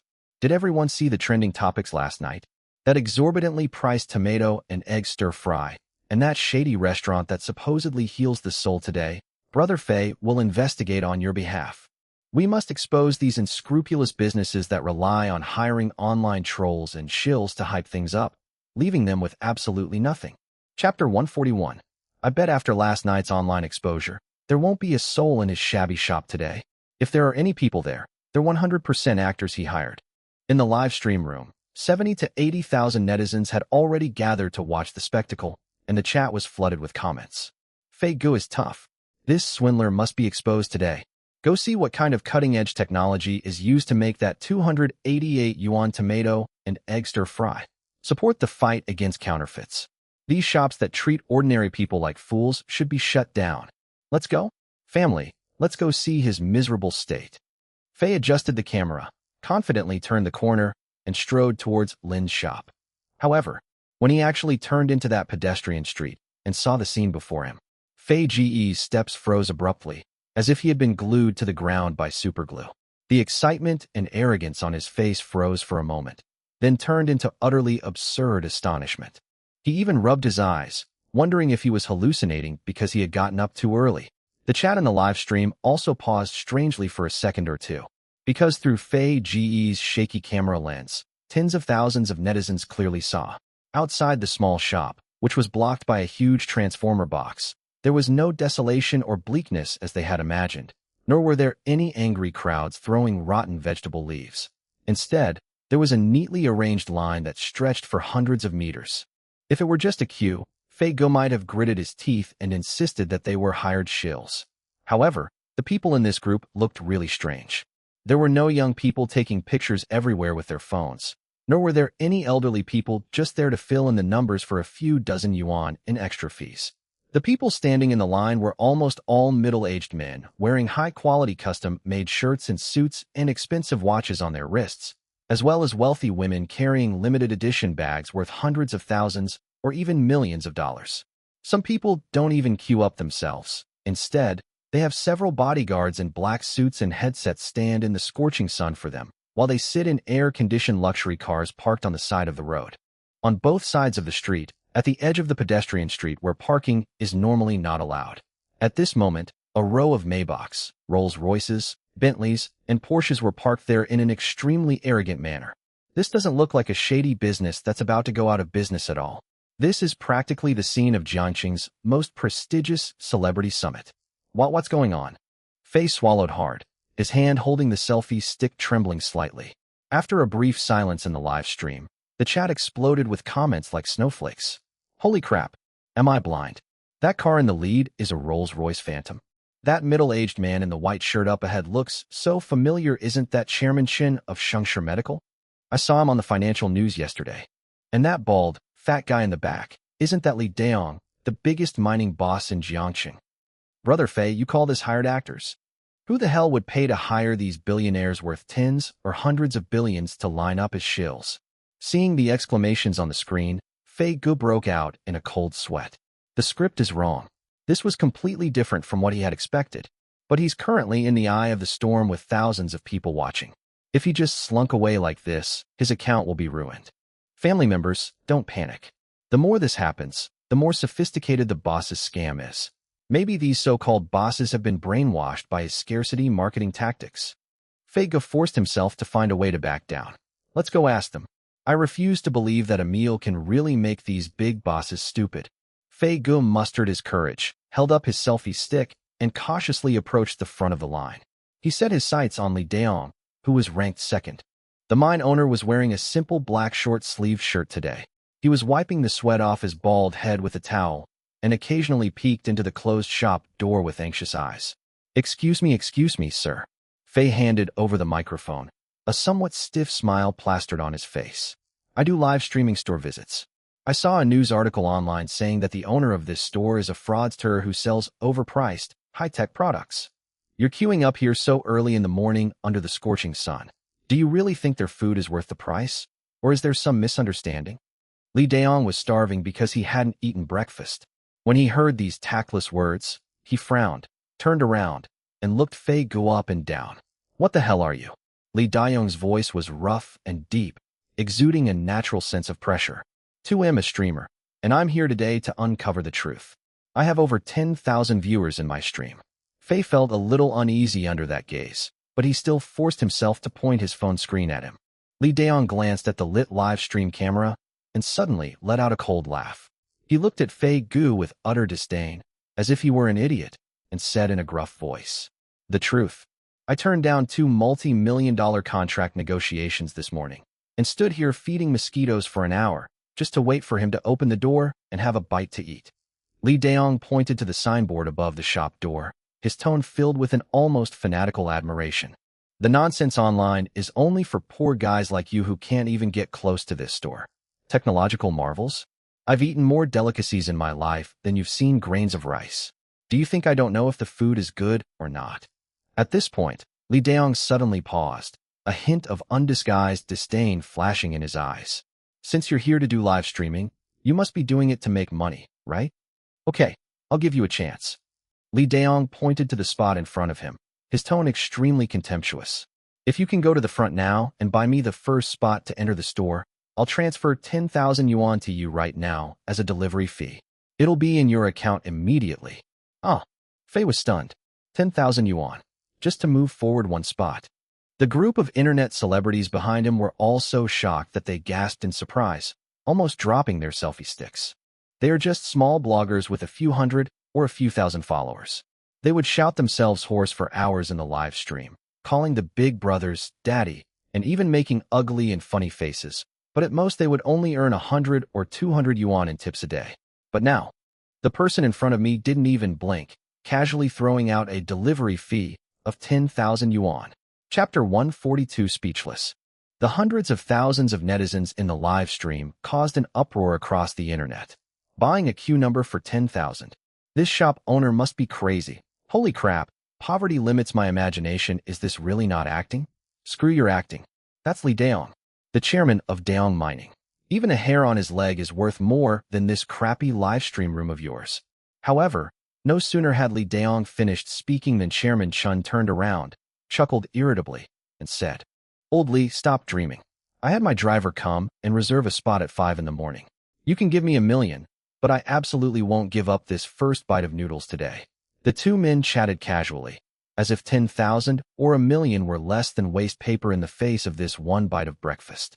Fei stood there, his hand holding the selfie stick completely frozen. Looking at these big shots who were willing to stand in line for a meal, he felt a deep sense of powerlessness and suffocation from the overwhelming sense of class and perception they emanated. He suddenly realized that the insults and negative stories circulating online were nothing more than a joke in the eyes of those who truly controlled social resources and wealth, and they wouldn't even bother to glance at them. They don't care about negative news at all, because people only believe in their own taste buds and the true feelings of their bodies. Just as Fei Ge was in an awkward predicament, and the tide in the live stream began to subtly reverse. Buzz, a Wuling Hongguang van that looked a bit old slowly turned into the street from the intersection. Amidst the welcome of luxury cars worth tens of millions on both sides, this Wuling Hongguang drove in without hesitation and parked steadily in the only empty parking space on the side of the road. The car door opened. Lin Fan, dressed in a clean gray tracksuit, got out of the car with a calm expression. Upon seeing Lin Fan appear, The group of business tycoons, including Li Daong and Chairman Chun, who had just been joking with each other, immediately stopped talking, stood up straight, and even unconsciously put on a respectful smile. "Good morning, Master Lin. Boss Lin, do you still have scrambled eggs with tomatoes today? I ate it yesterday and had the most restful sleep I've had in years." Lin Fan nodded slightly to them as a greeting. Brother Lin, Su Xiao, who had been waiting at the shop entrance, immediately came to greet him. However, a hint of worry was hidden in her eyes. After seeing those messages last night, she was actually very worried about Lin Fan, afraid that he would be affected and not in good condition. But when she saw Lin Fan, who remained calm and composed without the slightest panic, her heart, which had been hanging in suspense, finally settled down. Xiao, you'll have to work a little harder today. There might be a lot of people." Lin Fan handed her the car keys. "Help me move the groceries from the trunk into the car." "Okay, Brother Lin." Su Xiao nodded vigorously, suppressing her worries, and turned around to quickly move the things. Lin Fan walked to the store entrance, took out his keys, and prepared to open the door. Just then, Fei Gu, who had been holding a selfie stick and standing frozen in place, suddenly jumped up and shoved the microphone in front of Lin Fan. Mr. Lin. Fei Ji's voice trembled slightly due to nervousness and extreme excitement. "I'm Fei Gu from Jiangxing Anti-Counterfeiting Channel. There are 10,000 people watching my live stream right now. Regarding the overwhelming online rumors last night, saying that you're a gigolo who was kicked out of the Su group, and that your shop is a shady business that relies on scarcity marketing and illegal additives to create hype." Fei Ji's voice grew louder and louder, as if he were bolstering his courage, and a morbid fanaticism gleamed in his eyes. "What explanation do you have for this? Do you dare to have the relevant departments thoroughly test your ingredients in front of the entire online audience?" The moment this question was raised, the previously quiet street fell into a deathly silence. The big shots in line frowned and stared at the clueless internet celebrity with hostility. Meanwhile, the chat in Fei Ji's live stream exploded. "Holy crap! Fei Gu is amazing. He went straight for the enemy's face and unleashed his ultimate. Look, this boss is definitely going to feel guilty. Support Fei Gu. Investigate him. Investigate him thoroughly." Everyone stared intently at the screen, waiting for Lin Fan's reaction. Was it anger and embarrassment? Was it a hasty retreat? Or was it a desperate attempt to justify itself? However, under the watchful eyes of tens of thousands of people, Lin Fan stopped opening the door. He slowly turned his head, his gaze calmly landing on Fei Ji's face, which was contorted with excitement. "Explain? Why should I explain to you?" Fei Gu was stunned, and so were the viewers in the live stream. Yuri feeling guilty. Fei stammered in rebuttal, "Your shop. I run my own shop, cook my own dishes, and set clear prices. I treat everyone fairly, young and old." Lin Fan interrupted him. "If you think it's too expensive, you don't have to eat it. If you think it's toxic, you can report it. You think there's something wrong with my character. What does that have to do with you?" Upon hearing this, Fei Gu was stunned. His hand holding the selfie stick froze in midair, his mouth slightly open, and all the sharp, interrogative lines he had prepared in his mind were completely shut down in that instant. The thousands of netizens watching the spectacle in the live stream were also speechless at this rhetorical question. The comments section paused briefly. Yes, they run a restaurant, and they clearly display their prices. If you think it's too expensive, don't eat it. If you think it's poisonous, call 12315 to report it and let the relevant departments investigate. As for his character, he's not a celebrity or idol. He doesn't fall for the fan economy. Whether he's divorced or kicked out, that's his private matter. What does it have to do with the diners who come here to eat? As long as the food tastes good, isn't that enough? Fei Gu held his breath for a long time, his face turning bright red. He realized that if he was stunned by those words, then today's live broadcast would become a complete joke. He gritted his teeth, determined to persist to the end, and took a sudden step forward, intending to shove the microphone into Lin Fan's face again. "Since you dare to set such an outrageous price, you're just trying to profit from the public's attention. As a public figure, you have an obligation to respond to the public's questions about whether you are using your ex-wife's fame for self-promotion and using your daughter to gain sympathy. You must give the entire internet an explanation today. Confess to your grandpa." Before Fei Gu could finish speaking, a huge pulling force suddenly came from the back of his collar. The force was extremely brutal, like an iron clamp locking the back of his neck. The fabric at his collar tightened instantly, causing his trachea to shut and making him let out a strange sound. Immediately afterwards, he was like a skinny chicken being lifted up, his feet uncontrollably taking 2 steps backward, staggering and almost falling. Who? Who touched me? I'm live streaming. Faye turned around angrily, waving the selfie stick wildly in his hand. Live stream? Even if you invite the Jade Emperor to do a live stream, don't you dare block the entrance to my store where I'm queuing. A rough, deep voice with a strong northeastern accent boomed above his head. Faye looked up and gasped in shock. Chapter 143, I'm leaving now. The one grabbing him by the back of his collar was Lee Daeong, who was second in line. His fleshy face was expressionless as he stared down at Faye Go. What would he want to do? Hitting someone is illegal, and I have tens of thousands of followers watching. Faye swallowed hard, his legs feeling weak, but he still forced himself to point the camera at Lee Daeong, trying to bolster his courage with online public opinion. Hit you? Who do you think you are, to even dirty my hands? Lee Daeong loosened Faye Ji's collar as if throwing away trash. He clapped his hands and glanced disdainfully at the lit phone camera. Didn't you want to confess? Didn't you want to investigate whether this store used chemical fragrances? Lee Daeong sneered, pointed to himself, and then to the men in suits queuing behind him. The combined net worth of all of us could buy half of Jiangqing. Lee Daeong took a step forward, and Fei Gu was so frightened that he retreated repeatedly. Do you think that we, a group of people who stay up at 5 or 6 in the morning and come here to stand in line to feed mosquitoes, are all idiots brainwashed by a roadside stall owner with chemical fragrances? You think your damn tongue is more sensitive than us old guys who've eaten at Michelin-starred restaurants all over the world? If this store were truly toxic or shady, believe it or not, you wouldn't be here yelling nonsense with that broken phone. We would have razed the store to the ground long ago. Chairman Shun, who was at the back of the line, also slowly stepped forward. He adjusted his gold-rimmed glasses, his tone gentle. Young man, the internet is not a lawless place. You question a business owner who is doing his job honestly just for the sake of traffic. That's called provoking trouble. Master Lin's craftsmanship has been personally appraised by Mr. Yi Weigua, who gave it a very high rating.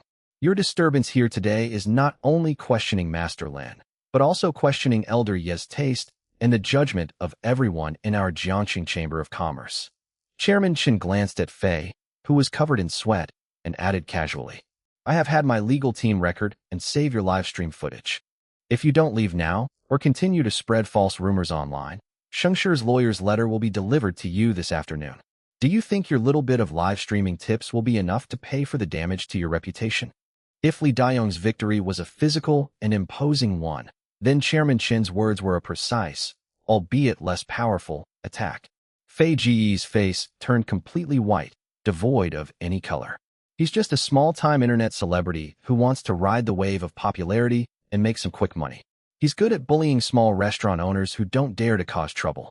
Now, facing these powerful capital tycoons who truly wield influence in Jiangxing, he wouldn't dare to confront them head-on even if he had 100 lives. Forget about Shengshe Real Estate's legal team. Just the label of questioning Mr. Yi is enough to make it impossible for him to stay in Jiangxing. Misunderstanding bosses, it's all a misunderstanding. Fei Gu stammered as he backed away, the selfie stick in his hand shaking so much that the image was dizzying. I just came to take a look, that's all. I'm leaving now. He didn't dare utter another harsh word, turned around sheepishly, pushed through the crowd of onlookers, and fled like a dog with its tail between its legs. He even forgot to say, thank you for the gifts, family, at the end of his usual live stream, and abruptly ended the stream. What seemed like a raging online storm was easily defused by the group of big shots queuing up, without Lin Fan even needing to say a few words. Other minor internet celebrities were also terrified, their faces turning ashen. They were just following Fei Gu to ride the wave of popularity and profit from the tragedy of this internet sensation. They had already seen what happened to Fei Gu. How could they, with only a few hundred or a few thousand fans, dare to cause trouble here? Put it away. Stop filming. Delete the entire recording. Don't record these guys' faces. You want to die? I want to live. A dozen or so bloggers and gossip paparazzi, who were holding up fill lights and selfie sticks, suddenly swarmed out of the crowd like leeches scalded by boiling water, clutching their phones tightly to their chests. In less than half a minute, the once chaotic and noisy intersection was cleaned up completely. Even the air seemed to have become fresh again. Watching the group of people flee in disarray, Li Daong rubbed his bald head, snorted coldly, and turned to look at Chairman Chun. Young people these days are really arrogant and ignorant. They'll do anything for a little bit of traffic. Chairman Chun adjusted his gold-rimmed glasses, his tone remaining gentle, but his eyes revealed a businessman's ruthlessness. The internet has a long memory. You think you can just spread rumors and walk away? Not so easy. Shengshi's legal department usually employs so many people, they're just worried about not having enough work. Today, every single marketing account that has published smear articles against Master Lin online will be caught. For those who truly stand at the top of the pyramid in Jiangxing, taking down a few self-media outlets that spread rumors is simpler than crushing an ant. Their intervention was not only to protect Lin Fan, but also to protect their hard-won canteen. If this little shop really has to close down because of these flies, where will they go to eat this divine food that can prolong life and soothe the soul? Lin Fan stood beside the roller shutter door, taking in everything. His expression remained calm. He was neither flattered by the protection of the bigwigs nor complacent about the easing of the online storm. He simply turned his head and nodded slightly to Li Daong and Chairman Chun. "Oh, Master Lin, you're being too polite."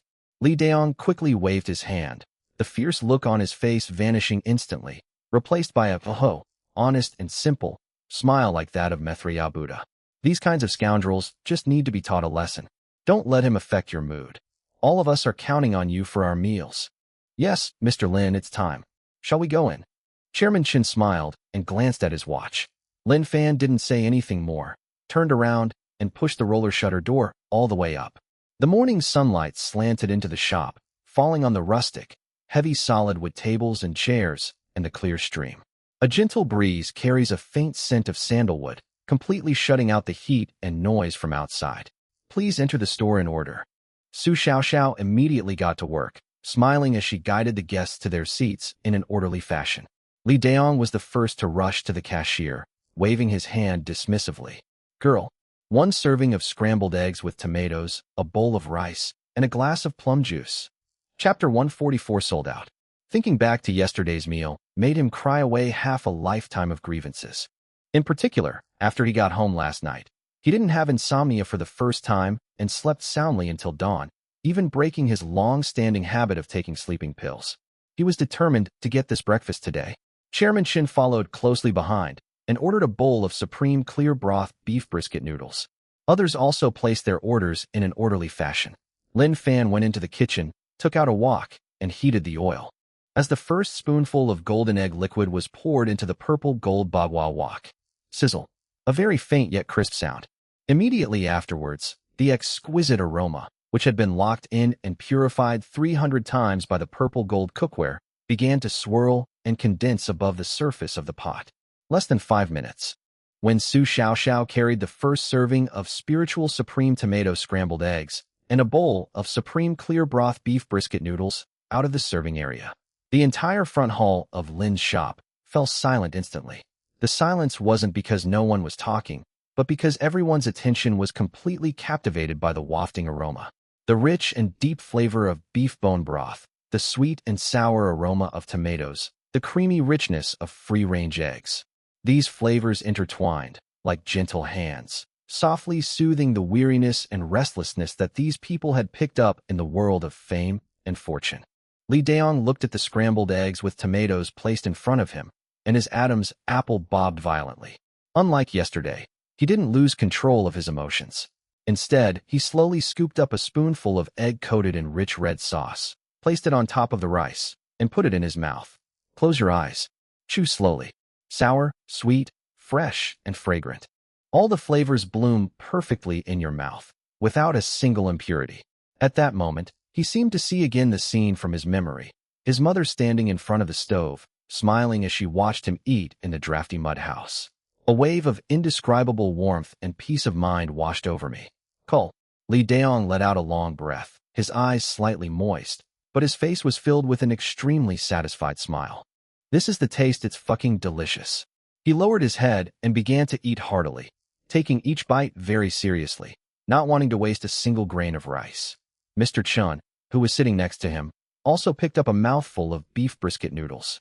The noodles are chewy and springy. The beef is tender and melts in your mouth. The amber-colored broth slid into my stomach, bringing a refreshing and comfortable feeling. He put down his chopsticks, took out his phone, and sent a message to his secretary. All morning meetings have been postponed to the afternoon. Please book 2 high-speed rail tickets for me to go back to my hometown this weekend. After sending the message, he put his phone on silent and placed it face down on the table, focusing intently on the bowl of noodles in front of him. At this moment, in this small shop that isn't very spacious, no one discusses the ups and downs of the stock market, and no one calculates the tens of millions of dollars in contracts. Only the purest sounds of chewing and swallowing. The most authentic power of food is fully displayed here. Unsurprisingly, the morning business hours were spent in a frenzy of food lovers. The morning peak lasted for a full 3 hours.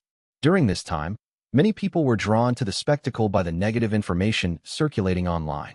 But when they saw the row of luxury cars parked in front of the store, the big shots queuing up properly, and smelled the indescribable aroma wafting from the store, all their doubts were swallowed back, and they silently joined the last part of the queue.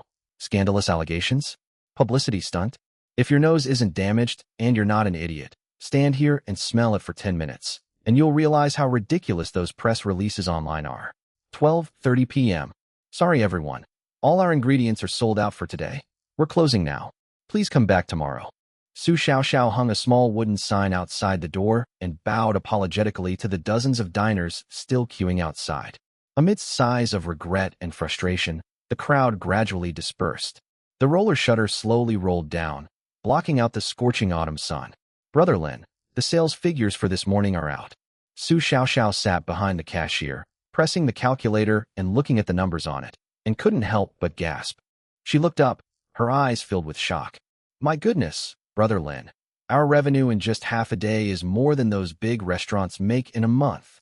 Lin Fan came out of the kitchen. He had changed out of his chef's uniform and was wearing a simple white t-shirt. After a morning of intense cooking, even with the help of Zijing kitchenware, I still felt quite exhausted. However, the sense of accomplishment from seeing the small shop I built with my own hands get on track is irreplaceable. You've worked hard, Xiao Xiao. What do you want for lunch? I'll make it for you. Lin Fan walked to the bar counter, poured 2 glasses of warm water, and handed one to Su Xiaoxiao. I'm not a picky eater. Everything Brother Lin makes is delicious. Su Xiaoxiao took the water glass, her eyes crinkling into crescents with a smile. Since starting work at the store, not only has her mother's surgery expenses been covered, but she can also enjoy the staff meals personally prepared by Lin Fan every day. It's like living in paradise. Lin Fan nodded, and was about to turn around and go back to the kitchen to prepare some simple home-cooked dishes. Just then, a very faint, tentative knocking sound came from outside the quiet shop. Knock, knock, knock. Lin Fan frowned slightly. Once a sold-out sign is displayed, regular customers know the rules and won't knock on the door to disturb them. Xiao Xiao, go see who it is. If they're still in line and haven't gotten any food, apologize to them and tell them to come back tomorrow. Su Xiaoxiao put down her water glass, walked quickly to the door, pushed the roller shutter up a little, and peeked out. Standing outside the door was a woman who looked to be in her early 30s. She was wearing a slightly faded sun protection outfit from a food delivery platform, a safety helmet on her head, and her hair at her temples was soaked with sweat and stuck tightly to her cheeks. She was clutching a somewhat worn-out thermos tightly in her hand. Seeing Su Xiaoxiao peek out, the woman seemed a little flustered, her eyes revealing a deep weariness and anxiety. I'm sorry to disturb your rest. The woman's voice was a little hoarse. She rubbed her hands nervously and asked cautiously, Excuse me, is Mr. Lin here? I'd like to buy one of those scrambled eggs with tomatoes. I'm so sorry, ma'am. We're completely sold out of ingredients, and we're closed for today. If you'd like to eat here, please come early tomorrow to queue up, Su Xiaoxiao explained politely. Upon hearing the words sold out, the woman's eyes instantly dimmed, and her shoulders slumped slightly, as if some kind of strength supporting her had suddenly been drained away. Sold out. The woman muttered something to herself, looked down at the old thermos she was clutching tightly in her hand, and a bitter smile appeared on her lips. Chapter 145 No Buts. Just as the woman turned around, Su Xiaoxiao's gaze inadvertently swept over the transparent plastic bag containing the thermos flask that the woman was carrying. The bag was printed with several faded blue characters, Jiangxing First People's Hospital. Su Xiaoxiao was stunned for a moment, and her heart skipped a beat. Isn't that the hospital where her mother is staying right now? Wait, ma'am, Please wait a moment.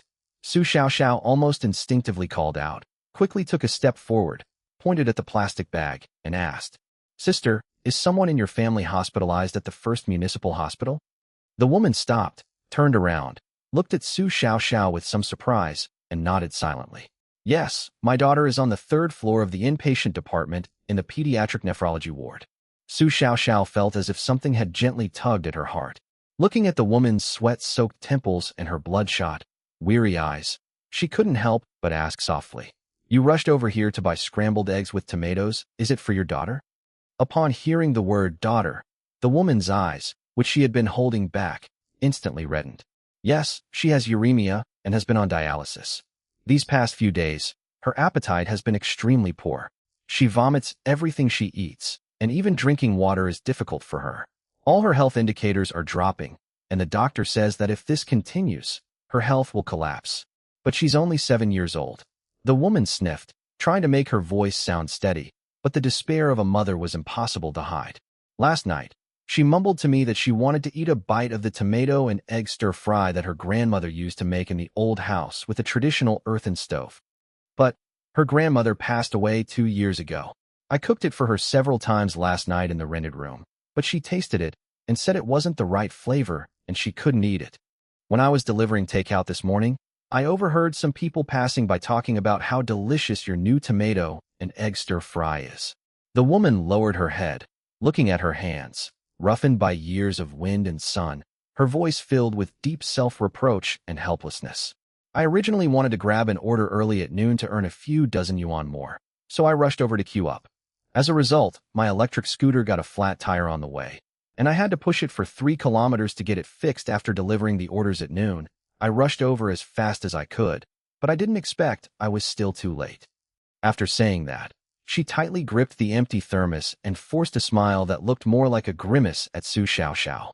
It's all my fault. I was too slow. I'm sorry for disturbing your rest. Tomorrow I'll come to line up at 5 o'clock tomorrow morning, young lady. Thank you. After saying that, the woman bent down slightly, turned around, and walked towards the old electric scooter parked in the scorching sun. Looking at the woman's thin yet stubborn back, Su Xiaoxiao's tears instantly welled up in her eyes. She felt the same deep-seated helplessness and despair that she experienced at the same city hospital, where she was desperately trying to pay for her loved one's medical expenses. Su Xiaoxiao suddenly turned her head and looked at Lin Fan standing behind the cashier. Brother Lin. Su Xiaoxiao's voice trembled slightly, barely suppressed. Little one. Lin Fan interrupted her. I told you the rules of the Lin family shop on your first day of work. Limited quantities available daily, while supplies last. No additional orders accepted. But Brother Lin, Su Xiaoxiao was anxious to argue. No buts. Lin Fan's gaze passed over Su Xiaoxiao and landed on the woman outside the door who was about to get on her electric scooter. There are too many pitiful people in this world. If it's because her daughter is sick, I will make an exception and restart the fire. Then tomorrow, other family members of terminally ill cancer patients will kneel at my door and beg me. The day after tomorrow, a disabled person who was in a car accident will come and beg me. Then you'll tell me, should I do it or not? Lin Fan's words were like ice water poured over her head, instantly extinguishing the overflowing maternal instincts in Su Xiaoxiao's heart. She lowered her head and instantly understood the cruel logic behind it. Once the rules are breached due to sympathy, what awaits them is endless moral blackmail and bottomless demands. Upon hearing Lin Fan's words, the female rider outside the door, who was about to get on her electric scooter, stopped. She turned around, showing no resentment, but instead waved repeatedly at Su Xiaoxiao, her eyes full of apology. Young lady, don't beg the boss. The boss is right. There are rules to doing business, and we can't make an exception for just one person. This is my own fault. I was late, boss. I'm so sorry for causing you trouble. The female rider took a deep breath, forcibly holding back the tears welling up in her eyes, hugged the thermos tightly to her chest, and put on her helmet. I'll definitely come earlier tomorrow. She nodded deeply in the direction of Lin Fan and Su Xiaoxiao, twisted the accelerator, and her slender figure quickly blended into the scorching traffic outside. Watching the woman's departing figure, Su Xiaoxiao silently retreated. The shop fell silent again. Su Xiaoxiao stood at the door, head down, feeling depressed and somewhat sad. Rationally, She completely agreed with Lin Fan's actions, because rules are the bottom line. But emotionally, the thought of that 7-year-old girl lying in the hospital bed, growing thinner and thinner because she couldn't eat anything, and the thought of how she herself had cried in the middle of the night because of her mother's surgery fees, made her feel like her chest was stuffed with cotton. She knew Lin Fan's rules, but faced with a mother like this, she truly couldn't control her empathy. She simply sighed. Lin Fan didn't say anything more. He turned and walked into the kitchen. Before long, the faint sound of chopping vegetables and the roar of the high-powered stove could be heard from the kitchen. I don't know how much time passed. The kitchen door was pushed open. Lin Fan came out, carrying a large black insulated bag. "Brother Lin." Su Xiaoxiao looked up at him with some confusion. "I suddenly remembered that I have something to do later. I need to pick up Tianshuan from the Early Childhood Education Center, so I won't eat here." Lin Fan took off his apron and casually draped it over the back of the chair next to him. As he spoke, he handed the black insulated food bag in his hand to Su Xiaoxiao, who was standing to the side. "You did a good job this morning, keeping things in the lobby very orderly. Go and get some rest, spend time with your mother. You've been working hard lately." Su Xiaoxiao subconsciously reached out her hands and took the takeout bag. But Su Xiaoxiao was stunned for a moment when she held the bag in her hand. Chapter 146 accidentally cut too much. She could clearly feel that the bag was much heavier today. Even through the thick black canvas, the bottom of the bag exudes a heavy, scalding heat. "Brother Lin." Su Xiaoxiao looked down at the bottom of the bag, which was bulging. It was clearly cylindrical, like a large thermos. She looked up, a hint of confusion in her eyes.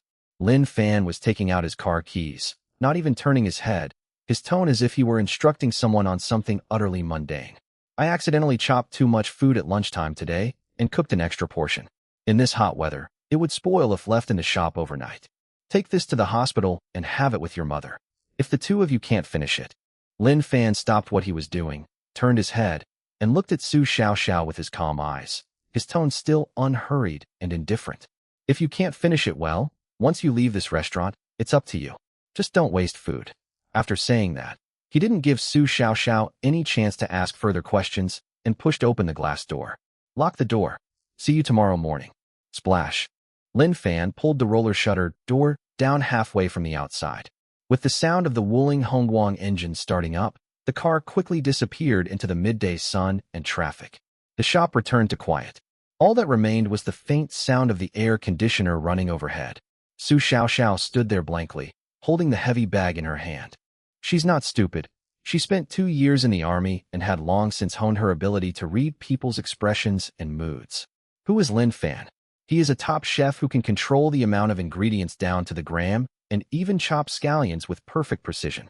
How could someone like that make such a basic mistake as slipping through too many slices? Moreover, the phrase "it's up to you" couldn't be clearer. Su Xiaoxiao placed the takeout bag on the cashier's counter and unzipped it. At the top were 2 transparent takeout containers, containing rice and 2 simple home-style stir-fries her and her mother's lunch. She took the 2 lunchboxes out. At the very bottom of the bag, there was a very thick, brand-new stainless steel multi-layer insulated container. Su Xiaoxiao's breath hitched. She reached out, her fingertips trembling slightly, and gently pinched the lid of the thermos, tentatively unscrewing it through a tiny crack. Laugh! A wisp of extremely warm white steam, trapped inside the bucket, squeezed out through the crack. Along with the steam, there came a fragrance that was a blend of sweet and sour, mellow and mild, with a strong, homey aroma. There was no suspense whatsoever. It's that dish that countless people have been longing for, the ultimate tomato scrambled eggs.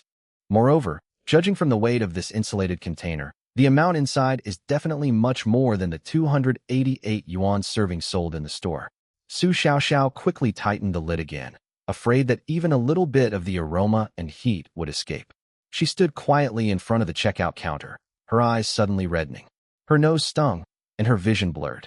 "Brother Lin."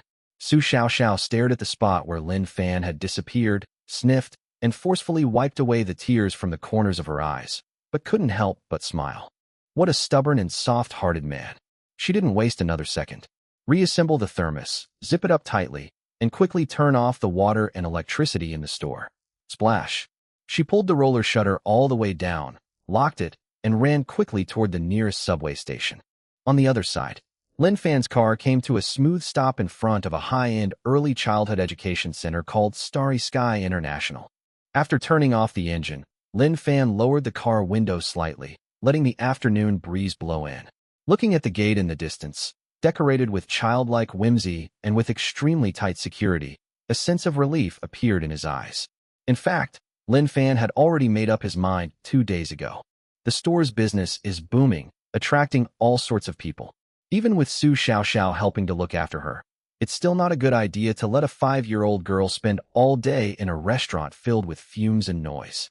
She needs playmates her own age. She needs normal childhood social interaction, not sitting with him behind the cashier every day. So yesterday afternoon, Lin Fan took some time to make a trip and finalized his choice of this private bilingual early education center, which boasts the best teachers and top-notch security in the entire Jiangxing city. Lin Fan paid the tuition of 260,000 yuan a year without even blinking and swiped his card to pay it in full. For him now, as long as his daughter is happy and safe, money is just a number. It happened at 8:30 this morning. After buying tomatoes at the market and returning to the store, he took advantage of the break before the opening and personally drove to Anchuan over. Today is the little girl's first official school day. Lin Fan had expected her to cry and be reluctant to part with him, and was even prepared to spend half an hour comforting her at the school gate. Unexpectedly, Tuanshuan, carrying a new water bottle printed with Strawberry Bear, held tightly to the hem of his clothes with his little hands, but when he saw the children building blocks in the classroom, he bravely let go and followed the gentle preschool teacher inside. Just before entering the door, the little girl turned back several times to wave her little hand at him, saying, "Daddy, come pick up Tuanshuan early." At that moment, Lin Fan stood outside the one-way glass for a long time, until he was sure that his daughter was not crying, but instead sharing the stickers in her hand with a little girl with pigtails, before he was completely relieved. Ring ring. At 3:30 p.m. sharp, the bell rang to signal the end of the day at the Early Childhood Education Center. A few minutes later, the glass door was pushed open, and a group of little ones dressed in matching cute school uniforms came out chattering, led by their parents. Among the uniform array of luxury cars like Porsches and Alfords used for chauffeur transport, Lin Fan's dusty gray Wuling Hongguang stood out starkly, but he nonchalantly pushed open the door and strode over. "Dad!" In the crowd, Tuanshuan spotted that familiar and tall figure at a glance. Today, the little girl was wearing denim overalls, holding a piece of drawing paper in her hand. Like a happy little cannonball, she broke free from the teacher's hand and ran over with her short legs. Lin Fan smiled, squatted down, opened his arms, and steadily caught his daughter who rushed towards him, then picked her up in his arms. "Slow down. Have you been a good student and been listening to your teacher?" "Yes." Tuanshuan is very well behaved. Tuanshuan proudly puffed out her little chest, proudly holding up the drawing paper in her hand to Lin Fan like a treasure, her eyes shining like 2 little stars. "Dad, look. The teacher said my drawing of the little tiger is the best.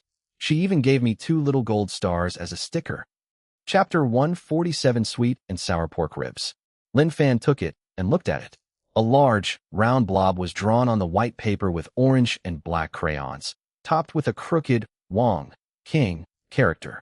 To be honest, it looked more like a fat orange cat that had eaten too much. But he didn't laugh. Instead, he examined it very carefully and nodded. It's really well drawn. This tiger looks so majestic. You earned those 2 stars yourself? That's great." Receiving her father's approval, Tuanshuan smiled, revealing her 2 little tiger teeth, and hugged Lin Fan's neck, giving him a big kiss on the cheek. Tuanshuan's dad, a young female teacher wearing a light blue preschool uniform, walked over, carrying a round water bottle in her hand. Lin Fan stood up, held his daughter in one arm, and nodded politely. "Teacher Zhang, thank you for your help today. It's your child's first day here. Did he have any bad moods?" No.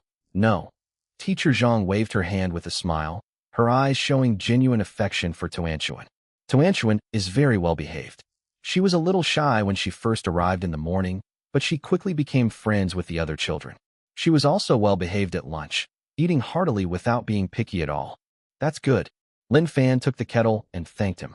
After exchanging a few brief pleasantries, Lin Fan, carrying his daughter, turned and walked towards the roadside. The parents picking up their children in the surrounding area were all wealthy and influential, driving either Porsche Cayennes or Mercedes-Benz G-Class cars. Lin Fan's Wuling Hong Wang, parked next to the curb, did indeed stand out among this group of luxury cars. A mother and son had just gotten into a BMW next to them. The little boy pointed at Lin Fan's car and exclaimed, "Mom, that car is so big. It looks like a loaf of bread." The young mother quickly pressed her son's hand down, whispered something, then smiled apologetically at Lin Fan, closed the car window, and drove away. There was no deliberate mockery or contempt. Everyone was a respectable person, and at most, people would just glance at each other a couple of times. Lin Fan naturally didn't care about these things. He opened the sliding door and put Tuanshuan into the child's safety seat. "What do you want to eat tonight?" Lin Fan closed the car door, walked back to the driver's seat, and asked as he started the car. Tuanshuan sat in the back row, her two short legs dangling in the air, and thought seriously for a moment. "I want to eat meat. The sweet kind. Okay, let's go to the market first and buy some spare ribs. I'll make you sweet and sour spare ribs tonight." The air conditioning compressor of the Wuling Hongguang emitted a slightly muffled, humming sound, blowing out wisps of cool air. The car started smoothly and merged into the evening rush hour traffic. Along the way, Tuanshuan chattered away like a little chatterbox, reporting on all the exciting things that happened at the Early Childhood Education Center that day. "Dad, today there was a little boy named Zhuang who was really clumsy at building blocks. He knocked them all down. We had shrimp for lunch, but it wasn't as good as Dad's cooking.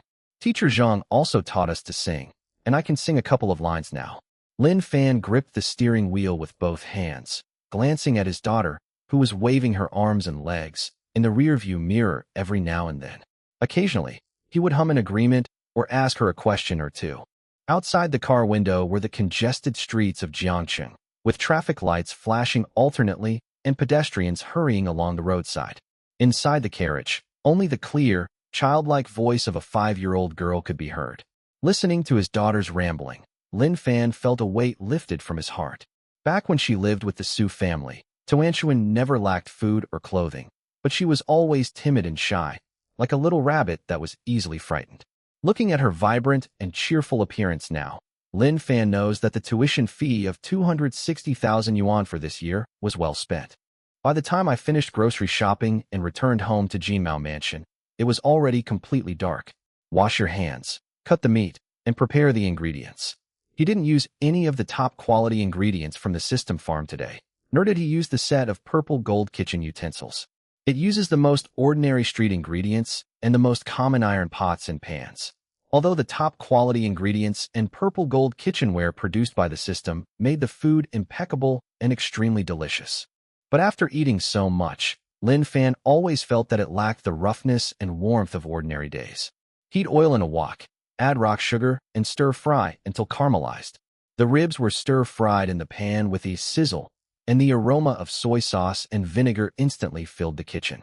After a while, Lin Fan lifted the lid and turned up the heat to reduce the sauce. The thick, bright red sweet and sour sauce evenly coats the ribs, instantly enhancing the sweet and sour flavor. "Tuanshuan, wash your hands and get ready to eat." Lin Fan turned off the stove and put the ribs on a plate. "Here I am." The little girl threw down her paintbrush, skipped to the bathroom, and stood on a small stool, carefully rubbing her palms and the backs of her hands. The two, one big and one small, sat at the dining table. Tuanshuan grabbed a piece of pork rib with her hand and gnawed on it, her mouth full of sauce, her little face all greasy. "Is it good?" Lin Fan picked up a piece of stir-fried bok choy and put it into her bowl. "Delicious. Daddy's cooking is the best." Tuanshuan answered indistinctly, her little mouth stuffed full. Lin Fan took a tissue and casually wiped the soup off her chin, asking, "Did you drink water at school today?" "I drank it all, 2 big glasses." "Yes, drink more water tomorrow too. Don't just drink juice." "Okay." The meal was eaten rather slowly, without many formalities, but it was eaten very cleanly. After finishing his meal, Lin Fan cleaned up the dishes. When he dried his hands and came out of the kitchen, he found that Tuanshuan had already fallen asleep on the sofa, clutching the little tiger drawing he had made during the day. Lin Fan frowned slightly, a hint of doubt rising in his mind. Why has this little guy been so sleepy lately? He had also observed the children of the same age as Tuanshuan in the neighborhood downstairs. Those 5-year-olds were like perpetual motion machines with excess energy, jumping around all day and refusing to sleep until their batteries were completely depleted. unlike Tuanshuan, who gets sleepy very easily lately. But Lin Fan didn't think too much about it. He suppressed his doubts, slowly walked over, gently took the drawing paper from her hand and placed it on the coffee table, then bent down and picked her up. The 5-year-old girl was not heavy. She was a soft, squishy bundle in my arms, and her even breathing carried a faint milky scent. Put Tuanshuan back on the bed in the bedroom and cover her with a light blanket. Lin Fan stood by the bed for a while, then turned off the main light, leaving only a dim bedside night light, before quietly slipping out. The living room fell silent. Lin Fan walked to the window, took out a cigarette from his pocket, and lit it. He rarely smokes. Most of the time, he just holds the cigarette between his fingers, watching it flicker. The night view of Jiangcheng is very prosperous. The streets downstairs are bustling with traffic, and the neon lights in the distance are bright. Since activating the system at the Civil Affairs Bureau, only a little over a month has passed. But this past month has felt like an unreal dream. Chapter 148 Ecological Scene Expansion Pack. From living on the streets with his daughter and renting a dilapidated bungalow in an urban village, to now living in a 200-square-meter apartment in Jinmao Mansion. From selling fried rice for 50 yuan a bowl from a tricycle in the night market, to now having Lin's shop, with a daily surge of customers on Jin Street. Everything seemed to be going smoothly. But upon closer examination, it seemed to have gone a little too smoothly, though Lin Fan couldn't quite put his finger on it. During this period, there were some minor mishaps such as thugs collecting protection money in the night market, competitors engaging in vicious competition out of envy, and online smear campaigns by online celebrities and trolls. But all of these issues were resolved swiftly and decisively. Lin Fan took a drag of his cigarette and slowly exhaled it out the window. He was very clear-headed. These are just insignificant little fish and shrimp that are not worthy of being discussed. The real test is yet to come. Calculating the time, there are less than half a month left before Su Qing returns to China. He knew that woman's personality all too well. Since she has declared that she will bring back a top-notch legal team to fight for custody of Tuanshuan, she will definitely not give up easily. Lin Fan gently stubbed out the half-burnt cigarette in the ashtray. The Lin family shop has indeed made a name for itself and has made connections with important figures like Mr. Yi and General Manager Chen. But that's not enough. A fine restaurant that serves hundreds of people every day is a cash cow in the eyes of ordinary people. But in the eyes of the female president of the Su Group, who is worth billions and is about to go public, it is still just a low-class individual business. To achieve absolute legal dominance and completely shatter that woman's arrogant and haughty demeanor, he needed to expand his territory significantly before Su Qing returned to China. Cull. Lin Fan exhaled a breath of stale air, turned around, and walked into the restroom. He carefully washed his hands twice with hand sanitizer, rinsed his mouth with water, and made sure there was no trace of smoke left on his body before walking to the bedroom door and glancing at Tuanshuan, who was still fast asleep, through the crack in the door. The little girl was fast asleep, clutching the big strawberry bear in her arms, with one of her little legs casually dangling outside the blanket. Lin Fan smiled silently, retreated to the living room, and found a comfortable position to sit on the sofa. Close your eyes. Enter the farm. With a very slight feeling of weightlessness, the darkness in front of me instantly disappeared. When Lin Fan opened his eyes again, he was already standing on the vast land of Lingtian Farm. Take a deep breath, and you can clearly smell the pure fragrance of earth and the sweet aroma of ripe plants in the air. Lin Fan looked up, and a smile involuntarily crept onto his lips. The tenfold increase in time speed, coupled with the previously applied primary growth fertilizer, has made the vitality here almost unreasonable. Last time, he only harvested that small patch of cabbage in order to make boiled cabbage soup. Now, the entire farm has been completely transformed into a sea of harvest. In the paddy field on the left, the ears of rice of Xiangshui tribute rice have already bent low with heavy weight. Under the constant sunlight of the farm, the golden rice husks gleam with a faint, almost tangible, spiritual glow. A gentle breeze blows, the rice paddies ripple, and the rich aroma of rice fills the air. In the dry field on the right, a new crop of premium Chinese cabbage, single-clove garlic, and scallions are growing extremely lushly, their vibrant green color almost dripping with moisture, and you can even see the droplets of spiritual energy condensed on their leaves. The 2-century-old plum trees were even more impressive, with trunks that had thickened considerably and branches laden with glossy, purplish-black old plums, covered with a thick layer of natural fruit frost, emitting an enticing sweet and sour aroma. Lin Fan walked to the livestock pen next to him. The 10 black mountain piglets that were released back then have now grown into large, fat pigs weighing over 200 kilograms. They were jet black with glossy fur, and they were burrowing in the soil in their spacious enclosure, looking incredibly robust. The 50 chicks in the coop had long since grown into adult free-range chickens, clucking incessantly. In the corner, the grass nest was densely piled with top-quality free-range eggs that shone with a pinkish-white luster. It's time to pack up. The store's consumption is increasing, and the inventory needs to keep up. Lin Fan didn't reach for the sickle and hoe in the corner, but instead walked directly to the Tiangongfang, a building with an ancient design and a high-tech feel. He stood in front of the control panel, his mind racing. One-click harvest. Whoosh! With a very slight energy fluctuation, the entire farm seemed to have been turned on by a magical switch. The golden rice paddies, emerald green cabbages, and scallions in the fields, the plums on the trees, and the several adult black mountain pigs in the pen instantly transformed into streaks of dazzling light, precisely drawn away by an invisible force and rapidly sucked into the giant funnel of the heavenly craft workshop. Buzz, buzz, buzz. An extremely faint sound of operation came from inside the Tiangongfang workshop, lasting less than 2 minutes. Bite! A crisp notification sound rang out. Lin Fan walked to the finished product exit at the back of Tiangongfang. There, a dozen or so huge bamboo baskets and woven bags were already neatly stacked. Bags of hulled and dehulled, crystal-clear Lingqi Xiangshui tribute rice. Baskets of washed, dried plums, exuding a rich, smoky aroma. These are top-quality vegetables that have been cleaned thoroughly, without even a speck of dirt on them. And the black mountain pork, which had been perfectly cut up and even had its ribs and pork belly sorted and placed in a temperature-controlled box. Looking at the mountain of top-quality ingredients, Lin Fan felt an extremely reassuring sense of security. Lin Fan nodded in satisfaction and was about to replant seeds in the empty areas of the field. Just then, the cold yet pleasant mechanical voice in his mind suddenly rang out without warning. Bite!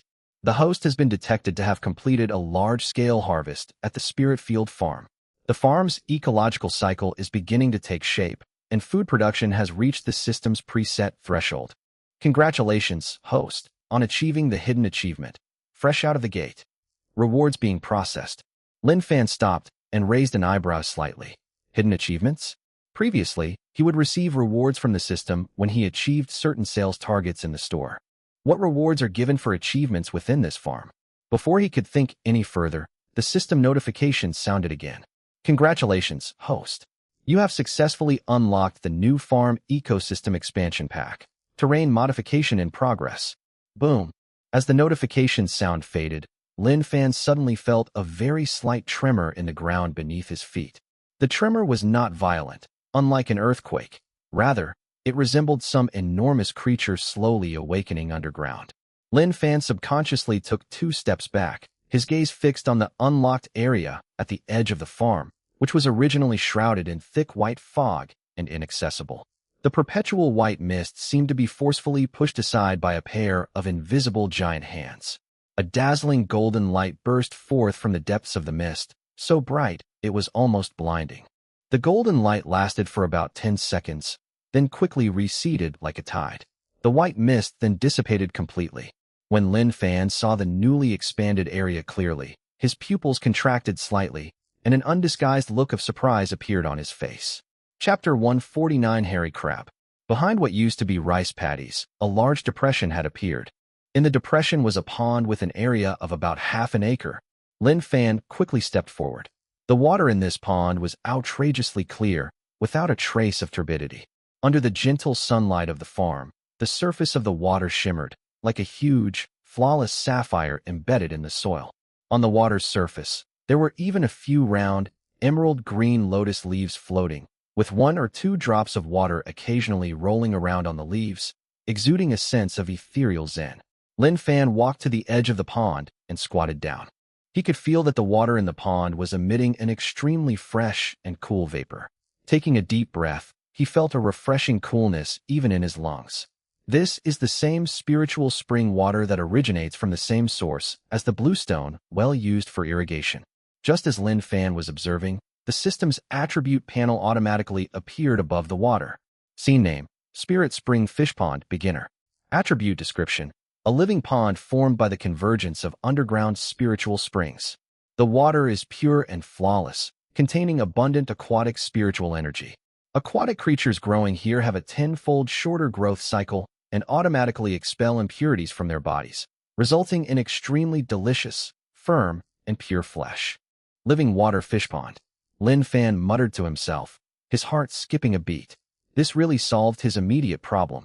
One of his restaurant's signature dishes, and currently the second most expensive after boiled cabbage and clear broth, is the golden crab roe soup dumplings.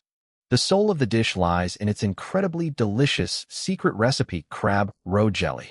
However, the raw material for the aspic top-grade Yanqing Lake Hairy crabs has always been sustained by the newbie gift pack, initially distributed by the system. Even though he strictly limited the quantity to 50 baskets per day, the crab roe in his inventory had long been depleted after this period of consumption. He's been worried these past few days because once the crab roe in the beginner's gift pack runs out, it's impossible to find top-quality wild, free-range hairy crabs with golden, plump roe at the seafood market to replace it. Without the core ingredient, this signature dish has to be taken off the menu. Now, the appearance of this pond has completely solved this problem. Without pausing, the system's voice announced the corresponding rewards. Ding! The beginner-level fish pond clearing kit has been distributed. As the beeping sound indicated, several sealed, temperature-controlled water tanks appeared out of thin air on the grassy area by the pond. Lin Fan walked over and opened the water tank lid. It was filled with densely packed, vibrant aquatic seedlings. There were baby hairy crabs the size of a fingernail, waving tiny pincers, baby green-shelled river shrimp that were completely transparent and jumping around in the water, and some baby mandarin fish and perch that swam extremely fast. Seeing this, Lin Fan did not hesitate at all. He picked up the water tank and poured the seedlings into the clear spiritual spring pond in batches and evenly. Splash! The seedlings entered the water and immediately scattered, disappearing into the depths of the wide pond. Looking at the ripples spreading across the water, Lin Fan stood up and clapped his hands. 10 times the growth rate. In addition, it is nourished day and night by the spiritual spring water. It is estimated that these crab seedlings will soon grow into top-quality hairy crabs with abundant roe and fat. Those river shrimp and mandarin fish will become top-quality aquatic products that are simply unavailable on the market. With this pond, his menu can undergo another terrifying expansion. Shrimp, steamed fish, crab roe noodles, all kinds of aquatic dishes, with the blessing of this Lingquan fish pond, will definitely crush the taste buds of the rich and powerful in Jiangqing once again. A satisfied smile curved Lin Fan's lips. Leave the farm. 3 days passed in the blink of an eye. For the past 3 days, Lin's shop has been doing booming business as always. Even after the previous exposure of scandals, Lin's shop's reputation was not only not damaged, but it also became a household name. Now, not only the powerful and wealthy in Jiangqing, but even the rich from several surrounding cities will have their drivers drive for hours to queue up at Phoenix Golden Street early in the morning just to have a taste of Master Lin's personally cooked food. Su Xiaoxiao has also fully adapted to the job of assistant store manager. Dressed in a smart business suit, she stands at the door with a dashing demeanor, keeping the order in the lobby in perfect order. No one dares to make a loud noise or cut in line in the store anymore. On the morning of the 4th day, at 4:30 a.m., Lin Fan entered the farm space on time. He headed straight for the newly unlocked Spirit Spring Fish Pond. As soon as you get close, a refreshing, crisp mist hits you. Only 3 days had passed in the outside world, but thanks to the farm's 10 times faster flow rate and the dual nourishment of the spiritual spring water, the fish pond had undergone tremendous changes. Splash! Just as Lin Fan reached the edge of the pond, a burst of water suddenly erupted on the surface. A top-quality wild bass, as long as an adult's forearm and with shimmering silver scales, leaped out of the water, drawing a graceful arc in the air before crashing back into the water. Wow, it's growing way too fast. Lin Fan clicked his tongue in amazement. He picked up the long-handled landing net that the system had provided by the pond, dipped it into the water, and gently scooped it up. The net sank. Upon closer inspection, besides a few lively, translucent green-shelled river shrimp with a glass-like texture, The most eye-catching creatures in the net were two large hairy crabs waving their claws. These two hairy crabs are ridiculously large, each weighing a good 8 or 9 ounces. Blue back, white belly, golden claws, yellow fur. The most amazing thing is that through the thin shell on the abdomen of the hairy crab, you can clearly see the rich, orange-red, top-quality crab roe that looks like it's about to burst out. The amount of crab roe in this crab is simply incredible. Lin Fan is a connoisseur of food, so he naturally knows that most of the so-called Yangqing Lake hairy crabs on the market are actually just washed crabs, crabs that have been washed, with thin crab roe and even a muddy smell. But the one in his hand grew up in the spiritual spring water and ate spiritual aquatic plants. It not only had no fishy smell, but also had a faint fragrance of aquatic plants. With this batch of goods, the aspic for soup dumplings is finally back in business. And Lin Fan looked at the vibrant, top-quality seafood in the net, and a smile appeared on his lips. I reckon we'll be adding another big name to the menu. Just as the idea of serving these hairy crabs on the dinner table popped into Lin Fan's mind, a crisp, mechanical voice suddenly exploded in the depths of his mind. Bite. Host detected first harvest of spiritual spring aquatic product top grade spiritual energy hairy crab. Congratulations, host. You have triggered and obtained a brand new recipe, steamed hairy crab with spirit spring water. Immediately afterwards, a semi-transparent blue light screen automatically unfolded in front of Lin Fan's eyes, and dense information about dishes and cooking techniques flooded into his memory like a sudden enlightenment. Chapter 150, Is This a Crab? Recipe description. The finest ingredients often require only the simplest cooking methods. Paired with the system's specially made Perillo warming ginger vinegar sauce, it removes any fishy smell, enhances the freshness, and adds the perfect finishing touch, leaving a lingering aftertaste. Additional benefits: strengthens the body's foundation, cleanses the marrow and internal organs. Lingquan hairy crabs contain extremely pure aquatic energy and possess the purifying properties of spring water. Consuming them can significantly improve sub-health conditions and cleanse the body of years of accumulated toxins from smoking, alcohol, and chemical impurities. System's suggested retail price: 1,888 yuan per piece. Friendly reminder: prices below this will severely diminish the exceptional value of Lingquan hairy crabs. 1,888 yuan? Lin Fan raised an eyebrow slightly as he looked at the pricing on the system panel. Top-quality Yangqing Lake hairy crabs on the market, especially those that are large and of excellent appearance, can often sell for several hundred or even 1,000 yuan each. These hairy crabs of mine are true spiritual creatures that grew up drinking spiritual spring water and eating spiritual aquatic plants. Not only does it weigh a good 8 or 9 ounces, but its plump crab roe and crab paste, almost bursting out of its belly, are also rare delicacies that are hard to find in the mortal world. Add to that the miraculous additional effects of cleansing the marrow and purifying the internal organs, and clearing away the lingering effects of smoking and drinking, let alone 1,888 yuan apiece. Even if it were sold for 8,888 yuan, those wealthy bosses who value their health more than their lives would definitely fight tooth and nail to get their hands on it. Lin Fan decisively issued the command in his mind. One-click harvest. Whoosh!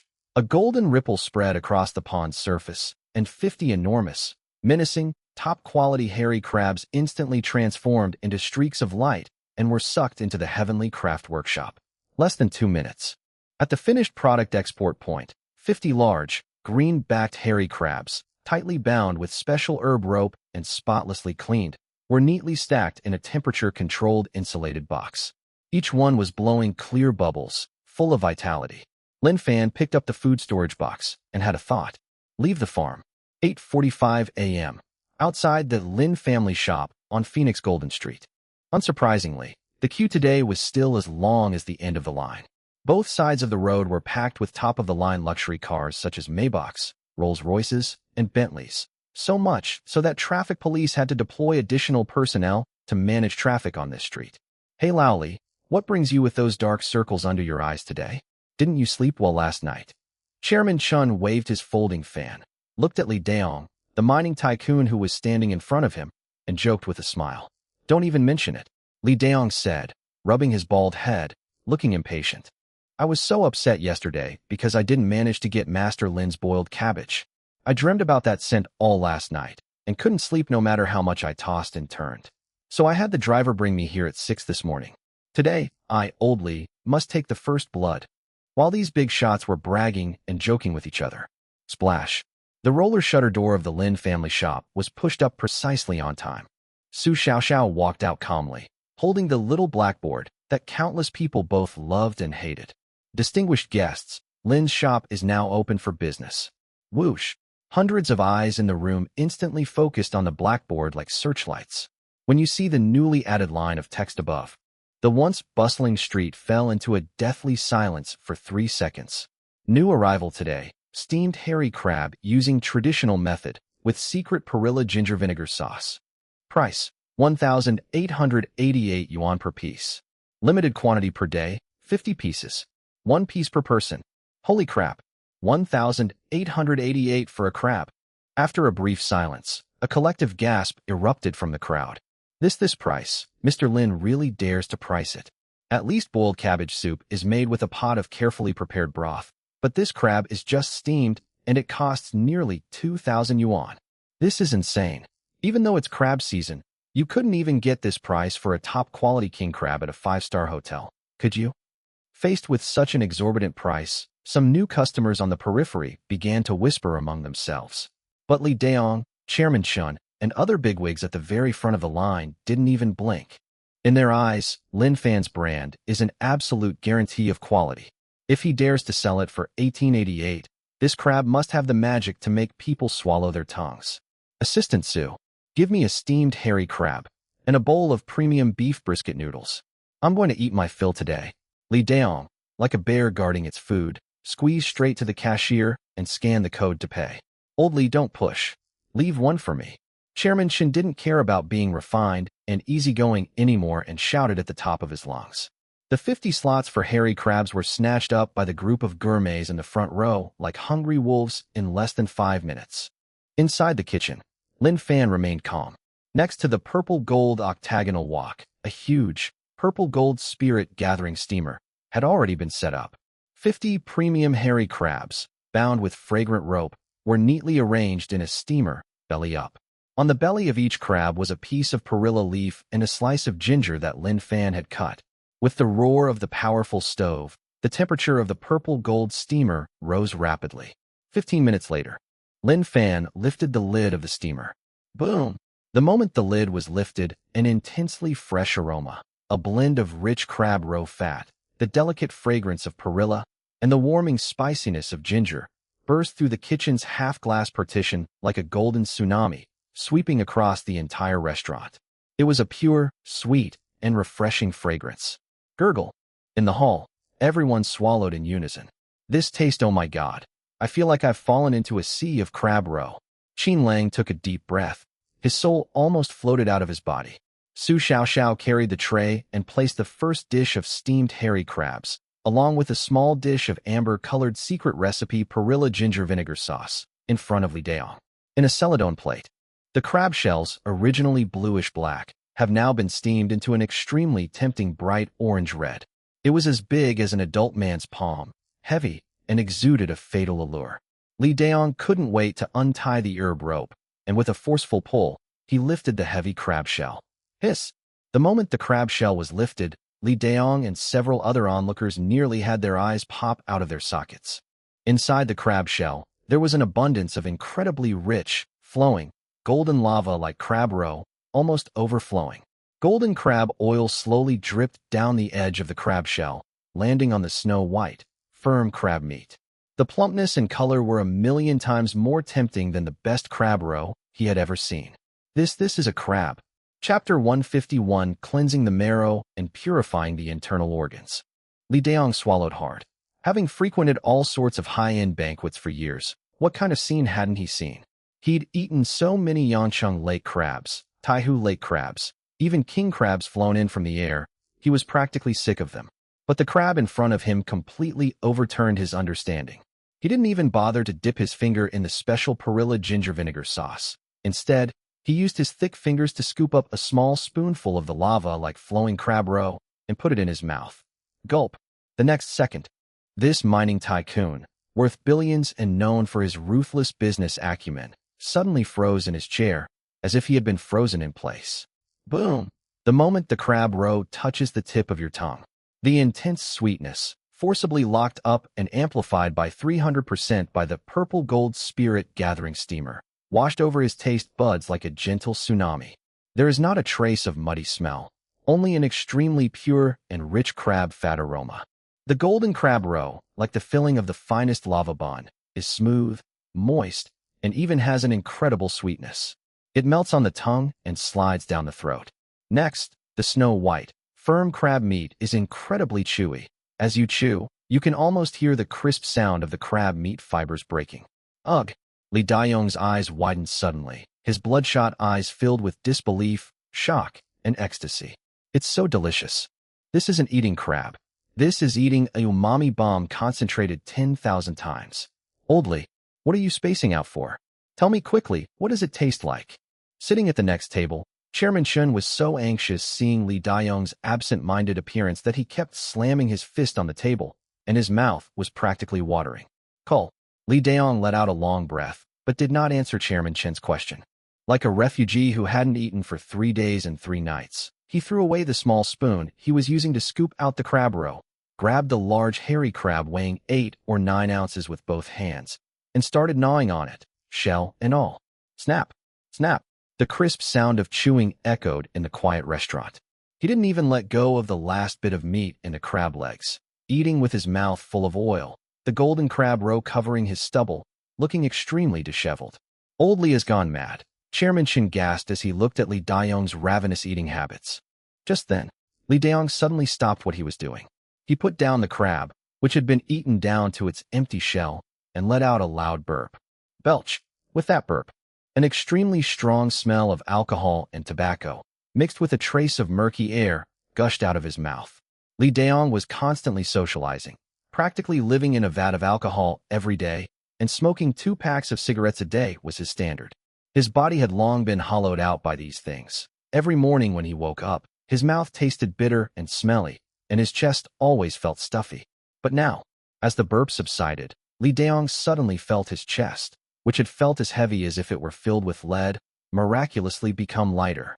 My throat, which had been tight from years of smoking, felt incredibly soothed and refreshed, as if it had been washed with cool mint water. Even his liver, which always ached slightly, felt warm and comfortable. This crab. Lee Dae-young touched his chest, his face full of disbelief.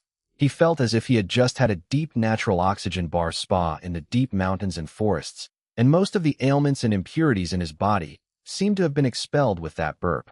Incredible. Absolutely incredible. Lee Dae-young slapped his thigh, so excited that he even swore. Master Lin's crab is simply a miraculous elixir that cleanses the marrow and rejuvenates the bones. What do you mean by cleansing the marrow and refining the bones? Chairman Chun was completely confused. Just then, Su Xiaoxiao came over carrying the hairy crabs that Chairman Chun had ordered.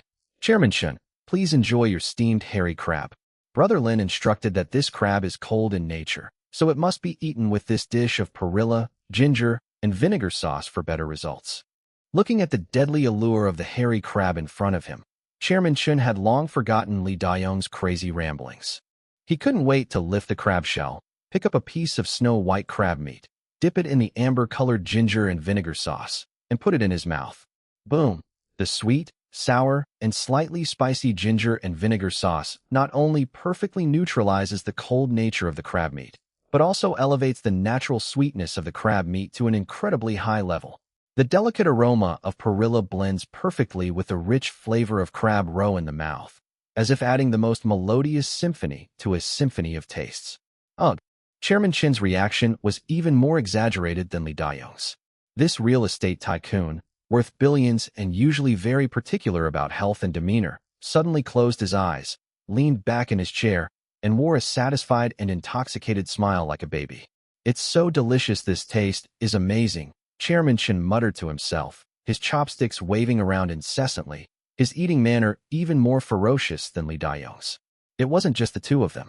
As 50 hairy crabs were served one after another, the entire Lin family shop witnessed another spectacular regression of their ancestral forms. Those socialites who usually insist on cutting their steaks into small pieces and eating slowly are now grabbing crab legs with their hands and eating them without any regard for their image, their hands covered in golden crab oil. Wow, this crab roast smells so good.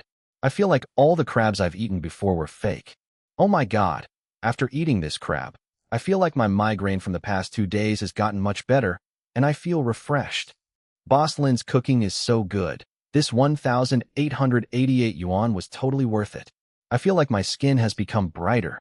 Listen to the gasps and exclamations of surprise rising and falling in the hall.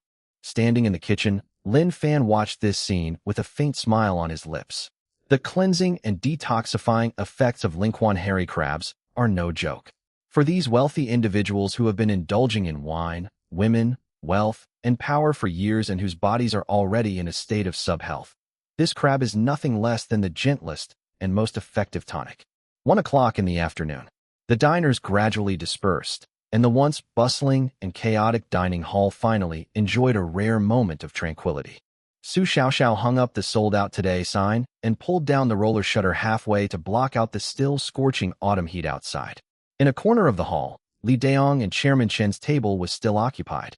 The table in front of the two was piled high with crab shells, and Li Daong even picked up the small dish containing perilla ginger vinegar sauce and licked it clean. Right now, he was leaning back in a large armchair, holding a toothpick in his hand, picking his teeth while letting out a satisfied burp that emitted a faint fragrance. Lin Fan took off his apron and walked out of the open kitchen. He went to the bar counter, poured himself a glass of warm water, and prepared to take a short break. Master Lin, are you done with your work? Chapter 152 sold nationwide. Li Daong, with his sharp eyes, immediately sat up straight as soon as he saw Lin Fan emerge. His fleshy face was filled with a rough yet sincere smile as he waved repeatedly. Come, master, please sit here and rest for a while, he said, and was about to make Lin Fan a cup of tea. No need for that. I'll just have water. Lin Fan walked over with his water glass, pulled up a chair at the next table, and sat down casually. How was the crab? Lin Fan asked casually. Smooth to the ear? It's absolutely smooth to the ear. Li Daong slapped his thigh, his face trembling with excitement. Master Lin, Old Li, am a rough man and don't know any fancy words. For most of my life, I've traveled all over the country with engineering teams and later contracted mines and made investments. I've been to almost every corner of the country, from south to north, and eaten at everything from roadside stalls and hole-in-the-wall restaurants to Michelin-starred restaurants and state banquets at Diaotai State Guest House. Li Daong sighed, tossed the toothpick in his hand onto the table, and his tone became somewhat wistful. I used to think that all the delicious food in the world was the same, and in the end, they all tasted the same. But ever since I had that tomato and egg stir-fry at your place, and then this hairy crab today, he touched his bald head, his eyes filled with deep awe. I'm completely convinced. Eating your cooking makes me feel at ease, and even my old body, worn down by cigarettes and alcohol, feels much lighter. Chairman Chun, standing nearby, nodded in agreement, elegantly wiping his hands with a hot towel, and chimed in. Old Li is right. Master Lin, your dishes have a calming power. In our fast-paced world, that's more precious than gold. Hearing their praise, Lin Fan simply smiled faintly, took a sip of water, and didn't respond. Having grown accustomed to praise in the restaurant business, he has become more at peace with himself and values the most genuine physiological feedback from diners after they finish eating. Seeing Lin Fan's calm and composed demeanor, Li Daong felt even more admiration for him. But then, his smile vanished, and he let out a heavy sigh, his features almost contorting in pain. Oh, what a pity. I won't be able to eat such good food tomorrow. Upon hearing this, Chairman Chen paused, glaring at him with annoyance. Pa, Old Li, you can't say anything nice. What do you mean you won't be able to eat it tomorrow? The way you're talking makes it sound like you're about to die. It's really bad luck. Get lost. You're the one who needs to confess. Li Daong rolled his eyes and explained in a gruff voice. I'm going on a business trip to the next province tomorrow. There's a merger and acquisition deal for a large mining area. It was finalized several months ago, and the top leader there is personally involved. I can't back out. I have to go and oversee it for a few days. At this point, Li Daong looked heartbroken, staring at the empty crab shells on the table with a pain in his eyes that seemed to indicate he had lost a contract worth millions. The thought of having to eat only that pig feed from outside for the next few days makes my stomach cramp. Master Lin, you don't know. If it weren't for the fact that it's so far from Jiangcheng, taking 5 or 6 hours to drive there, I would gladly rush back before dawn every day just to queue up for a hot meal from you. The more Li Daong spoke, the more regretful he felt. He smacked his lips and looked at Lin Fan with longing. Oh, Master Lin, if only your Lin family shop could open all over the country, or even offer a delivery service. Even if you don't deliver noodles or buns, just being able to have a sip of your chilled plum juice every day, Old Li, would be willing to pay any price for it. Chairman Chen chuckled as he listened, shaking his head and jokingly saying, Old Li, you're really dreaming. Even if Master Lin wanted to open branches all over the country, could he manage it all by himself with just his 2 hands? These top-quality ingredients, combined with Master Lin's personal culinary skills, are the true soul of this dish. Do you think it's like those chain fast food restaurants that make pre-prepared meals? Chairman Chen adjusted his gold-rimmed glasses, his tone remarkably confident. So, you should just go on your business trip and fast for a few days to cleanse your stomach. When you come back, you can get up early and queue up again. Listening to Chairman Chen's rational analysis, Li Daong, though unwilling, could only sigh helplessly and hang his head like a defeated rooster. Sigh, that's true. Good things can't be mass-produced. It was just that Old Li, was greedy. The two chatted back and forth, treating it as casual conversation after dinner. But Lin Fan, who was sitting to the side, paused slightly in the hand holding the water glass. A barely perceptible glint flashed in his eyes. Sell nationwide. You'd be willing to just have a sip of soup? Li Daong's unintentional remark instantly stirred up ripples in Lin Fan's mind. He had previously been limited by the availability of ingredients and his own personal energy, feeling that he could not expand the scale. But things are different now. The Heavenly Craft Workshop in the farm space has been unlocked. It can not only process ingredients automatically and without damage, but also accumulate at an alarming rate with the boost of 10 times the flow rate. For example, those 2 large baskets of jade plum drink, made with century-old dried plums and Tian Shan snow lotus honey. This dish doesn't require you to constantly monitor the heat like you would when cooking fried rice or noodles. Simply put the spiritual spring water and top-quality ingredients into a specially made purple gold soup pot according to the correct proportions, simmer it, and then refrigerate and seal it. Not only will its flavor not be lost, but it will also become even richer and more mellow at low temperatures. If we limit ourselves to this small shop of just over 100 square meters, even if we sell 1,000 cups a day, it will be far from enough to consume the farm's production. Moreover, the long queues will make the barrier to entry too high and the experience less enjoyable. Since these billionaires, even when traveling for work, still crave this taste, why doesn't he expand this business in a different way? A way to extend the influence of Lin Family Shop to the entire Jiangcheng and even the top circles of the country without him having to open branches all over the country. Lin Fan gently rubbed the rim of the water glass with his fingers, his eyes gradually becoming clear and sharp. He didn't respond to Li Daong and Chairman Chen's conversation, but instead changed the subject very naturally. How many days will Mr. Li be gone on his trip to the neighboring province this time? When Li Daong saw Lin Fan take the initiative to talk to him, he scratched his head and said, It will take at least a week. The exploration procedures in the mining area over there are quite complicated, a lot of trouble. A week is indeed not a short time. Lin Fan nodded and stood up. Please have a seat, I'll go to the kitchen. Chapter 153 Concentrated Original Liquid. Watching Lin Fan walk towards the kitchen, Li Daong and Chairman Chun exchanged bewildered glances. Old Chun, where is Master Lin going? Is he taking pity on me and going to cook me a dish to take on the road? Li Daong rubbed his hands together, fantasizing. Dream on. When has Master Lin ever broken any rules? He's probably busy taking inventory for tomorrow's ingredients. Chairman Chun rolled his eyes at him. Less than 2 minutes. Lin Fan walked out of the kitchen, carrying no extravagant items, but 2 palm-sized round iron boxes.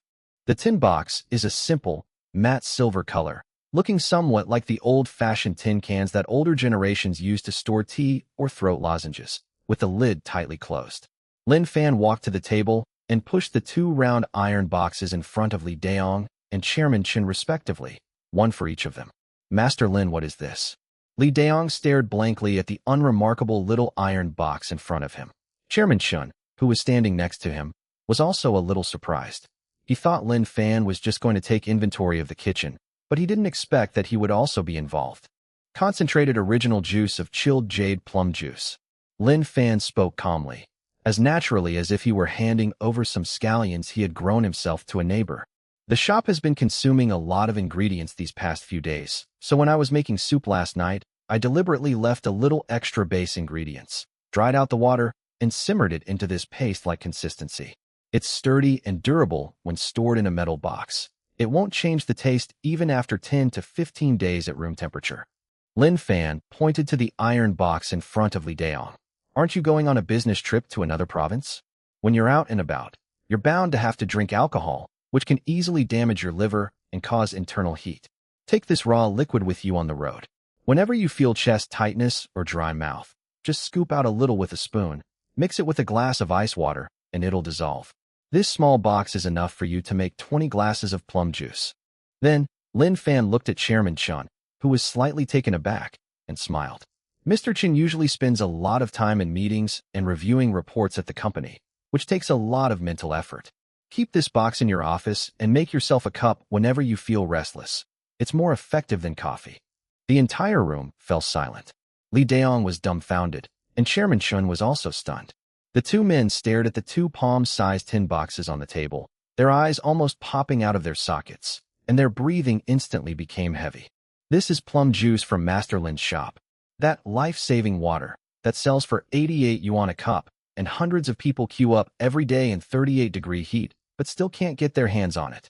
There was a lot of online discussion about a female college student who suffered heat stroke, but was saved by just a drop of plum juice. Now, Master Lin actually took out 2 boxes of concentrated essence, one for each of them, and just casually gave them away. This is equivalent to doing them a huge favor. Master Lin. Li Daong, a tough guy who had tasted blood on the edge of a knife, looked at the iron box on the table, and his rough hands trembled so much that he dared not pick it up.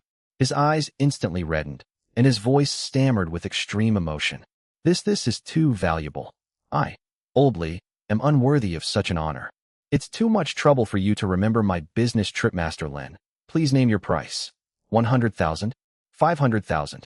I'll have the finance department transfer it to you right away. Chairman Chen quickly took out his phone, nodding repeatedly, his tone full of awe and gratitude. Yes, Master Lin, this thing is absolutely priceless outside. The fact that you're willing to share a portion with us is already a huge favor, and we absolutely have to pay for it. Need not. Lin Fan slightly raised his hand, directly stopping the 2 people from scanning the QR code. His tone was calm, but left no room for refusal. This item wasn't on the menu to begin with, and we don't plan to sell it for the time being. Since we've known each other for a long time, and you're always patronizing our business, just consider it a little gift for a friend to quench their thirst. Don't mention money. If you do, you can leave this box here. Hearing Lin Fan put it this way, Li Daong and Chairman Chun exchanged a glance, and neither dared to insist on taking out their phones anymore. They were all seasoned veterans of the business world, and they understood this better than anyone else. At Lin Fan's level, money was indeed just a number. When someone was willing to give this away as a gift, they weren't just giving a beverage. They were genuinely treating them as friends. This favor is priceless. Li Daong took a deep breath, stood up solemnly, and looked grave. Master Lin, I can't thank you enough. In the future, if you ever need my help in Jiangxing, just say the word. If I, Old Li, don't even flinch, I'm no good. Chairman Chen also stood up, carefully putting the tin box into his briefcase, his tone filled with deep emotion. I will remember Master Lin's kindness today. The 2 did not disturb them further, and quietly and respectfully left the shop. Watching them leave, Su Xiao, who had been quietly wiping the table, approached Lin Fan with some confusion. Brother Lin, I remember you spent a long time simmering that plum juice concentrate in the kitchen. It was really hard work. And the plums and honey you used must have been very expensive, right? Why did you just give it to them like that, and even gave each of them a box? Su Xiao felt a pang of regret. A cup of diluted plum juice in the shop cost 88 yuan, and those 2 boxes of pure concentrated plum juice, if diluted and sold, could fetch at least several thousand or tens of thousands of yuan. Lin Fan stopped what he was doing, glanced at the luxury car that had long since disappeared outside the door, and a meaningful smile appeared on his lips. Xiao, when doing business, You can't just focus on the few thousand or tens of thousands of yuan in the cash register every day. Lin Fan walked to the water bar, poured himself a glass of warm water, and spoke in a calm tone, as if instructing a beginner apprentice. Li Daong is a rough man, but also a man of strong emotions. This time, when he went to another province on a business trip to discuss the acquisition of mining areas, he must have been meeting with the top mining bosses and political and business dignitaries in the area. In those kinds of occasions, there is no shortage of good wine and food, but it is also the easiest place to make people tired and irritable. What do you think the effect would be if, at a sweltering and stressful drinking party, he suddenly pulled out an inconspicuous little tin box and brewed a cup of jade plum juice that could instantly cool down and relieve the heat for those big shots from out of town? Su Xiaoxiao was stunned for a moment, and the image of Li Daong, with his rosy cheeks and smug look, instantly flashed into her mind. He'll definitely show it off? Yes, he will show off. Lin Fan took a sip of water and continued. He would tell those powerful and influential people from other provinces that this was a rare, exclusive gift specially given to him by the owner of Lin Family Shop in Jiangxing. As for Chairman Chen, he usually associates with shrewd people in the financial and real estate circles. Chapter 154 Mission. Lin Fan put down his water glass, looked at the somewhat dazzling sunlight outside, and spoke in a low voice, but with an air of confidence. 2 boxes of original liquor don't cost much. But what I got was 2 top tycoons worth tens or hundreds of billions of dollars who were willing, even grateful, to go to various top circles to give my Lin Family Shop an irreplaceable live advertisement. Su Xiaoxiao was stunned. She always thought Lin Fan was just a culinary genius who was obsessed with cooking and had a somewhat aloof personality. It was only at this moment that she truly glimpsed the young boss's understated yet chilling business acumen and vision. Without firing a single shot, he turned the 2 top bosses in Jiangxing into his willing salesmen. Su Xiaoxiao looked at Lin Fan, swallowed hard, and secretly vowed that she would work hard for this boss in the future and never let him down. Lin Fan turned his head, as if his previous well-thought-out business plan had been just a casual remark, and his tone returned to its usual calm. By the way, how is Auntie's recovery going? Upon hearing Lin Fan ask about her mother, Su Xiaoxiao quickly gathered her scattered thoughts, straightened up, and her eyes were filled with undisguised gratitude. Thanks to the money you gave me in advance, Brother Lin, the surgery went very smoothly. And Su Xiaoxiao paused, recalling the staff meals she had brought to the hospital every noon these past few days, her voice trembling slightly. And I don't know if it's because my mom eats your cooking every day, but her appetite is much better than before. When the doctors made their rounds, they were amazed, saying that my mother's various indicators recovered extremely quickly, and even her rejection reaction was very mild. The doctor said that if things continue at this pace, I could be discharged as early as next week and go home to recuperate. After listening, Lin Fan nodded calmly. That's good. After she's discharged from the hospital, she needs to pay attention to her diet. Please take one of the staff meals from the store back with her every day to help her recover. If she has any difficulties, just let me know. Thank you, Brother Lin. I will never forget your kindness. Su Xiaoxiao was so excited that she was about to bow again. All right, we don't do that here. Lin Fan waved his hand to interrupt her, then walked to the cashier, glanced at the calendar on the table, and casually said, If I remember correctly, it's already the end of August. Universities in Jiangxing will be starting classes next week, right? These words were like a bucket of cold water, instantly extinguishing Su Xiaoxiao's joy at her mother's impending discharge from the hospital. Su Xiaoxiao was suddenly stunned. Yes, school is about to start. She took a 2-year leave of absence to serve in the military. She had only recently returned to school after her discharge when she spent the entire summer working odd jobs to make ends meet because of her mother's illness. For the past 2 weeks, she's been so busy at Lin's shop that she's completely forgotten about the most important thing, the start of the new school year. If school starts and I have to go to class, what will happen to Brother Lin's shop? The store is now so popular that hundreds of people line up outside every day, all thanks to her single-handedly maintaining order, handling cashier duties, and taking care of Tuanshuan in the front of the store. If I leave, Brother Lin will be overwhelmed in the kitchen, and the front of house will be in complete chaos. She couldn't bear to give up her job. More importantly, she couldn't bear to part with her boss, who was cold on the outside but warm on the inside, and who had helped her when she was at her most desperate. Brother Lin. Su Xiaoxiao's face turned pale, and she suddenly stood up from the chair. She gripped the hem of her clothes tightly with both hands, a soldier's resolute glint in her eyes, as if she had made a momentous decision in an instant.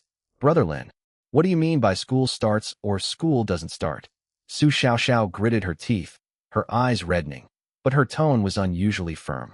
I'm going back to school this afternoon to apply to my advisor for another year of leave. I've already taken 2 years off, so what's another year? The shop can't function without someone right now, and I absolutely can't let things fall apart at this crucial time. Looking at Su Xiaoxiao, who was so anxious that her eyes were red, and she was even willing to sacrifice her academic future to show her loyalty, Lin Fan was slightly taken aback, and then couldn't help but chuckle softly. You silly girl, what are you thinking about? Lin Fan shook his head, pointing somewhat helplessly to the chair she had just been sitting in. Sit down. Who said you were going to be expelled? And who told you to take a leave of absence? But Su Xiaoxiao stood there blankly, her face full of confusion. If I go to class, there will be no one to watch the shop during the day. I'll take care of things at the store. At worst, I'll just hire another quick-witted front-of-house server. But you're the assistant manager, and also the girl Tianchuan likes. No one can replace you. Lin Fan walked up to Su Xiaoxiao and spoke gently. You have to keep studying. You served in the army for 2 years and suffered so much to earn the opportunity to go back to school. Now you want to take a break from school just to work as a waitress for me? If your mother finds out, do you think your illness will ever get better?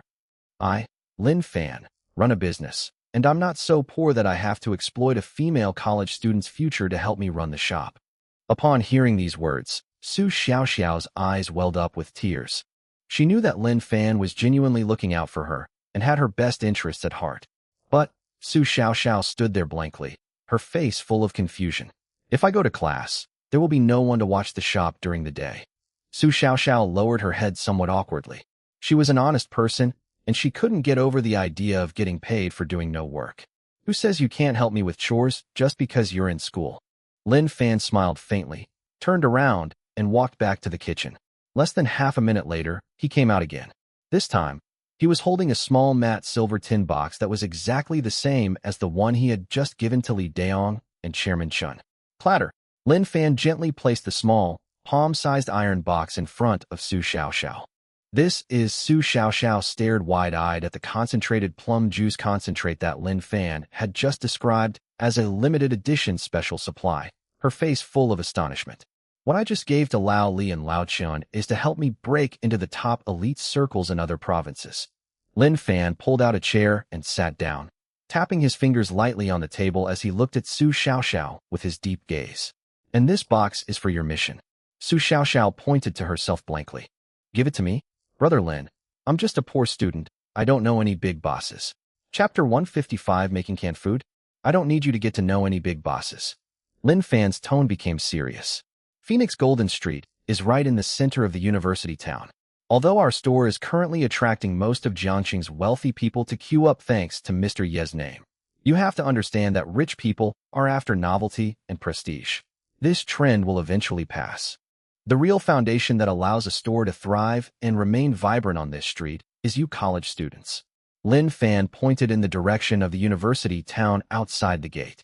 Although college students don't have the same spending power as those bosses and can't afford the 1,888 yuan boiled cabbage, a few dozen yuan plum juice is something they can occasionally improve their meals on a daily basis and can afford if they grit their teeth. More importantly, today's young people are the most active and fastest spreading group on the internet. Once you win over their stomachs, the word-of-mouth marketing they generate spontaneously on social media, campus forums, and short video platforms will be 10,000 times more effective than any paid advertising. Lin Fan pushed the small tin box on the table forward, looked at Su Xiaoxiao, and a gentle smile appeared on his lips. You're about to start school, so take this box of concentrated essence back with you. By the way, please help me promote it around the school and make it a living advertisement. At this point, Lin Fan leaned back in his chair, crossed his arms, and offered a suggestion that Su Xiaoxiao simply couldn't refuse. Of course, I, Lin Fan, never let anyone work for free. Since I've appointed you as our store's campus agent, there are naturally benefits for you. You don't need to feel bad about taking my base salary for nothing after going back to school.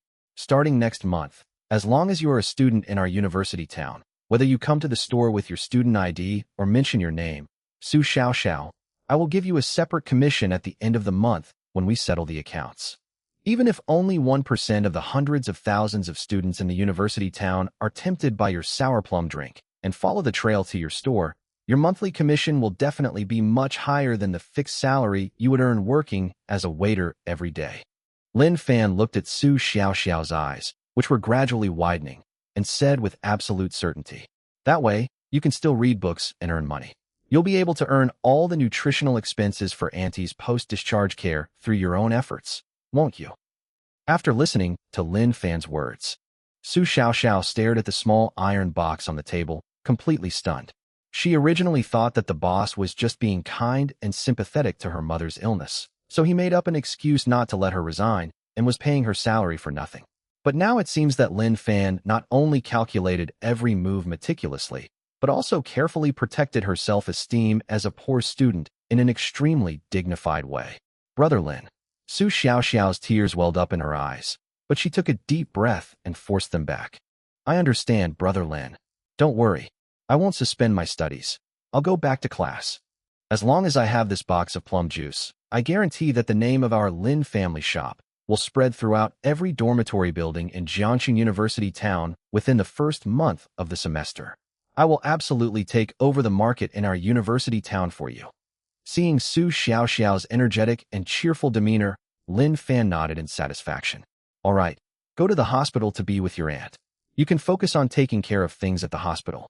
Yes, goodbye, Brother Lin. Su Xiao put the tin box into her backpack, turned around, and walked out. The sun outside was still scorching, but Su Xiao felt that the future had never been as full of hope as it was today. Watching Su Xiao's figure disappear around the street corner, Lin Fan stood up, walked to the water bar, and poured himself a glass of water. He took out his phone, scrolled through his contacts, and dialed Qin Lang's number. The phone was answered after ringing twice, and the background noise on the other end sounded like it was coming from a quiet room. Hey, Brother Lin, why are you calling me at this hour? Are you done at the shop? Qin Lang's loud voice came through the receiver, conveying a sense of enthusiasm that he was always ready to help. Yeah, we just closed, Lin Fan said calmly, getting straight to the point. Are you free right now? Come to the store. I need your advice on something. I'm free. I'll be right there. I'll be there in 10 minutes. Less than 10 minutes after hanging up the phone, accompanied by the familiar roar of a supercar engine, Qin Lang's flashy red Ferrari came to a steady stop in front of the store. Splash. Qin Lang easily slipped in and pulled out a chair to sit opposite Lin Fan. Brother Lin, tell me, what are the instructions? Are you going to beat someone up or take over the shop? Qin Lang wiped his mouth and rubbed his hands together excitedly. It's not that exaggerated. Lin Fan was amused by him and tapped on the table. I wanted to ask you, with your family in the catering and hotel business for so many years, how familiar are you with food processing and packaging? We know it. We know it all too well. Qin Lang patted his chest. Those high-end customized souvenirs, mooncake gift boxes, and specially supplied sauce bottles for the Grand Hyatt Hotel are all made in a factory we have a stake in. What, Brother Lin, are you going to print your own custom takeout boxes for your shop? It's not a takeout box. Lin Fan looked at Qin Lang and slowly revealed his plan.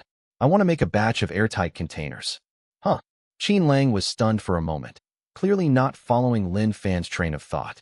It's a thickened glass jar with excellent sealing properties, lead-free and non-toxic, with a capacity of about 500 milliliters. It's similar to the bottles used to store high-end honey or bird's nest, but with a better texture. Lin Fan described his requirements in detail. Qin Lang blinked, paused for 2 seconds, and then let out a surprised exclamation filled with doubt. What? Making canned goods? Qin Lang stared wide-eyed at Lin Fan in disbelief. Brother Lin, you're giving up a restaurant that makes hundreds of thousands a day to switch to selling canned fruit. It's not canned food. Lin Fan rubbed his temples helplessly. Talking to this kid was sometimes really difficult.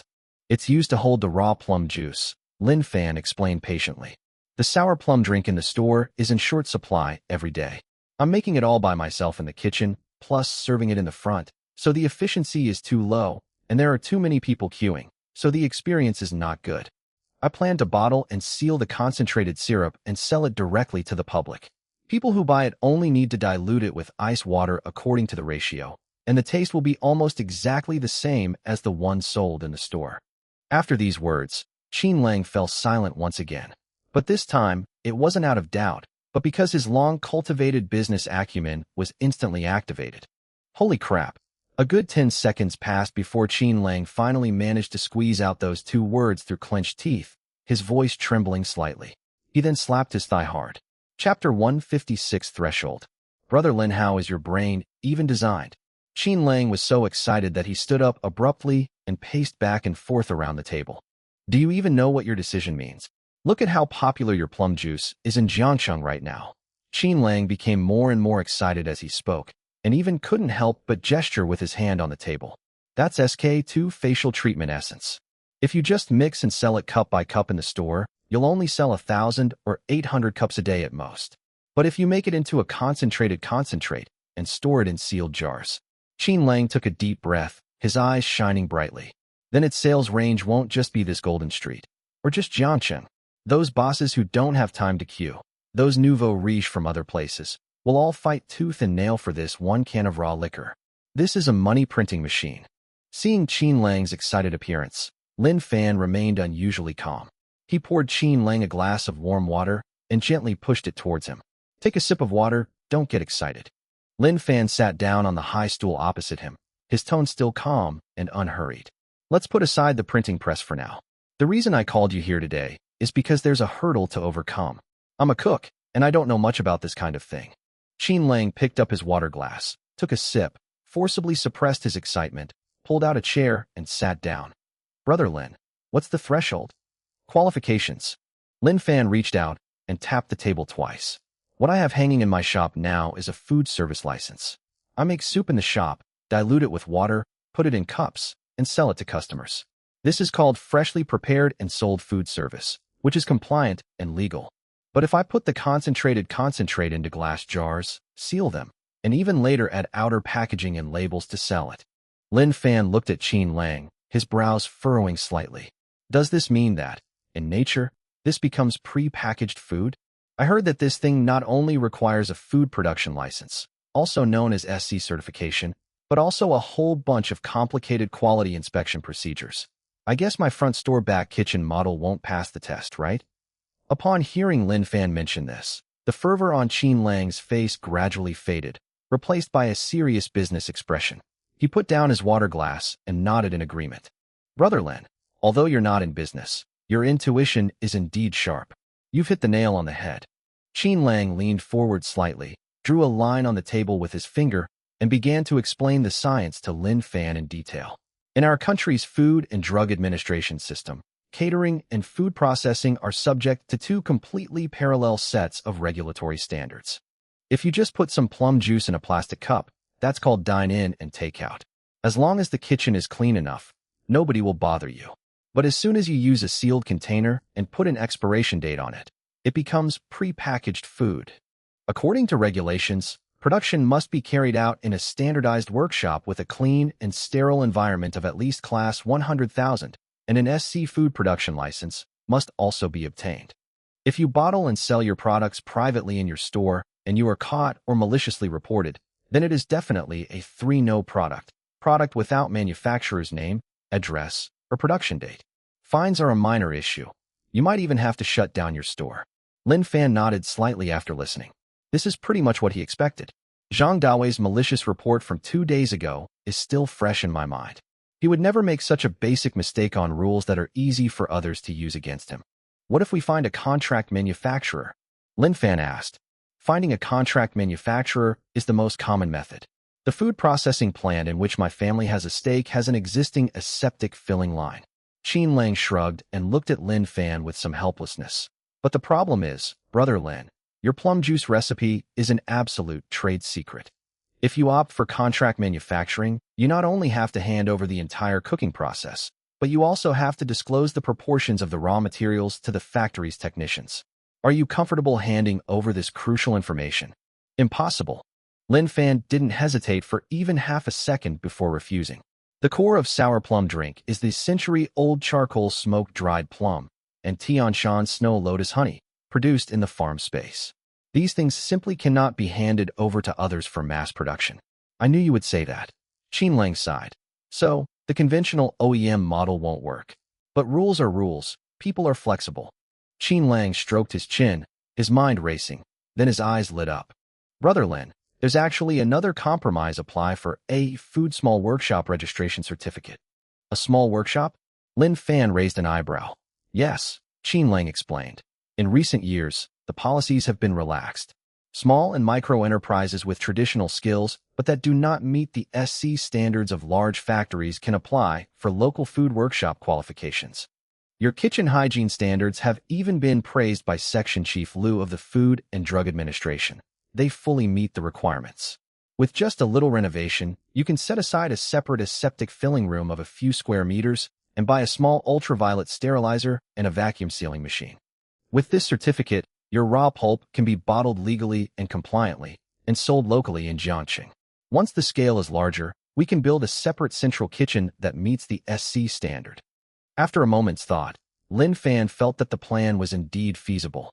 How long will it take to renovate the sterile room and equipment? Leave it to me. I have a professional construction team. You don't need to close down. We can work through the night while you're closed, and it'll be done in 3 days at most. I'll handle the permit approvals through the fast track. We'll get the permits within a week. Qin Lang patted his chest and gave a guarantee, but then his expression turned somewhat serious. But Brother Lin, qualifications and equipment can be solved with money, but there is a core issue that I must clarify in advance. Qin Lang stared into Lin Fan's eyes, his tone becoming extremely serious. Since it is pre-packaged food, it needs to be labeled on the can. In addition to the production date and shelf life, the most important column is ingredients list and country of origin of raw materials. Qin Lang stretched out his finger and pointed it in midair. I've tasted your plum juice.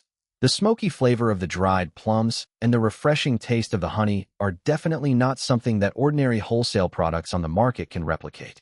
When the Food and Drug Administration reviews the qualifications of small workshops, they require the provision of purchase vouchers for core raw materials and traceability of their origin. Brother Lin, where did you get all these top-quality ingredients? If it's loose produce grown by farmers in remote mountain areas without proper pesticide residue testing reports and certificates of origin, they could suffer a great loss if investigated. When Qin Lang asked about the origin of the ingredients, Lin Fan's expression remained calm. The farm space was his biggest trump card, and he would never reveal a single word about it to anyone.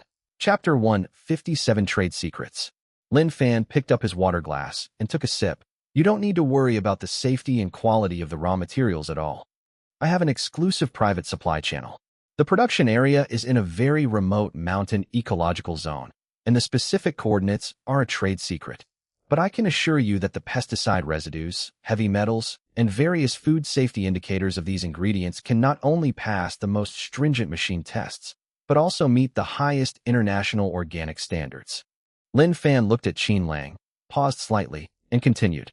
As for your question about traceability of origin and purchase receipts, could you help me register a dedicated agricultural cooperative or a shell agricultural product trading company to act as my nominal exclusive supplier for these ingredients? Upon hearing Lin Fan's watertight words, Qin Lang immediately understood. Lin Fan has his own exclusive source of goods, and this source is extremely confidential. He doesn't want anyone to trace the source. Registering a shell company to create a left-hand to right-hand supply chain packaging is actually a very common practice. Many so-called air-freighted premium ingredients actually need a clean certification shell to back them up. No problem. Qin Lang didn't ask any further questions and simply nodded in agreement. He knew that in this industry, one should never divulge secrets that shouldn't be inquired about. This was a basic business etiquette. Leave the Bowsy Company business to me. I'll have someone handle the registration procedures tomorrow. The place of origin will be written as special supply from high-altitude ecological farm in northwest China, guaranteeing that all procedures are complete and can withstand random checks by any department.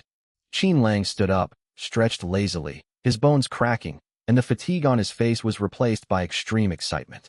Brother Lin, it's settled then. You'll be in charge of modifying the kitchen and boiling the raw liquor, and I'll be in charge of handling the paperwork and packaging. Once this business takes off, I guarantee that the entire socialite and wealthy circle of Jiangxing will be completely controlled by this little tin can. Okay, thank you for your help. Lin Fan nodded. No way, just you wait and see. Qin Lang pushed open the door in a flurry, jumped into the Ferrari, and roared away from Jean Street. After seeing Qin Lang off, Lin Fan glanced at the wall clock. It was 4:30 p.m. The timing was perfect. He turned off the main water and electricity switch for the shop and locked the roller shutter door. He then slowly drove his Wuling Hongguang towards the Early Childhood Education Center. The afternoon sun shone obliquely on the windshield, making it a bit dazzling. Lin Fan opened the car window, letting the warm autumn breeze blow in. The business plans he had just discussed with Qin Lang, which promised profits of millions, were now completely forgotten. For him, no matter how big the business is, it can't compare to the half hour he spends picking up his daughter from school every afternoon. When we arrived at the entrance of the Early Childhood Education Center, there were already quite a few parents waiting under the shade of the trees. Lin Fan parked the car on the side of the road and didn't squeeze into the crowd. He just stood quietly by the car door and waited. A few minutes later, the glass door opened, and the teacher came out with a group of chattering children. "Dad." Tuanchuan spotted Lin Fan at a glance. Carrying a small backpack with a strawberry bear printed on it, she ran over like a light little butterfly and hugged Lin Fan's leg. "Were you good at school today?" Lin Fan squatted down and naturally took a tissue to wipe the fine sweat from her forehead, then straightened her slightly disheveled collar. "Good girl." Tuanchuan tilted her little face up, but her big eyes were half closed. She rubbed the corners of her eyes with her little hands, and then leaned most of her weight on Lin Fan's knees. Her voice sounded soft and sweet. "I'm just a little sleepy." Just then, Ms. Zhang, the teacher in charge of the class, came over with a small, round water bottle in her hand. Lin Fan stood up, casually picked up his somewhat listless daughter with one arm, and nodded politely. "Teacher Zhang, thank you for your help today. I hope the child hasn't caused you any trouble since she was just brought here." No. Tuanchuan has a very good personality. She's especially well-behaved." Teacher Zhang waved her hand with a smile, then looked at Tuanchuan, who was already yawning while leaning on Lin Fan's shoulder, and gently reminded her. "However, there is something I need to tell you. Today we had a craft class and a singing class. Although the child sat there very well, I noticed that she kept yawning. Her eyes were almost closed, and she seemed limp and listless. She looked like she could fall asleep sitting up." Tuanchuan's dad, "Has something happened at your home recently that's causing your child to stay up late and not sleep well?"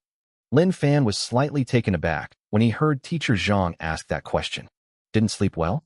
Last night, after listening to a bedtime story, my little girl fell asleep around 9 o'clock and slept soundly until dawn without waking up once. She slept better than anyone else." "No, I went to bed quite early last night." Lin Fan answered truthfully, then looked down at his daughter who was perched on his shoulder, yawning repeatedly like a little koala, and made a guess in his mind. Maybe he was excited about the new environment and played too hard with the other kids during the day, so he was exhausted. Teacher Zhang nodded in agreement and smiled, saying, "That's possible. When children first start kindergarten, their daytime activity level is much higher than at home, and the sudden change in their routine can easily make them tired. Let her rest more at night for the next couple of days, and she'll gradually adjust in a few days." "Okay, I'll be more careful when I get back. Thank you for your help, Teacher Zhang." Lin Fan felt a pang of doubt and heartache, but looking at his daughter's rosy, chubby face and steady, healthy breathing, he didn't think too deeply about it. After all, it's common for children to sleep a lot as they grow. "Okay, Ms. Zhang, thank you for reminding me. I'll make sure she gets some rest when I get back. Thank you for your help." Lin Fan nodded politely and pulled Tuanchuan closer to his chest. "Not at all. It's what we should do. Take care on your way back." Teacher Zhang waved with a smile. After saying goodbye to his teacher, Lin Fan carried the drowsy Tuanchuan into the car. Back at Jinmao Mansion, Lin Fan didn't spend too much time in the kitchen as usual. He could tell that the little girl was really sleepy today, so he quickly stir-fried a plate of sweet and sour shredded pork with garlic sauce using fresh pork tenderloin and carrots he bought from the market. Tuanchuan sat in her high chair, nodding her little head. Although she was chewing on her favorite sweet and sour shredded pork, her big eyes couldn't stay open any longer and squinted into slits as she ate. "All right, if you can't eat anymore, then don't." Lin Fan looked at his daughter, who was so sleepy that she was practically swaying back and forth, and felt both sorry for her and amused. He took a wet wipe and gently wiped the sauce off her lips, then carried her and the small blanket into the bedroom. The little girl fell into a deep sleep almost as soon as her head hit the pillow, still tightly clutching the arm of the big strawberry bear, her breathing even and long. Lin Fan stood by the bed for a while, dimmed the night light, and gently closed the door. I had just walked into the living room and poured myself a glass of water when my phone vibrated in my pocket. When he took it out, he saw that it was a call from Qin Lang. Chapter 158. An army marches on its stomach. Hey, Brother Lin, are you done with your work? On the other end of the phone, Qin Lang's voice sounded capable, lacking his usual carefree attitude. I just got the child to sleep. What's wrong? Lin Fan took a sip of water. I visited several factories this afternoon and met with the owners of packaging and filling equipment. Qin Lang spoke quickly. The person is currently in the private tea room upstairs at the Grand Hyatt Hotel, and old Zhao is there too. If it's convenient for you right now, could you come over? Let's finalize the matter of the raw liquor canned goods. Lin Fan glanced at the closed bedroom door. Leaving a 5-year-old child alone at home was definitely not an option. He thought for a moment and then dialed Su Xiaoxiao's number. The hospital wasn't far from here. In less than 20 minutes, Su Xiaoxiao arrived with her school bag on her back. Brother Lin, don't worry about taking care of things. I brought some review materials and I'll read in the living room. I'll call you as soon as Tuanchuan wakes up, Su Xiaoxiao said reliably, sitting on the sofa. Thanks for your hard work. This is overtime pay. Lin Fan nodded, grabbed his car keys, and went out. Grand Hyatt Hotel, 8th floor VIP tea room. The environment was very quiet, with a faint scent of sandalwood in the air. When Lin Fan pushed open the door, Qin Lang and Zhao Tianyi were having tea with 2 middle-aged men. Upon seeing Lin Fan enter, Qin Lang immediately stood up to greet him. Brother Lin, come here, let me introduce you. Qin Lang pointed to the slightly overweight middle-aged man on the left, who was wearing a polo shirt, and said, This is Mr. Wang. He owns 3 large packaging material factories around Jiangqing, specializing in food-grade containers. Then he pointed to the bespectacled, capable-looking man on the right. This is Mr. Zhang, who manufactures automated food processing equipment. Many aseptic filling lines on the market are made by his factory. Mr. Lin, it's an honor to meet you. Seeing is believing, Master Lin. Mr. Wang and Mr. Zhang quickly stood up and warmly shook hands with Lin Fan. Qin Lang and Zhao Tianyi had given them special instructions before they came. Someone who could be personally accompanied by these 2 top young masters of Jiangqing, and even treated as an equal, would not be treated like an ordinary restaurant owner even if they had 10 times the courage. Lin Fan remained calm, politely shook hands with the 2, and sat down in the empty seat. Brother Lin. Qin Lang poured Lin Fan a cup of tea and said earnestly, Since ancient times, an army cannot march without supplies. Since we are going to expand our plum juice business, compliance with laws and regulations is our top priority. I've already arranged for my legal department and a dedicated team to handle the qualification issues you were worried about. The approval documents for the aseptic workshop for the small workshop, as well as the shell company of the agricultural cooperative that serves as the source of the supply chain, have all been submitted. At most 1 week, all the certificates and test reports will be approved, clean and clear, and no one can find any fault with them. Qin Lang was indeed efficient in his work, and Lin Fan secretly nodded in approval of his execution ability. So tonight, our main focus is on finalizing the hardware arrangements. Qin Lang looked at the 2 bosses opposite him and said, President Wang, please take out the samples you brought and let Boss Lin take a look. Okay.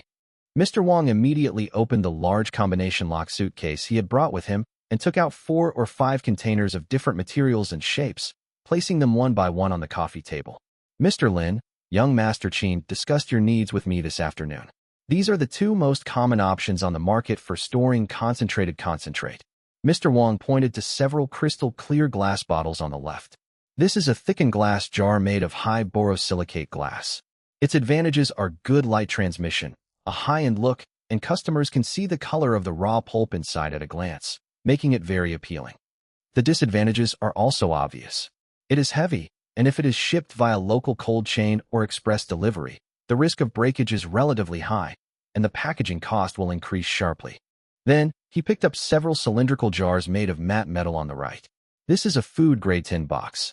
The inner wall has a special acid and corrosion-resistant coating, which absolutely meets national standards. Mr. Wang handed the tin box to Lin Fan. The advantage of this tin box is that it is extremely lightweight, shock-resistant, and pressure-resistant, so it won't break no matter how you throw it during shipping.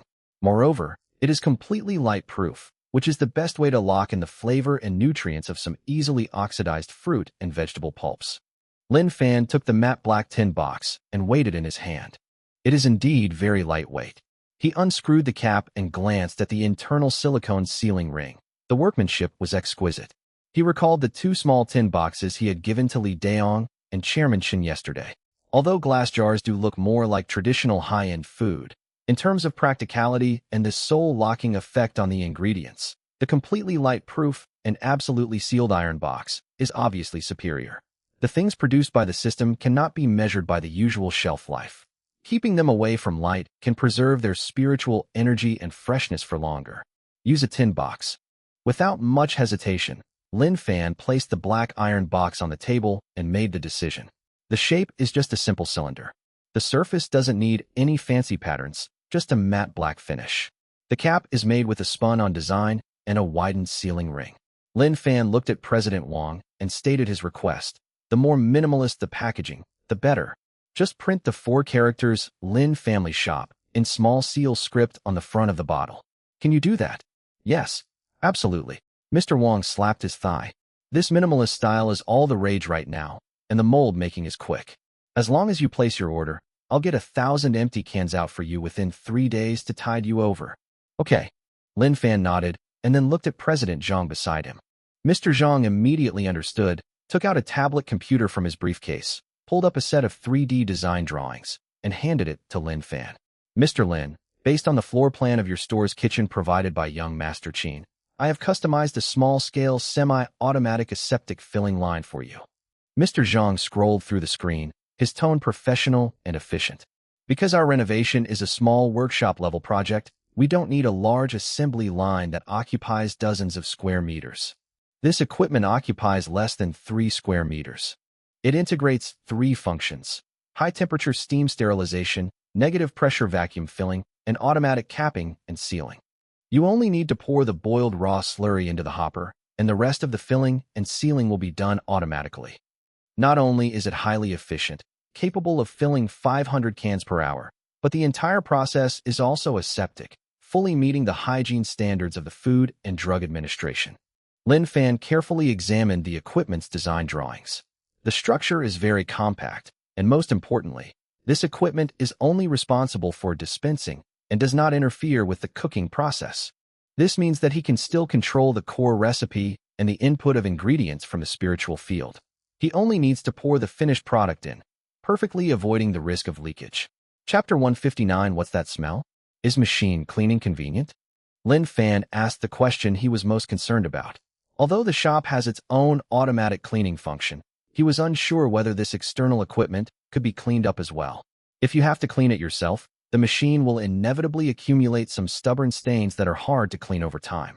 He cannot tolerate any unsanitary corners that might affect the purest flavor of the ingredients. It's extremely convenient. The entire pipeline is made of stainless steel and has a 1-button self-cleaning function. Just rinse it twice with hot water, and it's clean without any odor, Mr. Zhang replied confidently. Can. Lin Fan pushed the tablet back. When can the equipment be brought in? The equipment factory has ready-made modules. General Manager Zhang glanced at Qin Lang. As long as young Master Qin's decoration team sets up that sterile partition room, my people can transport the equipment in and debug it that night. It can be done in half a night, and it will not delay your business the next day. After confirming that there were no blind spots in any of the technical aspects, the group finalized the details. Ultimately, the capacity of the tin was set at 150 milliliters. This size is just right. It's not only convenient for guests to carry around, but it also looks exquisite in their hands. More importantly, because it is a highly concentrated puree, 150 milliliters is enough to make about 20 cups of plum juice. If the container is too large, customers will drink it slowly after opening, which can easily cause it to lose its flavor and affect the taste. After sorting out the details, Lin Fan stood up. Lin Fan nodded. Gentlemen, please make an offer.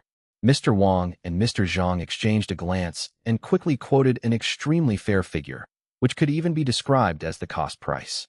They knew perfectly well that if they could get in touch with the Qin and Zhao families, this deal, even if it didn't make money, would be done flawlessly. After hearing the price, Lin Fan didn't haggle at all and immediately took out his phone to complete the transfer. Upon hearing the notification sound indicating a successful transfer, both Mr. Wang and Mr. Zhang were somewhat taken aback. Nowadays, young people do business, and they don't even sign a contract for tens or hundreds of thousands of yuan. They just transfer the money directly. This decisiveness and trust, on the contrary, made them feel even more pressured, and they secretly resolved not to make the slightest mistake. All right, bosses, the money's been received. Now that the matter is settled. Qin Lang stood up and smiled as he saw the guest off. Hurry up with the progress these next few days. Brother Lin's business can't wait. Don't worry, young Master Qin. Don't worry, Boss Lin. We'll go back and make the arrangements right away. The two thanked him profusely and left the tea room. Only Lin Fan, Qin Lang, and Zhao Tianyi remained in the private room. Brother Lin, now everything's complete. Qin Lang poured himself a cup of tea and let out a long sigh of relief. Once the packaging and equipment are in place, your plum juice business can take off immediately. Zhao Tianyi chimed in. Master Lin, I've already spoken to our hotel's purchasing department. Once your raw liquid is available, all the summer refreshments at our Grand Hyatt Hotel's Chinese restaurant will be replaced with your plum juice. We'll place an order for 500 cans to set a minimum order. Lin Fan looked at the two enthusiastic rich kids, and a smile appeared on his lips. Thanks. He picked up his teacup, using tea instead of wine, and gently clinked it against the two of them. However, I still need to control the temperature in the early stages of raw pulp production. Lin Fan took a sip of tea and calmly looked out the window at the bustling night scene. Slow and steady wins the race. Good things are never too late. Stepping out of the Grand Hyatt Hotel, the night breeze already carried a hint of early autumn chill in Wuhan. Lin Fan drove his Wuling Hongguang back to Jinmao Mansion and opened the door. Only a warm yellow floor lamp was left on in the living room. Su Xiaoxiao was sitting at the dining table with a thick professional book open in front of her and a pen in her hand. She immediately stood up when she heard the door open. Brother Lin, you're back. Su Xiaoxiao lowered her voice. Tuanshuan hasn't woken up yet. She's sleeping soundly. Yes, thank you for your hard work. Lin Fan changed his shoes and walked over, glancing at the time. It was almost 11 o'clock. He took out his phone and transferred 500 yuan directly to Su Xiaoxiao. It's too late. The subway is probably closed. Just take a taxi back to school. Here's your overtime pay and taxi fare. Be careful, and let me know when you get there via WeChat. Looking at the transfer notification on the screen, Su Xiaoxiao quickly waved her hand. Brother Lin, this is too much. I just read a book here for a while and didn't do anything else. Take it. Lin Fan's tone was calm but firm. It's not safe for a girl to be out late at night. Don't be stingy with the money and take some unlicensed taxi. You don't need to come so early tomorrow. Come over after you've woken up. Su Xiaoxiao pursed her lips and didn't refuse again. She knew her boss's temperament. Once he made a decision, he wouldn't change it. Thank you, Brother Lin. I'll head back now. She slung her backpack over her shoulder, gently opened the door, and went out. Lin Fan walked to the bedroom door and peeked through a crack. Tuanshuan hugged the big strawberry bear, sprawled out on her back, taking up most of the bed, her little face flushed from sleeping. He smiled silently, then turned and went to the bathroom to wash up. On the other side, Jiangxing University, Girls' Dormitory, Building Number 4. The moment Su Xiaoxiao pushed open the dormitory door, a wave of hot and humid air rushed towards her, making it feel like a giant steamer. Xiaoxiao, you're finally back. My roommate, Li Na, wearing a baggy slip dress, was sitting on a chair fanning herself frantically with a piece of cardboard, groaning in pain and sweating profusely. It's so hot. The air conditioner in this crappy dorm broke down yesterday afternoon. I've called the dorm supervisor 800 times and no one has come. I feel like I'm being pickled.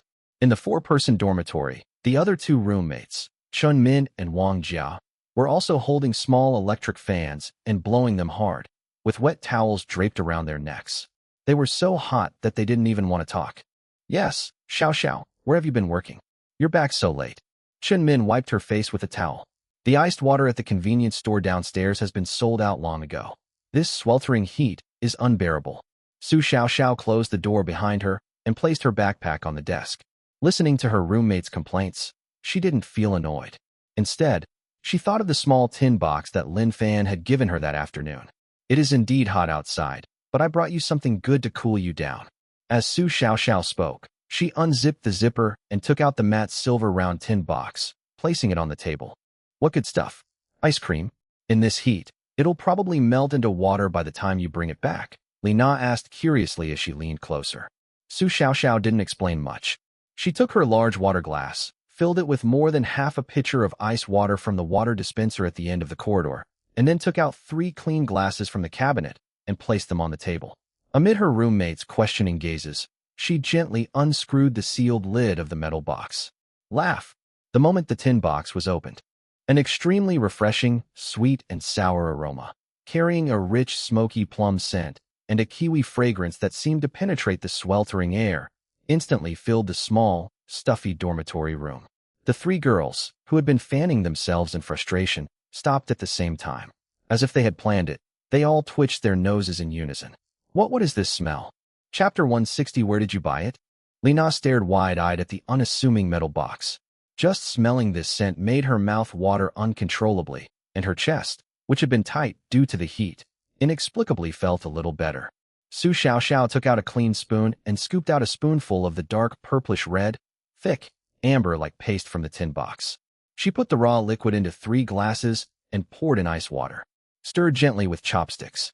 The originally transparent ice water was instantly dyed into an extremely beautiful, deep purple with a cold and icy texture. As it was stirred, the domineering sweet and sour aroma was fully released, as if the entire dormitory had been sprayed with a high-end cool-toned perfume, and even the slight heat in the air was suppressed. This is the original juice of sour plum drink. Su Xiaoxiao pushed one of the cups in front of Li Na and said calmly, "Try it. It's definitely refreshing." Li Na picked up the cup with a hint of disbelief.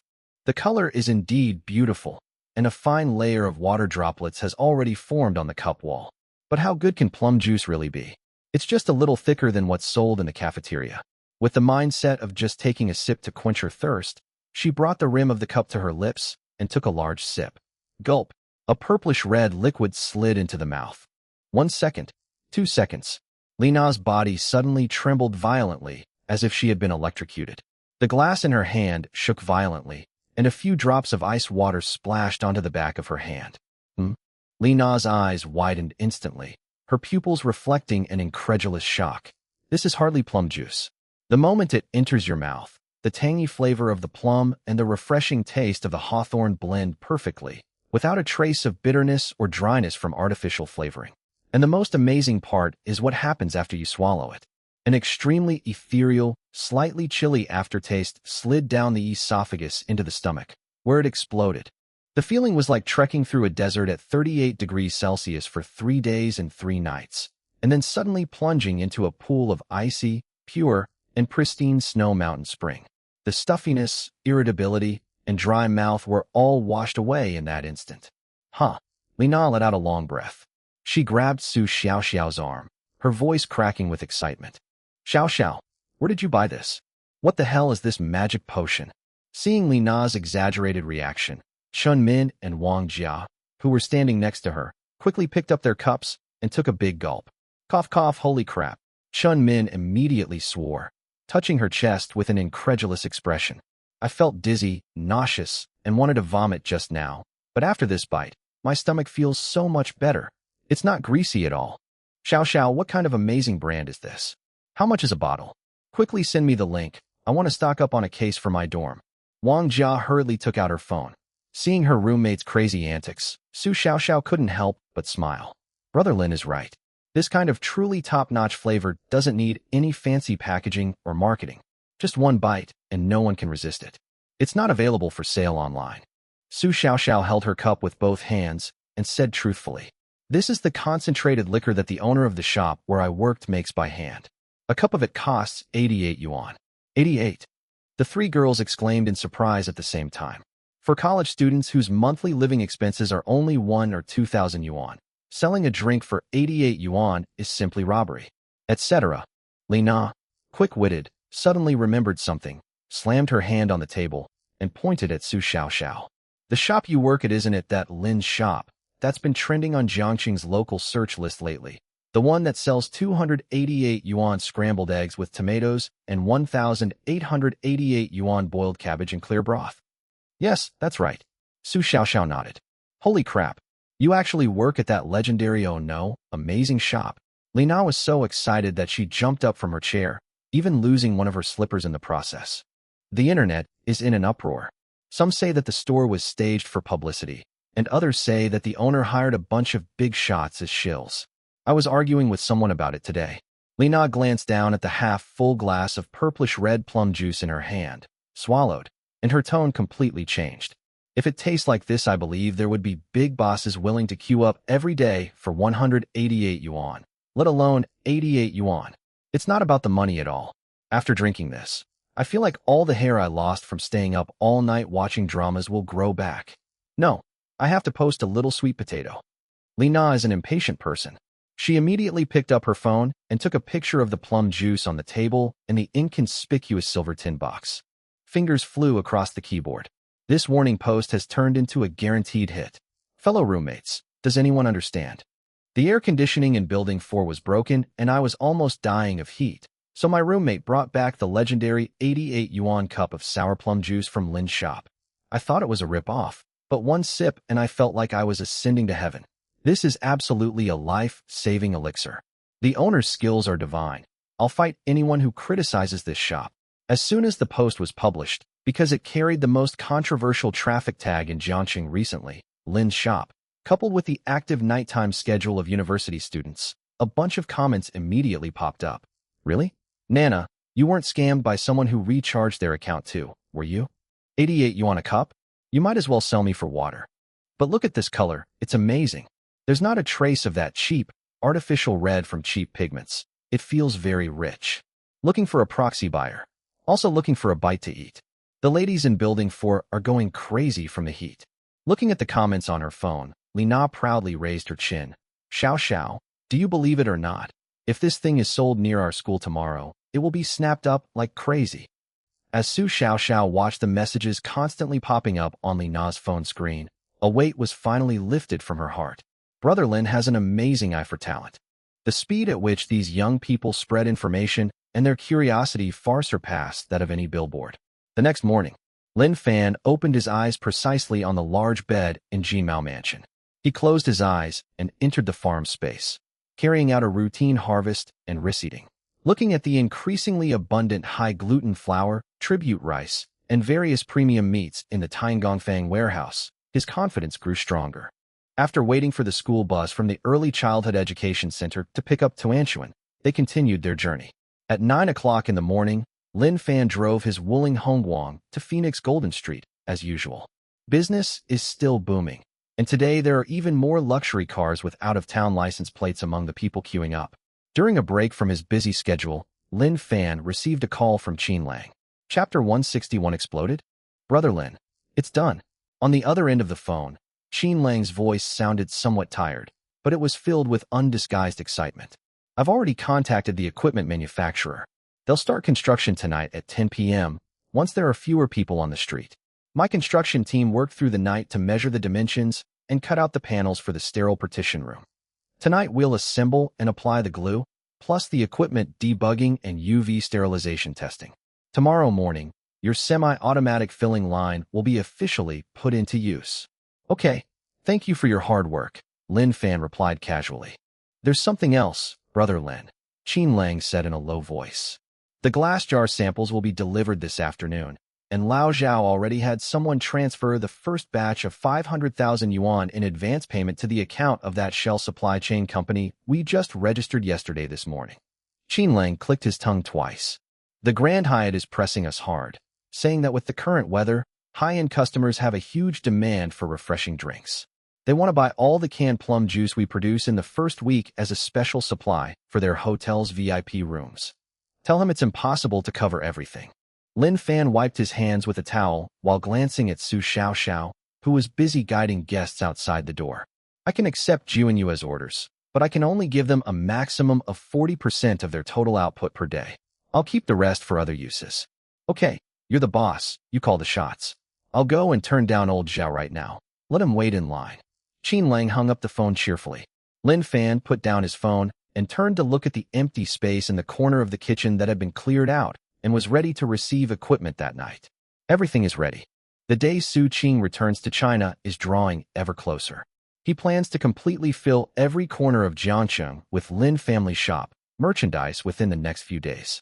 From top-tier 5-star hotels to vibrant university towns, he wants everyone to be unable to live without this flavor.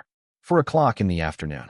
The sunlight was partially blocked by the tall buildings across the street, and the heat on Jean Street finally dissipated a bit. A rather unassuming black minivan pulled up in front of the store. Qin Lang jumped out of the passenger seat, carrying a heavy cardboard box in his arms. He didn't drive that flashy Ferrari today. I guess he changed to a different car specifically to transport this batch of goods. Brother Lin, please take a look at the final prototype that just came off the production line at the factory. Qin Lang placed the box on the bar, cut the tape, and took out a matte black cylindrical tin can. Lin Fan took it and weighed it in his hand.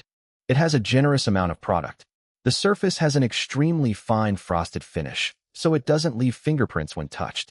The jar has no fancy patterns, only the 4 small seal characters Lin Family Shop, outlined in dark gold on the lower side, exuding a calm and simple sense of antiquity. Unscrew the cap to reveal a widened food-grade silicone ring inside, with a special anti-corrosion and anti-acid coating on the inner wall. The quality is even better than the first version I brought last time. Lin Fan nodded and tightened the lid again, making it fit perfectly. That's right. Old Wang knew that this was a product that Junyue would also need, so he had the technicians adjust the mold overnight. Qin Lang went to the water dispenser, filled a glass with water, gulped it down, wiped his mouth, and said, "The equipment will arrive on time at 10 p.m. tonight. The sterile panels are already on the truck, and assembly will be quick, so it won't delay your business tomorrow. Okay, I'll leave the door open tonight." Lin Fan put the tin can back into the box. 10 p.m. Most shops on Phoenix Golden Street have closed, with only a few bars and barbecue stalls still open. A small van was parked in front of Lin's shop. Several workers in uniform quickly carried the boards and machines into the shop. Qin Lang's construction team was indeed professional. There was no noise of sledgehammers smashing walls. Everything was modularly assembled. The deepest corner of the kitchen was quickly enclosed by an anti-static transparent partition, creating a small, independent space of about 4 square meters. It was equipped with ultraviolet germicidal lamps, negative pressure exhaust vents, and a small, but extremely sophisticated, semi-automatic filling and sealing machine. At 2 a.m., the workers finished cleaning the ground and left the site. The shop returned to its deathly silence. Lin Fan walked into the kitchen, pulled down the sliding door of the sterile room, and turned on the ultraviolet germicidal lamp to irradiate for half an hour. Everything is ready. He turned around, and his thoughts sank into the farm space.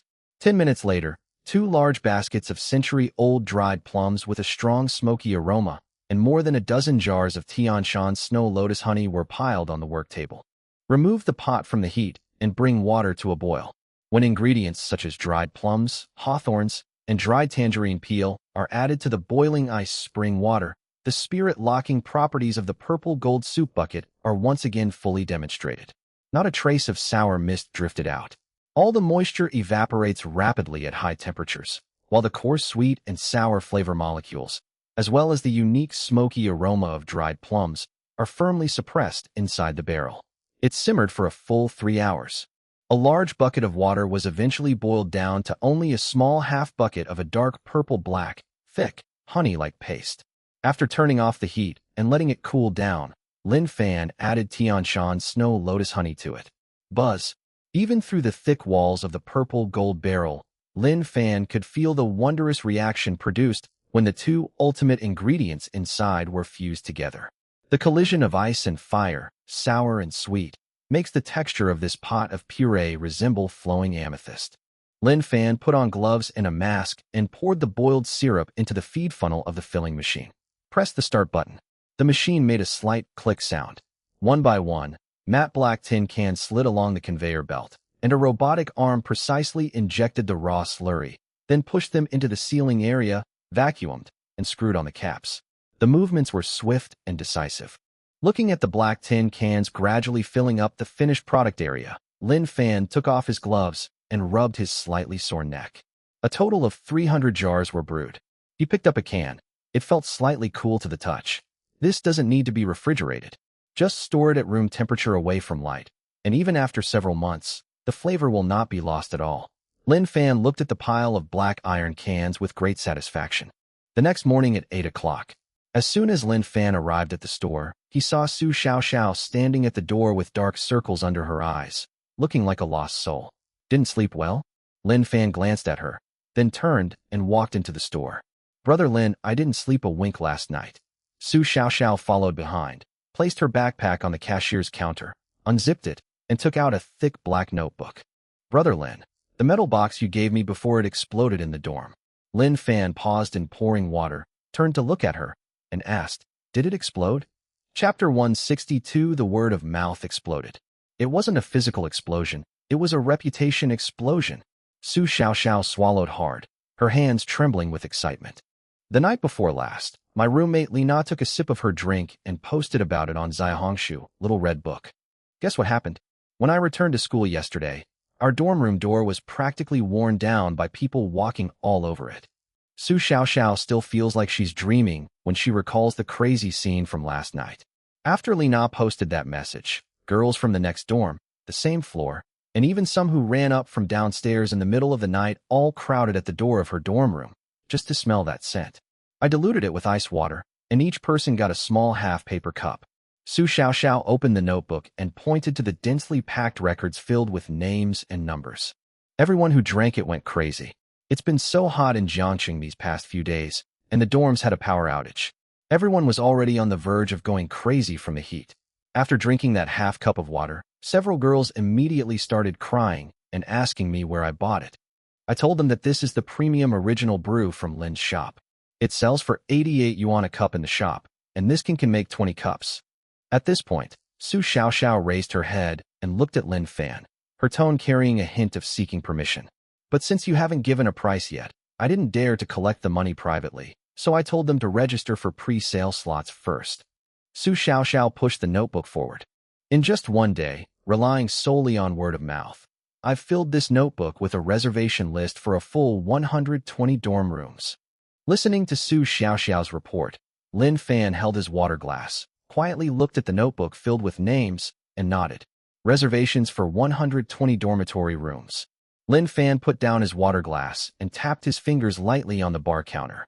Xiaoxiao, what do you think is a reasonable price for a 150 milliliters bottle of this concentrated juice? Su Xiaoxiao paused for a moment, thought about it seriously, and tentatively said, Brother Lin, a cup costs 88 in the shop. If this can make 20 cups, it'll be over 1,700 per cup. But if you're buying concentrate to make your own drinks, it definitely has to be cheaper than ordering it individually at the store to be attractive. Although college students don't usually have much money, they generally choose to share things with their dorm mates. If 4 or 6 people split the cost, and each person contributes 100 or 200 yuan to drink top-quality summer drinks for a week, they would definitely be willing to pay that amount. Su Xiaoxiao looked at Lin Fan and boldly offered a suggestion. Brother Lin, how about we order it for 888 yuan a can? 888. Lin Fan raised an eyebrow slightly. For a regular beverage, 888 yuan a can is indeed an exorbitant price for college students. However, by pooling money in dormitories, the price of high-end products is reduced and spread out, which not only maintains the high-end positioning of the products, but also perfectly enters the lower-tier market. Lin Fan looked at Su Xiaoxiao, a hint of admiration flashing in his eyes. You're quick-witted. I'll go with 888. When Su Xiaoxiao heard Lin Fan approve her suggestion, her eyes lit up instantly. She quickly did the math in her head. 888 yuan a can, 120 dorm rooms pre-ordered, that's over 106,000 yuan in revenue. Brother Lin, the price is set. I can notify them to pay in the group chat now. Then, during my lunch break this afternoon, I'll go to the entrance of the second canteen and deliver the goods to them 1 by 1 inch. No rush. Lin Fan reached for the rag beside him, casually wiped his hands, and interrupted her. Huh? Why, Brother Lin? Su Xiaoxiao asked, completely bewildered. Everyone in the group is clamoring to pay up. Why not make some money? What's the rush? Qin Lang still has some procedures to complete, and the packaging is still in the testing phase. Besides, you can't make a sale by rushing things. He looked at Su Xiaoxiao's gradually calming gaze, and a very faint smile appeared on his lips. Send a notice in the group saying that in order to ensure the ultimate taste of the original liquor, Lin's shop spends a lot of time brewing it every day, resulting in very low production. At present, we only accept pre-orders and do not accept payments. It will be officially launched in a few days and will be shipped according to the order of the pre-order numbers. Su Xiaoxiao was stunned for a moment, then suddenly realized. Although she didn't understand any profound business logic, she understood the principle that what you can't have always seems more desirable. The harder something is to buy and the more strictly controlled it is, the higher the girl's expectations and the stronger their desire to snatch it up. This is called scarcity marketing. I understand, Brother Lin. I was too impatient. Su Xiaoxiao stuck out her tongue a little embarrassedly. I'll post an announcement in the group right now to whet their appetites. Go ahead, get ready to open for business. Lin Fan nodded calmly, turned around, and walked into the kitchen. 9 o'clock in the morning. The roller shutter door of Lin's shop was pulled up on time. The queue outside was still incredibly long. However, today, the mining tycoon Li Daong, who always had a gruff voice and a big bald head, was missing from the front of the line. The first on the list is Chairman Chun of Shengshe Real Estate. Chairman Chun was dressed casually in a linen shirt today and was clearly in a good mood. As soon as he entered, he skillfully found his usual spot and sat down. Good morning, Master Lin. Instead of waiting quietly for his meal as usual, Chairman Chun approached the glass of the open kitchen with a smile, adjusted his gold-rimmed glasses, and spoke with a hint of teasing. Master Lin, Old Li isn't here today. Don't you think the shop is much quieter? Lin Fan was cutting beef and replied without looking up. He went to the neighboring province to discuss a merger and acquisition. He won't be back for a few days. Yes, they went to the next province. Chairman Chun lowered his voice, unable to suppress his laughter, and shook his head repeatedly. But Master Lin, you don't know. This morning, Old Li sent a 3-minute voice message in our Chamber of Commerce's private board group. Goodness, it made all those old men in the group green with envy. Lin Fan paused slightly, a hint of a smile flashing in his eyes, but his tone remained calm. Oh? What did he do? Chairman Chun suppressed a laugh and began to describe it vividly. Old Li rushed there overnight last night, and this morning he was pulled away to a meeting by several major local mine owners and political and business leaders. Those people took advantage of him because he was from out of town, and they were deliberately trying to test Old Li's temper so they could lower his price. You know how hot-tempered Old Li is. He'd usually flip the table and start cursing. But guess what happened? Chairman Chun found it increasingly interesting as he spoke. Old Li is acting strangely today. He's not in a hurry or flustered. He just took out that little black tin box you gave him. Chapter 163, The King of Fungi. He said that as soon as the purplish-red plum juice was mixed, the smoky aroma of dried plums and the cool fruity fragrance stunned all the out-of-province bosses. They even forgot to smoke and stared at his cup, swallowing their saliva. Old Li, that old fox, deliberately took a big gulp in front of them and sighed with satisfaction. The group couldn't resist the smell and shamelessly asked him what kind of magical drink he was drinking and if they could have a cup to try. Chairman Chun slapped his thigh, beaming with joy. Old Li simply twisted the cap off, put it back in his bag, and told them that this was a limited edition special supply from Lin family shop in Jiangxing, priceless, and even he himself couldn't bear to drink more than a few. Want some? Go to Jiangxing and line up yourselves. As a result, those bigwigs from other provinces were so excited by his performance that they couldn't continue the meeting and insisted on asking Old Li about your deeds. Old Li is so smug in the group chat, saying that not only did the deal go through, but those mine owners are already planning to come here this weekend just to queue up for a meal. After listening to Chairman Chen's explanation, Lin Fan wiped his hands with a towel, placed a steaming bowl of beef brisket noodles at the serving counter, and said calmly to Chairman Chen, Old Li certainly knows how to do business. Chairman Chen picked up his bowl of noodles and nodded in deep agreement. Who can argue with that? Master Lin, the box of original liquor you gave him was far more effective than any amount of public relations fees. This live advertisement has completely penetrated the top circles in other provinces. Lin Fan didn't reply, but simply turned around and continued with his work. The morning's business hours passed in the blink of an eye. At 12:30 p.m., Su Xiaoxiao hung up the Sold Out Today sign and pulled down the roller shutter. The shop quieted down again. Lin Fan simply cooked 2 home-style dishes for himself and Su Xiaoxiao as a staff meal. After the meal, Su Xiaoxiao packed a portion to take to the hospital to visit her mother. As usual, Lin Fan sat behind the cashier, planning his next move. Qin Lang should be able to get the packaging and equipment for the raw pulps sorted out soon. I need to take stock of the inventory while I have some free time these days. Lin Fan's gaze fell on the door leading to the kitchen, his thoughts drifting back to the Spirit Field farm. Enter the farm. The familiar feeling of weightlessness washed over him, and Lin Fan once again stood on the vast land of Lingtian Farm. Upon landing, what greeted the eye was a vibrant, even somewhat wildly prosperous scene. Looking around, the Xiangshui tribute rice that had been harvested and replanted earlier has now sprouted tender green ears of rice again under the catalysis of 10 times the flow rate, resembling an undulating green velvet carpet in the breeze. The half-acre of premium Chinese cabbage next to it was growing even more beautifully, with its heart tightly wrapped around the cabbage, exuding a jade-like luster. Along the edge of the field, the purple-skinned single-clove garlic and scallions that were planted earlier have now grown to almost as tall as a person. The thick white part of the scallion is firmly rooted in the yellow soil. Its leaves are lush and green, exuding vitality.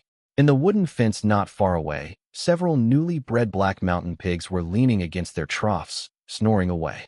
Their glossy black fur gleamed healthily under the farm's constant sunlight. Over there in the grass nest, dozens of brightly feathered free-range chickens were clucking and scratching at the ground, while a small pile of fine, pinkish-white free-range eggs had already accumulated nearby. Lin Fan's gaze swept across the farmland and landed on the newly unlocked Spirit Spring fish pond behind him. The water is crystal clear, without a trace of impurities.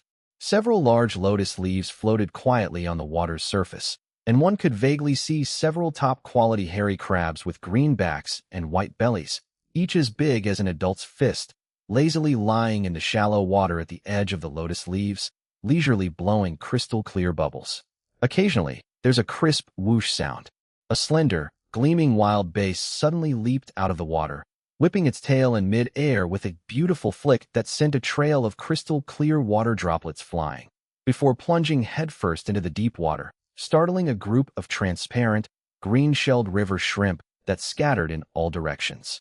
Looking at this fully closed-loop ecosystem that has even begun to produce top-quality ingredients, Lin Fan felt an indescribable sense of security. Just as he turned his gaze away, preparing to go to Tiangongfang to take stock of the inventory, a gentle breeze swept by. Lin Fan's foot, which had just taken half a step, suddenly stopped. He suddenly caught a whiff of an extremely rich, even slightly pungent, aroma, reminiscent of the fresh scent of the deep mountains after a rain. The flavor is so overpowering that it even overpowers the spiciness of the scallions next to it. Following the scent, Lin Fan walked towards the plum tree with some confusion. Pushing aside the lush weeds beneath the tree roots, the sight before him made Lin Fan's breath catch in his throat. The 1 or 2 solitary wild termite mushrooms that he had discovered by chance a few days ago had now multiplied into a large patch under the crazy nourishment of the spiritual field's tenfold flow rate and rich spiritual energy. Clusters of termite mushrooms, with caps as large as canopies and thick stems, sprout from the soil, crowding together densely, like tiny umbrellas spread open. That overwhelmingly delicious aroma comes from them. It's grown so much. Lin Fan's eyes lit up. Wild termite mushrooms are truly the king of mushrooms. Its umami flavor is extremely unique, unlike the earthy smell of shiitake mushrooms or the pungent smell of truffles. It was a unique mountain forest aroma that blended the richness of chicken with the sweetness of plants, ethereal and pure to the extreme. Even just a tiny bit, the size of a fingernail, added to the soup will create an explosion of umami flavor on your taste buds, like an atomic bomb that lingers for a long time. Outside the market, this top-quality wild mushroom can sell for several thousand yuan per kilogram, and it's practically priceless, requiring luck to find it deep in the mountains and forests. Not to mention the termite mushrooms that have grown here, nourished by the spiritual field. When he was making the dish boiled cabbage in clear broth before, he tried adding a wild matsutake mushroom that had just sprouted when making the broth. As a result, the dish, with the unique and delicate aroma of the matsutake mushroom, completely overpowered the richness of the old hen, Manhwa ham, and other meat ingredients, elevating the entire soup to a level of unparalleled excellence. Now, this large-scale harvest of termite mushrooms is of a quality far exceeding that of ordinary mushrooms. Not only are they large and plump, but their umami flavor is also extremely rich, just as Lin Fan was figuring out how to handle this top-quality ingredient. In my mind, that cold yet pleasant mechanical voice suddenly rang out without warning. Bite. The farm has been found to be growing a significant quantity of the rare wild termite mushroom, Termitomyces albuminosus. Chapter 164 Traditional Chicken Oil. Ingredient purity, 100%. Umami index, extremely high. Congratulations, host, for triggering the hidden ingredient reward mechanism. Congratulations, host, on obtaining a brand new, divine-level secret recipe, Spirit Ancient Method Chicken Oil. Immediately afterwards, a semi-transparent blue light screen automatically unfolded in front of Lin Fan's eyes, and a vast and detailed culinary memory slowly flowed into his mind like warm water. Lin Fan closed his eyes and quietly processed the information. A few seconds later, he opened his eyes, his gaze filled with deep shock. This is not an ordinary stir-fry dish, but a secret seasoning that brings out the freshness to the fullest. Ling's Ancient Method Chicken Oil. The recipe clearly states that the most premium ingredients often require only the simplest and most demanding cooking methods. When making this chicken mushroom oil, you must not use a regular metal knife. The metallic smell can ruin the extremely delicate fibers and natural umami flavor of the termite mushroom. It must be torn into finer strands, thinner than a matchstick, bit by bit, following the grain of the mycelium. Then, select the finest rapeseed oil. Add a very small amount of star anise, cinnamon, and other spices as base flavorings, and simmer it in a purple gold wok over the lowest heat for several hours.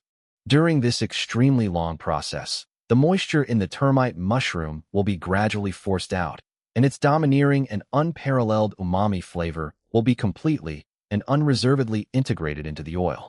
Only when the mycelium turns dry and brown can this pot of oil truly be considered to have turned stone into gold. Whether you use it to mix with noodles, fried rice, or as a base for cold dishes, you only need to add a tiny spoonful.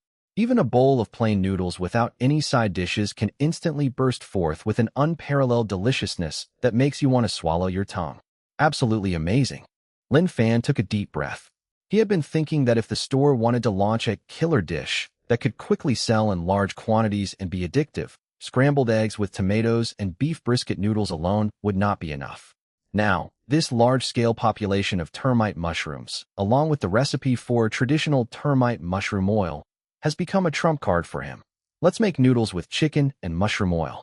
Without any hesitation, Lin Fan issued the command directly in his mind. One-click harvest. Target: wild Termitomyces mushroom. Processing method: non-destructive shredding.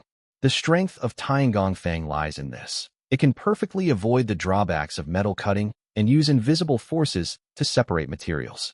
Whoosh! A light, like ink painting, flashed beneath the plum tree. The dense, wild termite mushrooms instantly detached from the soil and were all sucked into the funnel of Tiangongfang. Less than 2 minutes.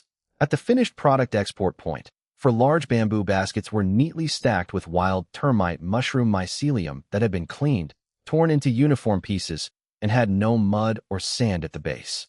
Lin Fan did not stop. He turned and walked toward the cold meat warehouse on the other side of Tiangongfang. The black mountain pigs that were just butchered automatically and without damage had, besides the ribs and lean meat, another ingredient that is easily overlooked but is considered the soul of Chinese cuisine: pork fat. Lin Fan opened the refrigerator and took out 2 large pieces of black mountain pig fat that were as white as jade and without any impurities or blood. These free-range pigs, raised on spiritual cabbages and spiritual rice bran, have fat that not only lacks any fishy or rancid smell, but instead exudes an extremely pure, nut-like, milky aroma. Using this premium lard to cook wild matsutake mushrooms creates a truly unparalleled combination of rich animal fat and ethereal mountain mushroom flavor. Bring 4 large baskets of matsutake mushroom filaments and 2 large pieces of snow-white pork fat. Lin Fan had a thought. Leave the farm. Back to the kitchen in the real world. It was already 2 p.m. Lin Fan summoned the purple gold 8 trigrams wok. Remove from heat and turn to medium heat. He first cut the 2 pieces of snow-white black mountain pig fat into small pieces, threw them into the pot, and added half a bowl of Kunlun ice spring water. This is the old chef's secret to rendering lard, the water-based rendering method.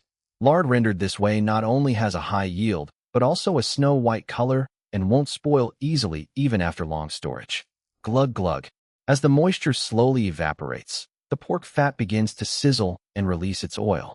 About 20 minutes later, the originally snow-white chunks of fat turned into golden and crispy cracklings, and the pot was filled with clear, translucent liquid gold, like amber. An extremely rich, pure aroma of top-quality lard, without any fishy or musty smell, instantly filled the entire kitchen. Lin Fan used a slotted spoon to scoop out the oil residue. Then, adjust the fire to the lowest possible temperature. He grabbed a handful of star anise, 2 bay leaves, and a few slices of ginger, threw them into the oil to fry until fragrant, and then took them out. Next, the main event begins. Lin Fan slowly poured the several large baskets of shredded wild matsutake mushrooms into the boiling hot black mountain lard. Sizzle. Accompanied by an extremely long and delicate sizzling sound, the termite mushroom strands, enveloped in hot lard, slowly begin to release their domineering and extremely delicious aroma. Making chicken mushroom oil requires the most patience and precise control of the heat. If the heat is too high, the mycelium will easily burn, and the oil will taste bitter. If the heat is too low, the moisture will not be forced out, the oil will easily spoil, and the aroma will not come out. Only by controlling the heat to that most delicate balance point can the most perfect chicken oil be extracted. With the help of Zijin kitchenware, Lin Fan's control over the heat is absolutely precise. He held a long-handled, purple gold strainer in his hand, stirring the pot at a specific frequency. As the moisture in the mycelium is gradually forced out, the aroma in the kitchen undergoes a qualitative change. It is a unique and complex aroma that blends the ethereal freshness of top-quality mushrooms with the rich, fatty aroma of premium black mountain pork fat. It doesn't have the richness of old braising broth, but it's like an invisible giant net, slowly and firmly enveloping the entire kitchen. Even with the spirit-locking properties of the Zijin kitchenware, the aroma was so penetrating that a few wisps still managed to escape through the cracks in the door, permeating the entire Lin family shop. It simmered for a full 4 hours. When the termite mushroom mycelium in the pot had completely dried out and turned into an extremely tempting dry brown color, Lin Fan decisively turned off the heat. The oil is golden and translucent, and the mycelium is crisp, dry, and fragrant. Ling traditional chicken oil is ready. Lin Fan stood in front of the stove, looking at the pool of oil in the pot that resembled liquid gold, and took a deep breath. The rich, fatty aroma of premium black mountain pork fat has been perfectly and completely blended with the ethereal and powerful mountain forest fragrance of wild chicken mushrooms. This is no longer a simple seasoning, but an umami nuclear bomb that can instantly transform any mediocre ingredient. However, as a chef with absolute professional ethics, the first thing to do after making a new dish or seasoning is never to put it up for sale immediately. Instead, they want to try the dishes themselves. Chapter 165 Mixed Noodles. Only when you have a thorough understanding of the layers of flavor, the saltiness, and even the proportion of oil on each noodle can you confidently serve it to diners. Lin Fan turned around and took out a small handful of ice spring noodles from the temperature-controlled refrigerator next to him. The boiling water on the stove next to me was churning with white waves. Next, gently stir with long, purple gold chopsticks. In just 30 seconds, the noodles are cooked through, scooped out, and quickly rinsed in the nearby icy spring water. This causes the pores of the noodles to shrink instantly, making them extremely chewy and springy. Finally, they are reheated in boiling water for 2 seconds, drained, and placed in a clean white porcelain bowl. Lin Fan simply picked up a small silver spoon and scooped a spoonful of golden chicken oil from the freshly cooked, still hot purple gold wok next to him. The spoon still contained a few strands of fried termite mushroom filaments, which were crispy, dry, and dark brown. Splash. Hot oil is poured over the snow-white noodles. As the oil comes into contact with the noodles, the powerful aroma locked in by the purple and gold cookware explodes out in the residual heat of the noodles. Lin Fan didn't even add a single drop of extra soy sauce or vinegar, only sprinkling a tiny amount of fine salt to bring out the base flavor. He picked up his chopsticks and quickly mixed the noodles. Each white noodle is quickly coated with a layer of golden, translucent oil as it is tossed and turned, making it look like a work of art glistening with oil. Lin Fan picked up a mouthful of noodles with his chopsticks, blew on it slightly to cool it down, and put it in his mouth. Slurp. The moment the noodles entered his mouth, Lin Fan's chewing motion abruptly stopped, and a sharp glint flashed in his deep eyes. Fresh. Unparalleled. Overwhelmingly fresh. This umami flavor is completely different from the richness of old hen broth, and also different from the salty and fresh taste of dried scallops. It is the pure, soul-stirring freshness of the mountains and fields. The rich, animal fat of the black mountain pork fat lays the foundation for an extremely satisfying and mellow flavor, while the umami of the termite mushroom is like standing on the shoulders of giants, rising higher and higher without restraint, directly breaking through the limits of the taste buds. As the noodles became chewy and springy, the few strands of dried mushrooms, fried until crispy, cracked between your teeth. The second, even more concentrated dry and savory flavor bursts forth once again. Cull. Lin Fan finished the small bowl of noodles in just a few bites, even scraping off the last few golden bits of oil at the bottom of the bowl with his chopsticks and putting them in his mouth. After eating, my mouth felt refreshed, my lips and teeth were filled with a lingering fragrance, and a warm and comforting feeling rose in my stomach. Absolutely amazing. This flavor is even more addictive than beef brisket noodles. Just then, the cold, mechanical voice in his mind suddenly rang out without warning. Bite. Detected that the host has successfully developed a brand new spirit-level dish independently, breaking away from the existing system catalog by utilizing ingredients from the system's spiritual field. Dish review. Ling's traditional chicken and mushroom oil noodles. Completion rate, 100%, perfect. Congratulations, host, on achieving the hidden achievement, self-developed pioneer. Achievement description. A true culinary master should not be confined to the recipes of their predecessors, but rather be able to transform the mundane into the extraordinary, finding inspiration in everything. The host's culinary skills have entered a new stage. Rewards being distributed. Congratulations, host. You have received one chance to upgrade your God-level lucky draw. Hearing the series of notifications sounds in his mind, Lin Fan was slightly taken aback. Then a look of wild joy flashed in his eyes. Our self-developed dish is a success. Not only did I receive the system's perfect certification, but I also unexpectedly triggered a hidden achievement and got an extremely valuable chance to win a prize. You should know that last time he participated in a lottery, he spent a full 200,000 yuan of real money to win that lotus flower pastry. The system has just given away an upgrade lottery chance for free, which is an absolute steal. System, initiate the lottery immediately. Without any hesitation, Lin Fan issued the command directly in his mind. The Azure virtual screen unfolded before my eyes once more, and a huge golden wheel began to spin rapidly with a dazzling array of prizes. Lin Fan stared intently at the golden pointer as it swept across the squares, his heart beating slightly faster. The speed of the turntable gradually slowed down. Click, click. Finally, the golden pointer came to a steady stop on a square that gleamed with an antique bronze luster. Ding! Congratulations, host. You have drawn a special farm auxiliary building the ancient brewery. Building description. Top-quality ingredients must be paired with top-quality seasonings. This ancient brewery contains a fermentation array based on the yin and yang principles of nature. The host can input raw materials such as wheat and soybeans produced on the farm, and the workshop will automatically brew top-quality soy sauce, vinegar, cooking wine, and other basic seasonings at 100 times the flow rate, absorbing the spiritual energy of heaven and earth. Product quality. All brewed seasonings are pure and flawless, possessing the miraculous auxiliary effects of enhancing freshness and removing fishy smells, and locking in sweetness and vitality. Furthermore, the longer they are aged, the richer and more immeasurable their flavor becomes. Looking at this description, Lin Fan took a deep breath, his heart pounding twice. Ancient brewery. Lin Fan muttered to himself, his eyes instantly becoming incredibly sharp. This completely fills the last gap in Lin family shop. During this period, when he cooked, whether it was making scrambled eggs with tomatoes or simmering old braising liquid, although the ingredients and kitchen utensils were top-notch, the basic seasonings he used, such as soy sauce and aged vinegar, were still ordinary products that he wholesaled from the farmer's market.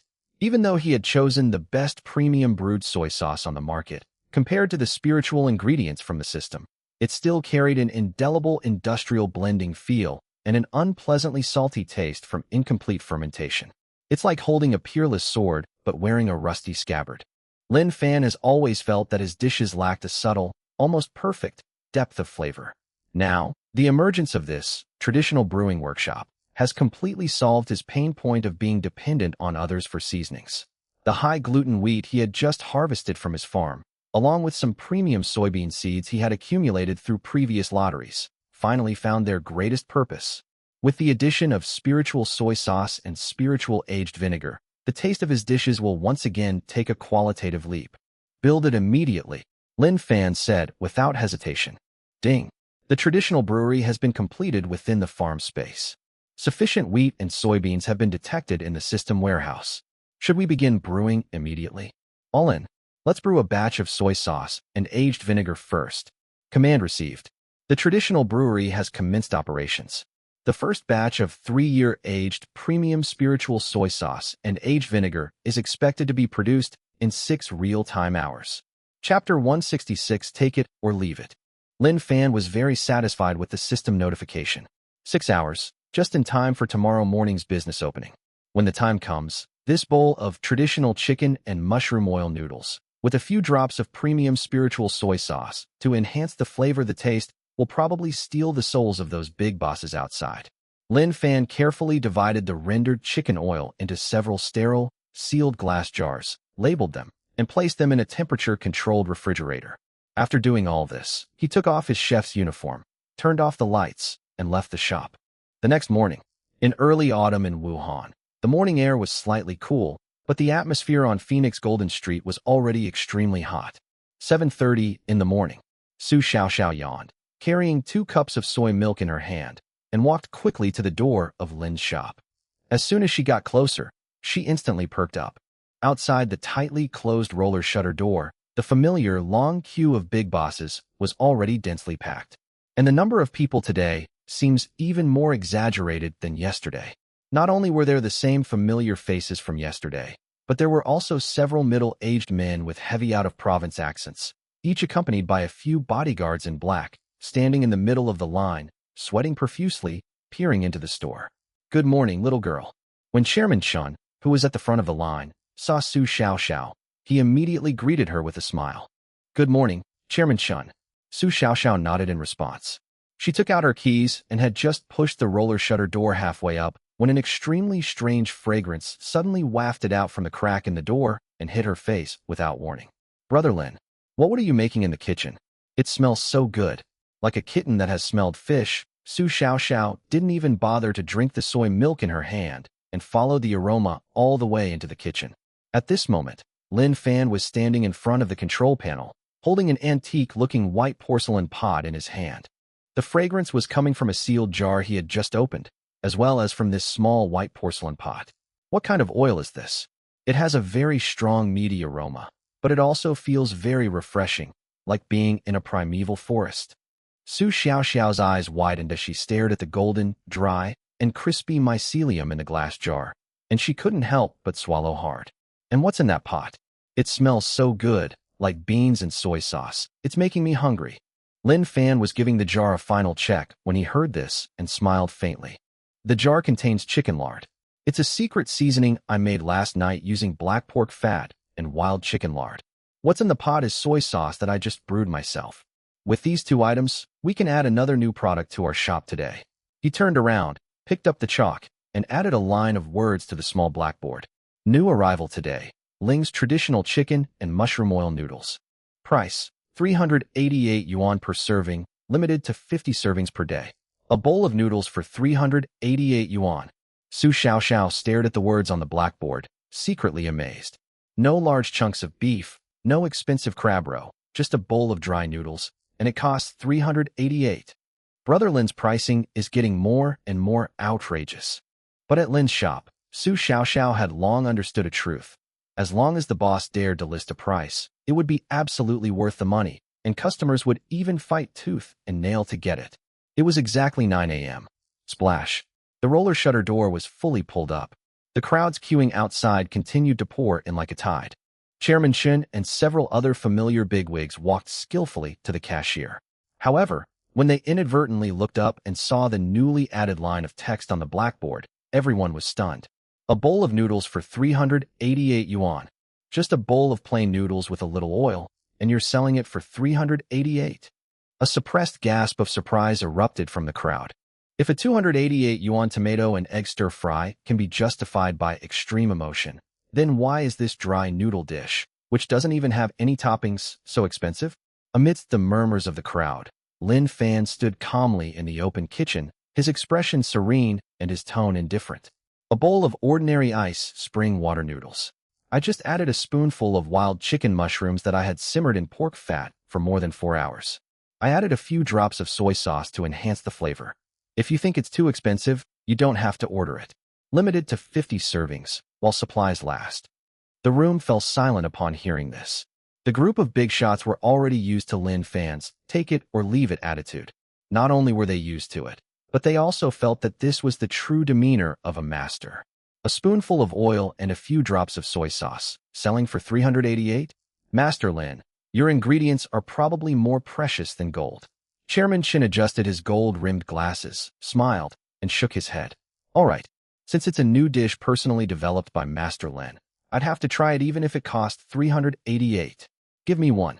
With Chairman Chin taking the lead, the other bigwigs also took out their phones to scan the QR code, and the 50 spots were snapped up in less than 3 minutes. Those who didn't manage to get a bowl of noodles could only beat their chests in frustration and order a bowl of beef brisket noodles or scrambled eggs with tomatoes to console themselves. In the kitchen, Lin Fan skillfully descended into the ice spring. The noodles are cooked in boiling water, then drained and neatly arranged in a blue and white porcelain bowl. No broth or complicated side dishes are needed. Lin Fan picked up a small spoon and scooped up a spoonful of golden oil with dried, fragrant mycelium from the sealed jar full of matsutake mushroom oil. Splash. Golden chicken oil is drizzled over snow-white noodles. Because the freshly cooked noodles are still extremely hot, the moment the premium lard comes into contact with the noodles, the oil melts rapidly and tightly coats each noodle. Immediately afterwards, Lin Fan picked up the small white porcelain pot and, with extreme restraint, dripped 3 drops of premium spiritual soy sauce onto the noodles. Boom! Just as those 3 drops of soy sauce fell into the bowl, like the finishing touch on a painting, the already extremely strong aroma of matsutake mushrooms and the rich aroma of lard undergo a violent chemical reaction under the stimulation of this traditional soy sauce aroma.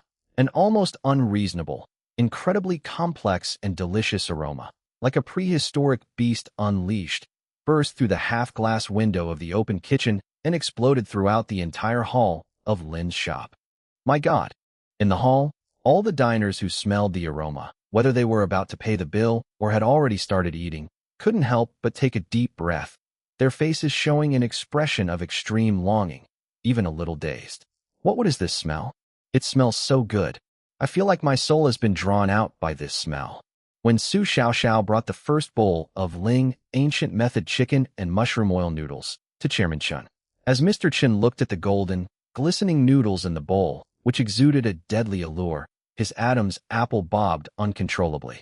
He picked up his chopsticks and stirred the noodles evenly. Chapter 167 The goods have arrived. Each glistening noodle is evenly coated with golden chicken oil and dark brown soy sauce, resembling a perfect work of art glistening with oil. He picked up a large mouthful of noodles, not even bothering to blow on it, and put it directly into his mouth. Slurp. The noodles enter the mouth. This seemingly simple bowl of noodles gave Chairman Chen only one feeling. Fresh. The freshest of all. The most outstanding and overwhelming freshness. The unique, distinctive aroma of wild termite mushrooms blends perfectly with the rich, fatty flavor of premium Black Mountain pork fat. Those 3 drops of the anciently brewed spiritual soy sauce have an incredible sweet aftertaste and spirit-locking effect. It removes all the greasiness, forcibly extracts and elevates the umami flavor of lard and matsutake mushrooms, and makes them conquer the taste buds. Without any broth to dilute it, the umami flavor is concentrated to the extreme, hitting you right in the head. Along with the chewy and springy texture of the ice spring noodles, the crispy dried mycelium breaks apart between your teeth, releasing a second layer of rich umami flavor. Ugh! Chairman Chen's eyes widened suddenly. and his pupils contracted sharply. This real estate tycoon, worth billions and usually extremely particular about eating slowly and carefully, and paying attention to table manners, was now like a starving laborer, lying on the table without any regard for his image, swallowing noodles in large mouthfuls, and in an extremely rude manner. Huff, huff, in the quiet shop. Only the almost frantic slurping of noodles by Chairman Chun could be heard.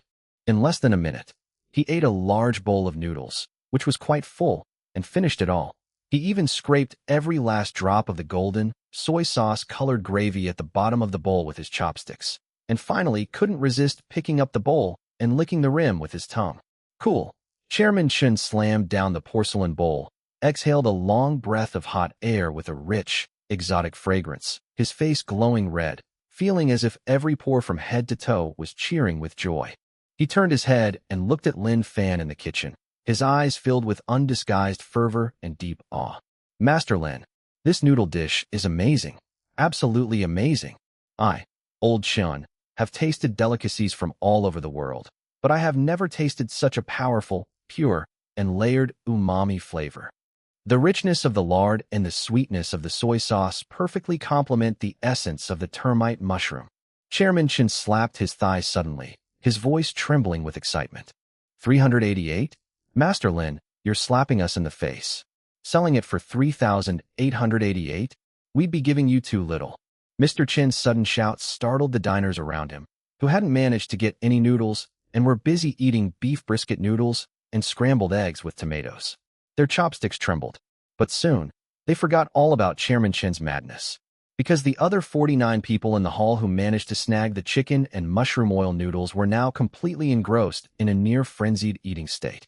There was no conversation whatsoever. Even the business tycoons who usually maintained a strict silence during meals and sleep all lowered their guard at this moment. The only sound in the entire Lin family shop was the continuous, sizzling sound. A female executive sitting at the next table to Chairman Chun was wearing an expensive beige silk suit. As she slurped the first bite of noodles, a few drops of golden chicken oil accidentally splashed onto her silk collar. Normally, she would have frowned and asked the waiter for wet wipes. But now, she didn't even blink. Her eyes, adorned with exquisite eye makeup, were fixed on the bowl. Her chopsticks moved faster and faster, as if afraid that if she slowed down even for a second, the soul-stirring freshness would disappear. Gulp. Those who hadn't ordered the noodles watched as this group ate like hungry tigers pouncing on their prey, and smelled the overpowering, almost unreasonable, aroma of mushrooms in the air, feeling as if countless hands were scratching at their throats. Chairman Chun, one of the business owners who usually did business with Chairman Chun, couldn't resist and came over with his empty bowl, staring intently at the blue and white porcelain bowl in front of Chairman Chun, which had been scraped clean and was now only covered with a layer of glossy base. How about the waiter add a bowl of white rice to your bowl and mix it with? I'll pay 500 for this bite, okay? Like a bear guarding its food, Chairman Chun clutched the empty bowl to his chest and glared at him irritably. Get lost. Do you think I need your 500 yuan? The oil at the bottom of this bowl smells delicious. I was planning to add some warm water and make some soup later. Watching these billionaires almost lose their temper over a bowl, Lin Fan, standing in the kitchen, simply washed his hands calmly.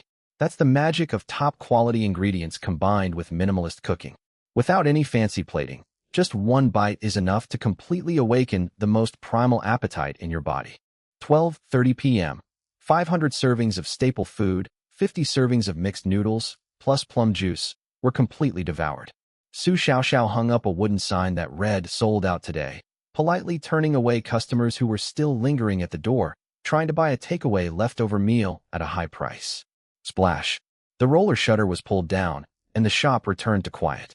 Lin Fan had just sat down at the bar and taken a sip of water when the sound of a truck engine came from outside. Immediately afterwards, the roller shutter door was banged on loudly from the outside. "Brother Lin, open the door. The goods have arrived." Qin Lang's loud voice came through the metal door. Su Xiaoxiao quickly ran over and pushed the door shut. A medium-sized van was parked on the side of the road.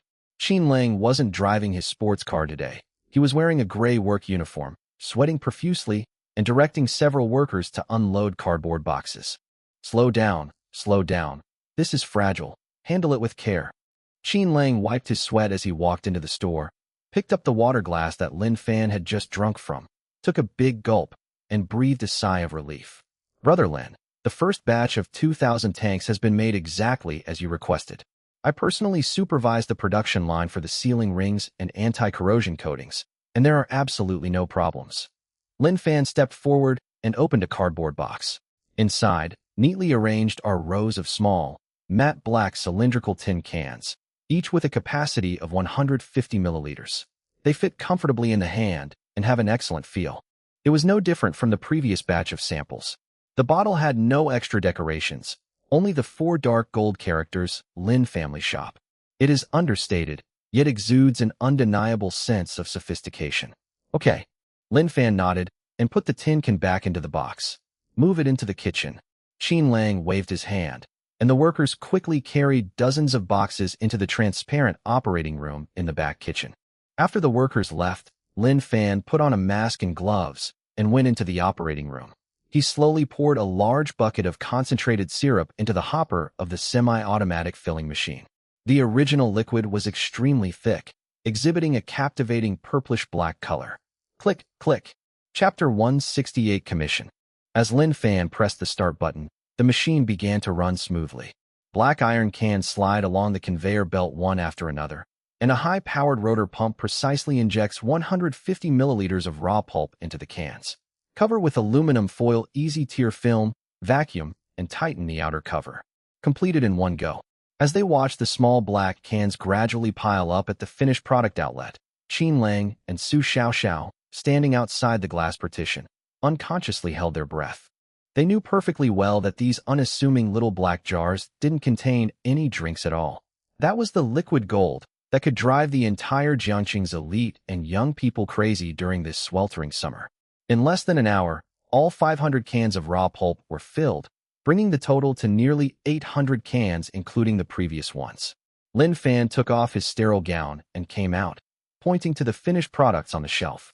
Qin Lang, take 150 cans with you. Send 100 cans to the Grand Hyatt Hotel as a VIP special supply, as originally planned. As for the remaining 50 cans, you can do whatever you want with them, give them away or sell them. It's up to you. All right. Qin Lang's eyes lit up. These 50 cans would definitely be the ultimate weapon for showing off in his circle of rich kids. Lin Fan turned to look at Su Xiaoxiao. Xiaoxiao, take 50 cans back to school first. 50 cans.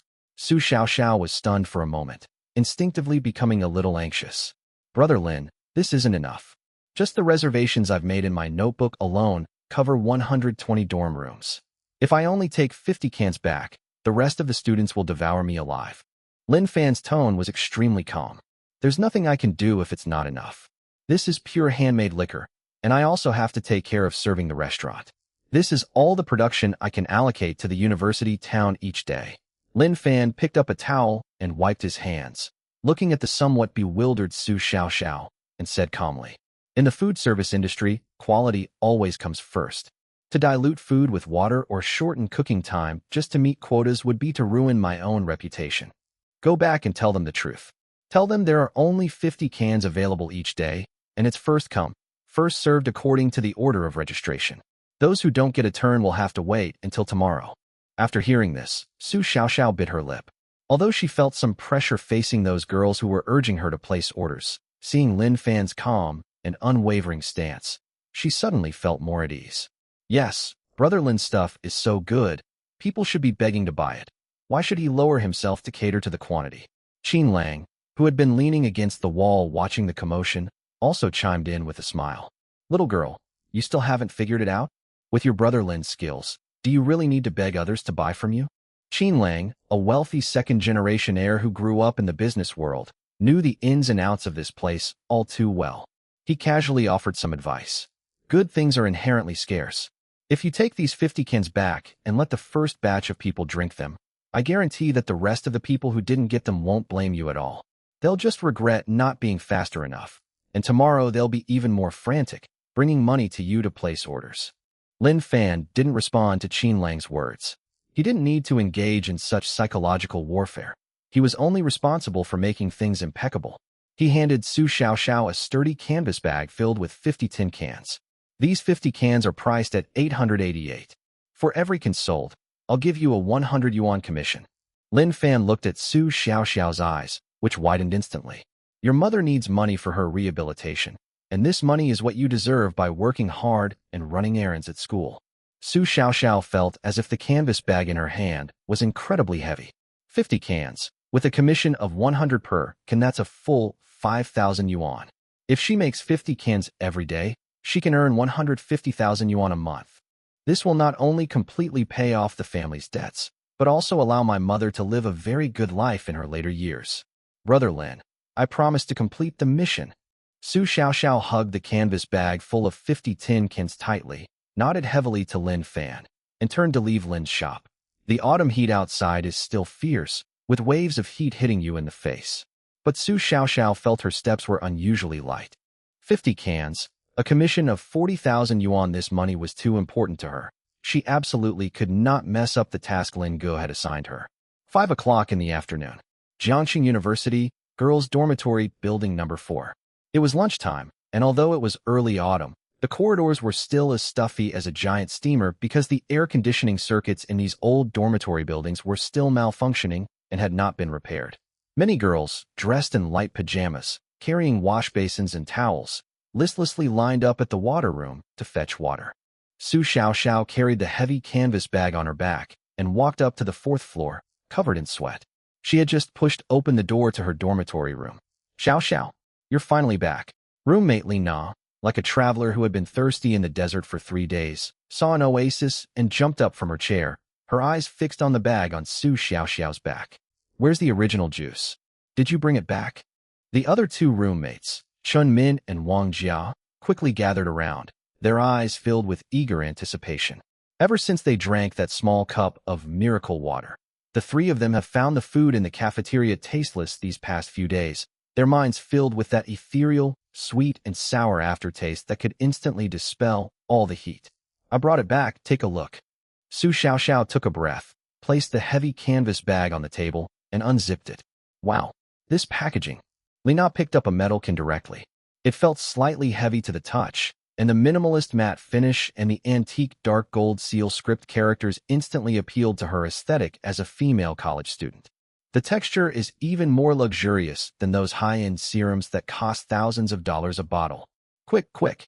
Xiaoxiao, our dorm was the first to pre-order. I want this one. Bye-bye, right?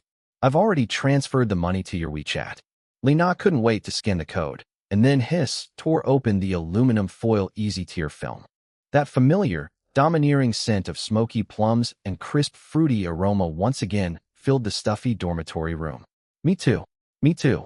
Chen Min and Wang Jia quickly took out their phones to transfer money. While collecting the money, Su Xiaoxiao took out the remaining cans from the canvas bag. Nana, how's the post you made on the confession wall going? Su Xiaoxiao asked while organizing the reservation list. It's already caused an uproar.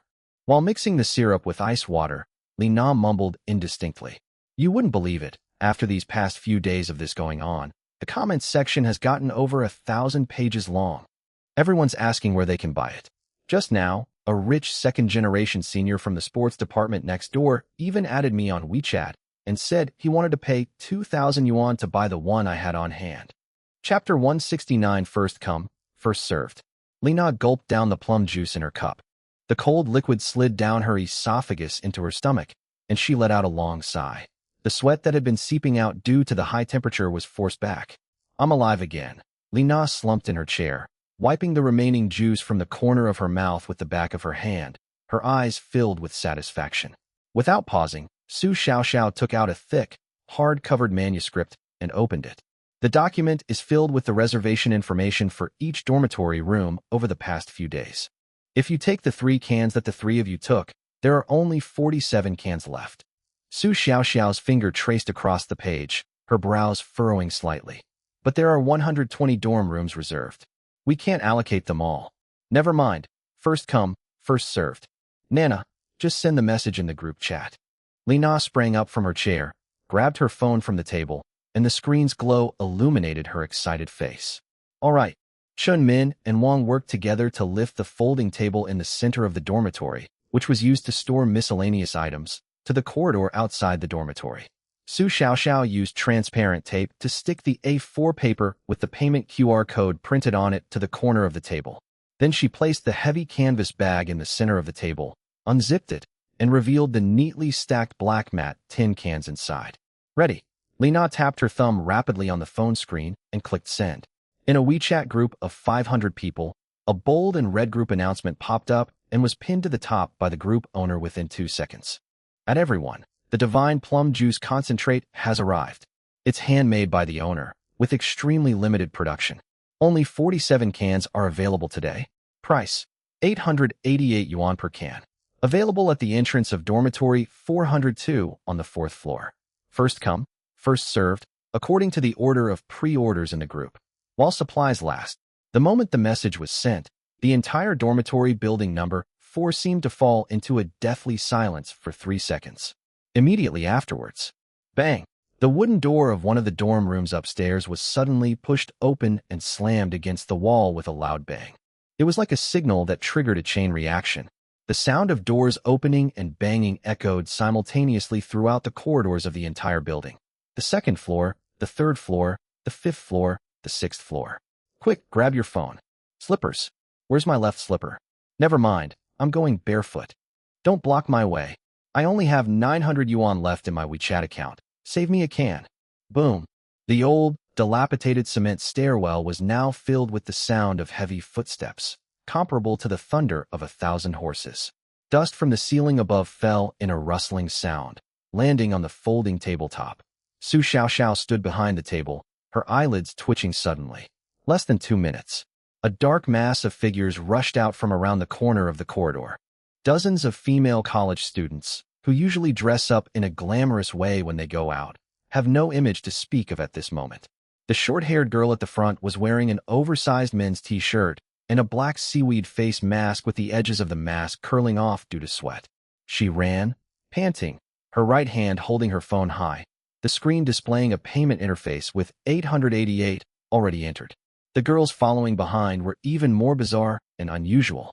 Some people had plastic hair curlers clipped to their hair, some wore pink sandals on their left foot, but were barefoot on the cement floor with their right, and some were even holding half a cucumber that had been bitten into. Make way, make way. I was the first one to sign up in the group. The girl with the face mask slid to the table and slammed her hands on it, making the metal can inside vibrate. Why are you first? I had a private conversation with Lina the day before yesterday. Another long-haired girl squeezed forward, trying to push the payment code past the person in front of her to Su Xiaoxiao's face. Stop pushing. I want 2 cans. No, 3 cans. The narrow corridor was instantly packed with people. The smell of heat and sweat, mixed with the scents of various brands of shampoo and cologne, amplified intensely in the air without air conditioning. Dozens of hands reached out toward that flimsy folding table. Everyone line up. Don't push. Su Xiaoxiao quickly shielded the canvas bag with her arms and shouted, 1 can per person. Check according to the list. Seeing this, Chen Min and Wang Jia rushed out to form a human wall, standing on either side of the table and desperately pushing the crowd forward. Received payment via WeChat, 888 yuan. Received payment via Alipay, 888 yuan. The payment notification sound on the table started playing frantically. The girl who received the black tin can looked as if she were holding a gold brick and squeezed out of the crowd without looking back, as if afraid that someone else would take it away. Those at the back of the line watched the tin cans in their canvas bags dwindle at a visible rate, and they stamped their feet in frustration. Hey classmate, I'm just 1 spot short. Can you sell me that half can? I'll pay you 1,000. Sister, let's split the cost of a can. I'll put up 500. You give me a third, please. The noise in the corridor grew louder and louder, almost lifting the roof off the dormitory building. The loud noise traveled unimpeded through the courtyard to the dormitory manager's office on the ground floor. In the duty room, an old floor fan was creaking and groaning, blowing out a hot, plastic smell. Aunt Wang sat on a bamboo rattan chair, holding a large palm leaf fan in her hand, fanning herself vigorously. She is 52 years old and is in the most severe stage of menopause. Adding to the problem, the dormitory building had been experiencing power outages and the air conditioners were not working. The sweltering 38 degrees Celsius heat in Jiangxing kept her up all night, and she developed large patches of red rashes on her back. Hearing the rumbling footsteps and screams from upstairs, Aunt Wong felt her temples throbbing, and a surge of anger welled up inside her. She suddenly stood up, knocking the bamboo and rattan chair to the ground. She pushed open the door, grabbed a large palm leaf fan, and rushed upstairs in her black cloth shoes. What's all the noise about? We're at the market. Aunt Wong has an extremely loud voice. This roar penetrated the floorboards and echoed in the corridor. The girls who were queuing up to buy the items were jolted awake, and the noise stopped abruptly. Aunt Wong climbed up to the 4th floor, panting, and roughly pushed through the crowd. When she saw the table in the middle of the corridor and a canvas bag on the table filled with black tin cans, her eyes widened. She was especially furious when she heard the announcement, received 888 yuan, coming from her phone. All right, I knew it. What were you girls doing, acting crazy in this sweltering heat? Aunt Wong pointed at Su Xiaoxiao's nose with a palm leaf fan, strode forward, and slammed her palm heavily on the table. Smack! Openly setting up stalls in the dormitory. Illegally selling unknown products. Selling a can for over 800 yuan. Are you running a pyramid scheme or committing fraud? Aunt Wong became more and more agitated as she spoke, pointing at the girls around her and spitting as she spoke. And you guys, what are you all dressed like, running around in the hallway? Don't you want to graduate? The corridor was completely silent. Which QR code should I scan in Chapter 170? In the dormitory building, the dormitory supervisor has absolute authority. Nobody dared to provoke bad luck at this time. The girl with the face mask quietly took 2 steps back, hiding the tin can she had just bought behind her back. Seeing that she had intimidated everyone, Aunt Wong snorted and reached out to grab the handle of the canvas bag. I've confiscated your things. You there, I'm calling your counselor right now. Operating without a license is a serious violation of school rules. Your dormitory's entire performance evaluation score for this month will be deducted. Expect a college-wide public reprimand. Upon hearing that points would be deducted and the counselor would be called in, Lina panicked and stepped forward to argue. Auntie, we bought these drinks ourselves. A drink? What kind of drink costs 800 yuan? You're kidding me. Aunt Wong pushed Lina's hand away, grabbed the canvas bag, and started to walk downstairs. The situation was on the verge of spiraling out of control. Auntie, please don't be angry. A fair hand pressed on the other end of the canvas bag. Su Xiaoxiao stood in front of Aunt Wong, a very sincere smile on her face.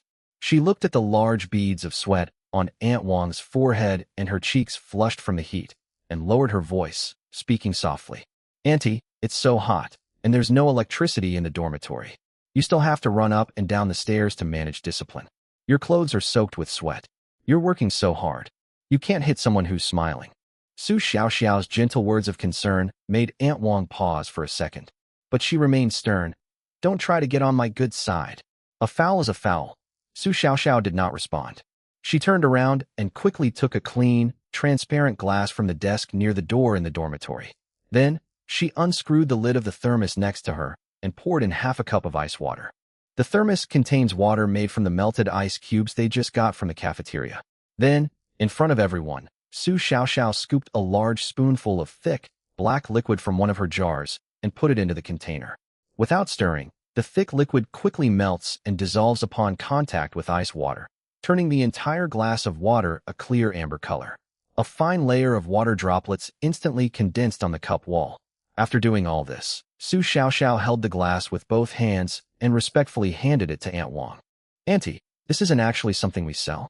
It's a refreshing soup made by a relative of mine who's a head chef at a fancy restaurant, using a traditional secret recipe. Look at you, you're covered in sweat. It's easy to get heat stroke in this hot weather. Have some water to cool down. Aunt Wong frowned, instinctively wanting to refuse. What kind of weird summer heat relief soup is this? What hasn't she drunk in her life?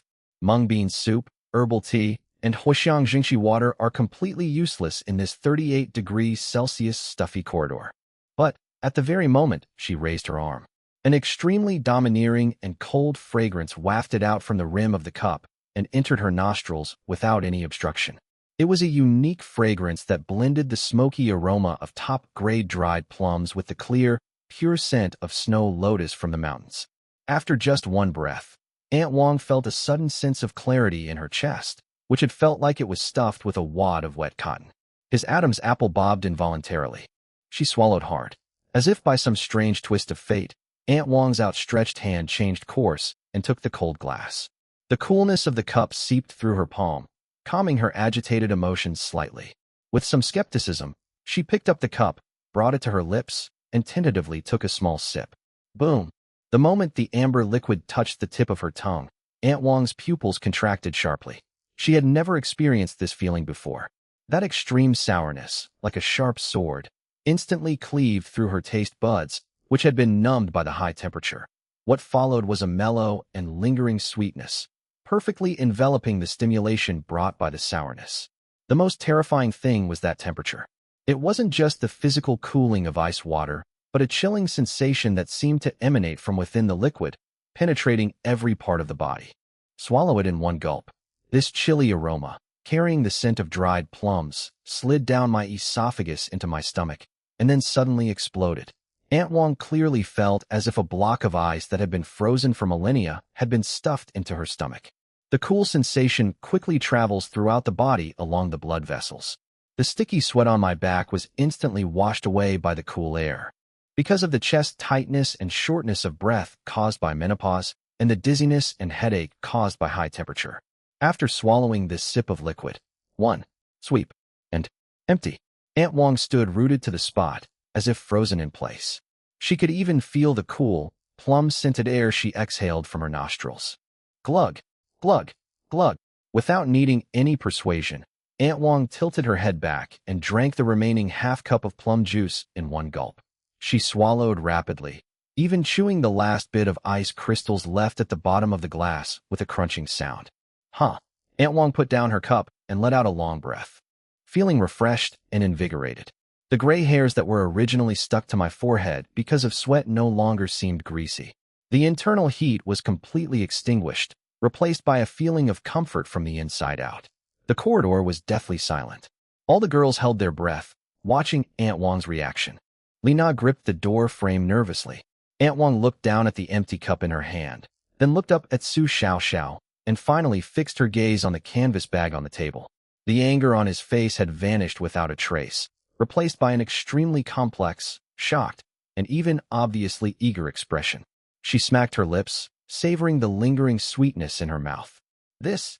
Aunt Wong opened her mouth, but her originally loud voice unconsciously dropped 8 octaves, accompanied by a dry cough to cover up her embarrassment. This heat-relieving soup, what's it made of? It's so potent. Su Xiaoxiao looked at Aunt Wong's micro-expressions and knew that the matter had been settled. She maintained that obedient smile. Auntie, this recipe is a secret of the big hotel. But my relative said that this soup not only relieves summer heat, but also has a miraculous effect on regulating endocrine and relieving menopausal hot flashes. Upon hearing the words, relieve menopausal hot flashes, Aunt Wong's eyelids twitched, and her eyes lit up. She cleared her throat, tucked the palm leaf fan into her waistband behind her back, held the empty cup in both hands, and her tone became more amiable than ever before. Xiao, Auntie sees you're all here in this hot weather, and you're doing this to help everyone. It's just classmates helping each other, I understand. The girls around him were all speechless when they heard this. They were just saying they'd issue a hospital-wide reprimand. This change of heart is as fast as Sichuan opera. Aunt Wong pointed to the canvas bag and lowered her voice. However, there are too many people in this corridor, which does block the fire exit. Here's what you'll do. Once you've sold everything, quickly put the table away. She paused, then deftly pulled her phone from her pocket and quickly added, look at this, how many cans of your heat-relieving soup are left? Auntie has been suffering from a lot of internal heat lately. Your relative's cooking is amazing. Give Auntie 2 cans, no, 3 cans. Auntie will transfer the money to you at the original price. I would never take advantage of you students. Hurry up, which code do you want to scan? Chapter 171 was totally worth it. Upon hearing this, the girls queuing in the corridor immediately became furious. Auntie, why are you cutting in line? We've been waiting in line for ages. There weren't enough to go around. Aunt Wong suddenly turned around, glared at me, and once again displayed the authority of a dormitory supervisor. What's all the noise about? If you keep making noise, go back to sleep. Otherwise, I'll call your advisor. After yelling, Aunt Wong turned her head, looked at the matte black tin can on the table, and couldn't help but swallow. Normally, just seeing the price of $888 would have made her want to slap the person in the face with a large palm leaf fan.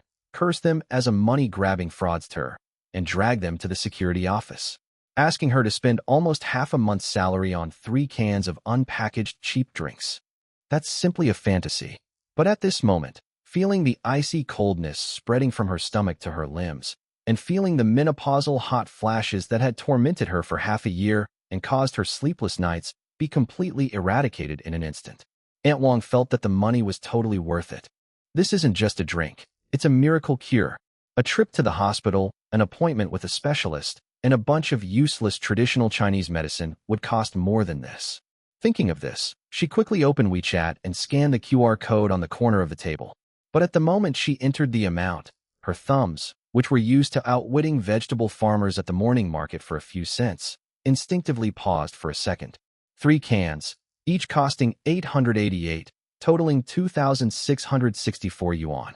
Aunt Wong's eyelids twitched, and she very naturally rounded down the last few cents, quickly pressed 2,600, and then entered her payment password. Beep. WeChat payment received, 2,600 yuan. The crisp, mechanical female voice rang out loudly in the quiet corridor. Su Xiaoxiao was stunned for a moment, and just as she was about to speak, Aunt Wong quickly pulled out 3 black tin cans from the canvas bag and held them tightly to her chest. Xiao Su, if your relative at that big hotel ever comes up with anything good again, remember to tell your aunt. Auntie's going through menopause, and she really needs something to cool her down. Also, Auntie will round down the price for you, as a token of appreciation for her hard work in keeping things orderly for you.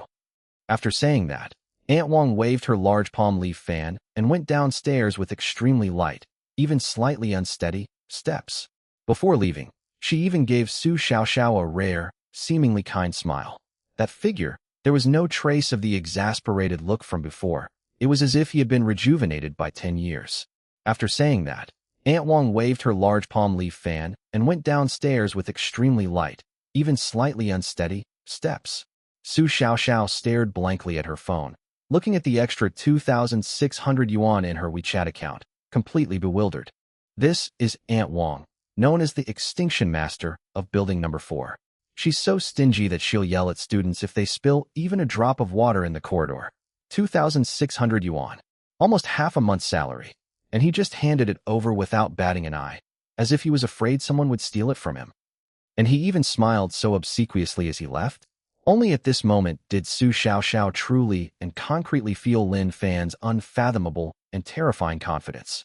When faced with truly exceptional product capabilities, there's no need for sales pitches or to cater to anyone's whims. Whether you're a billionaire, a high-ranking business tycoon, or a stingy, strict, and unyielding dormitory supervisor, once you take this bite, they'll all obediently empty their wallets and even have to be grateful to you. Brother Lin isn't doing business, he's practically casting a spell on people. Su Xiaoxiao inwardly gasped, her admiration for her boss reaching unprecedented heights. However, with Aunt Wong gone, the taut string in the corridor snapped completely. With Aunt Wong gone, the taut string in the corridor finally snapped. After a brief period of deathly silence, an explosion occurred that was 10 times more frenzied than before.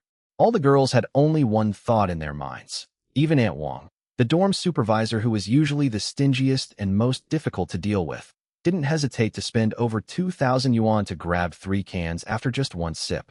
This stuff is definitely a life-saving miracle. Only 44 cans left. Hurry up and skin the code. What are you dawdling for? Don't push. My network card is stuck. Xiao, I transferred you 1,000. Keep the change, just give me a can. I'm dying of heat here. The folding table was squeezed so tightly it was about to collapse. Chun Min and Wang Jia, 2 girls, were no match for this group of crazed peers and were pushed back repeatedly. The notification sounds for mobile payments have become so continuous that it's impossible to distinguish the number of payments. WeChat payment, Alipay WeChat. Su Xiaoxiao's hands moved like blurs, one hand confirming the transfer interface, the other hand handing a tin can out of the canvas bag. She didn't even have time to look up and see who the buyer was. One hand reached over, stuffed the tin can in, and the next hand immediately took its place. That's too fast. In less than 3 minutes, Su Xiaoxiao reached into the canvas bag, her fingertips only touching the rough bottom of the canvas. It's empty. No, it's all gone, Su Xiaoxiao shouted, panting heavily. What? I've already transferred the money. A girl with a high ponytail, standing in the fifth row, let out a desperate scream. Su Xiaoxiao quickly covered the QR code on the table and explained loudly. It's really gone. Any extra money transferred earlier, I'll refund it immediately. Please don't transfer any more. The corridor was immediately filled with wails. The 40-odd girls who managed to grab the original juice struggled to squeeze through the crowd and rushed back to their dormitories. All you could hear throughout the building was the sound of dorm room doors being locked from the inside, as if afraid someone would snatch their room if they were even a second too late. The remaining dozens of girls who hadn't bought anything stared at the empty canvas bag on the table with red eyes, as if it were some irreconcilable enemy. Xiao Xiao, I'll bid 2,000. Whoever gets it, I'll bid 2,000 for a can of stock.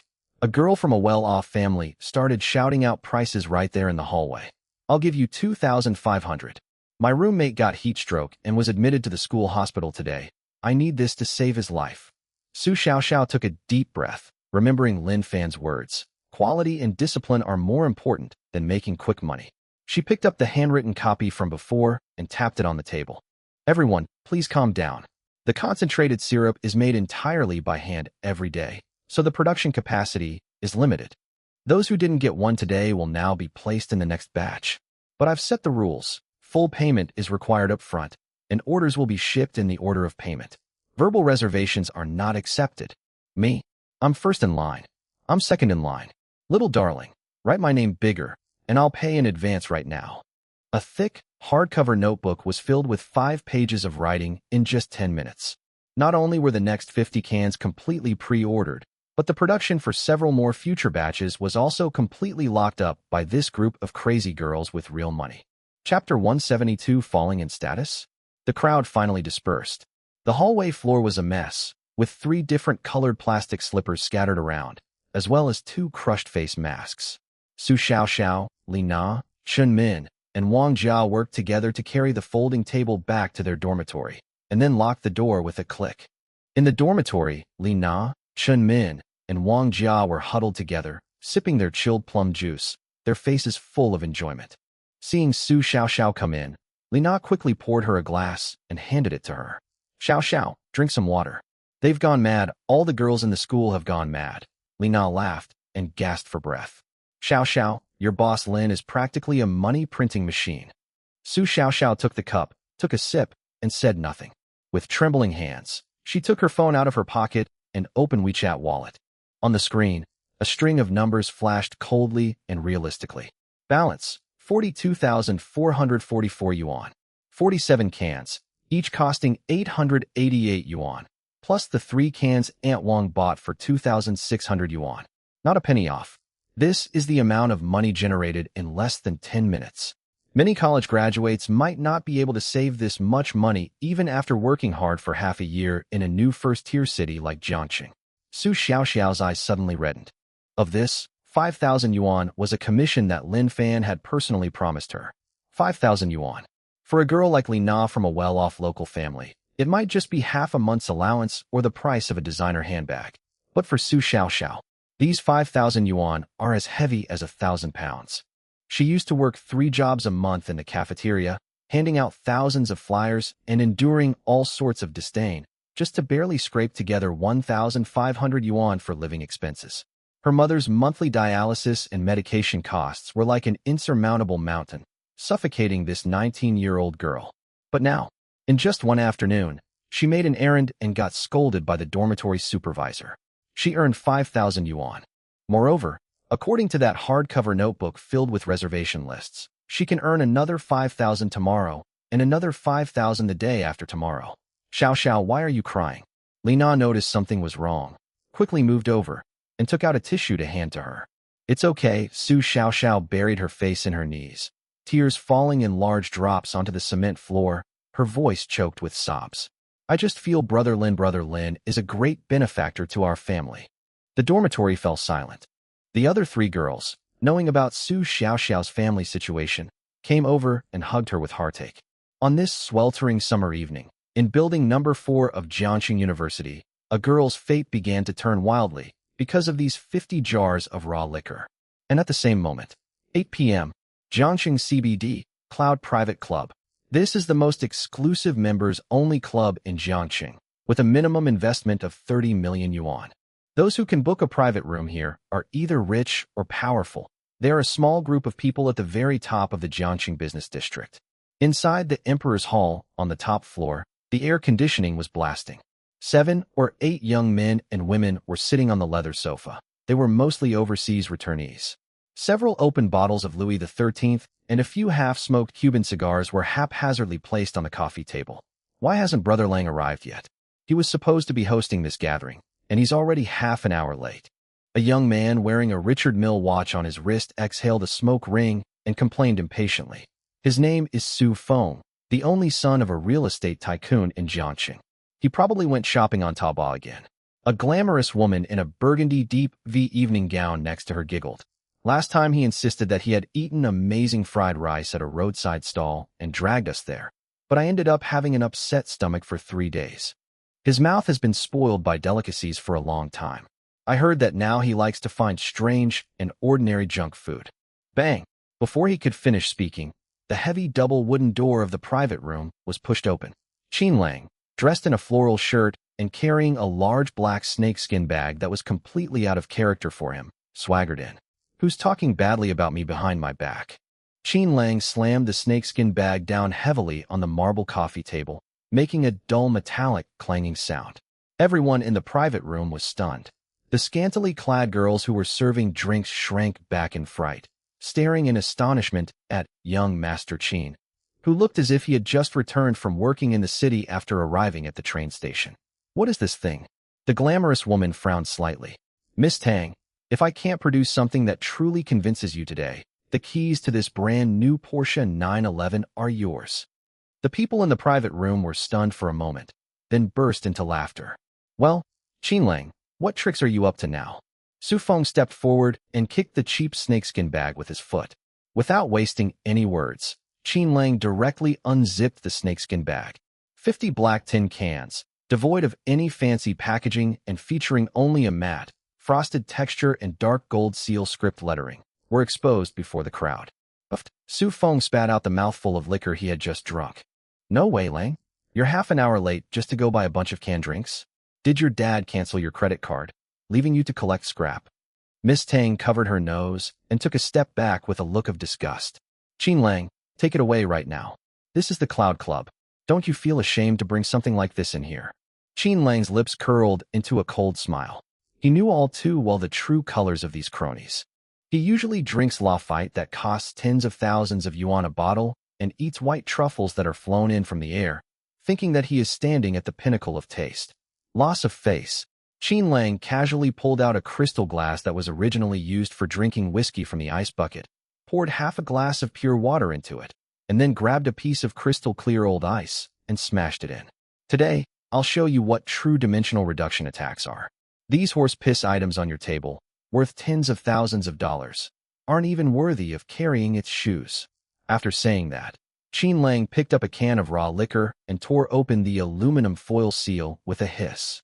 The moment the seal was torn open, the luxurious aroma that originally filled the imperial room, with a blend of high-end incense and Cuban cigars, was instantly torn to shreds by an extremely rough and sharp scent.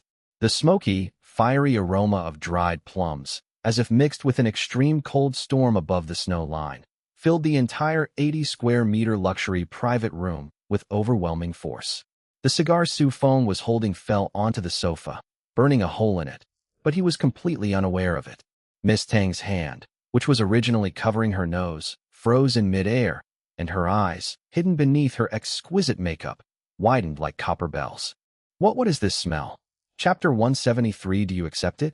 Su Feng suddenly stood up, like a shark that had smelled blood, staring intently at the small black jar in Qin Lang's hand. That's too domineering. The fragrance was not only not pungent, but it also instantly soothed their anxiety and fatigue caused by long hours of staying up late, excessive indulgence, and alcohol numbing. Qin Lang slowly poured the thick syrup into the crystal glass. The black liquid melted in the ice water, revealing an extremely sophisticated amber color, which, under the illumination of the crystal chandelier in the private room, exuded a deadly allure. He picked up the crystal glass, gently swirled it, and handed it to Su Feng, who was staring wide-eyed. Fengzi, have a sip. If you don't dare to drink it, Take that Richard Mille watch off your wrist and give it to me right now. Qin Lang's tone was full of provocation. Su Feng looked at the amber liquid in front of him, which was emitting a cool aura, and his nostrils were filled with a refreshing fragrance that could instantly calm people down. His stomach was cramping terribly, and he instinctively rejected anything cold. But seeing Qin Lang's determined gaze, he still reached out and took it. He closed his eyes and tentatively took a big gulp. As the liquid slid down my esophagus, the intense sourness followed by a surge of sweetness exploded on my tongue. Immediately afterwards, the liquid with the aroma of roasted plums crashed into my stomach. A miracle happened. There was no spasm-like sensation of ice water stinging the stomach lining, as I had imagined. It wasn't just a simple physical coolness, but an extremely pure and gentle coolness. The chill, like a bone-deep infection, precisely enveloped his convulsing stomach wall. The churning stomach acid was instantly suppressed. The excruciating, knife-like pain subsided like a receding tide within 3 seconds. Immediately following was a refreshing coolness that rushed through his bloodstream to his brain, sweeping away his hangover, grogginess, and irritability. Su Feng's hands suddenly trembled. My legs went weak, and I slumped heavily back into the leather sofa. He gripped the crystal glass tightly, panting heavily. With each breath, I could feel an unprecedented sense of ease in my chest. His originally pale face visibly regained its color. "Young Master Feng. What's wrong, young Master Feng?" The hostess next to him screamed in fright, thinking he had been poisoned. Su Feng waved his hand, indicating that he was fine. He closed his eyes again and took a deep breath of the cold air in the private room. "Fengzi, how is it?" Qin Lang looked at him with a smile. Su Feng slowly opened his eyes, and those eyes, which were originally cloudy, were now frighteningly bright. "Brother Lang, how much of this do you have left? Name your price. I'm not going to mince words with you. I'll have the finance department transfer the money to you right now. You're keeping it all for me." The entire room fell silent. The only sound was the whooshing of the central air conditioning. "Fengzi, have you ruined your brain by drinking fake alcohol?" Miss Tang, who was wearing a burgundy evening gown, let out a sharp sneer. "What kind of bewitching potion did Qin Lang give you?" Su Feng ignored Miss Tang's sarcasm. His body is currently experiencing an unprecedented storm. As a top-tier rich second generation who frequented nightclubs and drank alcohol like water, Su Feng's liver and stomach were already riddled with holes. Just before he drank that mouthful of undiluted liquor, he was experiencing waves of stomach cramps and pains from last night's hangover, and his mouth was full of acidic, bitter liquid. But now, the liquid, carrying an extreme chill and the aroma of dried plums, slid down his throat and into his stomach. There was no excruciating pain from the ice water irritating the mucous membranes as I had imagined. On the contrary, the strange chill instantly melted away like spring rain, precisely enveloping his spasming stomach wall. Hot flashes, nausea, and cramps. In just 3 seconds, it was forcefully suppressed by an irresistible coolness. Moreover, the cool sensation rushed through his blood to the top of his head, clearing his mind, which had been clouded by long hours of staying up late. He could even feel his heavy breathing become lighter, as if he had unloaded a heavy burden. Seeing Su Feng's condition, the others finally realized that something was wrong. Su Feng usually has a bad temper, but he is by no means a brainless fool. Anything that can make him change his expression instantly and spend a fortune to buy it must be extraordinary. Miss Tang frowned, looking at Su Feng with suspicion and uncertainty. "Fengzi, are you serious?" Miss Tang walked forward suspiciously, staring at the black iron can on the coffee table that had poured out some of the original liquid. The almost ethereal fragrance of dried plums was now spreading unchecked throughout the imperial hall, a symbol of Jiangqing's ultimate luxury, even suppressing and dispersing the previously lingering scents of high-end incense and Cuban cigars. Miss Tang pays great attention to skincare. To maintain her flawless complexion, she spends millions of yuan every year on high-end medical aesthetics and private nutritionists. But at this moment, her nasal cavity and body felt an almost instinctive craving for this seemingly ordinary fragrance. "Brother Lang, pour me a glass too." Miss Tang finally lowered her guard. Although her tone was still somewhat arrogant, the hand she reached out to take the cup betrayed her eagerness. Qin Lang sneered and didn't waste any words. He picked up the tin can and skillfully poured a small spoonful of the syrup into each of several crystal glasses, then added ice water and ice. "Come on, everyone. Don't just stand there and watch. Today, I'm treating you all to this commoner's junk food." Qin Lang pushed several cups of prepared plum juice in front of everyone, his tone full of sarcasm. The other rich kids looked at each other, but in the end they couldn't resist the temptation of the aroma and picked up their glasses. Gulp. Several swallowing sounds rang out simultaneously in the quiet private room. The next second, holy crap, what the hell is this smell? The young man who had just complained about Qin Lang's lateness suddenly widened his eyes, and the cup in his hand shook violently. He stared incredulously at the purplish-red liquid in the glass. The moment it enters your mouth, the overwhelming sweet and sour flavor is completely free of any astringent taste from industrial saccharin. It's so pure, it's like drinking real nectar. What shocked him even more was that the cold air that slid down his esophagus into his stomach actually carried a faint warmth, instantly soothing his internal organs, which were exhausted from long hours of socializing. Miss Tang's reaction was even more exaggerated. She initially maintained her composure and only took a small sip, but the moment the flavor touched her taste buds, she froze as if electrocuted.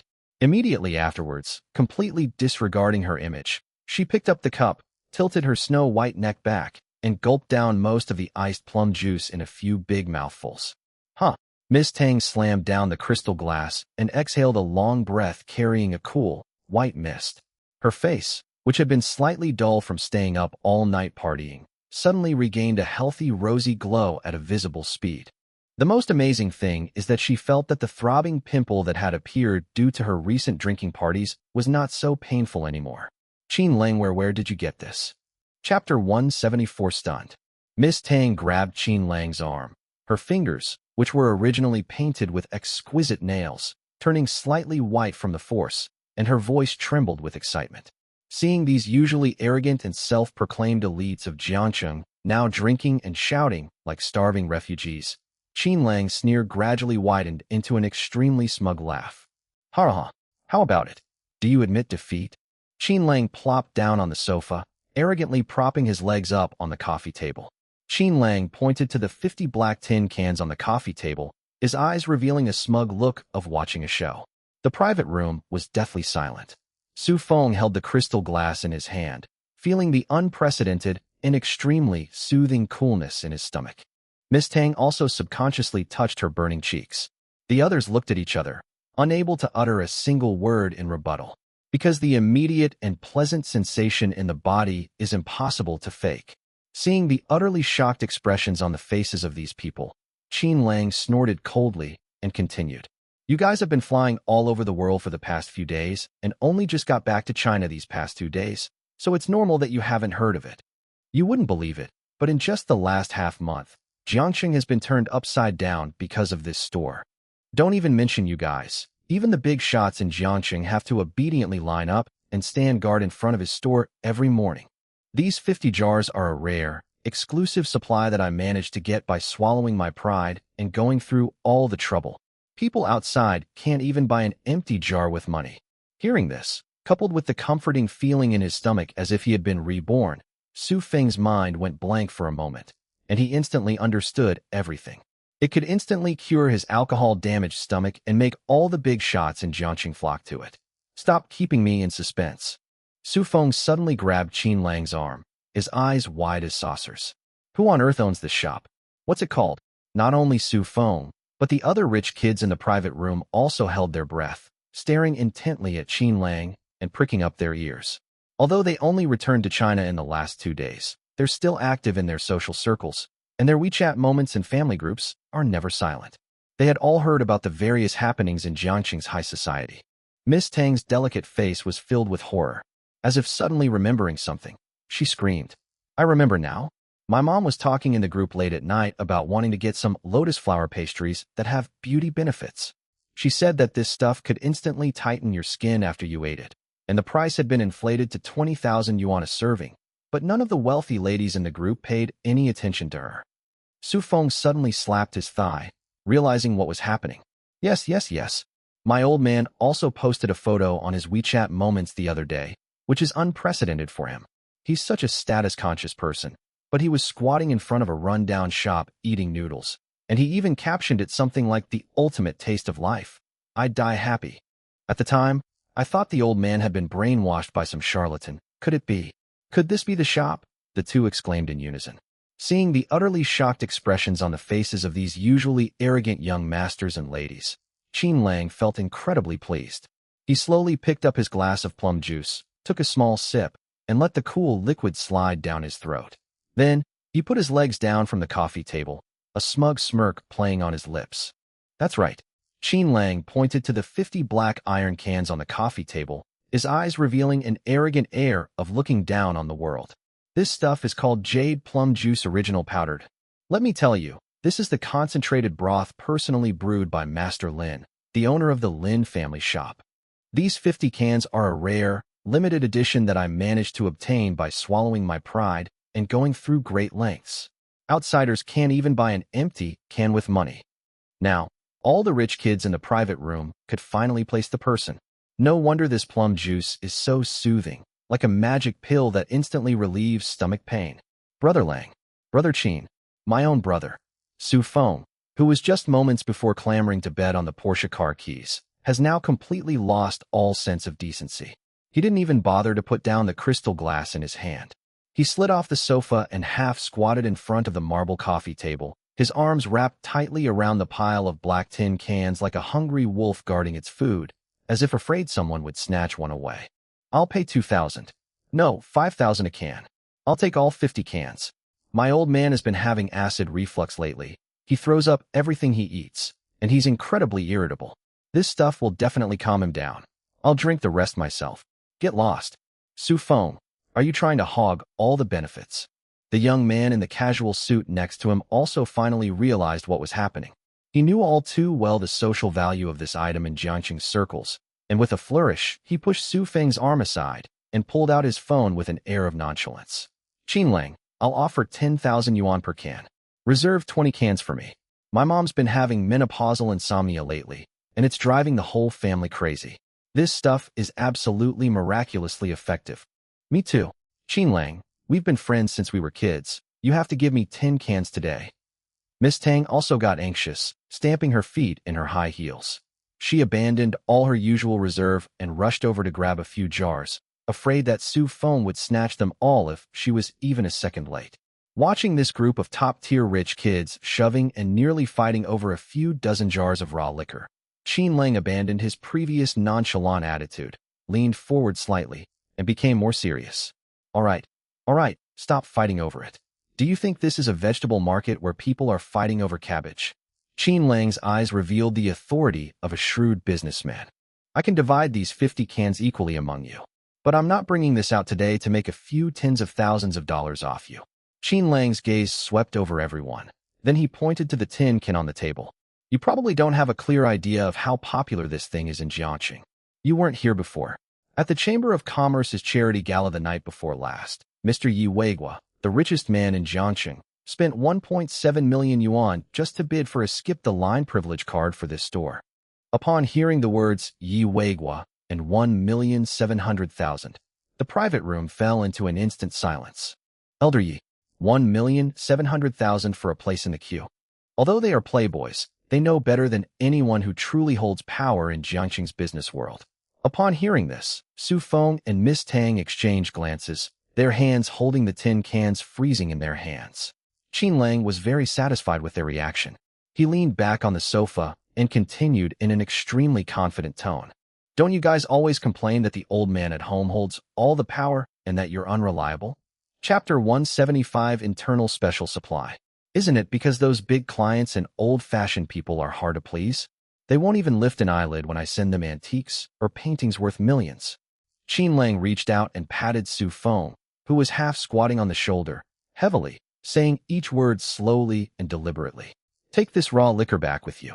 Make a cup for your elders, and let those truly influential people who have everything they need have a taste. I guarantee this is 100 times more effective than spending tens of millions on public relations or giving away limited edition sports cars and luxury watches. Once your old man has had his fill of drinks, you can casually mention that this was a special internal supply that you went to great lengths to get from Master Lin. A shrewd smile appeared on Qin Lang's lips. At that time, will your status in the family and your importance in the old man's heart still be the same as before? Upon hearing this, Su Feng, Miss Tang, and the others' eyes lit up like light bulbs. They've calculated this perfectly. Sports cars and luxury watches can only satisfy one's vanity.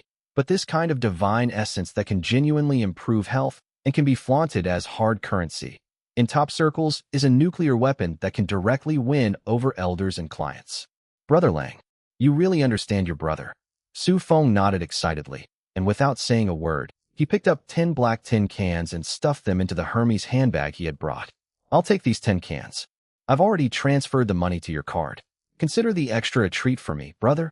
Seeing this, the others also reacted quickly, afraid that they would miss out if they were too slow, and they pushed and shoved to divide up the tin cans on the table.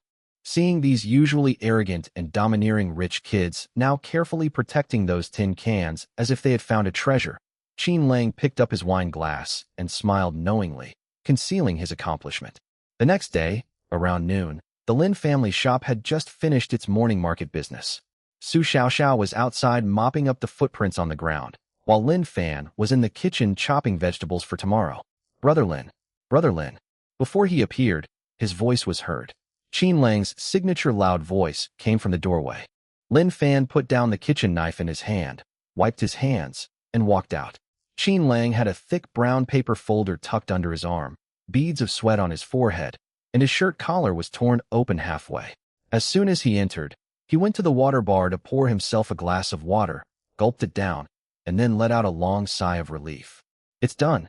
Qin Lang slammed the folder under his arm onto the bar, his face full of undisguised pride and excitement.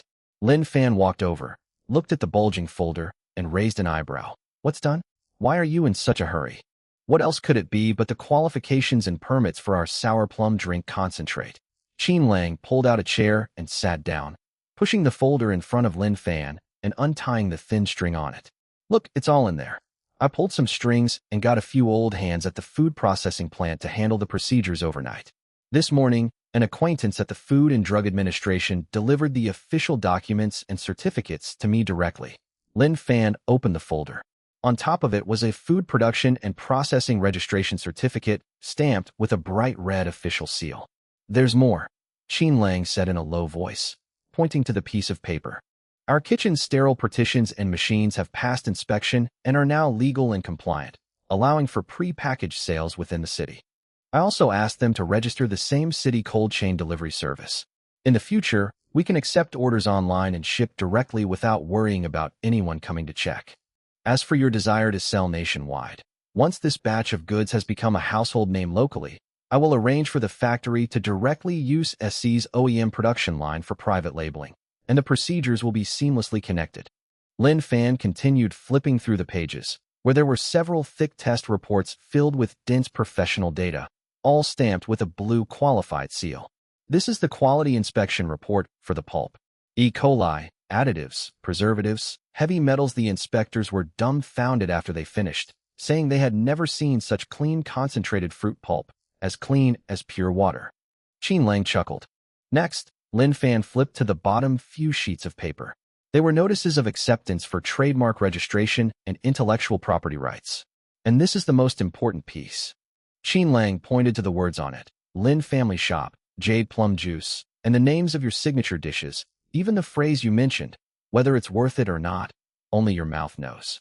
I've registered trademark protection for all of them in all categories. I even had the factory submit the application for the design patent of that black frosted tin can overnight. Now, even if someone tries to imitate us or ride our coattails, I can have the legal department sue them into bankruptcy in no time. Lin Fan looked at the documents stamped with various official seals, his fingers tracing the rough edges of the paper. To be honest, even though he has the system, if he were to actually go through all those tedious procedures in real life, he would probably be overwhelmed. Although Qin Lang may seem unreliable at times, his efficiency and connections are undeniable when it comes to getting things done. Thanks. Lin Fan closed the folder, looked at Qin Lang, and thanked him sincerely. It saved me a lot of trouble. Hey, Brother Lin, you're being too polite with me again. Qin Lang waved his hand, pulled up a chair, and leaned closer, lowering his voice to say, now that all the paperwork is done, our black jars can be officially sold publicly throughout the city, and even the country, at any time. You have no idea. Last night, I brought those 50 cans of raw liquor to the Cloud Club, and those rich kids who just returned from abroad went crazy. They almost started fighting in the private room. Qin Lang began to gesticulate wildly as he described the scene of Su Feng and Miss Tang fighting over the tin can last night, his words flowing freely. Lin Fan leaned against the bar, listening quietly. Brother Lin, everything is ready now, and the east wind is blowing.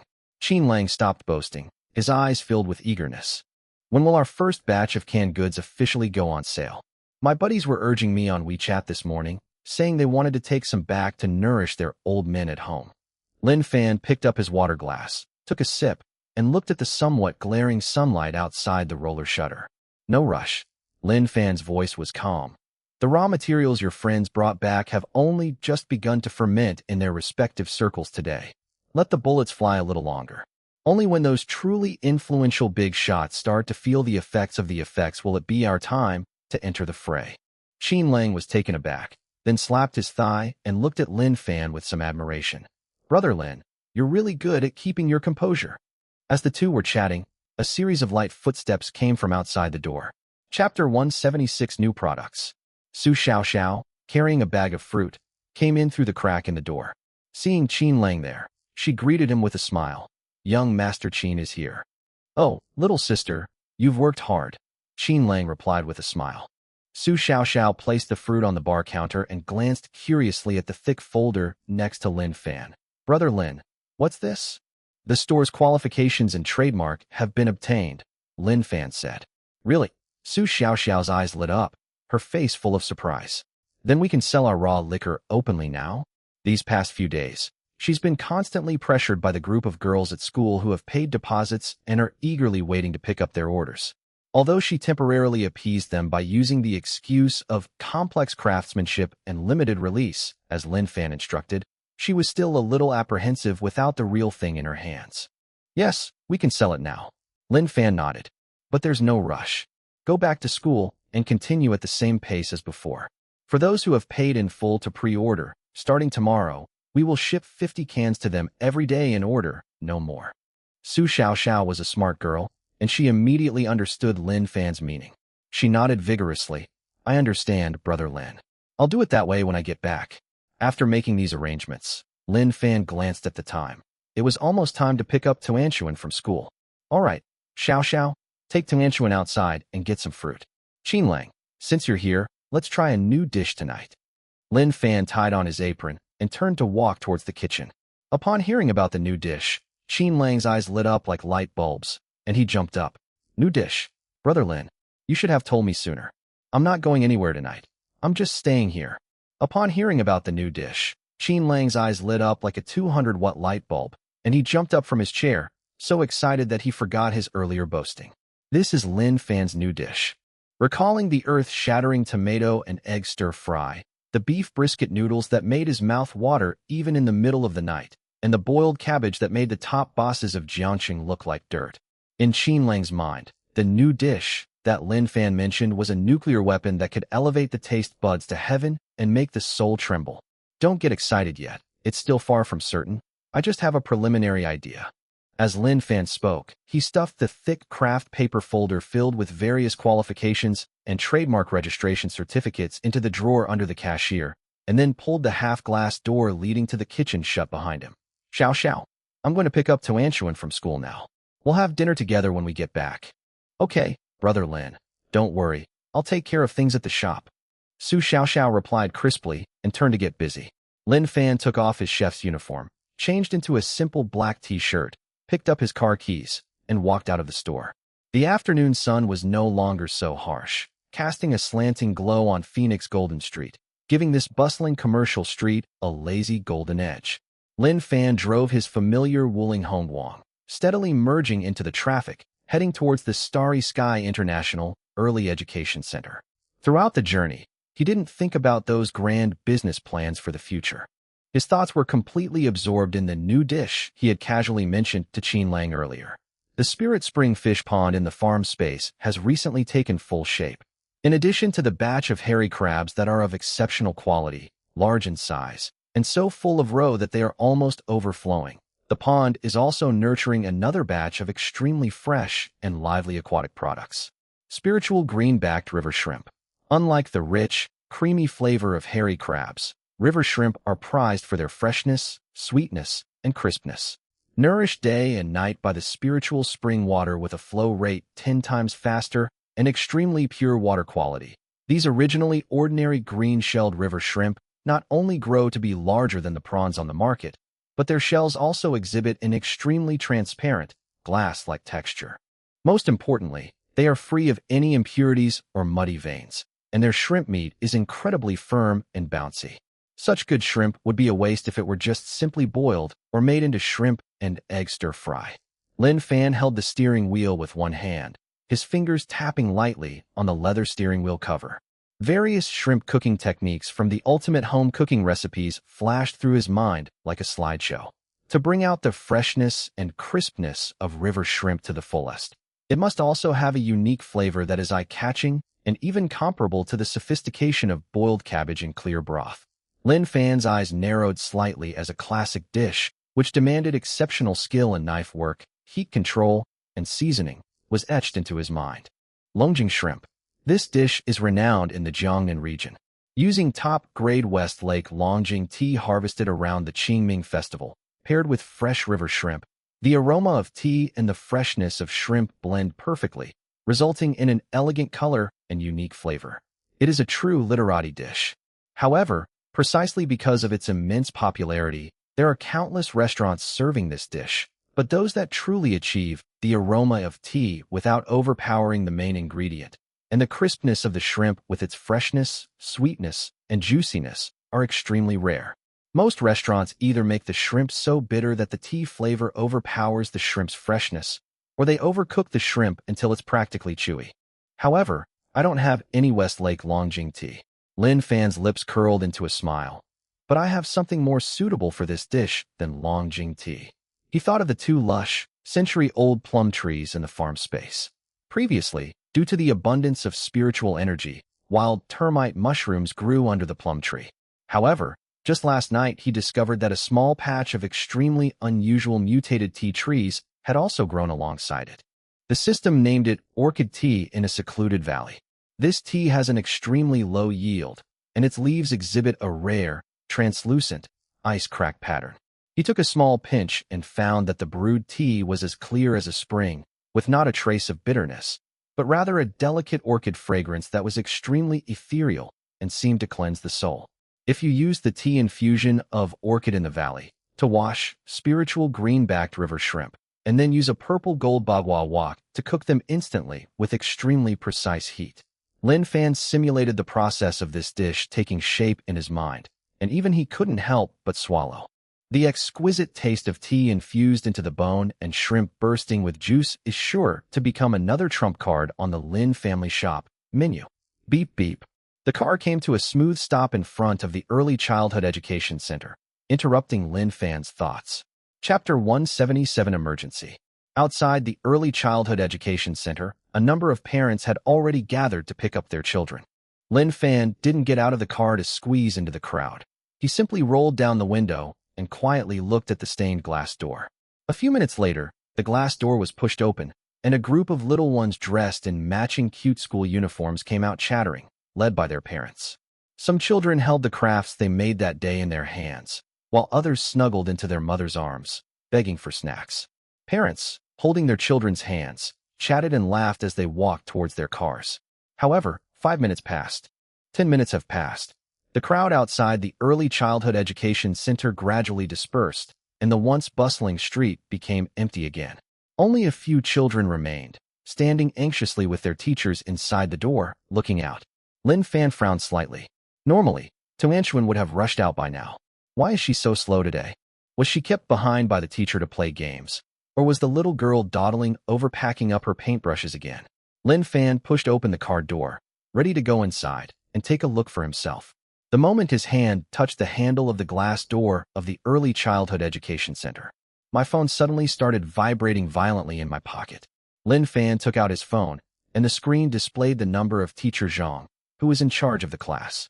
He pressed the answer button, but before he could even speak, he heard Teacher Zhang's voice, clearly choked with sobs and filled with extreme panic, coming through the receiver.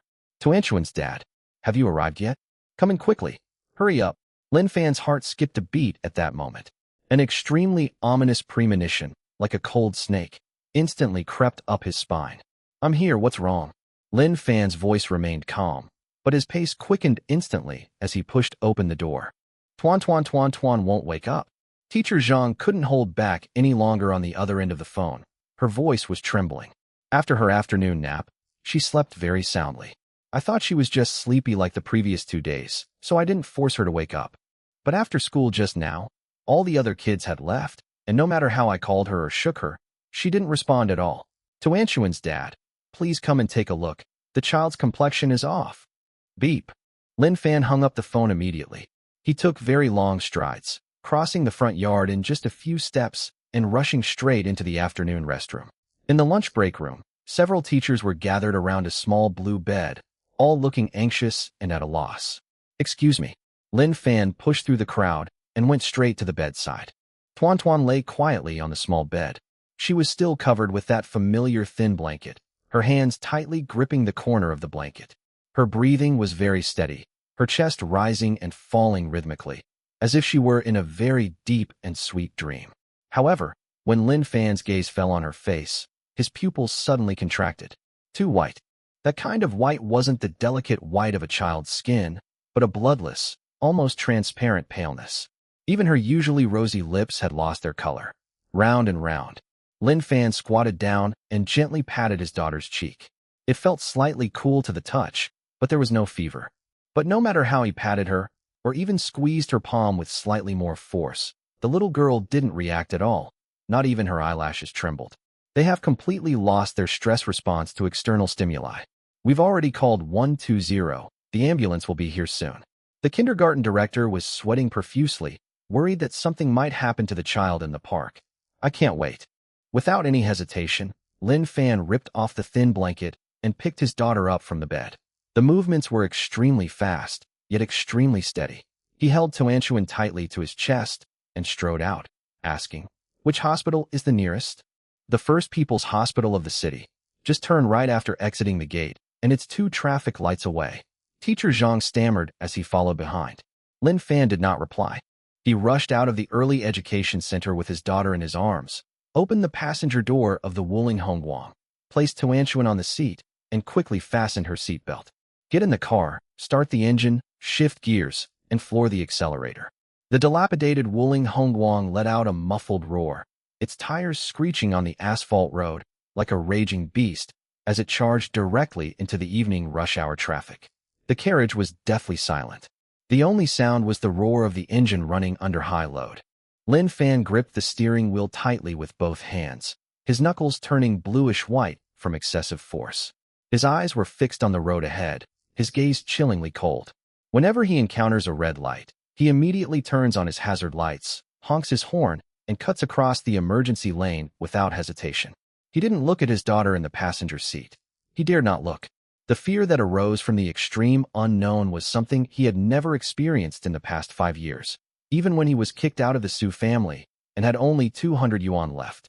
He managed to compress the 10-minute journey into 4 minutes. Sizzle. The Wuling Hongguang braked suddenly and came to a stop at an angle outside the emergency department of the First Municipal Hospital. Lin Fan didn't even take the car keys out of the ignition. He kicked open the car door, picked up Anshuan, and rushed into the emergency room. "Doctor." "Emergency room." Lin Fan's voice wasn't loud, but it pierced through the noisy emergency room lobby. The nurse at the triage desk glanced at the pale, unconscious child in Lin Fan's arms and immediately realized something was wrong. "This way. Follow me to the emergency room." The next half hour felt like an eternity to Lin Fan. Blood test, laboratory tests, electroencephalogram, EEG, electrocardiogram, ECG, whole body CT scan. A series of examinations were quickly conducted in the emergency room. Lin Fan stood by a chair in the corridor outside the emergency room. He didn't sit down, but just leaned quietly against the wall. The red resuscitation in progress indicator light on the emergency room door was so bright it made my eyes sting. The corridor was filled with the smell of disinfectant, and occasionally a nurse would rush by pushing a stretcher. He reached into his pockets, looking for a cigarette, but realized he had come in such a hurry that he hadn't brought anything with him. Time passed by, second by second. Tap, tap, tap, tap. At the end of the corridor, a sudden, extremely rapid and chaotic sound of high heels clicking on the ground came from the end of the corridor. Lin Fan raised his head slightly. Shin Man, her face deathly pale, was seen running frantically toward them. Behind her followed Qin Lang and Su Xiaoxiao, who were also covered in sweat. Shin Man had just received the news and was at the store intending to have dinner there. Upon hearing the news, all three of them were stunned. They immediately locked the store door, and Qin Lang sped over, running 3 red lights. Lin Fan, where's Tuan Tuan? What happened to Tuan Tuan? Chapter 178 Abnormal Situation? Shin Man rushed to Lin Fan and grabbed his arm. They're still inside for the checkup? Lin Fan said, his voice low and hoarse as he looked at Shin Man. What happened? She was perfectly fine last night. Shin Man paced anxiously, frantically calling out. Did you eat something bad? Or did you bump into something? Say something. I don't know. The teacher said she hasn't woken up since her afternoon nap and can't be woken up. Lin Fan stated the facts, his tone devoid of emotion. I can't wake him up. Shin Man covered her mouth, and tears immediately fell down her cheeks. All right, Man, stop making things worse and let Brother Lin have some peace and quiet. Qin Lang pulled Shin Man to a nearby rest chair and pressed her down. Then he turned his head and looked at Lin Fan, his expression serious. Brother Lin, don't worry. I already called my dad in the car. Director Lee of the First Municipal Hospital is my dad's old classmate. I've already had him call over the hospital's best pediatric specialists and the head of neurology from home. They're all here now, giving Tuanshuan a consultation. Whatever the illness, we'll use the best medicine and the best equipment. Everything will be fine. Su Xiaoxiao also walked over quietly, unscrewed a bottle of room-temperature mineral water she had just bought at the hospital convenience store, and handed it to Lin Fan. Brother Lin, have some water. Tuanshuan is a lucky person. He must just be too tired and fell asleep. Lin Fan took the water but didn't drink it. He just held it in his hand. Thanks. Thank you for making this trip. A suffocating silence fell over the corridor once again. Shin Man sat in the chair, her hands tightly clasped in front of her chest, silently shedding tears. Qin Lang paced back and forth in the corridor, glancing at his phone every now and then. Su Xiaoxiao stood quietly behind Lin Fan. More than an hour passed. Click. The heavy door to the emergency room was finally pushed open from the inside.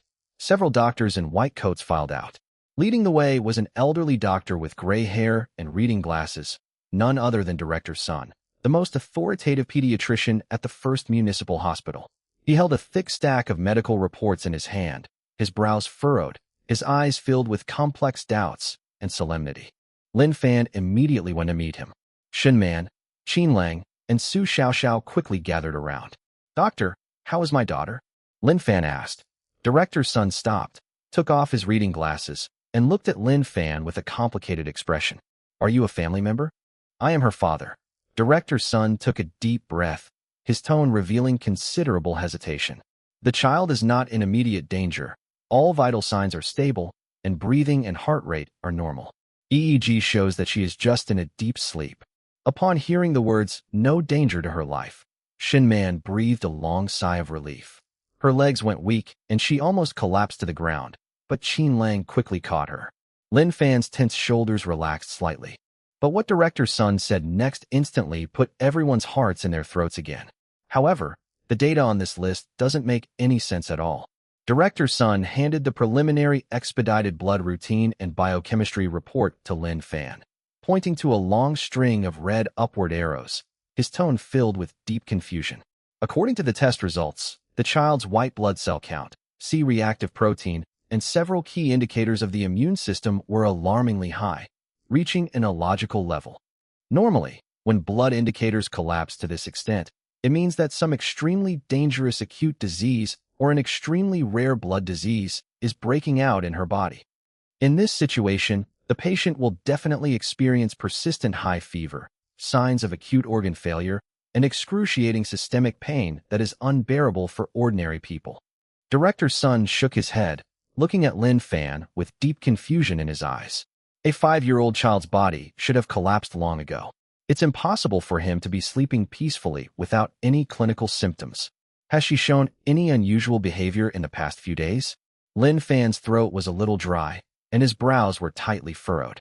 He recalled Tuanshuan's condition over the past few days. She can eat and drink well, and she is happy to go to the early education center every day. The only abnormality is that she has become particularly fond of sleeping in the past few days. She can fall asleep as soon as her head hits the pillow, and she sleeps very soundly. That makes even less sense.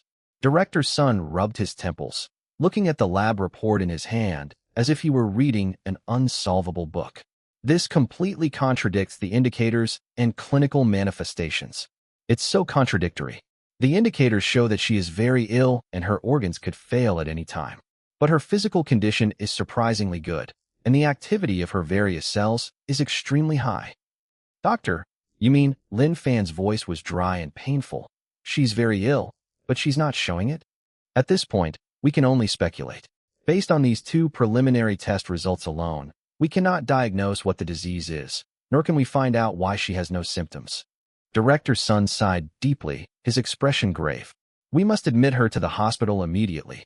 Next, we will conduct a comprehensive and thorough physical examination on her, including bone marrow aspiration, whole genome screening, and in-depth assessment of her immune system. It will take at least 3 to 5 days to get a definite result. Director Sun patted Lin Fan on the shoulder, his tone heavy. We will do our best, but Mr. Lin, you should also be mentally prepared. After the doctor finished speaking, he took the medical record and hurriedly went to the doctor's office to arrange subsequent examinations. After these words were spoken, the corridor fell into a deathly silence. Shin Man covered her mouth, tears welling up in her eyes again. Qin Lang's face also turned deathly pale. That little girl, who always smiles and hugs her strawberry bear, calling out little sister and Uncle Qin Lang in a sweet, soft voice, actually has such a ticking time bomb inside her. Lin Fan stood there, his mind reeling as if he had been struck hard. He lowered his head and stared intently at the two flimsy medical records in his hand. The absence of symptoms does not mean that you are not sick. And he, as a father, was completely unaware. I thought she was just growing and getting sleepy from playing. What if he discovers it too late? A profound and intense fear gripped Lin Fan's heart. He walked to the glass window of the emergency observation room. Through the glass, Tuanchuan was lying quietly on the white hospital bed. A cardiac monitor was connected to the side, its wavy lines beating steadily. The little girl was sleeping soundly. Even in her sleep, there wasn't a trace of pain in her brows. Her little hands were just unconsciously clutching the corner of the blanket. She looked so small and fragile. Lin Fan stood quietly, just a door away. He pressed himself against the cold glass, his heart aching. Chapter 179, Ordinary Things. What a load of bull. What a business empire. What a capital moat to deal with the Su family. What a daily turnover of hundreds of thousands. At this moment, in front of this hospital bed, everything else becomes meaningless waste paper.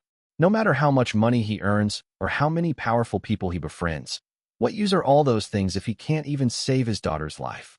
The unknown is the most terrifying thing. Even the most authoritative experts at the first municipal hospital found it unbelievable and said that a full physical examination was needed to make a diagnosis. What if it's an incurable disease that even modern medicine can't cure? Lin Fan clenched his fists so tightly that his nails almost dug into his flesh. Lin Fan. Shin Man walked over with red eyes. Looking at Tuanchuan with an 4 drip inserted in the glass window, she couldn't help but shed tears again. She reached out and gently patted Lin Fan's stiff back, her voice thick with nasal emotion, yet trying to offer him some comfort. Don't scare yourself. Didn't Director Sun say that Tuanchuan is not in any danger? It might be a problem with the equipment, or it could be some kind of stress reaction caused by being too tired these past few days. With such good medical conditions now, if we can't treat it in Jiangcheng, we'll go to Beijing, or even abroad. No matter the cost, no matter how good the specialists are, I'll pay for it. Qin Lang, his eyes also red, gritted his teeth and stepped forward, slamming his fist against the wall beside him. Sister Man is right. Brother Lin, money is not a problem. My husband knows a lot of top medical teams abroad. I'll have him contact them right away. As long as our little princess can be cured, I'll sell everything I own. Su Xiao, who had been silent all along, also quietly walked to Lin Fan's side. She didn't say any comforting words, but simply took a coat out of her backpack and gently draped it over Lin Fan's somewhat thin shoulders. Brother Lin, please sit down for a while. Tuanchuan will definitely be all right. She's such a good girl, God wouldn't let her suffer. Hearing the sincere concern and unwavering help from the people around him, Lin Fan's tense nerves finally relaxed a little. He turned his head, looked at the three people with worried faces, took a deep breath, and forcibly suppressed the vulnerability in his eyes. "Thank you." Lin Fan's voice was a little hoarse, but his tone had returned to its usual calmness.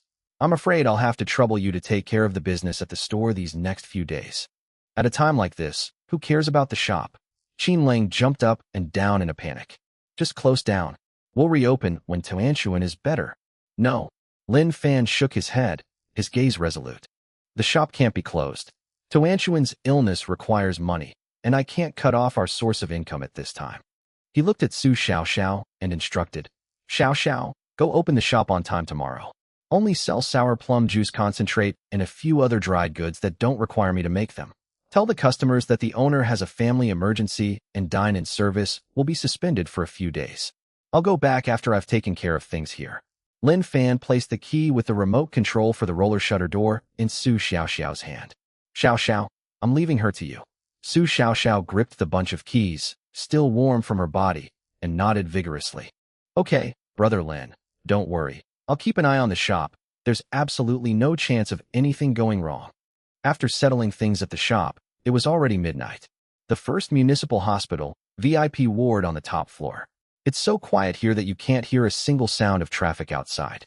The air conditioner, with its constant temperature, blows out a gentle breeze, while the air purifier operates silently. Tuanshuan had changed into a clean hospital gown and was lying on the soft bed. And Four-line was inserted into the back of her hand, connected to saline solution.